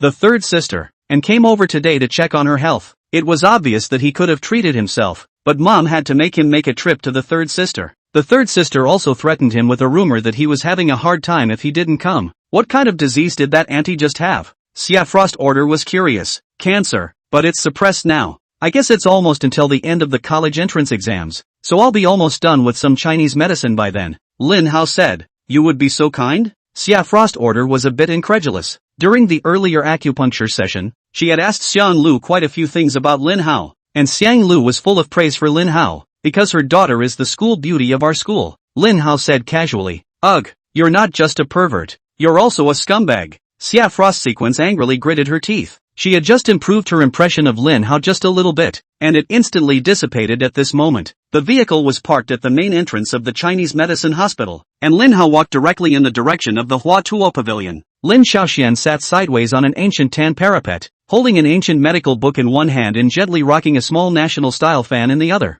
She wore today a Tang-style jacket in a green and blue gradient color, with a jacket made of light gauze over it. Her hair wasn't just a normal ponytail either, but a carefully coiffed bun. The sunlight fell on her body, interpreting the look of the years. As if realizing Lin Hao's arrival, she got up from the parapet and walked towards the two. Looking at Lin Xiaoxian coming in style, Lin Hao couldn't help but open his mouth wide. Third sister, you're dressed so fairy. I thought it was some fairy who had descended to earth. Lin Xiaoxian blushed slightly and laughed at Lin Hao. You're the one who's poor. She looked in the direction behind Lin Hao suspiciously and inquired, hello, are you here to see a doctor? Hello sister, my name is Xia Frost Sequence. I'm here to accompany that asshole. Xia Frost Sequence suddenly stood upright. You're the girl Grandpa Xia talked about, aren't you? Grandpa praised you for being very pretty, and when I look at you today, you really are very good looking. Lin Xiaoxian complimented. Xia Fenxue touched the back of her neck in some embarrassment, her cheeks slightly reddening as she lowered her head. Lin Hao looked at Xia Frost with surprise. No, my sister complimented you and you're blushing like a bubble teapot? Where's your high-flying demeanor in the morning? Xia Frost glared at Lin Hao and looked at Lin Xiaoxian with a slightly averted gaze. Lin Xiaoxian stood on her tiptoes and touched Xia Frost's head. Xiao Hao's mouth is rather poisonous. My sister apologizes to you on his behalf. I hope you don't mind. Nah, wouldn't care. Xia Frost said, sister, are you usually inside the hospital? Will you usually need to go to the mountains to pick herbs? Do you need a bodyguard to keep you safe? Lin Xiaoxian gently shook her head. Usually, I'm inside the hospital. If you want to come see me, you can come over anytime. Oh. She held Xia Frost's hand. I see that you should be about the same age as Xiao Hao. Grandpa Xia is really something too, actually wanting you to be betrothed so early. Warmth came from his hand. Xia Frost's cheeks slightly flushed. Feeling the look of someone backing him up, he nodded heavily. I'm going to have a good talk with Grandpa about this over the weekend. This pervert Lin Hao doesn't deserve me at all. Chapter 151, You actually want to lay hands on my sister? Hearing Xia Frost's words of conviction, Lin Xiaoxian felt a sense of relief in her heart and smiled at Lin Hao. Xiao Hao, it looks like Grandpa Xia's granddaughter doesn't have eyes for you. Oh. Lin Hao skimmed his mouth and looked at Xia Frost's reaction. Although he didn't look at me, I'm afraid he's looking at you. He hurriedly intervened between the two. Third sister, let's go to the consultation room. Don't you want to check my pulse? Lin Xiaoxian nodded and led the two of them towards the inside of a Chinese-style courtyard deep inside the Huatuo pavilion. She motioned for the two to sit inside the gazebo first, and turned in the direction of the back kitchen, looking at Lin Xiaoxuan's back as she left. Xia Shuangshu had a demented smile on her face. Sister is so pretty, and so gentle. Hey, what do you want? Let me remind you not to think ill of my third sister, Lin Hao warned. How is it that for good reason? He just liked Oshiro Koho, and now he likes his third sister. Is this because once upon a time the carriage was slow and there was only enough time to love one person in a lifetime? But now the internet is fast and you love 2.5 a day? Xia Frost's eyes were a bit flustered. No, I just think it's great to have such a sister. She frowned and looked at Lin Hao with a bit of a wistful look, and finally let out a long sigh. Why the hell would a pervert like you have such a nice sister? And I suspect you're out of your mind. If it were me,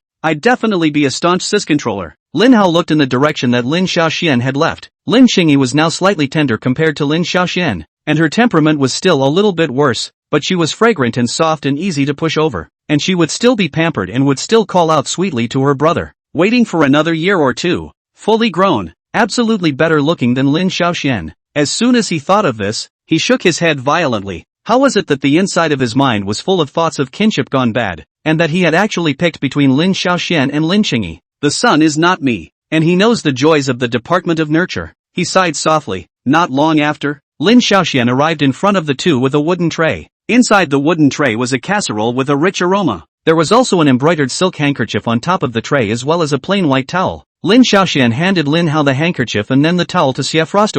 It's rather hot, so why don't you guys wipe off your sweat first? The handkerchief was warm to the touch and had a faint herbal aroma that instantly soothed one's nerves. Sister, what's inside this casserole? Xia Fenxiangsu wondered, as she reached out and was about to open the casserole directly. Careful, it's hot. Lin Xiaoxian reached out and gently patted the back of Xia Shuangshu's outstretched hand, as if she was a younger sister who had been caught trying to steal food. Xia Fenxue covered her hand that had just been slapped and quietly looked towards Lin Xiaoxian, her cheeks unable to help but start to redden again. Looking at Xia Shuangshu's blushing appearance, Lin Hao's heart alarm bells rang. There was already Lin Qingyi's previous experience, and now looking at Xia Shuangshu's appearance, how could he look so wrong? He patted the handkerchief he had just replaced on his hand and lifted the lid of the pot, and a rich scent of herbs mixed with the mellow aroma of hens instantly filled the gazebo. Lin Xiaoxian took a soup ladle and scooped up a bowl of chicken soup, a large chicken thigh, and some chicken pieces for each of the two. The hen had been stewed for an unknown period of time, and the chicken meat instantly dissolved into strands of shredded meat with a gentle sip, and with the fresh chicken soup mixed with the flavor of herbs, one bite would not be able to stop.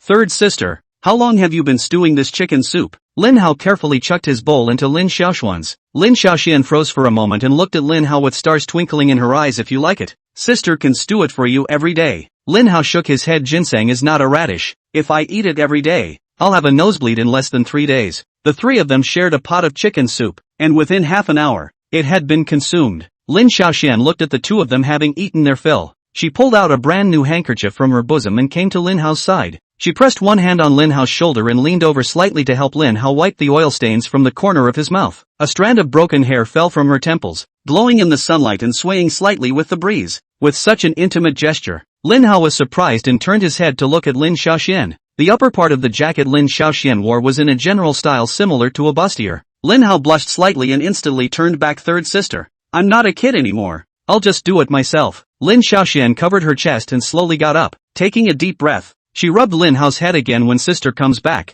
I'll check you again. She collected all the leftover bones from a few people and left the gazebo again with the wooden tray. Xia Frost Order looked at Lin Hao sadly. Why don't I have a sister like that? She looked at Lin Xiaoxuan's departing back, her heart yearning for her, and then looked Lin Hao up and down, rather like she couldn't get her hands off him. Lin Hao frowned. You don't think that you'd want to make do and marry me and then have such a nice sister too, do you? Xia Frost Order nodded and looked at Lin Hao with even more screwed up eyes. But marrying a pervert like you, I feel so unwilling. I didn't even say I've suffered a loss. Lin Hao was similarly disgusted. Xia Shuangshu snorted, her eyes looking in the direction Lin Xiaoxian had left, exclaiming, sister is so nice, good looking, gentle, knows medicine, and cooks well. Lin Hao nodded and agreed. Yes, my sister is so nice. She's good looking, gentle, knows medicine, and cooks well. Lin Hao. Xia Frost Order gritted her teeth viciously. Grandpa is here. Lin Hao subconsciously shouted directly. Immediately after, a snap snap snap sound rang out, and a 60-centimeter throwing stick appeared in Xia Frost Order's hand. Like a tiger descending a mountain, she directly crossed the table and pounced towards Lin Hao. Third sister, help! Murder! Lin Hao shouted for help. At the same time, he glared viciously at Xie Shuangshu and said furiously, I'm warning you, I'm a man with a serious heart condition that can lead to immediate and sudden death if I'm not careful. I also have brittle bone disease, where a bump can cause a serious fracture. If you touch me, in less than 3 minutes you'll be on your knees begging me not to die. Xia Frost Sequence sneered and swung the flinging stick with a whistling wind sound. Don't panic, this is a hospital. I believe that my sister's medical skills are very good. Lin Hao bristled. Why did he feel like when he pitted Xia Hu? He also told Xia Hu that this was a hospital, letting the old man play as he pleased. This Xia Frosty couldn't have been sent here by Xia Hu to take revenge, right? Chapter 152 Love is on its way. Lin Hao's mood at this moment was more apprehensive than participating in a World Cup penalty kick competition, as he speculated on the angle from which Xie Shuangshu would launch his attack. After all, scoring or not scoring doesn't affect living in a mansion or eating sea cucumbers, but this could affect his ability to drive a Ferrari one-handed tomorrow if he can't avoid it. However, the anger on Xia Frost Order's face collected in an instant, and the throwing stick that was originally in his hand disappeared. Lin Hao turned his head in confusion and saw Lin Xiaoxian running towards her at speed. The long jacket skirt swayed as she ran, and with the warm late spring sun, it looked like a love interest was on the way. How? What's wrong? Are you alright? Lin Xiaoxian said with concern, looking at Lin Xiaoxian, who was breathing a bit heavily at this point. Lin Hao scratched his head in embarrassment and glared viciously at Xia Frost Order. Xia Frost Sequence revealed a pleading look, as if to say, don't tell her sister what she just did. Nothing, sis, what are you doing? Lin Hao digressed. I prepared food for the two of us in the morning. Isn't Frost Order here today as well? Just now boiling some glutinous rice rounds. Lin Xiaoxian laughed. Let's go over there together. I can't stand it if I keep making you busy all the time. Lin Hao said. Lin Xiaoxian nodded and gently took Lin Hao's arm. Let's go over there together then. Xia Shuangshu followed behind the two, looking mournfully at Lin Hao and spitting in his heart. I wonder what's so great about Lin Hao. Why do each and every one of them like his look so much? Entering the kitchen, tiny glutinous rice balls on the stovetop were already boiling and floating on the water. Lin Xiaoxian fished out the glutinous rice rounds,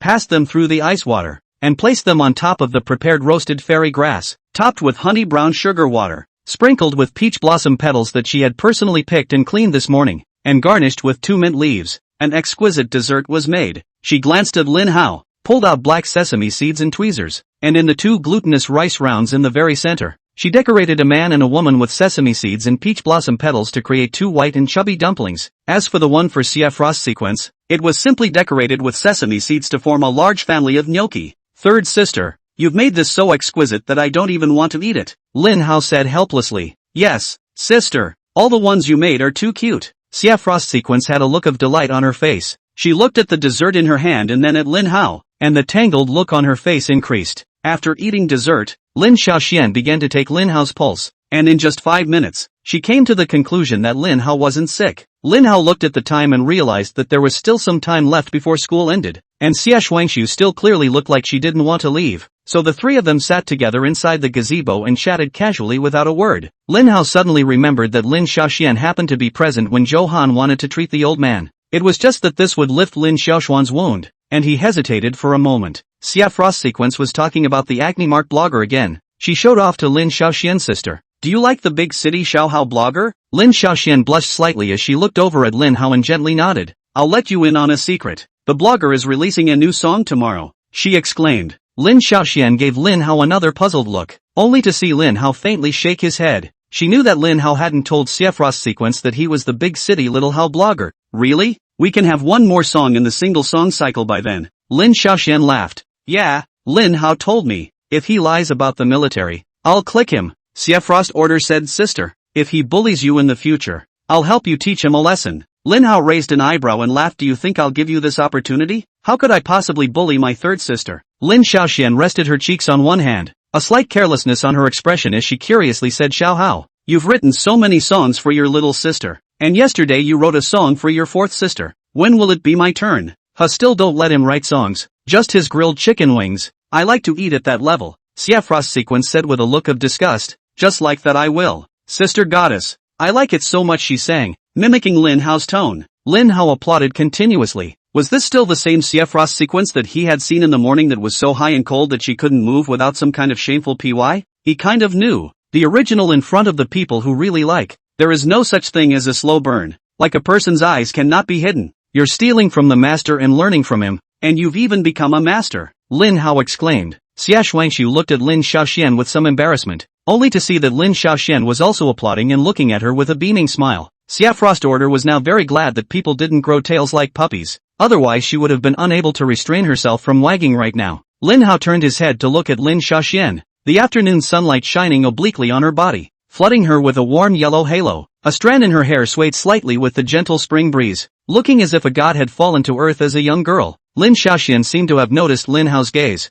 and her face brought up a hint of seriousness and anticipation. Lin Hao coughed lightly twice and hummed along with the breeze. By this time the warbler has grown to love the one who was on her way, and I know that she is not appreciated at sunset in the way of rain and wind, crossing the sea of people just to embrace you. Seeing that both of their gazes were attracted, Lin Hao looked at Xia Frost Sequence and raised an eyebrow. This is a song I wrote for my third sister. If you listen to it, you'll have to open a VIP payment. Xia Finshua bristled. It's obvious that you haven't written it yet. Surely that's all you can do. Lin Xiaoxuan's eyes glistened with tears. Glistening in the sunlight, even one sentence is already enough. She hadn't wished for too much, just that Lin Hao had written a few songs for Lin Qingyi and sang a quirky song for Lin Xiaolan, and she wanted a song just for her as well. Lin Hao took out the handkerchief he had just used, folded it, and handed the clean part to Lin Xiaoxian. He took a deep breath and hummed from the beginning. Partial to traveling by candlelight, the midnight stars seem to run like a friend. I love every scab you've ever made, and I love the old wine you've made. Knowing you can't, and wanting you to feel it, makes the starlight add a little rainbow. Let the cherry blossoms sneak kisses on your forehead, and let the beauty of the world ring with you. After listening to Lin Hao's clean singing, Lin Xiaoxian was already teary-eyed. She was obviously smiling, but she couldn't stop her tears. It wasn't until Lin Hao finished singing that she gathered enough courage to hug Lin Hao and lean her head on the other's shoulder. Lin Hao was a bit at a loss for words and just gently patted Lin Xiaoxuan's back. No way? You actually do know how to write songs? Ha? Xia Frost Sequence was a bit shocked. That song just now has reached the level of Oshiro Koho's compositions in both melody and lyrics, and the vocals feel as if they are somewhat similar to Oshiro Koho's as well. If this song had been composed for her, she wouldn't have cried out like Lin Xiaoxian, but she would have been very moved. She looked over at Lin Hao and said somewhat coyly, that pervert, do you have any songs for me? Lin Hao grinned. Starting today, I'm going to go to the bathroom on my own. Brother and sister, don't underestimate me. Remember to bookmark it for next time after reading. Chapter 153, luckily, it hasn't been marinated yet. The sun was setting dimly, so Lin Hao glanced at the time and gently patted Lin Xiaoxuan's back. Third sister, we should almost head back. Lin Xiaoxian took a deep breath and got up reluctantly. She wiped the corners of her eyes with a handkerchief and laughed. Next time or on Monday?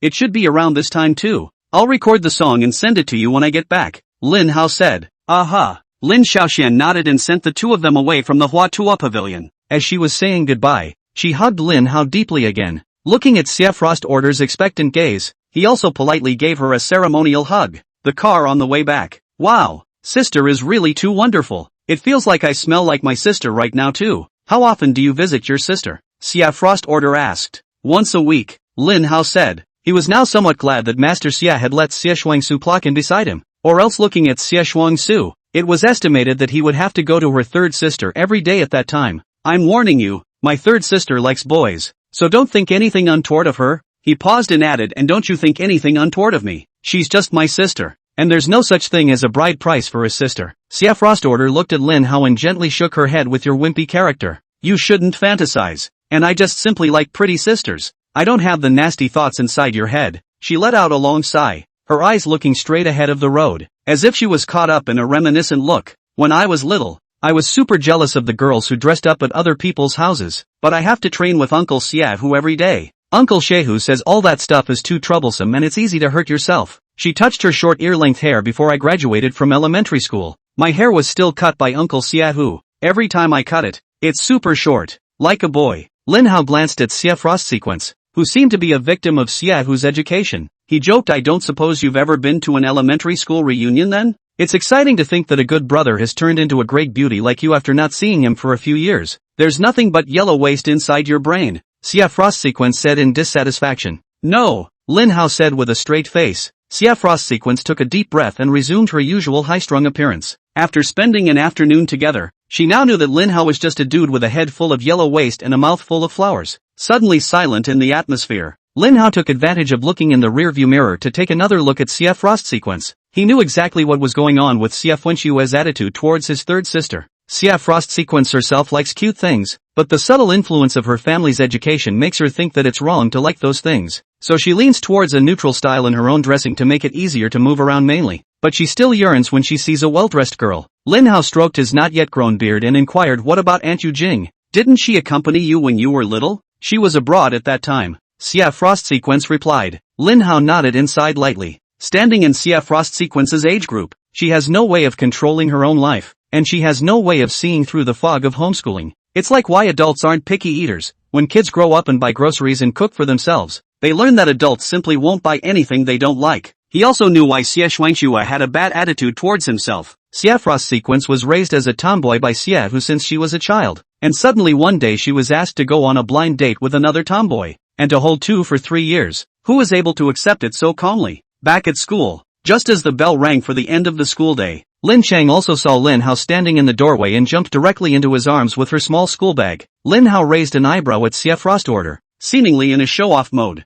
Who could not love such a cute girl? Lin Xingya opened and closed her nose twice, frowned and said unhappily, brother, are you cheating on me? How can I smell another girl's flavor? Lin Hao slapped Lin Xingyi's head. What cheating? You are slandering me. The prerequisite for cheating is that he has to be on track. Lin Xing also grunted lightly in dissatisfaction. Just now she had already smelled it out. Lin Hao's body carried a faint smell of medicinal herbs. It must have come from her third sister. Brother, can you bring me with you the next time you see third sister? I'd like to see how you guys see patients. She wondered just what kind of visiting position could make her brother's arms full of her third sister's scent. Lin Hao's brows instantly furrowed as he looked at Lin Xingyi and questioned, are you trying to skip class again? Last week, because of some things, he took Lin Xingyi to skip 2 days of classes. Counting the weekend is 4 days of small vacation. Skipping class is fun for a while, but skipping class all the time is fun all the time. He guessed that Lin Xingyi's heart for learning has been disorganized and will become another Lin Xiaolan in the long run. He put his hands on Lin Xingyi's shoulders. Comrade Xingyi, you can shoulder the expectations of the teachers and the principal. Don't do the self-defeating thing again. Lin Xing also bumped Lin Hao's chest with his head in dissatisfaction. Brother, you're calling it only allowing the state officials to set fires and not the people to light the lamps. While the two were playing around, Fatty slowly and leisurely walked out of the classroom. He came to Lin Hao and whispered, Brother Hao, your sister is really something. Chahan really did come to harass your sister at the end of class this afternoon. Your sister, she ran right inside the girls' restroom and stayed for the rest of the class. You don't even know how wonderful Johan's face looks. Hearing the fatty's words, Lin Hao's brows furrowed together. Are you taking the opportunity to scold me? Your sister, your sister. He gazed in the direction of the classroom. Sure enough, Chahan was trying to poach him while he was away. Looks like he'll have to cut down on skipping class after that. Lin Ching also blushed slightly, and at the moment, she was trying her hardest to chrysalis in Lin Hao's arms, trying to rub off her third sister's scent. The fat man smiled sarcastically. No, you must be thinking wrong, but I think Chahan is pretty good too. He went to harass Liang Wanwan later, an afternoon's work, and the two seemed to get along very well. Lin Hao nodded and looked towards Lin Qingyi, who was catatonic in her arms as if she had turned on vibration mode, and lowered his head to sniff on her shoulder socket. With the warm breath coming from his neck, Lin Qingyi's movements stopped in an instant. What is brother trying to do? Could it be? Her cheeks flushed red and she turned her head away, displaying her snow-white slender swan neck in front of Lin Hao's eyes, and her right hand gently tugged downward on the hem of her dress. Lin Hao sniffed it twice and breathed a sigh of relief. Fortunately, it hasn't been pickled into flavor. Lin Qing also tilted her head, loosened her hand that was tugging at the hem of her shirt, and looked mournfully at Lin Hao with another heavy rocket headbutt. Lin Hao hugged Lin Qingyi's waist and rubbed Lin Qingyi's head. Just kidding. At the same time, the two of them, Johan and Liang Evening Night, walked out from the classroom door shoulder to shoulder. When the two saw Lin Hao and Xia Frost sequence, they both took a step to the side in silent agreement, as if they were not familiar with each other. Remember to bookmark it for next time after reading. Chapter 154, Unlike me, I only feel sorry for you. Are you serious about the half-step withdrawal? A small move that doesn't seem to do much damage. Lin Hao raised an eyebrow as he watched the two men's silent movements, feeling as if these two men were rivals in chess and would meet a good man. Johan glared at Lin Hao and came in front of Xia Frost order. Frost sequence, where did you guys go this afternoon? I heard from other students this afternoon that Lin Hao, this person, is full of yellow waste. Be careful when you're alone with him. Xia Frost order glanced at Lin Hao and nodded heavily. Liang Evening Night came to Lin Hao and looked at the way Lin Hao and Lin Qingyi were hugging each other tightly, with a sobbing look in her gaze, as if Lin Hao was a heartless man. She squeezed a smile from her face and inquired, is student Xia Frost sequence really your fiancé? Hearing Liang Lianxian's words, Lin Hao turned his head to look at Xia Frost order. Xia Frost order had also stopped chatting with Johan at this time,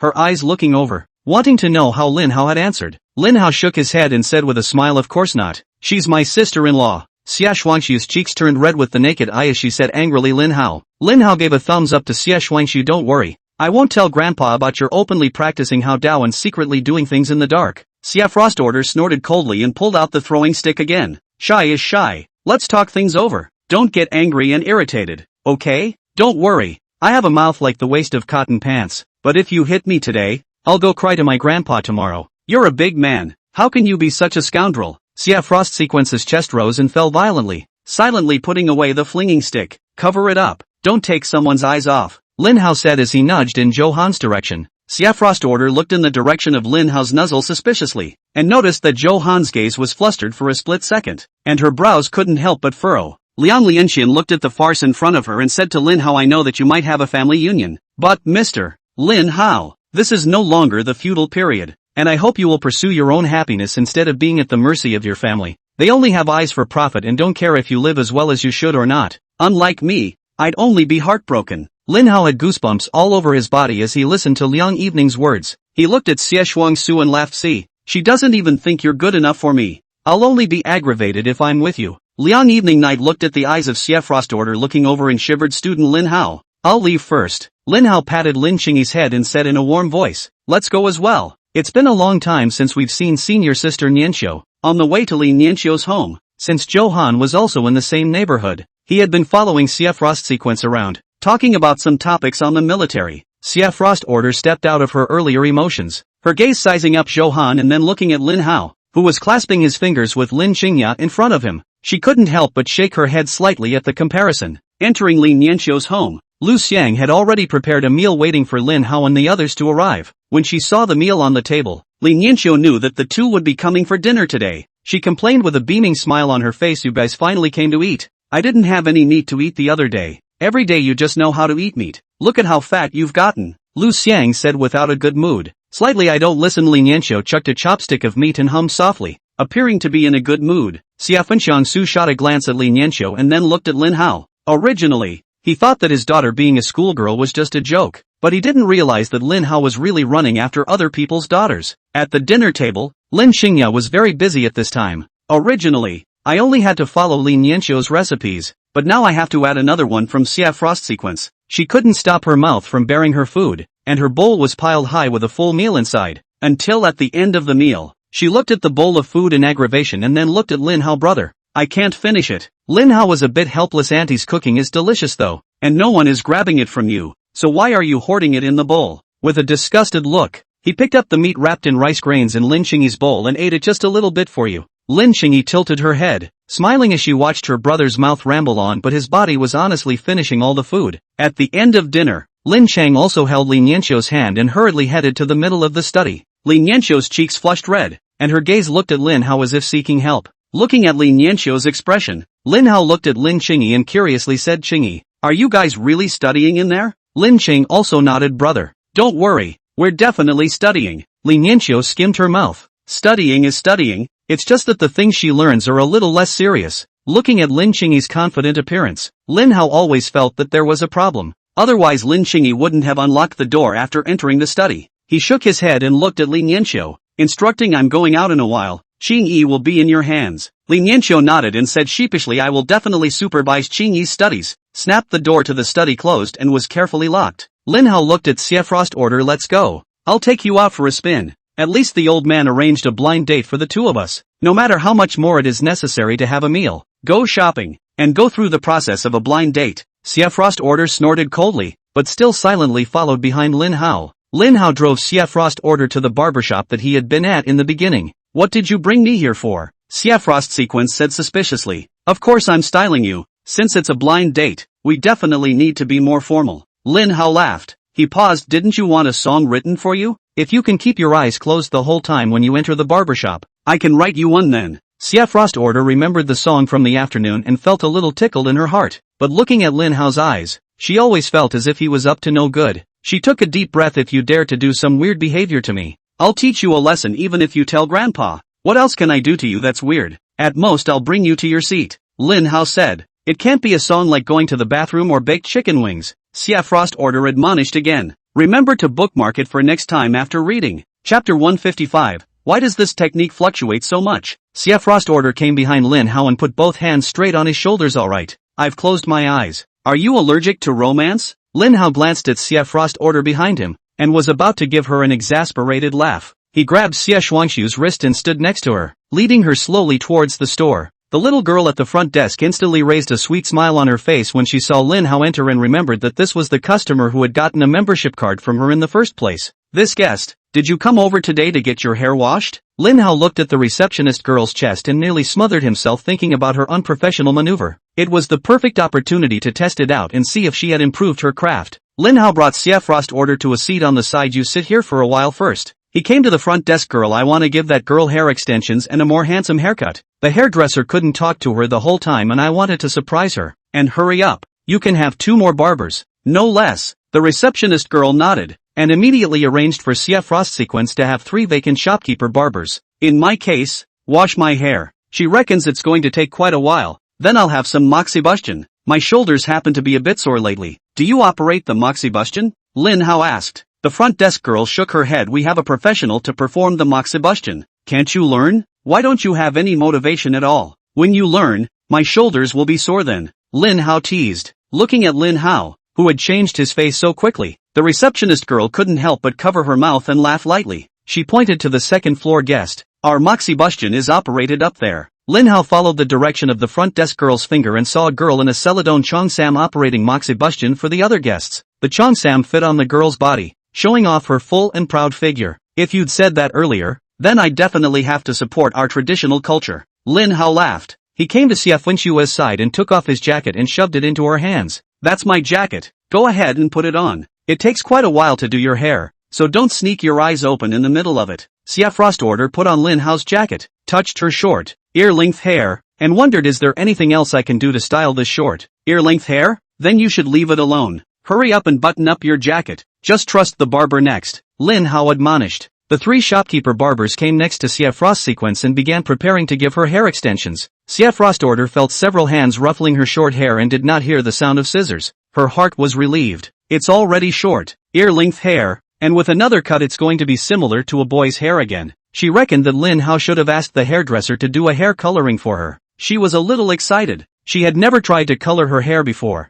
No wonder Grandpa said that the gift Lin Hao gave was very much to his liking. She thought in her heart. "So, barber, what color did I dye my hair?" she inquired in a whisper. The barber froze for a moment. He remembered that Lin Hao's request was to conceal the girl, and he replied, "It's one of the most popular misty blues right now. It was a light blue color and very pretty. It turns a blue-gray color after it fades, which is also pretty." He paused. "Your boyfriend is so good to you. Huang Su lightly grunted. He's not my boyfriend. On the other hand, Lin Hao felt that the front desk girl's approach had suddenly become much more formalized. In just a few days of work, the front desk girl had mastered the method of washing her hair so much that it was defeating the purpose of washing his hair in the first place. He was trying to get the receptionist girl to master her craft while washing his hair, never to make it this kind of repetitive labor. However, the environment here is not bad. The barber is young and communicative, and the hair cutting skills are not bad. I'm about to run out of money in my membership card today after giving CF Frost sequence hair extensions and then additional treatments, as well as my own moxibustion for a while. Charge me another 20,000 to the card later, Lin Hao said.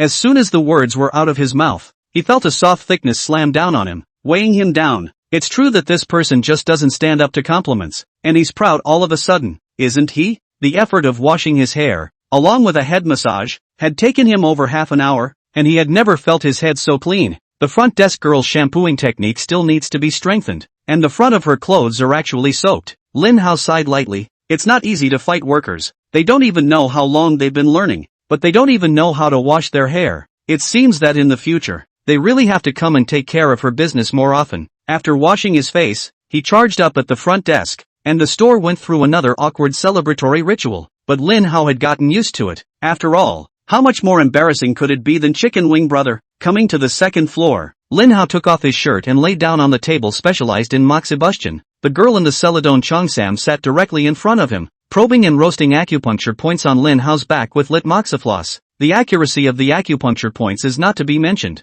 but the sinking softness on the back of the head. Lin Hao feels that this moxibustion is quite authentic. After another hour or so of moxibustion, Lin Hao felt his head empty and instantly relaxed. It's true that rich people have to enjoy themselves. What kind of clean soup they used to live in. Putting on his clothes and going downstairs, Lin Hao came to Huang Su's side, whose long hair had already been picked up and was being given a simple coloring perm. Looking at CF Frost Order's long hair in the mirror, Lin Hao couldn't help but feel his eyes light up. The original valiant look, at the moment, under the long hair, looked surprisingly sweet. The two contradictory temperaments made Huang Su look extraordinarily good. CF Frost Order was already feeling a little off in her head, and when she heard Lin Hao's voice, she inquired, "What the hell did you have them do to me? Why do I feel as if I seem to have more hair seemingly all over the place?" "Don't dream about it. Even if I had them put hair growth potion on you now, there's no way your hair would grow out so fast. They're all props for haircuts. I don't know what they're called. They're just resting on your head for now," Lin Hao concealed. "Oh," CF Frost Sequence answered. "And don't worry, you're in the finishing stages. You'll be able to open your eyes in a few minutes. You have to be mentally prepared. Don't be shocked by your own blooming beauty when the time comes," Lin Hao said. CF Frost Sequence lightly hummed. "I just asked the barber. Giving me a hair color still makes it look mysterious. He just told me all about it, said it was dyed misty blue, and it sounded like it looked great. Oh my god goodness, you actually told her my plan. Doesn't that take away my surprise?" Lin Hao feigned surprise. Remember to bookmark it for next time after reading. Chapter 156. Hair is the real thing. Looking at Huang Su, who had long hair up to her chest, big French curls, and a little bit of blue coloring at the end of her hair, Lin Hao picked up his thumbs at the several barbers. "I have to say, the haircuts over here are really good." He ruffled Huang Su's long hair and said softly, "You can open your eyes now." CF Frost Sequence had already vaguely guessed what was going on. After all, no matter how much one hides it, it will reveal the cloven foot. She took a deep breath and slowly opened her eyes. Despite being prepared, her eyes froze momentarily as she looked at her long-haired self in the mirror. She reached into her hair and tugged twice. "I can't believe this isn't a wig." Lin Hao patted CF Frost Order's shoulder. "Girl, you tiger, who am I? The #1 dude in Jiangcheng. As for fooling you with a wig, stop doing such image-destroying things with such a good-looking face." CF Frost Order froze for a moment and released the hand that was tugging on her hair. While Lin Hao was signing to confirm the bill, she looked around and realized that no one was paying attention to her. Her cheeks puffed up slightly and she made a cute and adorable expression. She never thought she could look that good instead of looking like a manchild. "Your girlfriend is really good looking," the receptionist girl exclaimed. "She's just my classmate," Lin Hao explained. "Last time it was a sister. This time it's a classmate. You're such a scum," the little sister at the front desk teased. Lin Hao shook his head. How is it that no one believes even the truth now? He helplessly looked back at Huangshu, and coincidentally saw a scene of Huangshu beaming. He silently raised his cell phone and captured such a scene, recording another video in the meantime. Just in case, he stepped forward and patted CF Frost Sequence's head. "Let's go. Don't be cute. You're bull ******* ting me." "I'm not." CF Frost Order's cheeks burned a little. She had just returned to her usual high-flying demeanor when she noticed Lin Hao approaching. The corners of her mouth lifted just slightly, showing the gleeful leap of joy she felt inside. Walking out of the barber shop, Lin Hao couldn't help but shiver as the cold wind of the night blew. Xia Frost Order realized that her jacket was Lin Hao's, and she immediately intended to take it off and return it to Lin Hao. The button was just half undone when her cheeks started to burn again. Don't take it off. I'm a big bloody lad. I'm already feeling hot just from you undoing 2 buttons. Lin Hao teased. Xia Frost Order lowered her head. Her cheeks couldn't help but turn scarlet, and disgruntledly punched Lin Hao on the shoulder. As if she had realized something, she looked at Lin Hao with a slightly panicked expression. Looking at Lin Hao's expression as usual, she let out a soft sigh of relief in her heart. Lin Hao looked at Xia Frost Sequence's appearance at this time and in turn felt some novelty, always feeling as if her hair was her true form. When her hair is long, she's more girly and shy and cute, and when it's short, she's like a tomboy, more competent and cranky. Lin Hao led Xia Frost Sequence to a clothing store that specialized in national style brands. He remembered that in the afternoon, Xia Shuangshu looked at the clothes Lin Xiaoxian was wearing with a heartfelt look of longing on her face. Walking into the clothing store, Xia Frost Order looked around at the fairy-like clothes. She'd never thought she'd be able to wear something like this, and was always worried that it would become unseemly looking. Lin Hao glanced at Xia Frost Order, guessing that she should rarely shop, but still inquired, do you know how to pick out clothes? Xia Finchue glanced at the clothes around her, pursed her lips, gently shook her head, and replied in a small voice, Uncle Shehu used to buy them for me directly. My mom bought me some too, but didn't really like any of them. The clothes that Xie Yujing bought for her were very nice, but her short-haired look didn't quite suit those little dresses, and she always felt weird. Lin Hao nodded and led her through the rows and rows of clothes in the store. Feeling similar, he would also pick up the clothes and compare them to Xia Frost Sequence's shoulders. After shopping around, he picked out a national-style white shirt, as well as a horse-faced skirt and handed it over to Xia Shuangsu. Xia Frost Order looked at the clothes in her hands and breathed a sigh of relief again. Fortunately Lin Hao hadn't bought those particularly exaggerated clothes, otherwise she would have had some difficulty accepting them for a while. Let's go change and try it on first, see how it looks on, Lin Hao said. Taking advantage of Xie Shuangshu's efforts to change clothes, he went to the antique-style jewelry display case at the counter to make another selection, and a wooden hairpin inlaid with light blue gemstones instantly caught his eye. When Xie Shuangshu finished changing her clothes, she would tie up her hair with a hairpin at that time, absolutely beautiful and valiant. He remembered Lin Qingyi, who was studying seriously, and picked out a small hairpin inlaid with flower decorations. He thought again of Lin Yanxiu, who was now supervising Lin Qingyi's studies, scanning around the ornaments. They never felt quite right. It was a bit inappropriate, at least if he was delivering it in his position. Do you have ornaments here that pray for a good college entrance exam? Lin Hao casually asked the shopkeeper. The shopkeeper took out an ancient copper coin from under the counter and handed it to Lin Hao. Lin Hao took a look at the copper coin, and on the front it read Golden Palace Passing On,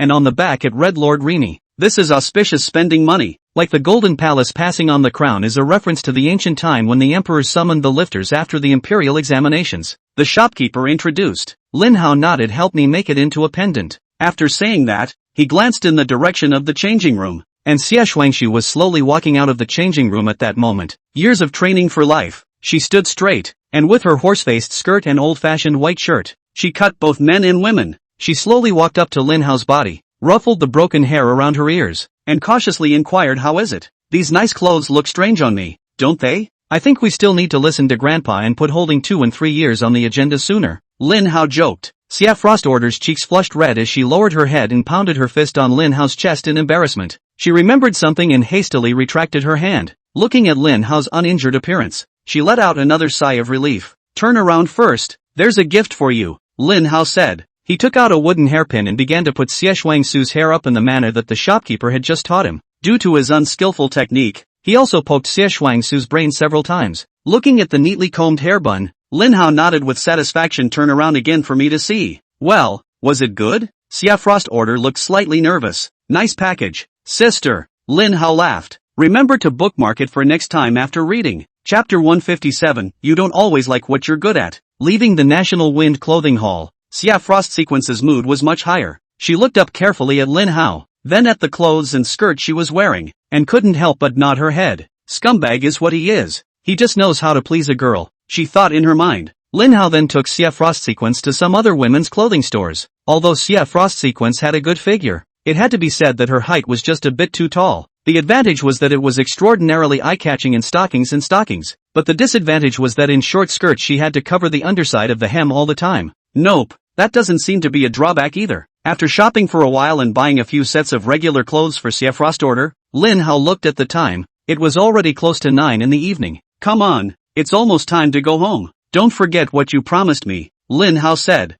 Frost order froze, remembering that what was said was that she couldn't pay attention to Johan tomorrow, and that she had to keep an eye on Lin Qingyi. She gently nodded. During the drive, she glanced at Lin Hao's side face again, and for some reason, she felt that she had developed some reluctance. Are you living by yourself now, or are you with Auntie Yu Jing? Lin Hao inquired. Right now it's with Grandpa, Uncle Xiaohu and Mom, Frost Sequence replied. She fiddled with her hair with her fingertips, a little torn for a moment as she wondered if her family would accept her with long hair. If Uncle Xiaohu tries to cut your hair off, you'll tell Grandpa about it, okay? The most important thing you have to do right now is to get me, and you're dressed like this to use a beauty trick. You're all coerced. You don't actually want to. It's just that I'm more perverted, Lin Hao said. Thanks, Frost Sequence said. What are you thanking me for? We're all brothers, but a brother-in-law is a brother-in-law. Are you planning on cash or transferring money? Lin Hao joked. Xiaofenxiang Su coldly grunted, and the touching feeling she had just felt instantly dissipated. Just kidding.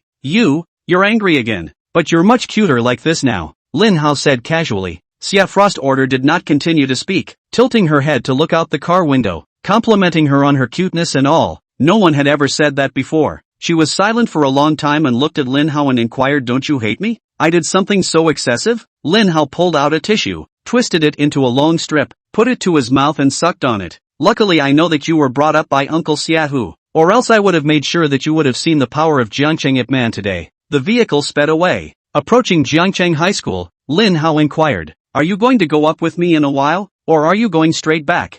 Frost order glanced at the time. It's already rather late. Just drop me off at the school entrance. My car is parked there. Okay, Lin Hao responded. He paused and turned to caution, what you're good at isn't always what you like. Don't get confused. Frost Sequence looked at Lin Hao suspiciously. This sentence was slightly abrupt. Lin Hao stroked his beard that hadn't grown out yet and said in a serious tone, when you grow to my age, you'll understand. Okay, here we are. Get off. I'm going to pick up my sister. Xiaofeng Su gritted her teeth viciously.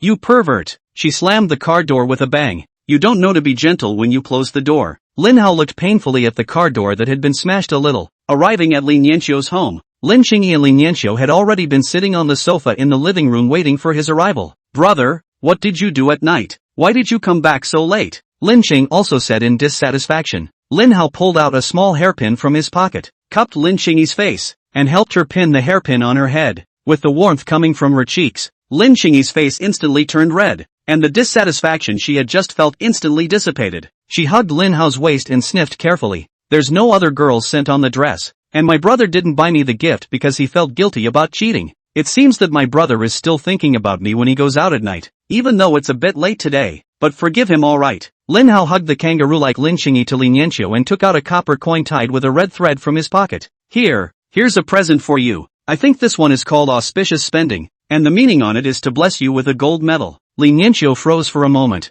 not realizing that she had a gift as well. She took the gift and wore it around her neck, the copper falling down her white neck into the middle of an abyss. Thanks, she whispered. Lin Hao gazed at the location where Ji spent the money to dive and also said thank you. Lin Yanxiu covered her chest and her cheeks instantly turned red. I mean, thank you for supervising Qingyi's studies. Lin Hao hurriedly explained. It definitely doesn't mean thanks for the hospitality. Lin Qingya bumped Lin Hao's chest in dissatisfaction. Brother, let's hurry home. Lin Hao breathed a sigh of relief. When it mattered, it was still his sister who was good. He cleared his throat. We'll head back then. On the other hand, Xiaofenxiu came to the front door of her house. She looked at the time. It was already more than 9 o'clock in the evening. It's all Lin Hao's fault for having to make it so late, she complained disgruntledly, tiptoeing open the door to her room. She wanted to go straight back to her room when no one was looking. When the door to the room opened, however, the light leaked out of the room instantly. She scowled sarcastically and eased into the room. At the commotion coming from the doorway, Xia Zhan's 3 gazes instantly looked over.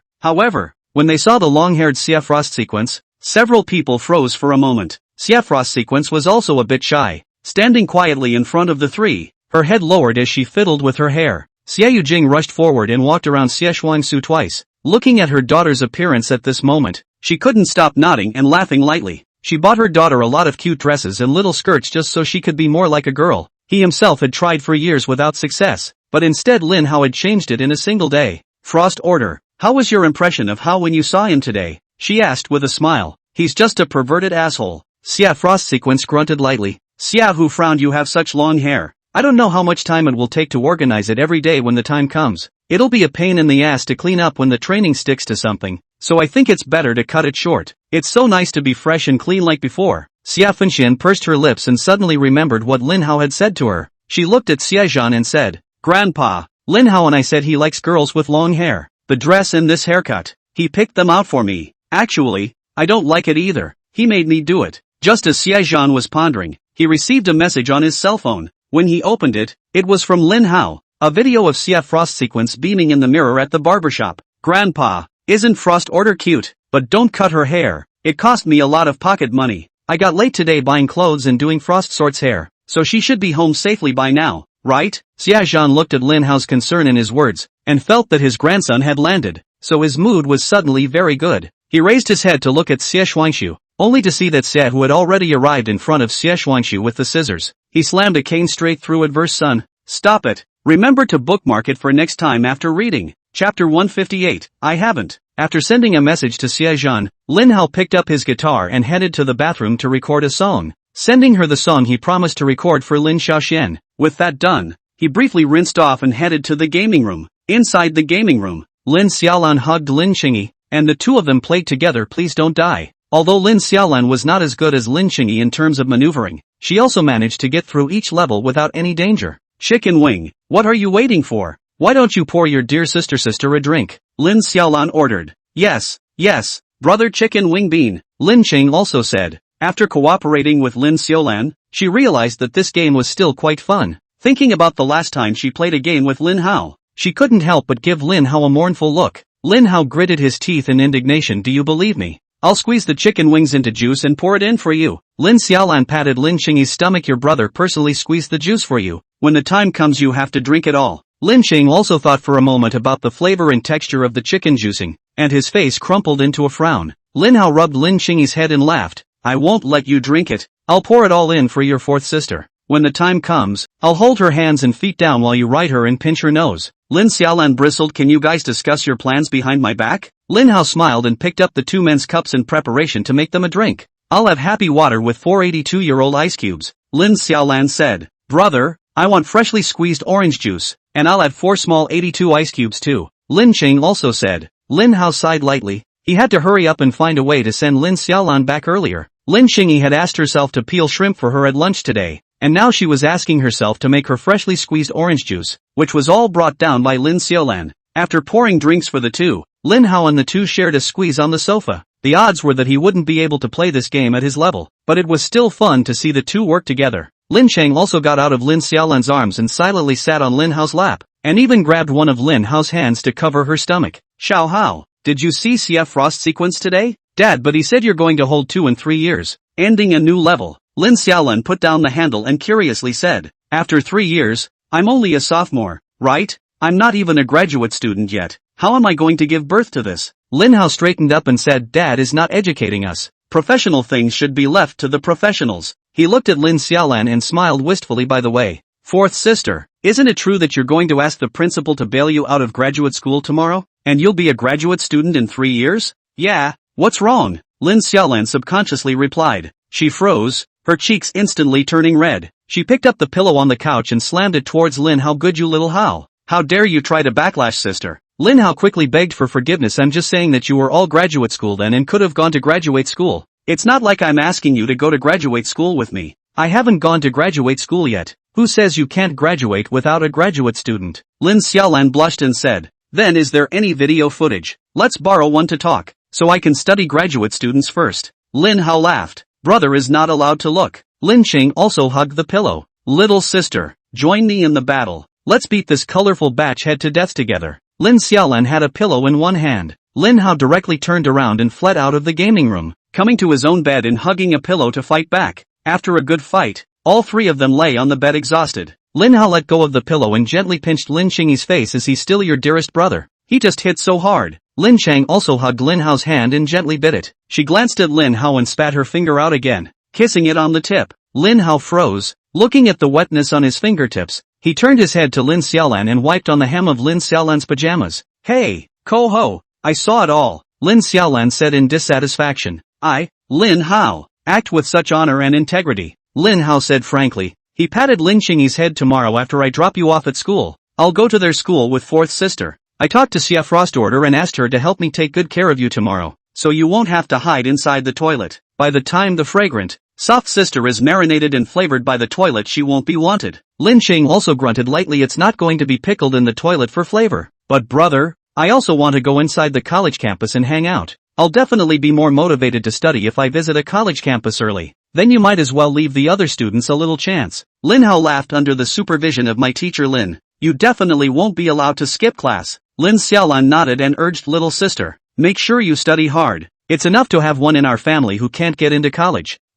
Lin Hao tilted his head to look at Lin Xiaolan, who said I couldn't get into college. He only needed to review a little bit and consolidate his knowledge. Higher learning institutions not to mention, but it was still easy to get into some ordinary universities. The scores on your exams don't even add up to my weight. And you still want to get into college? Lin Xiaolan mocked. You blame me for being fat? Lin Hao teased. Lin Hao. Lin Xiaolan hugged the pillow. Grandpa is here. Lin Hao similarly copied the pillow. Looking at Lin Hao's aura in full force, she looked at Lin Qingyi. Little sister, who are you helping? Look at your brother, calling your sister fat. Where has my sister gained weight? She's been at this weight for so many years. Okay, those little cookies, chips, happy waters and fried chicken barbecues are trying hard enough. Lin Chang also hugged his pillow and silently disengaged from the scene, the two not helping each other's appearance. Looking at Lin Qingyi betraying the revolution, Lin Xiaolan instantly sat back down on the bed and said in a serious voice, How? I'm your own sister. I'm concerned about you. Come on, sit down, put the pillow down. We're all family. There's still a year left in high school.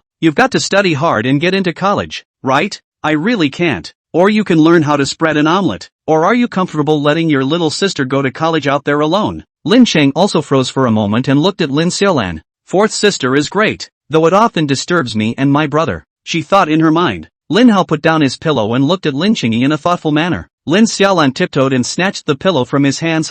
Little Hao, suffer death. Chapter 159, the little flying stick is here. Without Lin Qingyi's help, Lin Xiaolan was defeated in just 3 minutes, and had 2 pillows collected by Lin Hao. No more, Xiao Hao, I was wrong. Lin Xiaolan held her head and begged for mercy. After getting up, she hugged Lin Qingyi and started crying. Am I still your favorite sister? Just now Xiao Hao bullied me so much and you didn't even help me. Lin Qing also shook her head and said with a straight face, my favorite is my brother. Lin Hao snatched Lin Qingyi and rubbed her head. Hear that? She loves her brother the most. Lin Xiaolan took 2 deep breaths to calm down and straightened her messy hair with her hands. How? The principal has asked us to go to his office tomorrow afternoon. When do we leave? Aren't we going straight over there after sending Qingyi off to school? Lin Hao was puzzled. He frowned and looked Lin Xiaolan up and down. You don't want to leave this afternoon and let me come back after talking to the principal, do you? Aren't you going to show me around campus or anything? Lin Xiaolan moved away somewhat sheepishly. How could this be? Don't you slander me. You're my brother. How could I possibly treat you like a toolman? Lin Hao grinned. Then I'll wake you up at 7 in the morning to leave. Lin Xiaolan's eyes rolled as she harshly criticized. You even taught Qingyi not to skip class earlier. And you actually want to skip class. If it were me, I would definitely accompany my little sister to finish her morning course in earnest, and then head to JNU in the afternoon. Comrade Lin Hao, this is a serious double standard, a serious left-leaning of thought. I hope you can correctly recognize your mistake. Lin Qingyi hugged his pillow and nodded his head discontentedly and repeatedly. Brother is just a serious double standard. Lin Hao pinched Lin Qingyi's face. All right, I'll accompany you for half a day of class tomorrow. He glanced at Lin Xiaolan sadly. Again, this won't delay you from sleeping back, okay? I'm concerned about your studies and the future of you and your little sister. Lin Xiaolan vehemently denied. Lin Chang also turned her head sideways and looked at Lin Hao. Her cheeks couldn't help but start to blush. My future with my brother? Fourth sister is a great person, she thought in her mind. The next morning, while Lin Qingyi was still awake, Lin Hao rubbed Lin Qingyi's short hair. Will Qingyi look better with long hair extensions? He shook his head, feeling that if Lin Qingyi had picked up someone else's hair, there would always be a diabolical feeling when he touched it. Lin Chang also closed her eyes tightly, and the moment Lin Hao stroked her hair, she had woken up, but she was curious if her brother would do anything strange while she was awake. She pretended not to be awake, tilting her head slightly and her lips all pouty. However, When Lin Hao saw that Lin Qing also hadn't woken up from her sleep, he simply pinched her nose directly. Lin Qing also opened her eyes in dissatisfaction and slapped away Lin Hao's hand. Brother, can't you wake me up in a different way?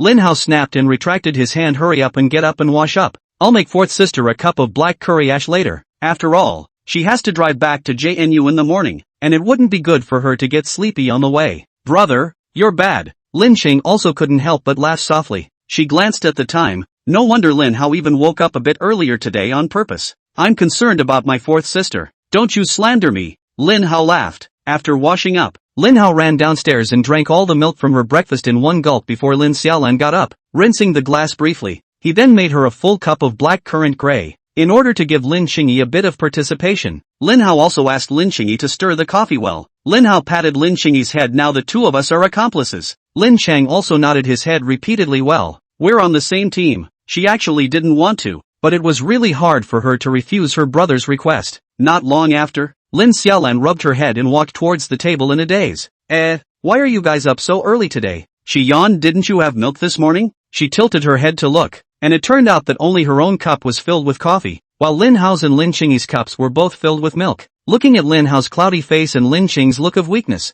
she instantly knew what was going on. She lifted the black coffee in her cup and poured it directly into Lin Hao's cup, saying gently, "Hao has class in the morning. Drink some black coffee. Be more refreshed. You won't want to sleep." Looking at the small amount of black coffee left in her cup, she poured it back into Lin Qingyi's cup. "Drink some black coffee. You'll be more energized for class, and one of our family failing college is enough." When she finished, she rinsed off with the empty glass and made herself a cup of hot milk. Lin Hao shook his head. The flavor of the coffee was too strong, and Lin Xiaolan was also a cunning little fox. Not a good pit. After breakfast, as he left, he looked at Lin Xiaolan and reminded him, "I'll be at River City University around 1:30 p.m. So estimate your time." Lin Xiaolan finished drinking the hot milk. Her eyes could barely open, and she muttered in a small voice, "Don't worry, I'll be on time." Looking at Lin Xiaolan's appearance, Lin Hao shook his head helplessly. Waking up early to go back to sleep, this should have been his life only, but as a result, he didn't expect Lin Salty to enjoy the years for him. Back in the classroom, there weren't many people inside the classroom yet due to the fact that I woke up earlier today. Lin Hao put the handcake on the fat man's table and plopped down on the table with the intention of catching up on some sleep for himself. When he returned to his seat, he suddenly realized that Lin Qingyi's table was still attached to the side of his own table, but Xia Xuanshue's table had already been pulled away. He glanced at Lin Qingyi, who was taking small bites of a lasagna. Noticing Lin Hao's gaze, she dug a spoonful with a small spoon and handed it to Lin Hao's mouth. Lin Hao shook his head. He had just seen Lin Qingyi holding the entire spoon in his mouth. Lin Qingyi looked at Lin Hao's, determined not to open his mouth, and looked around. Realizing that there weren't many students inside the classroom yet, she approached Lin Hao's ear and whispered in a voice that only two people could hear, "Here comes the little flying stick." Lin Hao's mouth opened wide in shock, and Lin Qing also took the opportunity to serve the cake. Lin Hao rubbed Lin Qingyi's head. "Where did you learn to be dirty?" Lin Qing also blushed, pretending as if nothing had happened, and dug a spoonful of cake for herself as well, stammering, "This is what fourth sister taught me." Lin Hao sighed. It was true that he had to hurry up and send Lin Salty away in a hurry. He stretched out two fingers and drew circles in front of Lin Qingyi, hypnotizing him. "Hurry up and forget everything fourth sister taught you. Hurry up and forget everything fourth sister taught you." Lin Qingyi grinned, scooped up another spoonful of cake, and said in a throaty voice, "Here comes the cupcake." Chapter 160, Umbrella for Childhood. Actually, after the first bite, Lin Hao wasn't particularly repulsed anymore. He looked at Lin Qingyi's clear gaze and figured that Lin Qingyi just wanted to give himself a taste of the cake. This kind of stuff, just don't think about it. What's wrong with using the same spoon to eat when we're all brothers and sisters? After the cake, the classroom was filling up. Lin Hao plopped down on the table and began to brew sleep, and Lin Qing also picked up a book and began his study journey. Suddenly, a gasp came from the ears, and all eyes were on this student who walked into the classroom. "Who is this guy? Is he from our class? A new drop-in? Another student in our class? No, she seems to be the same interloper from yesterday. No way, her hair wasn't that long before. Could it be a wig?" Listening to the noisy voices in his ears, Lin Hao yawned and raised his head to look at Xia Frost Order. She was still wearing her white shirt and horse-faced skirt, with a black jacket coat over the white shirt, and I have to say it did look pretty cool. Xia Frost Order came to her seat and glanced at Lin Hao suspiciously. "Didn't I say you weren't coming today? Come over and make sure your hair is cut." Lin Hao said, "After all, it cost me so much money." "Thanks." Xia Frost Order took his seat. Lin Chang also looked at Xie Shuangsu doubtfully, touched his own hair which could only be tied up in a small tug. looked at Lin Hao and inquired, brother, do you like girls with long hair? Xia Fenshua's hand holding the book suddenly stopped for a split second, curious about how Lin Hao answered. Lin Hao touched Lin Qingyi's head, measured Lin Qingyi's little grips with his fingers, and laughed. Now like girls with such long hair, but boys are fickle, and tomorrow they'll like a girl with hair this long. As he spoke, he pulled back a little more between his two fingers. Lin Cheng also looked away and hummed softly, but was gently hooking Lin Hao's hand and gently shaking it under the table. Xia Frost sequenced sked. Her face resumed its cool demeanor worthy of being a perverted sister controller. Lin Hao raised an eyebrow. If you had such a cute sister, wouldn't you like it? No, Xia Frost order said decisively. That's true. After all, you're a sister controller. Lin Hao said, but what if my third sister calls you sister? At the thought of that image, Xia Xuanshu's cheeks reddened in a flash. You perverted sister controller. Lin Hao let out a light laugh. He took another look at Xia Xuanshu's hair. Although it was not as neat as yesterday when he had just finished his hairstyle, it was still the way it looked after it had been combed with care. When he left the Chinese hospital yesterday, he saw Xia Xuanshu playing with her hair and said that her hair was cut like a boy's when she was a child. And Lin Hao could probably guess what Xia Xuanshu had lived through as a child. But after all, it was Xia who brought up the child, and it was normal to live any kind of life. Maybe it's because you've gotten wet yourself that you want to hold an umbrella for someone else. That's why he brought Xia Xuanshu to do a hair extension on a whim last night, to fulfill Xia Xuanshu's wish as a child.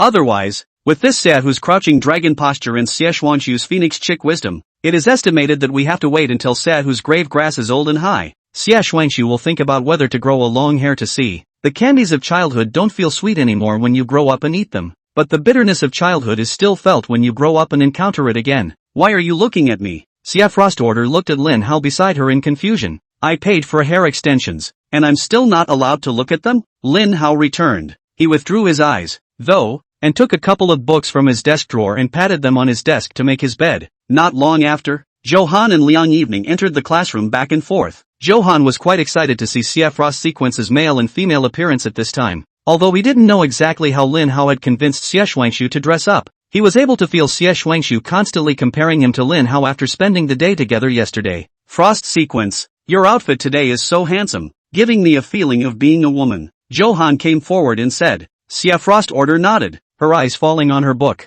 She promised Lin Hao yesterday that she would ignore Johan today, and she planned to not talk to him for the whole day. Johan moved a stool and sat beside Xia Xuanshu, trying to pick up the conversation. I even went to the internet to look for information about the Japanese military situation you told me about yesterday. In history, Xia Fenshu listened to Johan's words, but her eyes stayed glued to the books, not giving him the slightest response. A topic that I clearly felt was interesting yesterday is not half as interesting today. She glanced at Lin Hao, who was sleeping on the table. She thought back to yesterday when she sat inside the gazebo, tossing and chatting with Divine Sister and this pervert with one word or another. I don't remember any of the stuff that was said. And what was said was all tongue-in-cheek, but it was just fun. She suddenly remembered that when they parted yesterday, Lin Hao had reminded her of the words that what she was good at wasn't necessarily what she liked, and she instantly had a feeling of clarity. It wasn't that she was into those military-related topics, it was just that she was better at it because she had more exposure to it due to family factors. It's as if poor children are exposed to housework earlier, so they are good at it. But does that mean they enjoy it? She gazed at Johan and directly opened her mouth to refuse Johan's student. Class is about to start. You'd better go back to your seat. An embarrassed look surfaced on Johan's face, and then he immediately recovered. Excuse me, Frost order student. I got a little too caught up in what you told me yesterday about analyzing the strengths of countries. Trying to share other stories with you early in the morning interrupts your studies. Let's talk after class, or during lunch break. Before leaving, Johan viciously glared at Lin Hao, who was sleeping on the table, and Xia Xuanshu's cold attitude towards him was bound to have something to do with Lin Hao. Seeing Johan leave, Xia Frost order gently patted Lin Hao's shoulder. Lin Hao yawned and looked at Xia Frost sequence. What's wrong? Is it a chatterbox, looking for someone to nag? Xia Frost sequence got up and stood up from her seat, bowing deeply to Lin Hao. I'm sorry. Xia Frost sequence's movements were so large that many of her classmates had cast curious glances over. What the hell is going on here? How did Xia Frost order suddenly say sorry to Lin Hao? You're silly. Haven't you noticed that Xia Frost order she's changed so much? Yesterday she said Lin Hao was her fiancé, and now she's saying sorry to him, so she must have dumped him. So, I thought it was a cheating wife apologizing to her husband. Listening to the whispers around him, Lin Hao's face was pitch black, and his senses were even emitting a faint green light. Okay, you're really sorry this time. Chapter 161, I'm almost there. Hearing the discussion around them, Frost Order's cheeks turned red and she instantly sat back down. She looked to Lin Hao and whispered another apology. I'm sorry. Lin Hao sighed. Who let you be brought up by Uncle Xiaohu? I'm used to it. Lin Qing also collapsed his face and inquired, brother, what exactly did you guys go out for yesterday? She somewhat regretted studying with senior sister Nianqiu last night instead of following Lin Hao out. It's just a matter of giving her hair extensions and taking her to buy a few more sets of clothes, Lin Hao said. He glanced at Frost's sequence. By the way, she was psychologized. Lin Qing's tiny eyebrows furrowed as she looked at Xie Shuangshu and admonished, brother is good to everyone, but you can't like him. Lin Hao snorted as he listened to Lin Qing's words as if he was swearing sovereignty. He rubbed Lin Qing's head and teased, then I don't have no one to like. Wouldn't that be pathetic? Lin Qingyi put down the book, turned sideways and hugged Lin Hao, complaining, is it not enough that brother has me to like? Lin Hao pinched Lin Qingyi's face. Enough is enough. Life is already sweet now, and I'm going to get diabetes when I run into such a sweet you. Lin Qingyi tilted her head and took out a pen and waved it in front of Lin Hao. Then when you get diabetes, I'll give you insulin injections. Put. The pen gently poked at Lin Hao's heart. Lin Hao patted Lin Qingyi's shoulder. Hurry up and read and study, or else you won't even be able to afford insulin in the future. Lin Qingyi withdrew his pen, gave Xie Shuangshu a provocative look, and picked up his book again. Looking at Lin Qingyi's appearance, Xie Shuangshu's body was covered in goosebumps. She kind of knew why she couldn't like Lin Qingyi at all, even though her looks and dress were similar to Lin Xiaoshuan's and they were both naive girls. Lin Xiaoshuan's gaze was gentle. She liked Lin Hao as her brother, so she had a loving fondness for her brother's classmate. Lin Qingyi's gaze was aggressive. She liked Lin Hao as her brother, so she hated other women touching her brother. Moreover, her gentleness as well as her loveliness were all displayed only in front of Lin Hao. For others, her attitude appeared very cold. Frost Order looked up and down at Lin Hao again, and after a day of contact, she had a completely different perception of Lin Hao. If Lin Hao was an ordinary person, she would have probably gotten mad when she handcuffed Lin Hao to the table and attempted to ruin Lin Hao's relationships. It was impossible to take her to get her hair extensions at night, give her hairpins, and send a special message to her grandfather to stop Uncle Xiaohu from cutting her hair. And looking at Lin Hao's appearance, it didn't even look like what Uncle Xiaohu had said, that he only wanted to hold two with himself for 3 years. It would be a bit more likely to say that Lin Hao wants to hold 2 and 3 years with Lin Qingyi. She flicked her head and withdrew her eyes from Lin Hao. She had planned to make Lin Hao become disgusted with her so that Lin Hao could take the initiative and propose to her grandfather to withdraw from the marriage. She'd protested with her grandfather many times, to no avail, but things had changed at the moment, and she didn't want Lin Hao to hate her anymore for the time being, and it would be nice to be able to get along normally. The school bell rang, and Lin Hao stretched and yawned widely. He was really quite puzzled at times. He hadn't been able to sleep so well in his previous life when he was at work.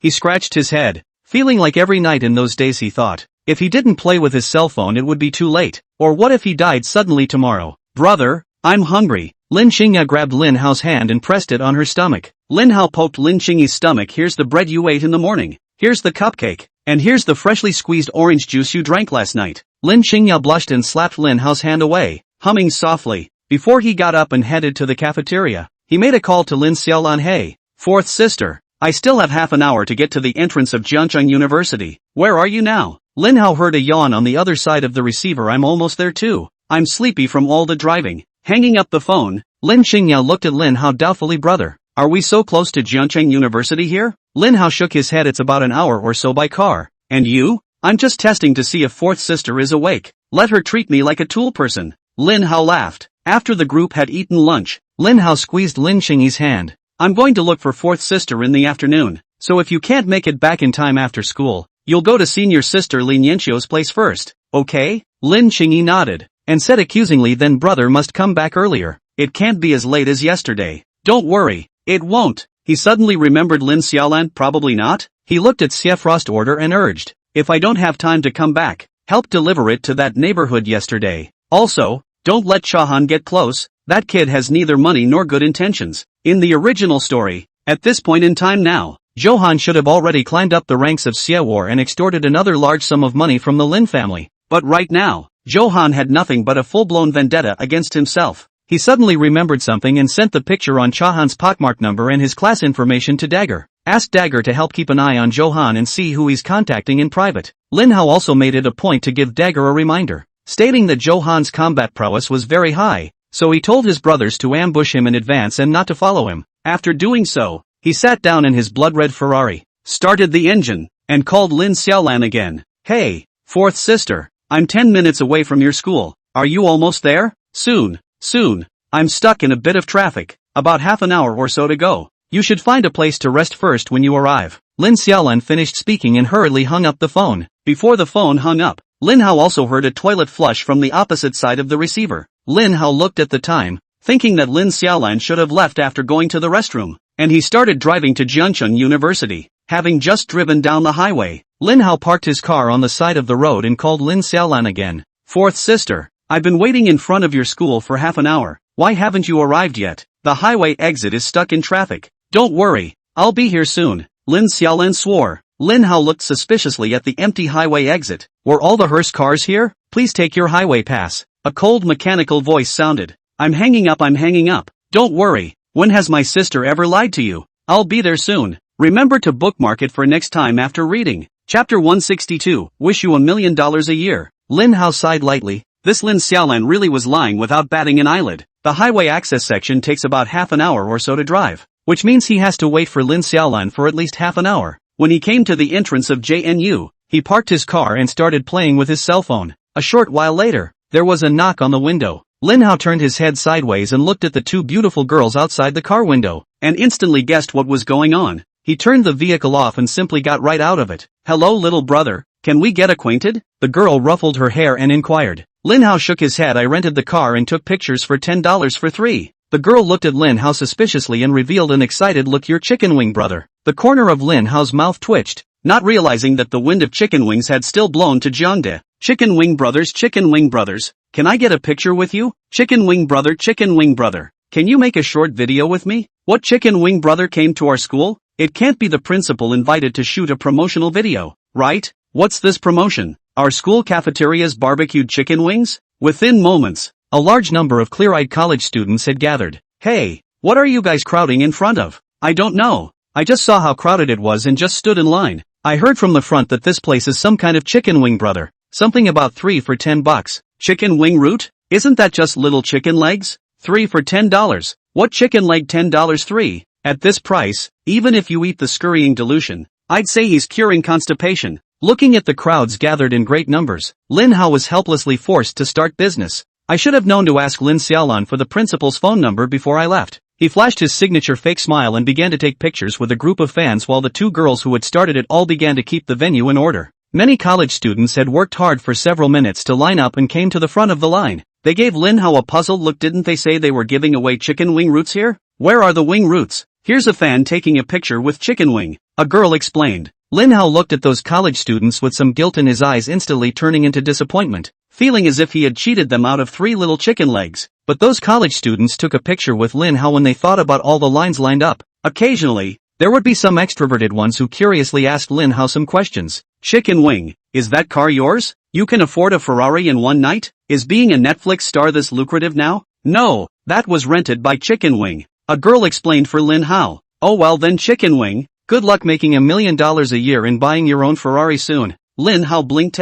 No? Did you just curse me? If it wasn't for the fact that there were too many people gathered around him, Lin Hao high and low would have to fight the person who had just cursed him. Lin's group would have to go into bankruptcy and liquidation if they were making millions a year. Chicken Wing, can you sing your hit song? Can't. Next. Chicken Wing, do you have a girlfriend? No. Next. Chicken Wing, do you have a boyfriend? Ha! Lin Hao couldn't help but take a huge step back. Out of the way, all of you. Finally, an hour after being forced to open for business, a kind-faced middle-aged man with 4 security guards came to the middle of the line. Lin Xiaolan pointed to Lin Hao in the center of the crowd. Headmaster. That's him. Without waiting for the principal to issue an order, the head of security rushed to Lin Hao with an arrow step and pressed Lin Hao's shoulder with his backhand. Lin Xiaolan. Lin Hao made a direct crack. How dare you curse? The remaining 3 security guards stepped forward. What's wrong with Chicken Wing brother? Could it be that after the fire, he doesn't eat chicken wings but fans instead? I think it should be. Otherwise why did that girl just identify him so much? No wonder he rented a Ferrari today. So he wanted to come and cheat on the girls. All students, don't go yet. The principal's cold sweat ran down his face. The reason for inviting Lin Hao to the school today was originally to let him help the school salvage its image. If rumors spread in the school that Lin Hao didn't eat chicken wings and ate fans instead, Jiancheng University wouldn't be able to turn over a new leaf. The principal slapped the principal of security on the back of his head. Let go. He's here on my payroll. I'm sorry. I thought you were bullying the girls in our school. The security chief apologized. Lin Hao moved his wrists. And anyway, His skin was thick and he hadn't suffered much damage. Not just now, but there's no guarantee in a while. He glared viciously at Lin Xiaolan. Lin Xiaolan snapped her neck and looked around, but didn't find anything to hide behind. Lin Hao glanced at the security chief. Look at your tigerish vigor. You're not one of Xiaohu's soldiers, are you? A look of excitement appeared on the security chief's face. You know our former chief. Lin Hao turned his head away, feeling that after spending time with Xiaohu, there wasn't a single one that wasn't a tiger. Xiaofinxue did, and so did this security chief. The principal cleared his throat and came to the crowd and explained, I'm the one who asked this blogger to come and help us shoot a promotional video for our school today. This same student just helped me identify this blogger. Lin Xiaolan took a deep breath and pointed at Lin Hao and explained, that's my brother. Hearing the explanation from the principal and Lin Xiaolan, the gathered college students dispersed in all directions. Lin Xiaolan hesitated and came to Lin Hao's side, ready to salvage the precarious sibling relationship. She stood on her tiptoes and touched Lin Hao's head. Be good. The only places you can cry are the toilet and the bathroom. If you want to cry, I can take you to cry for a while. Lin Hao's mouth twitched. Aren't the toilet and the bathroom the same place? He cupped Lin Xiaolan's face and gently tugged on it. Is this what you meant by soon? I'm going to trust you with one more punctuation mark and I'm the size of a cutie. Lin Xiaolan patted Lin Hao's hand and begged for forgiveness. Brother. Sister knows she's wrong, but the roads are really backed up, and I'm already making all the way here. Do you want to know how much it hurts my sister to see you working so hard and being forced to be in business? The big deal is that when we get back, I'll kiss my little sister twice more so she can comfort and console you. Lin Hao let go of his hand that was pinching Lin Xiaolan's face. No. If you're comforting me, shouldn't you kiss me? Why are you kissing her? You are such an adult, and my sister is also a yellow girl. If I kiss you, will I still be married? Besides, I asked my little sister to pass it on to you. It's not my fault if she doesn't give it. Lin Xiaolan argued. She hugged Lin Hao's arm. Let's go. The principal is going to be waiting. Sister's graduate school is in your hands. Remember to bookmark it for next time after reading. Chapter 163, all for her tuition. Watching the two finish their scuffle, the principal came to Lin Hao. Hello, I'm Wang Shimi, the principal of Jiangcheng University. Lin Hao nodded. Principal Chen. Hello. Lin Xiaolan poked Lin Hao's waist and whispered a reminder. The principal's surname is Wang. Lin Hao froze for a moment and scratched his head awkwardly. Principal Wang. Sorry, I got carried away. Our school's welcome ceremony is quite chic. Principal Wang smiled sardonically. Often people get it wrong. I heard from Xiaolan's classmates that you're only in your second year of high school now, and it's time for the college entrance exams in another year. So let's take you on a tour of the campus first. Gangxiang University is a top 20 university in the country, which has all kinds of laboratories and teaching facilities, and has its own doctoral as well as master's degree programs. The campus is beautifully landscaped, and occasionally you can see some young female college students with their cell phones up recording short videos of their dancing. Our school encourages students to try out self-publishing related industries. There are also students inside the school's entrepreneurship park who specialize in short video entrepreneurship. Principal Wang introduced. After a brief stroll around, probably only about a third of the campus, it had been close to an hour's worth of wandering. Principal Wang briefly introduced Lin Hao to the school's philosophy of governance, the school song and motto, as well as the school's history and famous alumni. Principal Wang. It's almost time for us to go to the office and talk business, right? Lin Hao's legs were a little sore from walking. Wang Shimi nodded and led Lin Hao to the office inside the administration building. After being seated, Wang Shimi made a cup of hot tea for several people. That, Lin Hao, is about you releasing the video and setting up a special fund for help to rural elementary schools. This foundation thing, after our school's study, our school administration intends to contribute $1 million to set up a foundation first. After that we'll go out and reach out to great alumni as well as raise money through community fundraising. All money raised, including spending, will be publicized through the internet and monitored by the community. Lin Hao looked at Wang Shimi. When he had wanted to set up a bursary specializing in helping villages, it had only been a whim. But looking at Wang Shimi, he reckons he's serious about wanting to go for such a thing. The two discussed the foundation's fundraising channels, as well as the forms of auditing and funding for rural schools. Two of the biggest problems for foundations are the spending of funds and the vetting of grantees. No one wants the goodwill they contribute to be exploited by the intermediate stages step by step or funded to shameless people. Wang Shimi's idea is to fund only the rural elementary school on the Jiangcheng side in the early stage, in which case the qualifications of the rural elementary school can be examined on site. As for the spending of funds, the full accounts are made public and are subject to the supervision of the whole community. Lin Hao pondered for a moment. Indeed, the first step could not be too big, and it was the simplest and easiest to maneuver if he only financed the perimeter of Jiangcheng. After unifying their opinions and briefly finalizing the details, Wang Shimi looked at Lin Hao with some embarrassment. It's the same Inari song you filmed earlier. and our school has edited a template suitable for our school's publicity.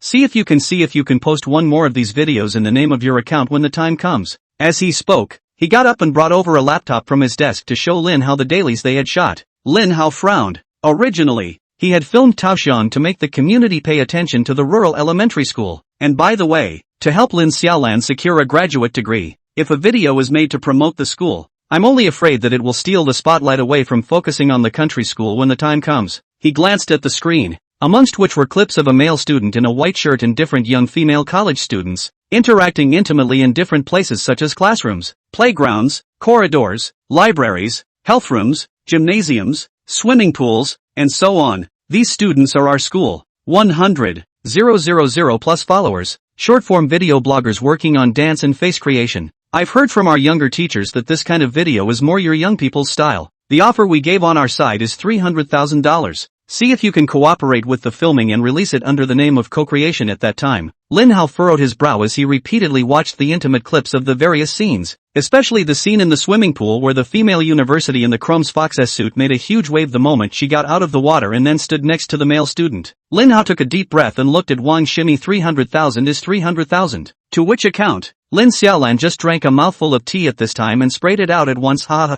Your mind is all torn apart. I'll go back and tell my little sister that we're the ones who transferred the money to you, and since you agreed, I'll arrange for my classmates to come over and shoot the video now. Wang Shimi explained. Wait, I think 300,000 is still a bit low. Let's add an extra 100,000, all of it to my sister's tuition. I don't think she's in a good state of learning, so let the teacher supervise her studies more. Lin Hao pulled out the paper towel on the table and started wiping his clothes that were drenched by Lin Xiaolan. Just from what I know, she skipped 2 days of school last week. As for that guaranteed graduate school spot, I think it needs to be carefully considered as well, Lin Hao added. Wang Shimi froze for a moment and nodded. We will definitely supervise Lin Xiaolan's classmates to study seriously. Have the teacher call her name in all future classes to make sure she doesn't skip anymore. Looking at the two siblings aggressively, as if they were about to fight at the drop of a hat, he silently led the other teachers out of the office. Snapped the office door closed. Lin Xiaolan pressed Lin Hao onto the sofa with a lunge. I don't want to bail out of graduate school. I don't want to be named in every class. Sister is wrong. Sister really knows it's wrong. Sister, this life. Lin Hao directly interrupted the spell casting like walking on thin ice. Right? I understand. And after that, under the care of the teacher, you have to pray with trepidation that the teacher doesn't ask you questions in every class in addition to roll call. Lin Xiaolan was struck by lightning, feeling that the whole college life had lost its color in an instant. Is this all my life is? Looking at Lin Xiaolan, who was so lost in front of him, Lin Hao was somewhat unable to bear it. He slowly climbed up from the sofa and patted Lin Xiaolan's head to comfort him. Don't worry, it's just answering questions in class. When the time comes, I'll talk to the principal and have a teacher supervise your prep ahead of time to make sure you don't get stumped in class. Lin Xiaolan's chest rose and fell violently. Lin Hao, I'll fight you. Chapter 164, Pippi Ho. Let's go. Within moments, Lin Xiaolan recalled the fear that had pressed him into bed last night. She let out a long sigh. Resistance was not an option and she felt her college career was over. The person concerned expressed great regret. If every day like Lin Hao said that the serious prep review, then she herself will be able to get into graduate school, but also want to keep graduate school places for what? Knock, knock. There was a knock on the office door. Lin Hao let go of Lin Xiaolan and got up to open the door. Lin Xiaolan briefly straightened her messy hair and leaned against the sofa in disorientation. She felt like her entire being was going to break. Looking at the broken Lin Xiaolan, Lin Hao looked at the principal at the door and said, Principal Wang, I was just joking with you. Let's just maintain normal teaching. We don't need to burden you out of thin air because of my family's salty sister. Principal Wang smiled and nodded. Just now he was just cooperating with Lin Hao to say so. After all, Lin Hao and Lin Xiaolan were a family. When the time came he interfered with both ends were not pleasing. Hearing Lin Hao's words, Lin Xiaolan felt like the world instantly brightened up. She took a crow ride and rode straight onto Lin Hao's back. Sister knew you loved me and wouldn't be so cruel to me. Love you? How? I'll just hide the matter of you going behind my little sister's back to look at those beautiful women today for you. Pippi Ho, let's go. Lin Hao carried Lin Xiaolan on his back and followed behind the principal to a group of netizens. After a cursory glance at the people in front of him, they were just a little bit better looking than ordinary people. Not as stunning as they were in the video. Are you the Oshiro Koho blogger? Can I get an autograph? Sure enough, Oshiro Koho is Chicken Wing brother. Ho Doda. Is that your girlfriend on your back? Lin Xiaolan climbed off Lin Hao and cleared her throat. I'm his sister and his manager. The principal clapped his hands vigorously. Today, student Lin Hao's schedule is quite tight. Let's get the video shooting task done as early as possible. In most of the video clips, Lin Hao just needs to be a quiet log and wait for the other person to come up and interact. These bloggers have been photographed several times before and every movement and expression was spot on. Looking at these people in front of him, Lin Hao always recalled Lin Qingyi without thinking about it. I should have known that I would have taken her to skip class today. There's still Lin Yanxiu to help her with her lessons anyway. If you can't, the big thing is that you won't play games at night from now on, and spend some time teaching her how to study. Lin Hao at least almost had to become a teacher in a cram school before he crossed over, and teaching some high school knowledge wasn't a big problem. The video shoot finally ended completely at dusk, and the rest of the group came together and wanted to invite Lin Hao to join them for dinner. Lin Hao glanced at the time. The school had all been dismissed. He declined the invitations of several people and came to the shade of the tree to call Lin Qingyi with a video. In less than 2 seconds, the video connected and Lin Qingyi's aggrieved face appeared on the opposite side of the screen. Brother, you said you'd be back soon. Brother doesn't keep his word. Xia Xuansu, who was following Lin Qingyi, revealed a shocked expression. Lin Qingyi, who had exuded an aura of stranger don't enter throughout the day, had actually become petulant and naive in an instant. Lin Hao laughed lightly. It's all your fourth sister's fault. Otherwise I'd have gone back by this time. She was close to an hour late. Lin Xiaolan squeezed into the video frame. Little sister. It's all because Xiaohao slandered me. He's clearly been dragging this out for so long because he's intentionally made multiple mistakes in his video shoots with innocent female dudes. Looking at the scene across the screen where Lin Xiaolan and Lin Hao were crowding and playing around, Lin Qingyi's face instantly drooped. Brother, what's the situation with what fourth sister just said about you making a video with a pure female big shot? Lin Hao glared viciously at Lin Xiaolan. Just now he had said that he would help him hide it, but in the end, he turned his head and betrayed him. He cleared his throat and explained to Lin Qingyi about shooting the video in the afternoon. Although Lin Qingyi was dissatisfied, she still gently nodded her head as she inquired, brother, then when will you be back? Xia Xuansu, who was standing beside Lin Qingyi, interjected. Lin Hao, if you can't make it in time, I can help you send Qingyi back. Don't want you to send it. Lin Qing also lightly grunted. Lin Hao said a thank you to Xia Frost sequence and criticized Lin Qingyi. You can't treat people like this. Not to mention she was trying to help. Lin Qingyi deflated her mouth, lost in thought. But, if she sends me home, won't my brother be back very late? Listening to Lin Qingyi's words, Xia Shuangxiu sort of knew why Lin Hao liked this sister so much. Lin Hao scratched his head. This was too good at pampering. Who could stand up to this? He cleared his throat and said reassuringly, no, I'm ready to go back now. But I thought you said you wanted to see the college campus. Now simply show you around. He drove the car slowly through the campus, and would also stop at some places with fantastic scenery, using the camera to record the surrounding scenery, and at the same time recounting the introduction that Principal Wang had given him in the afternoon to Lin Qingyi once more. Lin Qingyi looked at the scenery across the screen and listened to Lin Hao's raw and stuck words. There was a feeling of both fulfillment and loss in his heart. Brother, I don't want to see the school anymore. I want you to come back soon. Lin Hao glanced at the darkening sky. Okay, I'll go back now. Don't waste food by chucking so many dishes for dinner. Lin Chang also nodded. Then brother, be careful on the road. When the video hung up, Lin Hao looked at Lin Xiaolan, who was sitting in the co-pilot's seat, and inquired, are there any special snacks here? I'll bring some back to Qingyi when the time comes. When it comes to food, Lin Xiaolan's eyes instantly lit up. There's a snack street in the back street here, and the roasted pig's feet inside are super fragrant. Don't you have any food that's suitable for takeout? This bringing back roasted pig's feet? Lin Hao frowned. He thought Lin Xiaolan would recommend something like dessert or something suitable for little girls. So are you going to eat it or not? Seeing as you've performed so wonderfully today, sister treats you, Lin Xiaolan generously said. Lin Hao pondered for a moment, as if the first time Lin Yanxiu and the girls moved. Lin Yanxiu ate 4 pig's feet that night. Alright, eat. Let's go. You don't like to spoil your daughter, do you? I favor. Please bookmark sad face. Don't even spoil your daughter, do you? I favor. Chapter 165, Replenishing Brothers' Energy. The car sped along the highway at night, the 6 roasted pig's feet inside the vehicle emitting a captivating aroma. Arriving at Lin Yanxiu's door, Xia Shuangxiu came over to open the door with a pink apron around her. Lin Hao remembered this pink apron he had worn back then.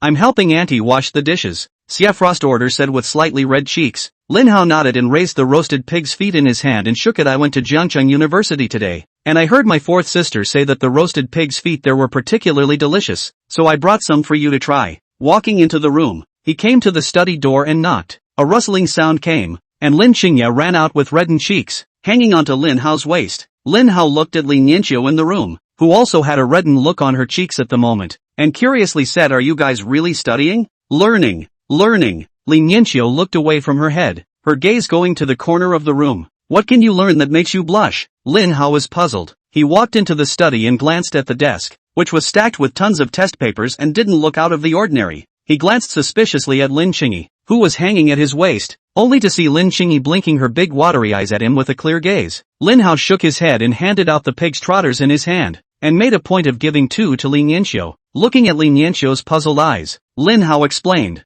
I remember the first time you came over for dinner. You ate 4 pig's feet. To be honest, it was the first time he had ever seen a girl actually eat 4 pig's trotters, and that impressed him in particular. Lin Yanxiu's cheeks reddened a point more and lowered her head to nibble on the pig's feet. She stole a glance at Lin Hao. She didn't think that Lin Hao would actually remember such small details. After distributing the roasted pig's feet to the two of them, Lin Hao went back to Lu Xiang, handing over the pig's feet while also inquiring about the status of her work today. Xiang Lu gushes and complains to Lin Hao about how chatty the older woman staying at the same security booth is. She was in significantly better spirits than she had been the previous days when she had been cooped up in her room watching TV. Back in the living room, Lin Hao glanced at Xie Shuangsu, who was gnawing on a pig's trotter with his head down, and laughed. How's it? It tastes okay, doesn't it? Xie Frost order nodded. I thought you'd bring some cupcakes or something sweet like that. By the way, you said yesterday that Oshiro Koho blogger would post the video today, and he hasn't done it yet. Lin Hao froze for a moment. The video that was shot today was still being edited on the Zhengzheng University side, and he didn't know if he could send the video over at night. If say,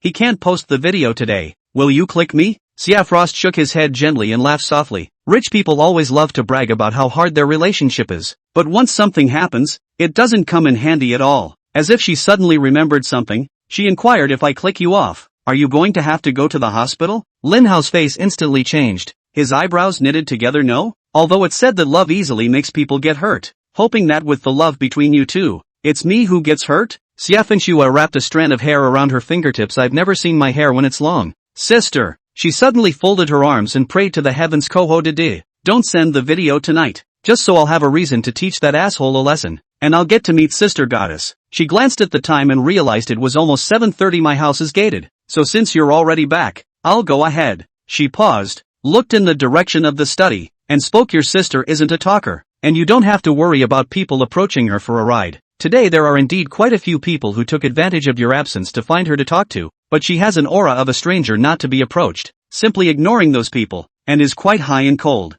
Gao Lang? Lin Hao frowned, his mind full of Lin Qingyi's fragrant and soft call for his brother. He gently shook his head, worthy of being brought up by Xia Hu. He was also not allowed to see people. After sending Xia Frost's sequence away, Lin Hao sent a message to Lin Xiaolan, asking about the progress of the video production. Without waiting for Lin Xiaolan to reply, Lin Xingya finished eating his pig's feet and bumbled over to his side. Lin Chang also rested her head on his stomach, and her mouth kept gurgling in a small voice. Lin Hao patted Lin Qingyi's head. Aren't you going to continue studying? Normally, he would stay at Lin Yanxiu's home until about 8 o'clock in the evening, and now there was still about half an hour or so left. Today's homework is already done. Lin Qing also laughed. Then what are you cooing about here? Lin Hao wondered. Today's brother is low on energy. I'm replenishing my brother's energy. Lin Qing also smiled sweetly. Hearing Lin Qingyi's words, Lin Hao felt his teenage heart melt. He hugged Lin Qingyi and gently rubbed her cheeks. Where was this half a shadow of high spirits? Then we'll go home early today? Lin Hao asked.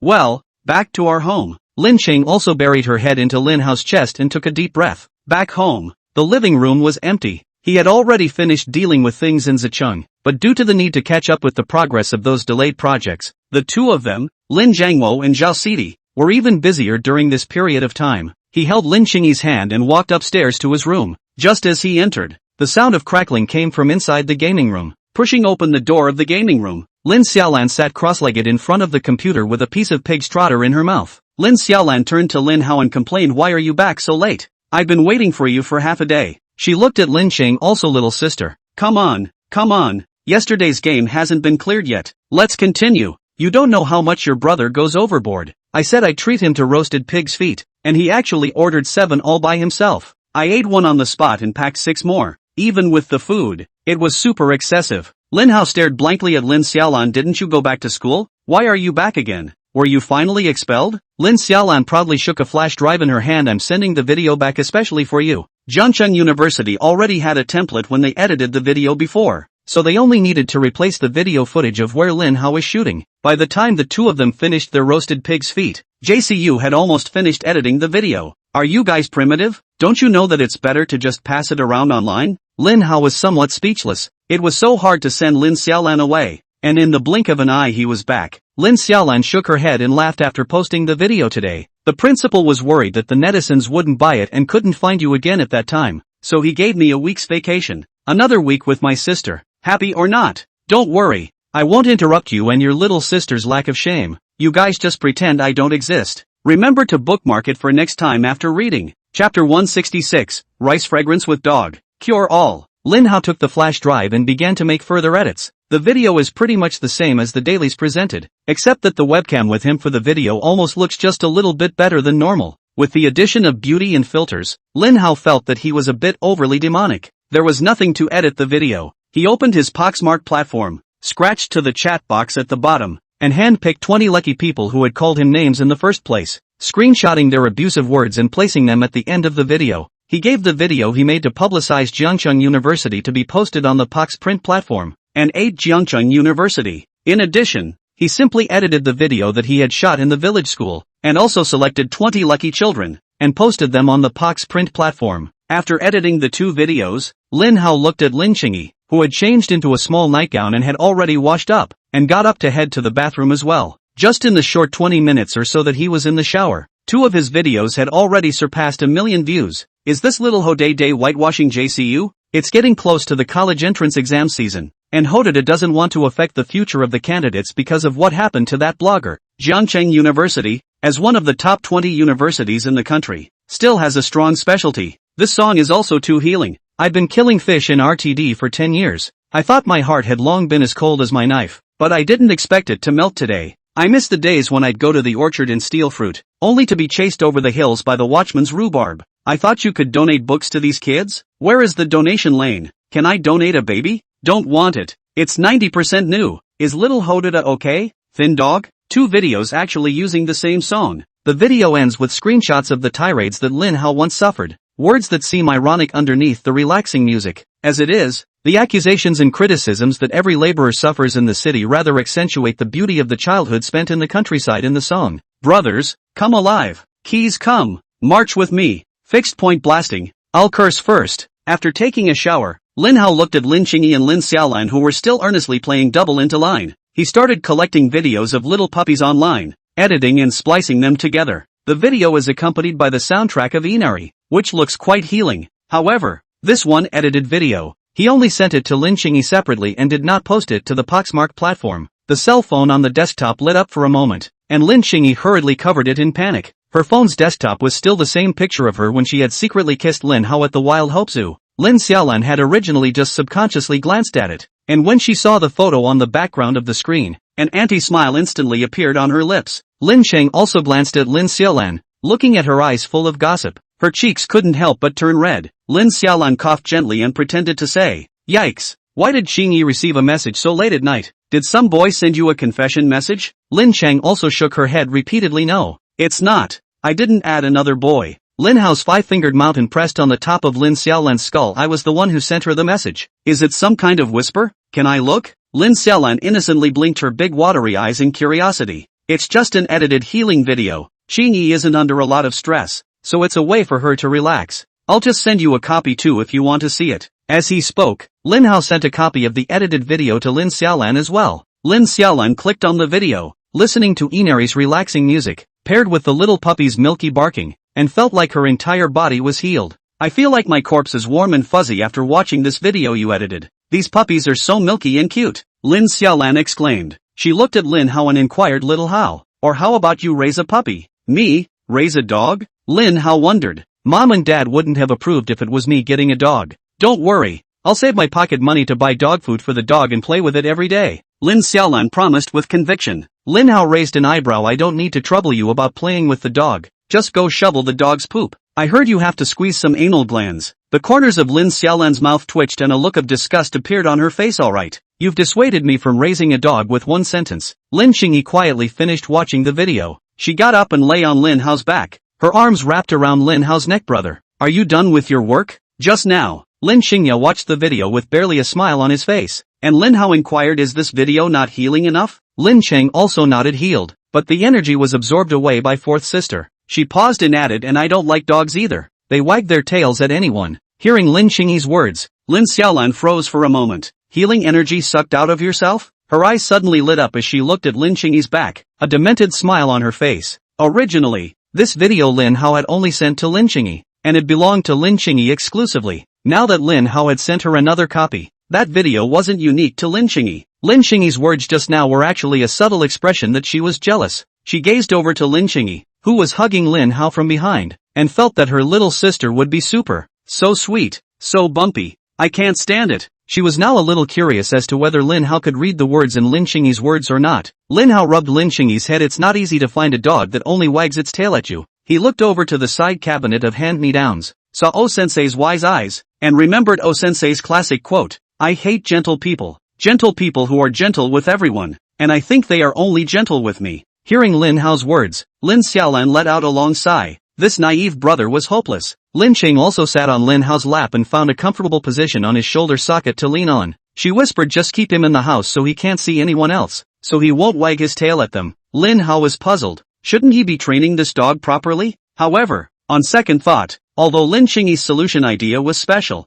there didn't seem to be any problems with it. He picked Lin Qingyi up in a princess carry and sat down on the sofa in front of the computer desk. The video is edited. Let's play some 3-player competitive games. It's time for you to see the strength of Zhang Changyi man. Let's show you all who's really the dish. Remember to bookmark it for next time after reading. Chapter 167, Sudden News. When Xia Frost Sequence returned home, she examined Oshiro Koho's acne marks and realized that they hadn't been updated. She put her hair up and changed into a gym tank top as well as gym shorts and made her way to the basement. She changed into boxing gloves and went through her physical training routine against a 100-kilogram sandbag in front of her. Boom boom boom. A dull sound rang out, and the heavy sandbag shook violently. After whacking Lin Hao twice yesterday, how come he didn't seem to feel anything? Xia Frost Order was a bit puzzled. Could he be a hidden expert? Although she hadn't used all her strength, if a normal person had taken that hit, they would have at least gotten a bruise, and it would have been like Lin Hao was nothing. After an hour of training, she grabbed a wet towel to wipe the sweat off her body and clicked on Oshiro Koho's acne marks.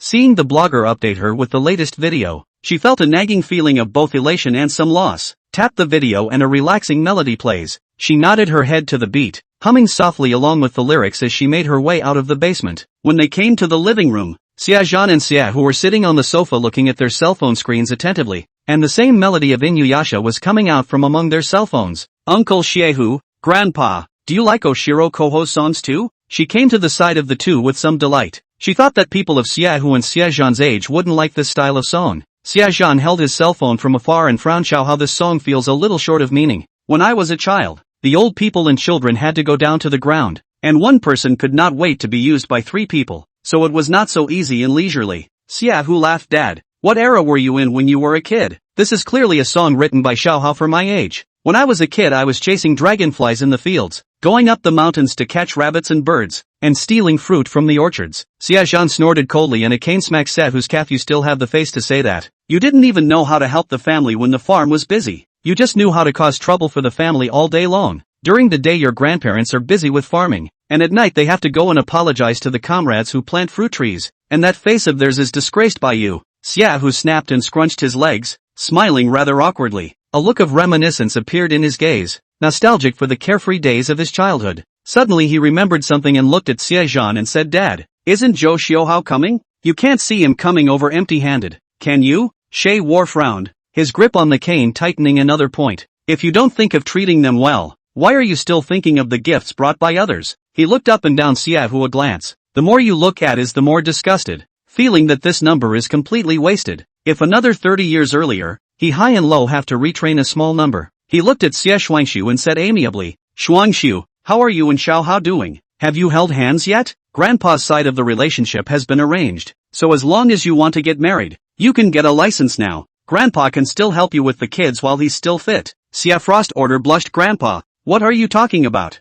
It can't be that fast. Feeling a bit confused, she inquired, Grandpa, isn't it Lin Hao who's coming to our house for dinner this weekend? Is that Koho you guys are talking about, the blogger, Big City Koho? Is he coming this weekend too? Xia Hu looked at Xia Frost Sequence and scoffed. They're both the same person. Didn't you realize that? Ugh, why are you so naive? You don't even know who you look like. A person? She suddenly stared carefully at the screen and began to check the details of Lin Hao's appearance. The two videos released by Oshiro Koho today, one taken earlier and the other wearing clothes provided by Jiang De, were different from what Lin Hao was wearing today, and she hadn't thought in that direction at first. After having her suspicions, and then checking, she instantly realized the true identity of Oshiro Koho. Her cheeks were bashfully reddened as she remembered bragging about Oshiro Koho in front of Lin Hao yesterday, and pulling a stump on his relationship with Lin Qingyi. She gritted her teeth viciously and sent a message to Lin Hao. Lin Hao, you wait for me tomorrow. She took a deep breath and looked over to Xiaohu, who was smiling nervously. At this moment, she deeply understood why Lin Hao had heard that she was brought up by Xiaohu,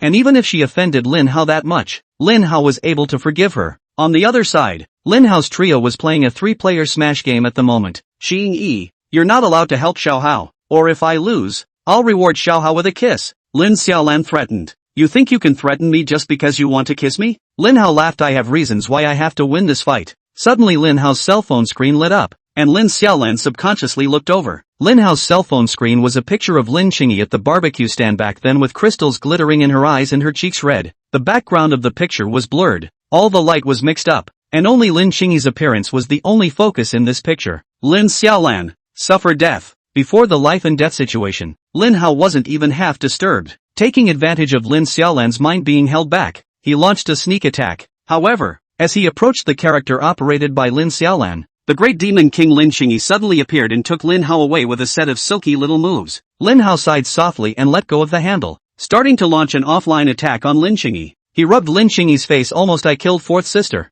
You actually betrayed me. Thanks to me trusting you so much. Lin Xiaolan raised her eyebrows. I know you want to get a kiss from your sister, but there's no chance. When she uttered that threat, she knew she was bound to lose this game. Lin Qing also blackened his face and tilted his head to look at Lin Hao. Brother, do you want your sister's kisses that much? Lin Hao's eyes dodged, but he threw his voice out. Am I that kind of person? You're slandering me. I just wanted to show her the strength of the Jiangcheng man. Lin Qing also hummed lightly, clearly not believing it. Lin Hao shook his head and picked up his cell phone to read the message that had been sent, and then he saw Xia Frost sequence as threatening words. He frowned. Xia Frost order. What is this madness at night again? He quickly replied, didn't the blogger Oshiro Koho already post the latest video? And posted 2 more, didn't you see? Xia Frost preface, smile. Remember to bookmark it for next time after reading. Chapter 168. I hate my brother the most. Lin Hao was pondering what was going on when he saw a large and a small head poking over from the left and right. He rested his phone on the screen, and the two curious faces of Lin Xiaolan and Lin Qingyi were mapped on the dark cell phone screen. Lin Xiaolan smiled sardonically. Xiaohao,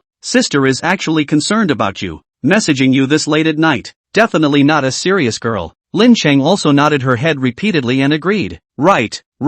Fourth sister is right. Lin Hao sighed lightly. She's the girl that Grandpa Xia introduced. Are you guys in a relationship where you message each other this late in the evening already? It's late at night. It's the right time to confess. Did she send you any ambiguous messages? Lin Xiaolan's complexion was somewhat agitated. Sis, this is a once-in-a-lifetime request. Let me see your chats. She paused and grabbed Lin Qingyi aside. Actually, it was Qingyi who wanted to see it. Lin Qing also looked at Lin Hao pitifully, but nodded with a firm gaze. Lin Hao somewhat helplessly pinched Lin Qingyi's cheeks. Being used as a gun by your fourth sister and still not knowing it. Bean, I'm really worried that in the future you'll be sold and count the money for him. A sweet smile appeared on Lin Qingyi's face, holding Lin Hao's arm and gently shaking it. Won't he? Because I have my brother by my side. Nah. Lin Hao shook his head. It was this naive attitude that made it easy for people to take it out and sell it. It seemed like he would have to watch Lin Qingyi closely in the future. He turned the screen of his phone on, and there were only a total of 2 chats with Xia Frost sequence, which they read in a single glance. Lin Xiaolan patted Lin Qingyi's head. How can you suspect your brother of cheating? How sad he should be, do you know? Lin Qing also denied it. It's all what Sister Xiaolan wants to see. Lin Hao silently retreated from the couch and shoved a pillow between the two.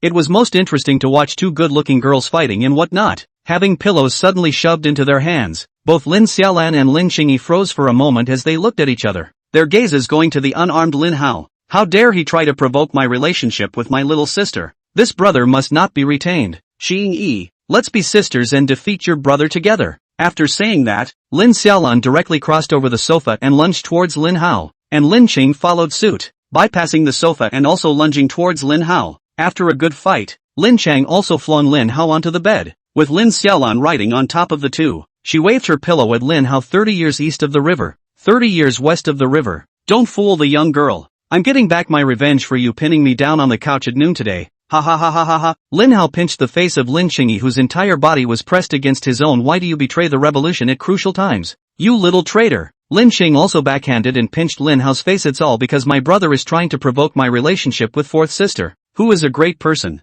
Yes, we're the righteous ones, fighting you, the big villain. Lin Xiaolan crossed her arms and laughed. After the playfulness, Lin Xiaolan looked at Lin Hao and inquired, although it was Grandpa said who said it. You shouldn't like any girl, right? She glanced at Lin Qingyi. If Lin Hao really liked that girl and was so close to Lin Qingyi, then he was a total scumbag. My lord, the former dynasty has already been extinguished, so where's the whole parents' orders and matchmakers' words thing still being practiced? Lin Hao laughed. Lin Xiaolan shook her head. It's true that parental orders don't work well anymore, so your parents will give you a few more times until it does. I have a roommate, and she's calling her every day from home right now to say that she's been set up with someone in her village, so she can just drop out of school and go back to her village and get married. Every time I listen to that call, my mammary glands are out of whack. As soon as he talked about this, Lin Hao remembered the experience of being urged to get married in his previous life. Every time his parents said that as long as he got married, they as parents would be able to rest assured. Lin Hao just didn't know what exactly they were resting on. Lin Hao thought for a moment. It seems like Dad said before that he wanted to buy a piece of land in front of Grandpa Xia's house, make a square and then organize a big mom square dance team. He grinned. You know, I haven't seen my grandmother since I was a kid. Grandpa's so old too, he had to have someone of his own. Hearing Lin Hao's words, Lin Xiaolan froze for a moment, then silently extended 2 thumbs up to Lin Hao. After glancing at the time, Lin Xiaolan reminded the two of them not to stay up late and exited the room. As Lin Xiaolan left, the atmosphere in the room quieted down. Lin Hao and Lin Qingyi both glanced at each other with the feeling that the person who was in the way was finally gone, and both of them had smiles on their faces. Lin Qing also crawled into Lin Hao's arms on the bed. Lin Hao skillfully encircled Lin Qingyi's stomach with one hand, while the other hand held the cell phone, resting on the natural cell phone holder formed by her bent knees. There is a downside to using this phone holder though. When swiping acne marks, once you come across a video of a beautiful dancing woman, it all automatically skips to the next video. According to the algorithms of big data, now that Poxmark has suspected him of being a man out of the lowlife, there are far fewer videos of girls dancing. Suddenly, another message popped up at the top of the phone screen. Liang Wanwan, Lin Hao,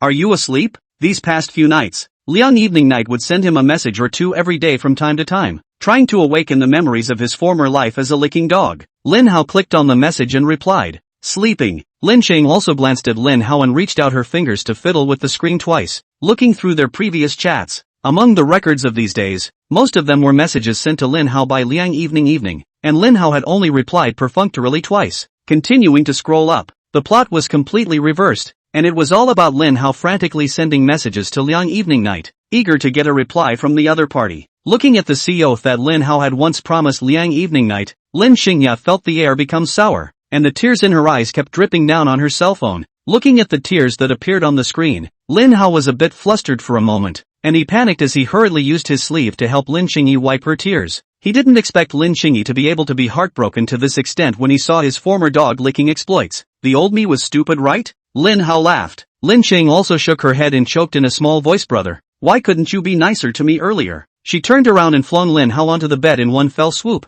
her little head bumping against Lin Hao's chest one by one. I hate my brother the most. Hate. Brother. Nasty. Nasty. She sniffled. But I also like and love my brother. Remember to bookmark it for next time after reading. Chapter 169. I'm a villainous character. The next morning, Lin Hao woke up feeling a soreness in his shoulders. He didn't know how long he had comforted Lin Qingyi last night, nor did he know exactly when Lin Qingyi fell asleep. Anyway, he had been pressed by Lin Qingyi all last night, and he felt half of his body stiffen. Entering the bathroom to wash up, Lin Qingyi grunted lightly when she saw Lin Hao, and then turned her head away. Lin Hao smiled sardonically. If Lin Qingyi cried last night because he was heartbroken about his dog-licking experience, then Lin Qingyi's current anger. He was a bit confused. Was he mourning his misfortune and angry at him? Lin Hao shook his head. Don't guess what's in a girl's mind. You can't understand it if you guess. But even though Lin Qingyi was angry, she didn't deliberately stay away from him when she washed up. After washing up, Lin Hao walked into the check room to change his clothes. The moment the pajamas came off, he suddenly saw a neat row of teeth marks on his shoulder.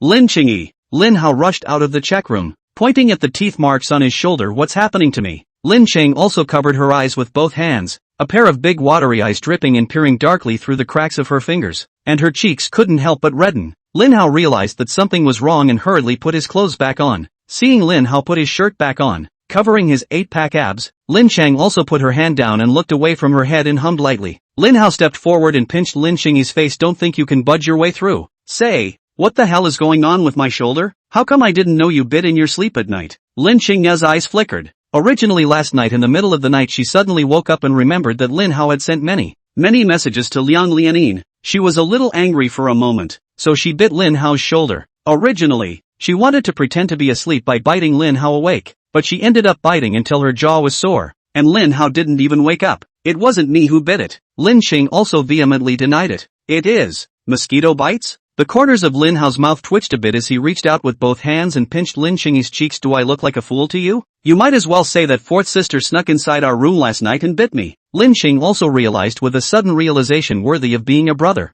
Just witty. Found out the truth in a flash. Lin Hao rubbed Lin Xingyi's face. Do I look like I'm as easy to fool as fourth sister? Lin Xingyi's eyes rolled as she complained. It's all because the pig's trotters that brother brought back last night were too delicious. Then I dreamt of a roasted suckling pig last night. Have you ever seen such a handsome roasted suckling pig? Lin Hao shook his head and laughed softly. Count on you to muddle through. Pack up and let's go to school. Arriving at school, Lin Hao made himself a bed as usual and began to play with his cell phone to brew sleep. He saw that Liang Evening Night had sent him another message after last night, saying that she knew she was wrong and hoped that he could forgive her. Lin Hao suddenly remembered that back then, Liang Evening seemed to have confidently written herself an IOU for 100,000 yuan. He opened the table and rummaged through it, turning up the original note and glancing at the time. Tomorrow was the agreed-upon deadline for repayment. He looked at the chat records with Liang Evening Night again. The messages sent by the other party in the past few days were getting more and more frequent, and they also shared some daily life photos with him from time to time. He kind of knew why Liang Evening Night's attitude towards him had changed so quickly recently, but originally he didn't expect Liang Evening Night to be able to pay back the money. He just wanted to give this fishing girl a little lesson and scare her. After all, $100,000 is too large an amount for an average high school student to come up with. He looked up in the direction of the classroom door.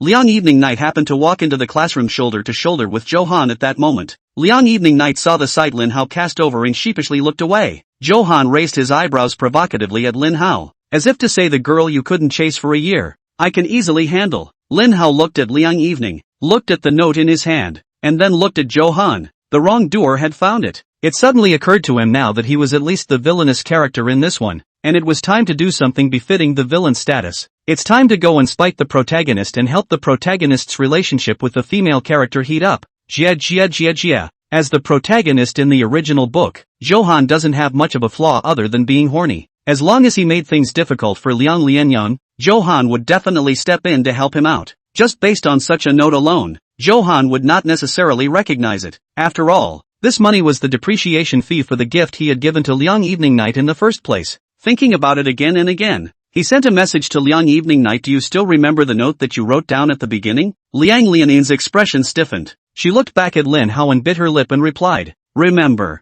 but I don't have that much money. Those gifts were the ones you originally gave me, and I've given them all back. After all, we were once in love, so look at it and let it go, okay? You can ask for anything else if you want, even if you let me have dinner with you tonight. She had taken the initiative to contact Lin Hao in the past few days to try and salvage her relationship with him, and apart from the nostalgia for the days when she had been taken care of by Lin Hao without fail, there was also this IOU hanging over her head. She all hated Zhang Ing who had encouraged her to write the IOU in the first place. If Zhang Ing hadn't stirred things up in the beginning, perhaps she would have agreed to Lin Hao long ago, and none of this would have happened now. Lin Hao had a puzzled look on his face. This Liang Lian Evening thought too well, right? Letting herself waive her 100,000 debt note, but also having to treat her to a meal? Does she think she's a college student? Haven't you been close to Johan recently? Lin Hao replied. Seeing the message, Liang Evening Night glanced back at Lin Hao, the corner of her mouth lifting into a light smile. It seems like I should be jealous, so I want to threaten me with an IOU, she thought in her mind.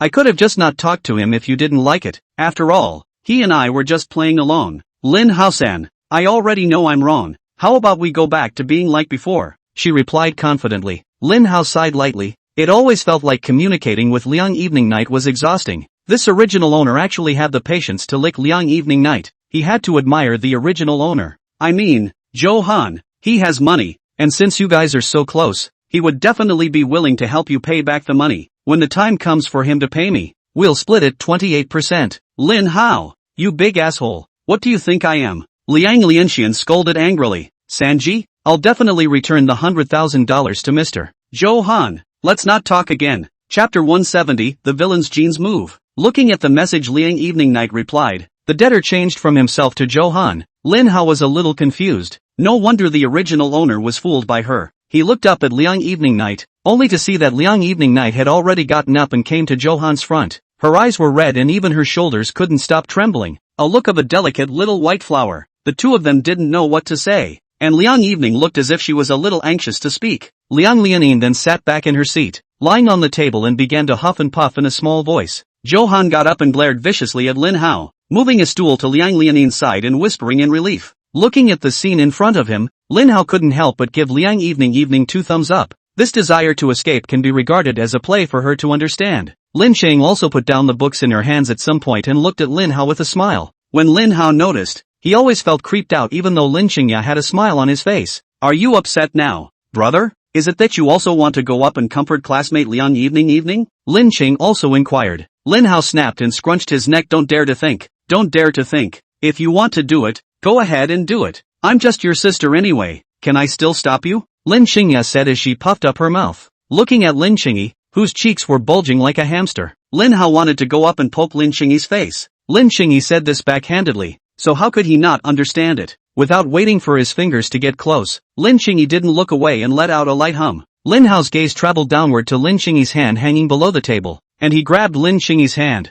wanting to hold it tightly. Lin Chengya's fingers were dead together, preventing him from inserting his fingers between hers. It was hard to get into the cracks of his fingers, but Lin Chengya's fingers were stretched out straight, refusing to hold on to him. If you don't shake it, you don't shake it. Lin Hao lightly grunted and simply let go of Lin Chengyi's hand directly. The hand that was suddenly loosened. Lin Chengyi's eyes instantly flushed red. Before the tears could pool within her eyes, she suddenly felt a huge force coming from her waist and the bend of her legs, and her entire body was picked up. Don't move, Lin Hao warned, or I'll get angry too. Brother, bad guy. Lin Cheng also hummed lightly. She lay down on Lin Hao's shoulder and gave another hard bite to Lin Hao's shoulder. Lin Hao pressed Lin Chengyi's waist with one hand and supported Lin Chengyi's back with the other. Looking at Lin Chengyi, who was still biting his shoulder, he suddenly froze and inquired, is that how you bit last night? No. Lin Chengyi averted her head. Her cheeks starting to blush. Last night was a dream about roasted pig's feet. Lin Hao looked at the wet piece of clothing and suddenly laughed. It's quite a symmetrical bite. At Lin Hao's off-key words, Lin Cheng also turned her head back and curiously surveyed both of Lin Hao's shoulders. She muttered in a small voice, brother lied. I didn't even see the inside. Lin Hao reached out and flicked Lin Chengyi's head. You've seen everything in the morning, but I've lost a lot of money. If people find out, then I won't be able to get married. Lin Chengyi nodded seriously after hearing this. Brother, I will be responsible for you. The two looked at each other and suddenly laughed at the childish gesture they had just made. Lin Hao glanced ahead at Johan and Liang Evening Night, who were still staging an idle play, rubbed Lin Chengyi's head and said, I know you don't want to see me jump into the fire again, but you have too little confidence in me, don't you? A good horse doesn't eat back the grass, let alone me, a graceful, jade-like, and absolutely precious horse. Lin Cheng also followed Lin Hao's example and rubbed Lin Hao's head as well. Humph, obviously a stubborn donkey. I don't care about you. Lin Hao put Lin Chengyi down and pulled out his cell phone to show her the chat records with Liang Evening Night. Although Lin Chengyi said on her lips that she absolutely trusted Lin Hao, she was still very honest in her movements and picked up the cell phone. Originally, I didn't intend for her to pay back this note, but now if there's a wrongdoer, it's just as well for the wrongdoer to pay. Lin Hao laughed. Lin Chengyi looked at the chat records on the screen, looked at Lin Hao suspiciously, and inquired, brother, why does it feel like you hate Johan? Of course I hate it. Back in the hospital, if I didn't happen to know a little bit about medicine, almost our entire Lin family would have been taken by him, Lin Hao said with a straight face. And he hooked up with third sister in the first place, and then he hooked up with Siefra's sequence, and he even tried to hook up with yours, and now he's still comforting Liang Evening Night. He's simply a scum. He nuzzled at Lin Chengyi. The ones who are so flamboyant in there and still can't lick it are generally called villains. So let's be the good guys and take down the big bad. Lin Cheng also nodded. Curious then, brother, what if you lick it? That's the lead. I'll become the cute and charming villain character who stops the protagonist and his harem group from getting together. Lin Hao laughed. He pinched Lin Chengyi's face. Why are you curious about this? Hurry up and read with me. Boycott the scum. Start with me. Lin Cheng also looked at Lin Hao with a smile on her face, gently waved her small fists, and shouted in a small voice, boycott the scum. Start with me. Just as Lin Hao was still interacting intimately with Lin Chengya, Johan ran aggressively to Lin Hao. Say, what exactly did you do to Liang Evening Night? Can't you see she can't stop crying now? I didn't think you'd be jealous just because I chatted with Liang Lianxian twice. If you can't get it, you want to destroy it, don't you? Without waiting for Lin Hao to speak, Liang Evening Night had already run to Johan's side and gently tugged on Johan's arm. It's not like that. It's none of Lin Hao's business. It's all my own fault. Liang Evening Night wore a light blue fluttering halter dress with a pair of white small leather shoes. Below the hem of the skirt to the mid-thigh, 2 straight and slender legs are on display. Looking fairy-like, Johan looked at Liang Lianyang, who was crying until her eyes and cheeks were slightly red, and the sense of justice in his heart instantly swelled. He patted Liang Lianin's wrist and comforted. Lianin, I know you're kinder, but you can't take all the fault on yourself. It must be Lin Hao bullying you based on his family's background, right? I'll help you if you tell me everything. Lin Hao frowned at the 2 people who were staging a jungler scene in front of him, wondering why there was a strange sense of harmony. He thought for a moment and instantly came to the conclusion that it would be his villainous genes that had moved. Whenever I see the main character with a girl, I inexplicably want to help them out. Remember to bookmark it for next time after reading. Chapter 171, Acting in a Frenzy. GGGGGG. What else could I have done to her? But just a small threat to her. Lin Hao laughed sorrowfully. Liang Lianxian was instantly stopped from crying by the laughter of Lin Hao, the great villain of destiny. Lin Hao raised an eyebrow and waved his hand at Johan. Look, now she's not crying anymore. Why don't you guys just stay out of the way? Liang Evening, don't forget that tomorrow is the last day. If I don't see the money tomorrow, then don't blame me for going home with you and asking your parents for it. Money? What money? Johan's gaze flinched as he looked at Liang Lianxian. Evening, what the hell is going on? Did he threaten you with some private video of you? Lin Hao, I didn't expect you to be such a person. Hurry up and hand over the private video. Upon hearing about the private video, all of the students' gazes instantly gathered. Liang Lianin was filmed in a private video? Aren't they not together? That's just at school. Who knows how fancy they play behind their backs? Lin Hao has spent so much money on Liang Evening Night. How could Liang Evening Night not show half a sign? Liang Lianin's cheeks turned red as she tugged Johan's arm in dissatisfaction. No, there is no private video. Lin Hao frowned. Please be reasonable. This student from the footbath country. You're not only slandering me now, but you're also making yellow rumors about fellow Liang Lianin's innocence. He glared at the classmate who had just said how flowery he was playing, glaring until the classmate lowered his head sheepishly. Liang Lianxian again looked like she wanted to say something, but in the end, it seemed that she was forced to worry about the gossip of her classmates, and she could not help but tell the truth. Lin Hao gave me a lot of gifts when he first courted me. I originally thought it was all worthless stuff, plus Lin's student insisted, so I reluctantly accepted it. During the last time Lin Haosan was planning to show his heart to me again, I rejected him because I thought it was more important for us to study hard at our age, so that Lin Haosan wouldn't get the wrong idea. I returned all the gifts he gave me, but I didn't think those bags could be that expensive, and by the time I gave them back to him, the prices had dropped so much. When she finished speaking, her eyes reddened again and tears slid down the corners of her eyes as if they were a small, broken white flower. Hearing Liang Lianxian's description, all the students' gazes looked at Lin Hao with contempt. The general course of events was something they had already witnessed once back then, and now that they had heard Liang Evening add details, they felt that Lin Hao was even more of a scum. Lin Chang also blared disgruntledly at Liang Evening Night. Although she didn't know the specifics of what had happened, it certainly wasn't like what Liang Evening Night had described. Lin Hao also rolled his eyes, feeling bad for the original owner. The original owner did give Liang Evening Night a lot of gifts, but most of them were purchased by Liang Evening Night either by direct implication, or by hinting the original owner through Zheng Ing. As for whether it was worth it or not, most of the gifts were picked by Liang Evening herself, so how could she not know the price? However, he did not intend to clarify. If he poked at Liang Evening's nature of fishing for women, it was not certain if Johan would help Liang Evening. He was, after all, a villainous character, helping the protagonist brush up on his favoritism, and redundancy was not in the scope of business. Johan's brows furrowed into a frown. You actually managed to get someone else to make up the difference for you? He looked at Lin Hao and then at Lin Qingyi, wondering where exactly he had lost. That's a fine calculation you've got there. What about empty gloves? Luckily, Evening Student was resourceful enough to recognize you for what you are. He reminded Lin Qingyi. Student Qingyi, have you seen Lin Hao's nature? You'd better stay away from him. Otherwise, if we get separated by then, he might even come after you for youth loss. Lin Chang also hugged Lin Hao's arm and hummed lightly. Don't call me names, you arch-villain, and I won't be separated from my brother. Lin Hao took Lin Qingyi's waist and took out a pen as a cigar. Things are clear now, aren't they? Liang Evening Night wrote me an IOU. Tomorrow is the deadline. If I can't get the money, then I'll have to go to her parents. With a lift of his chin he looked at Liang Evening Night. I remember that your family should have a younger brother, right? Maybe when your parents find out about you, they'll just drop you out of school and let you go straight out to work to pay back the money. Or find you an old bachelor in a remote mountainous area to sell you outright. No, don't. Liang Lianin's body trembled uncontrollably, displaying an incomparable look of panic. She took a step backward and hid behind Johan, clutching the cuff of his shirt as if Johan was her last straw.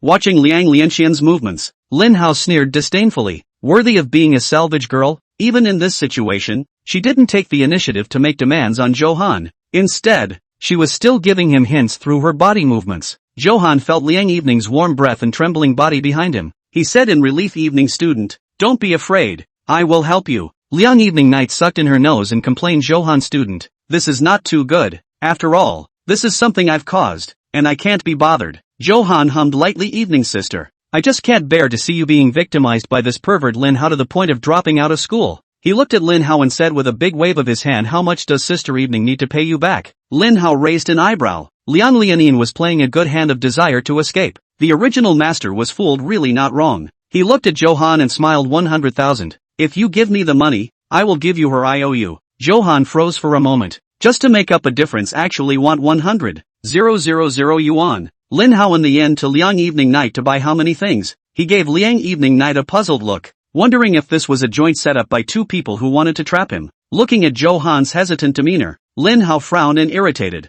"It can't be? You just said it so nicely, and then you hesitate when it's time to pay." He looked at Liang Evening Night and snorted, "Evening Night, your vision is still as bad as ever. Even if you missed me, you still believe in such a mouthy one." Liang Lianxian bit her lips slightly and lowered her head slightly. She had already regretted it a long time ago, and after Lin Hao stopped chasing after her, especially taking back all the things that were given to her, her quality of life was much worse. Her mom used to take her bag out shopping, but now that she sees it's gone, she's fighting with her every day, forcing her to apologize to Lin Hao. Liang Evening's tears snapped to the ground. "Classmate Johan, I know, this is too much money. I know I'm not worth it. You don't have to care about me. It's all because I met a bad person, was blind, and trusted the wrong person." Chapter 172, Be smart when you take out your money. Lin Hao raised an eyebrow at Johan meeting the wrong person. Being blind, wrongly trusting others. Johan froze for a moment. Didn't Liang Wan Evening say this to Lin Hao? How come he was the first to be criticized? He grunted, "That's you. She met a bad person, was blind, and trusted you wrongly." Lin Hao shrugged. "At least I've never given her any hope, nor will I make it public by telling her embarrassing things. Now you've given a girl a bad name and you're still shy about staying here." He gazed at Liang Evening Night. "I think it's better for you to drop out of school and go to my house, to be a nanny for me. After all, we're classmates, so I'll give you a salary of 5,000, and you'll be able to pay it off in 20 months. Liang Lianxian gave Johan a disappointed look and squeezed out a smile on her face. "Classmate Johan, although you didn't help me to the end, I still thank you." She recalled remembering that when Lin Hao bought her a bag, she didn't care at all about swiping 70,000 or 80,000 at once. And just now when Johan heard 100,000, his attitude instantly became different. In contrast, she finally realized at this point what Lin Hao meant when he said that every boyfriend she dated in the future would live under his shadow. In the past 2 days of communication, she found that Johan's grades were very good. He was handsome, and his speech was much more interesting than Lin Hao's. The combined contrast even threatened the status of her male crush. But at this moment, it seemed that neither Johan nor her boyhood crush was as good as a finger of Lin Hao. Is this Johan a comedian invited by monkeys? Do you guys remember what he just said? "Evening sister, I can't bear to see Lin Hao persecute you." Ha, and he thinks he's a bully? Just now, he actually advised Lin Qingya's classmates to stay away from Lin Hao. By Lin Hao's side, at least you don't have to wait in line for lunch. Following him, I guess I'll have to starve for 9 meals in 3 days. As the surrounding classmates discussed, Johan's face was so gloomy that he glared viciously at the classmate who had just spoken. However, those classmates seemed to look at clowns as if they were looking at clowns, and with a snort of laughter they continued to start launching taunts at Johan. "I've never seen such a brazen person. Who has the nerve to glare at us when he's obviously been told off? Pissed off, that's what it is. Just pissed off because it's been said. It's as if I wouldn't be offended in the slightest if you called me fat-headed." Lin Hao brought a cynical smile to his face. These students really knew how to arch the fire. It was estimated that if Johan was provoked a little more, he would have pulled out the $100,000. Lin Chang also looked Johan up and down. Her eyes looked at Lin Hao and inquired, "Brother, is this the scum you told me about? Only knows how to cajole the other person with flowery words, and once it's time to give it knows all sorts of excuses and whatnot." Lin Hao patted Lin Qingyi's head. Right, that's how it is. In the future, be discerning, cherish your life and stay away from scum." He suddenly cupped Lin Qingyi's cheeks with one hand, making her look at himself, and laughed. "By the way, the absolute best man looks like this." A good man is me. I am Lin Hao. If you're looking for a boyfriend in the future, follow my example. There's absolutely nothing wrong. Looking at Lin Qingyi's fleshy face that he had forcibly turned around, Lin Hao still couldn't help but pinch it twice. Lin Chang also had a pair of bright eyes, smiling and echoing aha, just look for brother. Lin Hao nodded. The children are teachable. Looking at the intimate interaction between the two in front of her, Liang Evening sighed softly, knowing exactly what she had missed. Mr. Lin Hao, I'll definitely find a way to return that money to you. She took another look at the bashful red-cheeked Shahan and turned around, lost in thought, ready to return to her seat. Just the moment she turned around, Johan suddenly reached out and grabbed her wrist. Johan cleared his throat and said with deep emotion, evening sister. Just now I just wanted to reveal Lin Hao's true colors. He glanced at Lin Qingyi. Otherwise there would still be naive and kind girls like you who would fall inside Lin Hao's trap. After all, it's normal for people who break up and even ask for their gifts back to do anything. I think he must be deliberately trying to blackmail you so that you can fulfill his perverted desires. As I expected, he wants you to go to his house and work for him as a personal maid. A lone man and woman in the same room. Anything can happen then. Lin Hao rolled his eyes.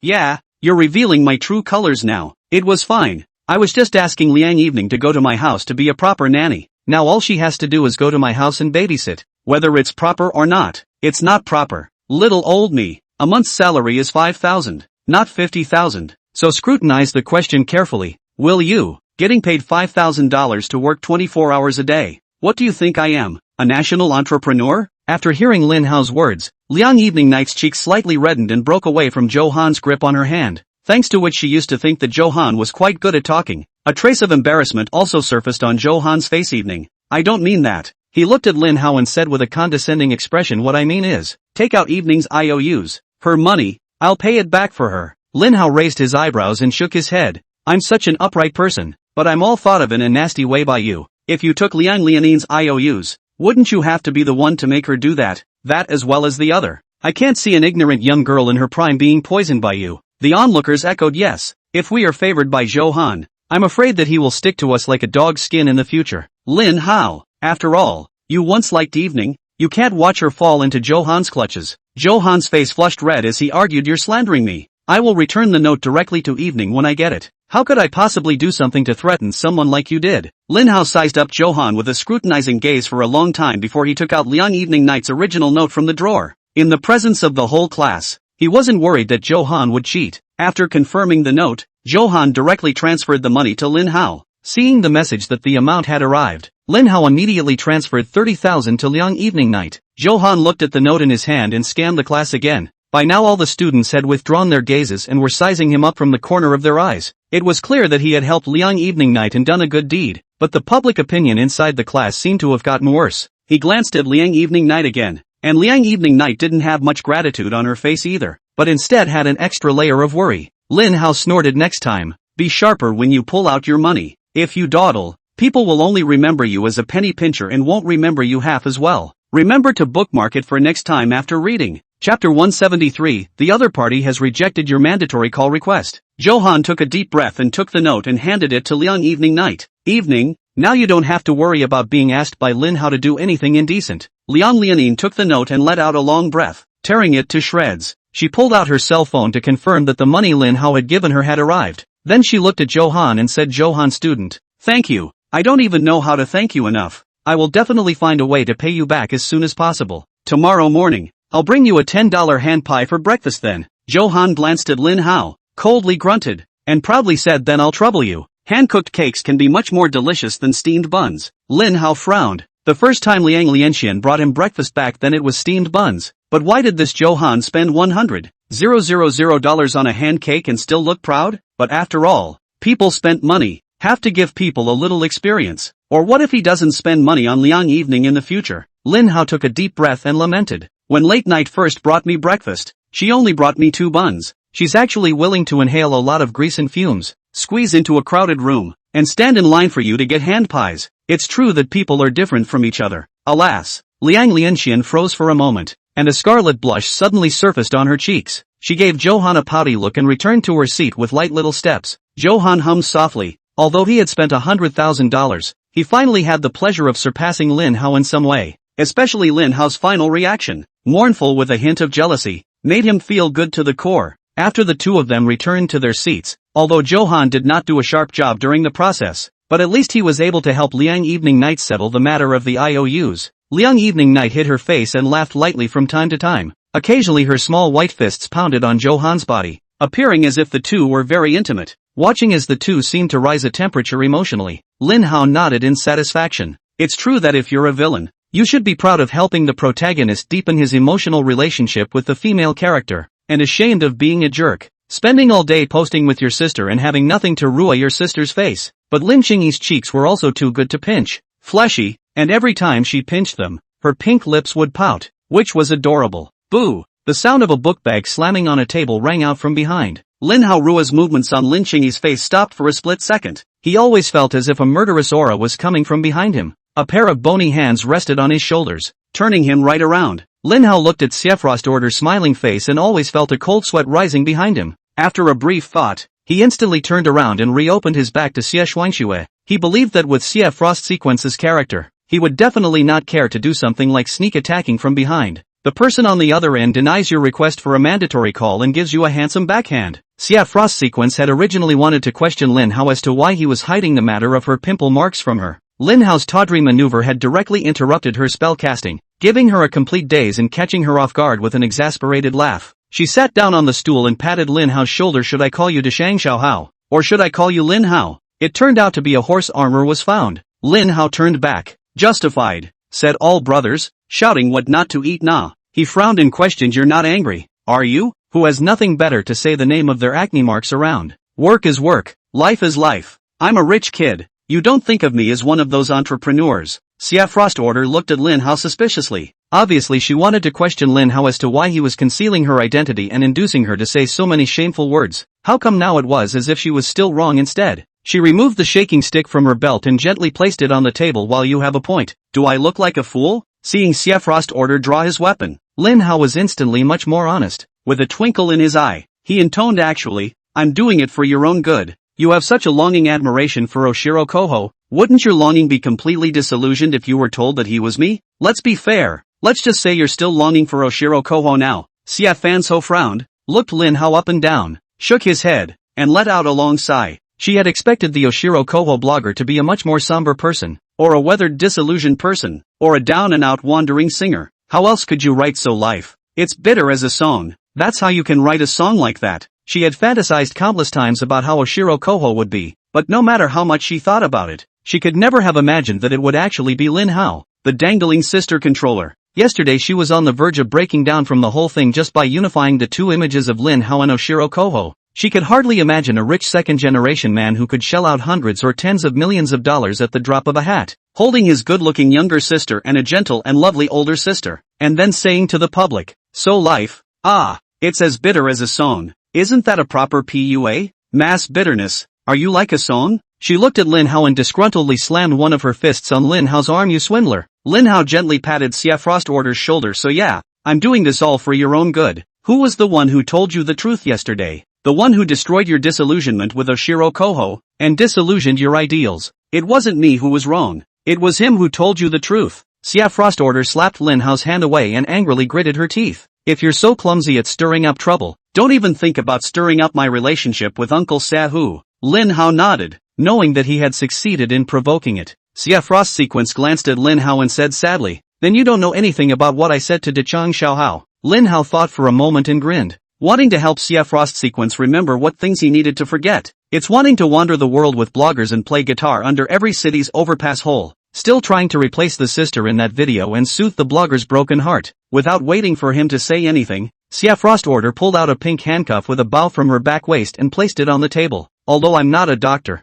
I do know of a memory wipe if you really can't forget, but it's just a little unstable to operate and the after effects are more serious. And as I said, I'm not a doctor. Chapter 174, Tell Third Sister that I want to see her. Nakedly threatening, Lin Hao couldn't help but give Xie Frost Order 2 thumbs up, worthy of being a divine doctor. With your words, I instantly forgot all about what happened 2 days ago. Looking at Lin Hao's so abashed reaction, Xie Frost Order nodded in satisfaction as she reminded, you said you'd write me a song. Don't forget, you can't rush something like inspiration, Lin Hao said. The original said to write a song for her was just a pretext when she was afraid that she would refuse to pick up her hair, but I didn't expect her to take it seriously. Lin Cheng also hugged Lin Hao's arm and inquired, brother, how come I didn't know that you were going to write a song for another girl? Lin Hao patted Lin Cheng's head and laughed. Look at you. You don't even care about me. You're punished for singing 3 times at night that only your brother is good in the world. After perfunctory Lin Chengyi, he looked at Xie Shuangshu again and pondered. Singing is about a sense of atmosphere. It's important to have a sense of feeling. Hearing Lin Hao's words, Lin Cheng also silently let go of Lin Hao's hand, and even pulled the stool towards the distance. The last time Lin Hao said this, he created the heirloom masterpiece,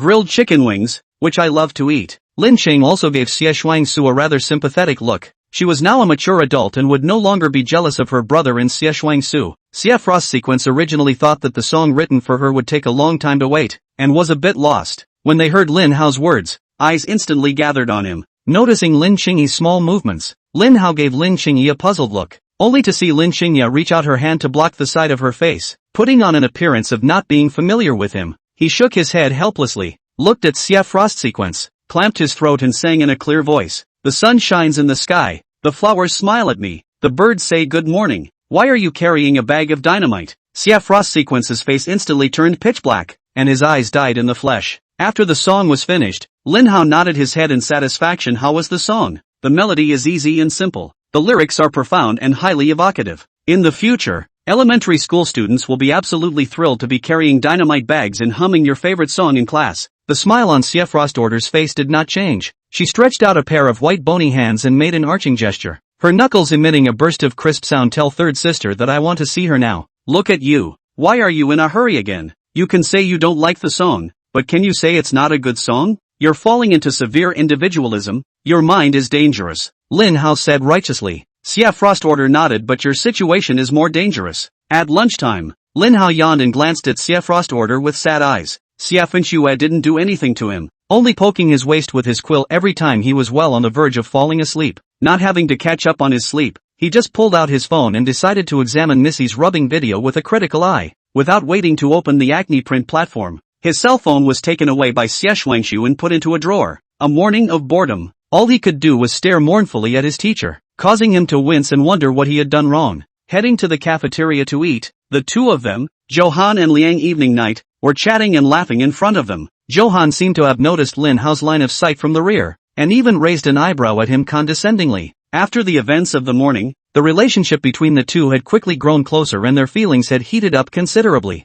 At least now, when facing Lin Hao's group, the two of them wouldn't take half a step back and act as if they weren't familiar with each other. Lin Hao scared. He was kinda knocking this pair now. I don't know whether Liang Evening Night first trained Johan as a licking dog, or Johan first included Liang Evening Night in his harem. During the lunch break, Lin Hao went out of the school to give Lu Xiang acupuncture, and also took a look at her work status. The work is really quite free and the other security lady is very talkative and the two get along very well. With no other arrangements, he returned to school. Lin Xingya was lying on the table, her head resting on her slender arm, taking a lunch break, feeling someone sit up in Lin Hao's seat beside her. Her tiny brow furrowed and she raised her head viciously. The moment she saw Lin Hao, the ferocity in her eyes was like spring water, instantly melting away. She sat down on Lin Hao's lap, her head finding a comfortable position to lean against, and inquired in a low voice, brother, aren't you leaving this afternoon? Watching you saves you from wanting to skip class all day. Lin Hao laughed. Lin Xingyi nodded. In the future, if my brother isn't around,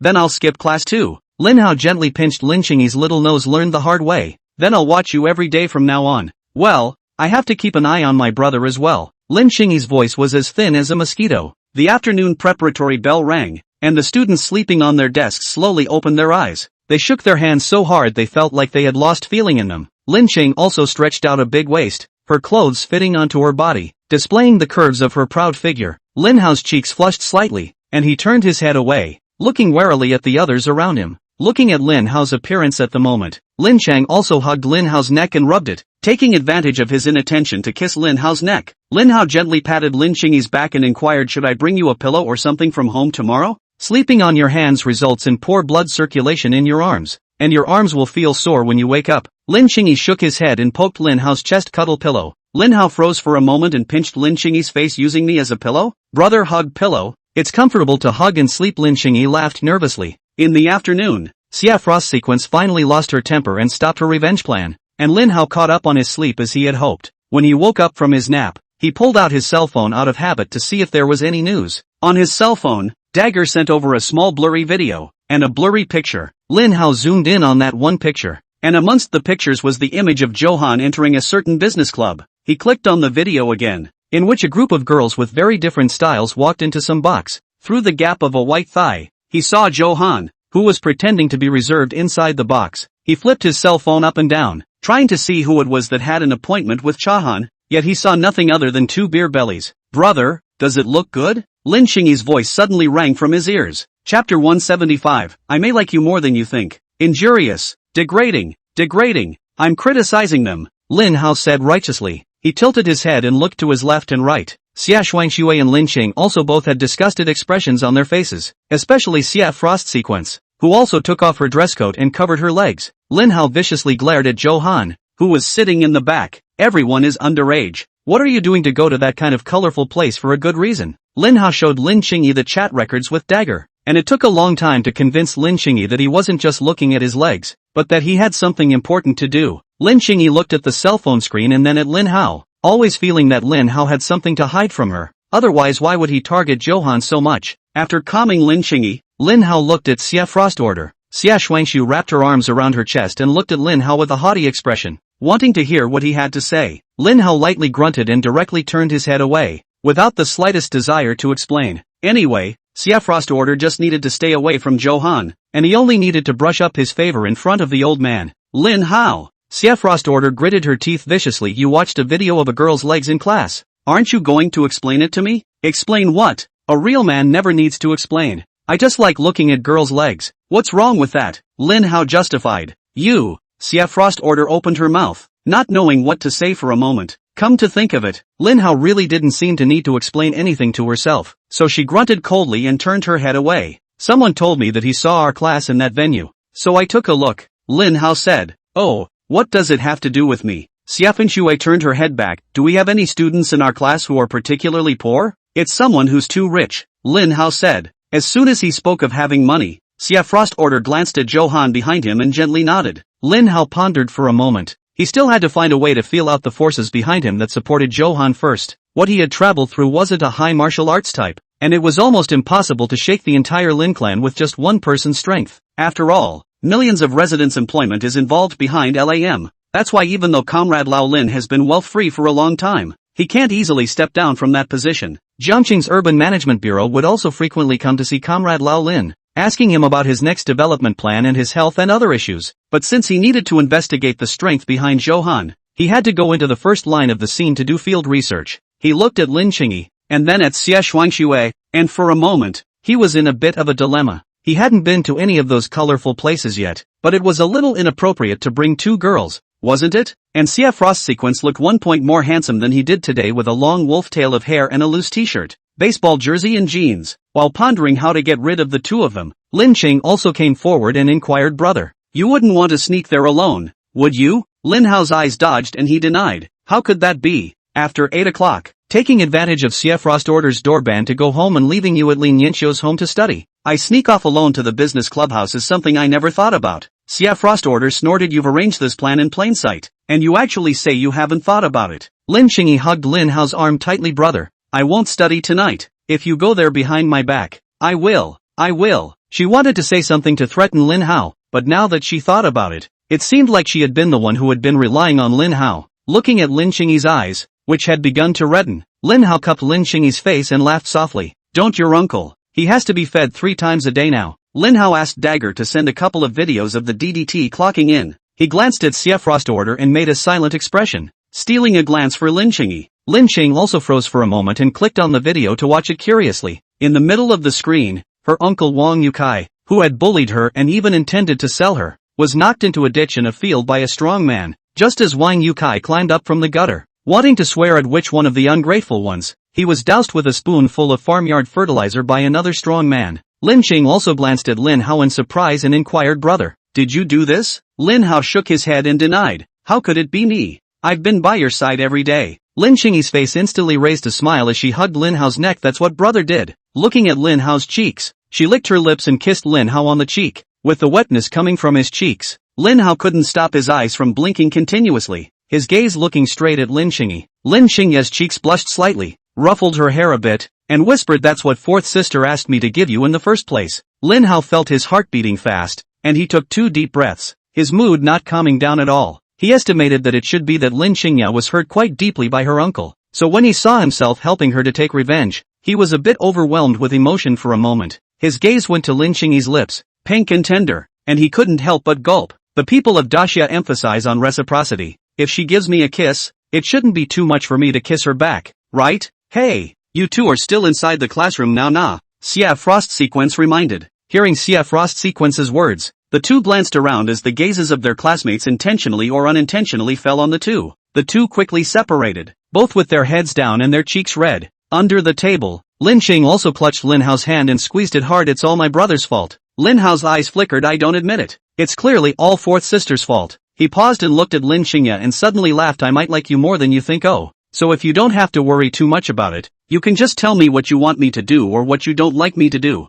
Since you don't like me going behind your back, it's not going behind your back if I tell you now." Lin Qing also froze for a moment. She had just been touched by Lin Hao's phrase, "I like you more than you think." She gazed at Lin Hao and inquired, "Brother, I don't like you going to those places. Can't you not go?" Lin Hao pondered for a moment. Although he could let Dagger take his little brother to have fun, but it would have to be reimbursed to someone. It was fine to spend money on treating people to food and drinks, but it was a little hard for him to accept for a while to let others experience colorful programs that he had never even experienced. He patted Lin Qingyi's head and inquired, "Why don't the three of us go over and take a look together? Remember to bookmark it for next time after reading." Chapter 176, Good Work, Win the Reward. After school, Lin Hao's trio ate at Li Nianxiu's home and abducted her along with them in the form of relieving Li Nianxiu's stress from the college entrance exam. A group of 4 people flew to the business club that Zhou Han had entered in the first place. It says it's a business club, but it's really just a place where you can sing. On Likia Regular Volume K, there is a minimum spend on the boxes here. There were only 4 people in total, and Lin Hao picked a box with a minimum spend of $2,000. Entering the clubhouse, the lights inside were dim, and from time to time a song emanated from the boxes on either side. On the way to the boxes, from time to time, there would be staff members in black suits leading a dozen or so young girls into one of the boxes. Lin Hao held Lin Qingyi's hand tightly, so that she wouldn't be harassed by people who had drunk too much when the time came. It was also the first time Li Nianxiu had come to such a place, and she tightly held onto Lin Hao's arm. Xia Fenxue was as usual, as if she often went in and out of these places. Lin Hao looked curiously from side to side. None of the doors of these boxes had glass windows, so he couldn't see the interior. The only time the door to the compartment is opened briefly for a split second is when the waiter delivers the wine and food. Entering the box, which was still very dimly lit, a huge screen was playing current popular songs. Lin Hao came to the song ordering table and looked at it, then looked at the remaining 3. "What song do you want to sing? Come over and order it." He realized he'd barely heard any of the songs in here except his own. Lin Qingyi, Li Nianxiu, and Xia Shuangxue glanced at each other and all shook their heads awkwardly. Lin Qingyi and Li Nianxiu had also hardly listened to any other songs besides Lin Hao's. Xia Frost Sequence listened to most of Xia Hu's favorite songs from his era, except for Lin Hao's songs, which he couldn't sing at all. It was at this moment that the door of the box opened and the waiter brought 8 young girls inside the box. The waiter was a bit confused when he saw the 3 girls inside the box, whose looks were quite a bit better than the girl he brought behind him. He looked at Lin Hao and inquired, "Sir, do you need a girl to sing with you?" The 8 girls were also a little embarrassed when they looked at Lin Qingya's trio, but they still made a brief introduction. Lin Qing also crawled behind Lin Hao in dissatisfaction, her white fingers directly covering Lin Hao's eyes tightly. No, we don't need it." She directly helped Lin Hao reject it. The waiter waved the girls out and handed over a menu. Lin Hao patted Lin Qingyi's hand. "All right, go over and order." He glanced at a few people and reminded, "The minimum consumption of this box is $2,000, but there will be no refund if it doesn't exceed $2,000. Li Nianxiu swallowed her saliva. $2,000 a night. This is close to her original part-time job a month's salary.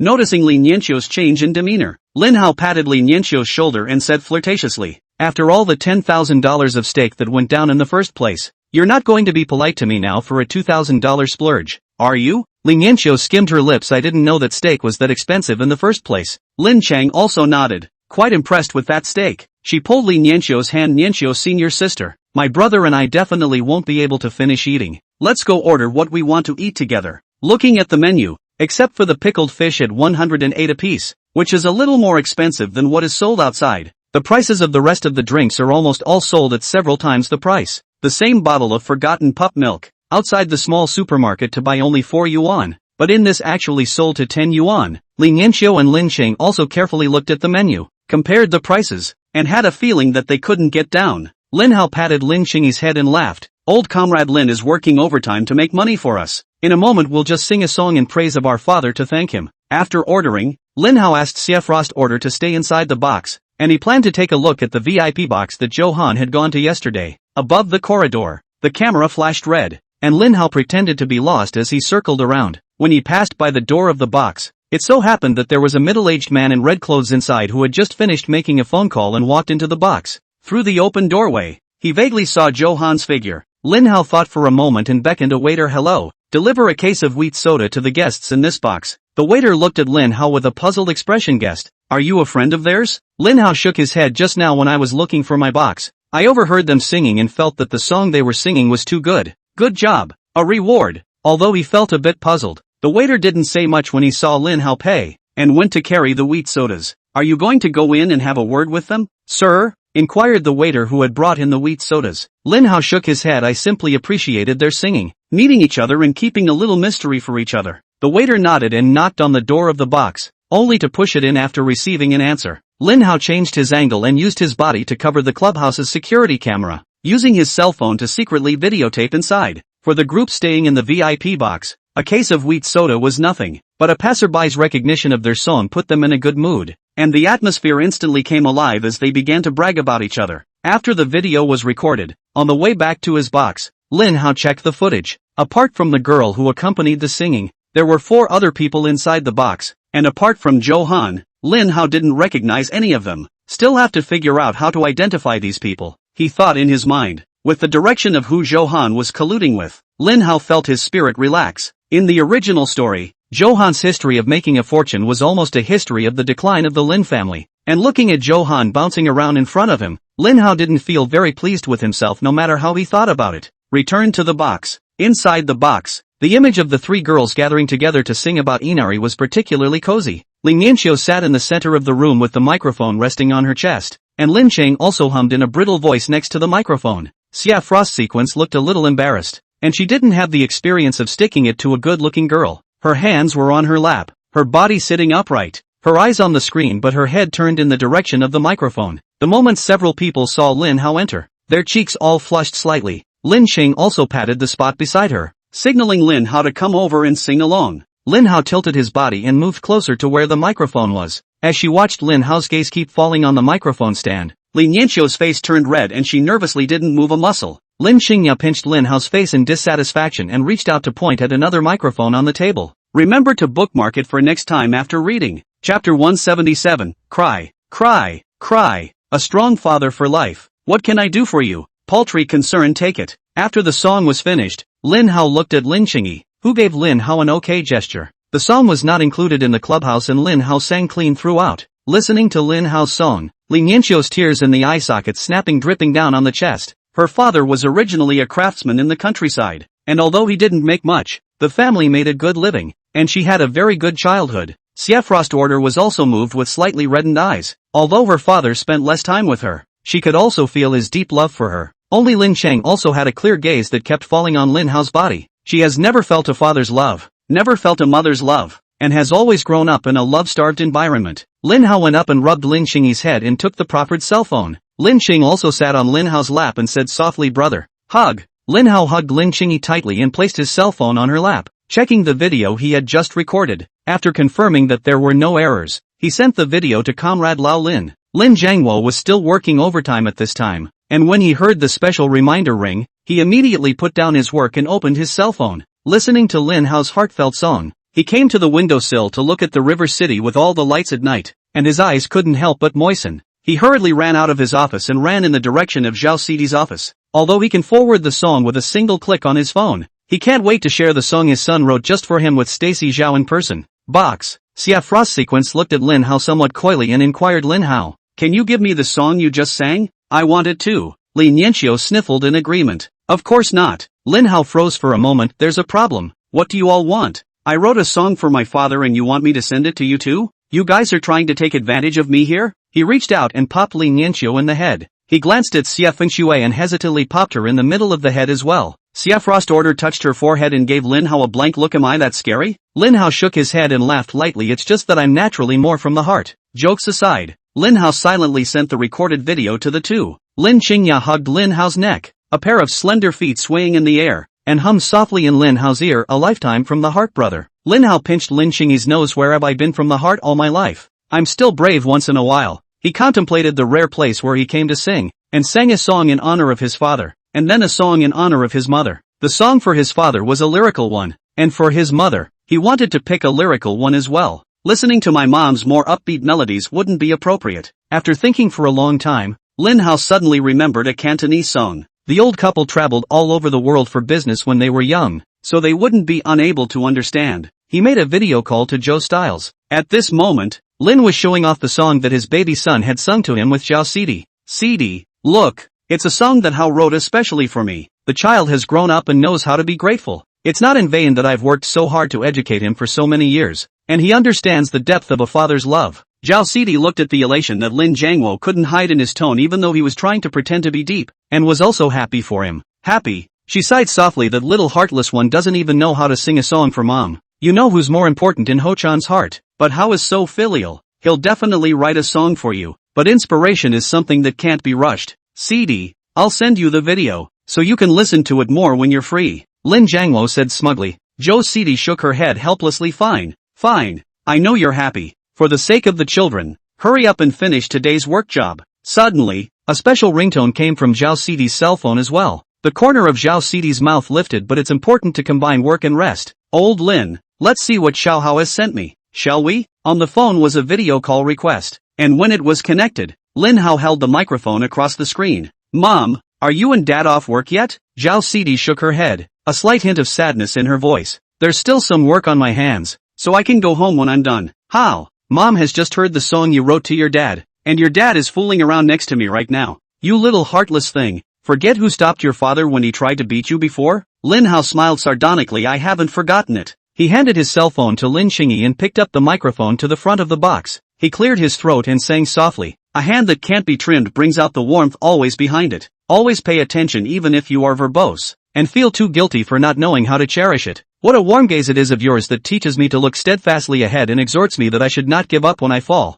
Not like father, so strong expression of emotion. This song at first tasted the feeling of light, but like an old wine, the more you taste the more you can feel the mother's love of the silent. By the end of the song, Zhao Cidi had long since burst into tears. Lin Hao urged her and Dad to take care of their health and said, "Love you, Mom." He ended the video call. He slightly organized the recorded screen of the call he had just made and sent it to Zhao Cidi. Zhao Cidi took a tissue, wiped the tears from the corners of her eyes, and took 2 deep breaths to calm down. She looked at the work on her desktop and then at Lin Jiangwo, inquiring, going home early? Lin Jiangwo nodded. Go back and see Xiao Hao. Watching Lin Hao and her mother's intimate interaction, Li Nianqiu covered her mouth, her chest having long since soaked a large area. Since her father passed away from a serious illness, her mom has given too much to pay off the debt her father owed from his doctor's appointments and to support herself in school. Lin Hao glanced at Lin Qingyi, who deflated and averted his gaze. Lin Hao gently patted Li Nianqiu's shoulder and pointed to his own. Li Nianqiu hugged one of Lin Hao's arms and lay on his shoulder, unable to stop crying.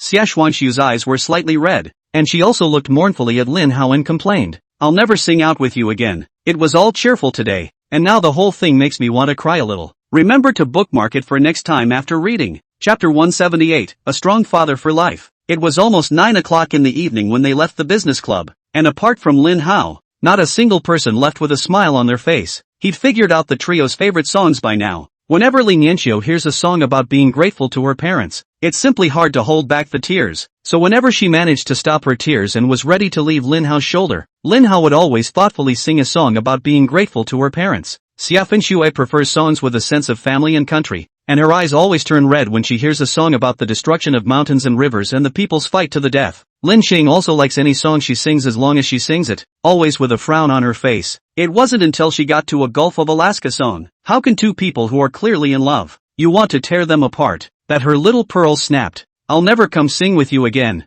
Xia Frost Sequence complained. "Aha!" Li Nianqiu nodded solemnly. She glanced at Lin Hao and saw that Lin Hao's shoulder was wet and her cheeks couldn't help but start to burn. "I thought I was having a fun outing, but I ended up just crying today. Brother must have done it on purpose." Lin Xing also waved her small fists in dissatisfaction. Lin Hao laughed lightly and looked at the others. Wasn't my singing good? Weren't you all quite moved just now? All three of them blushed and lowered their heads slightly, not daring to look in Lin Hao's direction. After walking out of the box, the slightly cool wind of the night blew away all the emotions, and all three of them felt a little better. Lin Hao glanced at Xia Frost sequence and inquired, "Your house is gated. Do you want me to talk to Grandpa?" Xia Frost order shook her head. "I just told Grandpa about coming to sing with you." She came to the side of the motorcycle and put on the helmet, her straight and slender legs propped up on the ground, looking incomparably handsome, making Lin Hao a little heartbroken for a moment. "I'm off. We'll see you at school tomorrow." As soon as she twisted the throttle, the motorcycle disappeared from the sight of several people with a handsome drift and pressure curve. Lin Hao sent Li Nianqiu home first, and the moment Li Nianqiu saw Lu Xiang, she recalled the gusts of melody in her mind and flung herself into Lu Xiang's arms and cried non-stop.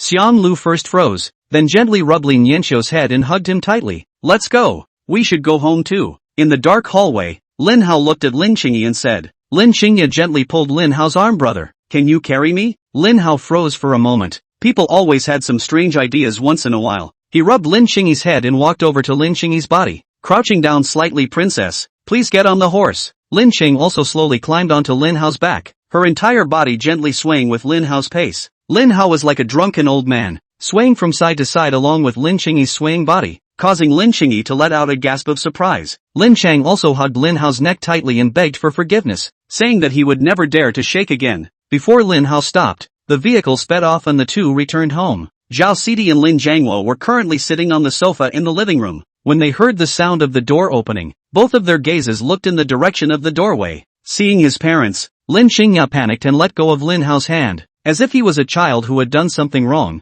and hurriedly lowered his head. Lin Hao gently patted Lin Qingyi's backside. "For a moment you go up and wash up first. I'll keep Mom and Dad company." Lin Qingyi called out to his parents and quickly ran to Lin Hao's room. Lin Hao sat down next to Zhao Sidi. "Mom and Dad, are you all done with work?" Zhao Sidi grabbed Lin Hao's hand with a loving look on her face. "Didn't you sing to Mom and Dad all night? Mom and Dad know that you must have missed us and were too embarrassed to just say so. The work won't get done anyway, so your dad and I will just go to the office in the morning." Lin Hao nodded. "Mom and Dad, you've all been busy for so many days. Let me squeeze your shoulders." Little Hao understands. He all knows to sympathize with Mom and Dad's hard work. Zhao Sidi gazed in the direction Lin Qingyi had left and sighed softly. Lin Jiangwo glanced at Lin Hao and inquired, "Did you send your grandfather the video of you singing at night?" Lin Hao froze for a moment and gently shook his head. If this was sent to his grandfather, then wouldn't he be on par with comrade old Lin? Lin Jiangwo raised his eyebrows and said happily, "First, let's press it for your mom. Then we'll instruct and guide Dad in singing." He cleared his throat and began to hum "A Life of Strength." "Dad, what can I do for you?" "Trivial concern, take it."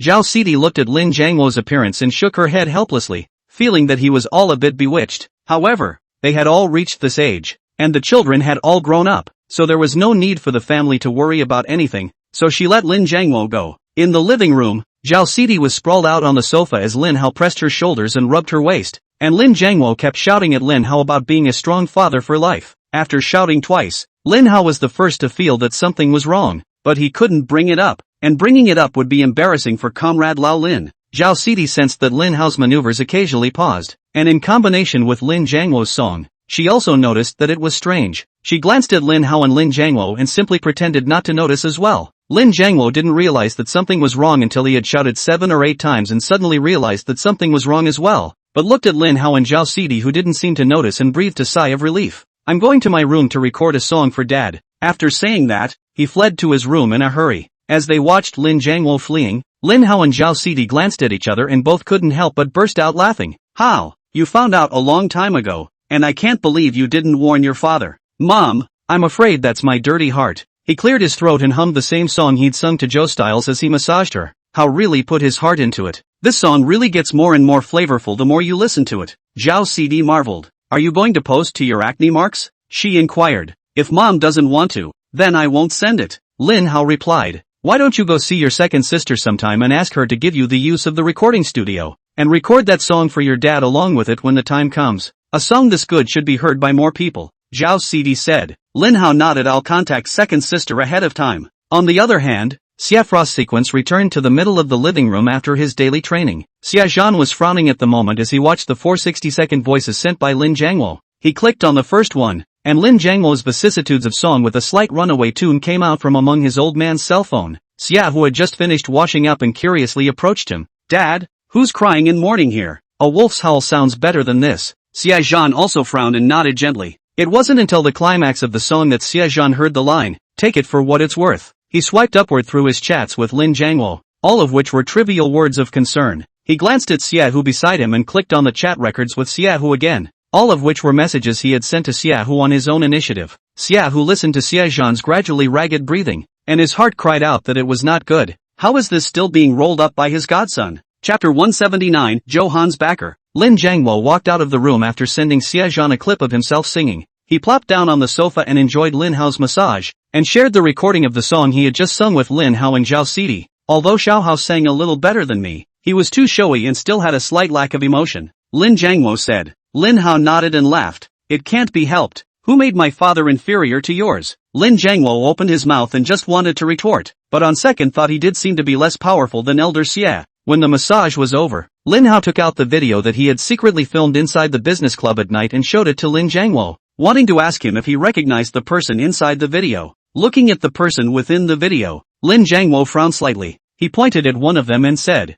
"This is Yao Lu, who is in charge of our group's cosmetic program, and the other two seem to be the bosses from the River City side. I remember he went to talk about the project. How come he talked about it inside the clubhouse? The price of this box should not be low." Lin Hao interjected. "My friend told me that he saw students from our school going to a place like this, so I went to check it out. This student has good medical skills, and was inserted into our class through connections over in River City." Zhao Sidi brought her head over and looked at the two people in the middle of the screen, always feeling somewhat familiar. She pulled out her cell phone and rummaged around for a while, finally finding a watermarked photo of the salesman with two vendors within a list of vendors to review. These two people are herbalists. One is Sun Shuping and the other is Sun Daxiang.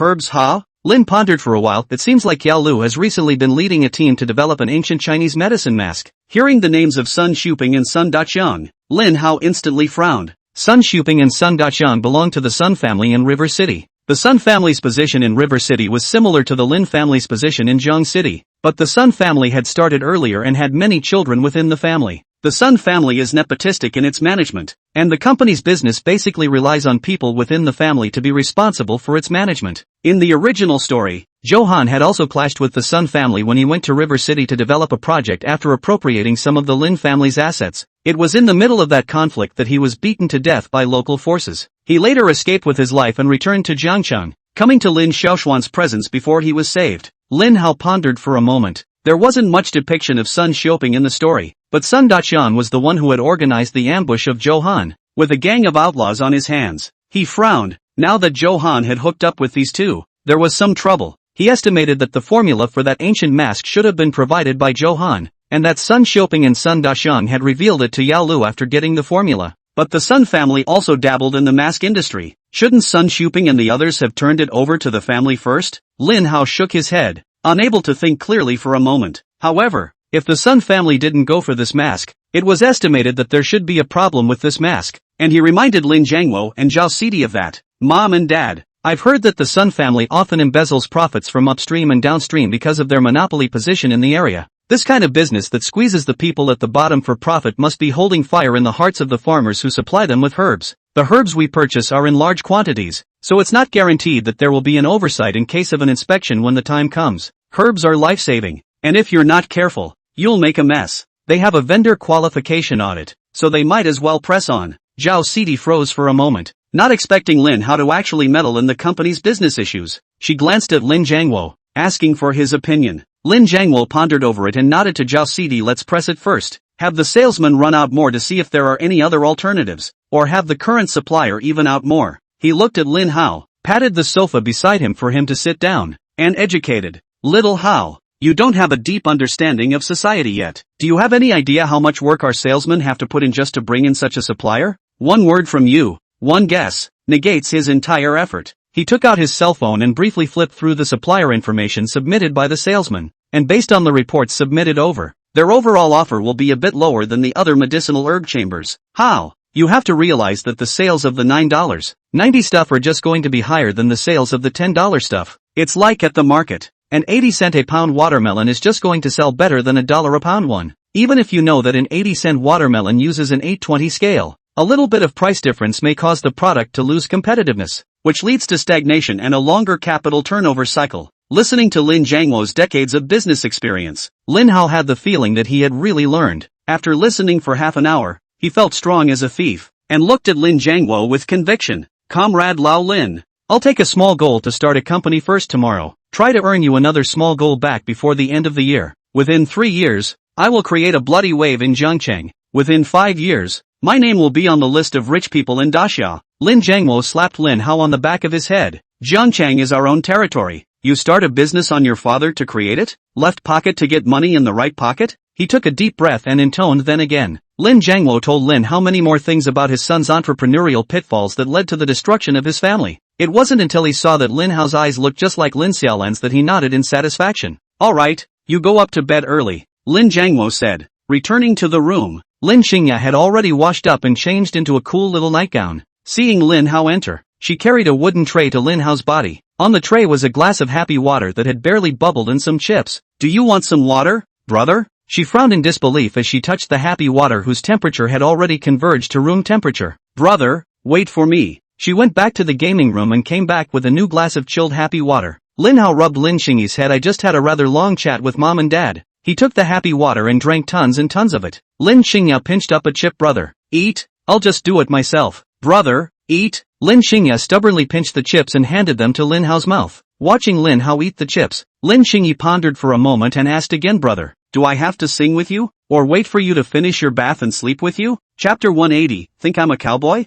Singing? Sleep? Listening to Lin Xingyi's words about tigers and wolves, Lin Hao pressed her little head to look in the direction of the gaming room. Sure enough, Lin Xiaolan was poking her head out, looking curiously outside. Lin Xiaolan, what the hell did you teach Qingyi again? Lin Hao shouted. Lin Xiaolan smiled sarcastically and walked out of the gaming room. It was all my little sister who asked me. She said you guys went to the business club today and asked what the girls who sing inside the club were up to. I just told her that she needed escorts for food, drinks, singing, and informally, sleeping. Her eyes rolled. Instead she angrily rebuked TSK. TSK, how can you bring your little sister to a place like that? It must be that you don't bat an eye at those girls in there. Even the little sister knows you want that kind of service. It's clearly you who brought down your little sister. And you're actually trying to bite back and backpedal. Lin Xingya's cheeks blushed as she whispered, I see that my brother has given up so much in order to take us to play. So just wanted to let you experience it at home. Lin Hao reached out and flicked Lin Xingyi a melon crash. If this full set of processes are experienced, I'm afraid that it's going to mess up people's lives. He shook his head helplessly. But come to think of it, it didn't seem like these things were mentioned in the books. He sighed softly, cupped Lin Xingyi's face, and said in a warm voice, luckily you're still talking to me about this. But if I had met one as perverted as your fourth sister, I would have eaten you up long ago, and then you'll have to carry a big belly to see if you go to school. Lin Chang also took a step forward and hugged Lin Hao's waist, burying her head on Lin Hao's chest and laughing softly. I'm saying that because it's my brother, because I'm sure my brother won't. She suddenly stood on her tiptoes and came up to Lin Hao's ear and hummed softly, a lifetime from the heart, brother. Lin Hao deflated. So this little ninny knew what she meant by what she said, but she believed that she would only go for the literal meaning. He rubbed Lin Xingyi's head. After I take a bath later, I'll show you what it means to be truly brave. Lin Xingyi's cheeks burned a little, licking her pink lips, lowering her head and gently nodding. Yikes! Don't! Brother! Don't be impulsive. Lin Xing also stopped it. Xiao Hao, I've helped you like this. You can't wimp out anymore. Lin Xiaolan shouted. Yeah, it's all been done. Who can stand it? Xing Yi, I'm sorry, Lin Hao said viciously, looking at the 5 people on the screen who had been knocked away by the stoners. A 1-17 Happy Wind Man rushed up with no hesitation. The smart stoner quickly flashed and ran away, leaving Happy Wind Man dead. Looking at the gray screen, Lin Hao turned his head to Lin Xingyi, who was standing behind him and squeezing his shoulders. Let's just say this wave is brave or not. Lin Xing also helplessly held his forehead. Let you in the life of the brave.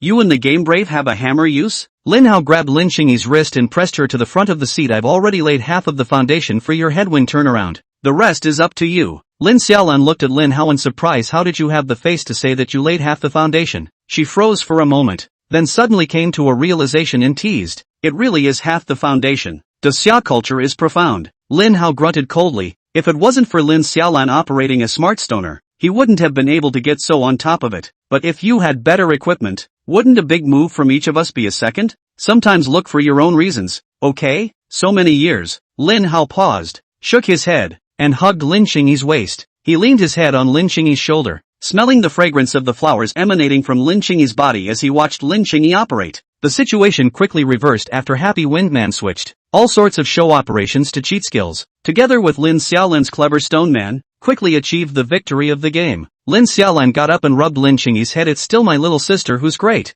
I feel like I can go pro. She patted Lin Hao's head again. You were almost all blocked. You have to thank little sister. Lin Hao got up and went to the snack and drink cabinet and made a chip platter for the two as well as a lemon passion fruit happy water. Princess, please drink. Lin Hao placed the drink in front of Lin Qingyi. Queen, please drink water. He placed another drink in front of Lin Xiaolan. Lin Xiaolan bristled. Was this Snow White and her vicious stepmother? She held her voice and said, Little Haozi, stand down. Don't disturb the mourning family and the princess from playing. The corners of Lin Hao's mouth twitched. This really wasn't going to take the slightest advantage over Lin Xiaolan. Lin Qing also pfft a smile. Echoed Little Haozi. The princess want a hug. Lin Hao blared viciously at Lin Xiaolan. The good Qingyi had been brought down by her. He sat back to his original position and wrapped one hand around Lin Qingyi's stomach. Little Haozi, I want chips. Lin Qing also said. Lin Hao disgruntledly slapped Lin Qingyi's stomach. Don't learn from your fourth sister. Alright then, brother, I want chips. Lin Qing also laughed. Lin Hao picked up the potato chips and carefully passed them to Lin Qingyi's mouth, looking at Lin Qingyi like a small hamster clicking and clicking as he nibbled on the potato chips. Brother, I want a drink. Lin Hao took out a straw from a cupboard and handed it to Lin Qingyi's mouth, watching her full, crystalline lips pucker as she bit down on the straw and sipped it in small bites. Brother, I want to hear you sing. Lin Hao pinched Lin Qingyi's face. This substitute trainer was too demanding. He looked at the northerner operated by Lin Qingyi on the screen, patting Lin Qingyi's stomach with one hand, tapping the table with one hand to beat the rhythm, and humming the national anthem of Noxus or Split. Listening to Lin Hao humming the song, Lin Xiaolan looked at him in shock. Xiao Hao, you're able to make a whole original song out of this? She glanced at Lin Qingyi again. It had to be her little sister who was great and disciplined Xiao Hao so well. Lin Hao hummed lightly and said with a proud look on his face, this is all a little bit of a small achievement that I made by studying seriously, never skipping classes, and not taking leave at will. Lin Xiaolan sneered, you're going to the grave to burn newspapers, fooling the ghosts. Lin Qingyi's body swayed lightly as she played the game with a smile on her face, clearly in a good mood. Lin Hao's eyes rolled. If he released this song to Poxmark, wouldn't he be able to directly become the commander of Noxus? He suddenly froze for a moment, thinking that Lin Qingyi had just asked himself to bring her food and drinks and sing to her. Was he treating himself as a cowboy? Isn't the exciting part of sleeping with someone coming up next? Remember to bookmark it for next time after reading. Chapter 181 let you know what it means to be an international movie star. The night was getting late. Lin Xiaolan couldn't stop her winning streak all the way, and Lin Qing had already started yawning from time to time. After the game ended, ignoring Lin Xiaolan's objections, Lin Hao directly turned off the computer. Lin Qingyi turned around and put her arms around Lin Hao's neck, and before she could wrap her feet around them, Lin Hao held her legs down first. She's wearing a little nightgown today, so if she's hugging like a wombat, won't we all see the blue and white bowl? Lin Qing also gave Lin Hao a dissatisfied look and pouted, brother, carry me to bed. Lin Hao gently pinched Lin Qingyi's cheeks. Don't forget that you're wearing a small skirt. When I see you naked, will you still be married? Then I'll marry brother in the future. Lin Qing also said with curved eyes and a smile. Lin Xiaolan raised her eyebrows and looked towards the two of them, Lin Qingyi and Lin Hao, with an anti-smile on her face. Going through the motions of showing your heart through jokes is too much for your little sister. I'll take the candy sprinkled tonight. Good knock. Lin Hao picked up Lin Qingyi in a princess hug. Alright, my princess Sama, take you to bed. He gently placed Lin Qingyi on the bed and covered her with a small quilt. Lin Xiaolan looked at the harmonious scene in front of her, patted Lin Hao's shoulder, and gave a thumbs up. Be sure to ask me to be a bridesmaid in the future. Lin Hao raised an eyebrow and smiled. Then please send me your CV to read first, then go back and wait for news. Lin Xiaolan rolled her eyes and looked at Lin Qingyi. It's not like you pick the bridesmaids. They are all picked by the bride. Just get your little sister's consent when the time comes. Right, little sister? She turned sideways to look at Lin Qingyi, whose eyelids were constantly fighting. Aha! When I get married in the future, fourth sister must come, said Lin Qingyi sweetly. Lin Xiaolan hummed softly with a proud face. Hear that? Little sister has agreed. She patted Lin Hao's shoulder. Help me go see if mom and dad are still in the living room. If they haven't gone back to their rooms to rest yet, they'll just have to make do for the night. Will what? Lin Hao wondered. That will definitely be sleeping in the same bed as you and little sister, laughed Lin Xiaolan. Fourth sister, it's better if you don't come in the future. Lin Qingyi's face instantly fell. Lin Hao walked out of the room, looked to see that mom and dad had gone back to their room to sleep, and gave Lin Xiaolan a hand signal. Lin Xiaolan let out a sigh of relief, glanced at the slightly wary Lin Qingyi on the bed, and smiled at Lin Hao. I won't disturb your mutual sleeping service tonight. After Lin Xiaolan left, Lin Hao scratched his head, walked over to the bed, and lay down next to Lin Qingyi. Turn off the lights, oh, Lin Hao said in a warm voice. Taking advantage of Lin Hao turning around to turn off the lights, Lin Qingyi suddenly mayfly twice, hugged Lin Hao's waist, and put her hand on his stomach. Brother, don't move. Lin Qingyi's head was buried in Lin Hao's back, his cheeks burning for a moment. Tonight, it's my turn to hug you to sleep. The next morning, Lin Hao woke up with thick dark circles under his eyes. Last night, his back from time to time a burst of softness. He even counted the sheet began to 18 forbidden. Cannot sleep at all. When he came to the bathroom, Lin Shang also had one hand hanging down and also had a hard look on his face. She glanced at Lin Hao mournfully. Brother, you're too fat. Lin Hao patted Lin Qingyi's head, who was brushing his teeth and still had all the bubbles in his mouth. It's all your fault. You had to try some new position. He grabbed Lin Qingyi's hand, which had been pressed by himself to the point where his qi and blood were not flowing well, and gently rubbed it for Lin Qingyi. After washing up, the two headed to school together. When he passed by the handcake stall, Lin Hao bought an extra handcake today. Lin Qing also looked curiously at Lin Hao and inquired, brother, did you not eat enough for breakfast? Lin Hao smiled. Yo, this is the prop for today's practical acting class. Watch my exquisite acting skills in a moment. Let you know what it means to be an international movie star. Lin Chang also nodded, feeling that her brother was definitely holding back bad feelings right now. Entering the classroom, Lin Hao puts a handcake on Liang Evening's desk and comes back to Chung Yuan to give his righteous son the court relief crane. How? You don't think you're regretting it when you see Liang Lianxian hooking up with another classmate, do you? Chung Yuan was wary. Lin Hao shook his head. I'm pushing their relationship forward. You're still young. You don't understand. You don't say. The two of them do kinda go together. Narahara had a watchful expression on his face. Lin Hao sat back in his seat, anticipating what kind of reaction Johan would have when he saw that he had brought breakfast to Liang Evening Night, and whether he would think that he had lingering feelings for Liang Evening Night. Today, Xia Frost order came quite early, but she didn't seem to be in a very good state. Even her hair was a bit frizzy when she combed it. What's wrong? Lin Hao said curiously. Could it be that you're listening to the song I sang and dreaming of nightly attacks on the footpath at night? Xia Frost order glanced sadly at Lin Hao. It would be nice to really dream about night raids on the footpath. Last night, Grandpa listened to the song your dad sang to him. Grandpa saw that his godson was so filial, but his own son was like a white-eyed wolf instead, and beat up Uncle Xiaohu again. She let out a long sigh and continued. Uncle Xiaohu learned his lesson the hard way last night, so he sang about his father all night in my room. When I close my eyes now it's all about a strong dad. Lin Hao frowned and inquired, is Uncle Xiaohu's status so low in your family? Doesn't even have his own room? Xia Frost order smiled helplessly. My room is next to Grandpa's room. He sings like this so that he can inadvertently make Grandpa hear him. To avoid Grandpa's suspicion,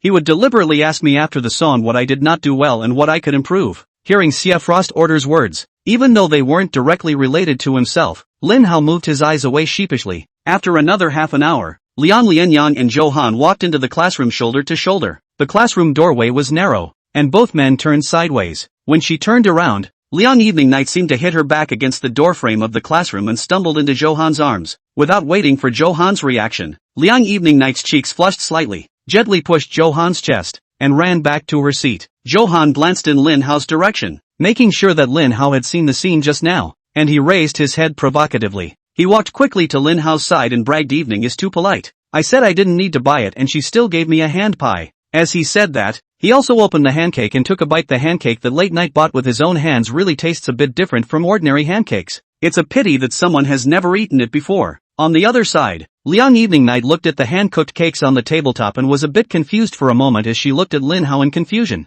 Noticing Lin Hao's icy expression as he raised an eyebrow at her, and seeing that Johan was taunting Lin Hao, she had a guess for a moment. She aggressively will come between the two and slapped the handful of pancakes on Lin Hao's table. Johan looked at the handcake, looked at Lin Hao, and then looked at Liang Evening Night. Infernal? Remember to bookmark it for next time after reading. Chapter 182. Don't be like this. I'm afraid that Mr. Joe will misunderstand. As a professional movie star, Lin Hao was specially trained to control his emotions. However, when he heard Johan's infernal sentence, he was genuinely a bit taut. Johan took a step back and kept sizing up Liang Evening and Lin Hao. If this was really infernal, then he had been pitched $100,000 by Lin Hao, and he was still gloating in front of Lin Hao, putting on a clown show. Liang Lianxian's acting skills were clearly a step higher. Her shoulders twitched for a moment and she quickly recovered her emotions. She snorted coldly, Lin Hao, don't you think that you're acting ridiculously like this? I told you a long time ago that we shouldn't talk after that. What's with you letting go of the grab bag at my table today? An apology? You embarrassed me so much yesterday. It was classmate Johan who helped me out. It's impossible to make up between us anymore. You should be letting go, not letting go of the pie. Stop pestering me. I'm afraid that Mr. Joe will misunderstand. Hearing Liang Lianyang's words, Johan's heart was relieved. He then said that he walked to the school today with Liang evening night, clearly watching her only by a hand cake. Where did the other hand cake come from? Lin Hao desperately stared with wide eyes and pretended to be affectionate. Liang evening night, I just wanted to be angry with you yesterday, but it's only $100,000. Am I the one who lacks $100,000? As long as you can forgive me. He pointed a finger at Johan. I can return the $100,000 to him, plus $1 interest. Liang evening night suddenly hesitated a bit at this moment, her gaze looking towards Johan. Looking at Liang Lianxian's behavior at this moment, Lin Hao blinked in confusion. She doesn't really want her $100. 00000, does she? Then this drama is going to go out of style due to budget overruns. Lin Hao suddenly noticed at this moment that Liang evening night was wearing the latest summer dress today, and even the bag she was carrying had changed. The $30,000 she just transferred to her yesterday is probably already spent by her. $1 interest. Johan smiled evilly and interjected, young Lin is so generous. Lin Hao snorted coldly, I'm talking to evening. What are you? He paused. Johan was the protagonist after all, and he was becoming more and more like villainous cannon fodder by talking like this. He then turned his mouth and said, if this money is for late night, even if I give her 200,000 and 300,000, I'm still willing to do it. But here, I'm $1 too much. Liang Lianxian looked at Lin Hao and then Johan with a hesitant face. You guys stop arguing. She gently pulled Johan's sleeve and pouted, brother Johan, I know you are trying to help me, but $100,000 is really too much for a student. If forgiving Lin Hao will get me $100,000 and I can pay you back quickly, as long as I can help you, even if I have to suffer a little. After saying that, a hopelessly bitter smile appeared on her face. Looking at Liang Lianxian's expression, Johan couldn't help but tremble inwardly. This kind of girl who endures humiliation and only thinks about herself, how many of them can be encountered in a lifetime? Good girl. Definitely good girls. Lin Hao felt deeply guilty inside, apologizing for having just questioned Liang Lianyang. Perhaps it was because her earlier image of herself as a licking dog was too deeply rooted in her heart. Liang Lianin had been having trouble believing that she would abandon her. Once that was accepted, and with the presence of another spare capable of popping gold coins, her tea reared up to the heights of her intellect. Lin Hao took the opportunity to arch the fire. Evening. You actually called him so intimately in front of me. Now I've changed my mind.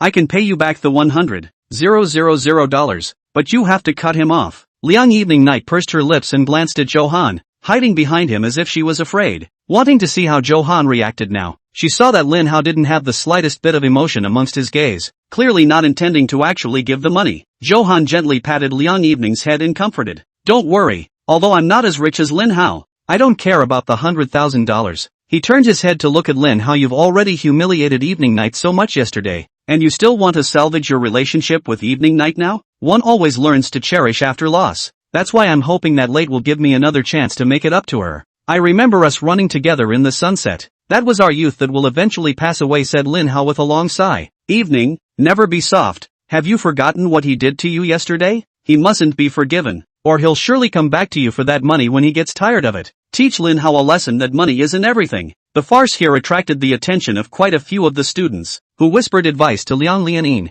Hearing the discussion around him, Lin Hao slammed the table and glared viciously at the onlookers. Looking at Lin Hao's exasperated appearance, all the students turned their heads back, but their ears were perked up, listening carefully to the direction of developments here. The corners of Johan's mouth lifted high. He had originally felt some pity, but now he thought that the $100,000 he spent yesterday was too worth it, and was actually able to make Lin Hao's heart suffer such a serious blow. He glanced at Liang Evening, feeling that this person held a deep significance to Lin Hao, as if she was the white moonlight that Lin Hao had been begging for. Moreover, although Liang Evening Night's appearance was not as good as Lin Qingyi's, but looking at the whole school, there were only a few that were better looking than her. Lin Hao, don't think that if you go crazy everyone will be afraid of you. If you're really good for late night, you should have said to her that you should learn to let go and leave each other with one last decent. Johan advised. Lin Hao frowned. Johan's acting skills were so much worse. He couldn't hide the elation within this look. He was frantic and wanted to slap the table again, but it felt like it would be a little too hard again. He looked at Liang Evening Night and said with deep emotion,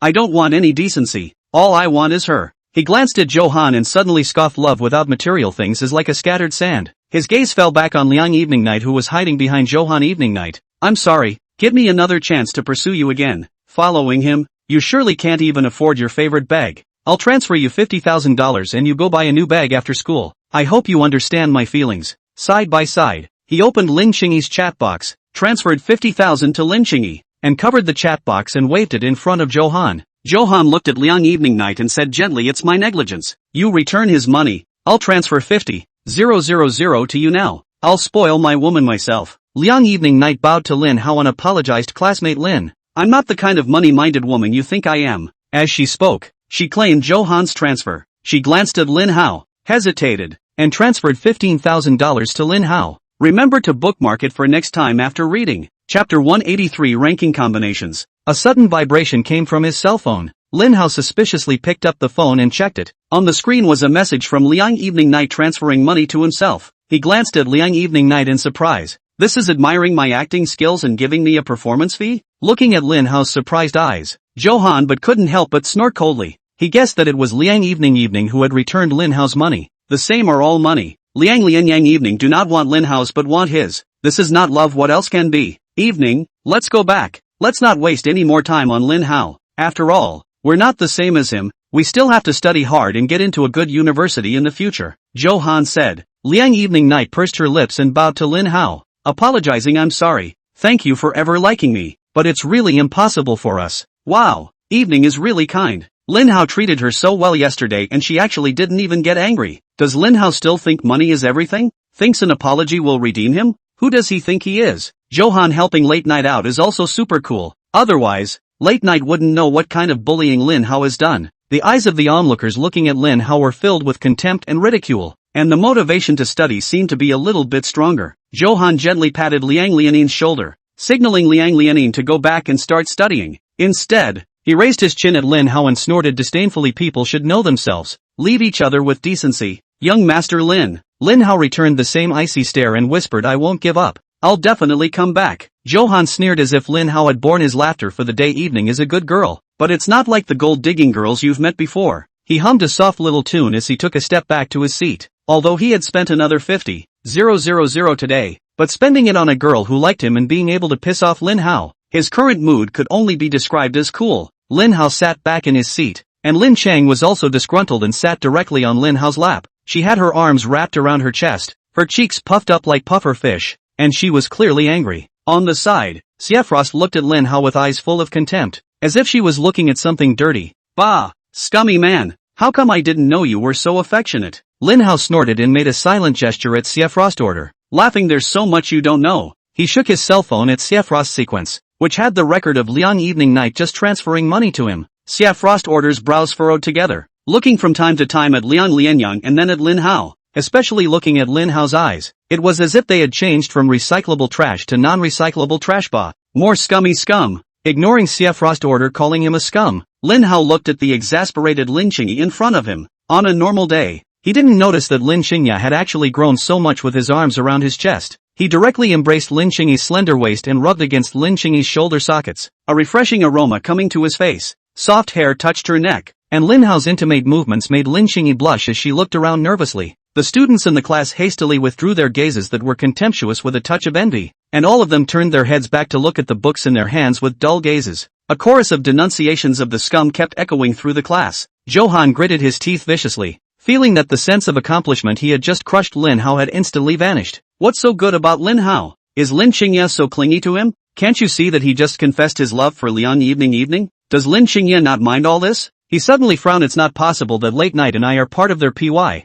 is it? Lin Qingyi saw that no one around her was looking at her anymore. She gently hugged Lin Hao's head, rubbed Lin Hao's hair, and whispered, stop it, brother, I'm angry, worthy of being my sister. She actually looks so good even when she's angry. Lin Hao laughed. He directly played a rogue and inhaled deeply on Lin Qingyi's shoulder socket, letting out an inhaling sound. Sister smells so good. I love it so much. He. After all, beforehand have already given Lin Qingyi a shot in the arm, have told her that these are just their own acting. Did not expect Lin Qingyi actually dare to get angry. Hearing Lin Hao's words, the disdain on Xie Xuanxu's face increased, and her gaze at Lin Hao changed from non-recyclable garbage to hazardous garbage. Bah, scum. Lin Qingyi's movements of stroking Lin Hao's head froze, her cheeks instantly turning red, and steam continued to rise from her head. She gently broke away Lin Hao's hand and sat back in her seat, lowering her head and covering her reddened cheeks with both hands. Her head was dazed and her eyes lost focus, and inside her mind she kept looping Lin Hao's sentence. My sister smells so good. I love it. I love it so much. My sister smells so good.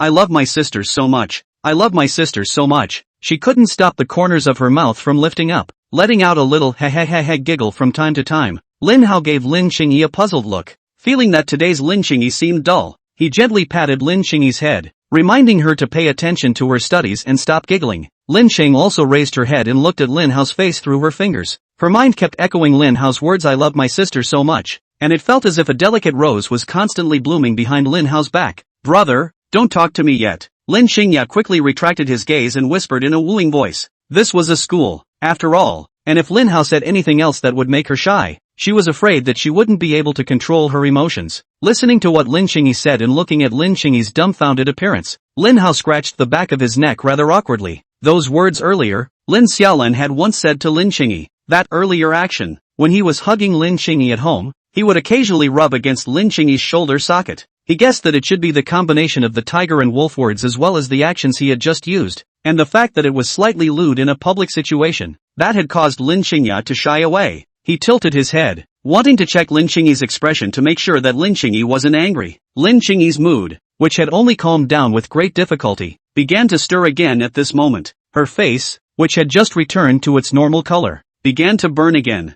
She reached out and blocked her hand in front of Lin Hao's eyes, whispering, brother, don't look anymore. Hearing Lin Qingyi's petulant tone, Lin Hao lightly breathed a sigh of relief, knowing that Lin Qingyi wasn't angry. He grabbed Lin Qingyi's hand that was resisting his line of sight, hooked it shallowly, and gently shook it under the table. Remember to bookmark it for next time after reading. Chapter 184, Learning to be a Bad Boy. In the afternoon, after hugging Lin Qingyi and waking up from her nap, Lin Hao planned to go to the company to contact Yao Lu. Yesterday, he heard Lin Jiangmo say that Yao Lu led the R&D team to develop cosmetics. He remembered that in the original story, Shi Yunbi, the head of the research and development team and the company established by Lin Qingyi, had been sidelined from the Lin Group. In the original story, despite Lin's 3 orders to strictly prohibit the culture of drinking, there are still many people who go against the grain, because Shi Yunbi is not good at talking, neither drink nor talk at dinners. She gets along with her co-workers in general, and has no place to show her talent. Then one day she broke up with her boyfriend of 8 years and was so bitter that she drank a lot of wheat soda at a potluck. As she drank herself into a haze of consciousness, she was nearly assisted into the middle of the hotel. Luckily, a city guard who was just off duty at the time passed by and gave her a ride home. The next day, when she sobered up, she recalled what had happened to her last night and decisively offered to leave her job. Lin Hao planned to see if he could find Shi Yunbi and dig her out early when he approached Yao Lu in the afternoon. This way he was equivalent to knowing her, and could avoid her going through something bad, and perhaps be able to keep her in Lin's group. He patted Lin Qingyi's back. Qingyi, I should almost go. Brother, are you coming back after giving Auntie Lu acupuncture in the afternoon? Lin Qing also inquired. I have to make a trip to Mom and Dad's company this afternoon, so I might not come back particularly early, so I'll try to make it back before school lets out. Lin Hao said softly. Brother only told me yesterday to watch over me. Lin Qing also complained. She looked away, her cheeks puffed up slightly, and she huffed, I'm going to be a bad influence on my brother. I'm going to skip class too. Lin Hao blinked innocently. He had serious things to do when he went out. When did he ever learn to be bad? But then he recalled that it seemed like he hadn't even had 2 full days of classes since he crossed over. Is it because you skipped too many classes? Has Lin Qingyi become a rebel? He frowned at Lin Qingyi. If Lin Qingyi skipped class and he wasn't around,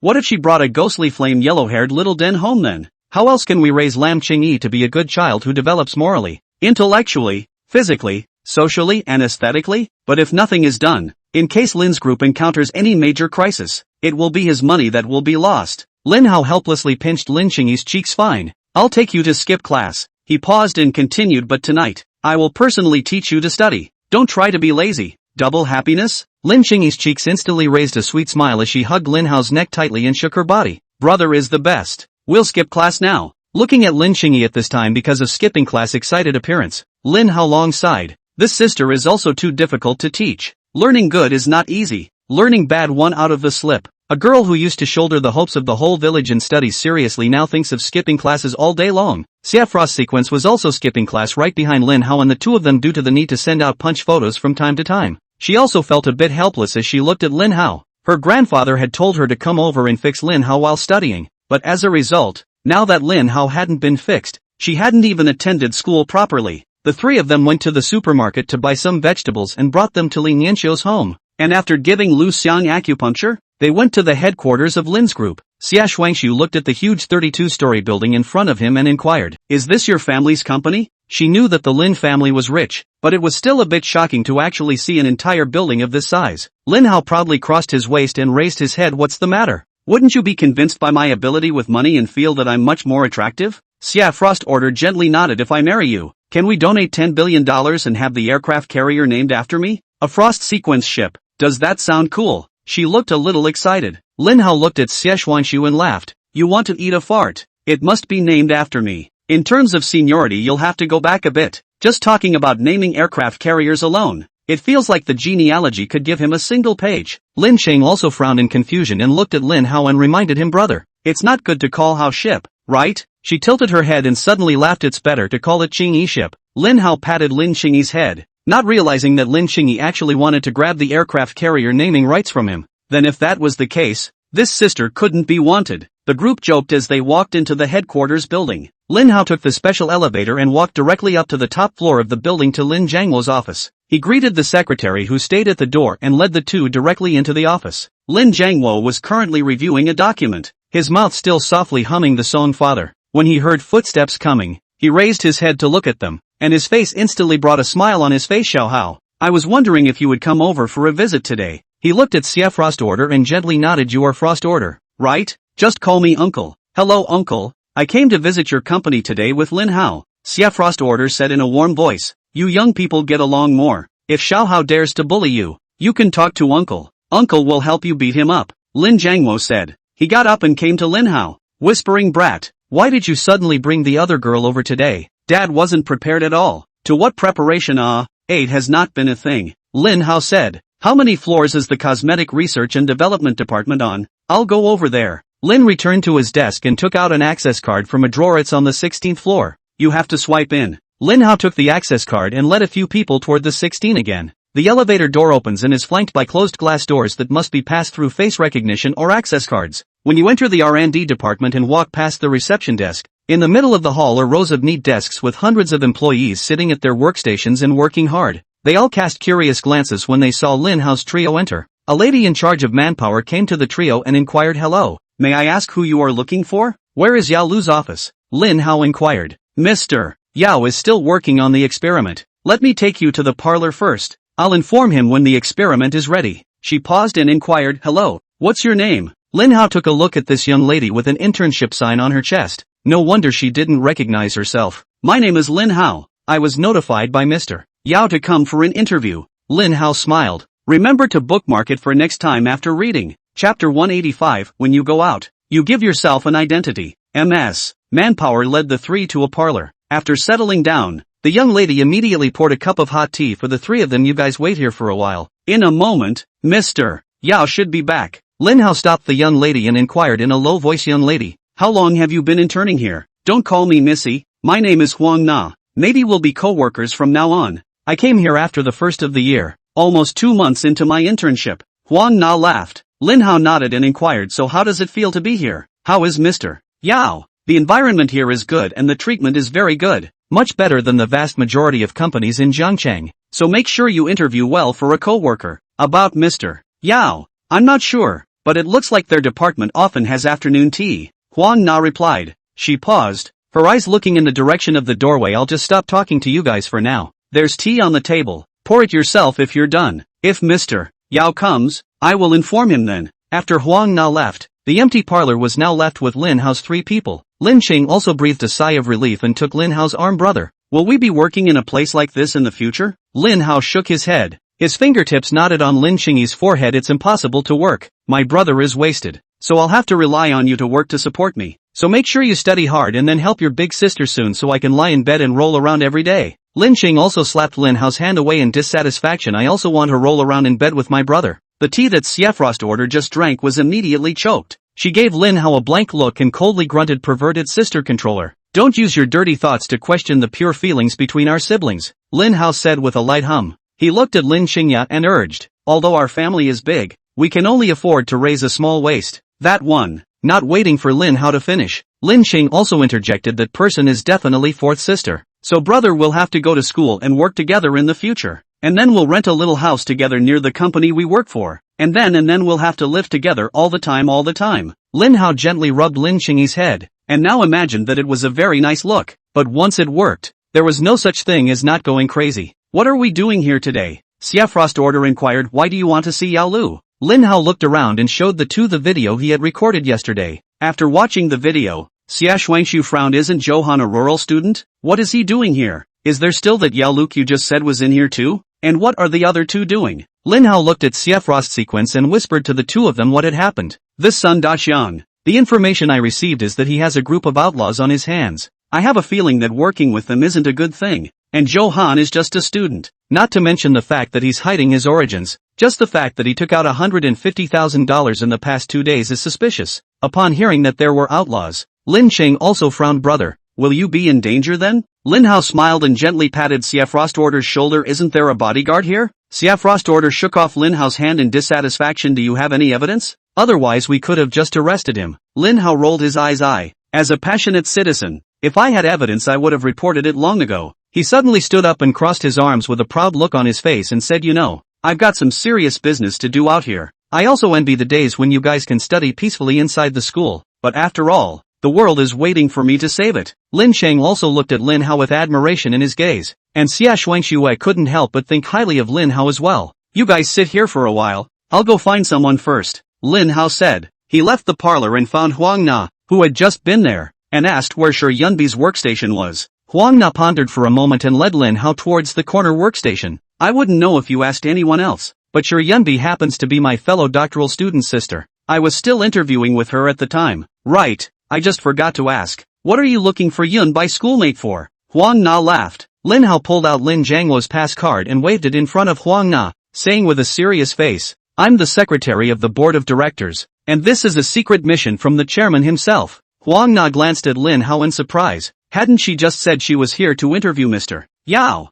How did it all of a sudden involve a secret mission for the board of directors? She desperately tried to remember, contemplating if she had just said anything bad about the company to Lin Hao. Grateful that she hadn't just complained about anything about the company. Came to the cosmetics research and development department near the workstation. The workstation is almost empty. Only 2 or 3 people in the corner of the computer screen do not know what to do. After confirming Shi Yunbi's identity with Huang Na, Lin Hao walked over towards the girl sitting in the corner workstation. Shi Yunbi wore 2 twisted braids, thick glasses, and a few freckles on her cheeks. She wore a programmer's favorite plaid shirt on the top half and a pair of blue-washed jeans on the bottom half. She had a nice figure and delicate features, just slightly rustic in her dress. Hello, are you Shi Yunbi? Lin Hao stepped forward and inquired. Shi Yunbi withdrew her gaze from the computer and looked at Lin Hao, puzzled. Looking for me for something? I'm the new manpower. The company needs to know about our recent work status. Is it convenient to come with me to the conference room now? Lin Hao said. Shi Yunbi nodded, picked up her book and pen from the table and followed Lin Hao to the parlor. Inside the parlor, Lin Qingyi and Xie Shuangshu looked at Lin Hao as well as the newly entered Shi Yunbi suspiciously.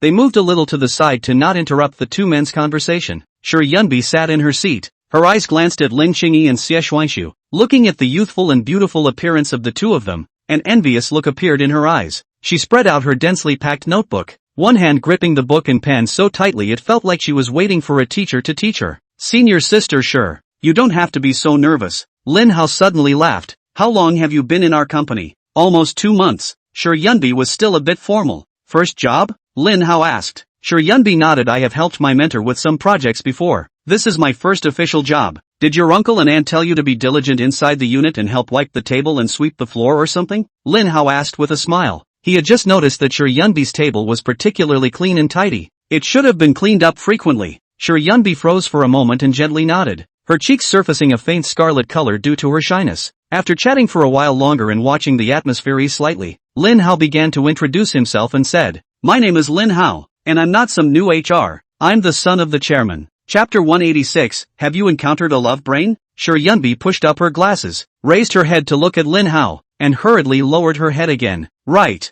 I'm sorry, Mr. Kobayashi, what did you want to see me about today? As I was saying, I'd like to find out what you've been up to. Where did all your co-workers around you go this afternoon? Lin Hao inquired. They all went to the lab in the afternoon to research a formula for an ancient face mask. Shi Yunbi replied. Lin Hao frowned. They all went. You, a doctor, didn't get to go? Mr. Yao said that my seniority is still shallow, and some of the company's core things are not good to touch for the time being, so he asked me to study the company's rules and regulations well at my workstation first, and to help my colleagues deal with some trivial documents. Sure, Yunbi replied. Lin Hao sneered, but it's only been 2 months, and the PUA in the workplace has already begun. There is a project bonus for R&D people, and this is quite high. By not allowing Sure Yunbi to participate in research and development, she is ostracizing her and preventing her from taking project bonuses. It would be fine if she was really idle, but she was actually asked to help other co-workers. Lin Hao glanced at Sure Yunbi. Looking at Sure Yunbi's coy personality, he probably didn't know how to resist, or when entering the middle of this environment, there is no way to resist unless you don't want to do it. He changed the subject and asked, I heard you have a boyfriend you've been dating for years, right? According to the timeline, Sure Yunbi broke up with her boyfriend about a year or so later. Hearing Lin Hao talk about boyfriends, Sure Yunbi's cheeks flushed slightly. How's he treating you? Lin Hao wondered. He was very good to me. Sure Yunbi whispered, I didn't have any money during my graduate school and doctoral studies at that time, and my family didn't agree with it, so it was him who went out to work to pay for my studies and paid my tuition and living expenses. Lin Hao nodded, feeling that this male had some bearing. He sized up Sure Yunbi, frowned, and asked again, Sister Sure, do you spend a lot of money? What about your scholarship and the stipend allowance? If you don't have the money during your master's degree, forget it. A full-time PhD student's yearly stipend basically covers all of one's expenses. Sure Yunbi turned her head away. The tips of her ears were red. He said that all that money is going to be reserved for us to buy a house and get married later. But he knows I'm working hard now, and my monthly living expenses have been raised from $500 when I was in school to $800 now. Lin Hao blinked. For a moment he didn't know what to say. Had he stumbled upon a love brain? How much does our company pay you? Lin Hao asked. $300,000 a year. Sure Yunbi replied. You're over $20,000 a month? You just spend $800? Lin Hao was a little surprised. He looked to Xia Frost. Sequence, please help call the manpower that recruited her over. Xia Frost order glanced at Lin Hao and then at Sure Yunbi. She always felt that the romantic relationship between Sure Yunbi and her boyfriend wasn't quite normal. Lin Hao looked at Sure Yunbi. Do you have an electronic copy of the resume you brought to the interview at the time? There is.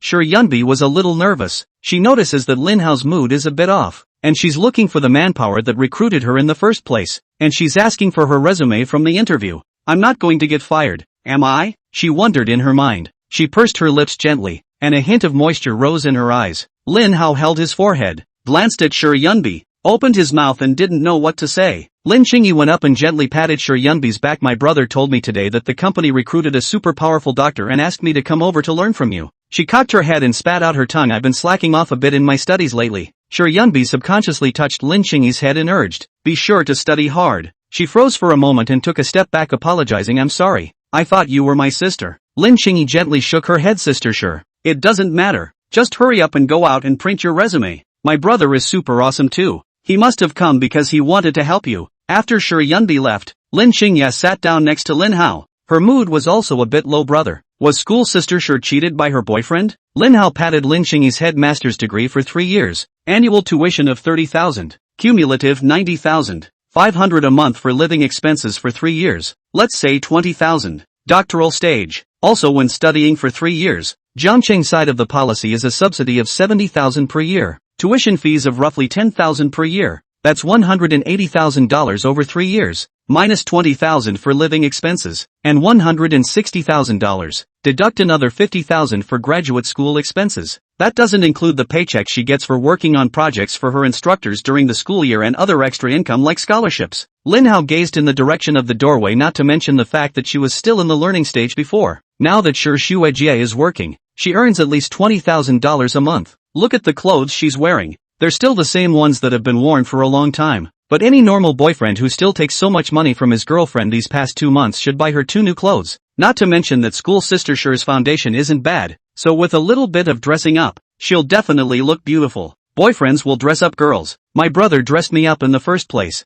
I'm a girl, so my brother is also a boyfriend. As soon as he thought of this, a naive smile appeared on Lin Qingyi's face. Lin Hao looked at Lin Qingyi's naive smile suspiciously and gently patted her head, wondering what she was thinking again. Not long after, a professional woman in a suit followed Xie Shuangsu into the parlor, her hand still holding a thick pile of information. Young Master Lin, why did you come to the company? Wang Tian laughed. Does the chairman know that you came to the company today? Auntie Wang, I didn't realize it was you who interviewed school sister Sure. Lin Hao laughed. He took out Lin's pass card and waved it around. If Dad doesn't know, I can't get in. Wang Tian sat down on Lin Hao's left-hand side and placed a pile of information next to Lin Hao. Lin Hao picked up Shi Yunbi's resume and found that it had quite a bit of experience in project development and had won quite a few awards. Do you know how much the prize money is for these awards? Lin Hao inquired. Wang Tian pointed to a few of the programs and said these are the bigger competitions, and the prize money is basically between $10,000 and $50,000. Those rankings are a little behind, about $2,000 or $3,000. Like this national scholarship, it's $30,000, listed piecemeal. These competition prizes including scholarships are close to $200,000,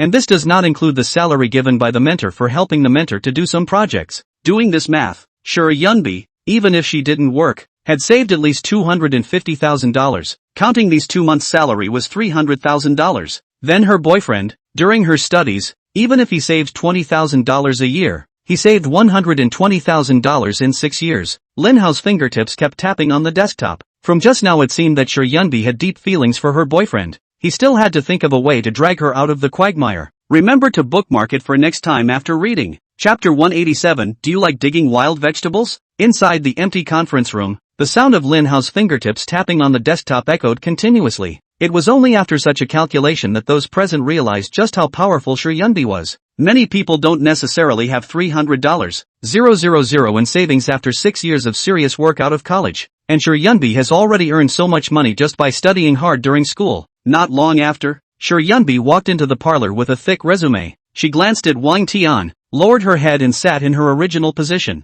pushing her resume in Lin Hao's direction. Lin Hao pointed to the project experience on Shi Yunbi's resume and inquired, "Do you know how much money you've made now?" Shi Yunbi shook her head. "There shouldn't be much of it. My boyfriend said he's still paying back the money I owed from when I was in school." "Where's your card?" Lin Hao asked. "Don't you have your paycheck card with you?" "Because I still owe a lot of money from school. My boyfriend said he'd keep it for me. When the money is paid off and there's money for a down payment, we'll get married in our house then." As soon as she said that, her cheeks flushed slightly, and a slight look of longing passed through her gaze. Lin Hao opened his mouth rather breathlessly, not knowing what to say for a moment. He sighed softly and inquired, "Do you like digging up wild vegetables?" "Digging wild vegetables?" Shi Yunbi gently nodded. "Occasionally. I go to the nearby mountains to dig some on weekends." Lin Hao looked sadly at Wang Tian and held his forehead rather breathlessly. "Where did you recruit this strange love brain from?" He shook off his head. He couldn't say that. After all, the party at fault was Shi Yunbi's boyfriend, and Shi Yunbi was merely holding on to the original and purest desire for love.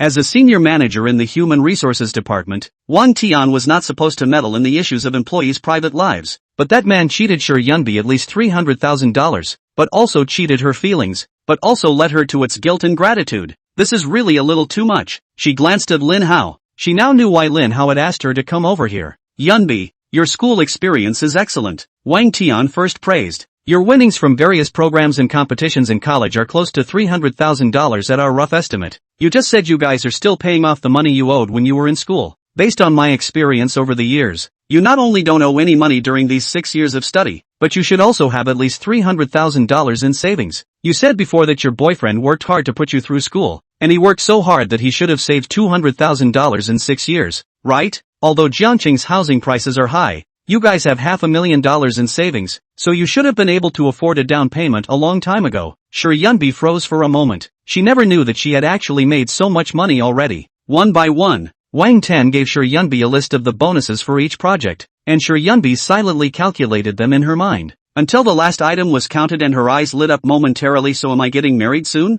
She paused and looked at Wang Tian. "Manager Wang, I've only just started working these 2 months as well. If we're planning a wedding next, we'll probably have to take a lot of time off. And if you're going to have a baby back there," Wang Tian interrupted, "our company has a relevant marriage and maternity leave system. When the time comes, you only need to submit the materials on the line. There will be no deduction of wages." Lin Hao held his forehead and was speechless. If he hadn't looked at Shi Yunbi's dense project records and various competition awards, he would have wondered if this love brain was the person he was looking for.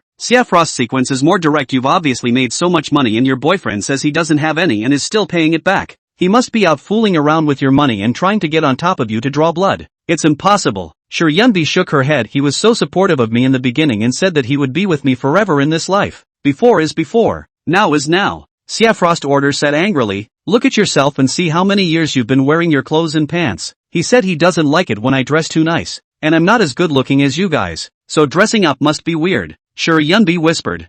Frost sequence was a bit annoyed. She also felt at first that she could only act like a manly woman for the rest of her life. Lin Hao patted Xia Frost Order's shoulder and gently shook his head at her. Being on top of the love brain and being PUA for many years is not something they can shake up with just a few words. Lin Hao coughed lightly twice, looked at Shi Yunbi, and said softly, "Sorry, my friend got a little excited just now." Shi Yunbi looked at the few people warily but eventually sighed softly. "Is there anything else? If not, I'll go back to work." Lin Hao inquired, "Sister Shi, how much do you think you and your boyfriend have in savings right now?" Shi Yunbi pondered for a moment. She herself had 300,000. Her boyfriend had 200,000. It should accumulate to be 500,000. Even if there are discrepancies, they shouldn't be too far off. "I think it's about $400,000, she estimated conservatively. "Just go back and tell your boyfriend that you're pregnant and see what his reaction is," Lin Hao said. Shi Yunbi's cheeks reddened in a whoosh eye. We haven't. Sorry." Lin Hao scratched his head awkwardly, almost giving someone a whole green hat. "Then say that during your medical checkup,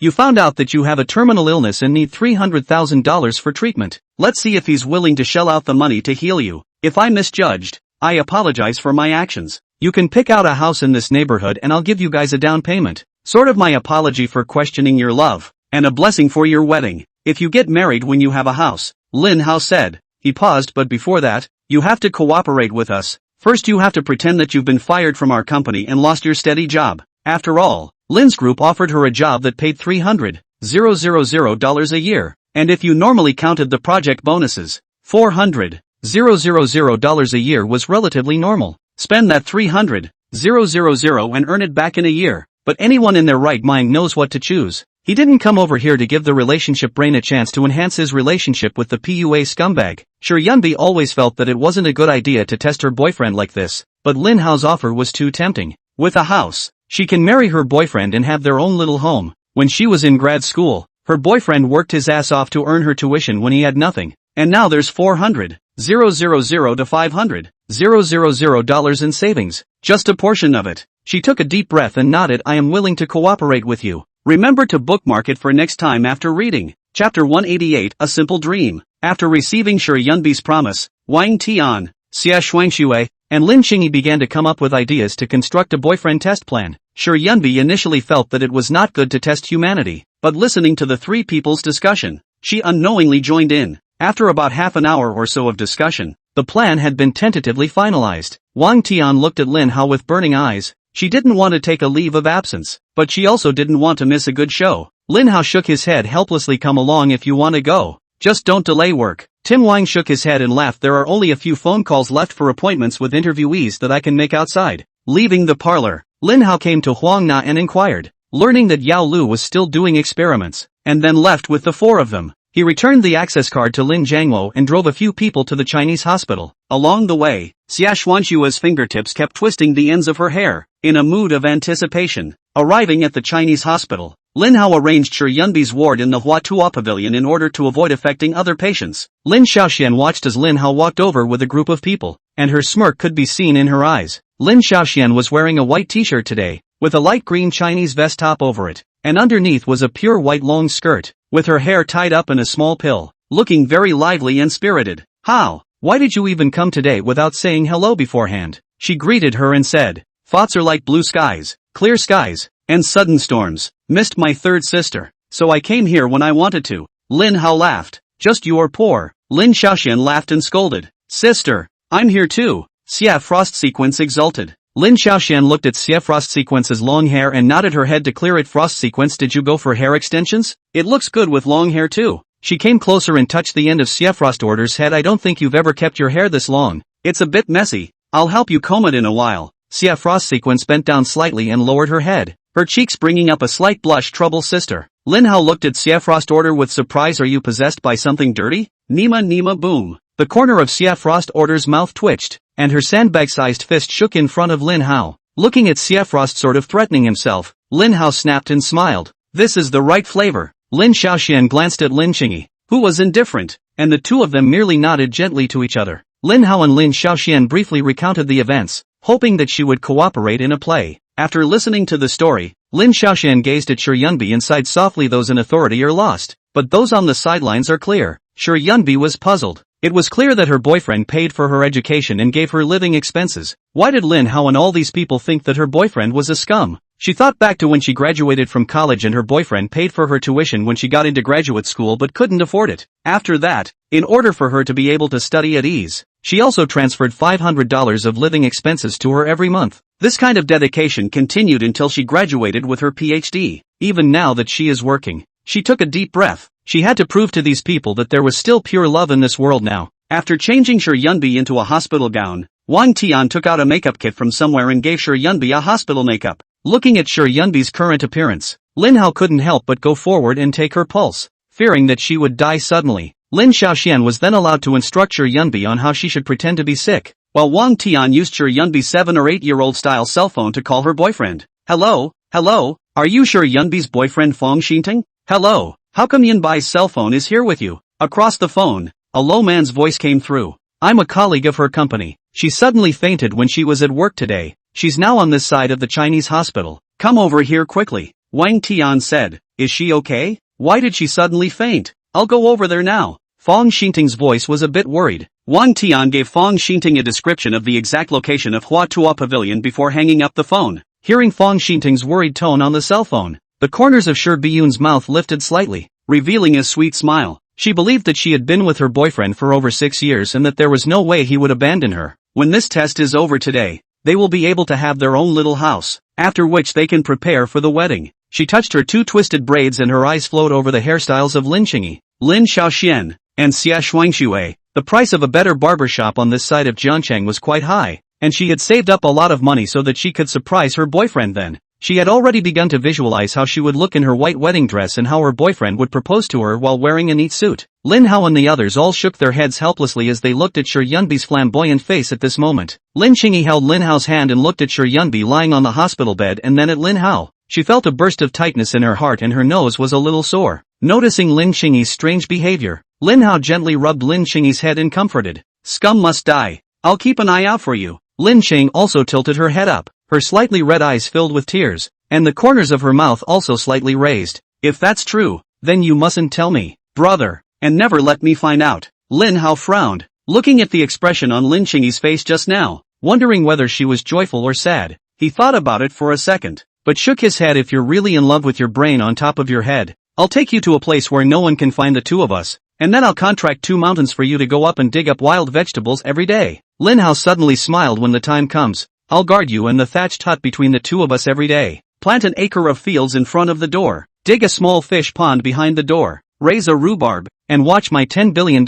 savings. Let's just keep it plain and simple for a while until we cure your love brain. Listening to Lin Hao's simple and unadorned thoughts, Lin Cheng also laughed out loud. She looked at Lin Hao and said with a beaming brow, then I might never be able to cure love brain. She hesitated and hugged Lin Hao's waist, her head gently rubbing against Lin Hao's chest, dropping. Brother lover's brain is activated. Remember to bookmark it for next time after reading. Chapter 189, this acting skill seals the deal, and gave you the whole system. Lin Hao rubbed Lin Qingyi's cheeks and laughed. He turned his head and muttered in a small voice, I don't even know where my own uni went. Noticing Lin Hao and Lin Qingyi's intimate movements, Lin Xiaoshuan's mood became visibly low. She lifted her breath and asked Xia Frost beside her, do they often look like this? Xia Frost sequence nodded that perverted sister controller often sticks to his sister like that. When I first met him, I thought he was faking it, but I didn't realize it was actually true, and I've gotten used to it. They're still in the classroom. Listening to Xie Shuangxiu recounting Lin Hao and Lin Qingyi's intimate behavior, Lin Xiaoxian felt like a leaking balloon as her entire body gradually collapsed. Looking at Lin Xiaoxian,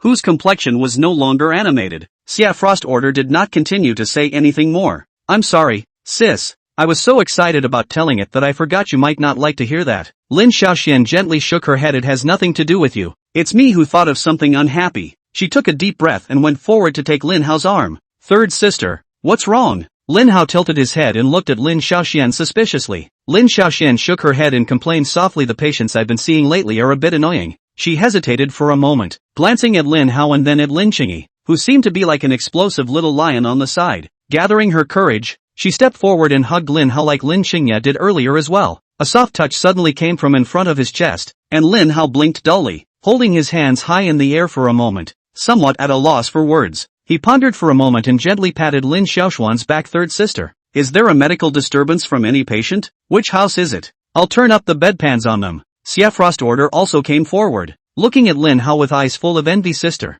who's causing trouble here? I'll help you arrest them. Lin Cheng also had a gloomy gaze. his eyes constantly flowing over Lin Hao as well as Lin Xiaoxian. She warned in a low voice third sister. The scum will be here in a while. Hurry up and get ready. Sure Yunbi, who was lying on the hospital bed, shook her head gently as she watched the image of Lin Hao being intimate with Lin Xiaoxian and Lin Qingyi. If it was her boyfriend, he would have refused to flirt with other girls. If it wasn't for the fact that her appearance was too ordinary and the girls around Lin Hao were too distinguished in their looks, she would have begun to suspect that Lin Hao had ulterior motives for her. Lin Xiaoxian reluctantly let go of Lin Hao, a slight blush on her cheeks. She bowed her head slightly. I'm sorry, the patients have been a bit annoying lately. Lin Hao stretched out his hand, hesitated for a moment, and gently patted Lin Xiaoxuan's shoulder to comfort her. Work, there's nothing that doesn't drive people crazy. I'll be here every week anyway, so I'll just listen to you complain then. Xia Frost Sequence interjected sister. If you're upset and want to talk to us, you can talk to me. When the time comes,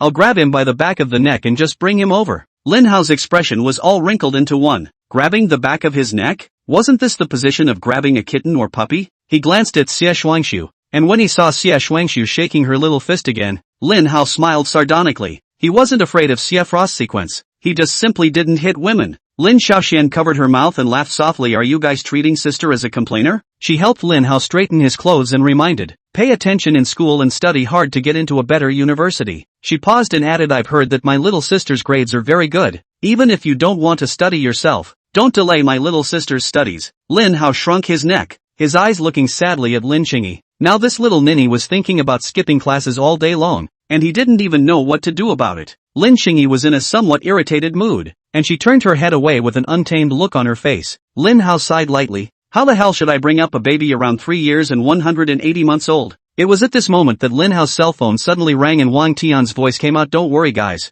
I'm bringing Yun Bai's boyfriend over now. Hearing Wang Tian's words, everyone began to get ready. Although Lin Qingyi was in a bad mood, she still puffed up her mouth and sat on the edge of Wang Tian's bed with an exasperated sigh. A short while later, a man wearing a basketball tank top, basketball shorts, and a pair of barbed wire sneakers walked into the hospital room with a frown on his face. Lin Hao looked up and down, his eyes landing on the man's pair of shoes, which seemed to cost around $3,000 according to that style. Lin Qing also took a look at this man. The original view was not good. The mood is still a little irritated. She directly questioned, are you the boyfriend of school sister? Sure. Fang Xinting's eyes instantly lit up as he looked at Lin Qingyi's boyish appearance. He reckoned that Lin Qingyi should be a fresh college graduate, or the kind who had just stepped into the job market and started working. He nodded with what he thought was a handsome smile. Yes. What happened to her? Lin Qingyi stood up from her seat in a flash. Don't you know what's wrong with her? Don't you know when she's acting so obvious? How did you become her boyfriend? Lin Qingyi's string of questioning words made Lin Hao look a little confused. This action, this demeanor, this tone of voice, Lin Qingyi's acting was simply outstanding. If he hadn't known beforehand, he would never have believed that this was just a play against Fang Xinting. Fang Xinting looked doubtfully at Shi Yunbi, who was lying on the hospital bed, his head a little confused. He's not a medical student. What does he know? But looking at Lin Qingyi's fierce gaze, he still replied, is she sick? Lin Hao stepped forward and patted Lin Qingyi's shoulder. Lin Chang also let out a light snort, shook off Lin Hao's hand, and sat back down. It's great. This acting seals the deal, Lin Hao thought in his mind. He cleared his throat and explained, this afternoon, in the middle of the new employee talk, senior sister Sure suddenly fainted. A couple of us interns took a leave of absence from our leaders and got her to the hospital. The doctor has just drawn blood for tests to see what kind of disease sister has. Fang Xinting stepped forward and checked Shi Yunbi's condition, looking at Shi Yunbi, who was currently in a coma, but her face was very pale. His brows couldn't help but tighten. He looked around the ward for another week. It was clean and tidy, no other patients. The surroundings of this place are also very beautiful. When I think back to the road I just traveled to the ward. He swept the crowd present and questioned who put her in the ward here. Remember to bookmark it for next time after reading. Chapter 190, Is there really such pure love in this world? Lin Hao looked at Fang Xinting suspiciously and inquired, what's wrong with the wards here? Fang Xinting glanced at Shi Yunbi to confirm that the other party was still unconscious. He looked at Lin Hao and said, the environment of the ward here is so good.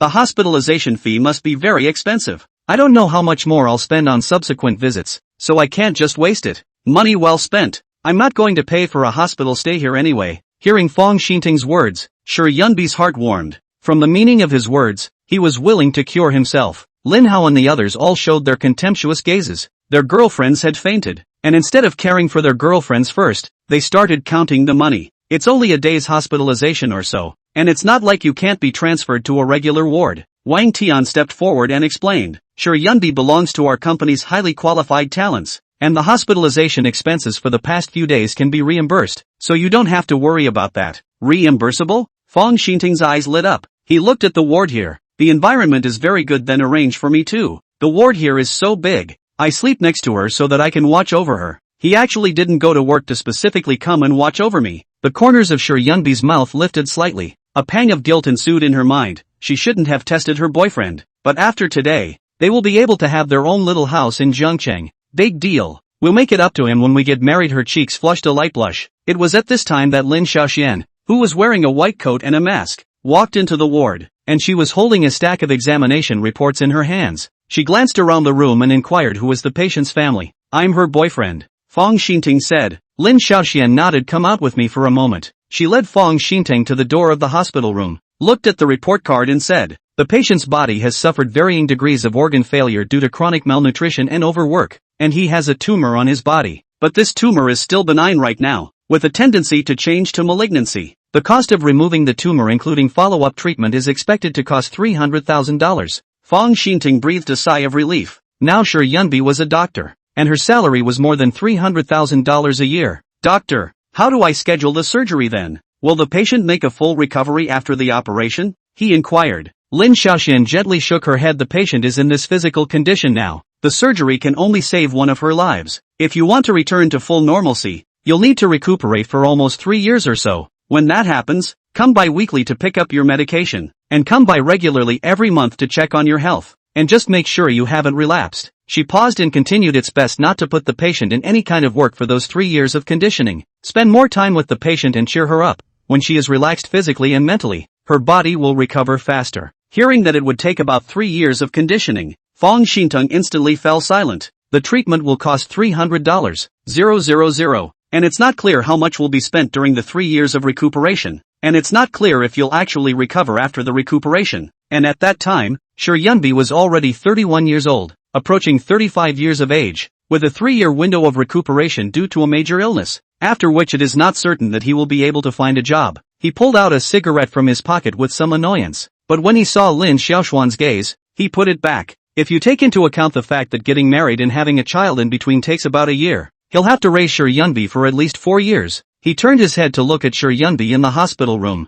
a pale face with a few freckles and a rustic look with thick twisted braids, especially in front of the two good-looking girls, Lin Qingyi and Xia Frostorder. It looked more like an ugly duckling. He opened his cell phone and checked his savings. I just bought a $100,000 plus car a while back and it's only about $300,000 now. $300,000 is enough for a down payment on some property a little off the beaten path. By then, I have a house and a car. My job is quite stable, and my appearance is not bad, so it's not a big problem to find a girl who just graduated and started working. But when he thought that after all, he had been with Sure Yunbi for 6 years, and he couldn't bear to watch the other party die of a disease. Looking at Fong Xinting's so entangled appearance in front of her, Lin Xiaoxian gave a cold snort of disdain in her heart and turned around to walk into the ward to check the patient's physical condition. Inside the hospital room, Sure Biyun had sat up and leaned on the hospital bed. Her eyelids drooped and she pretended to be weak. Doctor, what the hell is wrong with me? Fong Xinting stepped forward and gently took Sure Yunbi's hand and comforted her. It's not a serious illness, just rest inside the hospital room. It's a nice ward environment here, isn't it? But it costs a lot of money. Sure Yunbi frowned slightly. If she didn't know the inside story, she would have surely been grateful that he had arranged such a good ward for herself. Lin Hao grunted coldly and looked at Wang Tian inquiring, how many days does our company reimburse hospitalization expenses for highly qualified talents? Wang Tian froze for a moment and quickly comprehended Lin Hao's intentions, usually no more than 3 days. She paused and continued. Sure Yunbi is still on probation and has not officially signed a contract. Doctor, would it be convenient to say what exactly is wrong with her? I have to make sure that she's physically able to fulfill the labor contract that she might sign next. Lin Xiaoxian glanced at Sure Yunbi and saw that she nodded, informing the crowd present of what she had just said to Fong Xinting. You guys figure out how to raise the money first. The patient needs to be scheduled for surgery as soon as possible. After saying that, she turned around and left the ward. Wang Tan looked at Sure Yunbi with a difficult expression that, although it's not good to say so now, but with your physical condition it should be difficult to fulfill the labor contract. She picked up her cell phone and headed out of the hospital room. I'd better report your situation to the chairman first and see how he handles it. When he heard Wang Tian was going to call the chairman, Fong Xinting's eyes turned. My girlfriend got sick in your company.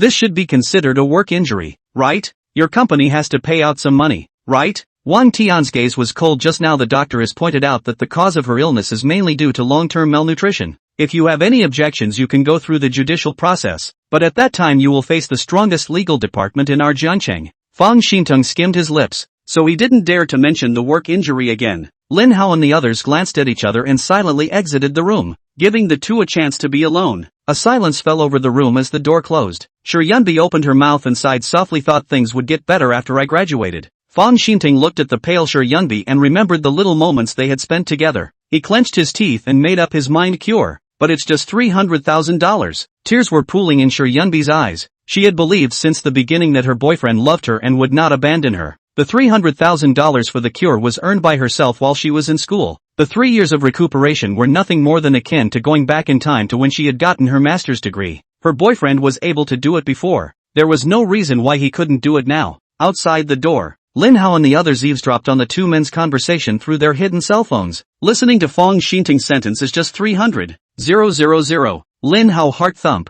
as if losing is sweet. Is there such a pure love in this world? Remember to bookmark it for next time after reading. Chapter 191, Care Enough. Did we misunderstand him? Isn't he a scumbag? He couldn't really just be saving it for Shi Yunbi and giving it to the two to get married, could he? You guys see that he hated how expensive the wards were when he walked in the door, and when he heard that he could be reimbursed, he wanted to stay here straight away. Cheap people aren't always scumbags, eh? The four girls' heads came together, listening to the two men's voices coming from their cell phones. Lin Hao sighed lightly. When he realized that there were four girls, he couldn't squeeze in anymore. But anyone whose brain reacts slower and he squeezes it in will be the nasty one who brings it up when the time comes. He frowned. In the original story, Fang Xinting had initiated the breakup more than a year later. Had he intervened too soon? Before the conflict between the feelings of the two men on the left and right had occurred? He now had the powerless feeling of knowing empty-handedly that the other guy was a scumbag, but not knowing when the other guy started being a scumbag. He sighed softly. The big deal was that he'd given the young couple a house,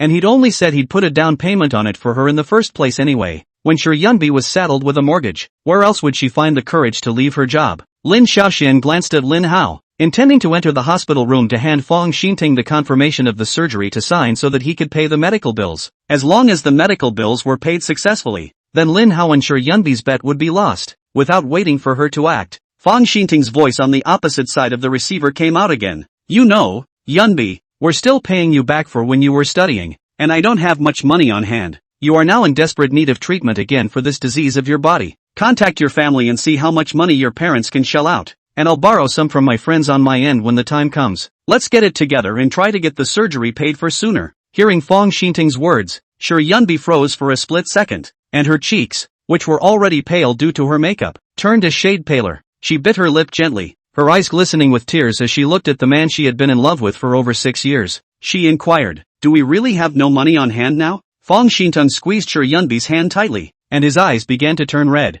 It's my fault for being useless, working for so long and not even getting the $300,000 you need for your medical treatment. If I had worked a little harder and given you a little more money to live on, you might not have gotten this sick and suffered like this. I'm sorry, it's my fault for not taking care of you. Looking at Fang Xinting's appearance at this time, Shi Yunbi also had some difficulty. Perhaps he really did not have so much money is not certain. It was at this moment that Lin Xiaoxian gently knocked on the door of the ward and pushed it in. The patient is going to have some simple treatment next. Fang Xinting looked at Lin Xiaoxian and inquired how much money is needed. I'll go pay the bill now. He looked at the figures of Lin Qingyi and Xie Shuangshu at the door and pretended to be affectionate. Doctor, about the medical expenses, I will definitely find a way to get it together as soon as possible. Even though she's just my girlfriend, we've been in love for a long time after all, and I've considered her my family for a long time. He glanced at Shi Yunbi with infatuation and urged Yunbi, you must listen to the doctor here and obediently cooperate with the treatment. I'll go and think of a way to raise medical expenses for you. When he walked out of the ward door, he came to Lin Qingyi's face. Hello, thank you for helping me get Yunbi to the hospital. I've just recently been promoted to management and I've been busy with work. Let's leave each other's contact information, so that it's easier to get in touch if you guys ever come over to visit Yunbi or if there's anything I need to cooperate with. Lin Qing also snorted coldly and directly turned her head away. Fang Xinting was a bit embarrassed and turned his head to look at Xie Frost's sequence again. Xie Frost's gaze kept falling on Lin Xiaoxuan's body, recalling the scene where she and her sister had just posted up to listen to the phone call. She waved her hand and said impatiently, we're just co-workers, not chaperones. Fang Xinting glanced at Lin Hao, didn't say anything. and simply sighed and left. Entering the ward, Lin Hao closed the door to the ward. He looked at Shi Yunbi and laughed. Looks like I should win this bet. Some people's girlfriends aren't even dead yet, and they're already setting up obsessive personas and getting ready to find a sequel. Hearing Lin Hao's words, Lin Qing also disgruntledly punched Lin Hao's backside with her fist. Lin Hao glanced at Lin Qingyi suspiciously, feeling that Lin Qingyi was extraordinarily out of sorts this afternoon, as if she was angry about something. I guess I was feeling angry because I always hear myself talking about scumbags in my day-to-day life, and this time I really ran into one. No. What he said to me was that we didn't have enough money on hand and that we needed to go borrow money in order to do that. He said he would find friends to borrow money for my medical treatment. Shi Yunbi shook her head repeatedly and explained. Lin Hao pondered for a moment that perhaps there really was such a possibility. After all, 6 years is a long time, and who knows if something happened halfway through, and a major illness is enough to send a middle-class person straight back to poverty. He asked Shi Yunbi for Fong Xinting's ID number as well as his photo. After learning which bank Fong Xinting's usual card was in, he contacted the president of that bank directly. Revealing the depositor's information is a violation of the operation. Lin Hao excused that the depositor's girlfriend wants to buy a car of about 300,000 yuan. Do you need a loan? The line manager, who was also a human being, recommended another model for Lin Hao to refer to. Lin Hao estimated the price of that car to be around $320,000, and after thanking the banker for the advice he had given, he hung up the phone. He sent Fong Xinting's picture to Dagger again, asking the other to pay attention to it in passing. After doing so, he looked at Shi Yunbi. Shi Yunbi had long ago picked up her cell phone and looked up the price of that car, just enough to cover the cost of her surgery. She opened the chat window with Fong Xinting, all of which were full of words of concern from the other party, and scrolling up there was also a 520 red packet to celebrate her 2 months of work. Her hands squeezed the phone tightly as she longed to have a family with the other woman, not realizing it was just her own wishful thinking. When I picked up your boyfriend just now, I saw that the car he was driving still had a red fluttering ribbon tied to the rearview mirror, so it should be a recent new purchase. I remember that car costs more than $100,000 if you buy it, Wang Tian said. Shi Yunbi shook her head, her voice choked with emotion. You are all liars. What you all say is false. He loves me. There's no way he'd just leave me behind. He said he'd marry me. He said he'd be with me forever and ever. Right. He must have had some kind of money problem and it's not working for a while. He will come back. He'll come and pay my medical bills. Remember to bookmark it for next time after reading. Chapter 192, Will You Be Abandoned? Faith collapsed, and Shi Yunbi cried hoarsely. Looking at the scene in front of him, Lin Hao was a bit overwhelmed for a moment. Lin Chang also had slightly reddened eyes and stepped forward to gently hug Shi Yunbi's head, gently patting her back. With sudden warmth, Shi Yunbi backhandedly hugged Lin Qingyi's waist and buried her head into Lin Qingyi's chest and cried for a long time. After a long time, her sobs finally subsided. I'm sorry, Shi Yunbi said as she wiped her tears and looked at the crowd. Lin Hao shook his head and inquired, are you planning to stay here for a few days first, or will you just be discharged? Shi Yunbi raised her head to look at Lin Qingyi, then lowered her head again. A gentleman discusses signs regardless of heart. I'd like to wait a few more days, until the end of this weekend. She sighed softly, her voice a little lost. 3 days. If he didn't come, he shouldn't have. Lin Hao nodded. Okay, this weekend is busy. I'll come back next Monday to pick you up. He looked at Lin Xiaoxian again. Third sister. I'll have to trouble you to take care of it in the next few days. Lin Xiaoxian shook her head and laughed. I'll come over more often to keep her company. She paused and continued. Sister just boiled some peach gelatin. It can beautify and nourish your skin. I'll bring it over to you. I'll accompany you there. Lin Hao said if one person has a bowl, that's 6 bowls. He looked at Lin Qingyi and felt that Lin Qingyi's entire body seemed to be extremely tired at the moment, as if all of his energy had been extracted. He came in front of Lin Qingyi and smiled. Are you regretting skipping class today? Lin Chang also didn't say anything, just calmly glanced at Lin Hao and gently shook his head again. Lin Hao sighed lightly. Lin Qingyi was so emotionally depressed just by seeing other people encounter scum. And in the original story Lin Qingyi also encountered scum. He could hardly imagine how sad Lin Qingyi had been to go from being such a kind-hearted cutie to looking like the crazy villain in the book. Lin Hao shook his head, his gaze suddenly firm. But whenever Lin Qingyi likes someone she can't see herself, she starts a rural pension program and directly ties her up inside the mountains to dig wild vegetables. Following behind Lin Xiaoxian, she went to the kitchen and brought out the boiled peach gelatin silver ear soup. Lin Xiaoxuan's play remained stable, and as the casserole was opened, a sweet fragrance accompanied by a faint peach blossom aroma quickly spread through the ward. Sister,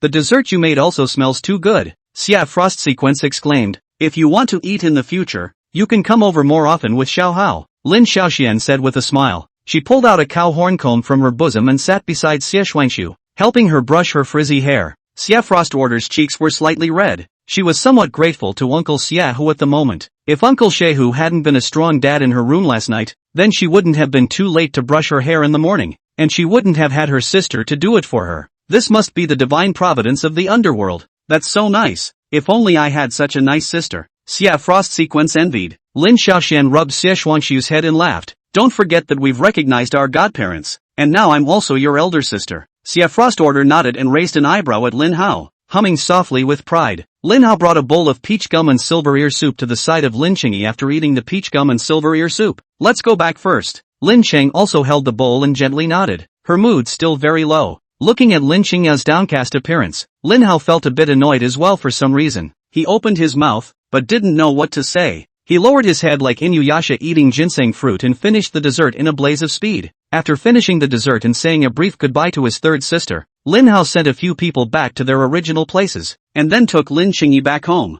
Returning to her room, Lin Xiaolan's entire body was lying in a big shape on her own bed. The hem of her nightgown lifted slightly, revealing a smooth, flat belly. A white, slender hand rested on her stomach, her mouth slightly open, languid as if she were a cat. Looking at Lin Xiaolan's aged appearance, Lin Hao immediately felt hot tears. Shouldn't this be the life he led? Hearing the sound of the room door opening, Lin Xiaolan yawned and rubbed her sleepy eyes as she sat up. You guys are back so early today? She barked. Lin Hao glanced at Lin Qingyi. Let's wash up early today, take a shower later and we'll start studying. Lin Qingyi nodded, grabbed a change of clothes and walked into the bathroom. Watching Lin Qingyi walk into the bathroom, Lin Xiaolan crawled over to Lin Hao's side and inquired in a low voice, did you two have a fight? Lin Hao shook his head and briefly recounted what had happened in the afternoon. I guess I'm heartbroken about the girl, so she hasn't been in the best of moods, he said somewhat helplessly. Lin Charlotte Holmeslan shook her head, rubbed Lin Hao's head and sighed softly. Little sister Seven is so pitiful. It's all your fault for being so clumsy and making little sister angry.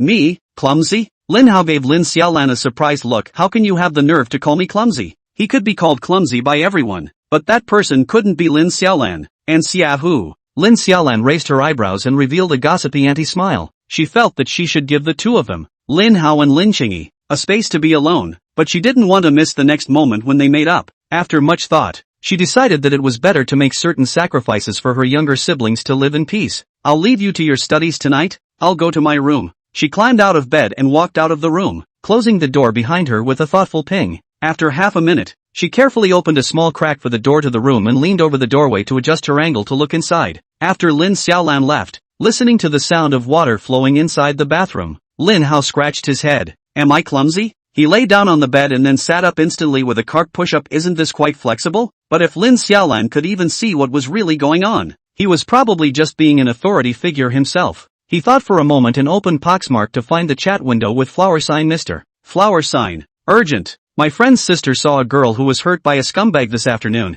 and then her sister's mood became very lost. How can I comfort her? Lin Hao listened to the sound of water inside the bathroom had stopped, and the top of the screen prompted, the other party is in the process of inputting. Remember to bookmark it for next time after reading. Chapter 193. Brother, I'm done washing. Lin Qingyi took a towel and wiped her hair and walked out of the bathroom. She wasn't wearing a little nightgown today, instead, she was wearing a modest plaid version of pajama bottoms.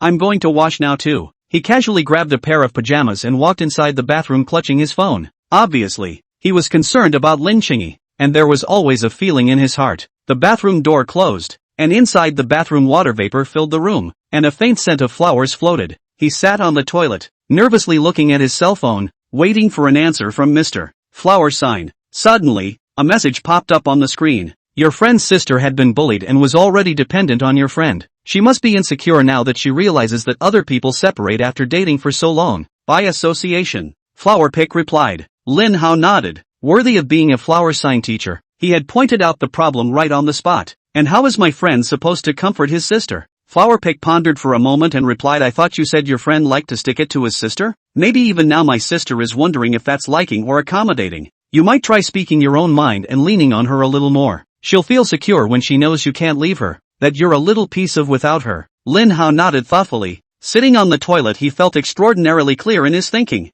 Got it. Thanks MS. Flower Stick. I'll persuade my friend to speak his mind. That's between my friend and my friend's sister, and it has nothing to do with me. On the other end of the screen, Flower Sign was lying on his back on his bed hugging a bare pillow and suddenly laughing. Lin Hao pondered for a moment, He remembered that Flower Sign was coming to Jiangcheng this weekend, so he inquired Mr. Flower Sign, when is your ticket? I booked a ticket to arrive in Jiangcheng at 8 o'clock tomorrow night. Ho-oh-da-da. Will you be free tomorrow night? Hanabi asked. Always ready to welcome you. Just call me when you're almost there. I'll go comfort my sister first, Lin Hao replied. After having a thought, Lin Hao felt much better. After briefly washing up, he changed into his pajamas and stepped out of the bathroom. Lin Xingyi was sitting in front of his desk, one hand resting on his chin, the other holding a pen and casually scribbling on the sketch paper. With an absent-minded look, Lin Hao stepped forward and picked up Lin Xingyi in a princess hug. Yikes! Lin Chang also panicked a bit and let go of the pen, one hand resting on her chest helplessly. Brother, what's wrong?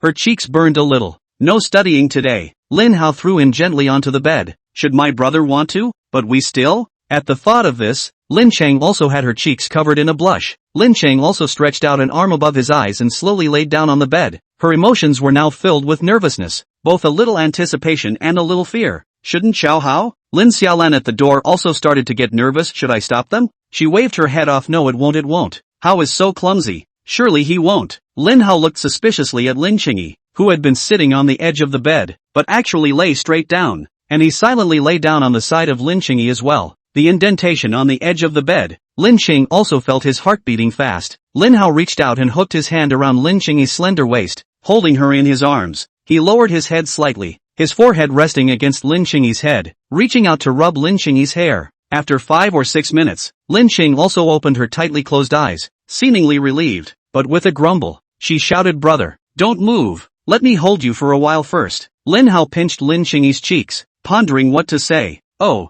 Lin Chang also lowered her head and agreed in a small voice. In the dim and warm comforter, she remembered that in the afternoon, her third sister had also burrowed into her brother's arms, and when she remembered that even couples who had been in love for 6 years could not escape the fate of abandonment in the end, her eyes could not help but begin to redden, and her shoulders could not help but tremble lightly. Qingyi? Noticing Lin Qingyi's strange behavior, Lin Hao lowered his head and got under the covers as well. Lin Qingyi didn't say anything, curling up her body and hugging her entire body into a small ball. Lin Hao scratched his head, recalling the teachings of Mr. Flower Sign, having to say what he really thought. Qingyi, do you hate me? Lin Hao inquired carefully. Lin Chang also tilted her head up and looked at Lin Hao, who was also huddled under the quilt, and only the two of them were left in the dim and narrow world. She shook her head and whispered, if only the world was only this big. Lin Hao breathed a sigh of relief as he reached out and once again tried to hold Lin Qingyi close. Lin Chang also loosened her hands that were hugging her knees and hugged on Lin Hao's waist, her head resting on Lin Hao's chest. All of her uneasiness came from Lin Hao, yet the place where she could have a sense of security was in Lin Hao's arms. Lin Hao's expression are wrinkled in a piece. Just Lin Qing also some resistance, but now it is slightly active.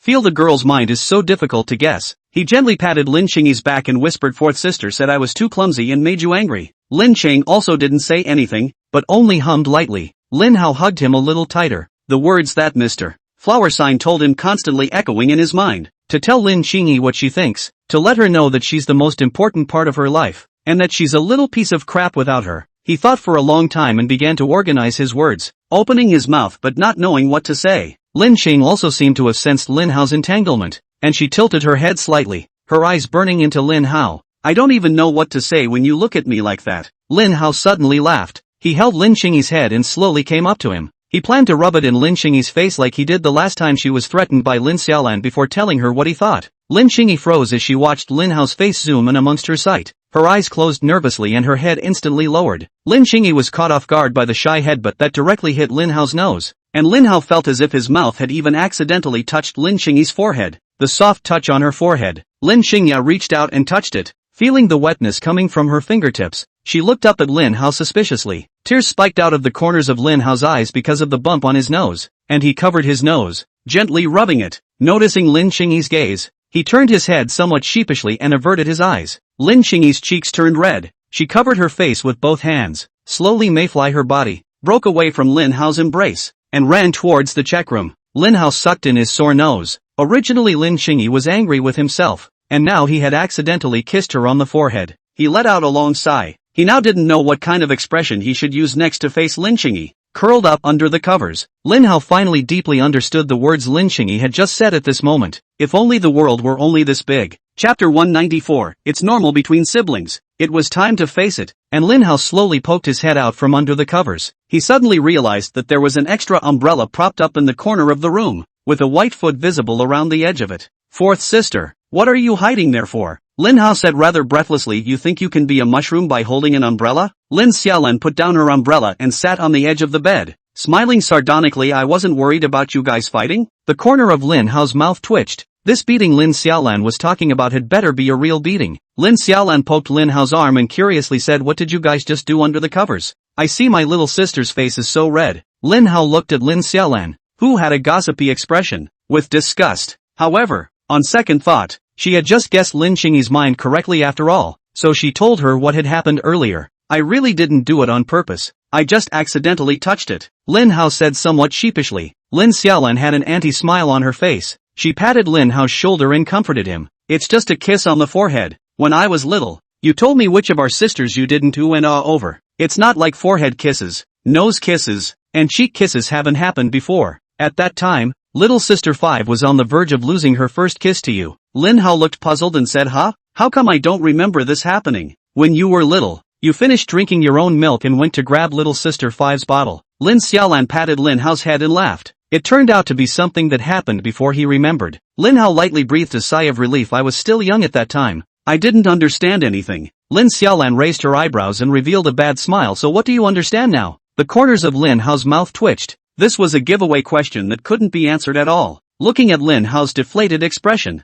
Lin Xiaolan laughed softly and said, we're all brothers and sisters. It's normal for us to kiss and hug each other and lift each other high. And since my little sister hasn't felt the love of her family since she was a little girl, you're giving her the love that was missing from her childhood. Besides, your sister kissed you so many times when you were a child. You can't be too kind to your sister. Lin Hao felt like his brain was on the verge of rounding the corner after a long time, but he started to get confused again when Lin Xiaolan said this. Can favoritism be compensated for in this way? And what the hell is missing love in childhood? And Lin Xiaolan, with this big flippant expression on her face, was also suspicious. He frowned with a puzzled look on his face. Is it normal to kiss and cuddle and lift high? Why do I remember that the last time you appreciated me you kissed Qingyi? Lin Xiaolan shook her head. It's not the same. I'm too dirty. The corners of Lin Hao's mouth twitched as he turned his head and went to find a pillow, deciding to fight Lin Xiaolan to the death. It was at this moment that the door to the check room opened, and Lin Qingyi walked out with a strand of hair wrapped around her fingertips. She had changed out of her pajamas and pajama pants and was wearing a white shirt with a linen yellow knit tank top with a red ribbon tied around her chest like a tie. Underneath, she wore a dark blue pleated skirt with black stockings to make her legs look thin and straight. She wasn't wearing slippers, and her full, round toes were still visible through her thin stockings. Lin Qingyi walked out of the check room and froze for a split second when she saw the suddenly appearing Lin Xiaolan.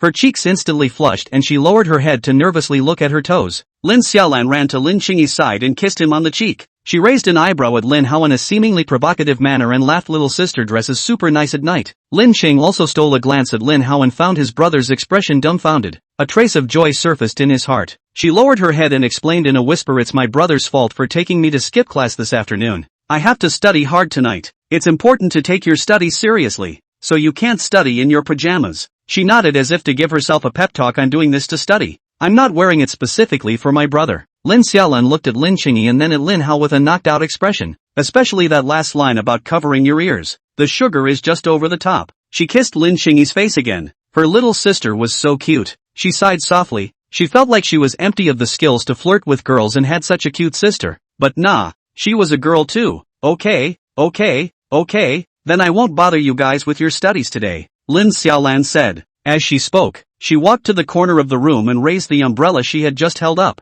hiding her entire person. She also thoughtfully tucked her feet inside the umbrella. Lin Hao watched Lin Xiaolan's operation with a black line on his face. He still wanted to take this opportunity to have a good chat with Lin Qingyi and tell Lin Qingyi that she was very important to him. But the thought of a man eavesdropping with a nosy face put him in no mood whatsoever. He grabbed the top of the umbrella and lifted it off with one hand. Your salty energy will interfere with our studies. Lin Xiaolan snorted. If you really wanted to study seriously, you wouldn't care about me as a mushroom. She grunted softly. I clearly didn't make any noise. Lin Hao was dismantled and looked slightly embarrassed. You're slandering me. What else are we going to do in this room if we don't study? Lin Xiaolan wrapped her hands around her chest and raised an eyebrow, not speaking but only giving a light laugh. Lin Hao pondered for a moment, looked Lin Xiaolan up and down, and sucked in his lips twice. Fourth sister, You just said it's normal for siblings to kiss and cuddle and lift each other up, right? Looking at Lin Hao's movements, Lin Xiaolan revealed a look of disgust. What are you doing? Xing-yi, help. Little Hao's animalistic nature has gotten the better of him and he wants to backstroke sister. She ran behind Lin Xingyi with a dodge and pushed Lin Xingyi towards Lin Hao's arms. However, Lin Hao didn't stop and continued to lunge towards himself. And Lin Xing also didn't look like he was stopping Lin Hao in the slightest. She shook her head helplessly, not realizing that she had worked so hard to help the two of them make up, only to end up in such a situation.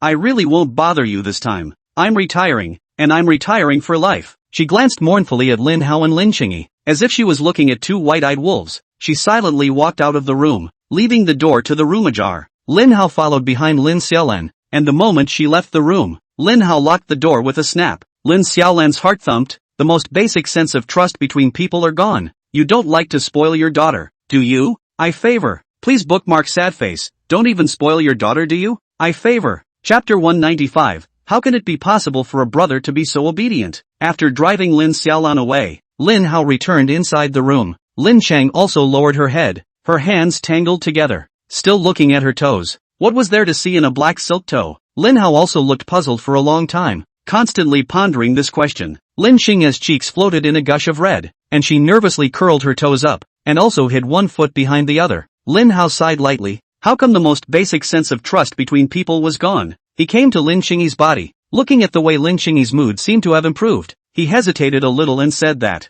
just now, I'm sorry, I didn't do it on purpose. Lin Xingyi lowered her head. Her cheeks were scarlet and her head was constantly hot. She reached out and touched her forehead and gently shook her head. Nope. It's okay. She paused and added in a small voice, it's normal for siblings to kiss and cuddle and lift each other up. As she spoke, she couldn't stop her little head from nodding, as if she was giving herself a pep talk. Lin Hao breathed a sigh of relief, as long as Lin Xingyi didn't care. Looking at Lin Xingyi, who had her head slightly lowered in front of her, her white and polished forehead spread out in front of her eyes, Lin Hao reached out and touched the place he had just accidentally kissed. The warm touch on his cheek, Lin Xingya's body stiffened for a moment. It's not possible that my brother just heard that kissing and hugging and lifting high is normal, so he's planning to kiss again, right? She thought in her mind. She glanced at Lin Hao, who was standing in front of her, and sighed softly. Brother is so from the heart, how could he? Lin Hao leaned down and gave Lin Xingyi a peck on her forehead. Lin Chang also covered her forehead and tilted her head, her innocent eyes unable to stop blinking. She quickly took 2 steps back and looked around in panic.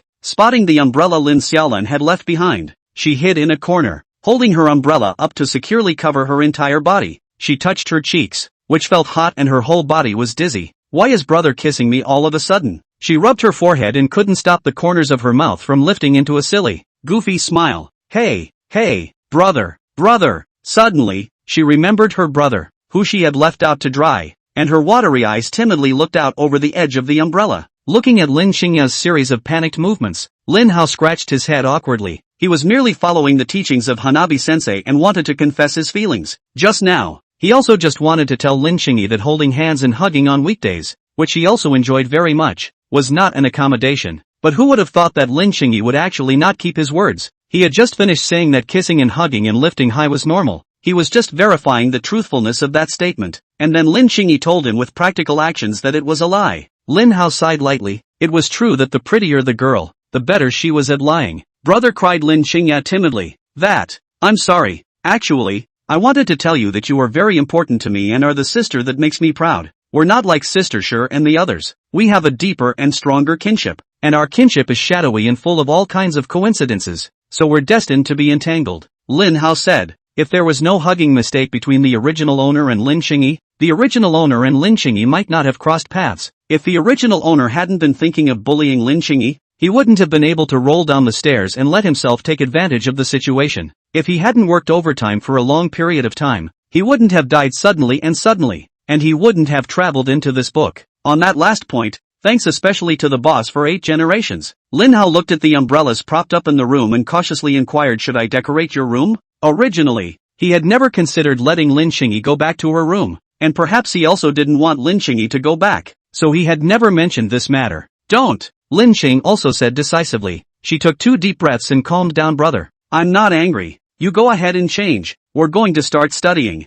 I'm going to be the sister you're proud of. Hearing Lin Xingyi's words, Lin Hao let out a sigh of relief as he turned around and walked in the direction of the checkroom. Suddenly there was a trotting sound from behind him, and Lin Hao turned his head in confusion, only to see Lin Xingya running and pouncing on Lin Hao. She grabbed one of Lin Hao's hands with both hands and gently pulled downward. Using this strength, she leapt up slightly and kissed back at Lin Hao's cheek. Lin Hao touched the area where he had been kissed, and his cheeks instantly began to burn. Looking at Lin Xingyi in front of him, whose cheeks were similarly reddened, he opened his mouth not knowing what to say. Lin Cheng also crossed her arms and gave a light hum. I'm just proving that I wasn't angry just now. Oh, Lin Hao nodded, coming to a realization. So you're doing it to prove that you're not angry. I thought you were there to prove that kissing and hugging and lifting high is normal. Lin Cheng also nodded her head continuously in agreement.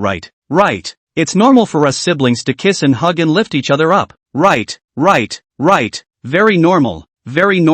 Lin Hao walked into the check room with a calm demeanor. As the door to the check room closed, the look of composure on Lin Hao's face instantly disappeared. It's all kisses on the face. How normal can it be? It's not like he's Lin Xiaolan's bean. The last one who said she was clean had 2 children. He pulled out his cell phone, opened Poxmark, and hastily clicked on the chat window with flower signs. Mr. Flower sign. Help! My friend just accidentally kissed his sister when he made his heart known to her, and then his sister kissed him back. Is this normal? Looking at the message that suddenly appeared on his cell phone, Flower sign asked for more details. My friend was just trying to stick it on the bed at first, but I didn't realize that his sister's head suddenly went down, and then he accidentally touched it. His sister and I said it's normal for siblings to kiss and hug and lift each other up. It's normal for my sister to tell me that too. I was confused for a moment and thought I'd prove that I usually like to stick it to my sister too, not to accommodate her. So I kissed her. Then, when I went to change, my sister she jumped up and kissed me. No, my friend's sister kissed him. Lin Hao informed Hua Ji of all the events,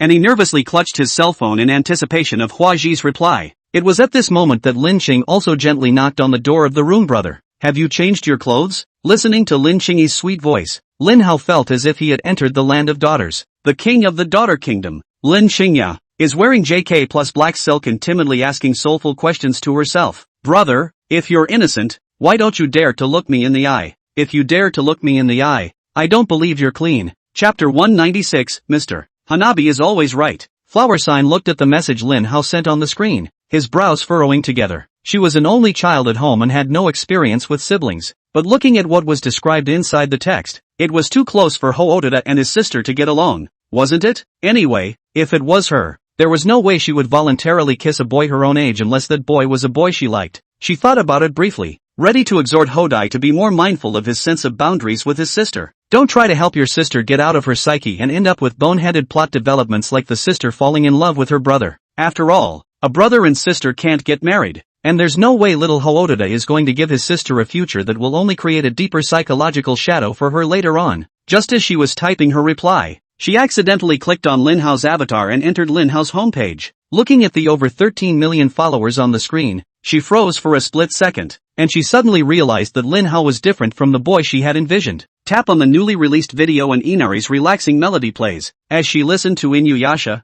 she clicked on the comments section again. In addition to comments praising the sound and yearning to return to childhood, there are also many comments such as Xiaohao de, I want to give you a monkey, hubby is so handsome, and hubby is so handsome, and my husband is so handsome. Her eyes instantly lit up as she clicked on the chat box with Lin Hao and inquired, does your sister know about you being big city Hao? Does she like your songs? Lin Hao never avoided Lin Qingyi when he released videos, and Lin Qingyi had been humming a song he wrote the last time he went to the business club. She knows it and loves my songs, Lin Hao replied quickly. He listened to Lin Qingyi's knocking at the door and felt that his Dao heart was about to become unstable. The frog with a heart of gold keeps touching your stomach. Looking at Lin Hao's reply, Flower sign instantly arrived at the truth. It's normal because you're a little Hodada. I've seen videos of Chicken Wing Brother and realized that Dada is super handsome. Dada has created so many great songs, so talented. The fact that Dada donated the new era battle hymn to the country for free and also donated to a rural elementary school shows that Dada has a very kind heart. A good-looking,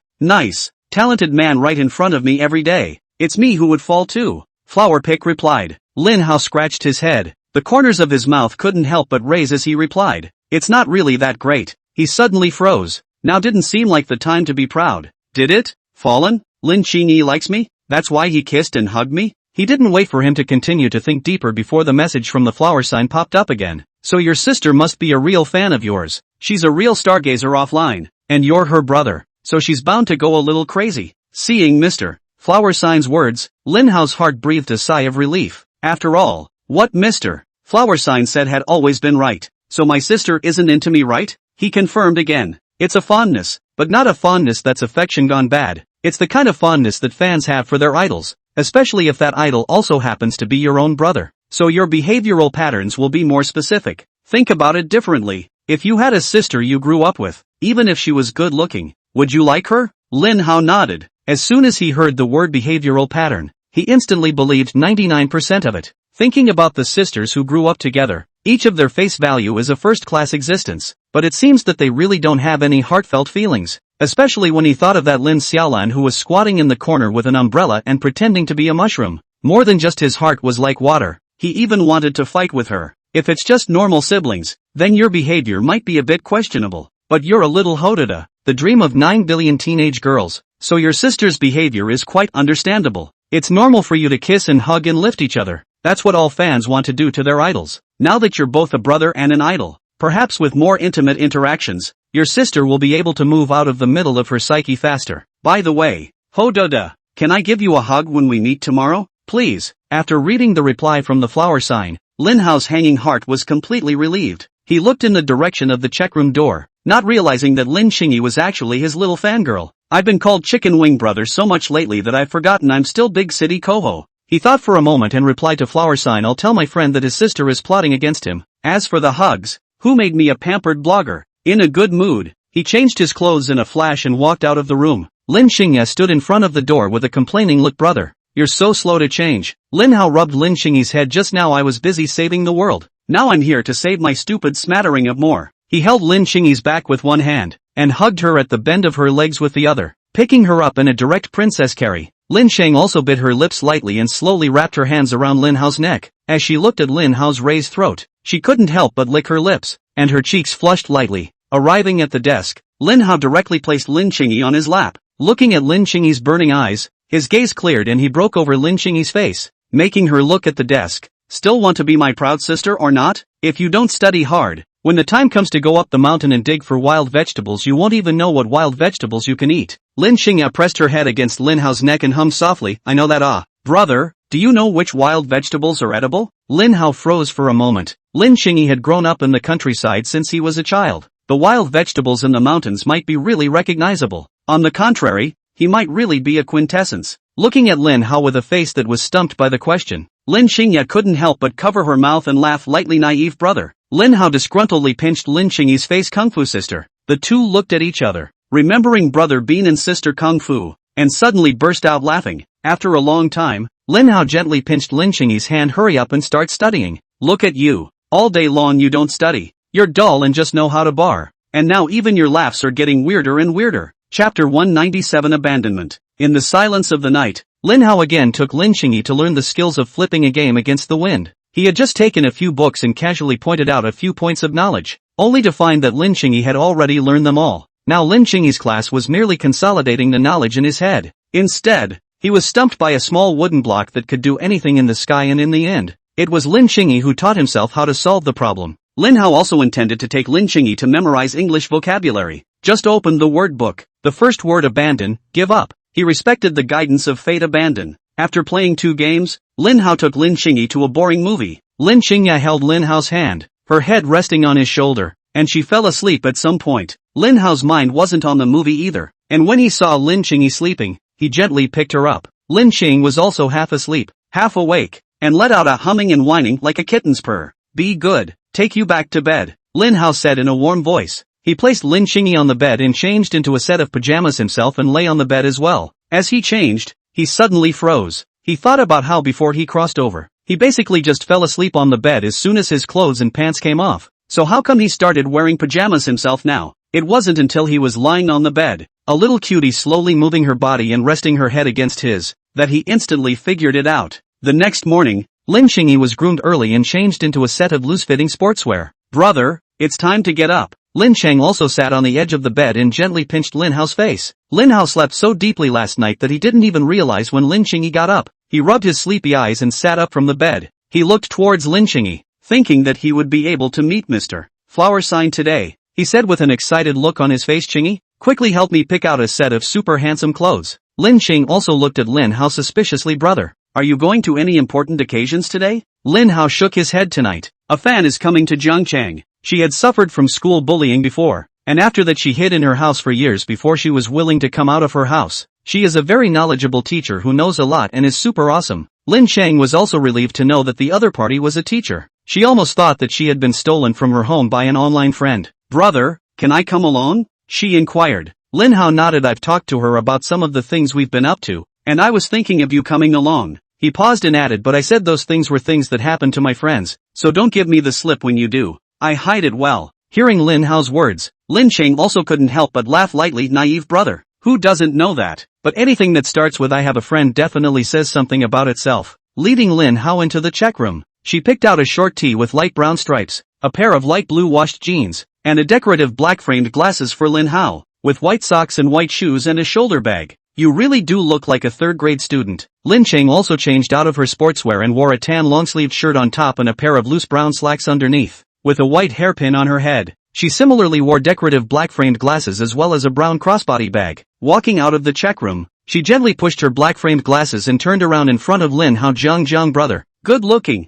Lin Hao nodded. Good-looking. Looks just like a good student. Lin Chang also hummed lightly. I was already a good student. She crossed her arms and made a yi gesture with one hand. Don't forget I'm number one in our section. Lin Hao raised his eyebrows and said with a proud look on his face, make it look like who isn't the same. He patted Lin Ching's head. Don't be proud. You're still my sister whether you take first place or not. Downstairs, a strong aroma of coffee filled the living room. Lin Xiaolan leaned against the doorframe of the kitchen, and except for her reddened eyes, her entire body seemed to have faded. She stared blankly at Lin Hao and Lin Qingyi, who were dressed as if they were a couple and were holding hands, and came to Lin Hao and questioned, how did you lock the door to your room last night? Lin Hao raised an eyebrow and laughed. What's the matter? Is it possible that you still want to attack at night? Sister, I'm still a child. Lin Xiaolan skimmed her lips, knowing that she definitely wouldn't be able to get any information from Lin Hao. She looked towards Lin Qingyi and suddenly hugged her, rubbing her cheek against it. Little sister, did your brother do something beastly to you last night? Once she thought of what happened last night,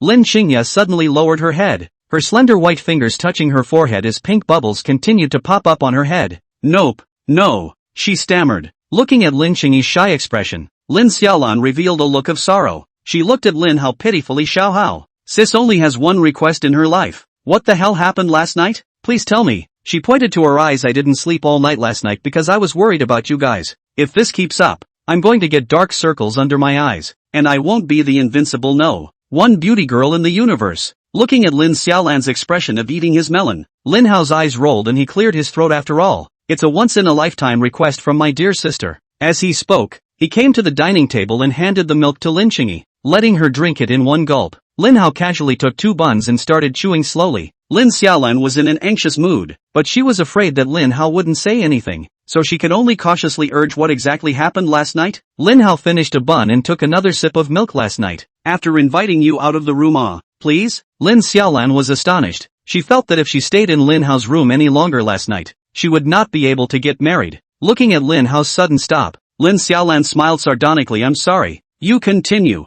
Lin Hao shoved a bun into Lin Qingyi's hand and told her to go wait for herself in the car first. Looking at Lin Qingyi's back as he left, Lin Xiaolan's face revealed a look of excitement. So exciting? I can't believe I have to detach my little sister to tell the next episode. Lin Xiaolan, you're an adult now. You can listen to such juvenile stories. She looked at Lin Hao with a look of anticipation. When I got back to my room, I threw Qingyi straight onto the bed. Then I quickly closed the curtains and turned off the lights. Then I got under the covers and pulled them over both of our heads. Then what? Lin Xiaolan's face turned red, and a pair of hands covered her face. Lin Hao raised his hand and shook it. Then I realized that the Patek Philippe dad gave me wasn't luminous. Selling it for so much money and it doesn't even have a glow-in-the-dark feature. Do you think dad got screwed? Remember to bookmark it for next time after reading. Chapter 198. Be careful when you go to the toilet. Xing, get in the car. Run fast. Your fourth sister is going to kill someone. Lin Hao hurriedly escaped from the large villa in a great mood. Lin Xiaolan was holding a dragged child in her hand, aggressively chasing after Lin Hao. Getting into the car, the engine roared, and Lin Hao made a catapult start and flew straight out of the underground garage. After escaping Lin Xiaolan's pursuit, Lin Hao took a long breath of relief. Brother, what did you just say to sister? Lin Cheng was also curious. Lin Hao's eyes rolled back and he pinched Lin Qingyi's cheeks and laughed. Of course it means that I did this and that to you. Lin Qingyi's cheeks blushed slightly and she hummed. slapping Lin Hao's hand away. I don't believe it. My brother is so submissive and hasn't done this and that to me. Oh, Lin Hao raised an eyebrow and said with a bad smile on his face, what kind of thing is such and such? That's right. Lin Xingya's cheeks reddened in a flash, and a burst of heat gradually emanated from her head. She grunted softly and looked away from the car window. Brother is bad. Ignoring brother on the way to school today, she thought in her mind,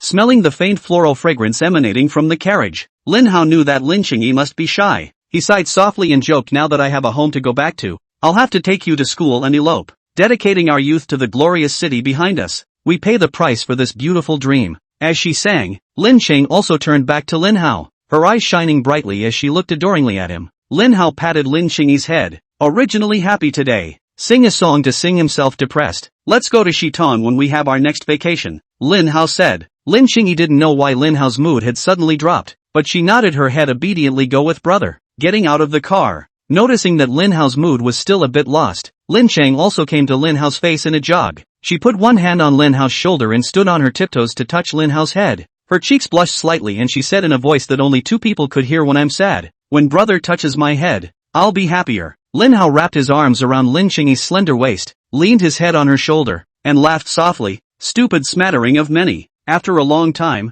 Lin Hao took Lin Xingyi to buy a hand pie. He pondered whether he should give Johan a little more pressure. After all, Johan wanted to target himself so much that he had to find something for him to do as well. Sweeping through the handcake stand, he brought a bottle of forgotten pup milk for Liang evening night. When he got to the classroom, he took out a piece of paper and wrote, "Drink this milk and forget about hot kids." He folded the note in half and placed it on Liang evening's desk, then pressed the forgotten pup milk on it and returned to his seat ready to watch the show. Not long after, Liang evening night and Johan both walked into the classroom together. Liang evening night couldn't help but frown when she saw the forgotten cub milk on the table, and she glanced at Lin Hao with her gaze. Johan picked up the forgotten pup milk and snorted. I didn't expect Lin Hao to be quite childlike. When he picked up the forgotten pup milk, he saw the note underneath. I think it's a love letter from him to you. Late, do you want to see it? Liang Lianin shook her head, lost in thought. It's too late now. What's the use of undoing it? Birds of prey and fish were originally on different paths, and since they missed it, they won't meet in the landscape from now on. Liang Lianxian was already born good-looking,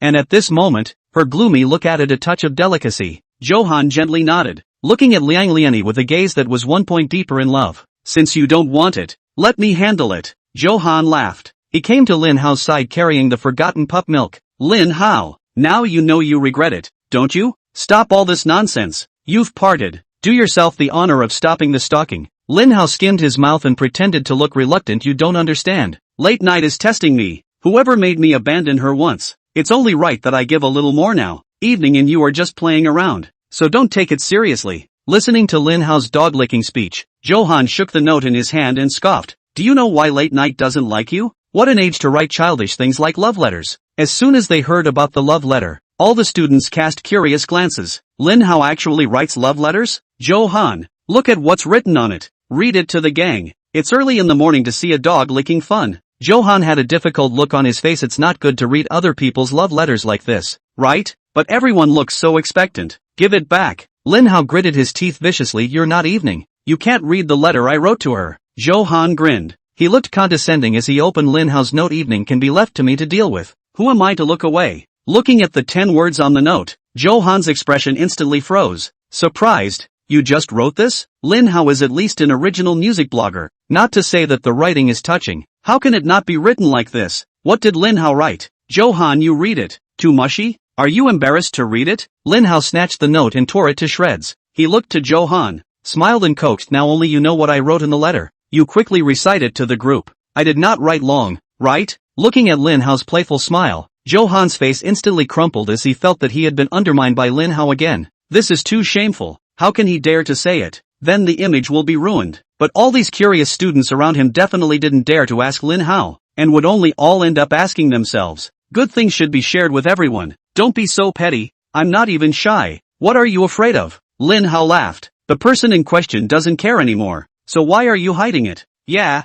and if you don't tell me, watch out if you pee halfway to the bathroom. I'll pull your pants down. Yeah. If you don't tell me, watch out if you pee halfway to the bathroom. I'll lift your pants up. It was well known that all creatures were most vulnerable when they were on the toilet, and listening to the threats of his fellow classmates, Johan glared viciously at Lin Hao. To avoid being asked repeatedly, He simply shouted directly to the class, "Drink this milk and forget the hot pups." The originally noisy classroom instantly quieted down, and Johan's voice constantly echoed inside the classroom. All the students have pretended to be very busy, picked up their books and started studying. Just in time there would be a burst of laughter, followed by a roar of laughter that infected the entire class. Johan returned to his seat, listening to the laughter in the classroom, his ears turning red at the roots. Liang Lianxian thought for a moment and came to Johan with a packet of small cookies. She gently patted Johan's shoulder and handed over the cookies. She lowered her head, her eyes slightly red with guilt. "I'm sorry." Ping! Johan's heart missed a beat, as if he saw the Mona Lisa that belonged to him. Remember to bookmark it for next time after reading. Chapter 199, No Rush. No rush. Xia Shuangshu came to Lin Hao with a satchel on her back. Looking at the atmosphere of laughter in the classroom, she curiously said, "What's going on in the classroom?" "The teacher came by just now and said that the next 2 days will be a vacation, so everyone is excited," Lin Hao casually replied. Oh, Frost Sequence put down her book bag. She suddenly froze for a moment. "Isn't tomorrow and the next 2 days the weekend?" "Yeah, so it's not a vacation?" Lin Hao said with a smile. Xia Frost Order shook her head. She wasn't in the mood to play this childish game with Lin Hao. "When are you coming with me to see Grandpa this weekend? Grandpa's been telling me about you, his grandson, every day lately." Lin Hao frowned slightly. "Are you taking the opportunity to scold me?" He glanced at Xia Frost Sequence and withdrew his eyes again from his heart. "This Sunday, I have important things to do tomorrow." "Okay, then I'll talk to Grandpa tonight," Xia Frost Order said. She paused and inquired, "I don't suppose the important thing you're talking about is going to the hospital to see your sister?" "I'm going too, you perverted sister controller," Lin Hao snorted. He raised the hand of Lin Xingyi that he was holding tightly. "A nice weekend is of course a date out with my lovely sister." "You perverted sister controller have the nerve to talk about me?" Xia Frost Order snorted coldly. "My sister and I are innocent. Don't use your dirty eyes to question the pure feelings between us." Lin Hao laughed lightly. He turned his head and gently tugged on Lin Xingyi's hand. "Right, Xingyi?" Lin Xingyi lowered her head, looking at the hands that the two of them were holding tightly, and her cheeks couldn't help but blush a little as her mind kept reverberating about her brother wanting to date this cute sister of hers. Seeing this, Xia Shuangsu snorted, "Che, you're still innocent." Lin Hao seemed like a defeated cockerel, looking at Lin Xingyi, who blushed into a bubble teapot. He pinched Lin Xingyi's face in dissatisfaction. "You'll make others misunderstand the pure relationship between us." Lin Xingyi raised his head and hugged Lin Hao's arm, laughing so that brother won't be pestered by other girls. Lin Hao shook his head helplessly. Was this little fangirl afraid that she would be snatched away by another fan? Lin Xingyi lightly bit her lips and came to Lin Hao's ear, inquiring in a low voice, "Brother, are we going on a date?" A warm wind came from his ears, and Lin Hao's entire body shivered. He patted Lin Xingyi's head. "Of course. Bring Mr. Flower sign along then." "Oh." Lin Xingyi's expression instantly changed from a hee-haw to a non-hee-haw. She should have seen it coming. Except for the kiss on the forehead last night when she was caught off guard, all of her brother's maneuvers were both outrageous and reasonable. A faint smile came back to her face as she touched her forehead at the thought of last night. Naive. Lin Hao laughed lightly and rubbed Lin Xingyi's head. The morning hours rushed by, and as the bell rang for the end of class, Lin Hao stretched and woke up right on time. Dry meals are not positive. There is something wrong with the mind. "Let's go. Let's eat." He greeted a few people. Entering the cafeteria, Fatty suddenly came to Lin Hao's side. He lightly bumped Lin Hao's shoulder, whistled, and nuzzled. With the encrypted language between brothers, Lin Hao instantly knew that there was a good show in the direction of the fat man's nuzzle. Following the direction of the fat man's mouth, Lin Hao saw Johan alone in the middle of the long and crowded line for food. He looked around and found Liang Evening Night sitting at a side table, seemingly waiting for Johan to give her food. "This is, Master Dao, I've become a success?" Lin Hao raised an eyebrow. "Brother Ho, in case those two really make it, you'll have to sit at the main table then," Fatty joked. Lin Hao nodded and looked at Johan and Liang Lianyang with a kind gaze. He has a sense of accomplishment that the villain has finally facilitated the protagonist's increased intimacy with the female characters. After lunch, Lin Hao took Xia Frost Order out of the school. He first went to the supermarket and prepared all the ingredients for Lin Yanxiu for the 3 days of the weekend. And then after that he gave Lu Xiang the usual daily acupuncture treatment. Christina Lu now has an easy job and her health is improving, and she has a smile on her face. When the acupuncture ended, Xiang Lu looked at Lin Hao and said, "Xiao Hao, the medicine from the last packet is almost finished." She pulled out of her pocket a wad of money that she had already prepared long ago, and in it was $2,000 of her half-monthly paycheck that she had advanced. "Auntie knows this isn't enough, so when we get paid later, let's see how much is missing and Auntie will make it up to you." Lin Hao shook his head and pushed the money back. "Auntie, senior sister Nianxiu is in the critical period of her senior year of high school. She needs to replenish her body, and she has to go to college in the second half of the year. So that's a lot of money for tuition. living expenses, and all that. Lu Xiang looked at Lin Hao and then at the money in her hand and sighed lightly. Okay, then this money auntie won't pay you back first. Lin Hao nodded and joked, auntie, I'm not in a hurry with this money. If you really can't, don't you still have a daughter? Xia Finchue looked at Lin Hao in shock. Was this kind of tiger and wolf talk something that could be said directly to someone's mother? Xiang Lu also froze for a moment, but didn't care and just smiled. Auntie knows you're a good boy. Lin Hao scratched his head. In fact, he really did want Li Nianxiu quite a bit. How come no one believed him? In the original book, Li Nianxiu had an extremely perverse ability to control costs. For a company as big as Lin's group, even a 1% reduction in costs would result in more than $1 billion in extra profits. So all this money spent on Li Nianxiu is nothing at all. Leaving Christina Lu's home, Lin Hao glanced at Xie Shuangshu, whose emotions had begun to leap up, and teased, stop jumping around. If you grow a tail, you'll be able to go to heaven. Xia Fengwang Su lightly grunted. What do you care? You perverted sister controller. Big brother doesn't laugh at second brother, okay? How much better can you be a perverted sister controller? Lin Hao shook his head helplessly. He had to remind the third sister when the time came today so that she would be careful not to be oohed and awed by Xia Frost's sequence. It had to be said that Xie Shuangshu, who was wearing a high ponytail, a tight t-shirt and work pants, had quite a heroic spirit, especially when those long legs are straddling her metallic motorcycle. It's just awesome. Lin Hao drove quickly into the Chinese hospital. On the way to Hua Tua Pavilion, an old couple with dark skin and stooped bodies caught his eye. The patients who could be treated at the Hua Tua Pavilion were either rich or wealthy,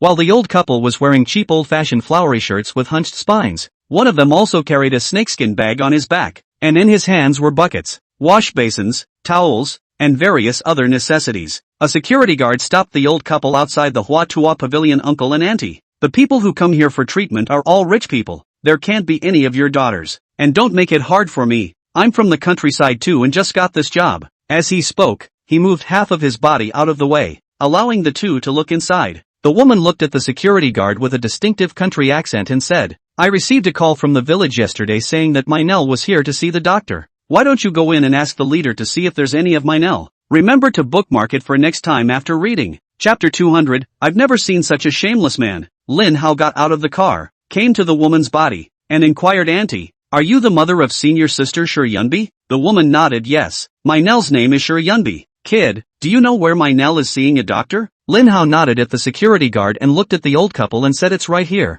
Let me take you there. Well, thank you then, child. The woman thanked. The old couple slung the snakeskin bag over their shoulders, carrying a bucket of water in the other hand, and followed Lin Hao. The two men are Shi Yunbi's parents. The man's name is Shi Bixing and the woman's name is Chao Yuzhu. On the way to the hospital room, Lin Hao looked at the two men and inquired, Uncle, Auntie, where are you from? We came from Lingcheng, and last night the village received information that our child was sick, but we were worried. I called Nell last night and Nell never answered. I've heard that it will take a large sum of money to cure this disease. I don't know what to do for the best. Chao Yuzhu complained. Lin Hao pondered for a moment. Lingcheng was more than 1,000 kilometers away from Jiangcheng, and it would take more than 10 hours by train. Because of one of his own trysts with Fang Xinteng, the old couple in front of him had traveled across almost half of Daxia with so much luggage, and Lin Hao felt a little guilty for a moment. Auntie, why are you telling him this? I've told you not to let your child continue studying. Just go back to the village and marry someone earlier. Shi Bixing interjected. Why are you being mean to me? If you really don't want Near to study, you're the one who has to pay for Near's tuition and living expenses. Chao Yuzhu scolded back. Lin Hao froze for a moment. Wasn't Shi Yunbi's tuition said to be paid by Fang Xinteng? How did it become her parents' expense again? Lin Hao looked at the two men and curiously inquired, Uncle, Auntie, do you know Fang Xinteng? It was that waif who called our village yesterday afternoon to tell us about Nell. That waifu was from the village next to ours, and like our Near, he went to university and is also a promising waifu. Chao Yuzhu said. Lin Hao nodded and continued to ask, then what was the situation just now when you guys were talking about tuition and living expenses? Chao Yuzhu blankly glanced at Shi Bixing. It's all Lao Han's fault that Near had to be forced to marry someone when she graduated from college. Near want to read, let her read. Good Lu. Have to New Year's Eve to the other man led home. The result of Near several years are afraid to go home. The old man's temper is as stubborn as a donkey's. So just tell Near that you won't force her to marry. She paused and said angrily, Old man, if anything happens to Near, I won't live. Shi Bixing was also in a somewhat irritated mood, and he glanced at Lin Hao and explained, we don't have a bank inside our village, and we're both too old to figure out what all the cell phones and stuff are. I'm all for giving money to Xiaofang's waifu's old man so that Xiaofang can pay school fees for Near. Hearing the two men's words, Lin Hao's and Xie Frostorder's faces both became very gloomy. Originally thought that Fang Xingting at least supported Shi Yunbi's expenses during graduate school, but did not expect to use Shi Yunbi's parents' money, spending other people's parents' money, earning their own favors, crazily PUAing each other, hogging each other's paychecks, and craving each other's bodies. Lin Hao had never seen such a shameless one. Ugh, scum! Xia Frost Sequence cursed angrily. Lin Hao nodded. He felt that describing Fang Xingting as scum insulted scum. He remembered that in the original story, when Lin Xingyi wanted to take revenge on Shi Yunbi even stopped Lin Xingyi considering that the other party had, after all, supported his expenses during his graduate studies and doctoral program. Fang Xingting also rely on once on Shi Yunbi's help.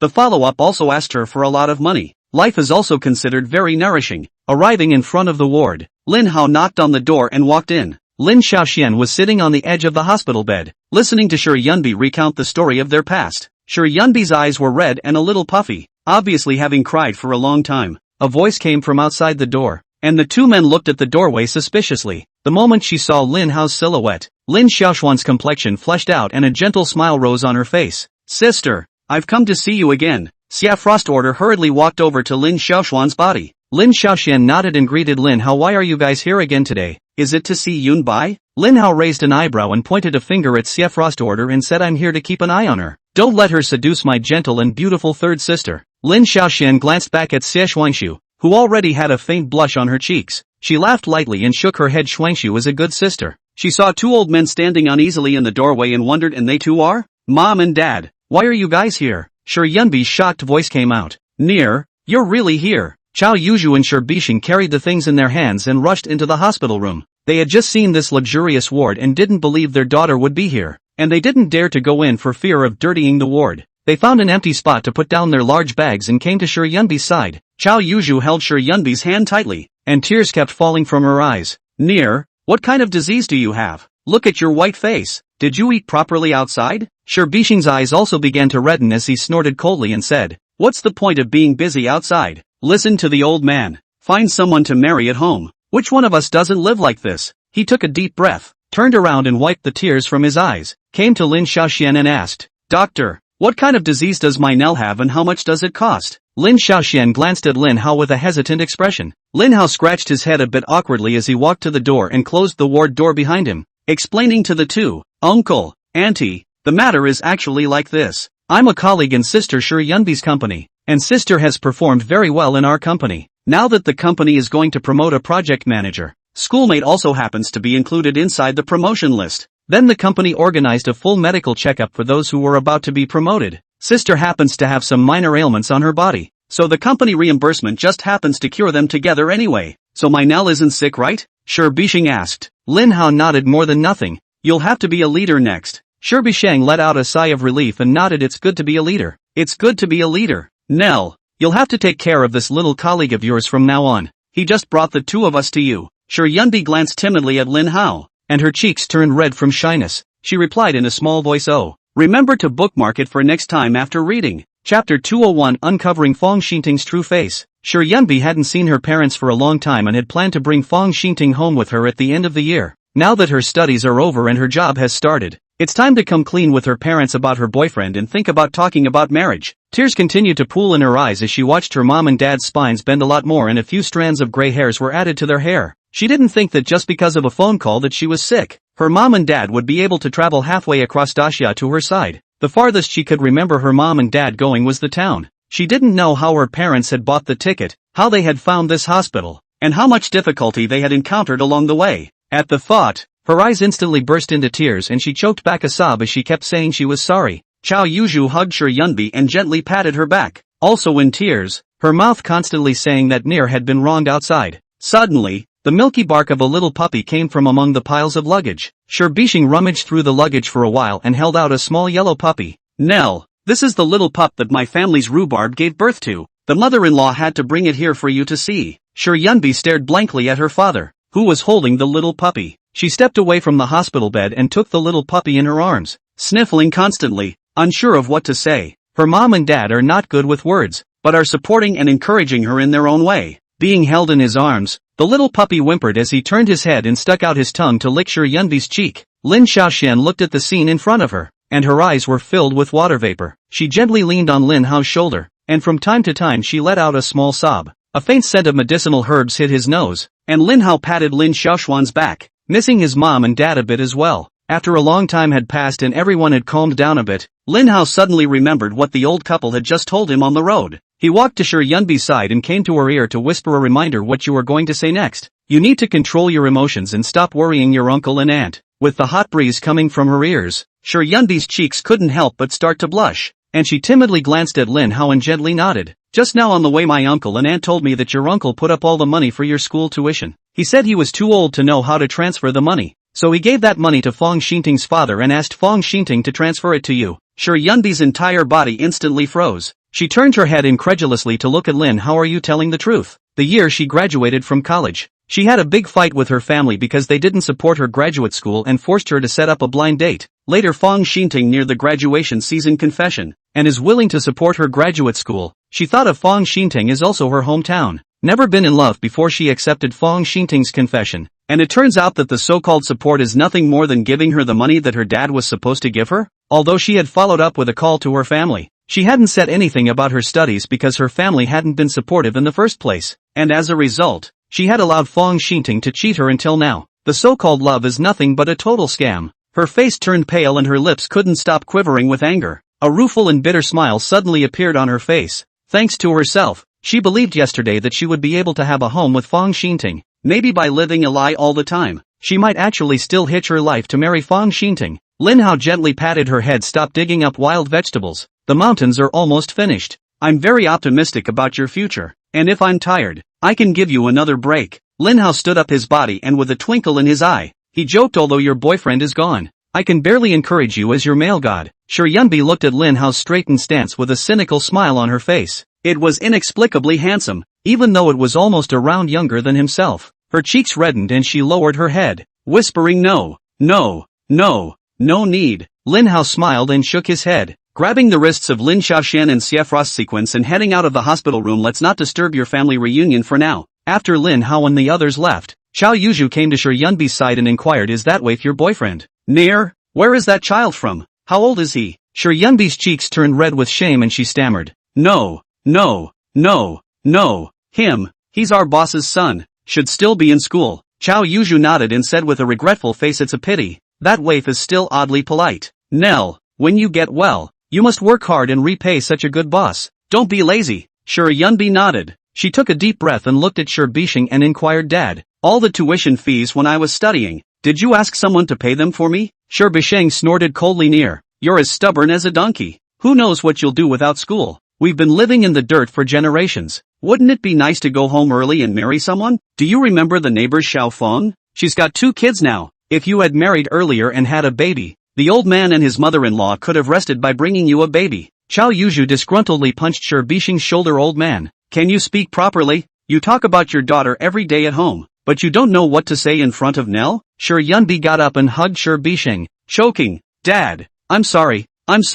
She hadn't been home for the past few years, alone at school or in a rented house for New Year's Eve, because Fong Xinting had always told her that her family had arranged a blind date for her. And who else in the village had been arranged to get married directly after returning home for the new year? Marriage in the countryside. Basically set up wine and eat a banquet. 2 people can live together. As for the license is basically a post. She also asked Fong Xinting if she could accompany her home. Fong Xinting had been putting it off at the time, saying that he had an unstable job and wanted to wait until he bought a house in Jiangcheng, so that his parents would feel comfortable leaving him in charge. Shi Yunbi's face suddenly revealed a bitter smile. Now that she thought about it, she knew why Fong Xinting's mouth had loosened when she asked him if he could accompany her home this year. She did her PhD as a normal graduate and got a good decent job, while most of the students she mentored had delayed their graduation. So he hasn't supported me since the beginning? Chapter 202, The family's wheat is ripening. It's too much. How could he deceive that girl like that? Lin Xiaoshuan's brows furrowed, a hint of anger on her face. She remembered that before Lin Hao and the others had come over, Shi Yunbi had told herself some stories about what had happened between her and her boyfriend. What with taking himself to the hospital on a rainy night, popping in to see him in the middle of the night after coming back from a business trip, taking himself to the fireworks, to the sea and all that. It was all a long time ago though,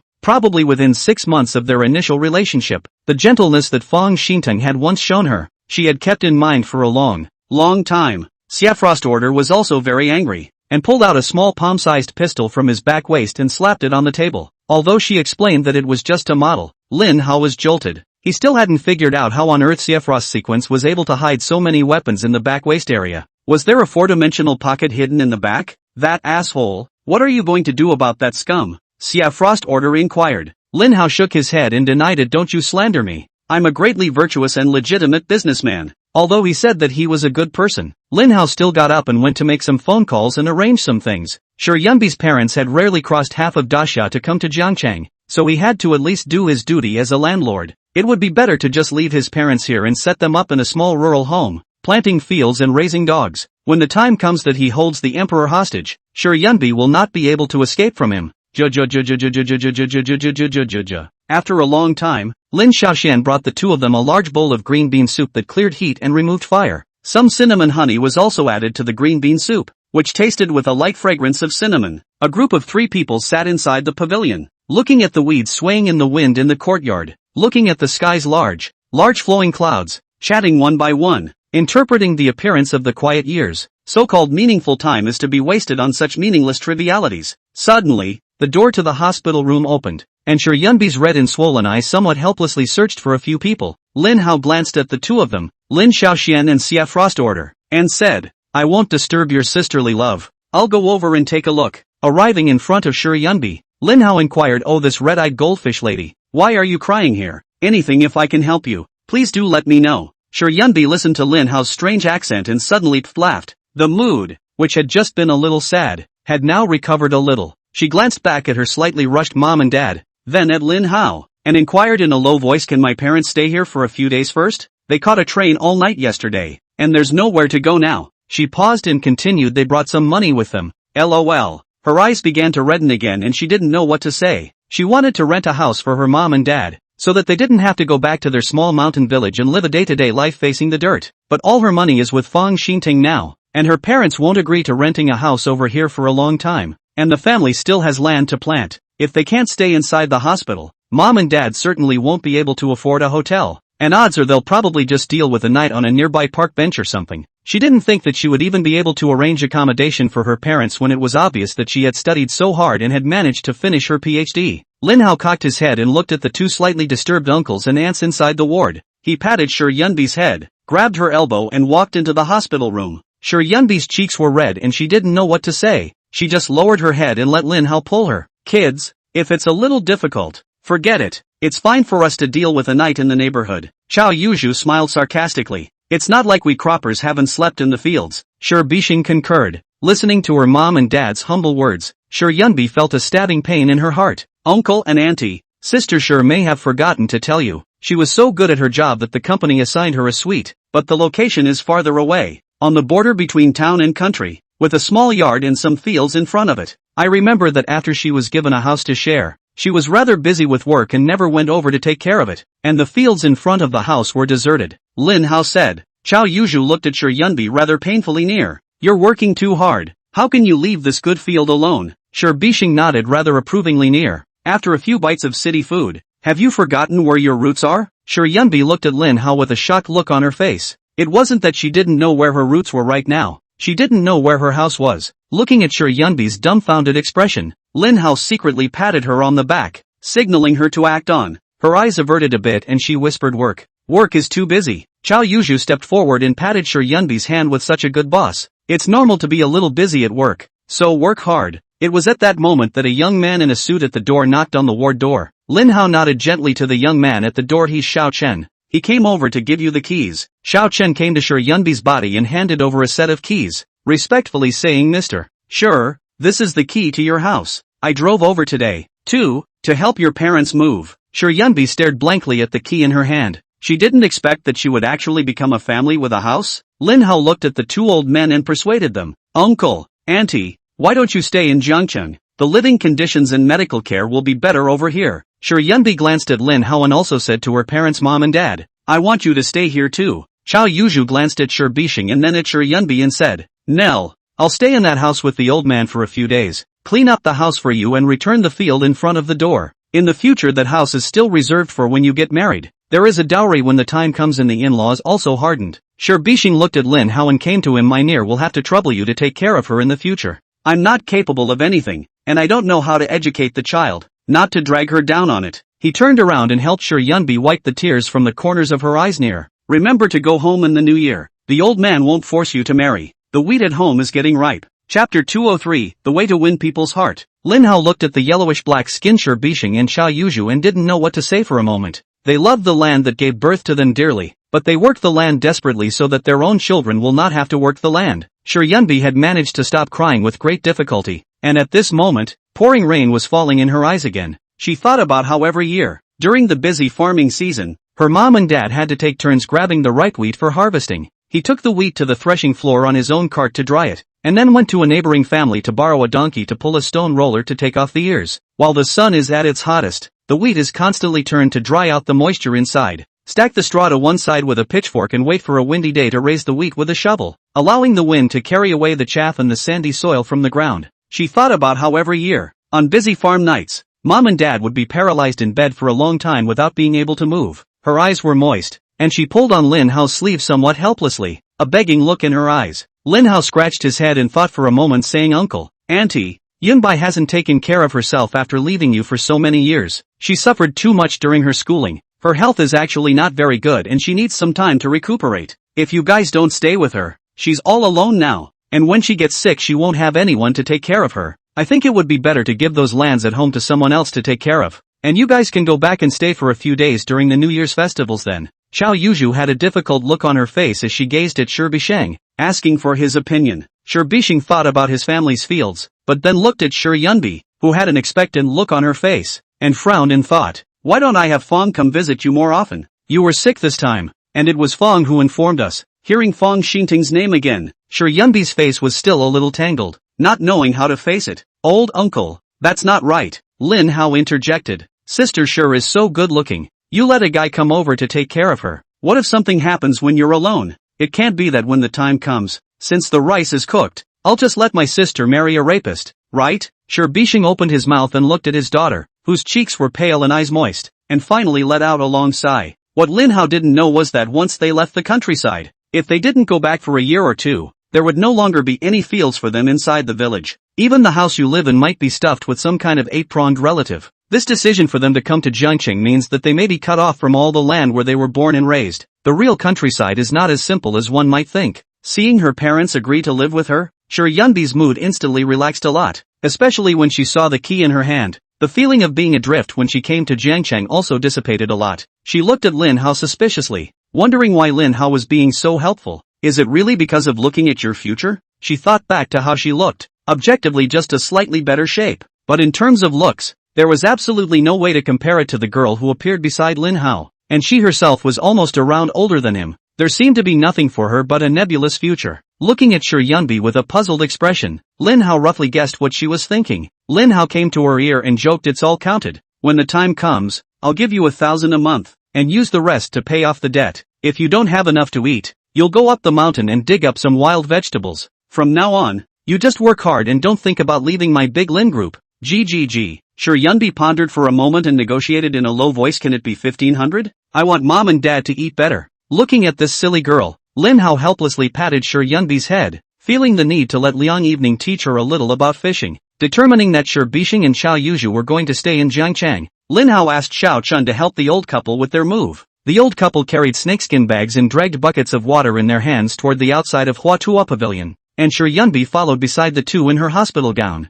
In front of Hua Tuo Pavilion, a solid black Rolls-Royce was parked in the middle of the road. Looking at the magnificent atmosphere of the vehicle, Sure Bisheng's eyes instantly brightened, and a simple smile appeared on his face. "Boy, that's a lot better looking than whatever car the village chief's son drove home. Nell is making a name for herself, and we're getting the glory." Xiao Yuzhu glared at Sure Bisheng angrily. "Old man, that's because Near is capable. It made you still not let Nell study in the first place. And what kind of person did you introduce to our Near? He didn't even finish high school. How can he be good enough for our Near?" Sure Yunbi leaned close to Lin Hao's side as she gently tugged on Lin Hao's sleeve, again whispering her thanks. Lin Hao lightly laughed and patted Sure Yunbi's hindquarters, teasingly saying, "Near, with so many things in the hands of uncle and auntie, aren't you going to help them open a car door?" Sure Yunbi froze for a moment, her cheeks instantly turning red. Nell was the dialect of their hometown, and only adults called little girls that. She grunted softly, but ran as fast as she could to the car. Pulling open the car door, 5 thick stacks of money lay neatly inside on the back seat.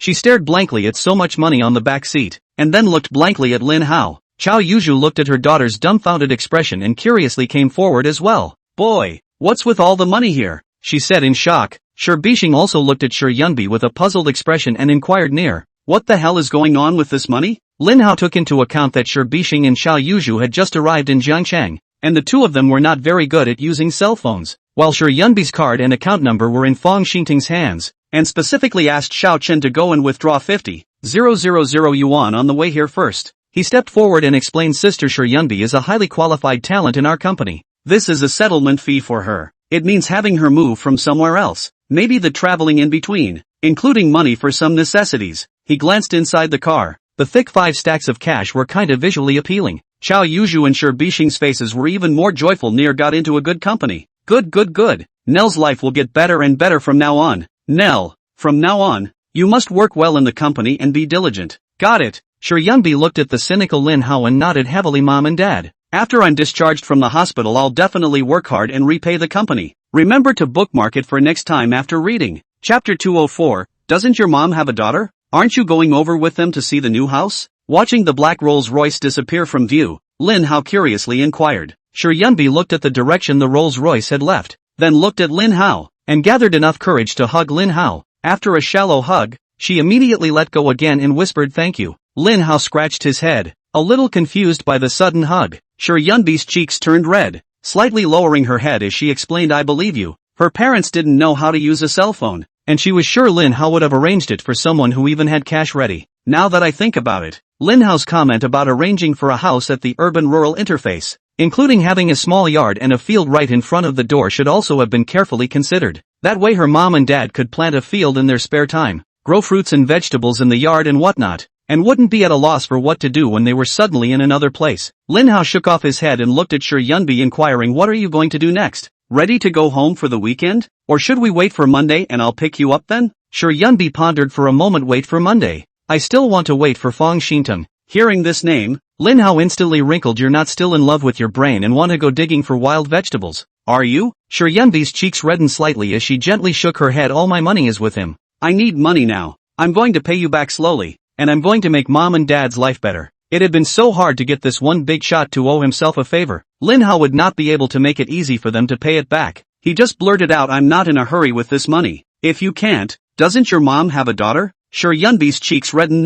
No way. I'm the only daughter in our family. No, not right. I'm so much older than you. Her head was confused, not realizing that Lin Hao was actually craving her body. Lin Hao was also a bit embarrassed and explained, actually, what I mean is that I want you to work well in the company and not think about leaving or jumping ship or anything. I'm very optimistic about your future, and if there are any problems, I can still say a few words in front of Comrade Lao Lin. Shi Yunbi's eyes dodged. Let's take it as such. She stammered. I will work hard. Sending Shi Yunbi back to the hospital room, Lin Hao looked at the time. It was almost time to go back to the school to pick up his naive smattering of more. After saying goodbye to Lin Xiaoxian, he returned to the school with Xia Xuanxue. Xia Frost Sequence emotionally appeared very excited. Constantly the passenger seat shook, the head tied up in the small pill, as if just waiting for himself to ask what happened. Watching her head bobbing into a rattle, the anticipation in her eyes already starting to shift towards impatience, and thinking about the arsenal of weapons hidden in her backside, Lin Hao feigned surprise. What's with the haircut? I remember you didn't look like this when you first went over. The impatience in Xia Frostorder's eyes instantly disappeared and returned to being full of joy. This is all the hair that my sister combed and tied up for me. It looks good,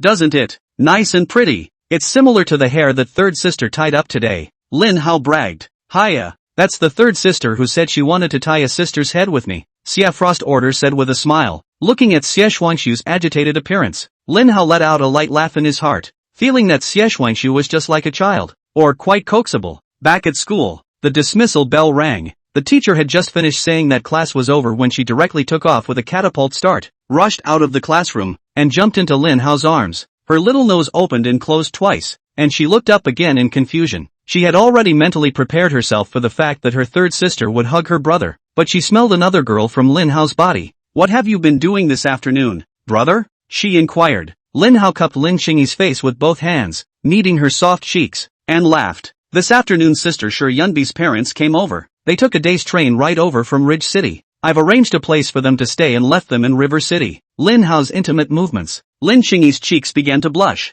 and she felt that many of her classmates were looking at her. She buried her face into Lin Hao's chest and gently rubbed herself in Lin Hao's arms, trying to rub off the scent of the other girl. The other girl's scent on Lin Hao's body should have come from senior sister Shi Yunbi. She must have been grateful to her brother for the shallow hug, confirming for the moment that she was safe. Lin Hao looked at Lin Xingyi, who seemed to be on vibration mode in his arms, and rubbed her slender waist. Seeing that Lin Xing also showed no signs of stopping to pout, he then told all about how Fang Xinteng had cheated Shi Yunbi. Lin Xing also stopped vibrating, and a headbutt slammed into Lin Hao's chest. Lin Hao let go of Lin Xingyi with a puzzled face. He's a scumbag. What are you doing bumping into me? Little cow calf like. Lin Xing also lightly grunted and righteously said brother is also a scum. Xia Frost Order laughed softly. I agree with that point. He even told Auntie Lu today that you still have a daughter. Brother! Lin Xingyi's voice had a slight hint of anger in it. Don't you dare bully Nianqiu's senior sister. The corners of Lin Hao's mouth twitched as he glared viciously at Xia Frost Order. Xia Frost Order whistled and raised an eyebrow at Lin Hao, revealing a gloating expression, as if to say, it's over. Angry, coax away. Do you believe me when I say that was me joking with Auntie Lu? Lin Hao said sardonically. Lin Xing also carefully observed every micro-expression of Lin Hao. If brother was starting from Auntie Lu Xiang,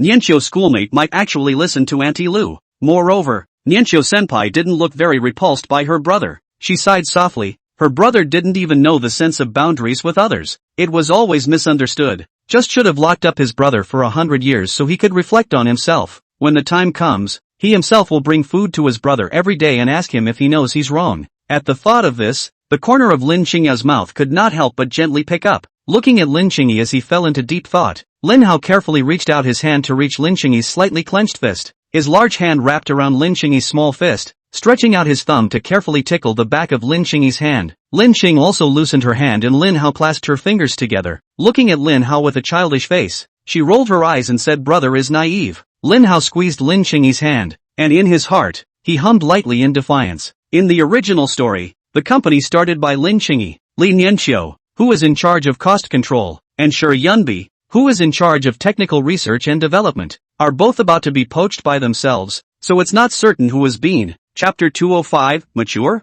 Knowledgeable? After arriving at Li Nianqiu's home and having a simple dinner, Lin Hao sat on the sofa. He pulls out his cell phone and opens Poxmark, asking where Flowermark has gotten to by now. Flower Sign quickly replied Xiao Hao de Di. The moving train will arrive at Zhengchang at 8 p.m. sharp. I'm a little excited to finally meet you. I'll meet you at the exit then. Mind if I bring a couple of guys? All girls, Lin Hao inquired. Is it a sister? I want to see her too, Hanabi replied. After confirming that the Flower Sign didn't mind, Lin Hao put down his cell phone with a sigh of relief. He hadn't seen the Flower Sign yet, and wondered what this mature, sensual and witty girl was really like, and he was now filled with anticipation inside. Lin Chang also didn't go to study. Instead, her entire body was like a small quilt on Lin Hao's body. Lin Hao patted Lin Xingyi's back and teased, why don't you want to study today? You don't want to be my proud sister? Lin Xingyi's eyes turned to Li Nianqiu who was also sitting on the sofa. It was senior sister Nianqiu who said she wanted to rest. Li Nianqiu froze for a moment. When had she said this? Why didn't she remember? Seeing Lin Hao's gaze looking over, Li Nianqiu said with a strained neck, yes, I'd been too tired from studying lately. As she spoke, she wrapped her hands around her chest and her eyes began to avert. She suddenly remembered the recent immodest study content of Lin Xingyi and her gaze instantly became firm. Right. It's me who doesn't want to study today. Looking at Li Nianqiu's righteous appearance, Lin Hao patted Lin Xingyi's back. Actually incited Nianqiu's senior sister to help you lie. Counting on you to bud muddle through. Lin Xingyi smiled sweetly and wrapped her hands around Lin Hao's waist, inquiring, brother, when is the Flower Sign teacher you mentioned coming? Are we going to take her to do something at night? Lin Hao whistled. I'd been ready for this for a long time. He looked at Li Nianqiu. Tomorrow happens to be a vacation. If you don't want to study for the time being, would you mind playing a little later in the evening? Li Nianqiu looked in the direction of the kitchen with some hesitation for a moment, and Lu Xiang happened to have just finished cleaning up the dishes and walked out from within the kitchen. She looked at Li Nianqiu's expectant face and laughed. Since it's Xiao Hao who asked you to go out to play, then you should accompany him. Li Nianqiu got up and came to Lu Xiang's side, pouting, Mom, I don't even know who was actually your child. Lin Hao laughed lightly at the scene of mother-daughter harmony. Auntie, I'll send Nianqiu-senpai back at night to make sure she's back at home. Xiang Lu nodded. Suddenly remembering something, she took out $500 from her pocket and shoved it into Li Nianqiu's hand. That's fine. Your mom's daughter, Christina Lu said. She paused and added, remember to buy Hao a cup of milk tea if he's thirsty outside. Li Nianqiu looked mournful. Mom, you still say I'm your daughter. You don't even care if I'm thirsty outside. If he's thirsty, Xingyi will buy him milk tea. looking at Lin Yanqiu's pampered appearance. The corners of Lin Hao's mouth couldn't help but rise slightly until a pair of white, slender hands covered his eyes. Brother, you're tired and you'll have to drive in a while. You need to rest first, Lin Cheng also said with a straight face. Lin Hao grabbed Lin Qingyi's hand and placed it on his mouth and kissed it. I'm not tired. I can watch for a while longer. Lin Qingyi looked at the kissed parts of her hands, and her cheeks couldn't help but blush. Her entire body seemed to be dislodged as if she was lying on Lin Hao's chest, a naive smile on her face. If only for a little while, she whispered. Lin Yanqiu and Xiang Lu's pouting didn't last long. They just complained a few times before sitting back on the sofa. Lin Hao was just about to lower his head to see what Lin Qingyi was doing when a pair of white, slender hands stole over his eyes again. Why does this still need to be renewed? Lin Hao pulled away and rubbed Lin Qingyi's cheeks with both hands. Lin Qing also puckered her mouth and looked at her hand that wasn't kissed with some loss. Looking at the time, it was almost time to leave. Counting the time spent on the road trip, Lin Hao glanced at Xie Frost's order and inquired, are you going to come with me at night as well? Xie Frost's sequence also looked at the time. Almost home now. Grandfather will not say anything. She looked at Lin Hao and asked rhetorically, do you want me to follow you there? Lin Hao raised an eyebrow and laughed. Since you're asking sincerely, then I'll be merciful and tell you. It's so crowded and lively. I'll bring you a taste of the papier-mâché of the broads in Jiangcheng. A group of 4 people drove to the moving station in Jiangcheng. Lin Hao picked a prominent spot at the exit and took a picture and sent it to Flower Sign. The flower stick replied on the pimple mark as well, and she was now out of the station. Lin Hao nervously craned his neck and looked around, trying to find Mr. Flower Sign. His eyes kept darting around, locking onto each of the mature, sensual women, curious as to which one was going to be the Flower Sign teacher. Little Hao Dede. A sudden burst of excited voices came, and Lin Hao felt a hug around his waist. He lowered his head suspiciously, and in front of him was a girl who was less than 5 meters tall, wearing a light purple Lolita princess dress, and holding a small brown bear doll in her arms. Flowerpick gave just a shallow hug, then stepped back, looking cautious with his head down. Lin Hao was sneak attacked, and Lin Qingyi, as if she was a little lion that had exploded, pushed Lin Hao back a step and hugged him tightly. Looking up and down at the girl in front of her, Lin Hao gently patted Lin Qingyi's head and looked at the little loli in front of him in disbelief. Teacher Flower Sign? Right. I'm Flower Sign. Flower Sign whispered as she wrapped her fingertips around the end of a strand of hair. Lin Hao scratched his head, a flash of extreme shock appearing on his face. This cute little loli in front of him was a far cry from the intellectual and mature image of Ms. Flower Sign in his mind. This.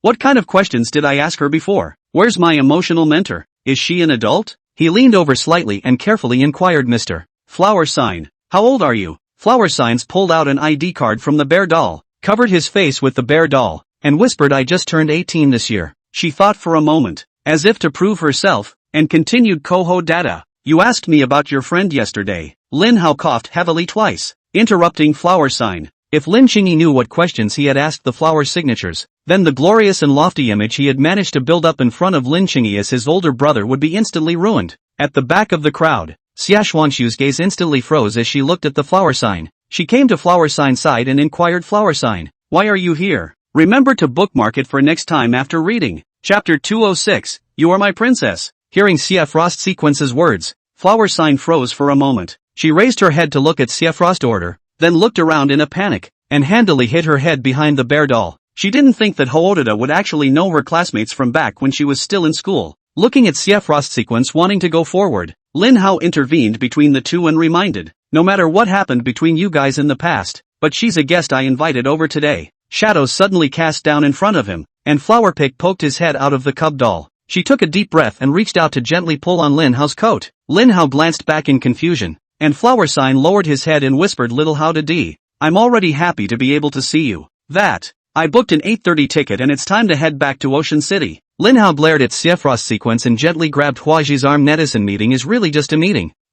It was so hard to trick you into coming to Jiangcheng. You want to run away even after you've gotten on a pirate ship? How can it be that easy? Don't worry, none of us eat people. He counted on his fingers. It's been over 17 years since I've eaten anyone. Hearing Lin Hao's words of retention, Flower Sign gave a somewhat nervous glance at Xie Xuanxu, who seemed to have calmed down. She looked at Lin Qingyi again, who was still in a state of fright hair and kept looking at herself warily. Lin Hao followed the gaze of the Flower Sign, and noticing Lin Hao's gaze, Lin Qingyi's eyes cleared instantly. Hanatsuki let out a sigh of relief and nodded softly. It was the first time she'd worked up the courage to walk out of the house since she'd been bullied for over 3 years, and she didn't want to make her mom and dad worry about her anymore. In that case, let's go. Lin Hao said, the good nightlife begins. He looked at the little romper that Flower Sign was wearing, thought for a moment, and drove a few people to River City Plaza first. Since it's Friday, the crowds at River City Plaza are huge. Lin Hao held Lin Xingyi's hand tightly, afraid that his own cabbage would get lost. Li Nianqiu glanced at Xie Shuangshu and also gently took Xie Shuangshu's arm. Flower Sign, on the other hand,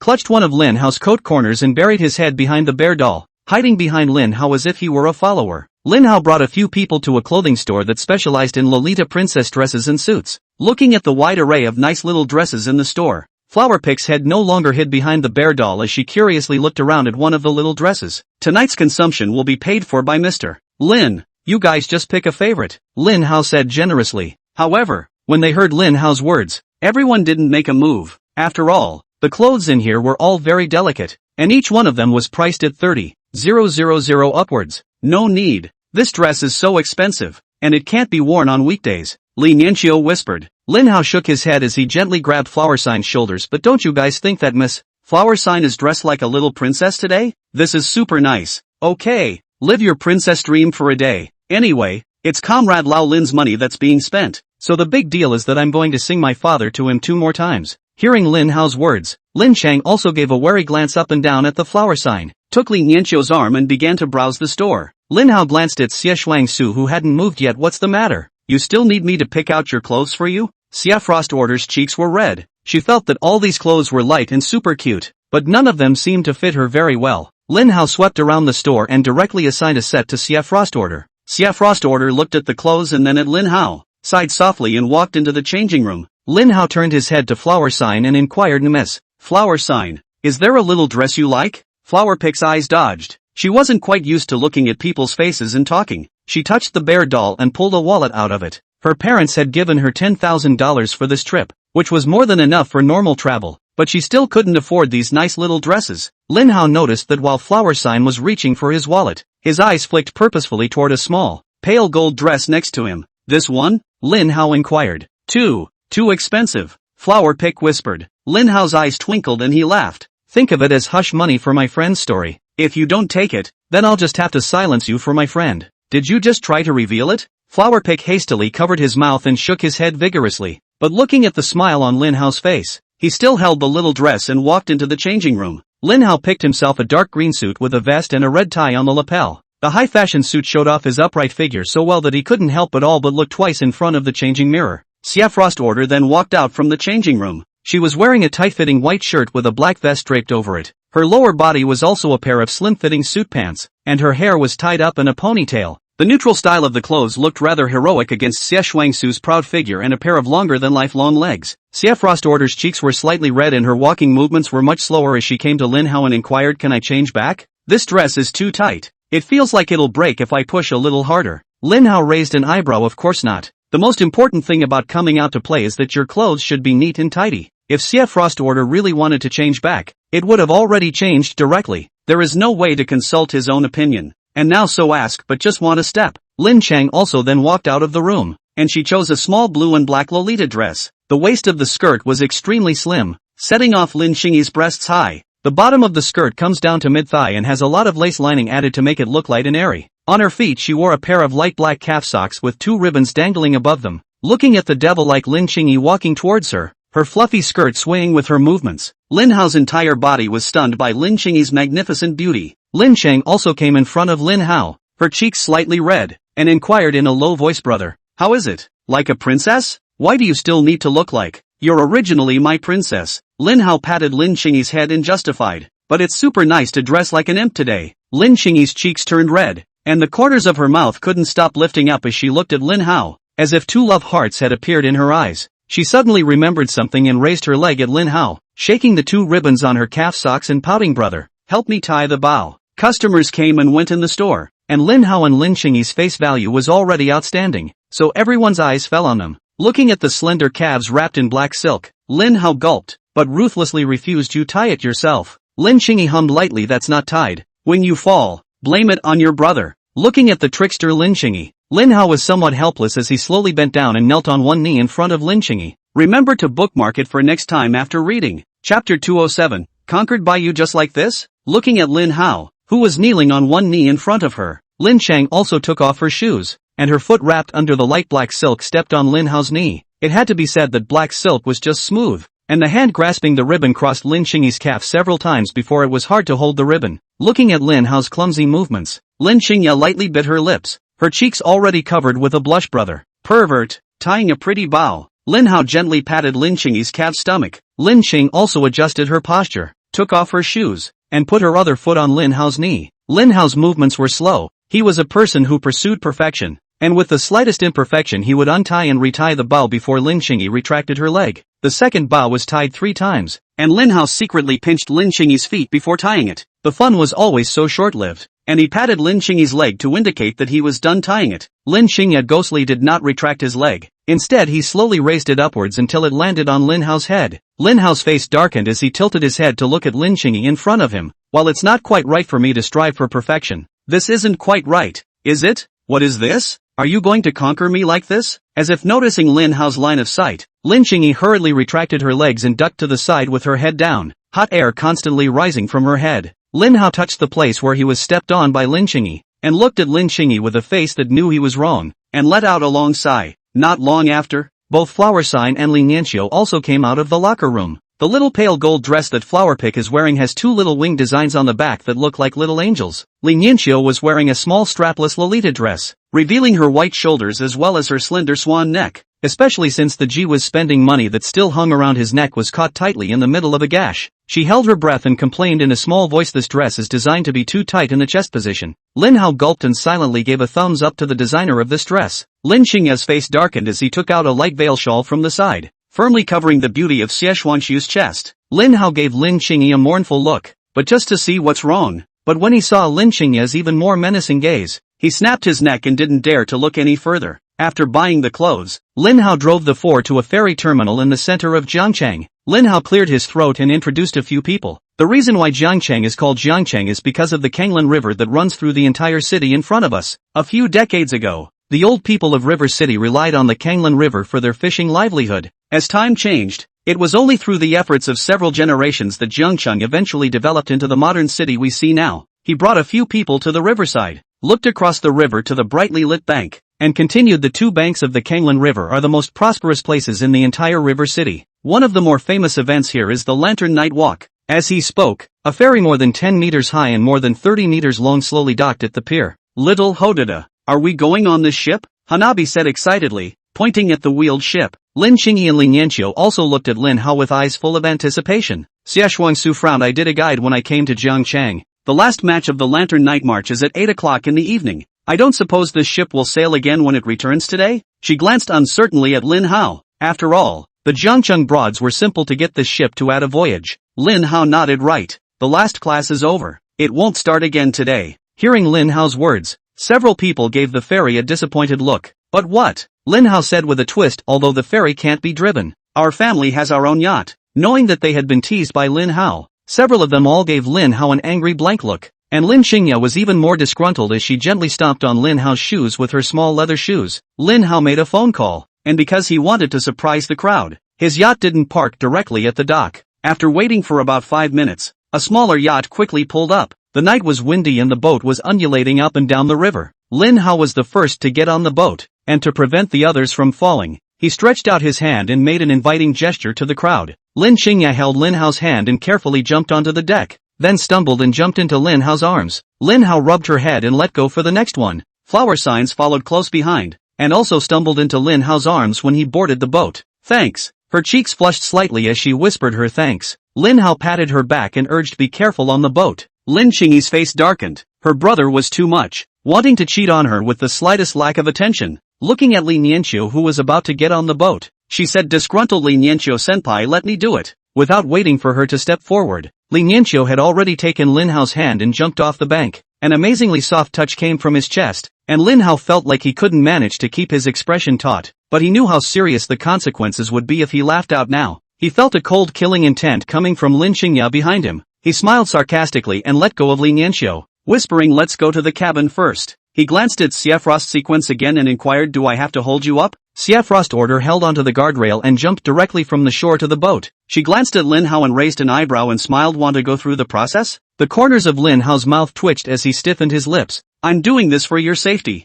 As Xie Shuangshu entered the cabin, Lin Chang also came up disgruntledly and hugged Lin Hao's waist, both her feet stepping on Lin Hao's feet. Lin Hao gently wrapped his arm around Lin Qingyi's waist and rubbed his head against it, reminding, "Qingyi, you seem to have stepped on my foot." Lin Qingyi snorted lightly. "This is my brother's punishment. Who made you want to take advantage of senior sister Nianxiu and flower sign? You're not afraid that I'll take advantage of you?" Lin Hao raised an eyebrow and said. Lin Qingyi blushed and tilted her head provocatively. "I don't believe that brother will take advantage of me. And it's normal for siblings to kiss and hug and lift each other up." Lin Hao thought for a moment, remembering Lin Qingyi's legs in black silk. He smiled evilly. "What if it's your feet I'm kissing?" Lin Qingyi blinked dully, her cheeks quickly turning red as she stumbled on the swaying deck and ran into the cabin, shouting "Brother, pervert," as she ran. Chapter 208, What does it mean? Looking at Lin Qingyi's flustered appearance, Lin Hao couldn't help but feel a pang of amusement. Let her not pay attention to the sense of boundaries between men and women. And what if she goes to college alone in the future? He followed behind Lin Qingyi and walked into the cabin. A good dinner had long been arranged in the cabin,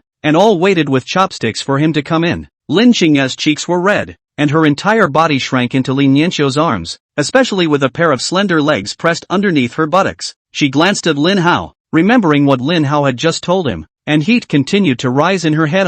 Big brother, big pervert. Xie Shuangshu glanced at Lin Qingyi in surprise, sighing that Lin Qingyi had finally realized Lin Hao's true nature. "Hey, that pervert, what did you just try to do to Qingyi?" she wondered. Lin Nianxiu hugged Lin Qingyi tightly and also looked at Lin Hao with a curious expression. "Me, the great and the good. She's my half-sister again. How could I possibly do anything beastly to her?" Lin Hao flatly denied. Lin Qing also lightly bit her lips and directly revealed, "Lin Hao brother just said he wanted to kiss my feet and legs." Hearing Lin Qingyi's words, a look of surprise instantly appeared on the faces of the people present. "Knowing that you're perverted, I didn't realize that you're actually this perverted." Xia Frost Order's brows were furrowed to a point. Lin Yanxiu didn't say anything and silently pressed her feet under her buttocks as well. Flower Pick bowed her head, her face flushed, and one hand wrapped around one of her slender legs, her palm over her foot. "Jokes, it's all jokes. Don't take it seriously, everyone," Lin Hao explained. He came in front of Lin Qingyi and Lin Yanxiu and reached out to pop one of them on the forehead. "And if it's true,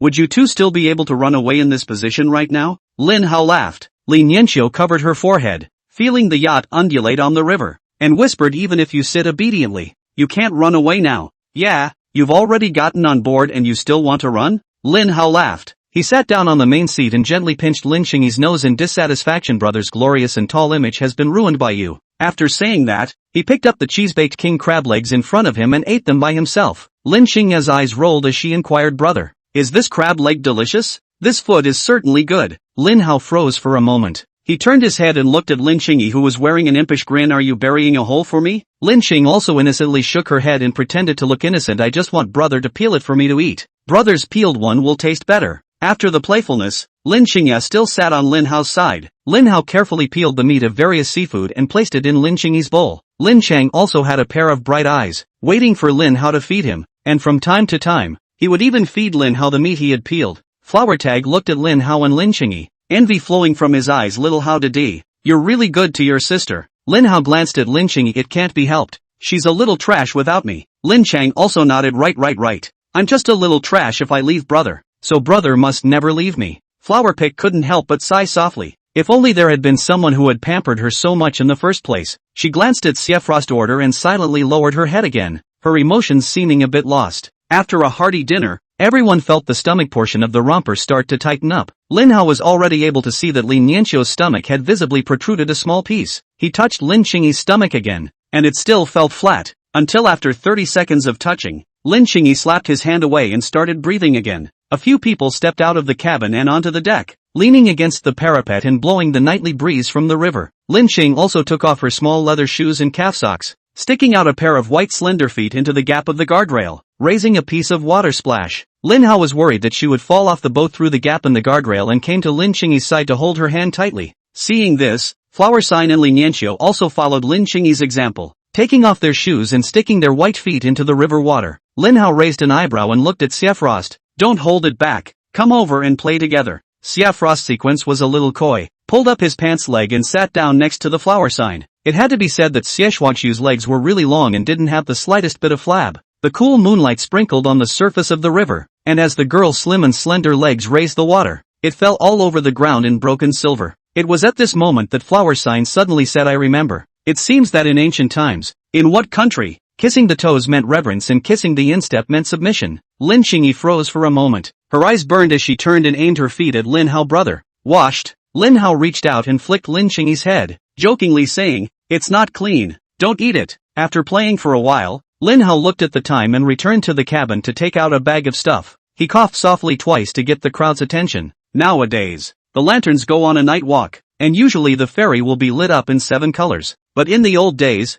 fishermen made lotus lanterns out of glutinous rice and other materials. It was used to pray to the gods in the river. Lin Hao took out one of the exquisite lotus lamps. These materials are all edible, but now the craft is about to be lost because it's not profitable. He took out one and handed it to a few people, who disbelievingly each pulled off a lotus petal and put it in their mouths and chewed on it. The texture was sticky and slightly sweet, but the flavor wasn't very good, and Lin Hao had tasted it curiously when he first got it. He looked at the time again and took out a few lit sandalwood incense and handed them to a few people. The lotus lamps were lit one by one and thrown inside the river, seemingly transforming into a river of orange stars on the surface of the river. Lin Hao came to Lin Xingyi's side and asked, what did you wish for in your prayers? Lin Xingyi's eyes were brightly illuminated by the lamplight and laughed, I want brother to kiss my feet. Lin Hao bristled and rubbed Lin Xingyi's head. Good boy. It won't work if you say it. Lin Xingyi hurriedly covered his mouth. Brother, you didn't hear anything just now. Several people sat on the deck. Lin Chang, also a pair of jade feet on Lin Hao's legs. We'll just change down the calf socks and small leather shoes handed to Lin Hao's hands, pouting. Brother, help me wear. Lin Hao looked at Lin Xingyi's expression with a bad smile on his face, remembered the wish Lin Xingyi had just made, and silently pulled out a mask from his pocket. Lin Xingyi's cheeks instantly began to blush and she grunted softly, retracting her feet and quickly putting on her calf socks and shoes. Brother,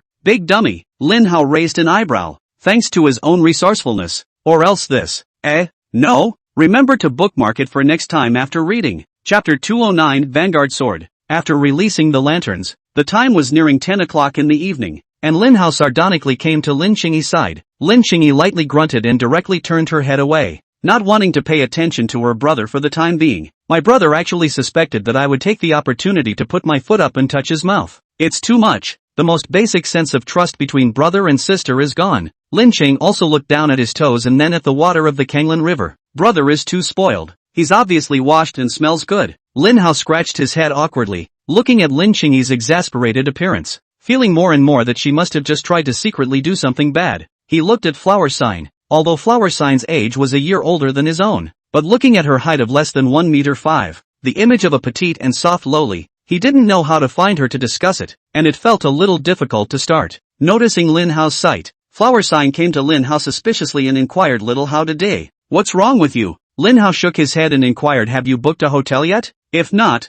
I'll make the arrangements then. Thanks, Stripes said. She looked at Lin Xingyi. Today, you're so kind to your sister. If only I had a brother like you in the first place. Lin Hao patted Flower Sign's head. How was your fun today? Did you like Jiang Chang? Walked out a little? It was a lot of fun, and my sister and the girls were lovely. Jiang Chang likes it too. It's just that I'm still a little scared if I'm left alone, Flower Sign said. Lin Hao pondered for a moment, glanced at Xie Frost Order, and inquired, did you and Xie Frost Order know each other before? Flower Sign nodded and sighed softly. I know her. She was my classmate in middle school. She tried to help me, though. Flower Sign glanced at Xie Frost's sequence and continued, at that time, she beat all those people into the hospital. None of her family showed up for the subsequent confrontation with the parents of those scumbags, either. I gave up holding those people accountable in order to reconcile them. Lin Hao glanced at Xie Frost Order and sighed lightly, not knowing why he suddenly felt some heartache, being blamed and abused by a group of parents who do not try to discipline their own children, but instead allow the whole society to tolerate their children, and not having anyone around to rely on, makes you feel helpless just thinking about it. Lin Hao pondered for a moment and inquired, do you know who Xie Frost Order's grandfather is?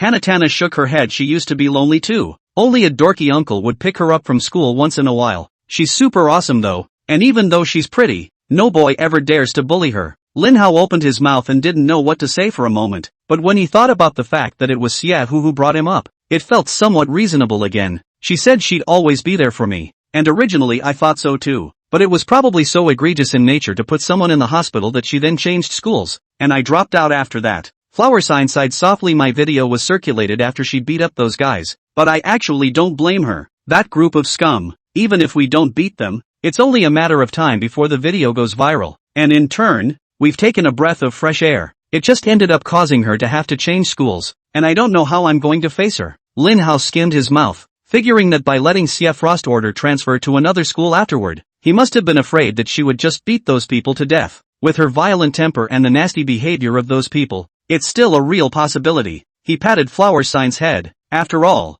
Flower Sign had helped him so much, and he intended to help Flower Sign and Xie Frost sequence ease their relationship. He glanced at the time and suddenly changed the topic. Flower Sign teacher, next I will grant you the sword that cuts through the long river of time, and I hope that you will come out from the shadows of the past as soon as possible. Flower Tag gave Lin Hao a puzzled look, not knowing what he was trying to convey. Lin Haoping raised his hand into a fist and said, "Do it with me." Hanatsuki followed Lin Hao's example and raised his fist as well. While this was going on, the time came to 10 o'clock at night, and the lights of a large number of buildings went out on the opposite side of the river from where they were facing, except for 2 or 3 buildings of more than 10 stories high that were lit up. The rest were only some low-rise residential houses still lit up. Under the reflection of the river, the towering buildings formed the hilt of the sword, and the low houses formed the body of the sword. As if a sword with 10,000 lights flashing appeared, Hua Tiao's eyes instantly lit up, looking at Lin Hao with a look of disbelief, and faint tears surfaced in his eyes. With some hesitation, she came forward, her slender fingers grasping the hem of Lin Hao's shirt, her head slowly leaning against Lin Hao's body, sobbing in a small voice. Lin Chang also came to the side of the two men when they were halfway through their conversation. She had just heard the story of the Flower Sign, and her mood was a little low. If her brother hadn't shown up in time, she could hardly imagine what she would have gone through after that. She looked to the petite Flower Sign and puffed up her mouth in dissatisfaction. "Brother is mine. I can only borrow you for a short while." She suddenly hugged Lin Hao's chest from behind, her head buried in Lin Hao's shoulder, and complained in a small voice, "Brother, big dummy." After 3 minutes had passed, Lin Hao gently patted Flower Sign's head and motioned for everyone to come over and sit on the deck. Lin Hao rubbed Lin Qingyi's head, took Lin Qingyi into his arms, and laughed softly, still quite protective of food. He glanced at the clock again. It's almost time for the last surprise of the night to begin. Shoo boom! On both sides of the river, a large number of colorful fireworks shot up into the sky, lighting up the silent night sky. "Wow! It's so pretty! Did you prepare this?" Li Nianqiu inquired. Lin Hao rubbed his nose and hummed with a proud face. Lin Chang also laid down on the deck and rested on Lin Hao's stomach. While looking at the side of Lin Hao's face with a glint in his eyes, he looked at the sparkling fireworks in the night sky, one side of her world and the other side of her world. After 2 minutes had passed, the fireworks burned out and the night sky returned to silence. Just as the crowd was about to get up, a sudden and even more violent sound of fireworks rising into the air rang out. Gorgeous fireworks exploded, and each branch after the explosion exploded another smaller colorful firework. "Wow, this firework looks good. How much did you pay for it?" "My family will buy one for the new year," Xie Frost Sequence inquired. Lin Hao pondered for a moment. "This one is like $3,000. There's one last one, so sit down and be patient through it." Just as the words were spoken, the last firework rose into the air and a loud explosion rang out. After the fireworks exploded, they kept giving birth to smaller fireworks that stretched into the distance, lighting up the entire night sky. It is estimated that half of the people in the huge river city can see this splendid fireworks. Xie Frost Sequence looked at Lin Hao with an excited face, pointing at the fireworks and inquiring, "How much does this cost?" Lin Hao thought for a moment. 10 wow. Remember to bookmark it for next time after reading. Chapter 210, Walk with me on the streets of Jiangcheng. After enjoying the lanterns, Hanataka also wanted to walk around the streets of Jiangcheng, wanted to check out the barbecue stand where that big city Koho first started recording videos in the first place. The time was approaching 11 o'clock. Lin Hao glanced at Li Nianqiu with some hesitation and inquired, "Should I send you back first?" Li Nianqiu shook her head with an excited expression. "I haven't played this late in a long time." Lin Hao laughed. "Don't get to the point where you can't learn over the 2-day weekend and Auntie Lu is going to blame me." "It won't. I will definitely study hard tomorrow," Li Nianqiu swore. She stole a glance at Lin Hao, remembering what he had said back then, that if she couldn't learn well, she would be tricked by him into going home and having 8 of them when the time came. She raised her head and glanced at the silent night sky, and for some reason she felt a little empty inside her as well, since they were going to a place where fish and dragons were mixed up. In order to avoid getting into trouble, several people changed back into their original loose clothes. Lin Hao also bought a white short tee for Flower Sign, which looked just like his neighbor's little sister when he wore it. After making preparations, a group of 5 headed to the original barbecue stand. The time came to 11 o'clock, and the street where the barbecue stall was located still had a huge flow of people. Looking at the massive crowd, Flower Sign clutched Lin Hao's coat in some fear. trying to burrow into his arms. Lin Xingyi moved one step faster and directly took the flower sign into his arms. She tilted her head to look at Lin Hao and then lowered her head to look at the flower sign. So this is how it felt when my brother used to hug himself. Arriving at the barbecue stand, the owner's business was getting better and better, and there were now a full 3 guys helping out inside the store. He also got a half-meter high stage in front of the door with an acoustic guitar and a microphone for some talented tourists to perform on stage. The store also had a large stereo that played songs sung by Lin Hao on a loop. Lin Hao and the others came closer, and the boss seemed to have a premonition, his gaze suddenly looking up from the skewers he was grilling in his hands. "Boss, business is pretty good?" Lin Hao laughed. The owner smiled nervously and nodded. "Pretty good." He looked at the 4 girls behind Lin Hao. Thinking of the last embarrassing experience, he didn't dare to say anything more, but just opened his mouth and said, "Pick what you want to eat. Today must be my treat." He called out to another fellow Wang, "Bring out the new table I bought last time." Lin Hao raised an eyebrow. He didn't think that the boss had actually reserved a new table just for him. No wonder the boss's business was able to do so well. "Alright, take whatever you want to eat yourself," Lin Hao said. Flowerpick glanced at the barbecue store owner and then at Lin Hao, feeling that Lin Hao was super powerful and could communicate so normally even with adults. Since a few people had just finished their seafood dinner and were now just a little bit greedy, each person took just a little bit. Before long, plates of barbecue were served. Lin Hao looked at the fried cashews, charcoal grilled cashews, grilled leeks, garlic oysters and high-pressure oysters in front of him and gave the other 4 a puzzled look. "Which one of you ordered this? With this set of mending, it's going to take 2 whole lives tonight." Lin Qing also blushed red and shook her head repeatedly. "It wasn't me. I didn't." Li Nianxiu lowered her head, a gush of steam rising from her head. "I don't have one either." Flower sign looked away and whispered that, "Ho da. I'll just find my own hotel when the time comes." Xia Frost order raised an eyebrow at Lin Hao and picked up a skewer of cashews to eat on her own. "It tastes good."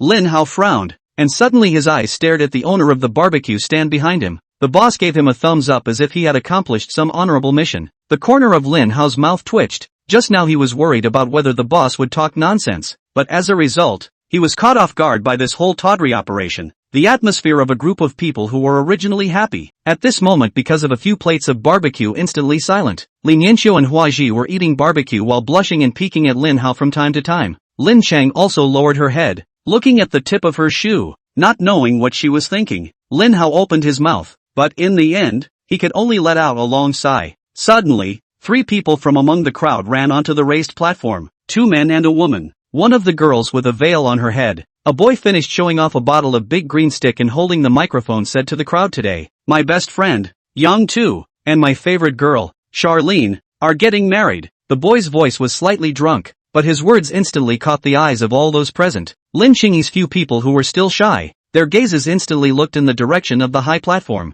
and even Lin Hao had an eating expression on his face. "I've been dating a girl for 7 years, and I've liked her for a full 7 years, but we didn't get together after all." Another boy stepped forward, hooked his shoulder and grabbed the microphone. His cheeks also looked red because of the alcohol on his head. "Shenmu, you only liked her for 7 years, but I liked her for 10 whole years." 2 boys grabbed the microphone and told stories about what had happened with the girl. They both started to like Charlene from high school, where Shenmu soon dated Charlene, while Yang Tu kept this crush buried in his heart. Until after graduation from university, Shenmu and Xiaolin, because of work, life, family factors lead to more and more contradictions, and ultimately helplessly chose to separate. After Yang Tu knew about this, he severely beat up Shenmu. After determining that Shenmu had given up, he launched his pursuit of Charlene, and finally today the 2 of them have cultivated a happy ending. "One of you is the girl I used to love the most, and one of you is my best friend. You must give her happiness, you must give her happiness." Shenmu's eyes were already red, and he reached out and casually wiped them. He clutched the microphone and hummed, "I used to love you, but I had to give up. Promises made. End of story.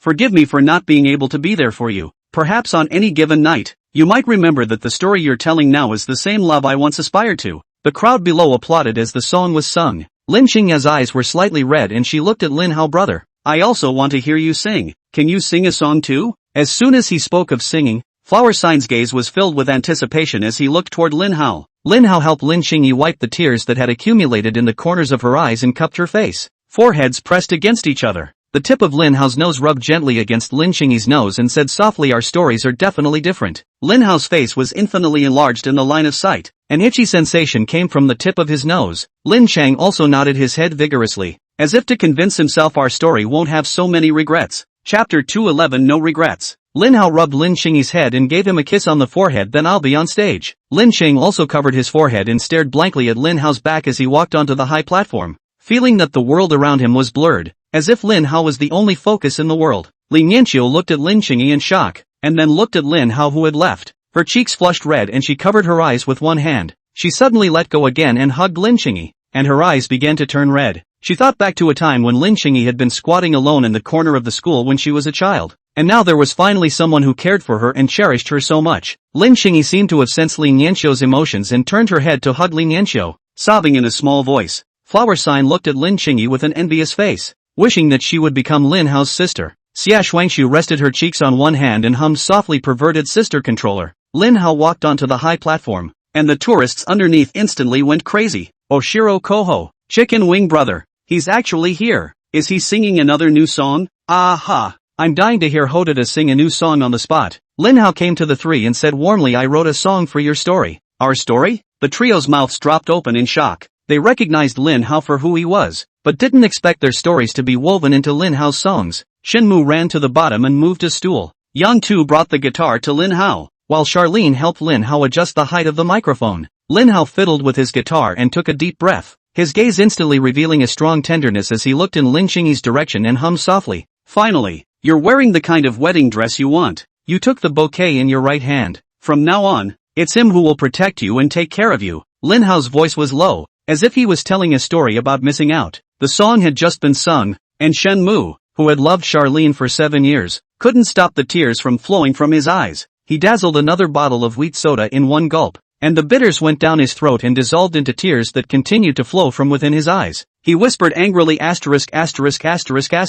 Today's wine is so damn hot in the throat. Boss, you stepped on a horse and poured chili water into the wine, didn't you? Yang Tu came next to Shen Mu and did not have the pride of a victor, but just gently patted Shen Mu's shoulder and took the wheat soda and touched it heavily with Shen Mu. If you've loved, you're not sorry. What's there to be sorry for? Mention, in the future, your name, and talk about me. To think that once we were together, we argued and laughed from the bottom of our hearts. There is more than one definition of love. As Lin Hao sang, his tears slid down the corners of his eyes, and his voice began to choke. Inside his mind, he had already conjured up the scene of himself holding her hand and handing her over to a strange man in the future when Lin Xingyi got married. He raised his head and looked at Lin Xingyi, who was snuggled in Li Nianqiu's arms. It was obviously something the two of them did regularly on a regular basis, and he suddenly felt a pang of inner soldiering. No regrets if you miss it, as long as it's a good answer. Don't look back. It's too hard to look back. You have to be brave. Lin Chang also had long been teary-eyed, but desperately kept her eyes open as she looked at Lin Hao,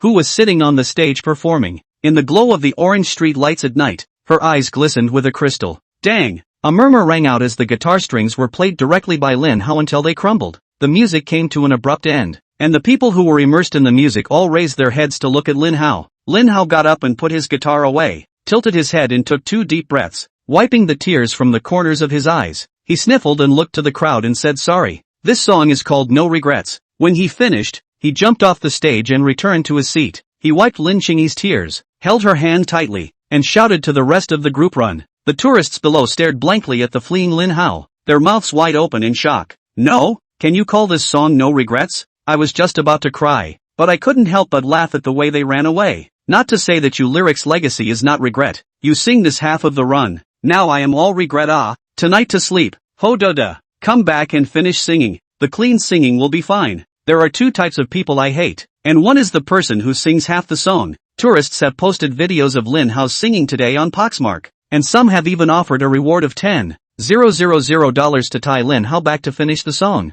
On the other side, Lin Xing also looked at the hand she was holding tightly with Lin Hao, her cheeks reddening. She knew that the string had been deliberately played off by her brother. My brother kept his eyes on himself as he sang. She guessed that her brother should have thought of the images from her wedding day and couldn't control his emotions. Although it was a bit of a shame not to finish the song, for her this regret backfired. The night was clear and cold, and 5 young men were running along the empty road, and I don't know who started it, but suddenly all of them began to laugh. Lin Hao ran for a while and stopped when he realized that there was no one around to catch up. Taking advantage of Lin Hao's efforts to calm his breathing, Lin Xing also stood on her tiptoes, wrapped her hands around Lin Hao's neck, and gave him a kiss on the cheek. Lin Hao seemed to have expected this, wrapping his arms around her slender waist and laughing. It's over. You can't get married like this. Lin Xingyi hummed softly and rubbed her head against Lin Hao's chest, whispering, if I do get married off, my brother will definitely cry then. Lin Hao rubbed Lin Xingyi's head, seemingly acquiescing to Lin Xingyi's point of view without saying another word. Flower Pick's little face was flushed, and she was a little out of breath after a little run because she had been housebound.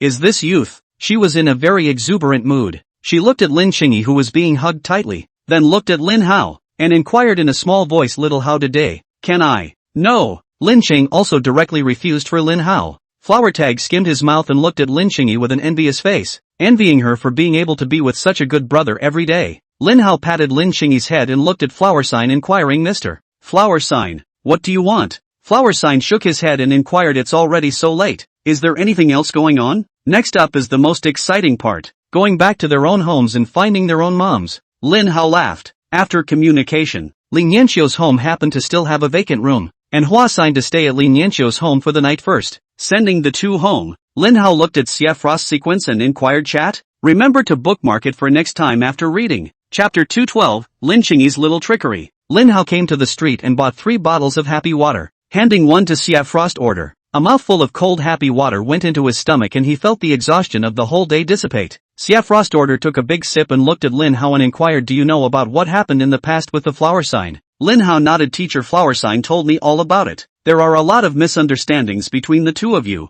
just like you have a lot of misunderstandings about me too. Xia Shuangsu looked at Lin Hao with a disgusted face. I have no misunderstanding about you. You're just a perverted sister controller. She took advantage of the cool night air and tilted her head back to take a big gulp of happy water. Some of the happy water ran down the corners of her mouth and onto her smooth white neck. I don't have any misunderstandings about her either. It's because of me that the surreptitious video of her got out there and subjected her to a lot of cyber violence, causing her to have to drop out of school. I shouldn't have put those guys in the hospital, forcing them to end up resorting to that kind of revenge. The flower signatures still had to be spared to keep me from being held accountable. All of this is my fault. Lin Hao glanced at Xie Frost. She was a bit emotional at the moment. Even her eyes were starting to redden slightly. Lin Hao looked at Lin Xingyi, reached out and gently patted Xie Shuangshu's head, smiling and said, since when is being righteous and helping a friend out a mistake? Not to mention the fact that the other party was at fault for this incident in the first place. Xie Frost slapped Lin Hao's hand away and said in dissatisfaction, but in the end, I still let Flower Sign bear the consequences of my impulsiveness for me. Lin Hao snorted. Your only mistake was not beating those guys until they were half paralyzed, so that they could only lie in bed for the rest of their lives, unable to even say a word. That way the video won't get out. And the rest of the day, just take your time finding the video file. If they cooperate, their mom and dad take time out to take care of them. And if they don't, their mom and dad take care of them full-time. There's no need to throw the garbage you create inside the community to disgust others. Xia Shuangshu blinked in bewilderment. She didn't expect the always gentle Lin Hao's thoughts to be so brutal. She looked Lin Hao up and down, frowned, and said in a cold voice, I don't like to joke about this matter. Lin Hao laughed and shook his head. There was nothing he could do about Xie Frost's disbelief. After all, before an honest man gets angry, no one knows how far he can go. The homeroom teacher who bullied Lin Xingyi in the beginning,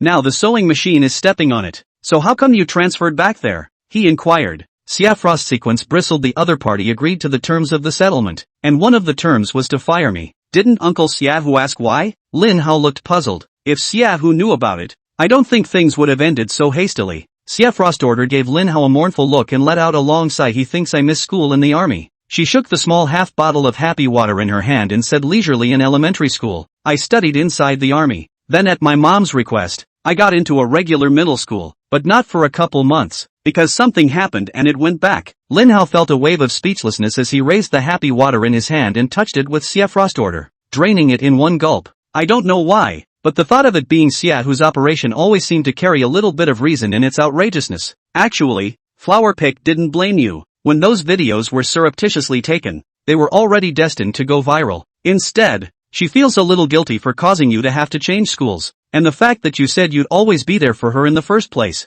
Hearing Lin Hao's words, Xie Frost rubbed her hair, feeling a little annoyed. She looked at Lin Hao and pleaded, can you help me explain things to her? Lin Hao shook his head. Didn't I tell you already? Do your own thing. Starting today you're going to go to the bathroom by yourself and don't think about asking me to wipe your ass. Xie Frost glanced at Lin Hao and frowned in displeasure. Can you change the problem of not moving your mouth? She sighed softly and shook her head. Never mind. What time are you picking her up tomorrow? Let's do it at 10. Just sleep until you wake up naturally, Lin Hao said. Xie Frost turned around, waved at the two men, put his helmet and gloves back on, and quickly disappeared from sight. Lin Hao glanced at Lin Xingyi, who was still taking small sips of happy water under the streetlight, and walked over to gently pat her on the shoulder. "Yo, pretty girl, still alone this late?" Lin Xing also raised her head and looked at Lin Hao, who had a bad smile on his face, and laughed. "Yes, so is brother going to take me home to sleep?" It was at this moment that a passerby walked out from behind her and looked at Lin Xingyi with a shocked expression. Especially when he saw how beautiful Lin Xingyi was, his mouth opened wide and he directly hit the street light pole.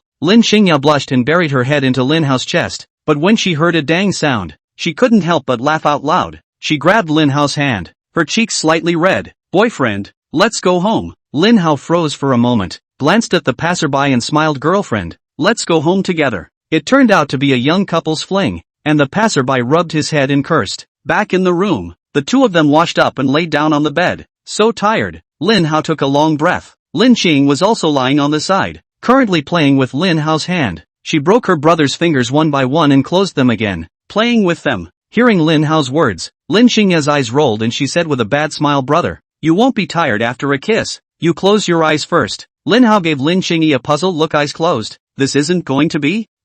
This must be Lin Xingyi's trick. Why don't I just take the trick? I remember when it was all over the internet that as long as you don't stick your tongue out, there's no problem. Brother, hurry up and close it. Don't peek." Lin Xingya shook Lin Hao's arm. "Otherwise I'll be shy." Lin Hao swallowed his saliva and clenched his teeth. As the saying goes, if I don't go to hell, who will go to hell? In order to puncture Lin Xingyi's scheming, he decisively closed his eyes. This was followed by a rustling sound in his ears. He opened his eyes a tiny slit in curiosity, only to see that Lin Xingya was sitting not far from the bed, her hands propped up on the bed, her head turned away, and a slender white foot was stretching towards her lips. Lin Hao's face darkened as he suddenly grabbed the foot that kept coming up and gently pinched it. "Yeah!" Lin Xingyi's cheeks flushed red as she tried to retract her foot, but Lin Hao held it tightly. She bit her lip lightly and said angrily, "Brother peeking. Big bad egg." Chapter 213, that's it? The next morning, Lin Hao yawned and walked into the washroom. Lin Xing also glanced at Lin Hao and harumphed lightly as she looked away. Lin Hao stepped forward and rubbed her head. "Comrade Xing Yi,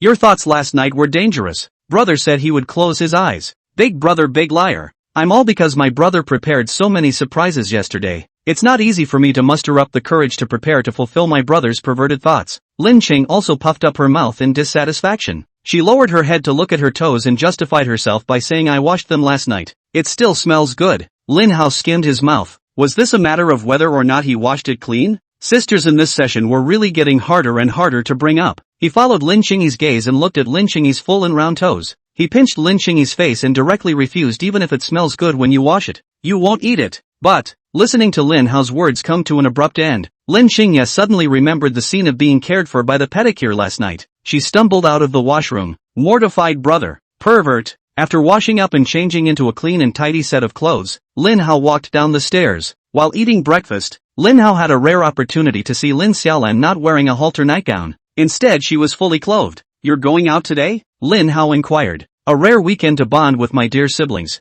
"Of course. Just now Qing Yi all told me that we're going to the amusement park today," Lin Xiaolan said. Lin Hao blinked. "How did you mix yourself in so naturally?" "How? It's been a long time since my sister has been to an amusement park. It's a rare weekend and you guys are leaving me alone at home. My sister will die of boredom," Lin Xiaolan said aggressively. As she spoke, she also gently poked Lin Xingyi's waist. Lin Xing also received the signal and agreed. "Brother, take fourth sister along." Lin Hao reached out and pressed the brim of the fisherman's hat on Lin Xingyi's head. "Next time, hide the gift that bribed you before you speak." He sat next to Lin Xingyi and squeezed Lin Xingyi's hand dull. He looked again at Lin Xiaolan, who had an expectant look on her face, and nodded helplessly. A group of 3 people drove to Lin Yanqiu's home. Xiefrost Sequence had arrived here a long time ago, leaning against her heavy metal-feeling motorcycle. Lin Hao came in front of Xiefrost Sequence and said, "We're going to the amusement park today, so when we get to the Ferris wheel, we'll give you a chance to spend time with Flower Sign alone." Xiefrost Sequence glanced at Lin Hao. She had also pondered for half a day last night on how to apologize to Flower Sign. She nodded and whispered thank you. Lin Xiaolan looked at Xiefrost Order, feeling somewhat familiar. Inquired, "Are you Grandpa Xia's granddaughter?" "She's my 4th sister." Lin Xiaolan. Lin Hao interjected. Xiefrost Sequence raised a gentle smile on her face. "Hello sister. I'm Xiefrost Sequence." Xiefrost Order was wearing a tight undershirt today, with a black jacket draped over it, a pair of slim jeans underneath, and a pair of marten boots underneath her feet, looking very clean and sharp. Lin Xiaolan tilted her head to look at Xie Shuangsu and exclaimed, "So handsome." She looked at Lin Hao again, dressed like an elementary school student on a field trip. She patted Lin Hao's shoulder and sighed, let me be fair. It's not right between you two. How? You don't deserve her. Ha? Lin Hao's mouth opened wide in confusion. He had almost forgotten that Grandpa Xia was trying to put him and Xia Frost Order together as a pair. Xia Fenxiu blushed slightly, but still raised an eyebrow at Lin Hao. See, I told you that you don't deserve me. Lin Cheng also nodded. Brother is a perverted sister controller, and is not suitable for Frost sequence. Lin Hao reached out and pressed Lin Xiaolan's fisherman's hat in one fell swoop. When the time comes, you'll figure out how to get to the amusement park on your own, and you'll pay for the tickets yourself. Lin Xiaolan slapped Lin Hao's hand away in dissatisfaction. Do you think you can threaten me with this? But then again, actually, Xiao Hao is also very good. Although his height is a little bit worse than Frost sequence, character is also much worse. As for his face, Frost Order is also slightly better. But those flaws aside, you're simply perfect. Lin Xiaolan, tell me, aside from that, what's left? Lin Hao sneered. Of course it's because you have a sister like me who's an invincibly beautiful girl in the universe. This is a plus. Lin Xiaolan hid behind Lin Qingyi and said with a proud face. She glanced at Lin Qingyi and added yes. And such a cosmically invincible and adorable sister. Lin Cheng also raised her chest and blocked in front of Lin Xiaolan, also with a proud face. Brother, this is a major plus. Xia Frost Order to laugh. Joked, know it, you are a demerit. Looking at the three women in front of him, Lin Hao opened his mouth, not knowing what to say. Not long after, Flower Sign and Li Nianqiu also came down from upstairs. Flower Signs was wearing a loose white t-shirt and a pair of tan shorts today, revealing a small expanse of thin legs. The clothes of the Flower Sign were Li Nianqiu's clothes from a few years ago, and they were still a little big for her to wear, looking as if they were small children stealing their mother's clothes. Lin Xiaolan looked at the soft and cute flower sticker, quickly came forward and inquired, little sister, how old are you? A flash of panic appeared on Hua Tiao's face, and she hurriedly hid behind Lin Hao, grabbing the hem of Lin Hao's clothes and timidly peeking at Lin Xiaolan. Lin Hao gently patted Flower Sign's shoulder. She's my sister Lin Xiaolan. Flower Sign nodded and whispered, hello sister. Listening to the Flower Sign's soft voice, Lin Xiaolan felt her heart melting. Cute. Want to keep. She glanced around at all of them and inquired, how? Is this all of them?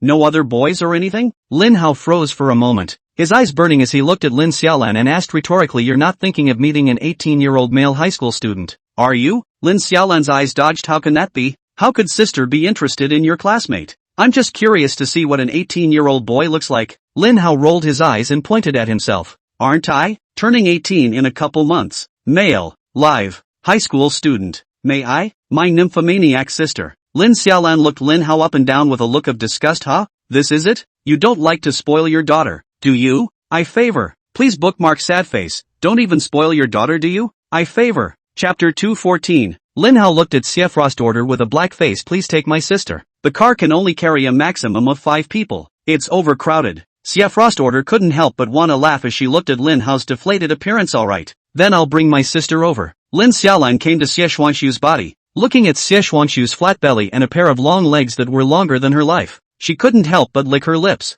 Thank heaven for that, she could not help but exclaim. The two of them got on the motorcycle together, and Xia Fenxiu reminded sister, you must hold on to me tightly when riding, otherwise it will be dangerous. Without waiting for her to finish, Lin Xiaolan had already hugged one salty pig hand on Xia Frost Order's stomach. She looked at Lin Hao and said in shock, Xiao Hao, Frost Order has a waistline and it feels super good. Xia Frost Order blushed slightly. Sister, you'd better put your hand on the gas tank. Lin Xiaolan shook her head and commiserated. No, I'll fall. Don't worry, I'll just rub it on the outside of my shirt. I won't stick it in. As she spoke, she reached out and gently squeezed Xia Frost Order's leg. Without waiting for Lin Xiaolan to continue sharing her thoughts on getting started, looking at Xia Frost Order's reddened face, Lin Hao kicked the gas and hurriedly left this place of wrongdoing. Xia Frost Sequence lightly bit her lips and reminded sister, don't move around when driving in a while, or it will be dangerous. After saying that, she started her motorcycle and chased after Lin Hao's vehicle. Being loaded and in the middle of the city, she didn't dare speed up. Lin Xiaolan was a bit bored sitting in the backseat and inquired, can I touch your waistline again?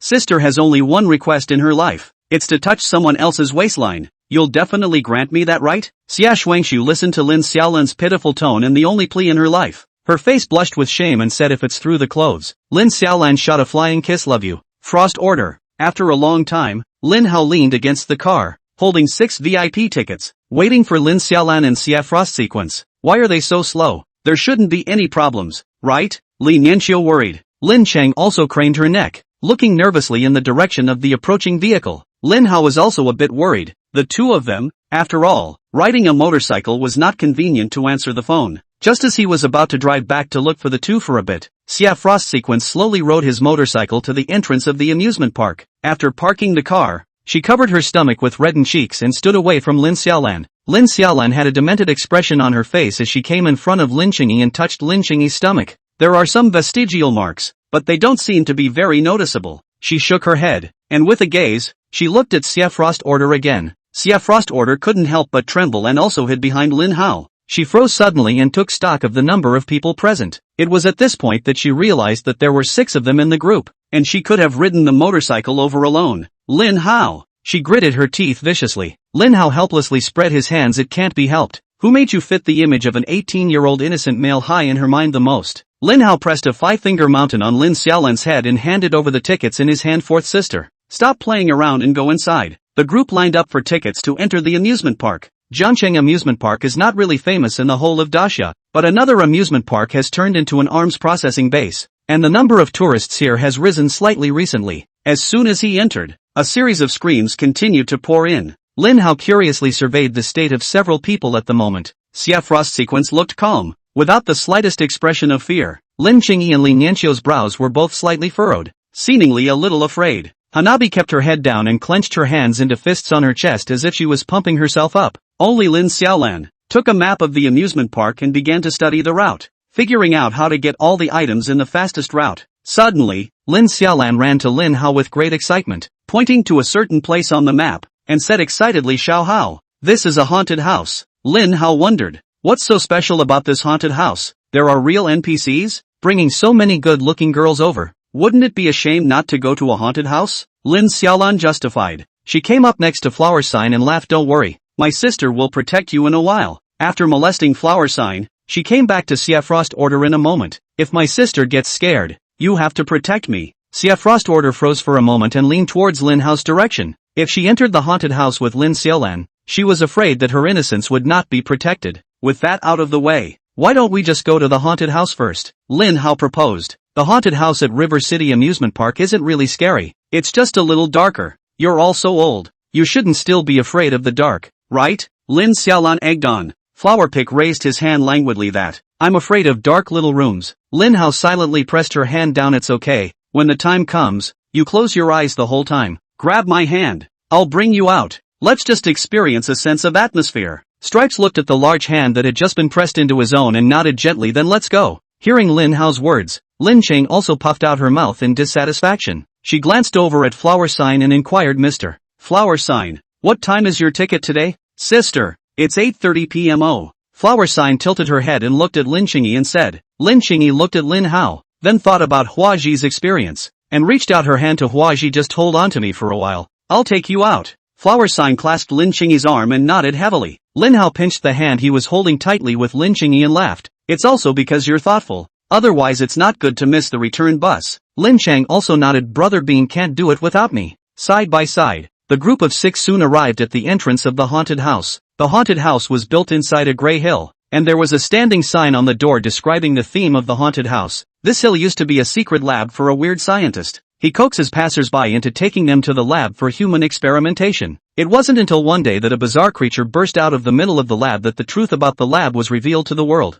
Looking at the introduction of the haunted house, a hesitant look spread across the faces of several people. Lin Hao also frowned. He didn't really like that kind of gory-themed type of haunted house. It was at this moment that a young couple walked out of the exit of the haunted house. The girl went limp, her whole body pressed against the boys. Lin Hao swept a glance at the 5 girls around him and coughed softly. Come all the way, right? You don't like to spoil your daughter, do you? I favor. Please bookmark sad face. Don't even spoil your daughter, do you? I favor. Chapter 215, Guilt? Lin Hao's intentions were too obvious, and a look of contempt appeared on several people's faces. Lin Xiaolan glanced at Lin Qingyi, took Lin Hao's arm, and helplessly said, It seems that they are all afraid to go in, so it would be good for my sister to accompany you in. Don't you take the opportunity to go into your sister's arms in fear when the time comes. Lin Qing also skimmed his lips and interjected. Who said I wouldn't dare? I'll accompany my brother too. Lin Nianqiu looked at Lin Hao and then at Lin Qingyi. Then I'll accompany you inside as well. Ho-oh-da-da. I'll go in with you too, Hanabi said. As she spoke, she closed her eyes and extended her hand to Lin Hao. Lin Chang also jumped ahead of Lin Hao and held Huaji's hand, and also took Lin Hao's arm. Xia Frost Order didn't say anything, but just followed behind a few people, showing her attitude. Lin Hao scratched his head, puzzled. Are you guys targeting me? Lin Cheng also hummed lightly. Right. Brother's mind is too obvious. She looked at Li Nianqiu and urged Nianqiu's senior sister. Quickly stand on my side. Just hold on to me when the time comes. Lin Hao skimmed his mouth and looked at the three Lin Qingyi who were hugging into a ball, and then at Lin Xiaolan and Xia Frost Order who wouldn't be scared at all, and felt that it would be better if he didn't go to this haunted house. The group arrived at the entrance to the haunted house and waited until the last wave of people came out of the haunted house. Then it was their turn to enter the haunted house. Lin Hao swept a glance, and there was a different standing sign at the entrance. With the help of a horrific haunted house, the offspring of a weird scientist drags visitors who enter it to try their guts into horrific human experiments. The fellow travelers excitedly enjoyed the mournful cries of their companions. Looking at this standing sign, Lin Hao felt the hairs on his sweat stand up. The staff checked the monitor and looked at Lin Hao and said, it's almost your turn. When entering the haunted house, please do not turn on your cell phone and please do not assault the staff. The less daring visitors can wear safety rings, $20 each, so that the NPCs will not scare you. Do you need one? Stripes silently lowered his head, rummaged through his bag, and pulled out $100 bill. Confiscate. Lin Hao snatched the money and shoved it back into Flower Sign's bag. Comrade Flower Sign, you're just doubting our guts. Hua Ji nodded, tightly closed her eyes, and tightly hugged Lin Qingyi's arm. Lin Qing also forced herself to be calm and took Lin Hao's arm. Li Nianqiu looked and saw that there was no longer a place beside Lin Qingyi, so she slightly reddened her cheeks and stood on the other side of Lin Hao. Seeing this, Lin Qing also disgruntledly stepped on Lin Hao gently. Brother, pervert. With the softness coming from his arm, Lin Hao couldn't help but raise an eyebrow. Sure enough, the haunted house was a good place for a date. Finally, the last pair of visitors to the experience walked out of the haunted house. You can go in now, the staff member said, pushing open the heavy door. The lights inside the haunted house were dim, and from time to time there was an electric current zipping sound.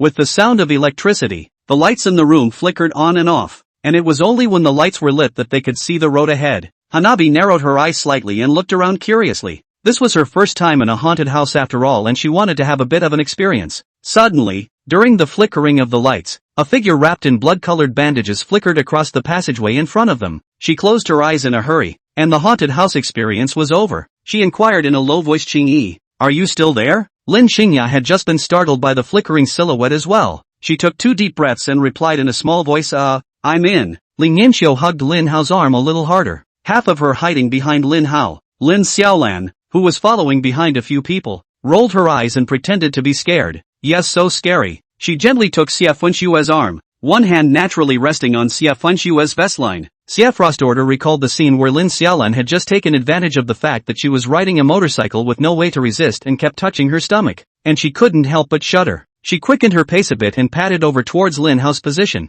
In her opinion, Lin Xiaolan could be much scarier than a haunted house. As we continued to enter the haunted house, a dark prison began to appear on both sides of the road. There were also dissected mannequins made of plaster in the prison cell, with all kinds of organs and guts spilled and strewn all over the place, and the music in the background changed from the sound of electric current to the mournful cries of a woman. Lin Qingya had already let go of Lin Hao's arm and tightly hugged Lin Hao's waist, her voice trembling. Brother, I'm scared. Lin Hao gently rubbed Lin Qingyi's head. Looking at the way Lin Qingyi's eyelashes were starting to flutter, he felt a twinge of guilt. Li Nianqiu closed her eyes tightly, and her entire body was almost pressed against his. Flower Sign seemed to sense Lin Qingyi's unreliability, and fumblingly, he also grabbed Lin Hao's hand that was encircling Lin Qingyi's waist, and put that hand hard over his own shoulder. Lin Hao had one hand on Li Nianqiu's waist, while the other hand wrapped around Lin Qingyi and the Flower Sign. Guilt? What's guilt? A haunted house is just for fun. Gradually, the haunted house went to the second half. Inside a prison cell, a female NPC mournfully shouted to the crowd, can you guys do me a favor? Can you help me with my intestines and stomach? Hearing the NPC's voice, Lin Qingyi's trio shrunk a little tighter out of fear. Lin Hao glanced at the NPC and didn't pay any attention to it, still leading the 3 of them towards the exit to escape. Why don't you guys help me? The woman suddenly shouted. She dragged her intestines and stomach towards a few people in pursuit. The sound of banging running came from the back, and Lin Qingyi shouted out in unison even though their eyes were closed. I see the exit. Lin Hao suddenly shouted. Lin Qingyi and Xie Shuangxue opened their eyes and looked at the point of light that lit up in front of them. The 2 of them grabbed in Lin Hao's direction and happened to grip each other's hands, escaping the haunted house in a puff of smoke. Lin Hao stared at the scene in front of him in a daze. Was this what it was like to fly apart in great distress? Without waiting for him to catch his breath, Lin Xiaolan's scream came from behind him. Ah ha ha! How? Frost Order run! Lin Xiaolan wasn't afraid of those props, only these real-life NPCs. She squeezed her eyes shut, her head rushing down as she desperately fled toward the doorway of the haunted house. When he staggered past, Lin Hao was shocked to find that Lin Xiaolan was not pulling on Xie Xuanxua's hand, but the female NPC's hand. Fourth sister, spread your hands, Lin Hao shouted. Before the words were finished, Lin Xiaolan had already rushed out of the haunted house with the female NPC. Lin Hao looked back at Xie Frost Order and smiled awkwardly. Look at my fourth sister. She doesn't give up on you even when she's being chased by a ghost. Awesome, isn't it? Remember to bookmark it for next time after reading. Chapter 216, I know who you like. Lin Hao patted the head of Hua Ji who was clinging to him. Teacher Hua Ji, there's no need to be afraid. Second senior brother has already caught the demon away. As soon as the words were out of his mouth, there was a mournful scream from the exit. Lin Hao dragged the flower sign and hurriedly ran towards the exit, only to see the two of them, Lin Qingyi and Li Nianxiu, hugging each other tightly and sitting paralyzed on the ground. Lin Xiaolan flushed red and kept bowing and apologizing to the female NPC who pulled out the haunted house. When she saw Lin Hao come out, she glared viciously at him, as if the female NPC's hand was the one he had shoved into his own. Lin Hao turned his head and glared viciously at Xie Frost Order, blaming her for not holding Lin Xiaolan's hand. The female NPC had long been used to this, and it was another good-looking girl who was holding her hand, so she waved her hand and returned to the haunted house to continue her work. Lin Hao came in front of Li Nianxiu and Lin Qingyi. He gently poked Lin Qingyi's forehead. I didn't expect that. I'm usually so good to you, but you actually abandoned me at the crucial time. Lin Qing also had some tears in her eyes, and said in an aggravated manner, Brother, hold me. I can't stand up. Lin Hao shook his head helplessly and held Lin Qingyi's shoulders to help her up. He glanced at Li Nianxiu again, whose cheeks were slightly flushed, lightly biting her lips as she looked away. Gotta be another master who can't stand up. Lin Hao helplessly wrapped his arms around Li Nianxiu's waist and helped her up as well. Walking out of the haunted house, Lin Hao assisted the two to a seat under the shade of a tree so that they could rest for a while. Lin Qing also looked at Lin Hao in exasperation, and when Lin Hao's gaze came over, she let out a soft grunt and turned her head away. Angry, don't say anything, let brother guess. Flower Pick tilted his head at the haunted house in front of him and snapped a picture as a souvenir. She glanced proudly at Lin Qingyi, looking at her in fear and feeling like she really was already an older sister. She gently hugged Lin Qingyi's arm and touched her head. Not afraid anymore. Lin Xiaolan came to Lin Hao with a sad face. Am I still your favorite sister or not? No, Lin Hao said with a straight face. Hearing Lin Hao's words so decisively, Lin Xiaolan opened her mouth, and for a moment, she was actually somewhat speechless.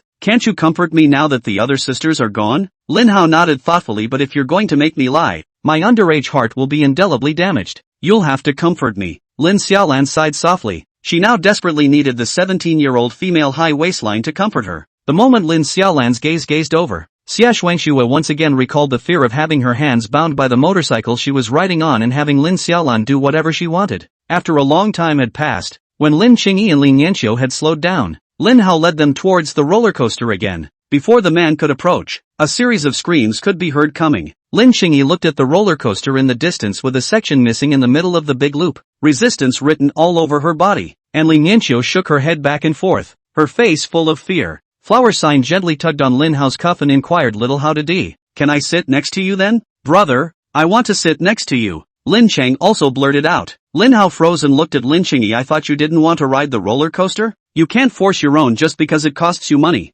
It's called sunk costs, not being involved in major decisions. Lin Qing also shook her head. I just thought that it's a rare trip to an amusement park, so I should have a good experience. Lin Hao nodded and looked at the Flower Sign with an apologetic expression. Flower Sign looked at Lin Qingyi and gently nodded. Now that she's a sister herself, she can't steal from her sister. It's fine. I'll just sit next to you when the time comes. Lin Xiaolan interjected. Looking at Lin Xiaolan, who had a demented look on his face, Flower Sign felt as if he was being targeted by the big bad wolf. I'll accompany her when the time comes. Xie Frost Order stepped forward and said. Seeing that several people had made a decision, Li Nianxiu looked at Lin Qingyi with a mournful expression. Obviously, she could have not had to experience such an exciting program, but now she was left alone, and she did not want to be left alone, so she could only silently follow the crowd. A few people didn't have to wait in line for a particularly long time because they bought VIP tickets. While standing in line, looking at the screaming crowd in front of them, Lin Hao and Lin Xiaolan were still laughing and flirting, while Lin Qingyi's three faces had all surfaced as if they were on the verge of an attack. Xie Frost Sequence followed behind Flower Sign with a calm demeanor, contemplating how to apologize to Flower Sign afterwards. The moment he got on the roller coaster and the safety pressure bar snapped down, Lin Hao's heart instantly tensed. Looking at the resolute Lin Qingyi beside him, He tightly held Lin Xingyi's hand. With a thump, thump, thump sound, the roller coaster slowly rises. The scariest part of a roller coaster is not the descent, but the slow ascent, knowing it will fall, but not knowing when it will start. And each thump amplifies that fear. Lin Hao took a deep breath and said comfortingly, I heard that the name people call out in times of fear is the name of their favorite person. Brother, you stop talking. Lin Xingyi's heart was already about to be unable to bear it. Despite what she said, she decided that she would call out her brother's name in a moment. With a scream, the roller coaster began to fall and Lin Hao closed his eyes out of fear, but thinking that it was at least his sister on the side, he forced himself not to scream out in order to keep up appearances. After a century, the roller coaster finally stopped. Lin Hao also stumbled a bit as he walked off the roller coaster. He pounded his leg hard and looked towards Lin Xingyi, who was still sitting on the roller coaster with a bloodless face. He first carried Lin Xingyi off the roller coaster and looked at Li Nianqiu again. Li Nianqiu's condition wasn't much better, and he helped Li Nianqiu out of the car again. As if they were difficult sisters, the two of them directly hugged each other tightly, both looking viciously at Lin Hao.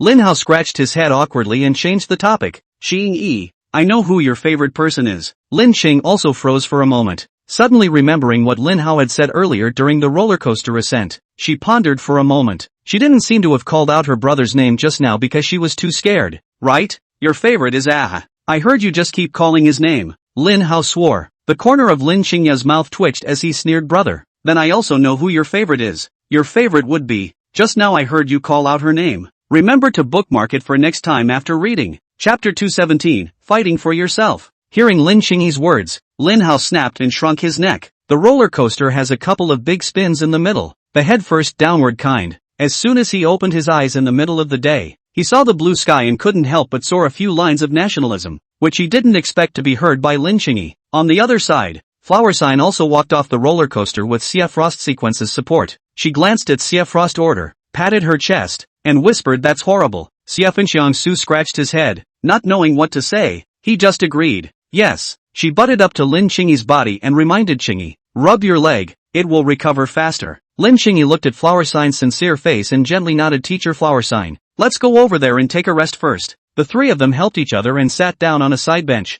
After resting for a while, a few people went to play the jumper, pirate ship, rapids, bumper cars and other projects. Especially when he got into the bumper cars, Lin Hao realized just how much the group in front of him hated him. He was surrounded by 5 men the entire time and couldn't move at all with his car surrounded in the center. After getting out of the car, he gave them one by one a headbutt. Even Xia Frost Sequence was not spared. However, this was the first time today that Lin Hao had seen joy, not fear, on the faces of the little goonish trio of Lin Xingyi, Li Nianqiu, and Hua Ji. Lin Hao had no choice but to take them to the parent-child pavilion again, and looking at the rides that were like rocking cars, the little goon trio felt as if they had returned home, their faces full of relaxation and coziness. Brother, I want to play that roller coaster. Lin Xingyi pulled on Lin Hao's arm. It was a parent-child interactive version of a kiddie coaster with a bike on the side, and you needed to ride the coaster up a small hill about a meter high by riding it. Alright, I'll ride. You sit tight, Lin Hao said. The moment the roller coaster came down from the slope, Lin Hao heard Lin Xingyi's clear laughter and felt that the exhaustion he had just felt from riding the bike had instantly dissipated. Lin Xing also got off the roller coaster.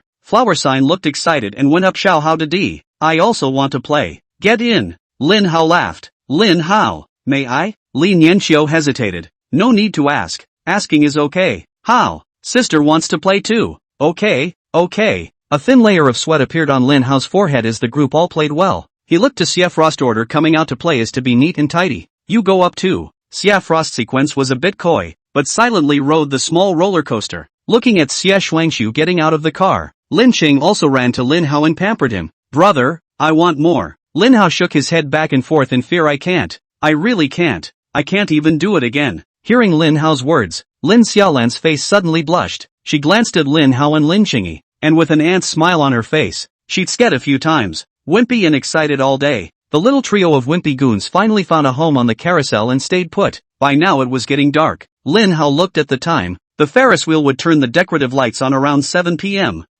It was almost time to go over and line up. He looked at the crowd and said, last program of the day. Let's go on the Ferris wheel. Several people followed the direction of Lin Hao's finger to look at the Ferris wheel located high above, and a look of anticipation spread across their gazes. On the way to the Ferris wheel, Lin Xiaolan said, the Ferris wheel here can only seat 4 people at a time. There are 6 of us. We'll have to split into 2 sightseeing cabins. As soon as it was said that they were divided into 2 sightseeing cabins, Xia Frost Order glanced at Lin Hao and then at the flower sign, and her mood couldn't help but tense up. Lin Xiaolan pondered for a moment and took Xie Xuanxu's arm sister sacrifice. Don't bother you guys. Lin Hao's 5 fingers directly pressed on Lin Xiaolan's head in a moment. Frost sequence and flower sign a sightseeing cabin, and the 4 of us a sightseeing cabin. Lin Hao looked toward flower sign and inquired, Mr. Flower sign, is that okay? Flower sign raised his head to look at Lin Hao, then at Xia Frost sequence, and gently nodded. The Ferris wheel of Jiangcheng Amusement Park has a diameter of 100 meters, and the site is still on a hill, so when the Ferris wheel slowly rises to the highest point, it can take in the whole amusement park as well as the scenery of the surrounding city. Lin Hao glanced at the 2 of them,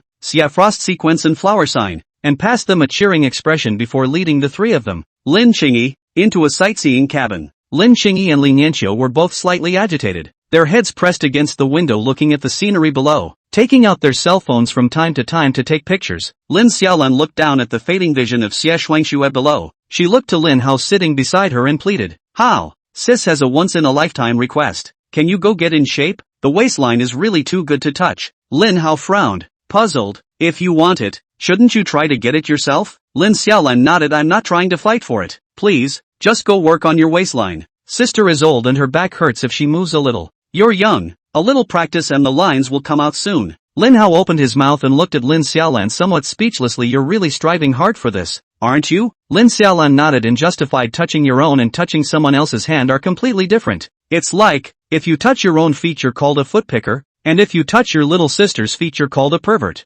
Ah, nope, it's called the same as a jade foot. She shrugged it off. Re the analogy. It's like you get a sick feeling from kissing your own feet, but you get a sick thrill from kissing your little sister's feet. Hearing Lin Xiaolan's words, Lin Qingyi's entire movement instantly froze. Lowering his head, his cheeks became red and his head continued to steam up. Li Nianqiu thought of the scene last night when he was swimming in the river, and Lin Qing also extended his feet to Lin Hao after the flower sign had finished talking about the significance of kissing his feet. She averted her eyes somewhat absent-mindedly, and a slight blush spread across her face. Lin Hao turned his head to look behind him. He felt how he felt, as if he was being watched by Lin Xiaolan. When Lin Xiaolan had called herself at Jiangcheng University earlier, her intuition had been so precise. Lin Xiaolan stared blankly at the strange looks on the 3 people's faces. She blinked her eyes and suddenly hugged Lin Hao's waist. How? Sister has a once-in-a-lifetime request. Please just tell me what's going on. What the hell did you do to your little sister's feet? Chapter 218, just a little bit short. Looking at Lin Xiaolan hugging Lin Hao's waist, Lin Qingyi just looked at Lin Hao sympathetically and averted her head. Lin Hao grabbed Lin Xiaolan's shoulders, trying to pull her away from him. Lin Xiaolan's body was superb,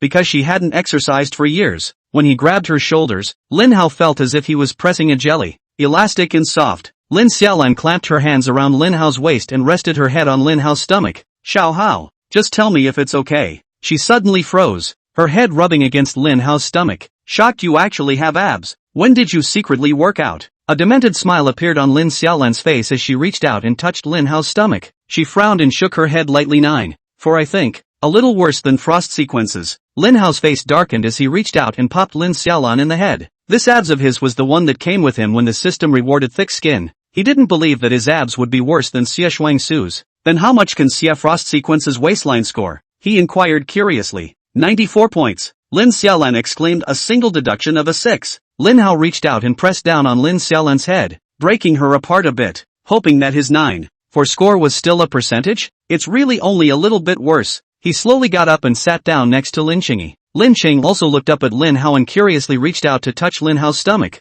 nodding thoughtfully. By the way, I give my little sister's stomach a 92, Lin Xiaolan commented. Lin Hao touched his own stomach and then Lin Qingyi's, stroking carefully. You can feel the flat belly as well as the lines of the muscles, kneading gently. You can realize that there is a hint of elasticity in the softness. The most crucial thing is that after touching it, I feel that the whole person is refreshed, and there is also a hint of light fragrance on my hands, Lin Xiaolan commented. Lin Hao suspiciously gently pinched Lin Qingyi's stomach, then retracted his hand and put it under his nose to take a whiff. Lin Qing also watched Lin Hao's movements with blushing cheeks and inquired, brother, is it fragrant? Lin Hao subconsciously nodded, then shook his head again and again, but looking at Lin Qingyi's rosy cheeks, he nodded again. Lin Qing also lightly bit her lips, came up and pressed on Lin Hao's ear, her voice seductive. Brother, there are more fragrant. Oh. With the hot wind coming from his ears, Lin Hao's entire body trembled, and his gaze subconsciously went to Lin Qingyi's feet that were wearing little white shoes. He rubbed Lin Qingyi's cheeks with both hands and lightly grunted, a thief's heart never dies. Lin Cheng also spat out her tongue. A little devilish smile appeared on her face and she lightly coughed out, my sister's only request in this lifetime.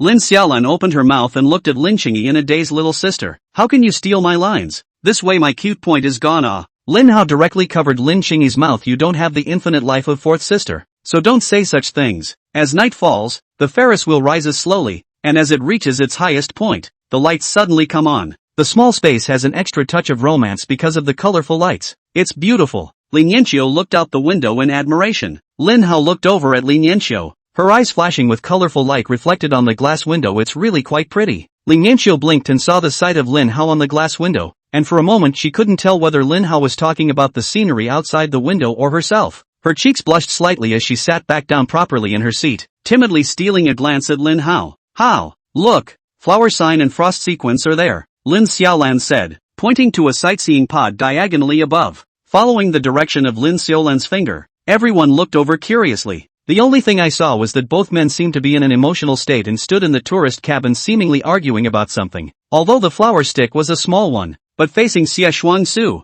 who was 1 meter 8 tall, the aura was not weak at all. It's a pity that I can't hear what they're saying, Lin Cheng also said. Her gaze went to Lin Hao. She only knew that flower sign had once suffered from bullying, and Xie Frost order knew flower sign, but she wasn't sure exactly what had happened. This half-knowledge tickled her, making her even more curious about what the two were talking about. Lin Xiaolan raised her eyebrows and said with a proud face, sister has studied lip speaking for 2 years. Let me translate for you. She adjusted her body to see as much of the two men's lips as she could. Why? When you said you'd always be there for me, it was clearly agreed upon, but you disappeared. Do you know how sad I am? Lin Xiaolan translated. Listening to Lin Xiaolan's translation, both Lin Yanqiu and Lin Cheng also frowned. They shouldn't be in that kind of relationship, right? Lin Yanqiu blushed. She suddenly remembered the scene when Lin Hao had discovered her in Lin Qingyi's first special study. Fourth sister, just don't push yourself, Lin Qing echoed. Lin Xiaolan frowned. Had she translated wrongly? She looked at Xiefrost's sequence again and continued to translate. You've always been my best friend. I'm sorry that I hurt you.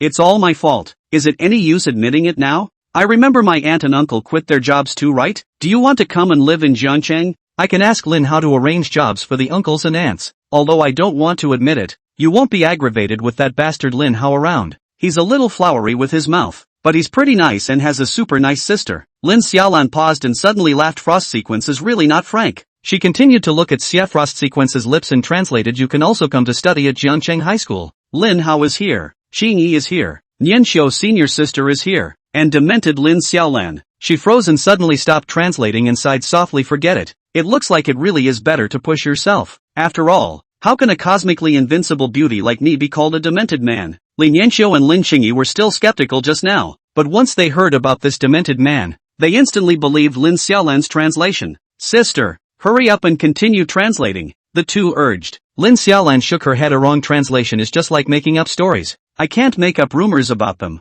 Lin Hao patted the fisherman's hat Lin Xiaolan was wearing on her head, not realizing that his salty sister actually had this special skill. He thought for a moment and said, actually, what you just translated shouldn't be wrong. Lin Xiaolan froze and lightly grunted. Xiao Hao, you're still trying to trick me. I'm an invincibly beautiful girl in the universe. How can I be called a nymphomaniac? You're really getting out of shape with your lying. Ha ha ha, naughty. Chapter 219, so you haven't given up on me. After getting off the Ferris wheel, Lin Hao took Lin Qingyi and a few others to wait for flower sign and Xie Frost sequence. It took Lin Hao a long time to make Lin Xiaolan realize that her behavior today, but if she were a boy, it would be to a degree that could make it into a small movie. Lin Xiaolan deflated her mouth, listening to Lin Hao's retelling, as if today's behavior really wasn't too different from that of a demented man. After hearing Lin Hao recount about Xie Frost sequence's combat prowess and the treasure chest on her backside again, she realized that today she had been on the deathbed of the rock. Not long after, Xie Frost sequence and flower sign walked down from the Ferris wheel. Both of them were holding hands, their eyes both looking slightly red. Made up? Lin Hao stepped forward and inquired. Flower sign let go of Xie Frost sequence and hugged Lin Hao deeply, burying his head in Lin Hao's stomach. Xiao Hao Didi. Thank you. Looking at the scene in front of her, Lin Qingya puffed out her mouth and her head was averted elsewhere. As long as I didn't see it, my brother didn't cheat. Flower Pick's head rubbed against Lin Hao's stomach. Little Hao Didi. I want to transfer to Jiangcheng to study afterward. Lin Hao patted Flower Sign's head and said, as long as you can convince your parents to move over, I can arrange it for you, including your mom and dad's jobs. I can give them the inside track. knowing that Flower Sign wanted to move to Jiangchang. The alarm bells went off in Lin Xingye's head. She hurriedly came forward and reminded Flower Sign teacher, "It's time to let go. Your luggage is still at Nianqiu Senpai's house. We have to hurry." Lin Hao instantly shook his head. "Yeah, I still have to count the driving time back to Nianqiu Senpai's house. It's a bit rushed." Hearing Lin Xingye's words, Flower Sign let go of Lin Hao's waist and took a step backward. She looked towards Lin Xingye and gently hugged him, whispering, "Xingye, go for it." She saw Lin Xingye today, and although she had only suffered from bullying for a short while, with Lin Hao's constant attention, she should be able to come out of her psychological shadow soon. Lin Xing also froze for a moment and lowered her head to look at the tiny little flower sticker. I didn't expect Flower Sign to actually support herself and her brother. She had just wanted to express her gratitude to her brother, and she was actually jealous. Lin Cheng also wrapped her arms around Flower Sign's waist and hugged her tightly, her cheeks blushing as she said, "I'll do my best." Lin Hao gazed at the scene of Lin Xingye and Flower Sign being intimate, and seeing that Lin Xingye had made another new friend, he somehow felt a sense of accomplishment. Xie Frost Order came to Lin Hao's body and thanked him. "Thank you for the Flower Sign. What are you talking about? They're all brothers." Lin Hao laughed. Just as he finished speaking, his entire body was wrapped inside a strong embrace. Lin Hao blinked dully. For the first time, the feeling of being forcefully hugged by someone else. Xie Frost Order's cheeks slightly reddened. Her gaze looked away, and she whispered, "I am thanking you because of the flower sticker thing. I definitely don't like you. Don't misunderstand me." Lin Hao raised his eyebrows and swore, "We're all brothers. We're innocent." Xia Fenxiang Su skimmed his lips and glanced at Lin Xingye. The last Lin Hao said clean and clear, "Are going to show off his foot in his mouth." There weren't many chances to be able to hug a good brother, and Lin Hao pondered for a moment that it did feel different to hug Lin Xingye. Xia Frost sequence, due to much training, didn't have that soft, boneless, limp feeling when she hugged it, but rather carried a solid elasticity. When he hugged, he was still able to smell the faint scent of sunshine wafting out from Xie Shuaqiu's body, and there was an inexplicable sense of peace of mind. Ghostly, he suddenly thought of Lin Xiaolan's comment about Xie Frost Order's stomach, and he reached out his hand to gently touch it. Xia Frost sequence was shocked and let go of Lin Hao at once, retreating 2 meters in one step. She covered her stomach, her cheeks red, and stammered, You, what are you doing?" Lin Hao looked at his hands and felt like his entire being was sublimated. He felt that what he had just touched was not a waistline, but the 2 dragon veins of Daxia, and owning it was like owning the whole world. But now there was an even more serious problem.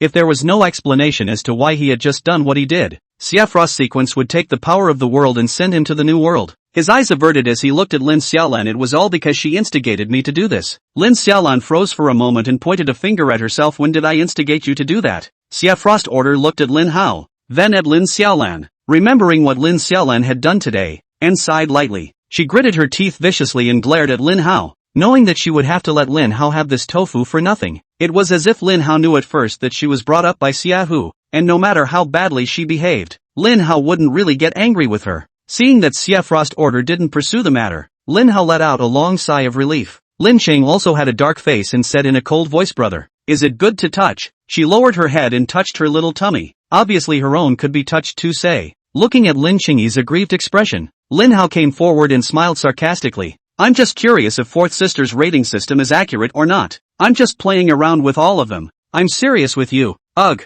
scumbag." Lin Cheng also said with a light snort. She looked at Lin Hao and was also curious. "So is Fourth Sister's scoring system accurate?" Lin Hao hugged Lin Chengyi from behind and rubbed her little tummy. "Of course it's not allowed." Lin Cheng also nodded. Inside the Fourth Sister's rating system, he himself was 2 points worse than Xia Frost Order. If brother said that he couldn't allow it, then it meant that in brother's eyes, he should be even better than Xie Shuang Su. Lin Hao skimmed his mouth. Inside Lin Xiaolan's rating system, he only scored 9.4, obviously with a strong personal subjective color. "Accurate my ass." Lin Xiaolan looked at Lin Hao with a mournful gaze and questioned, "It's even if you slander my scoring system. You actually slander me. When did I encourage you to touch Frost Order's belly?" Lin Hao rubbed Lin Chengyi's flat little tummy and justified, "The moment the rating comes out, some tummies are destined to be touched." Xia Frost Order slapped Lin Hao on the back of the head. "Don't instill any crooked reasoning in your sister. Hurry up and send the flowers home." Lin Hao rubbed the back of his head and sighed lightly. Okay,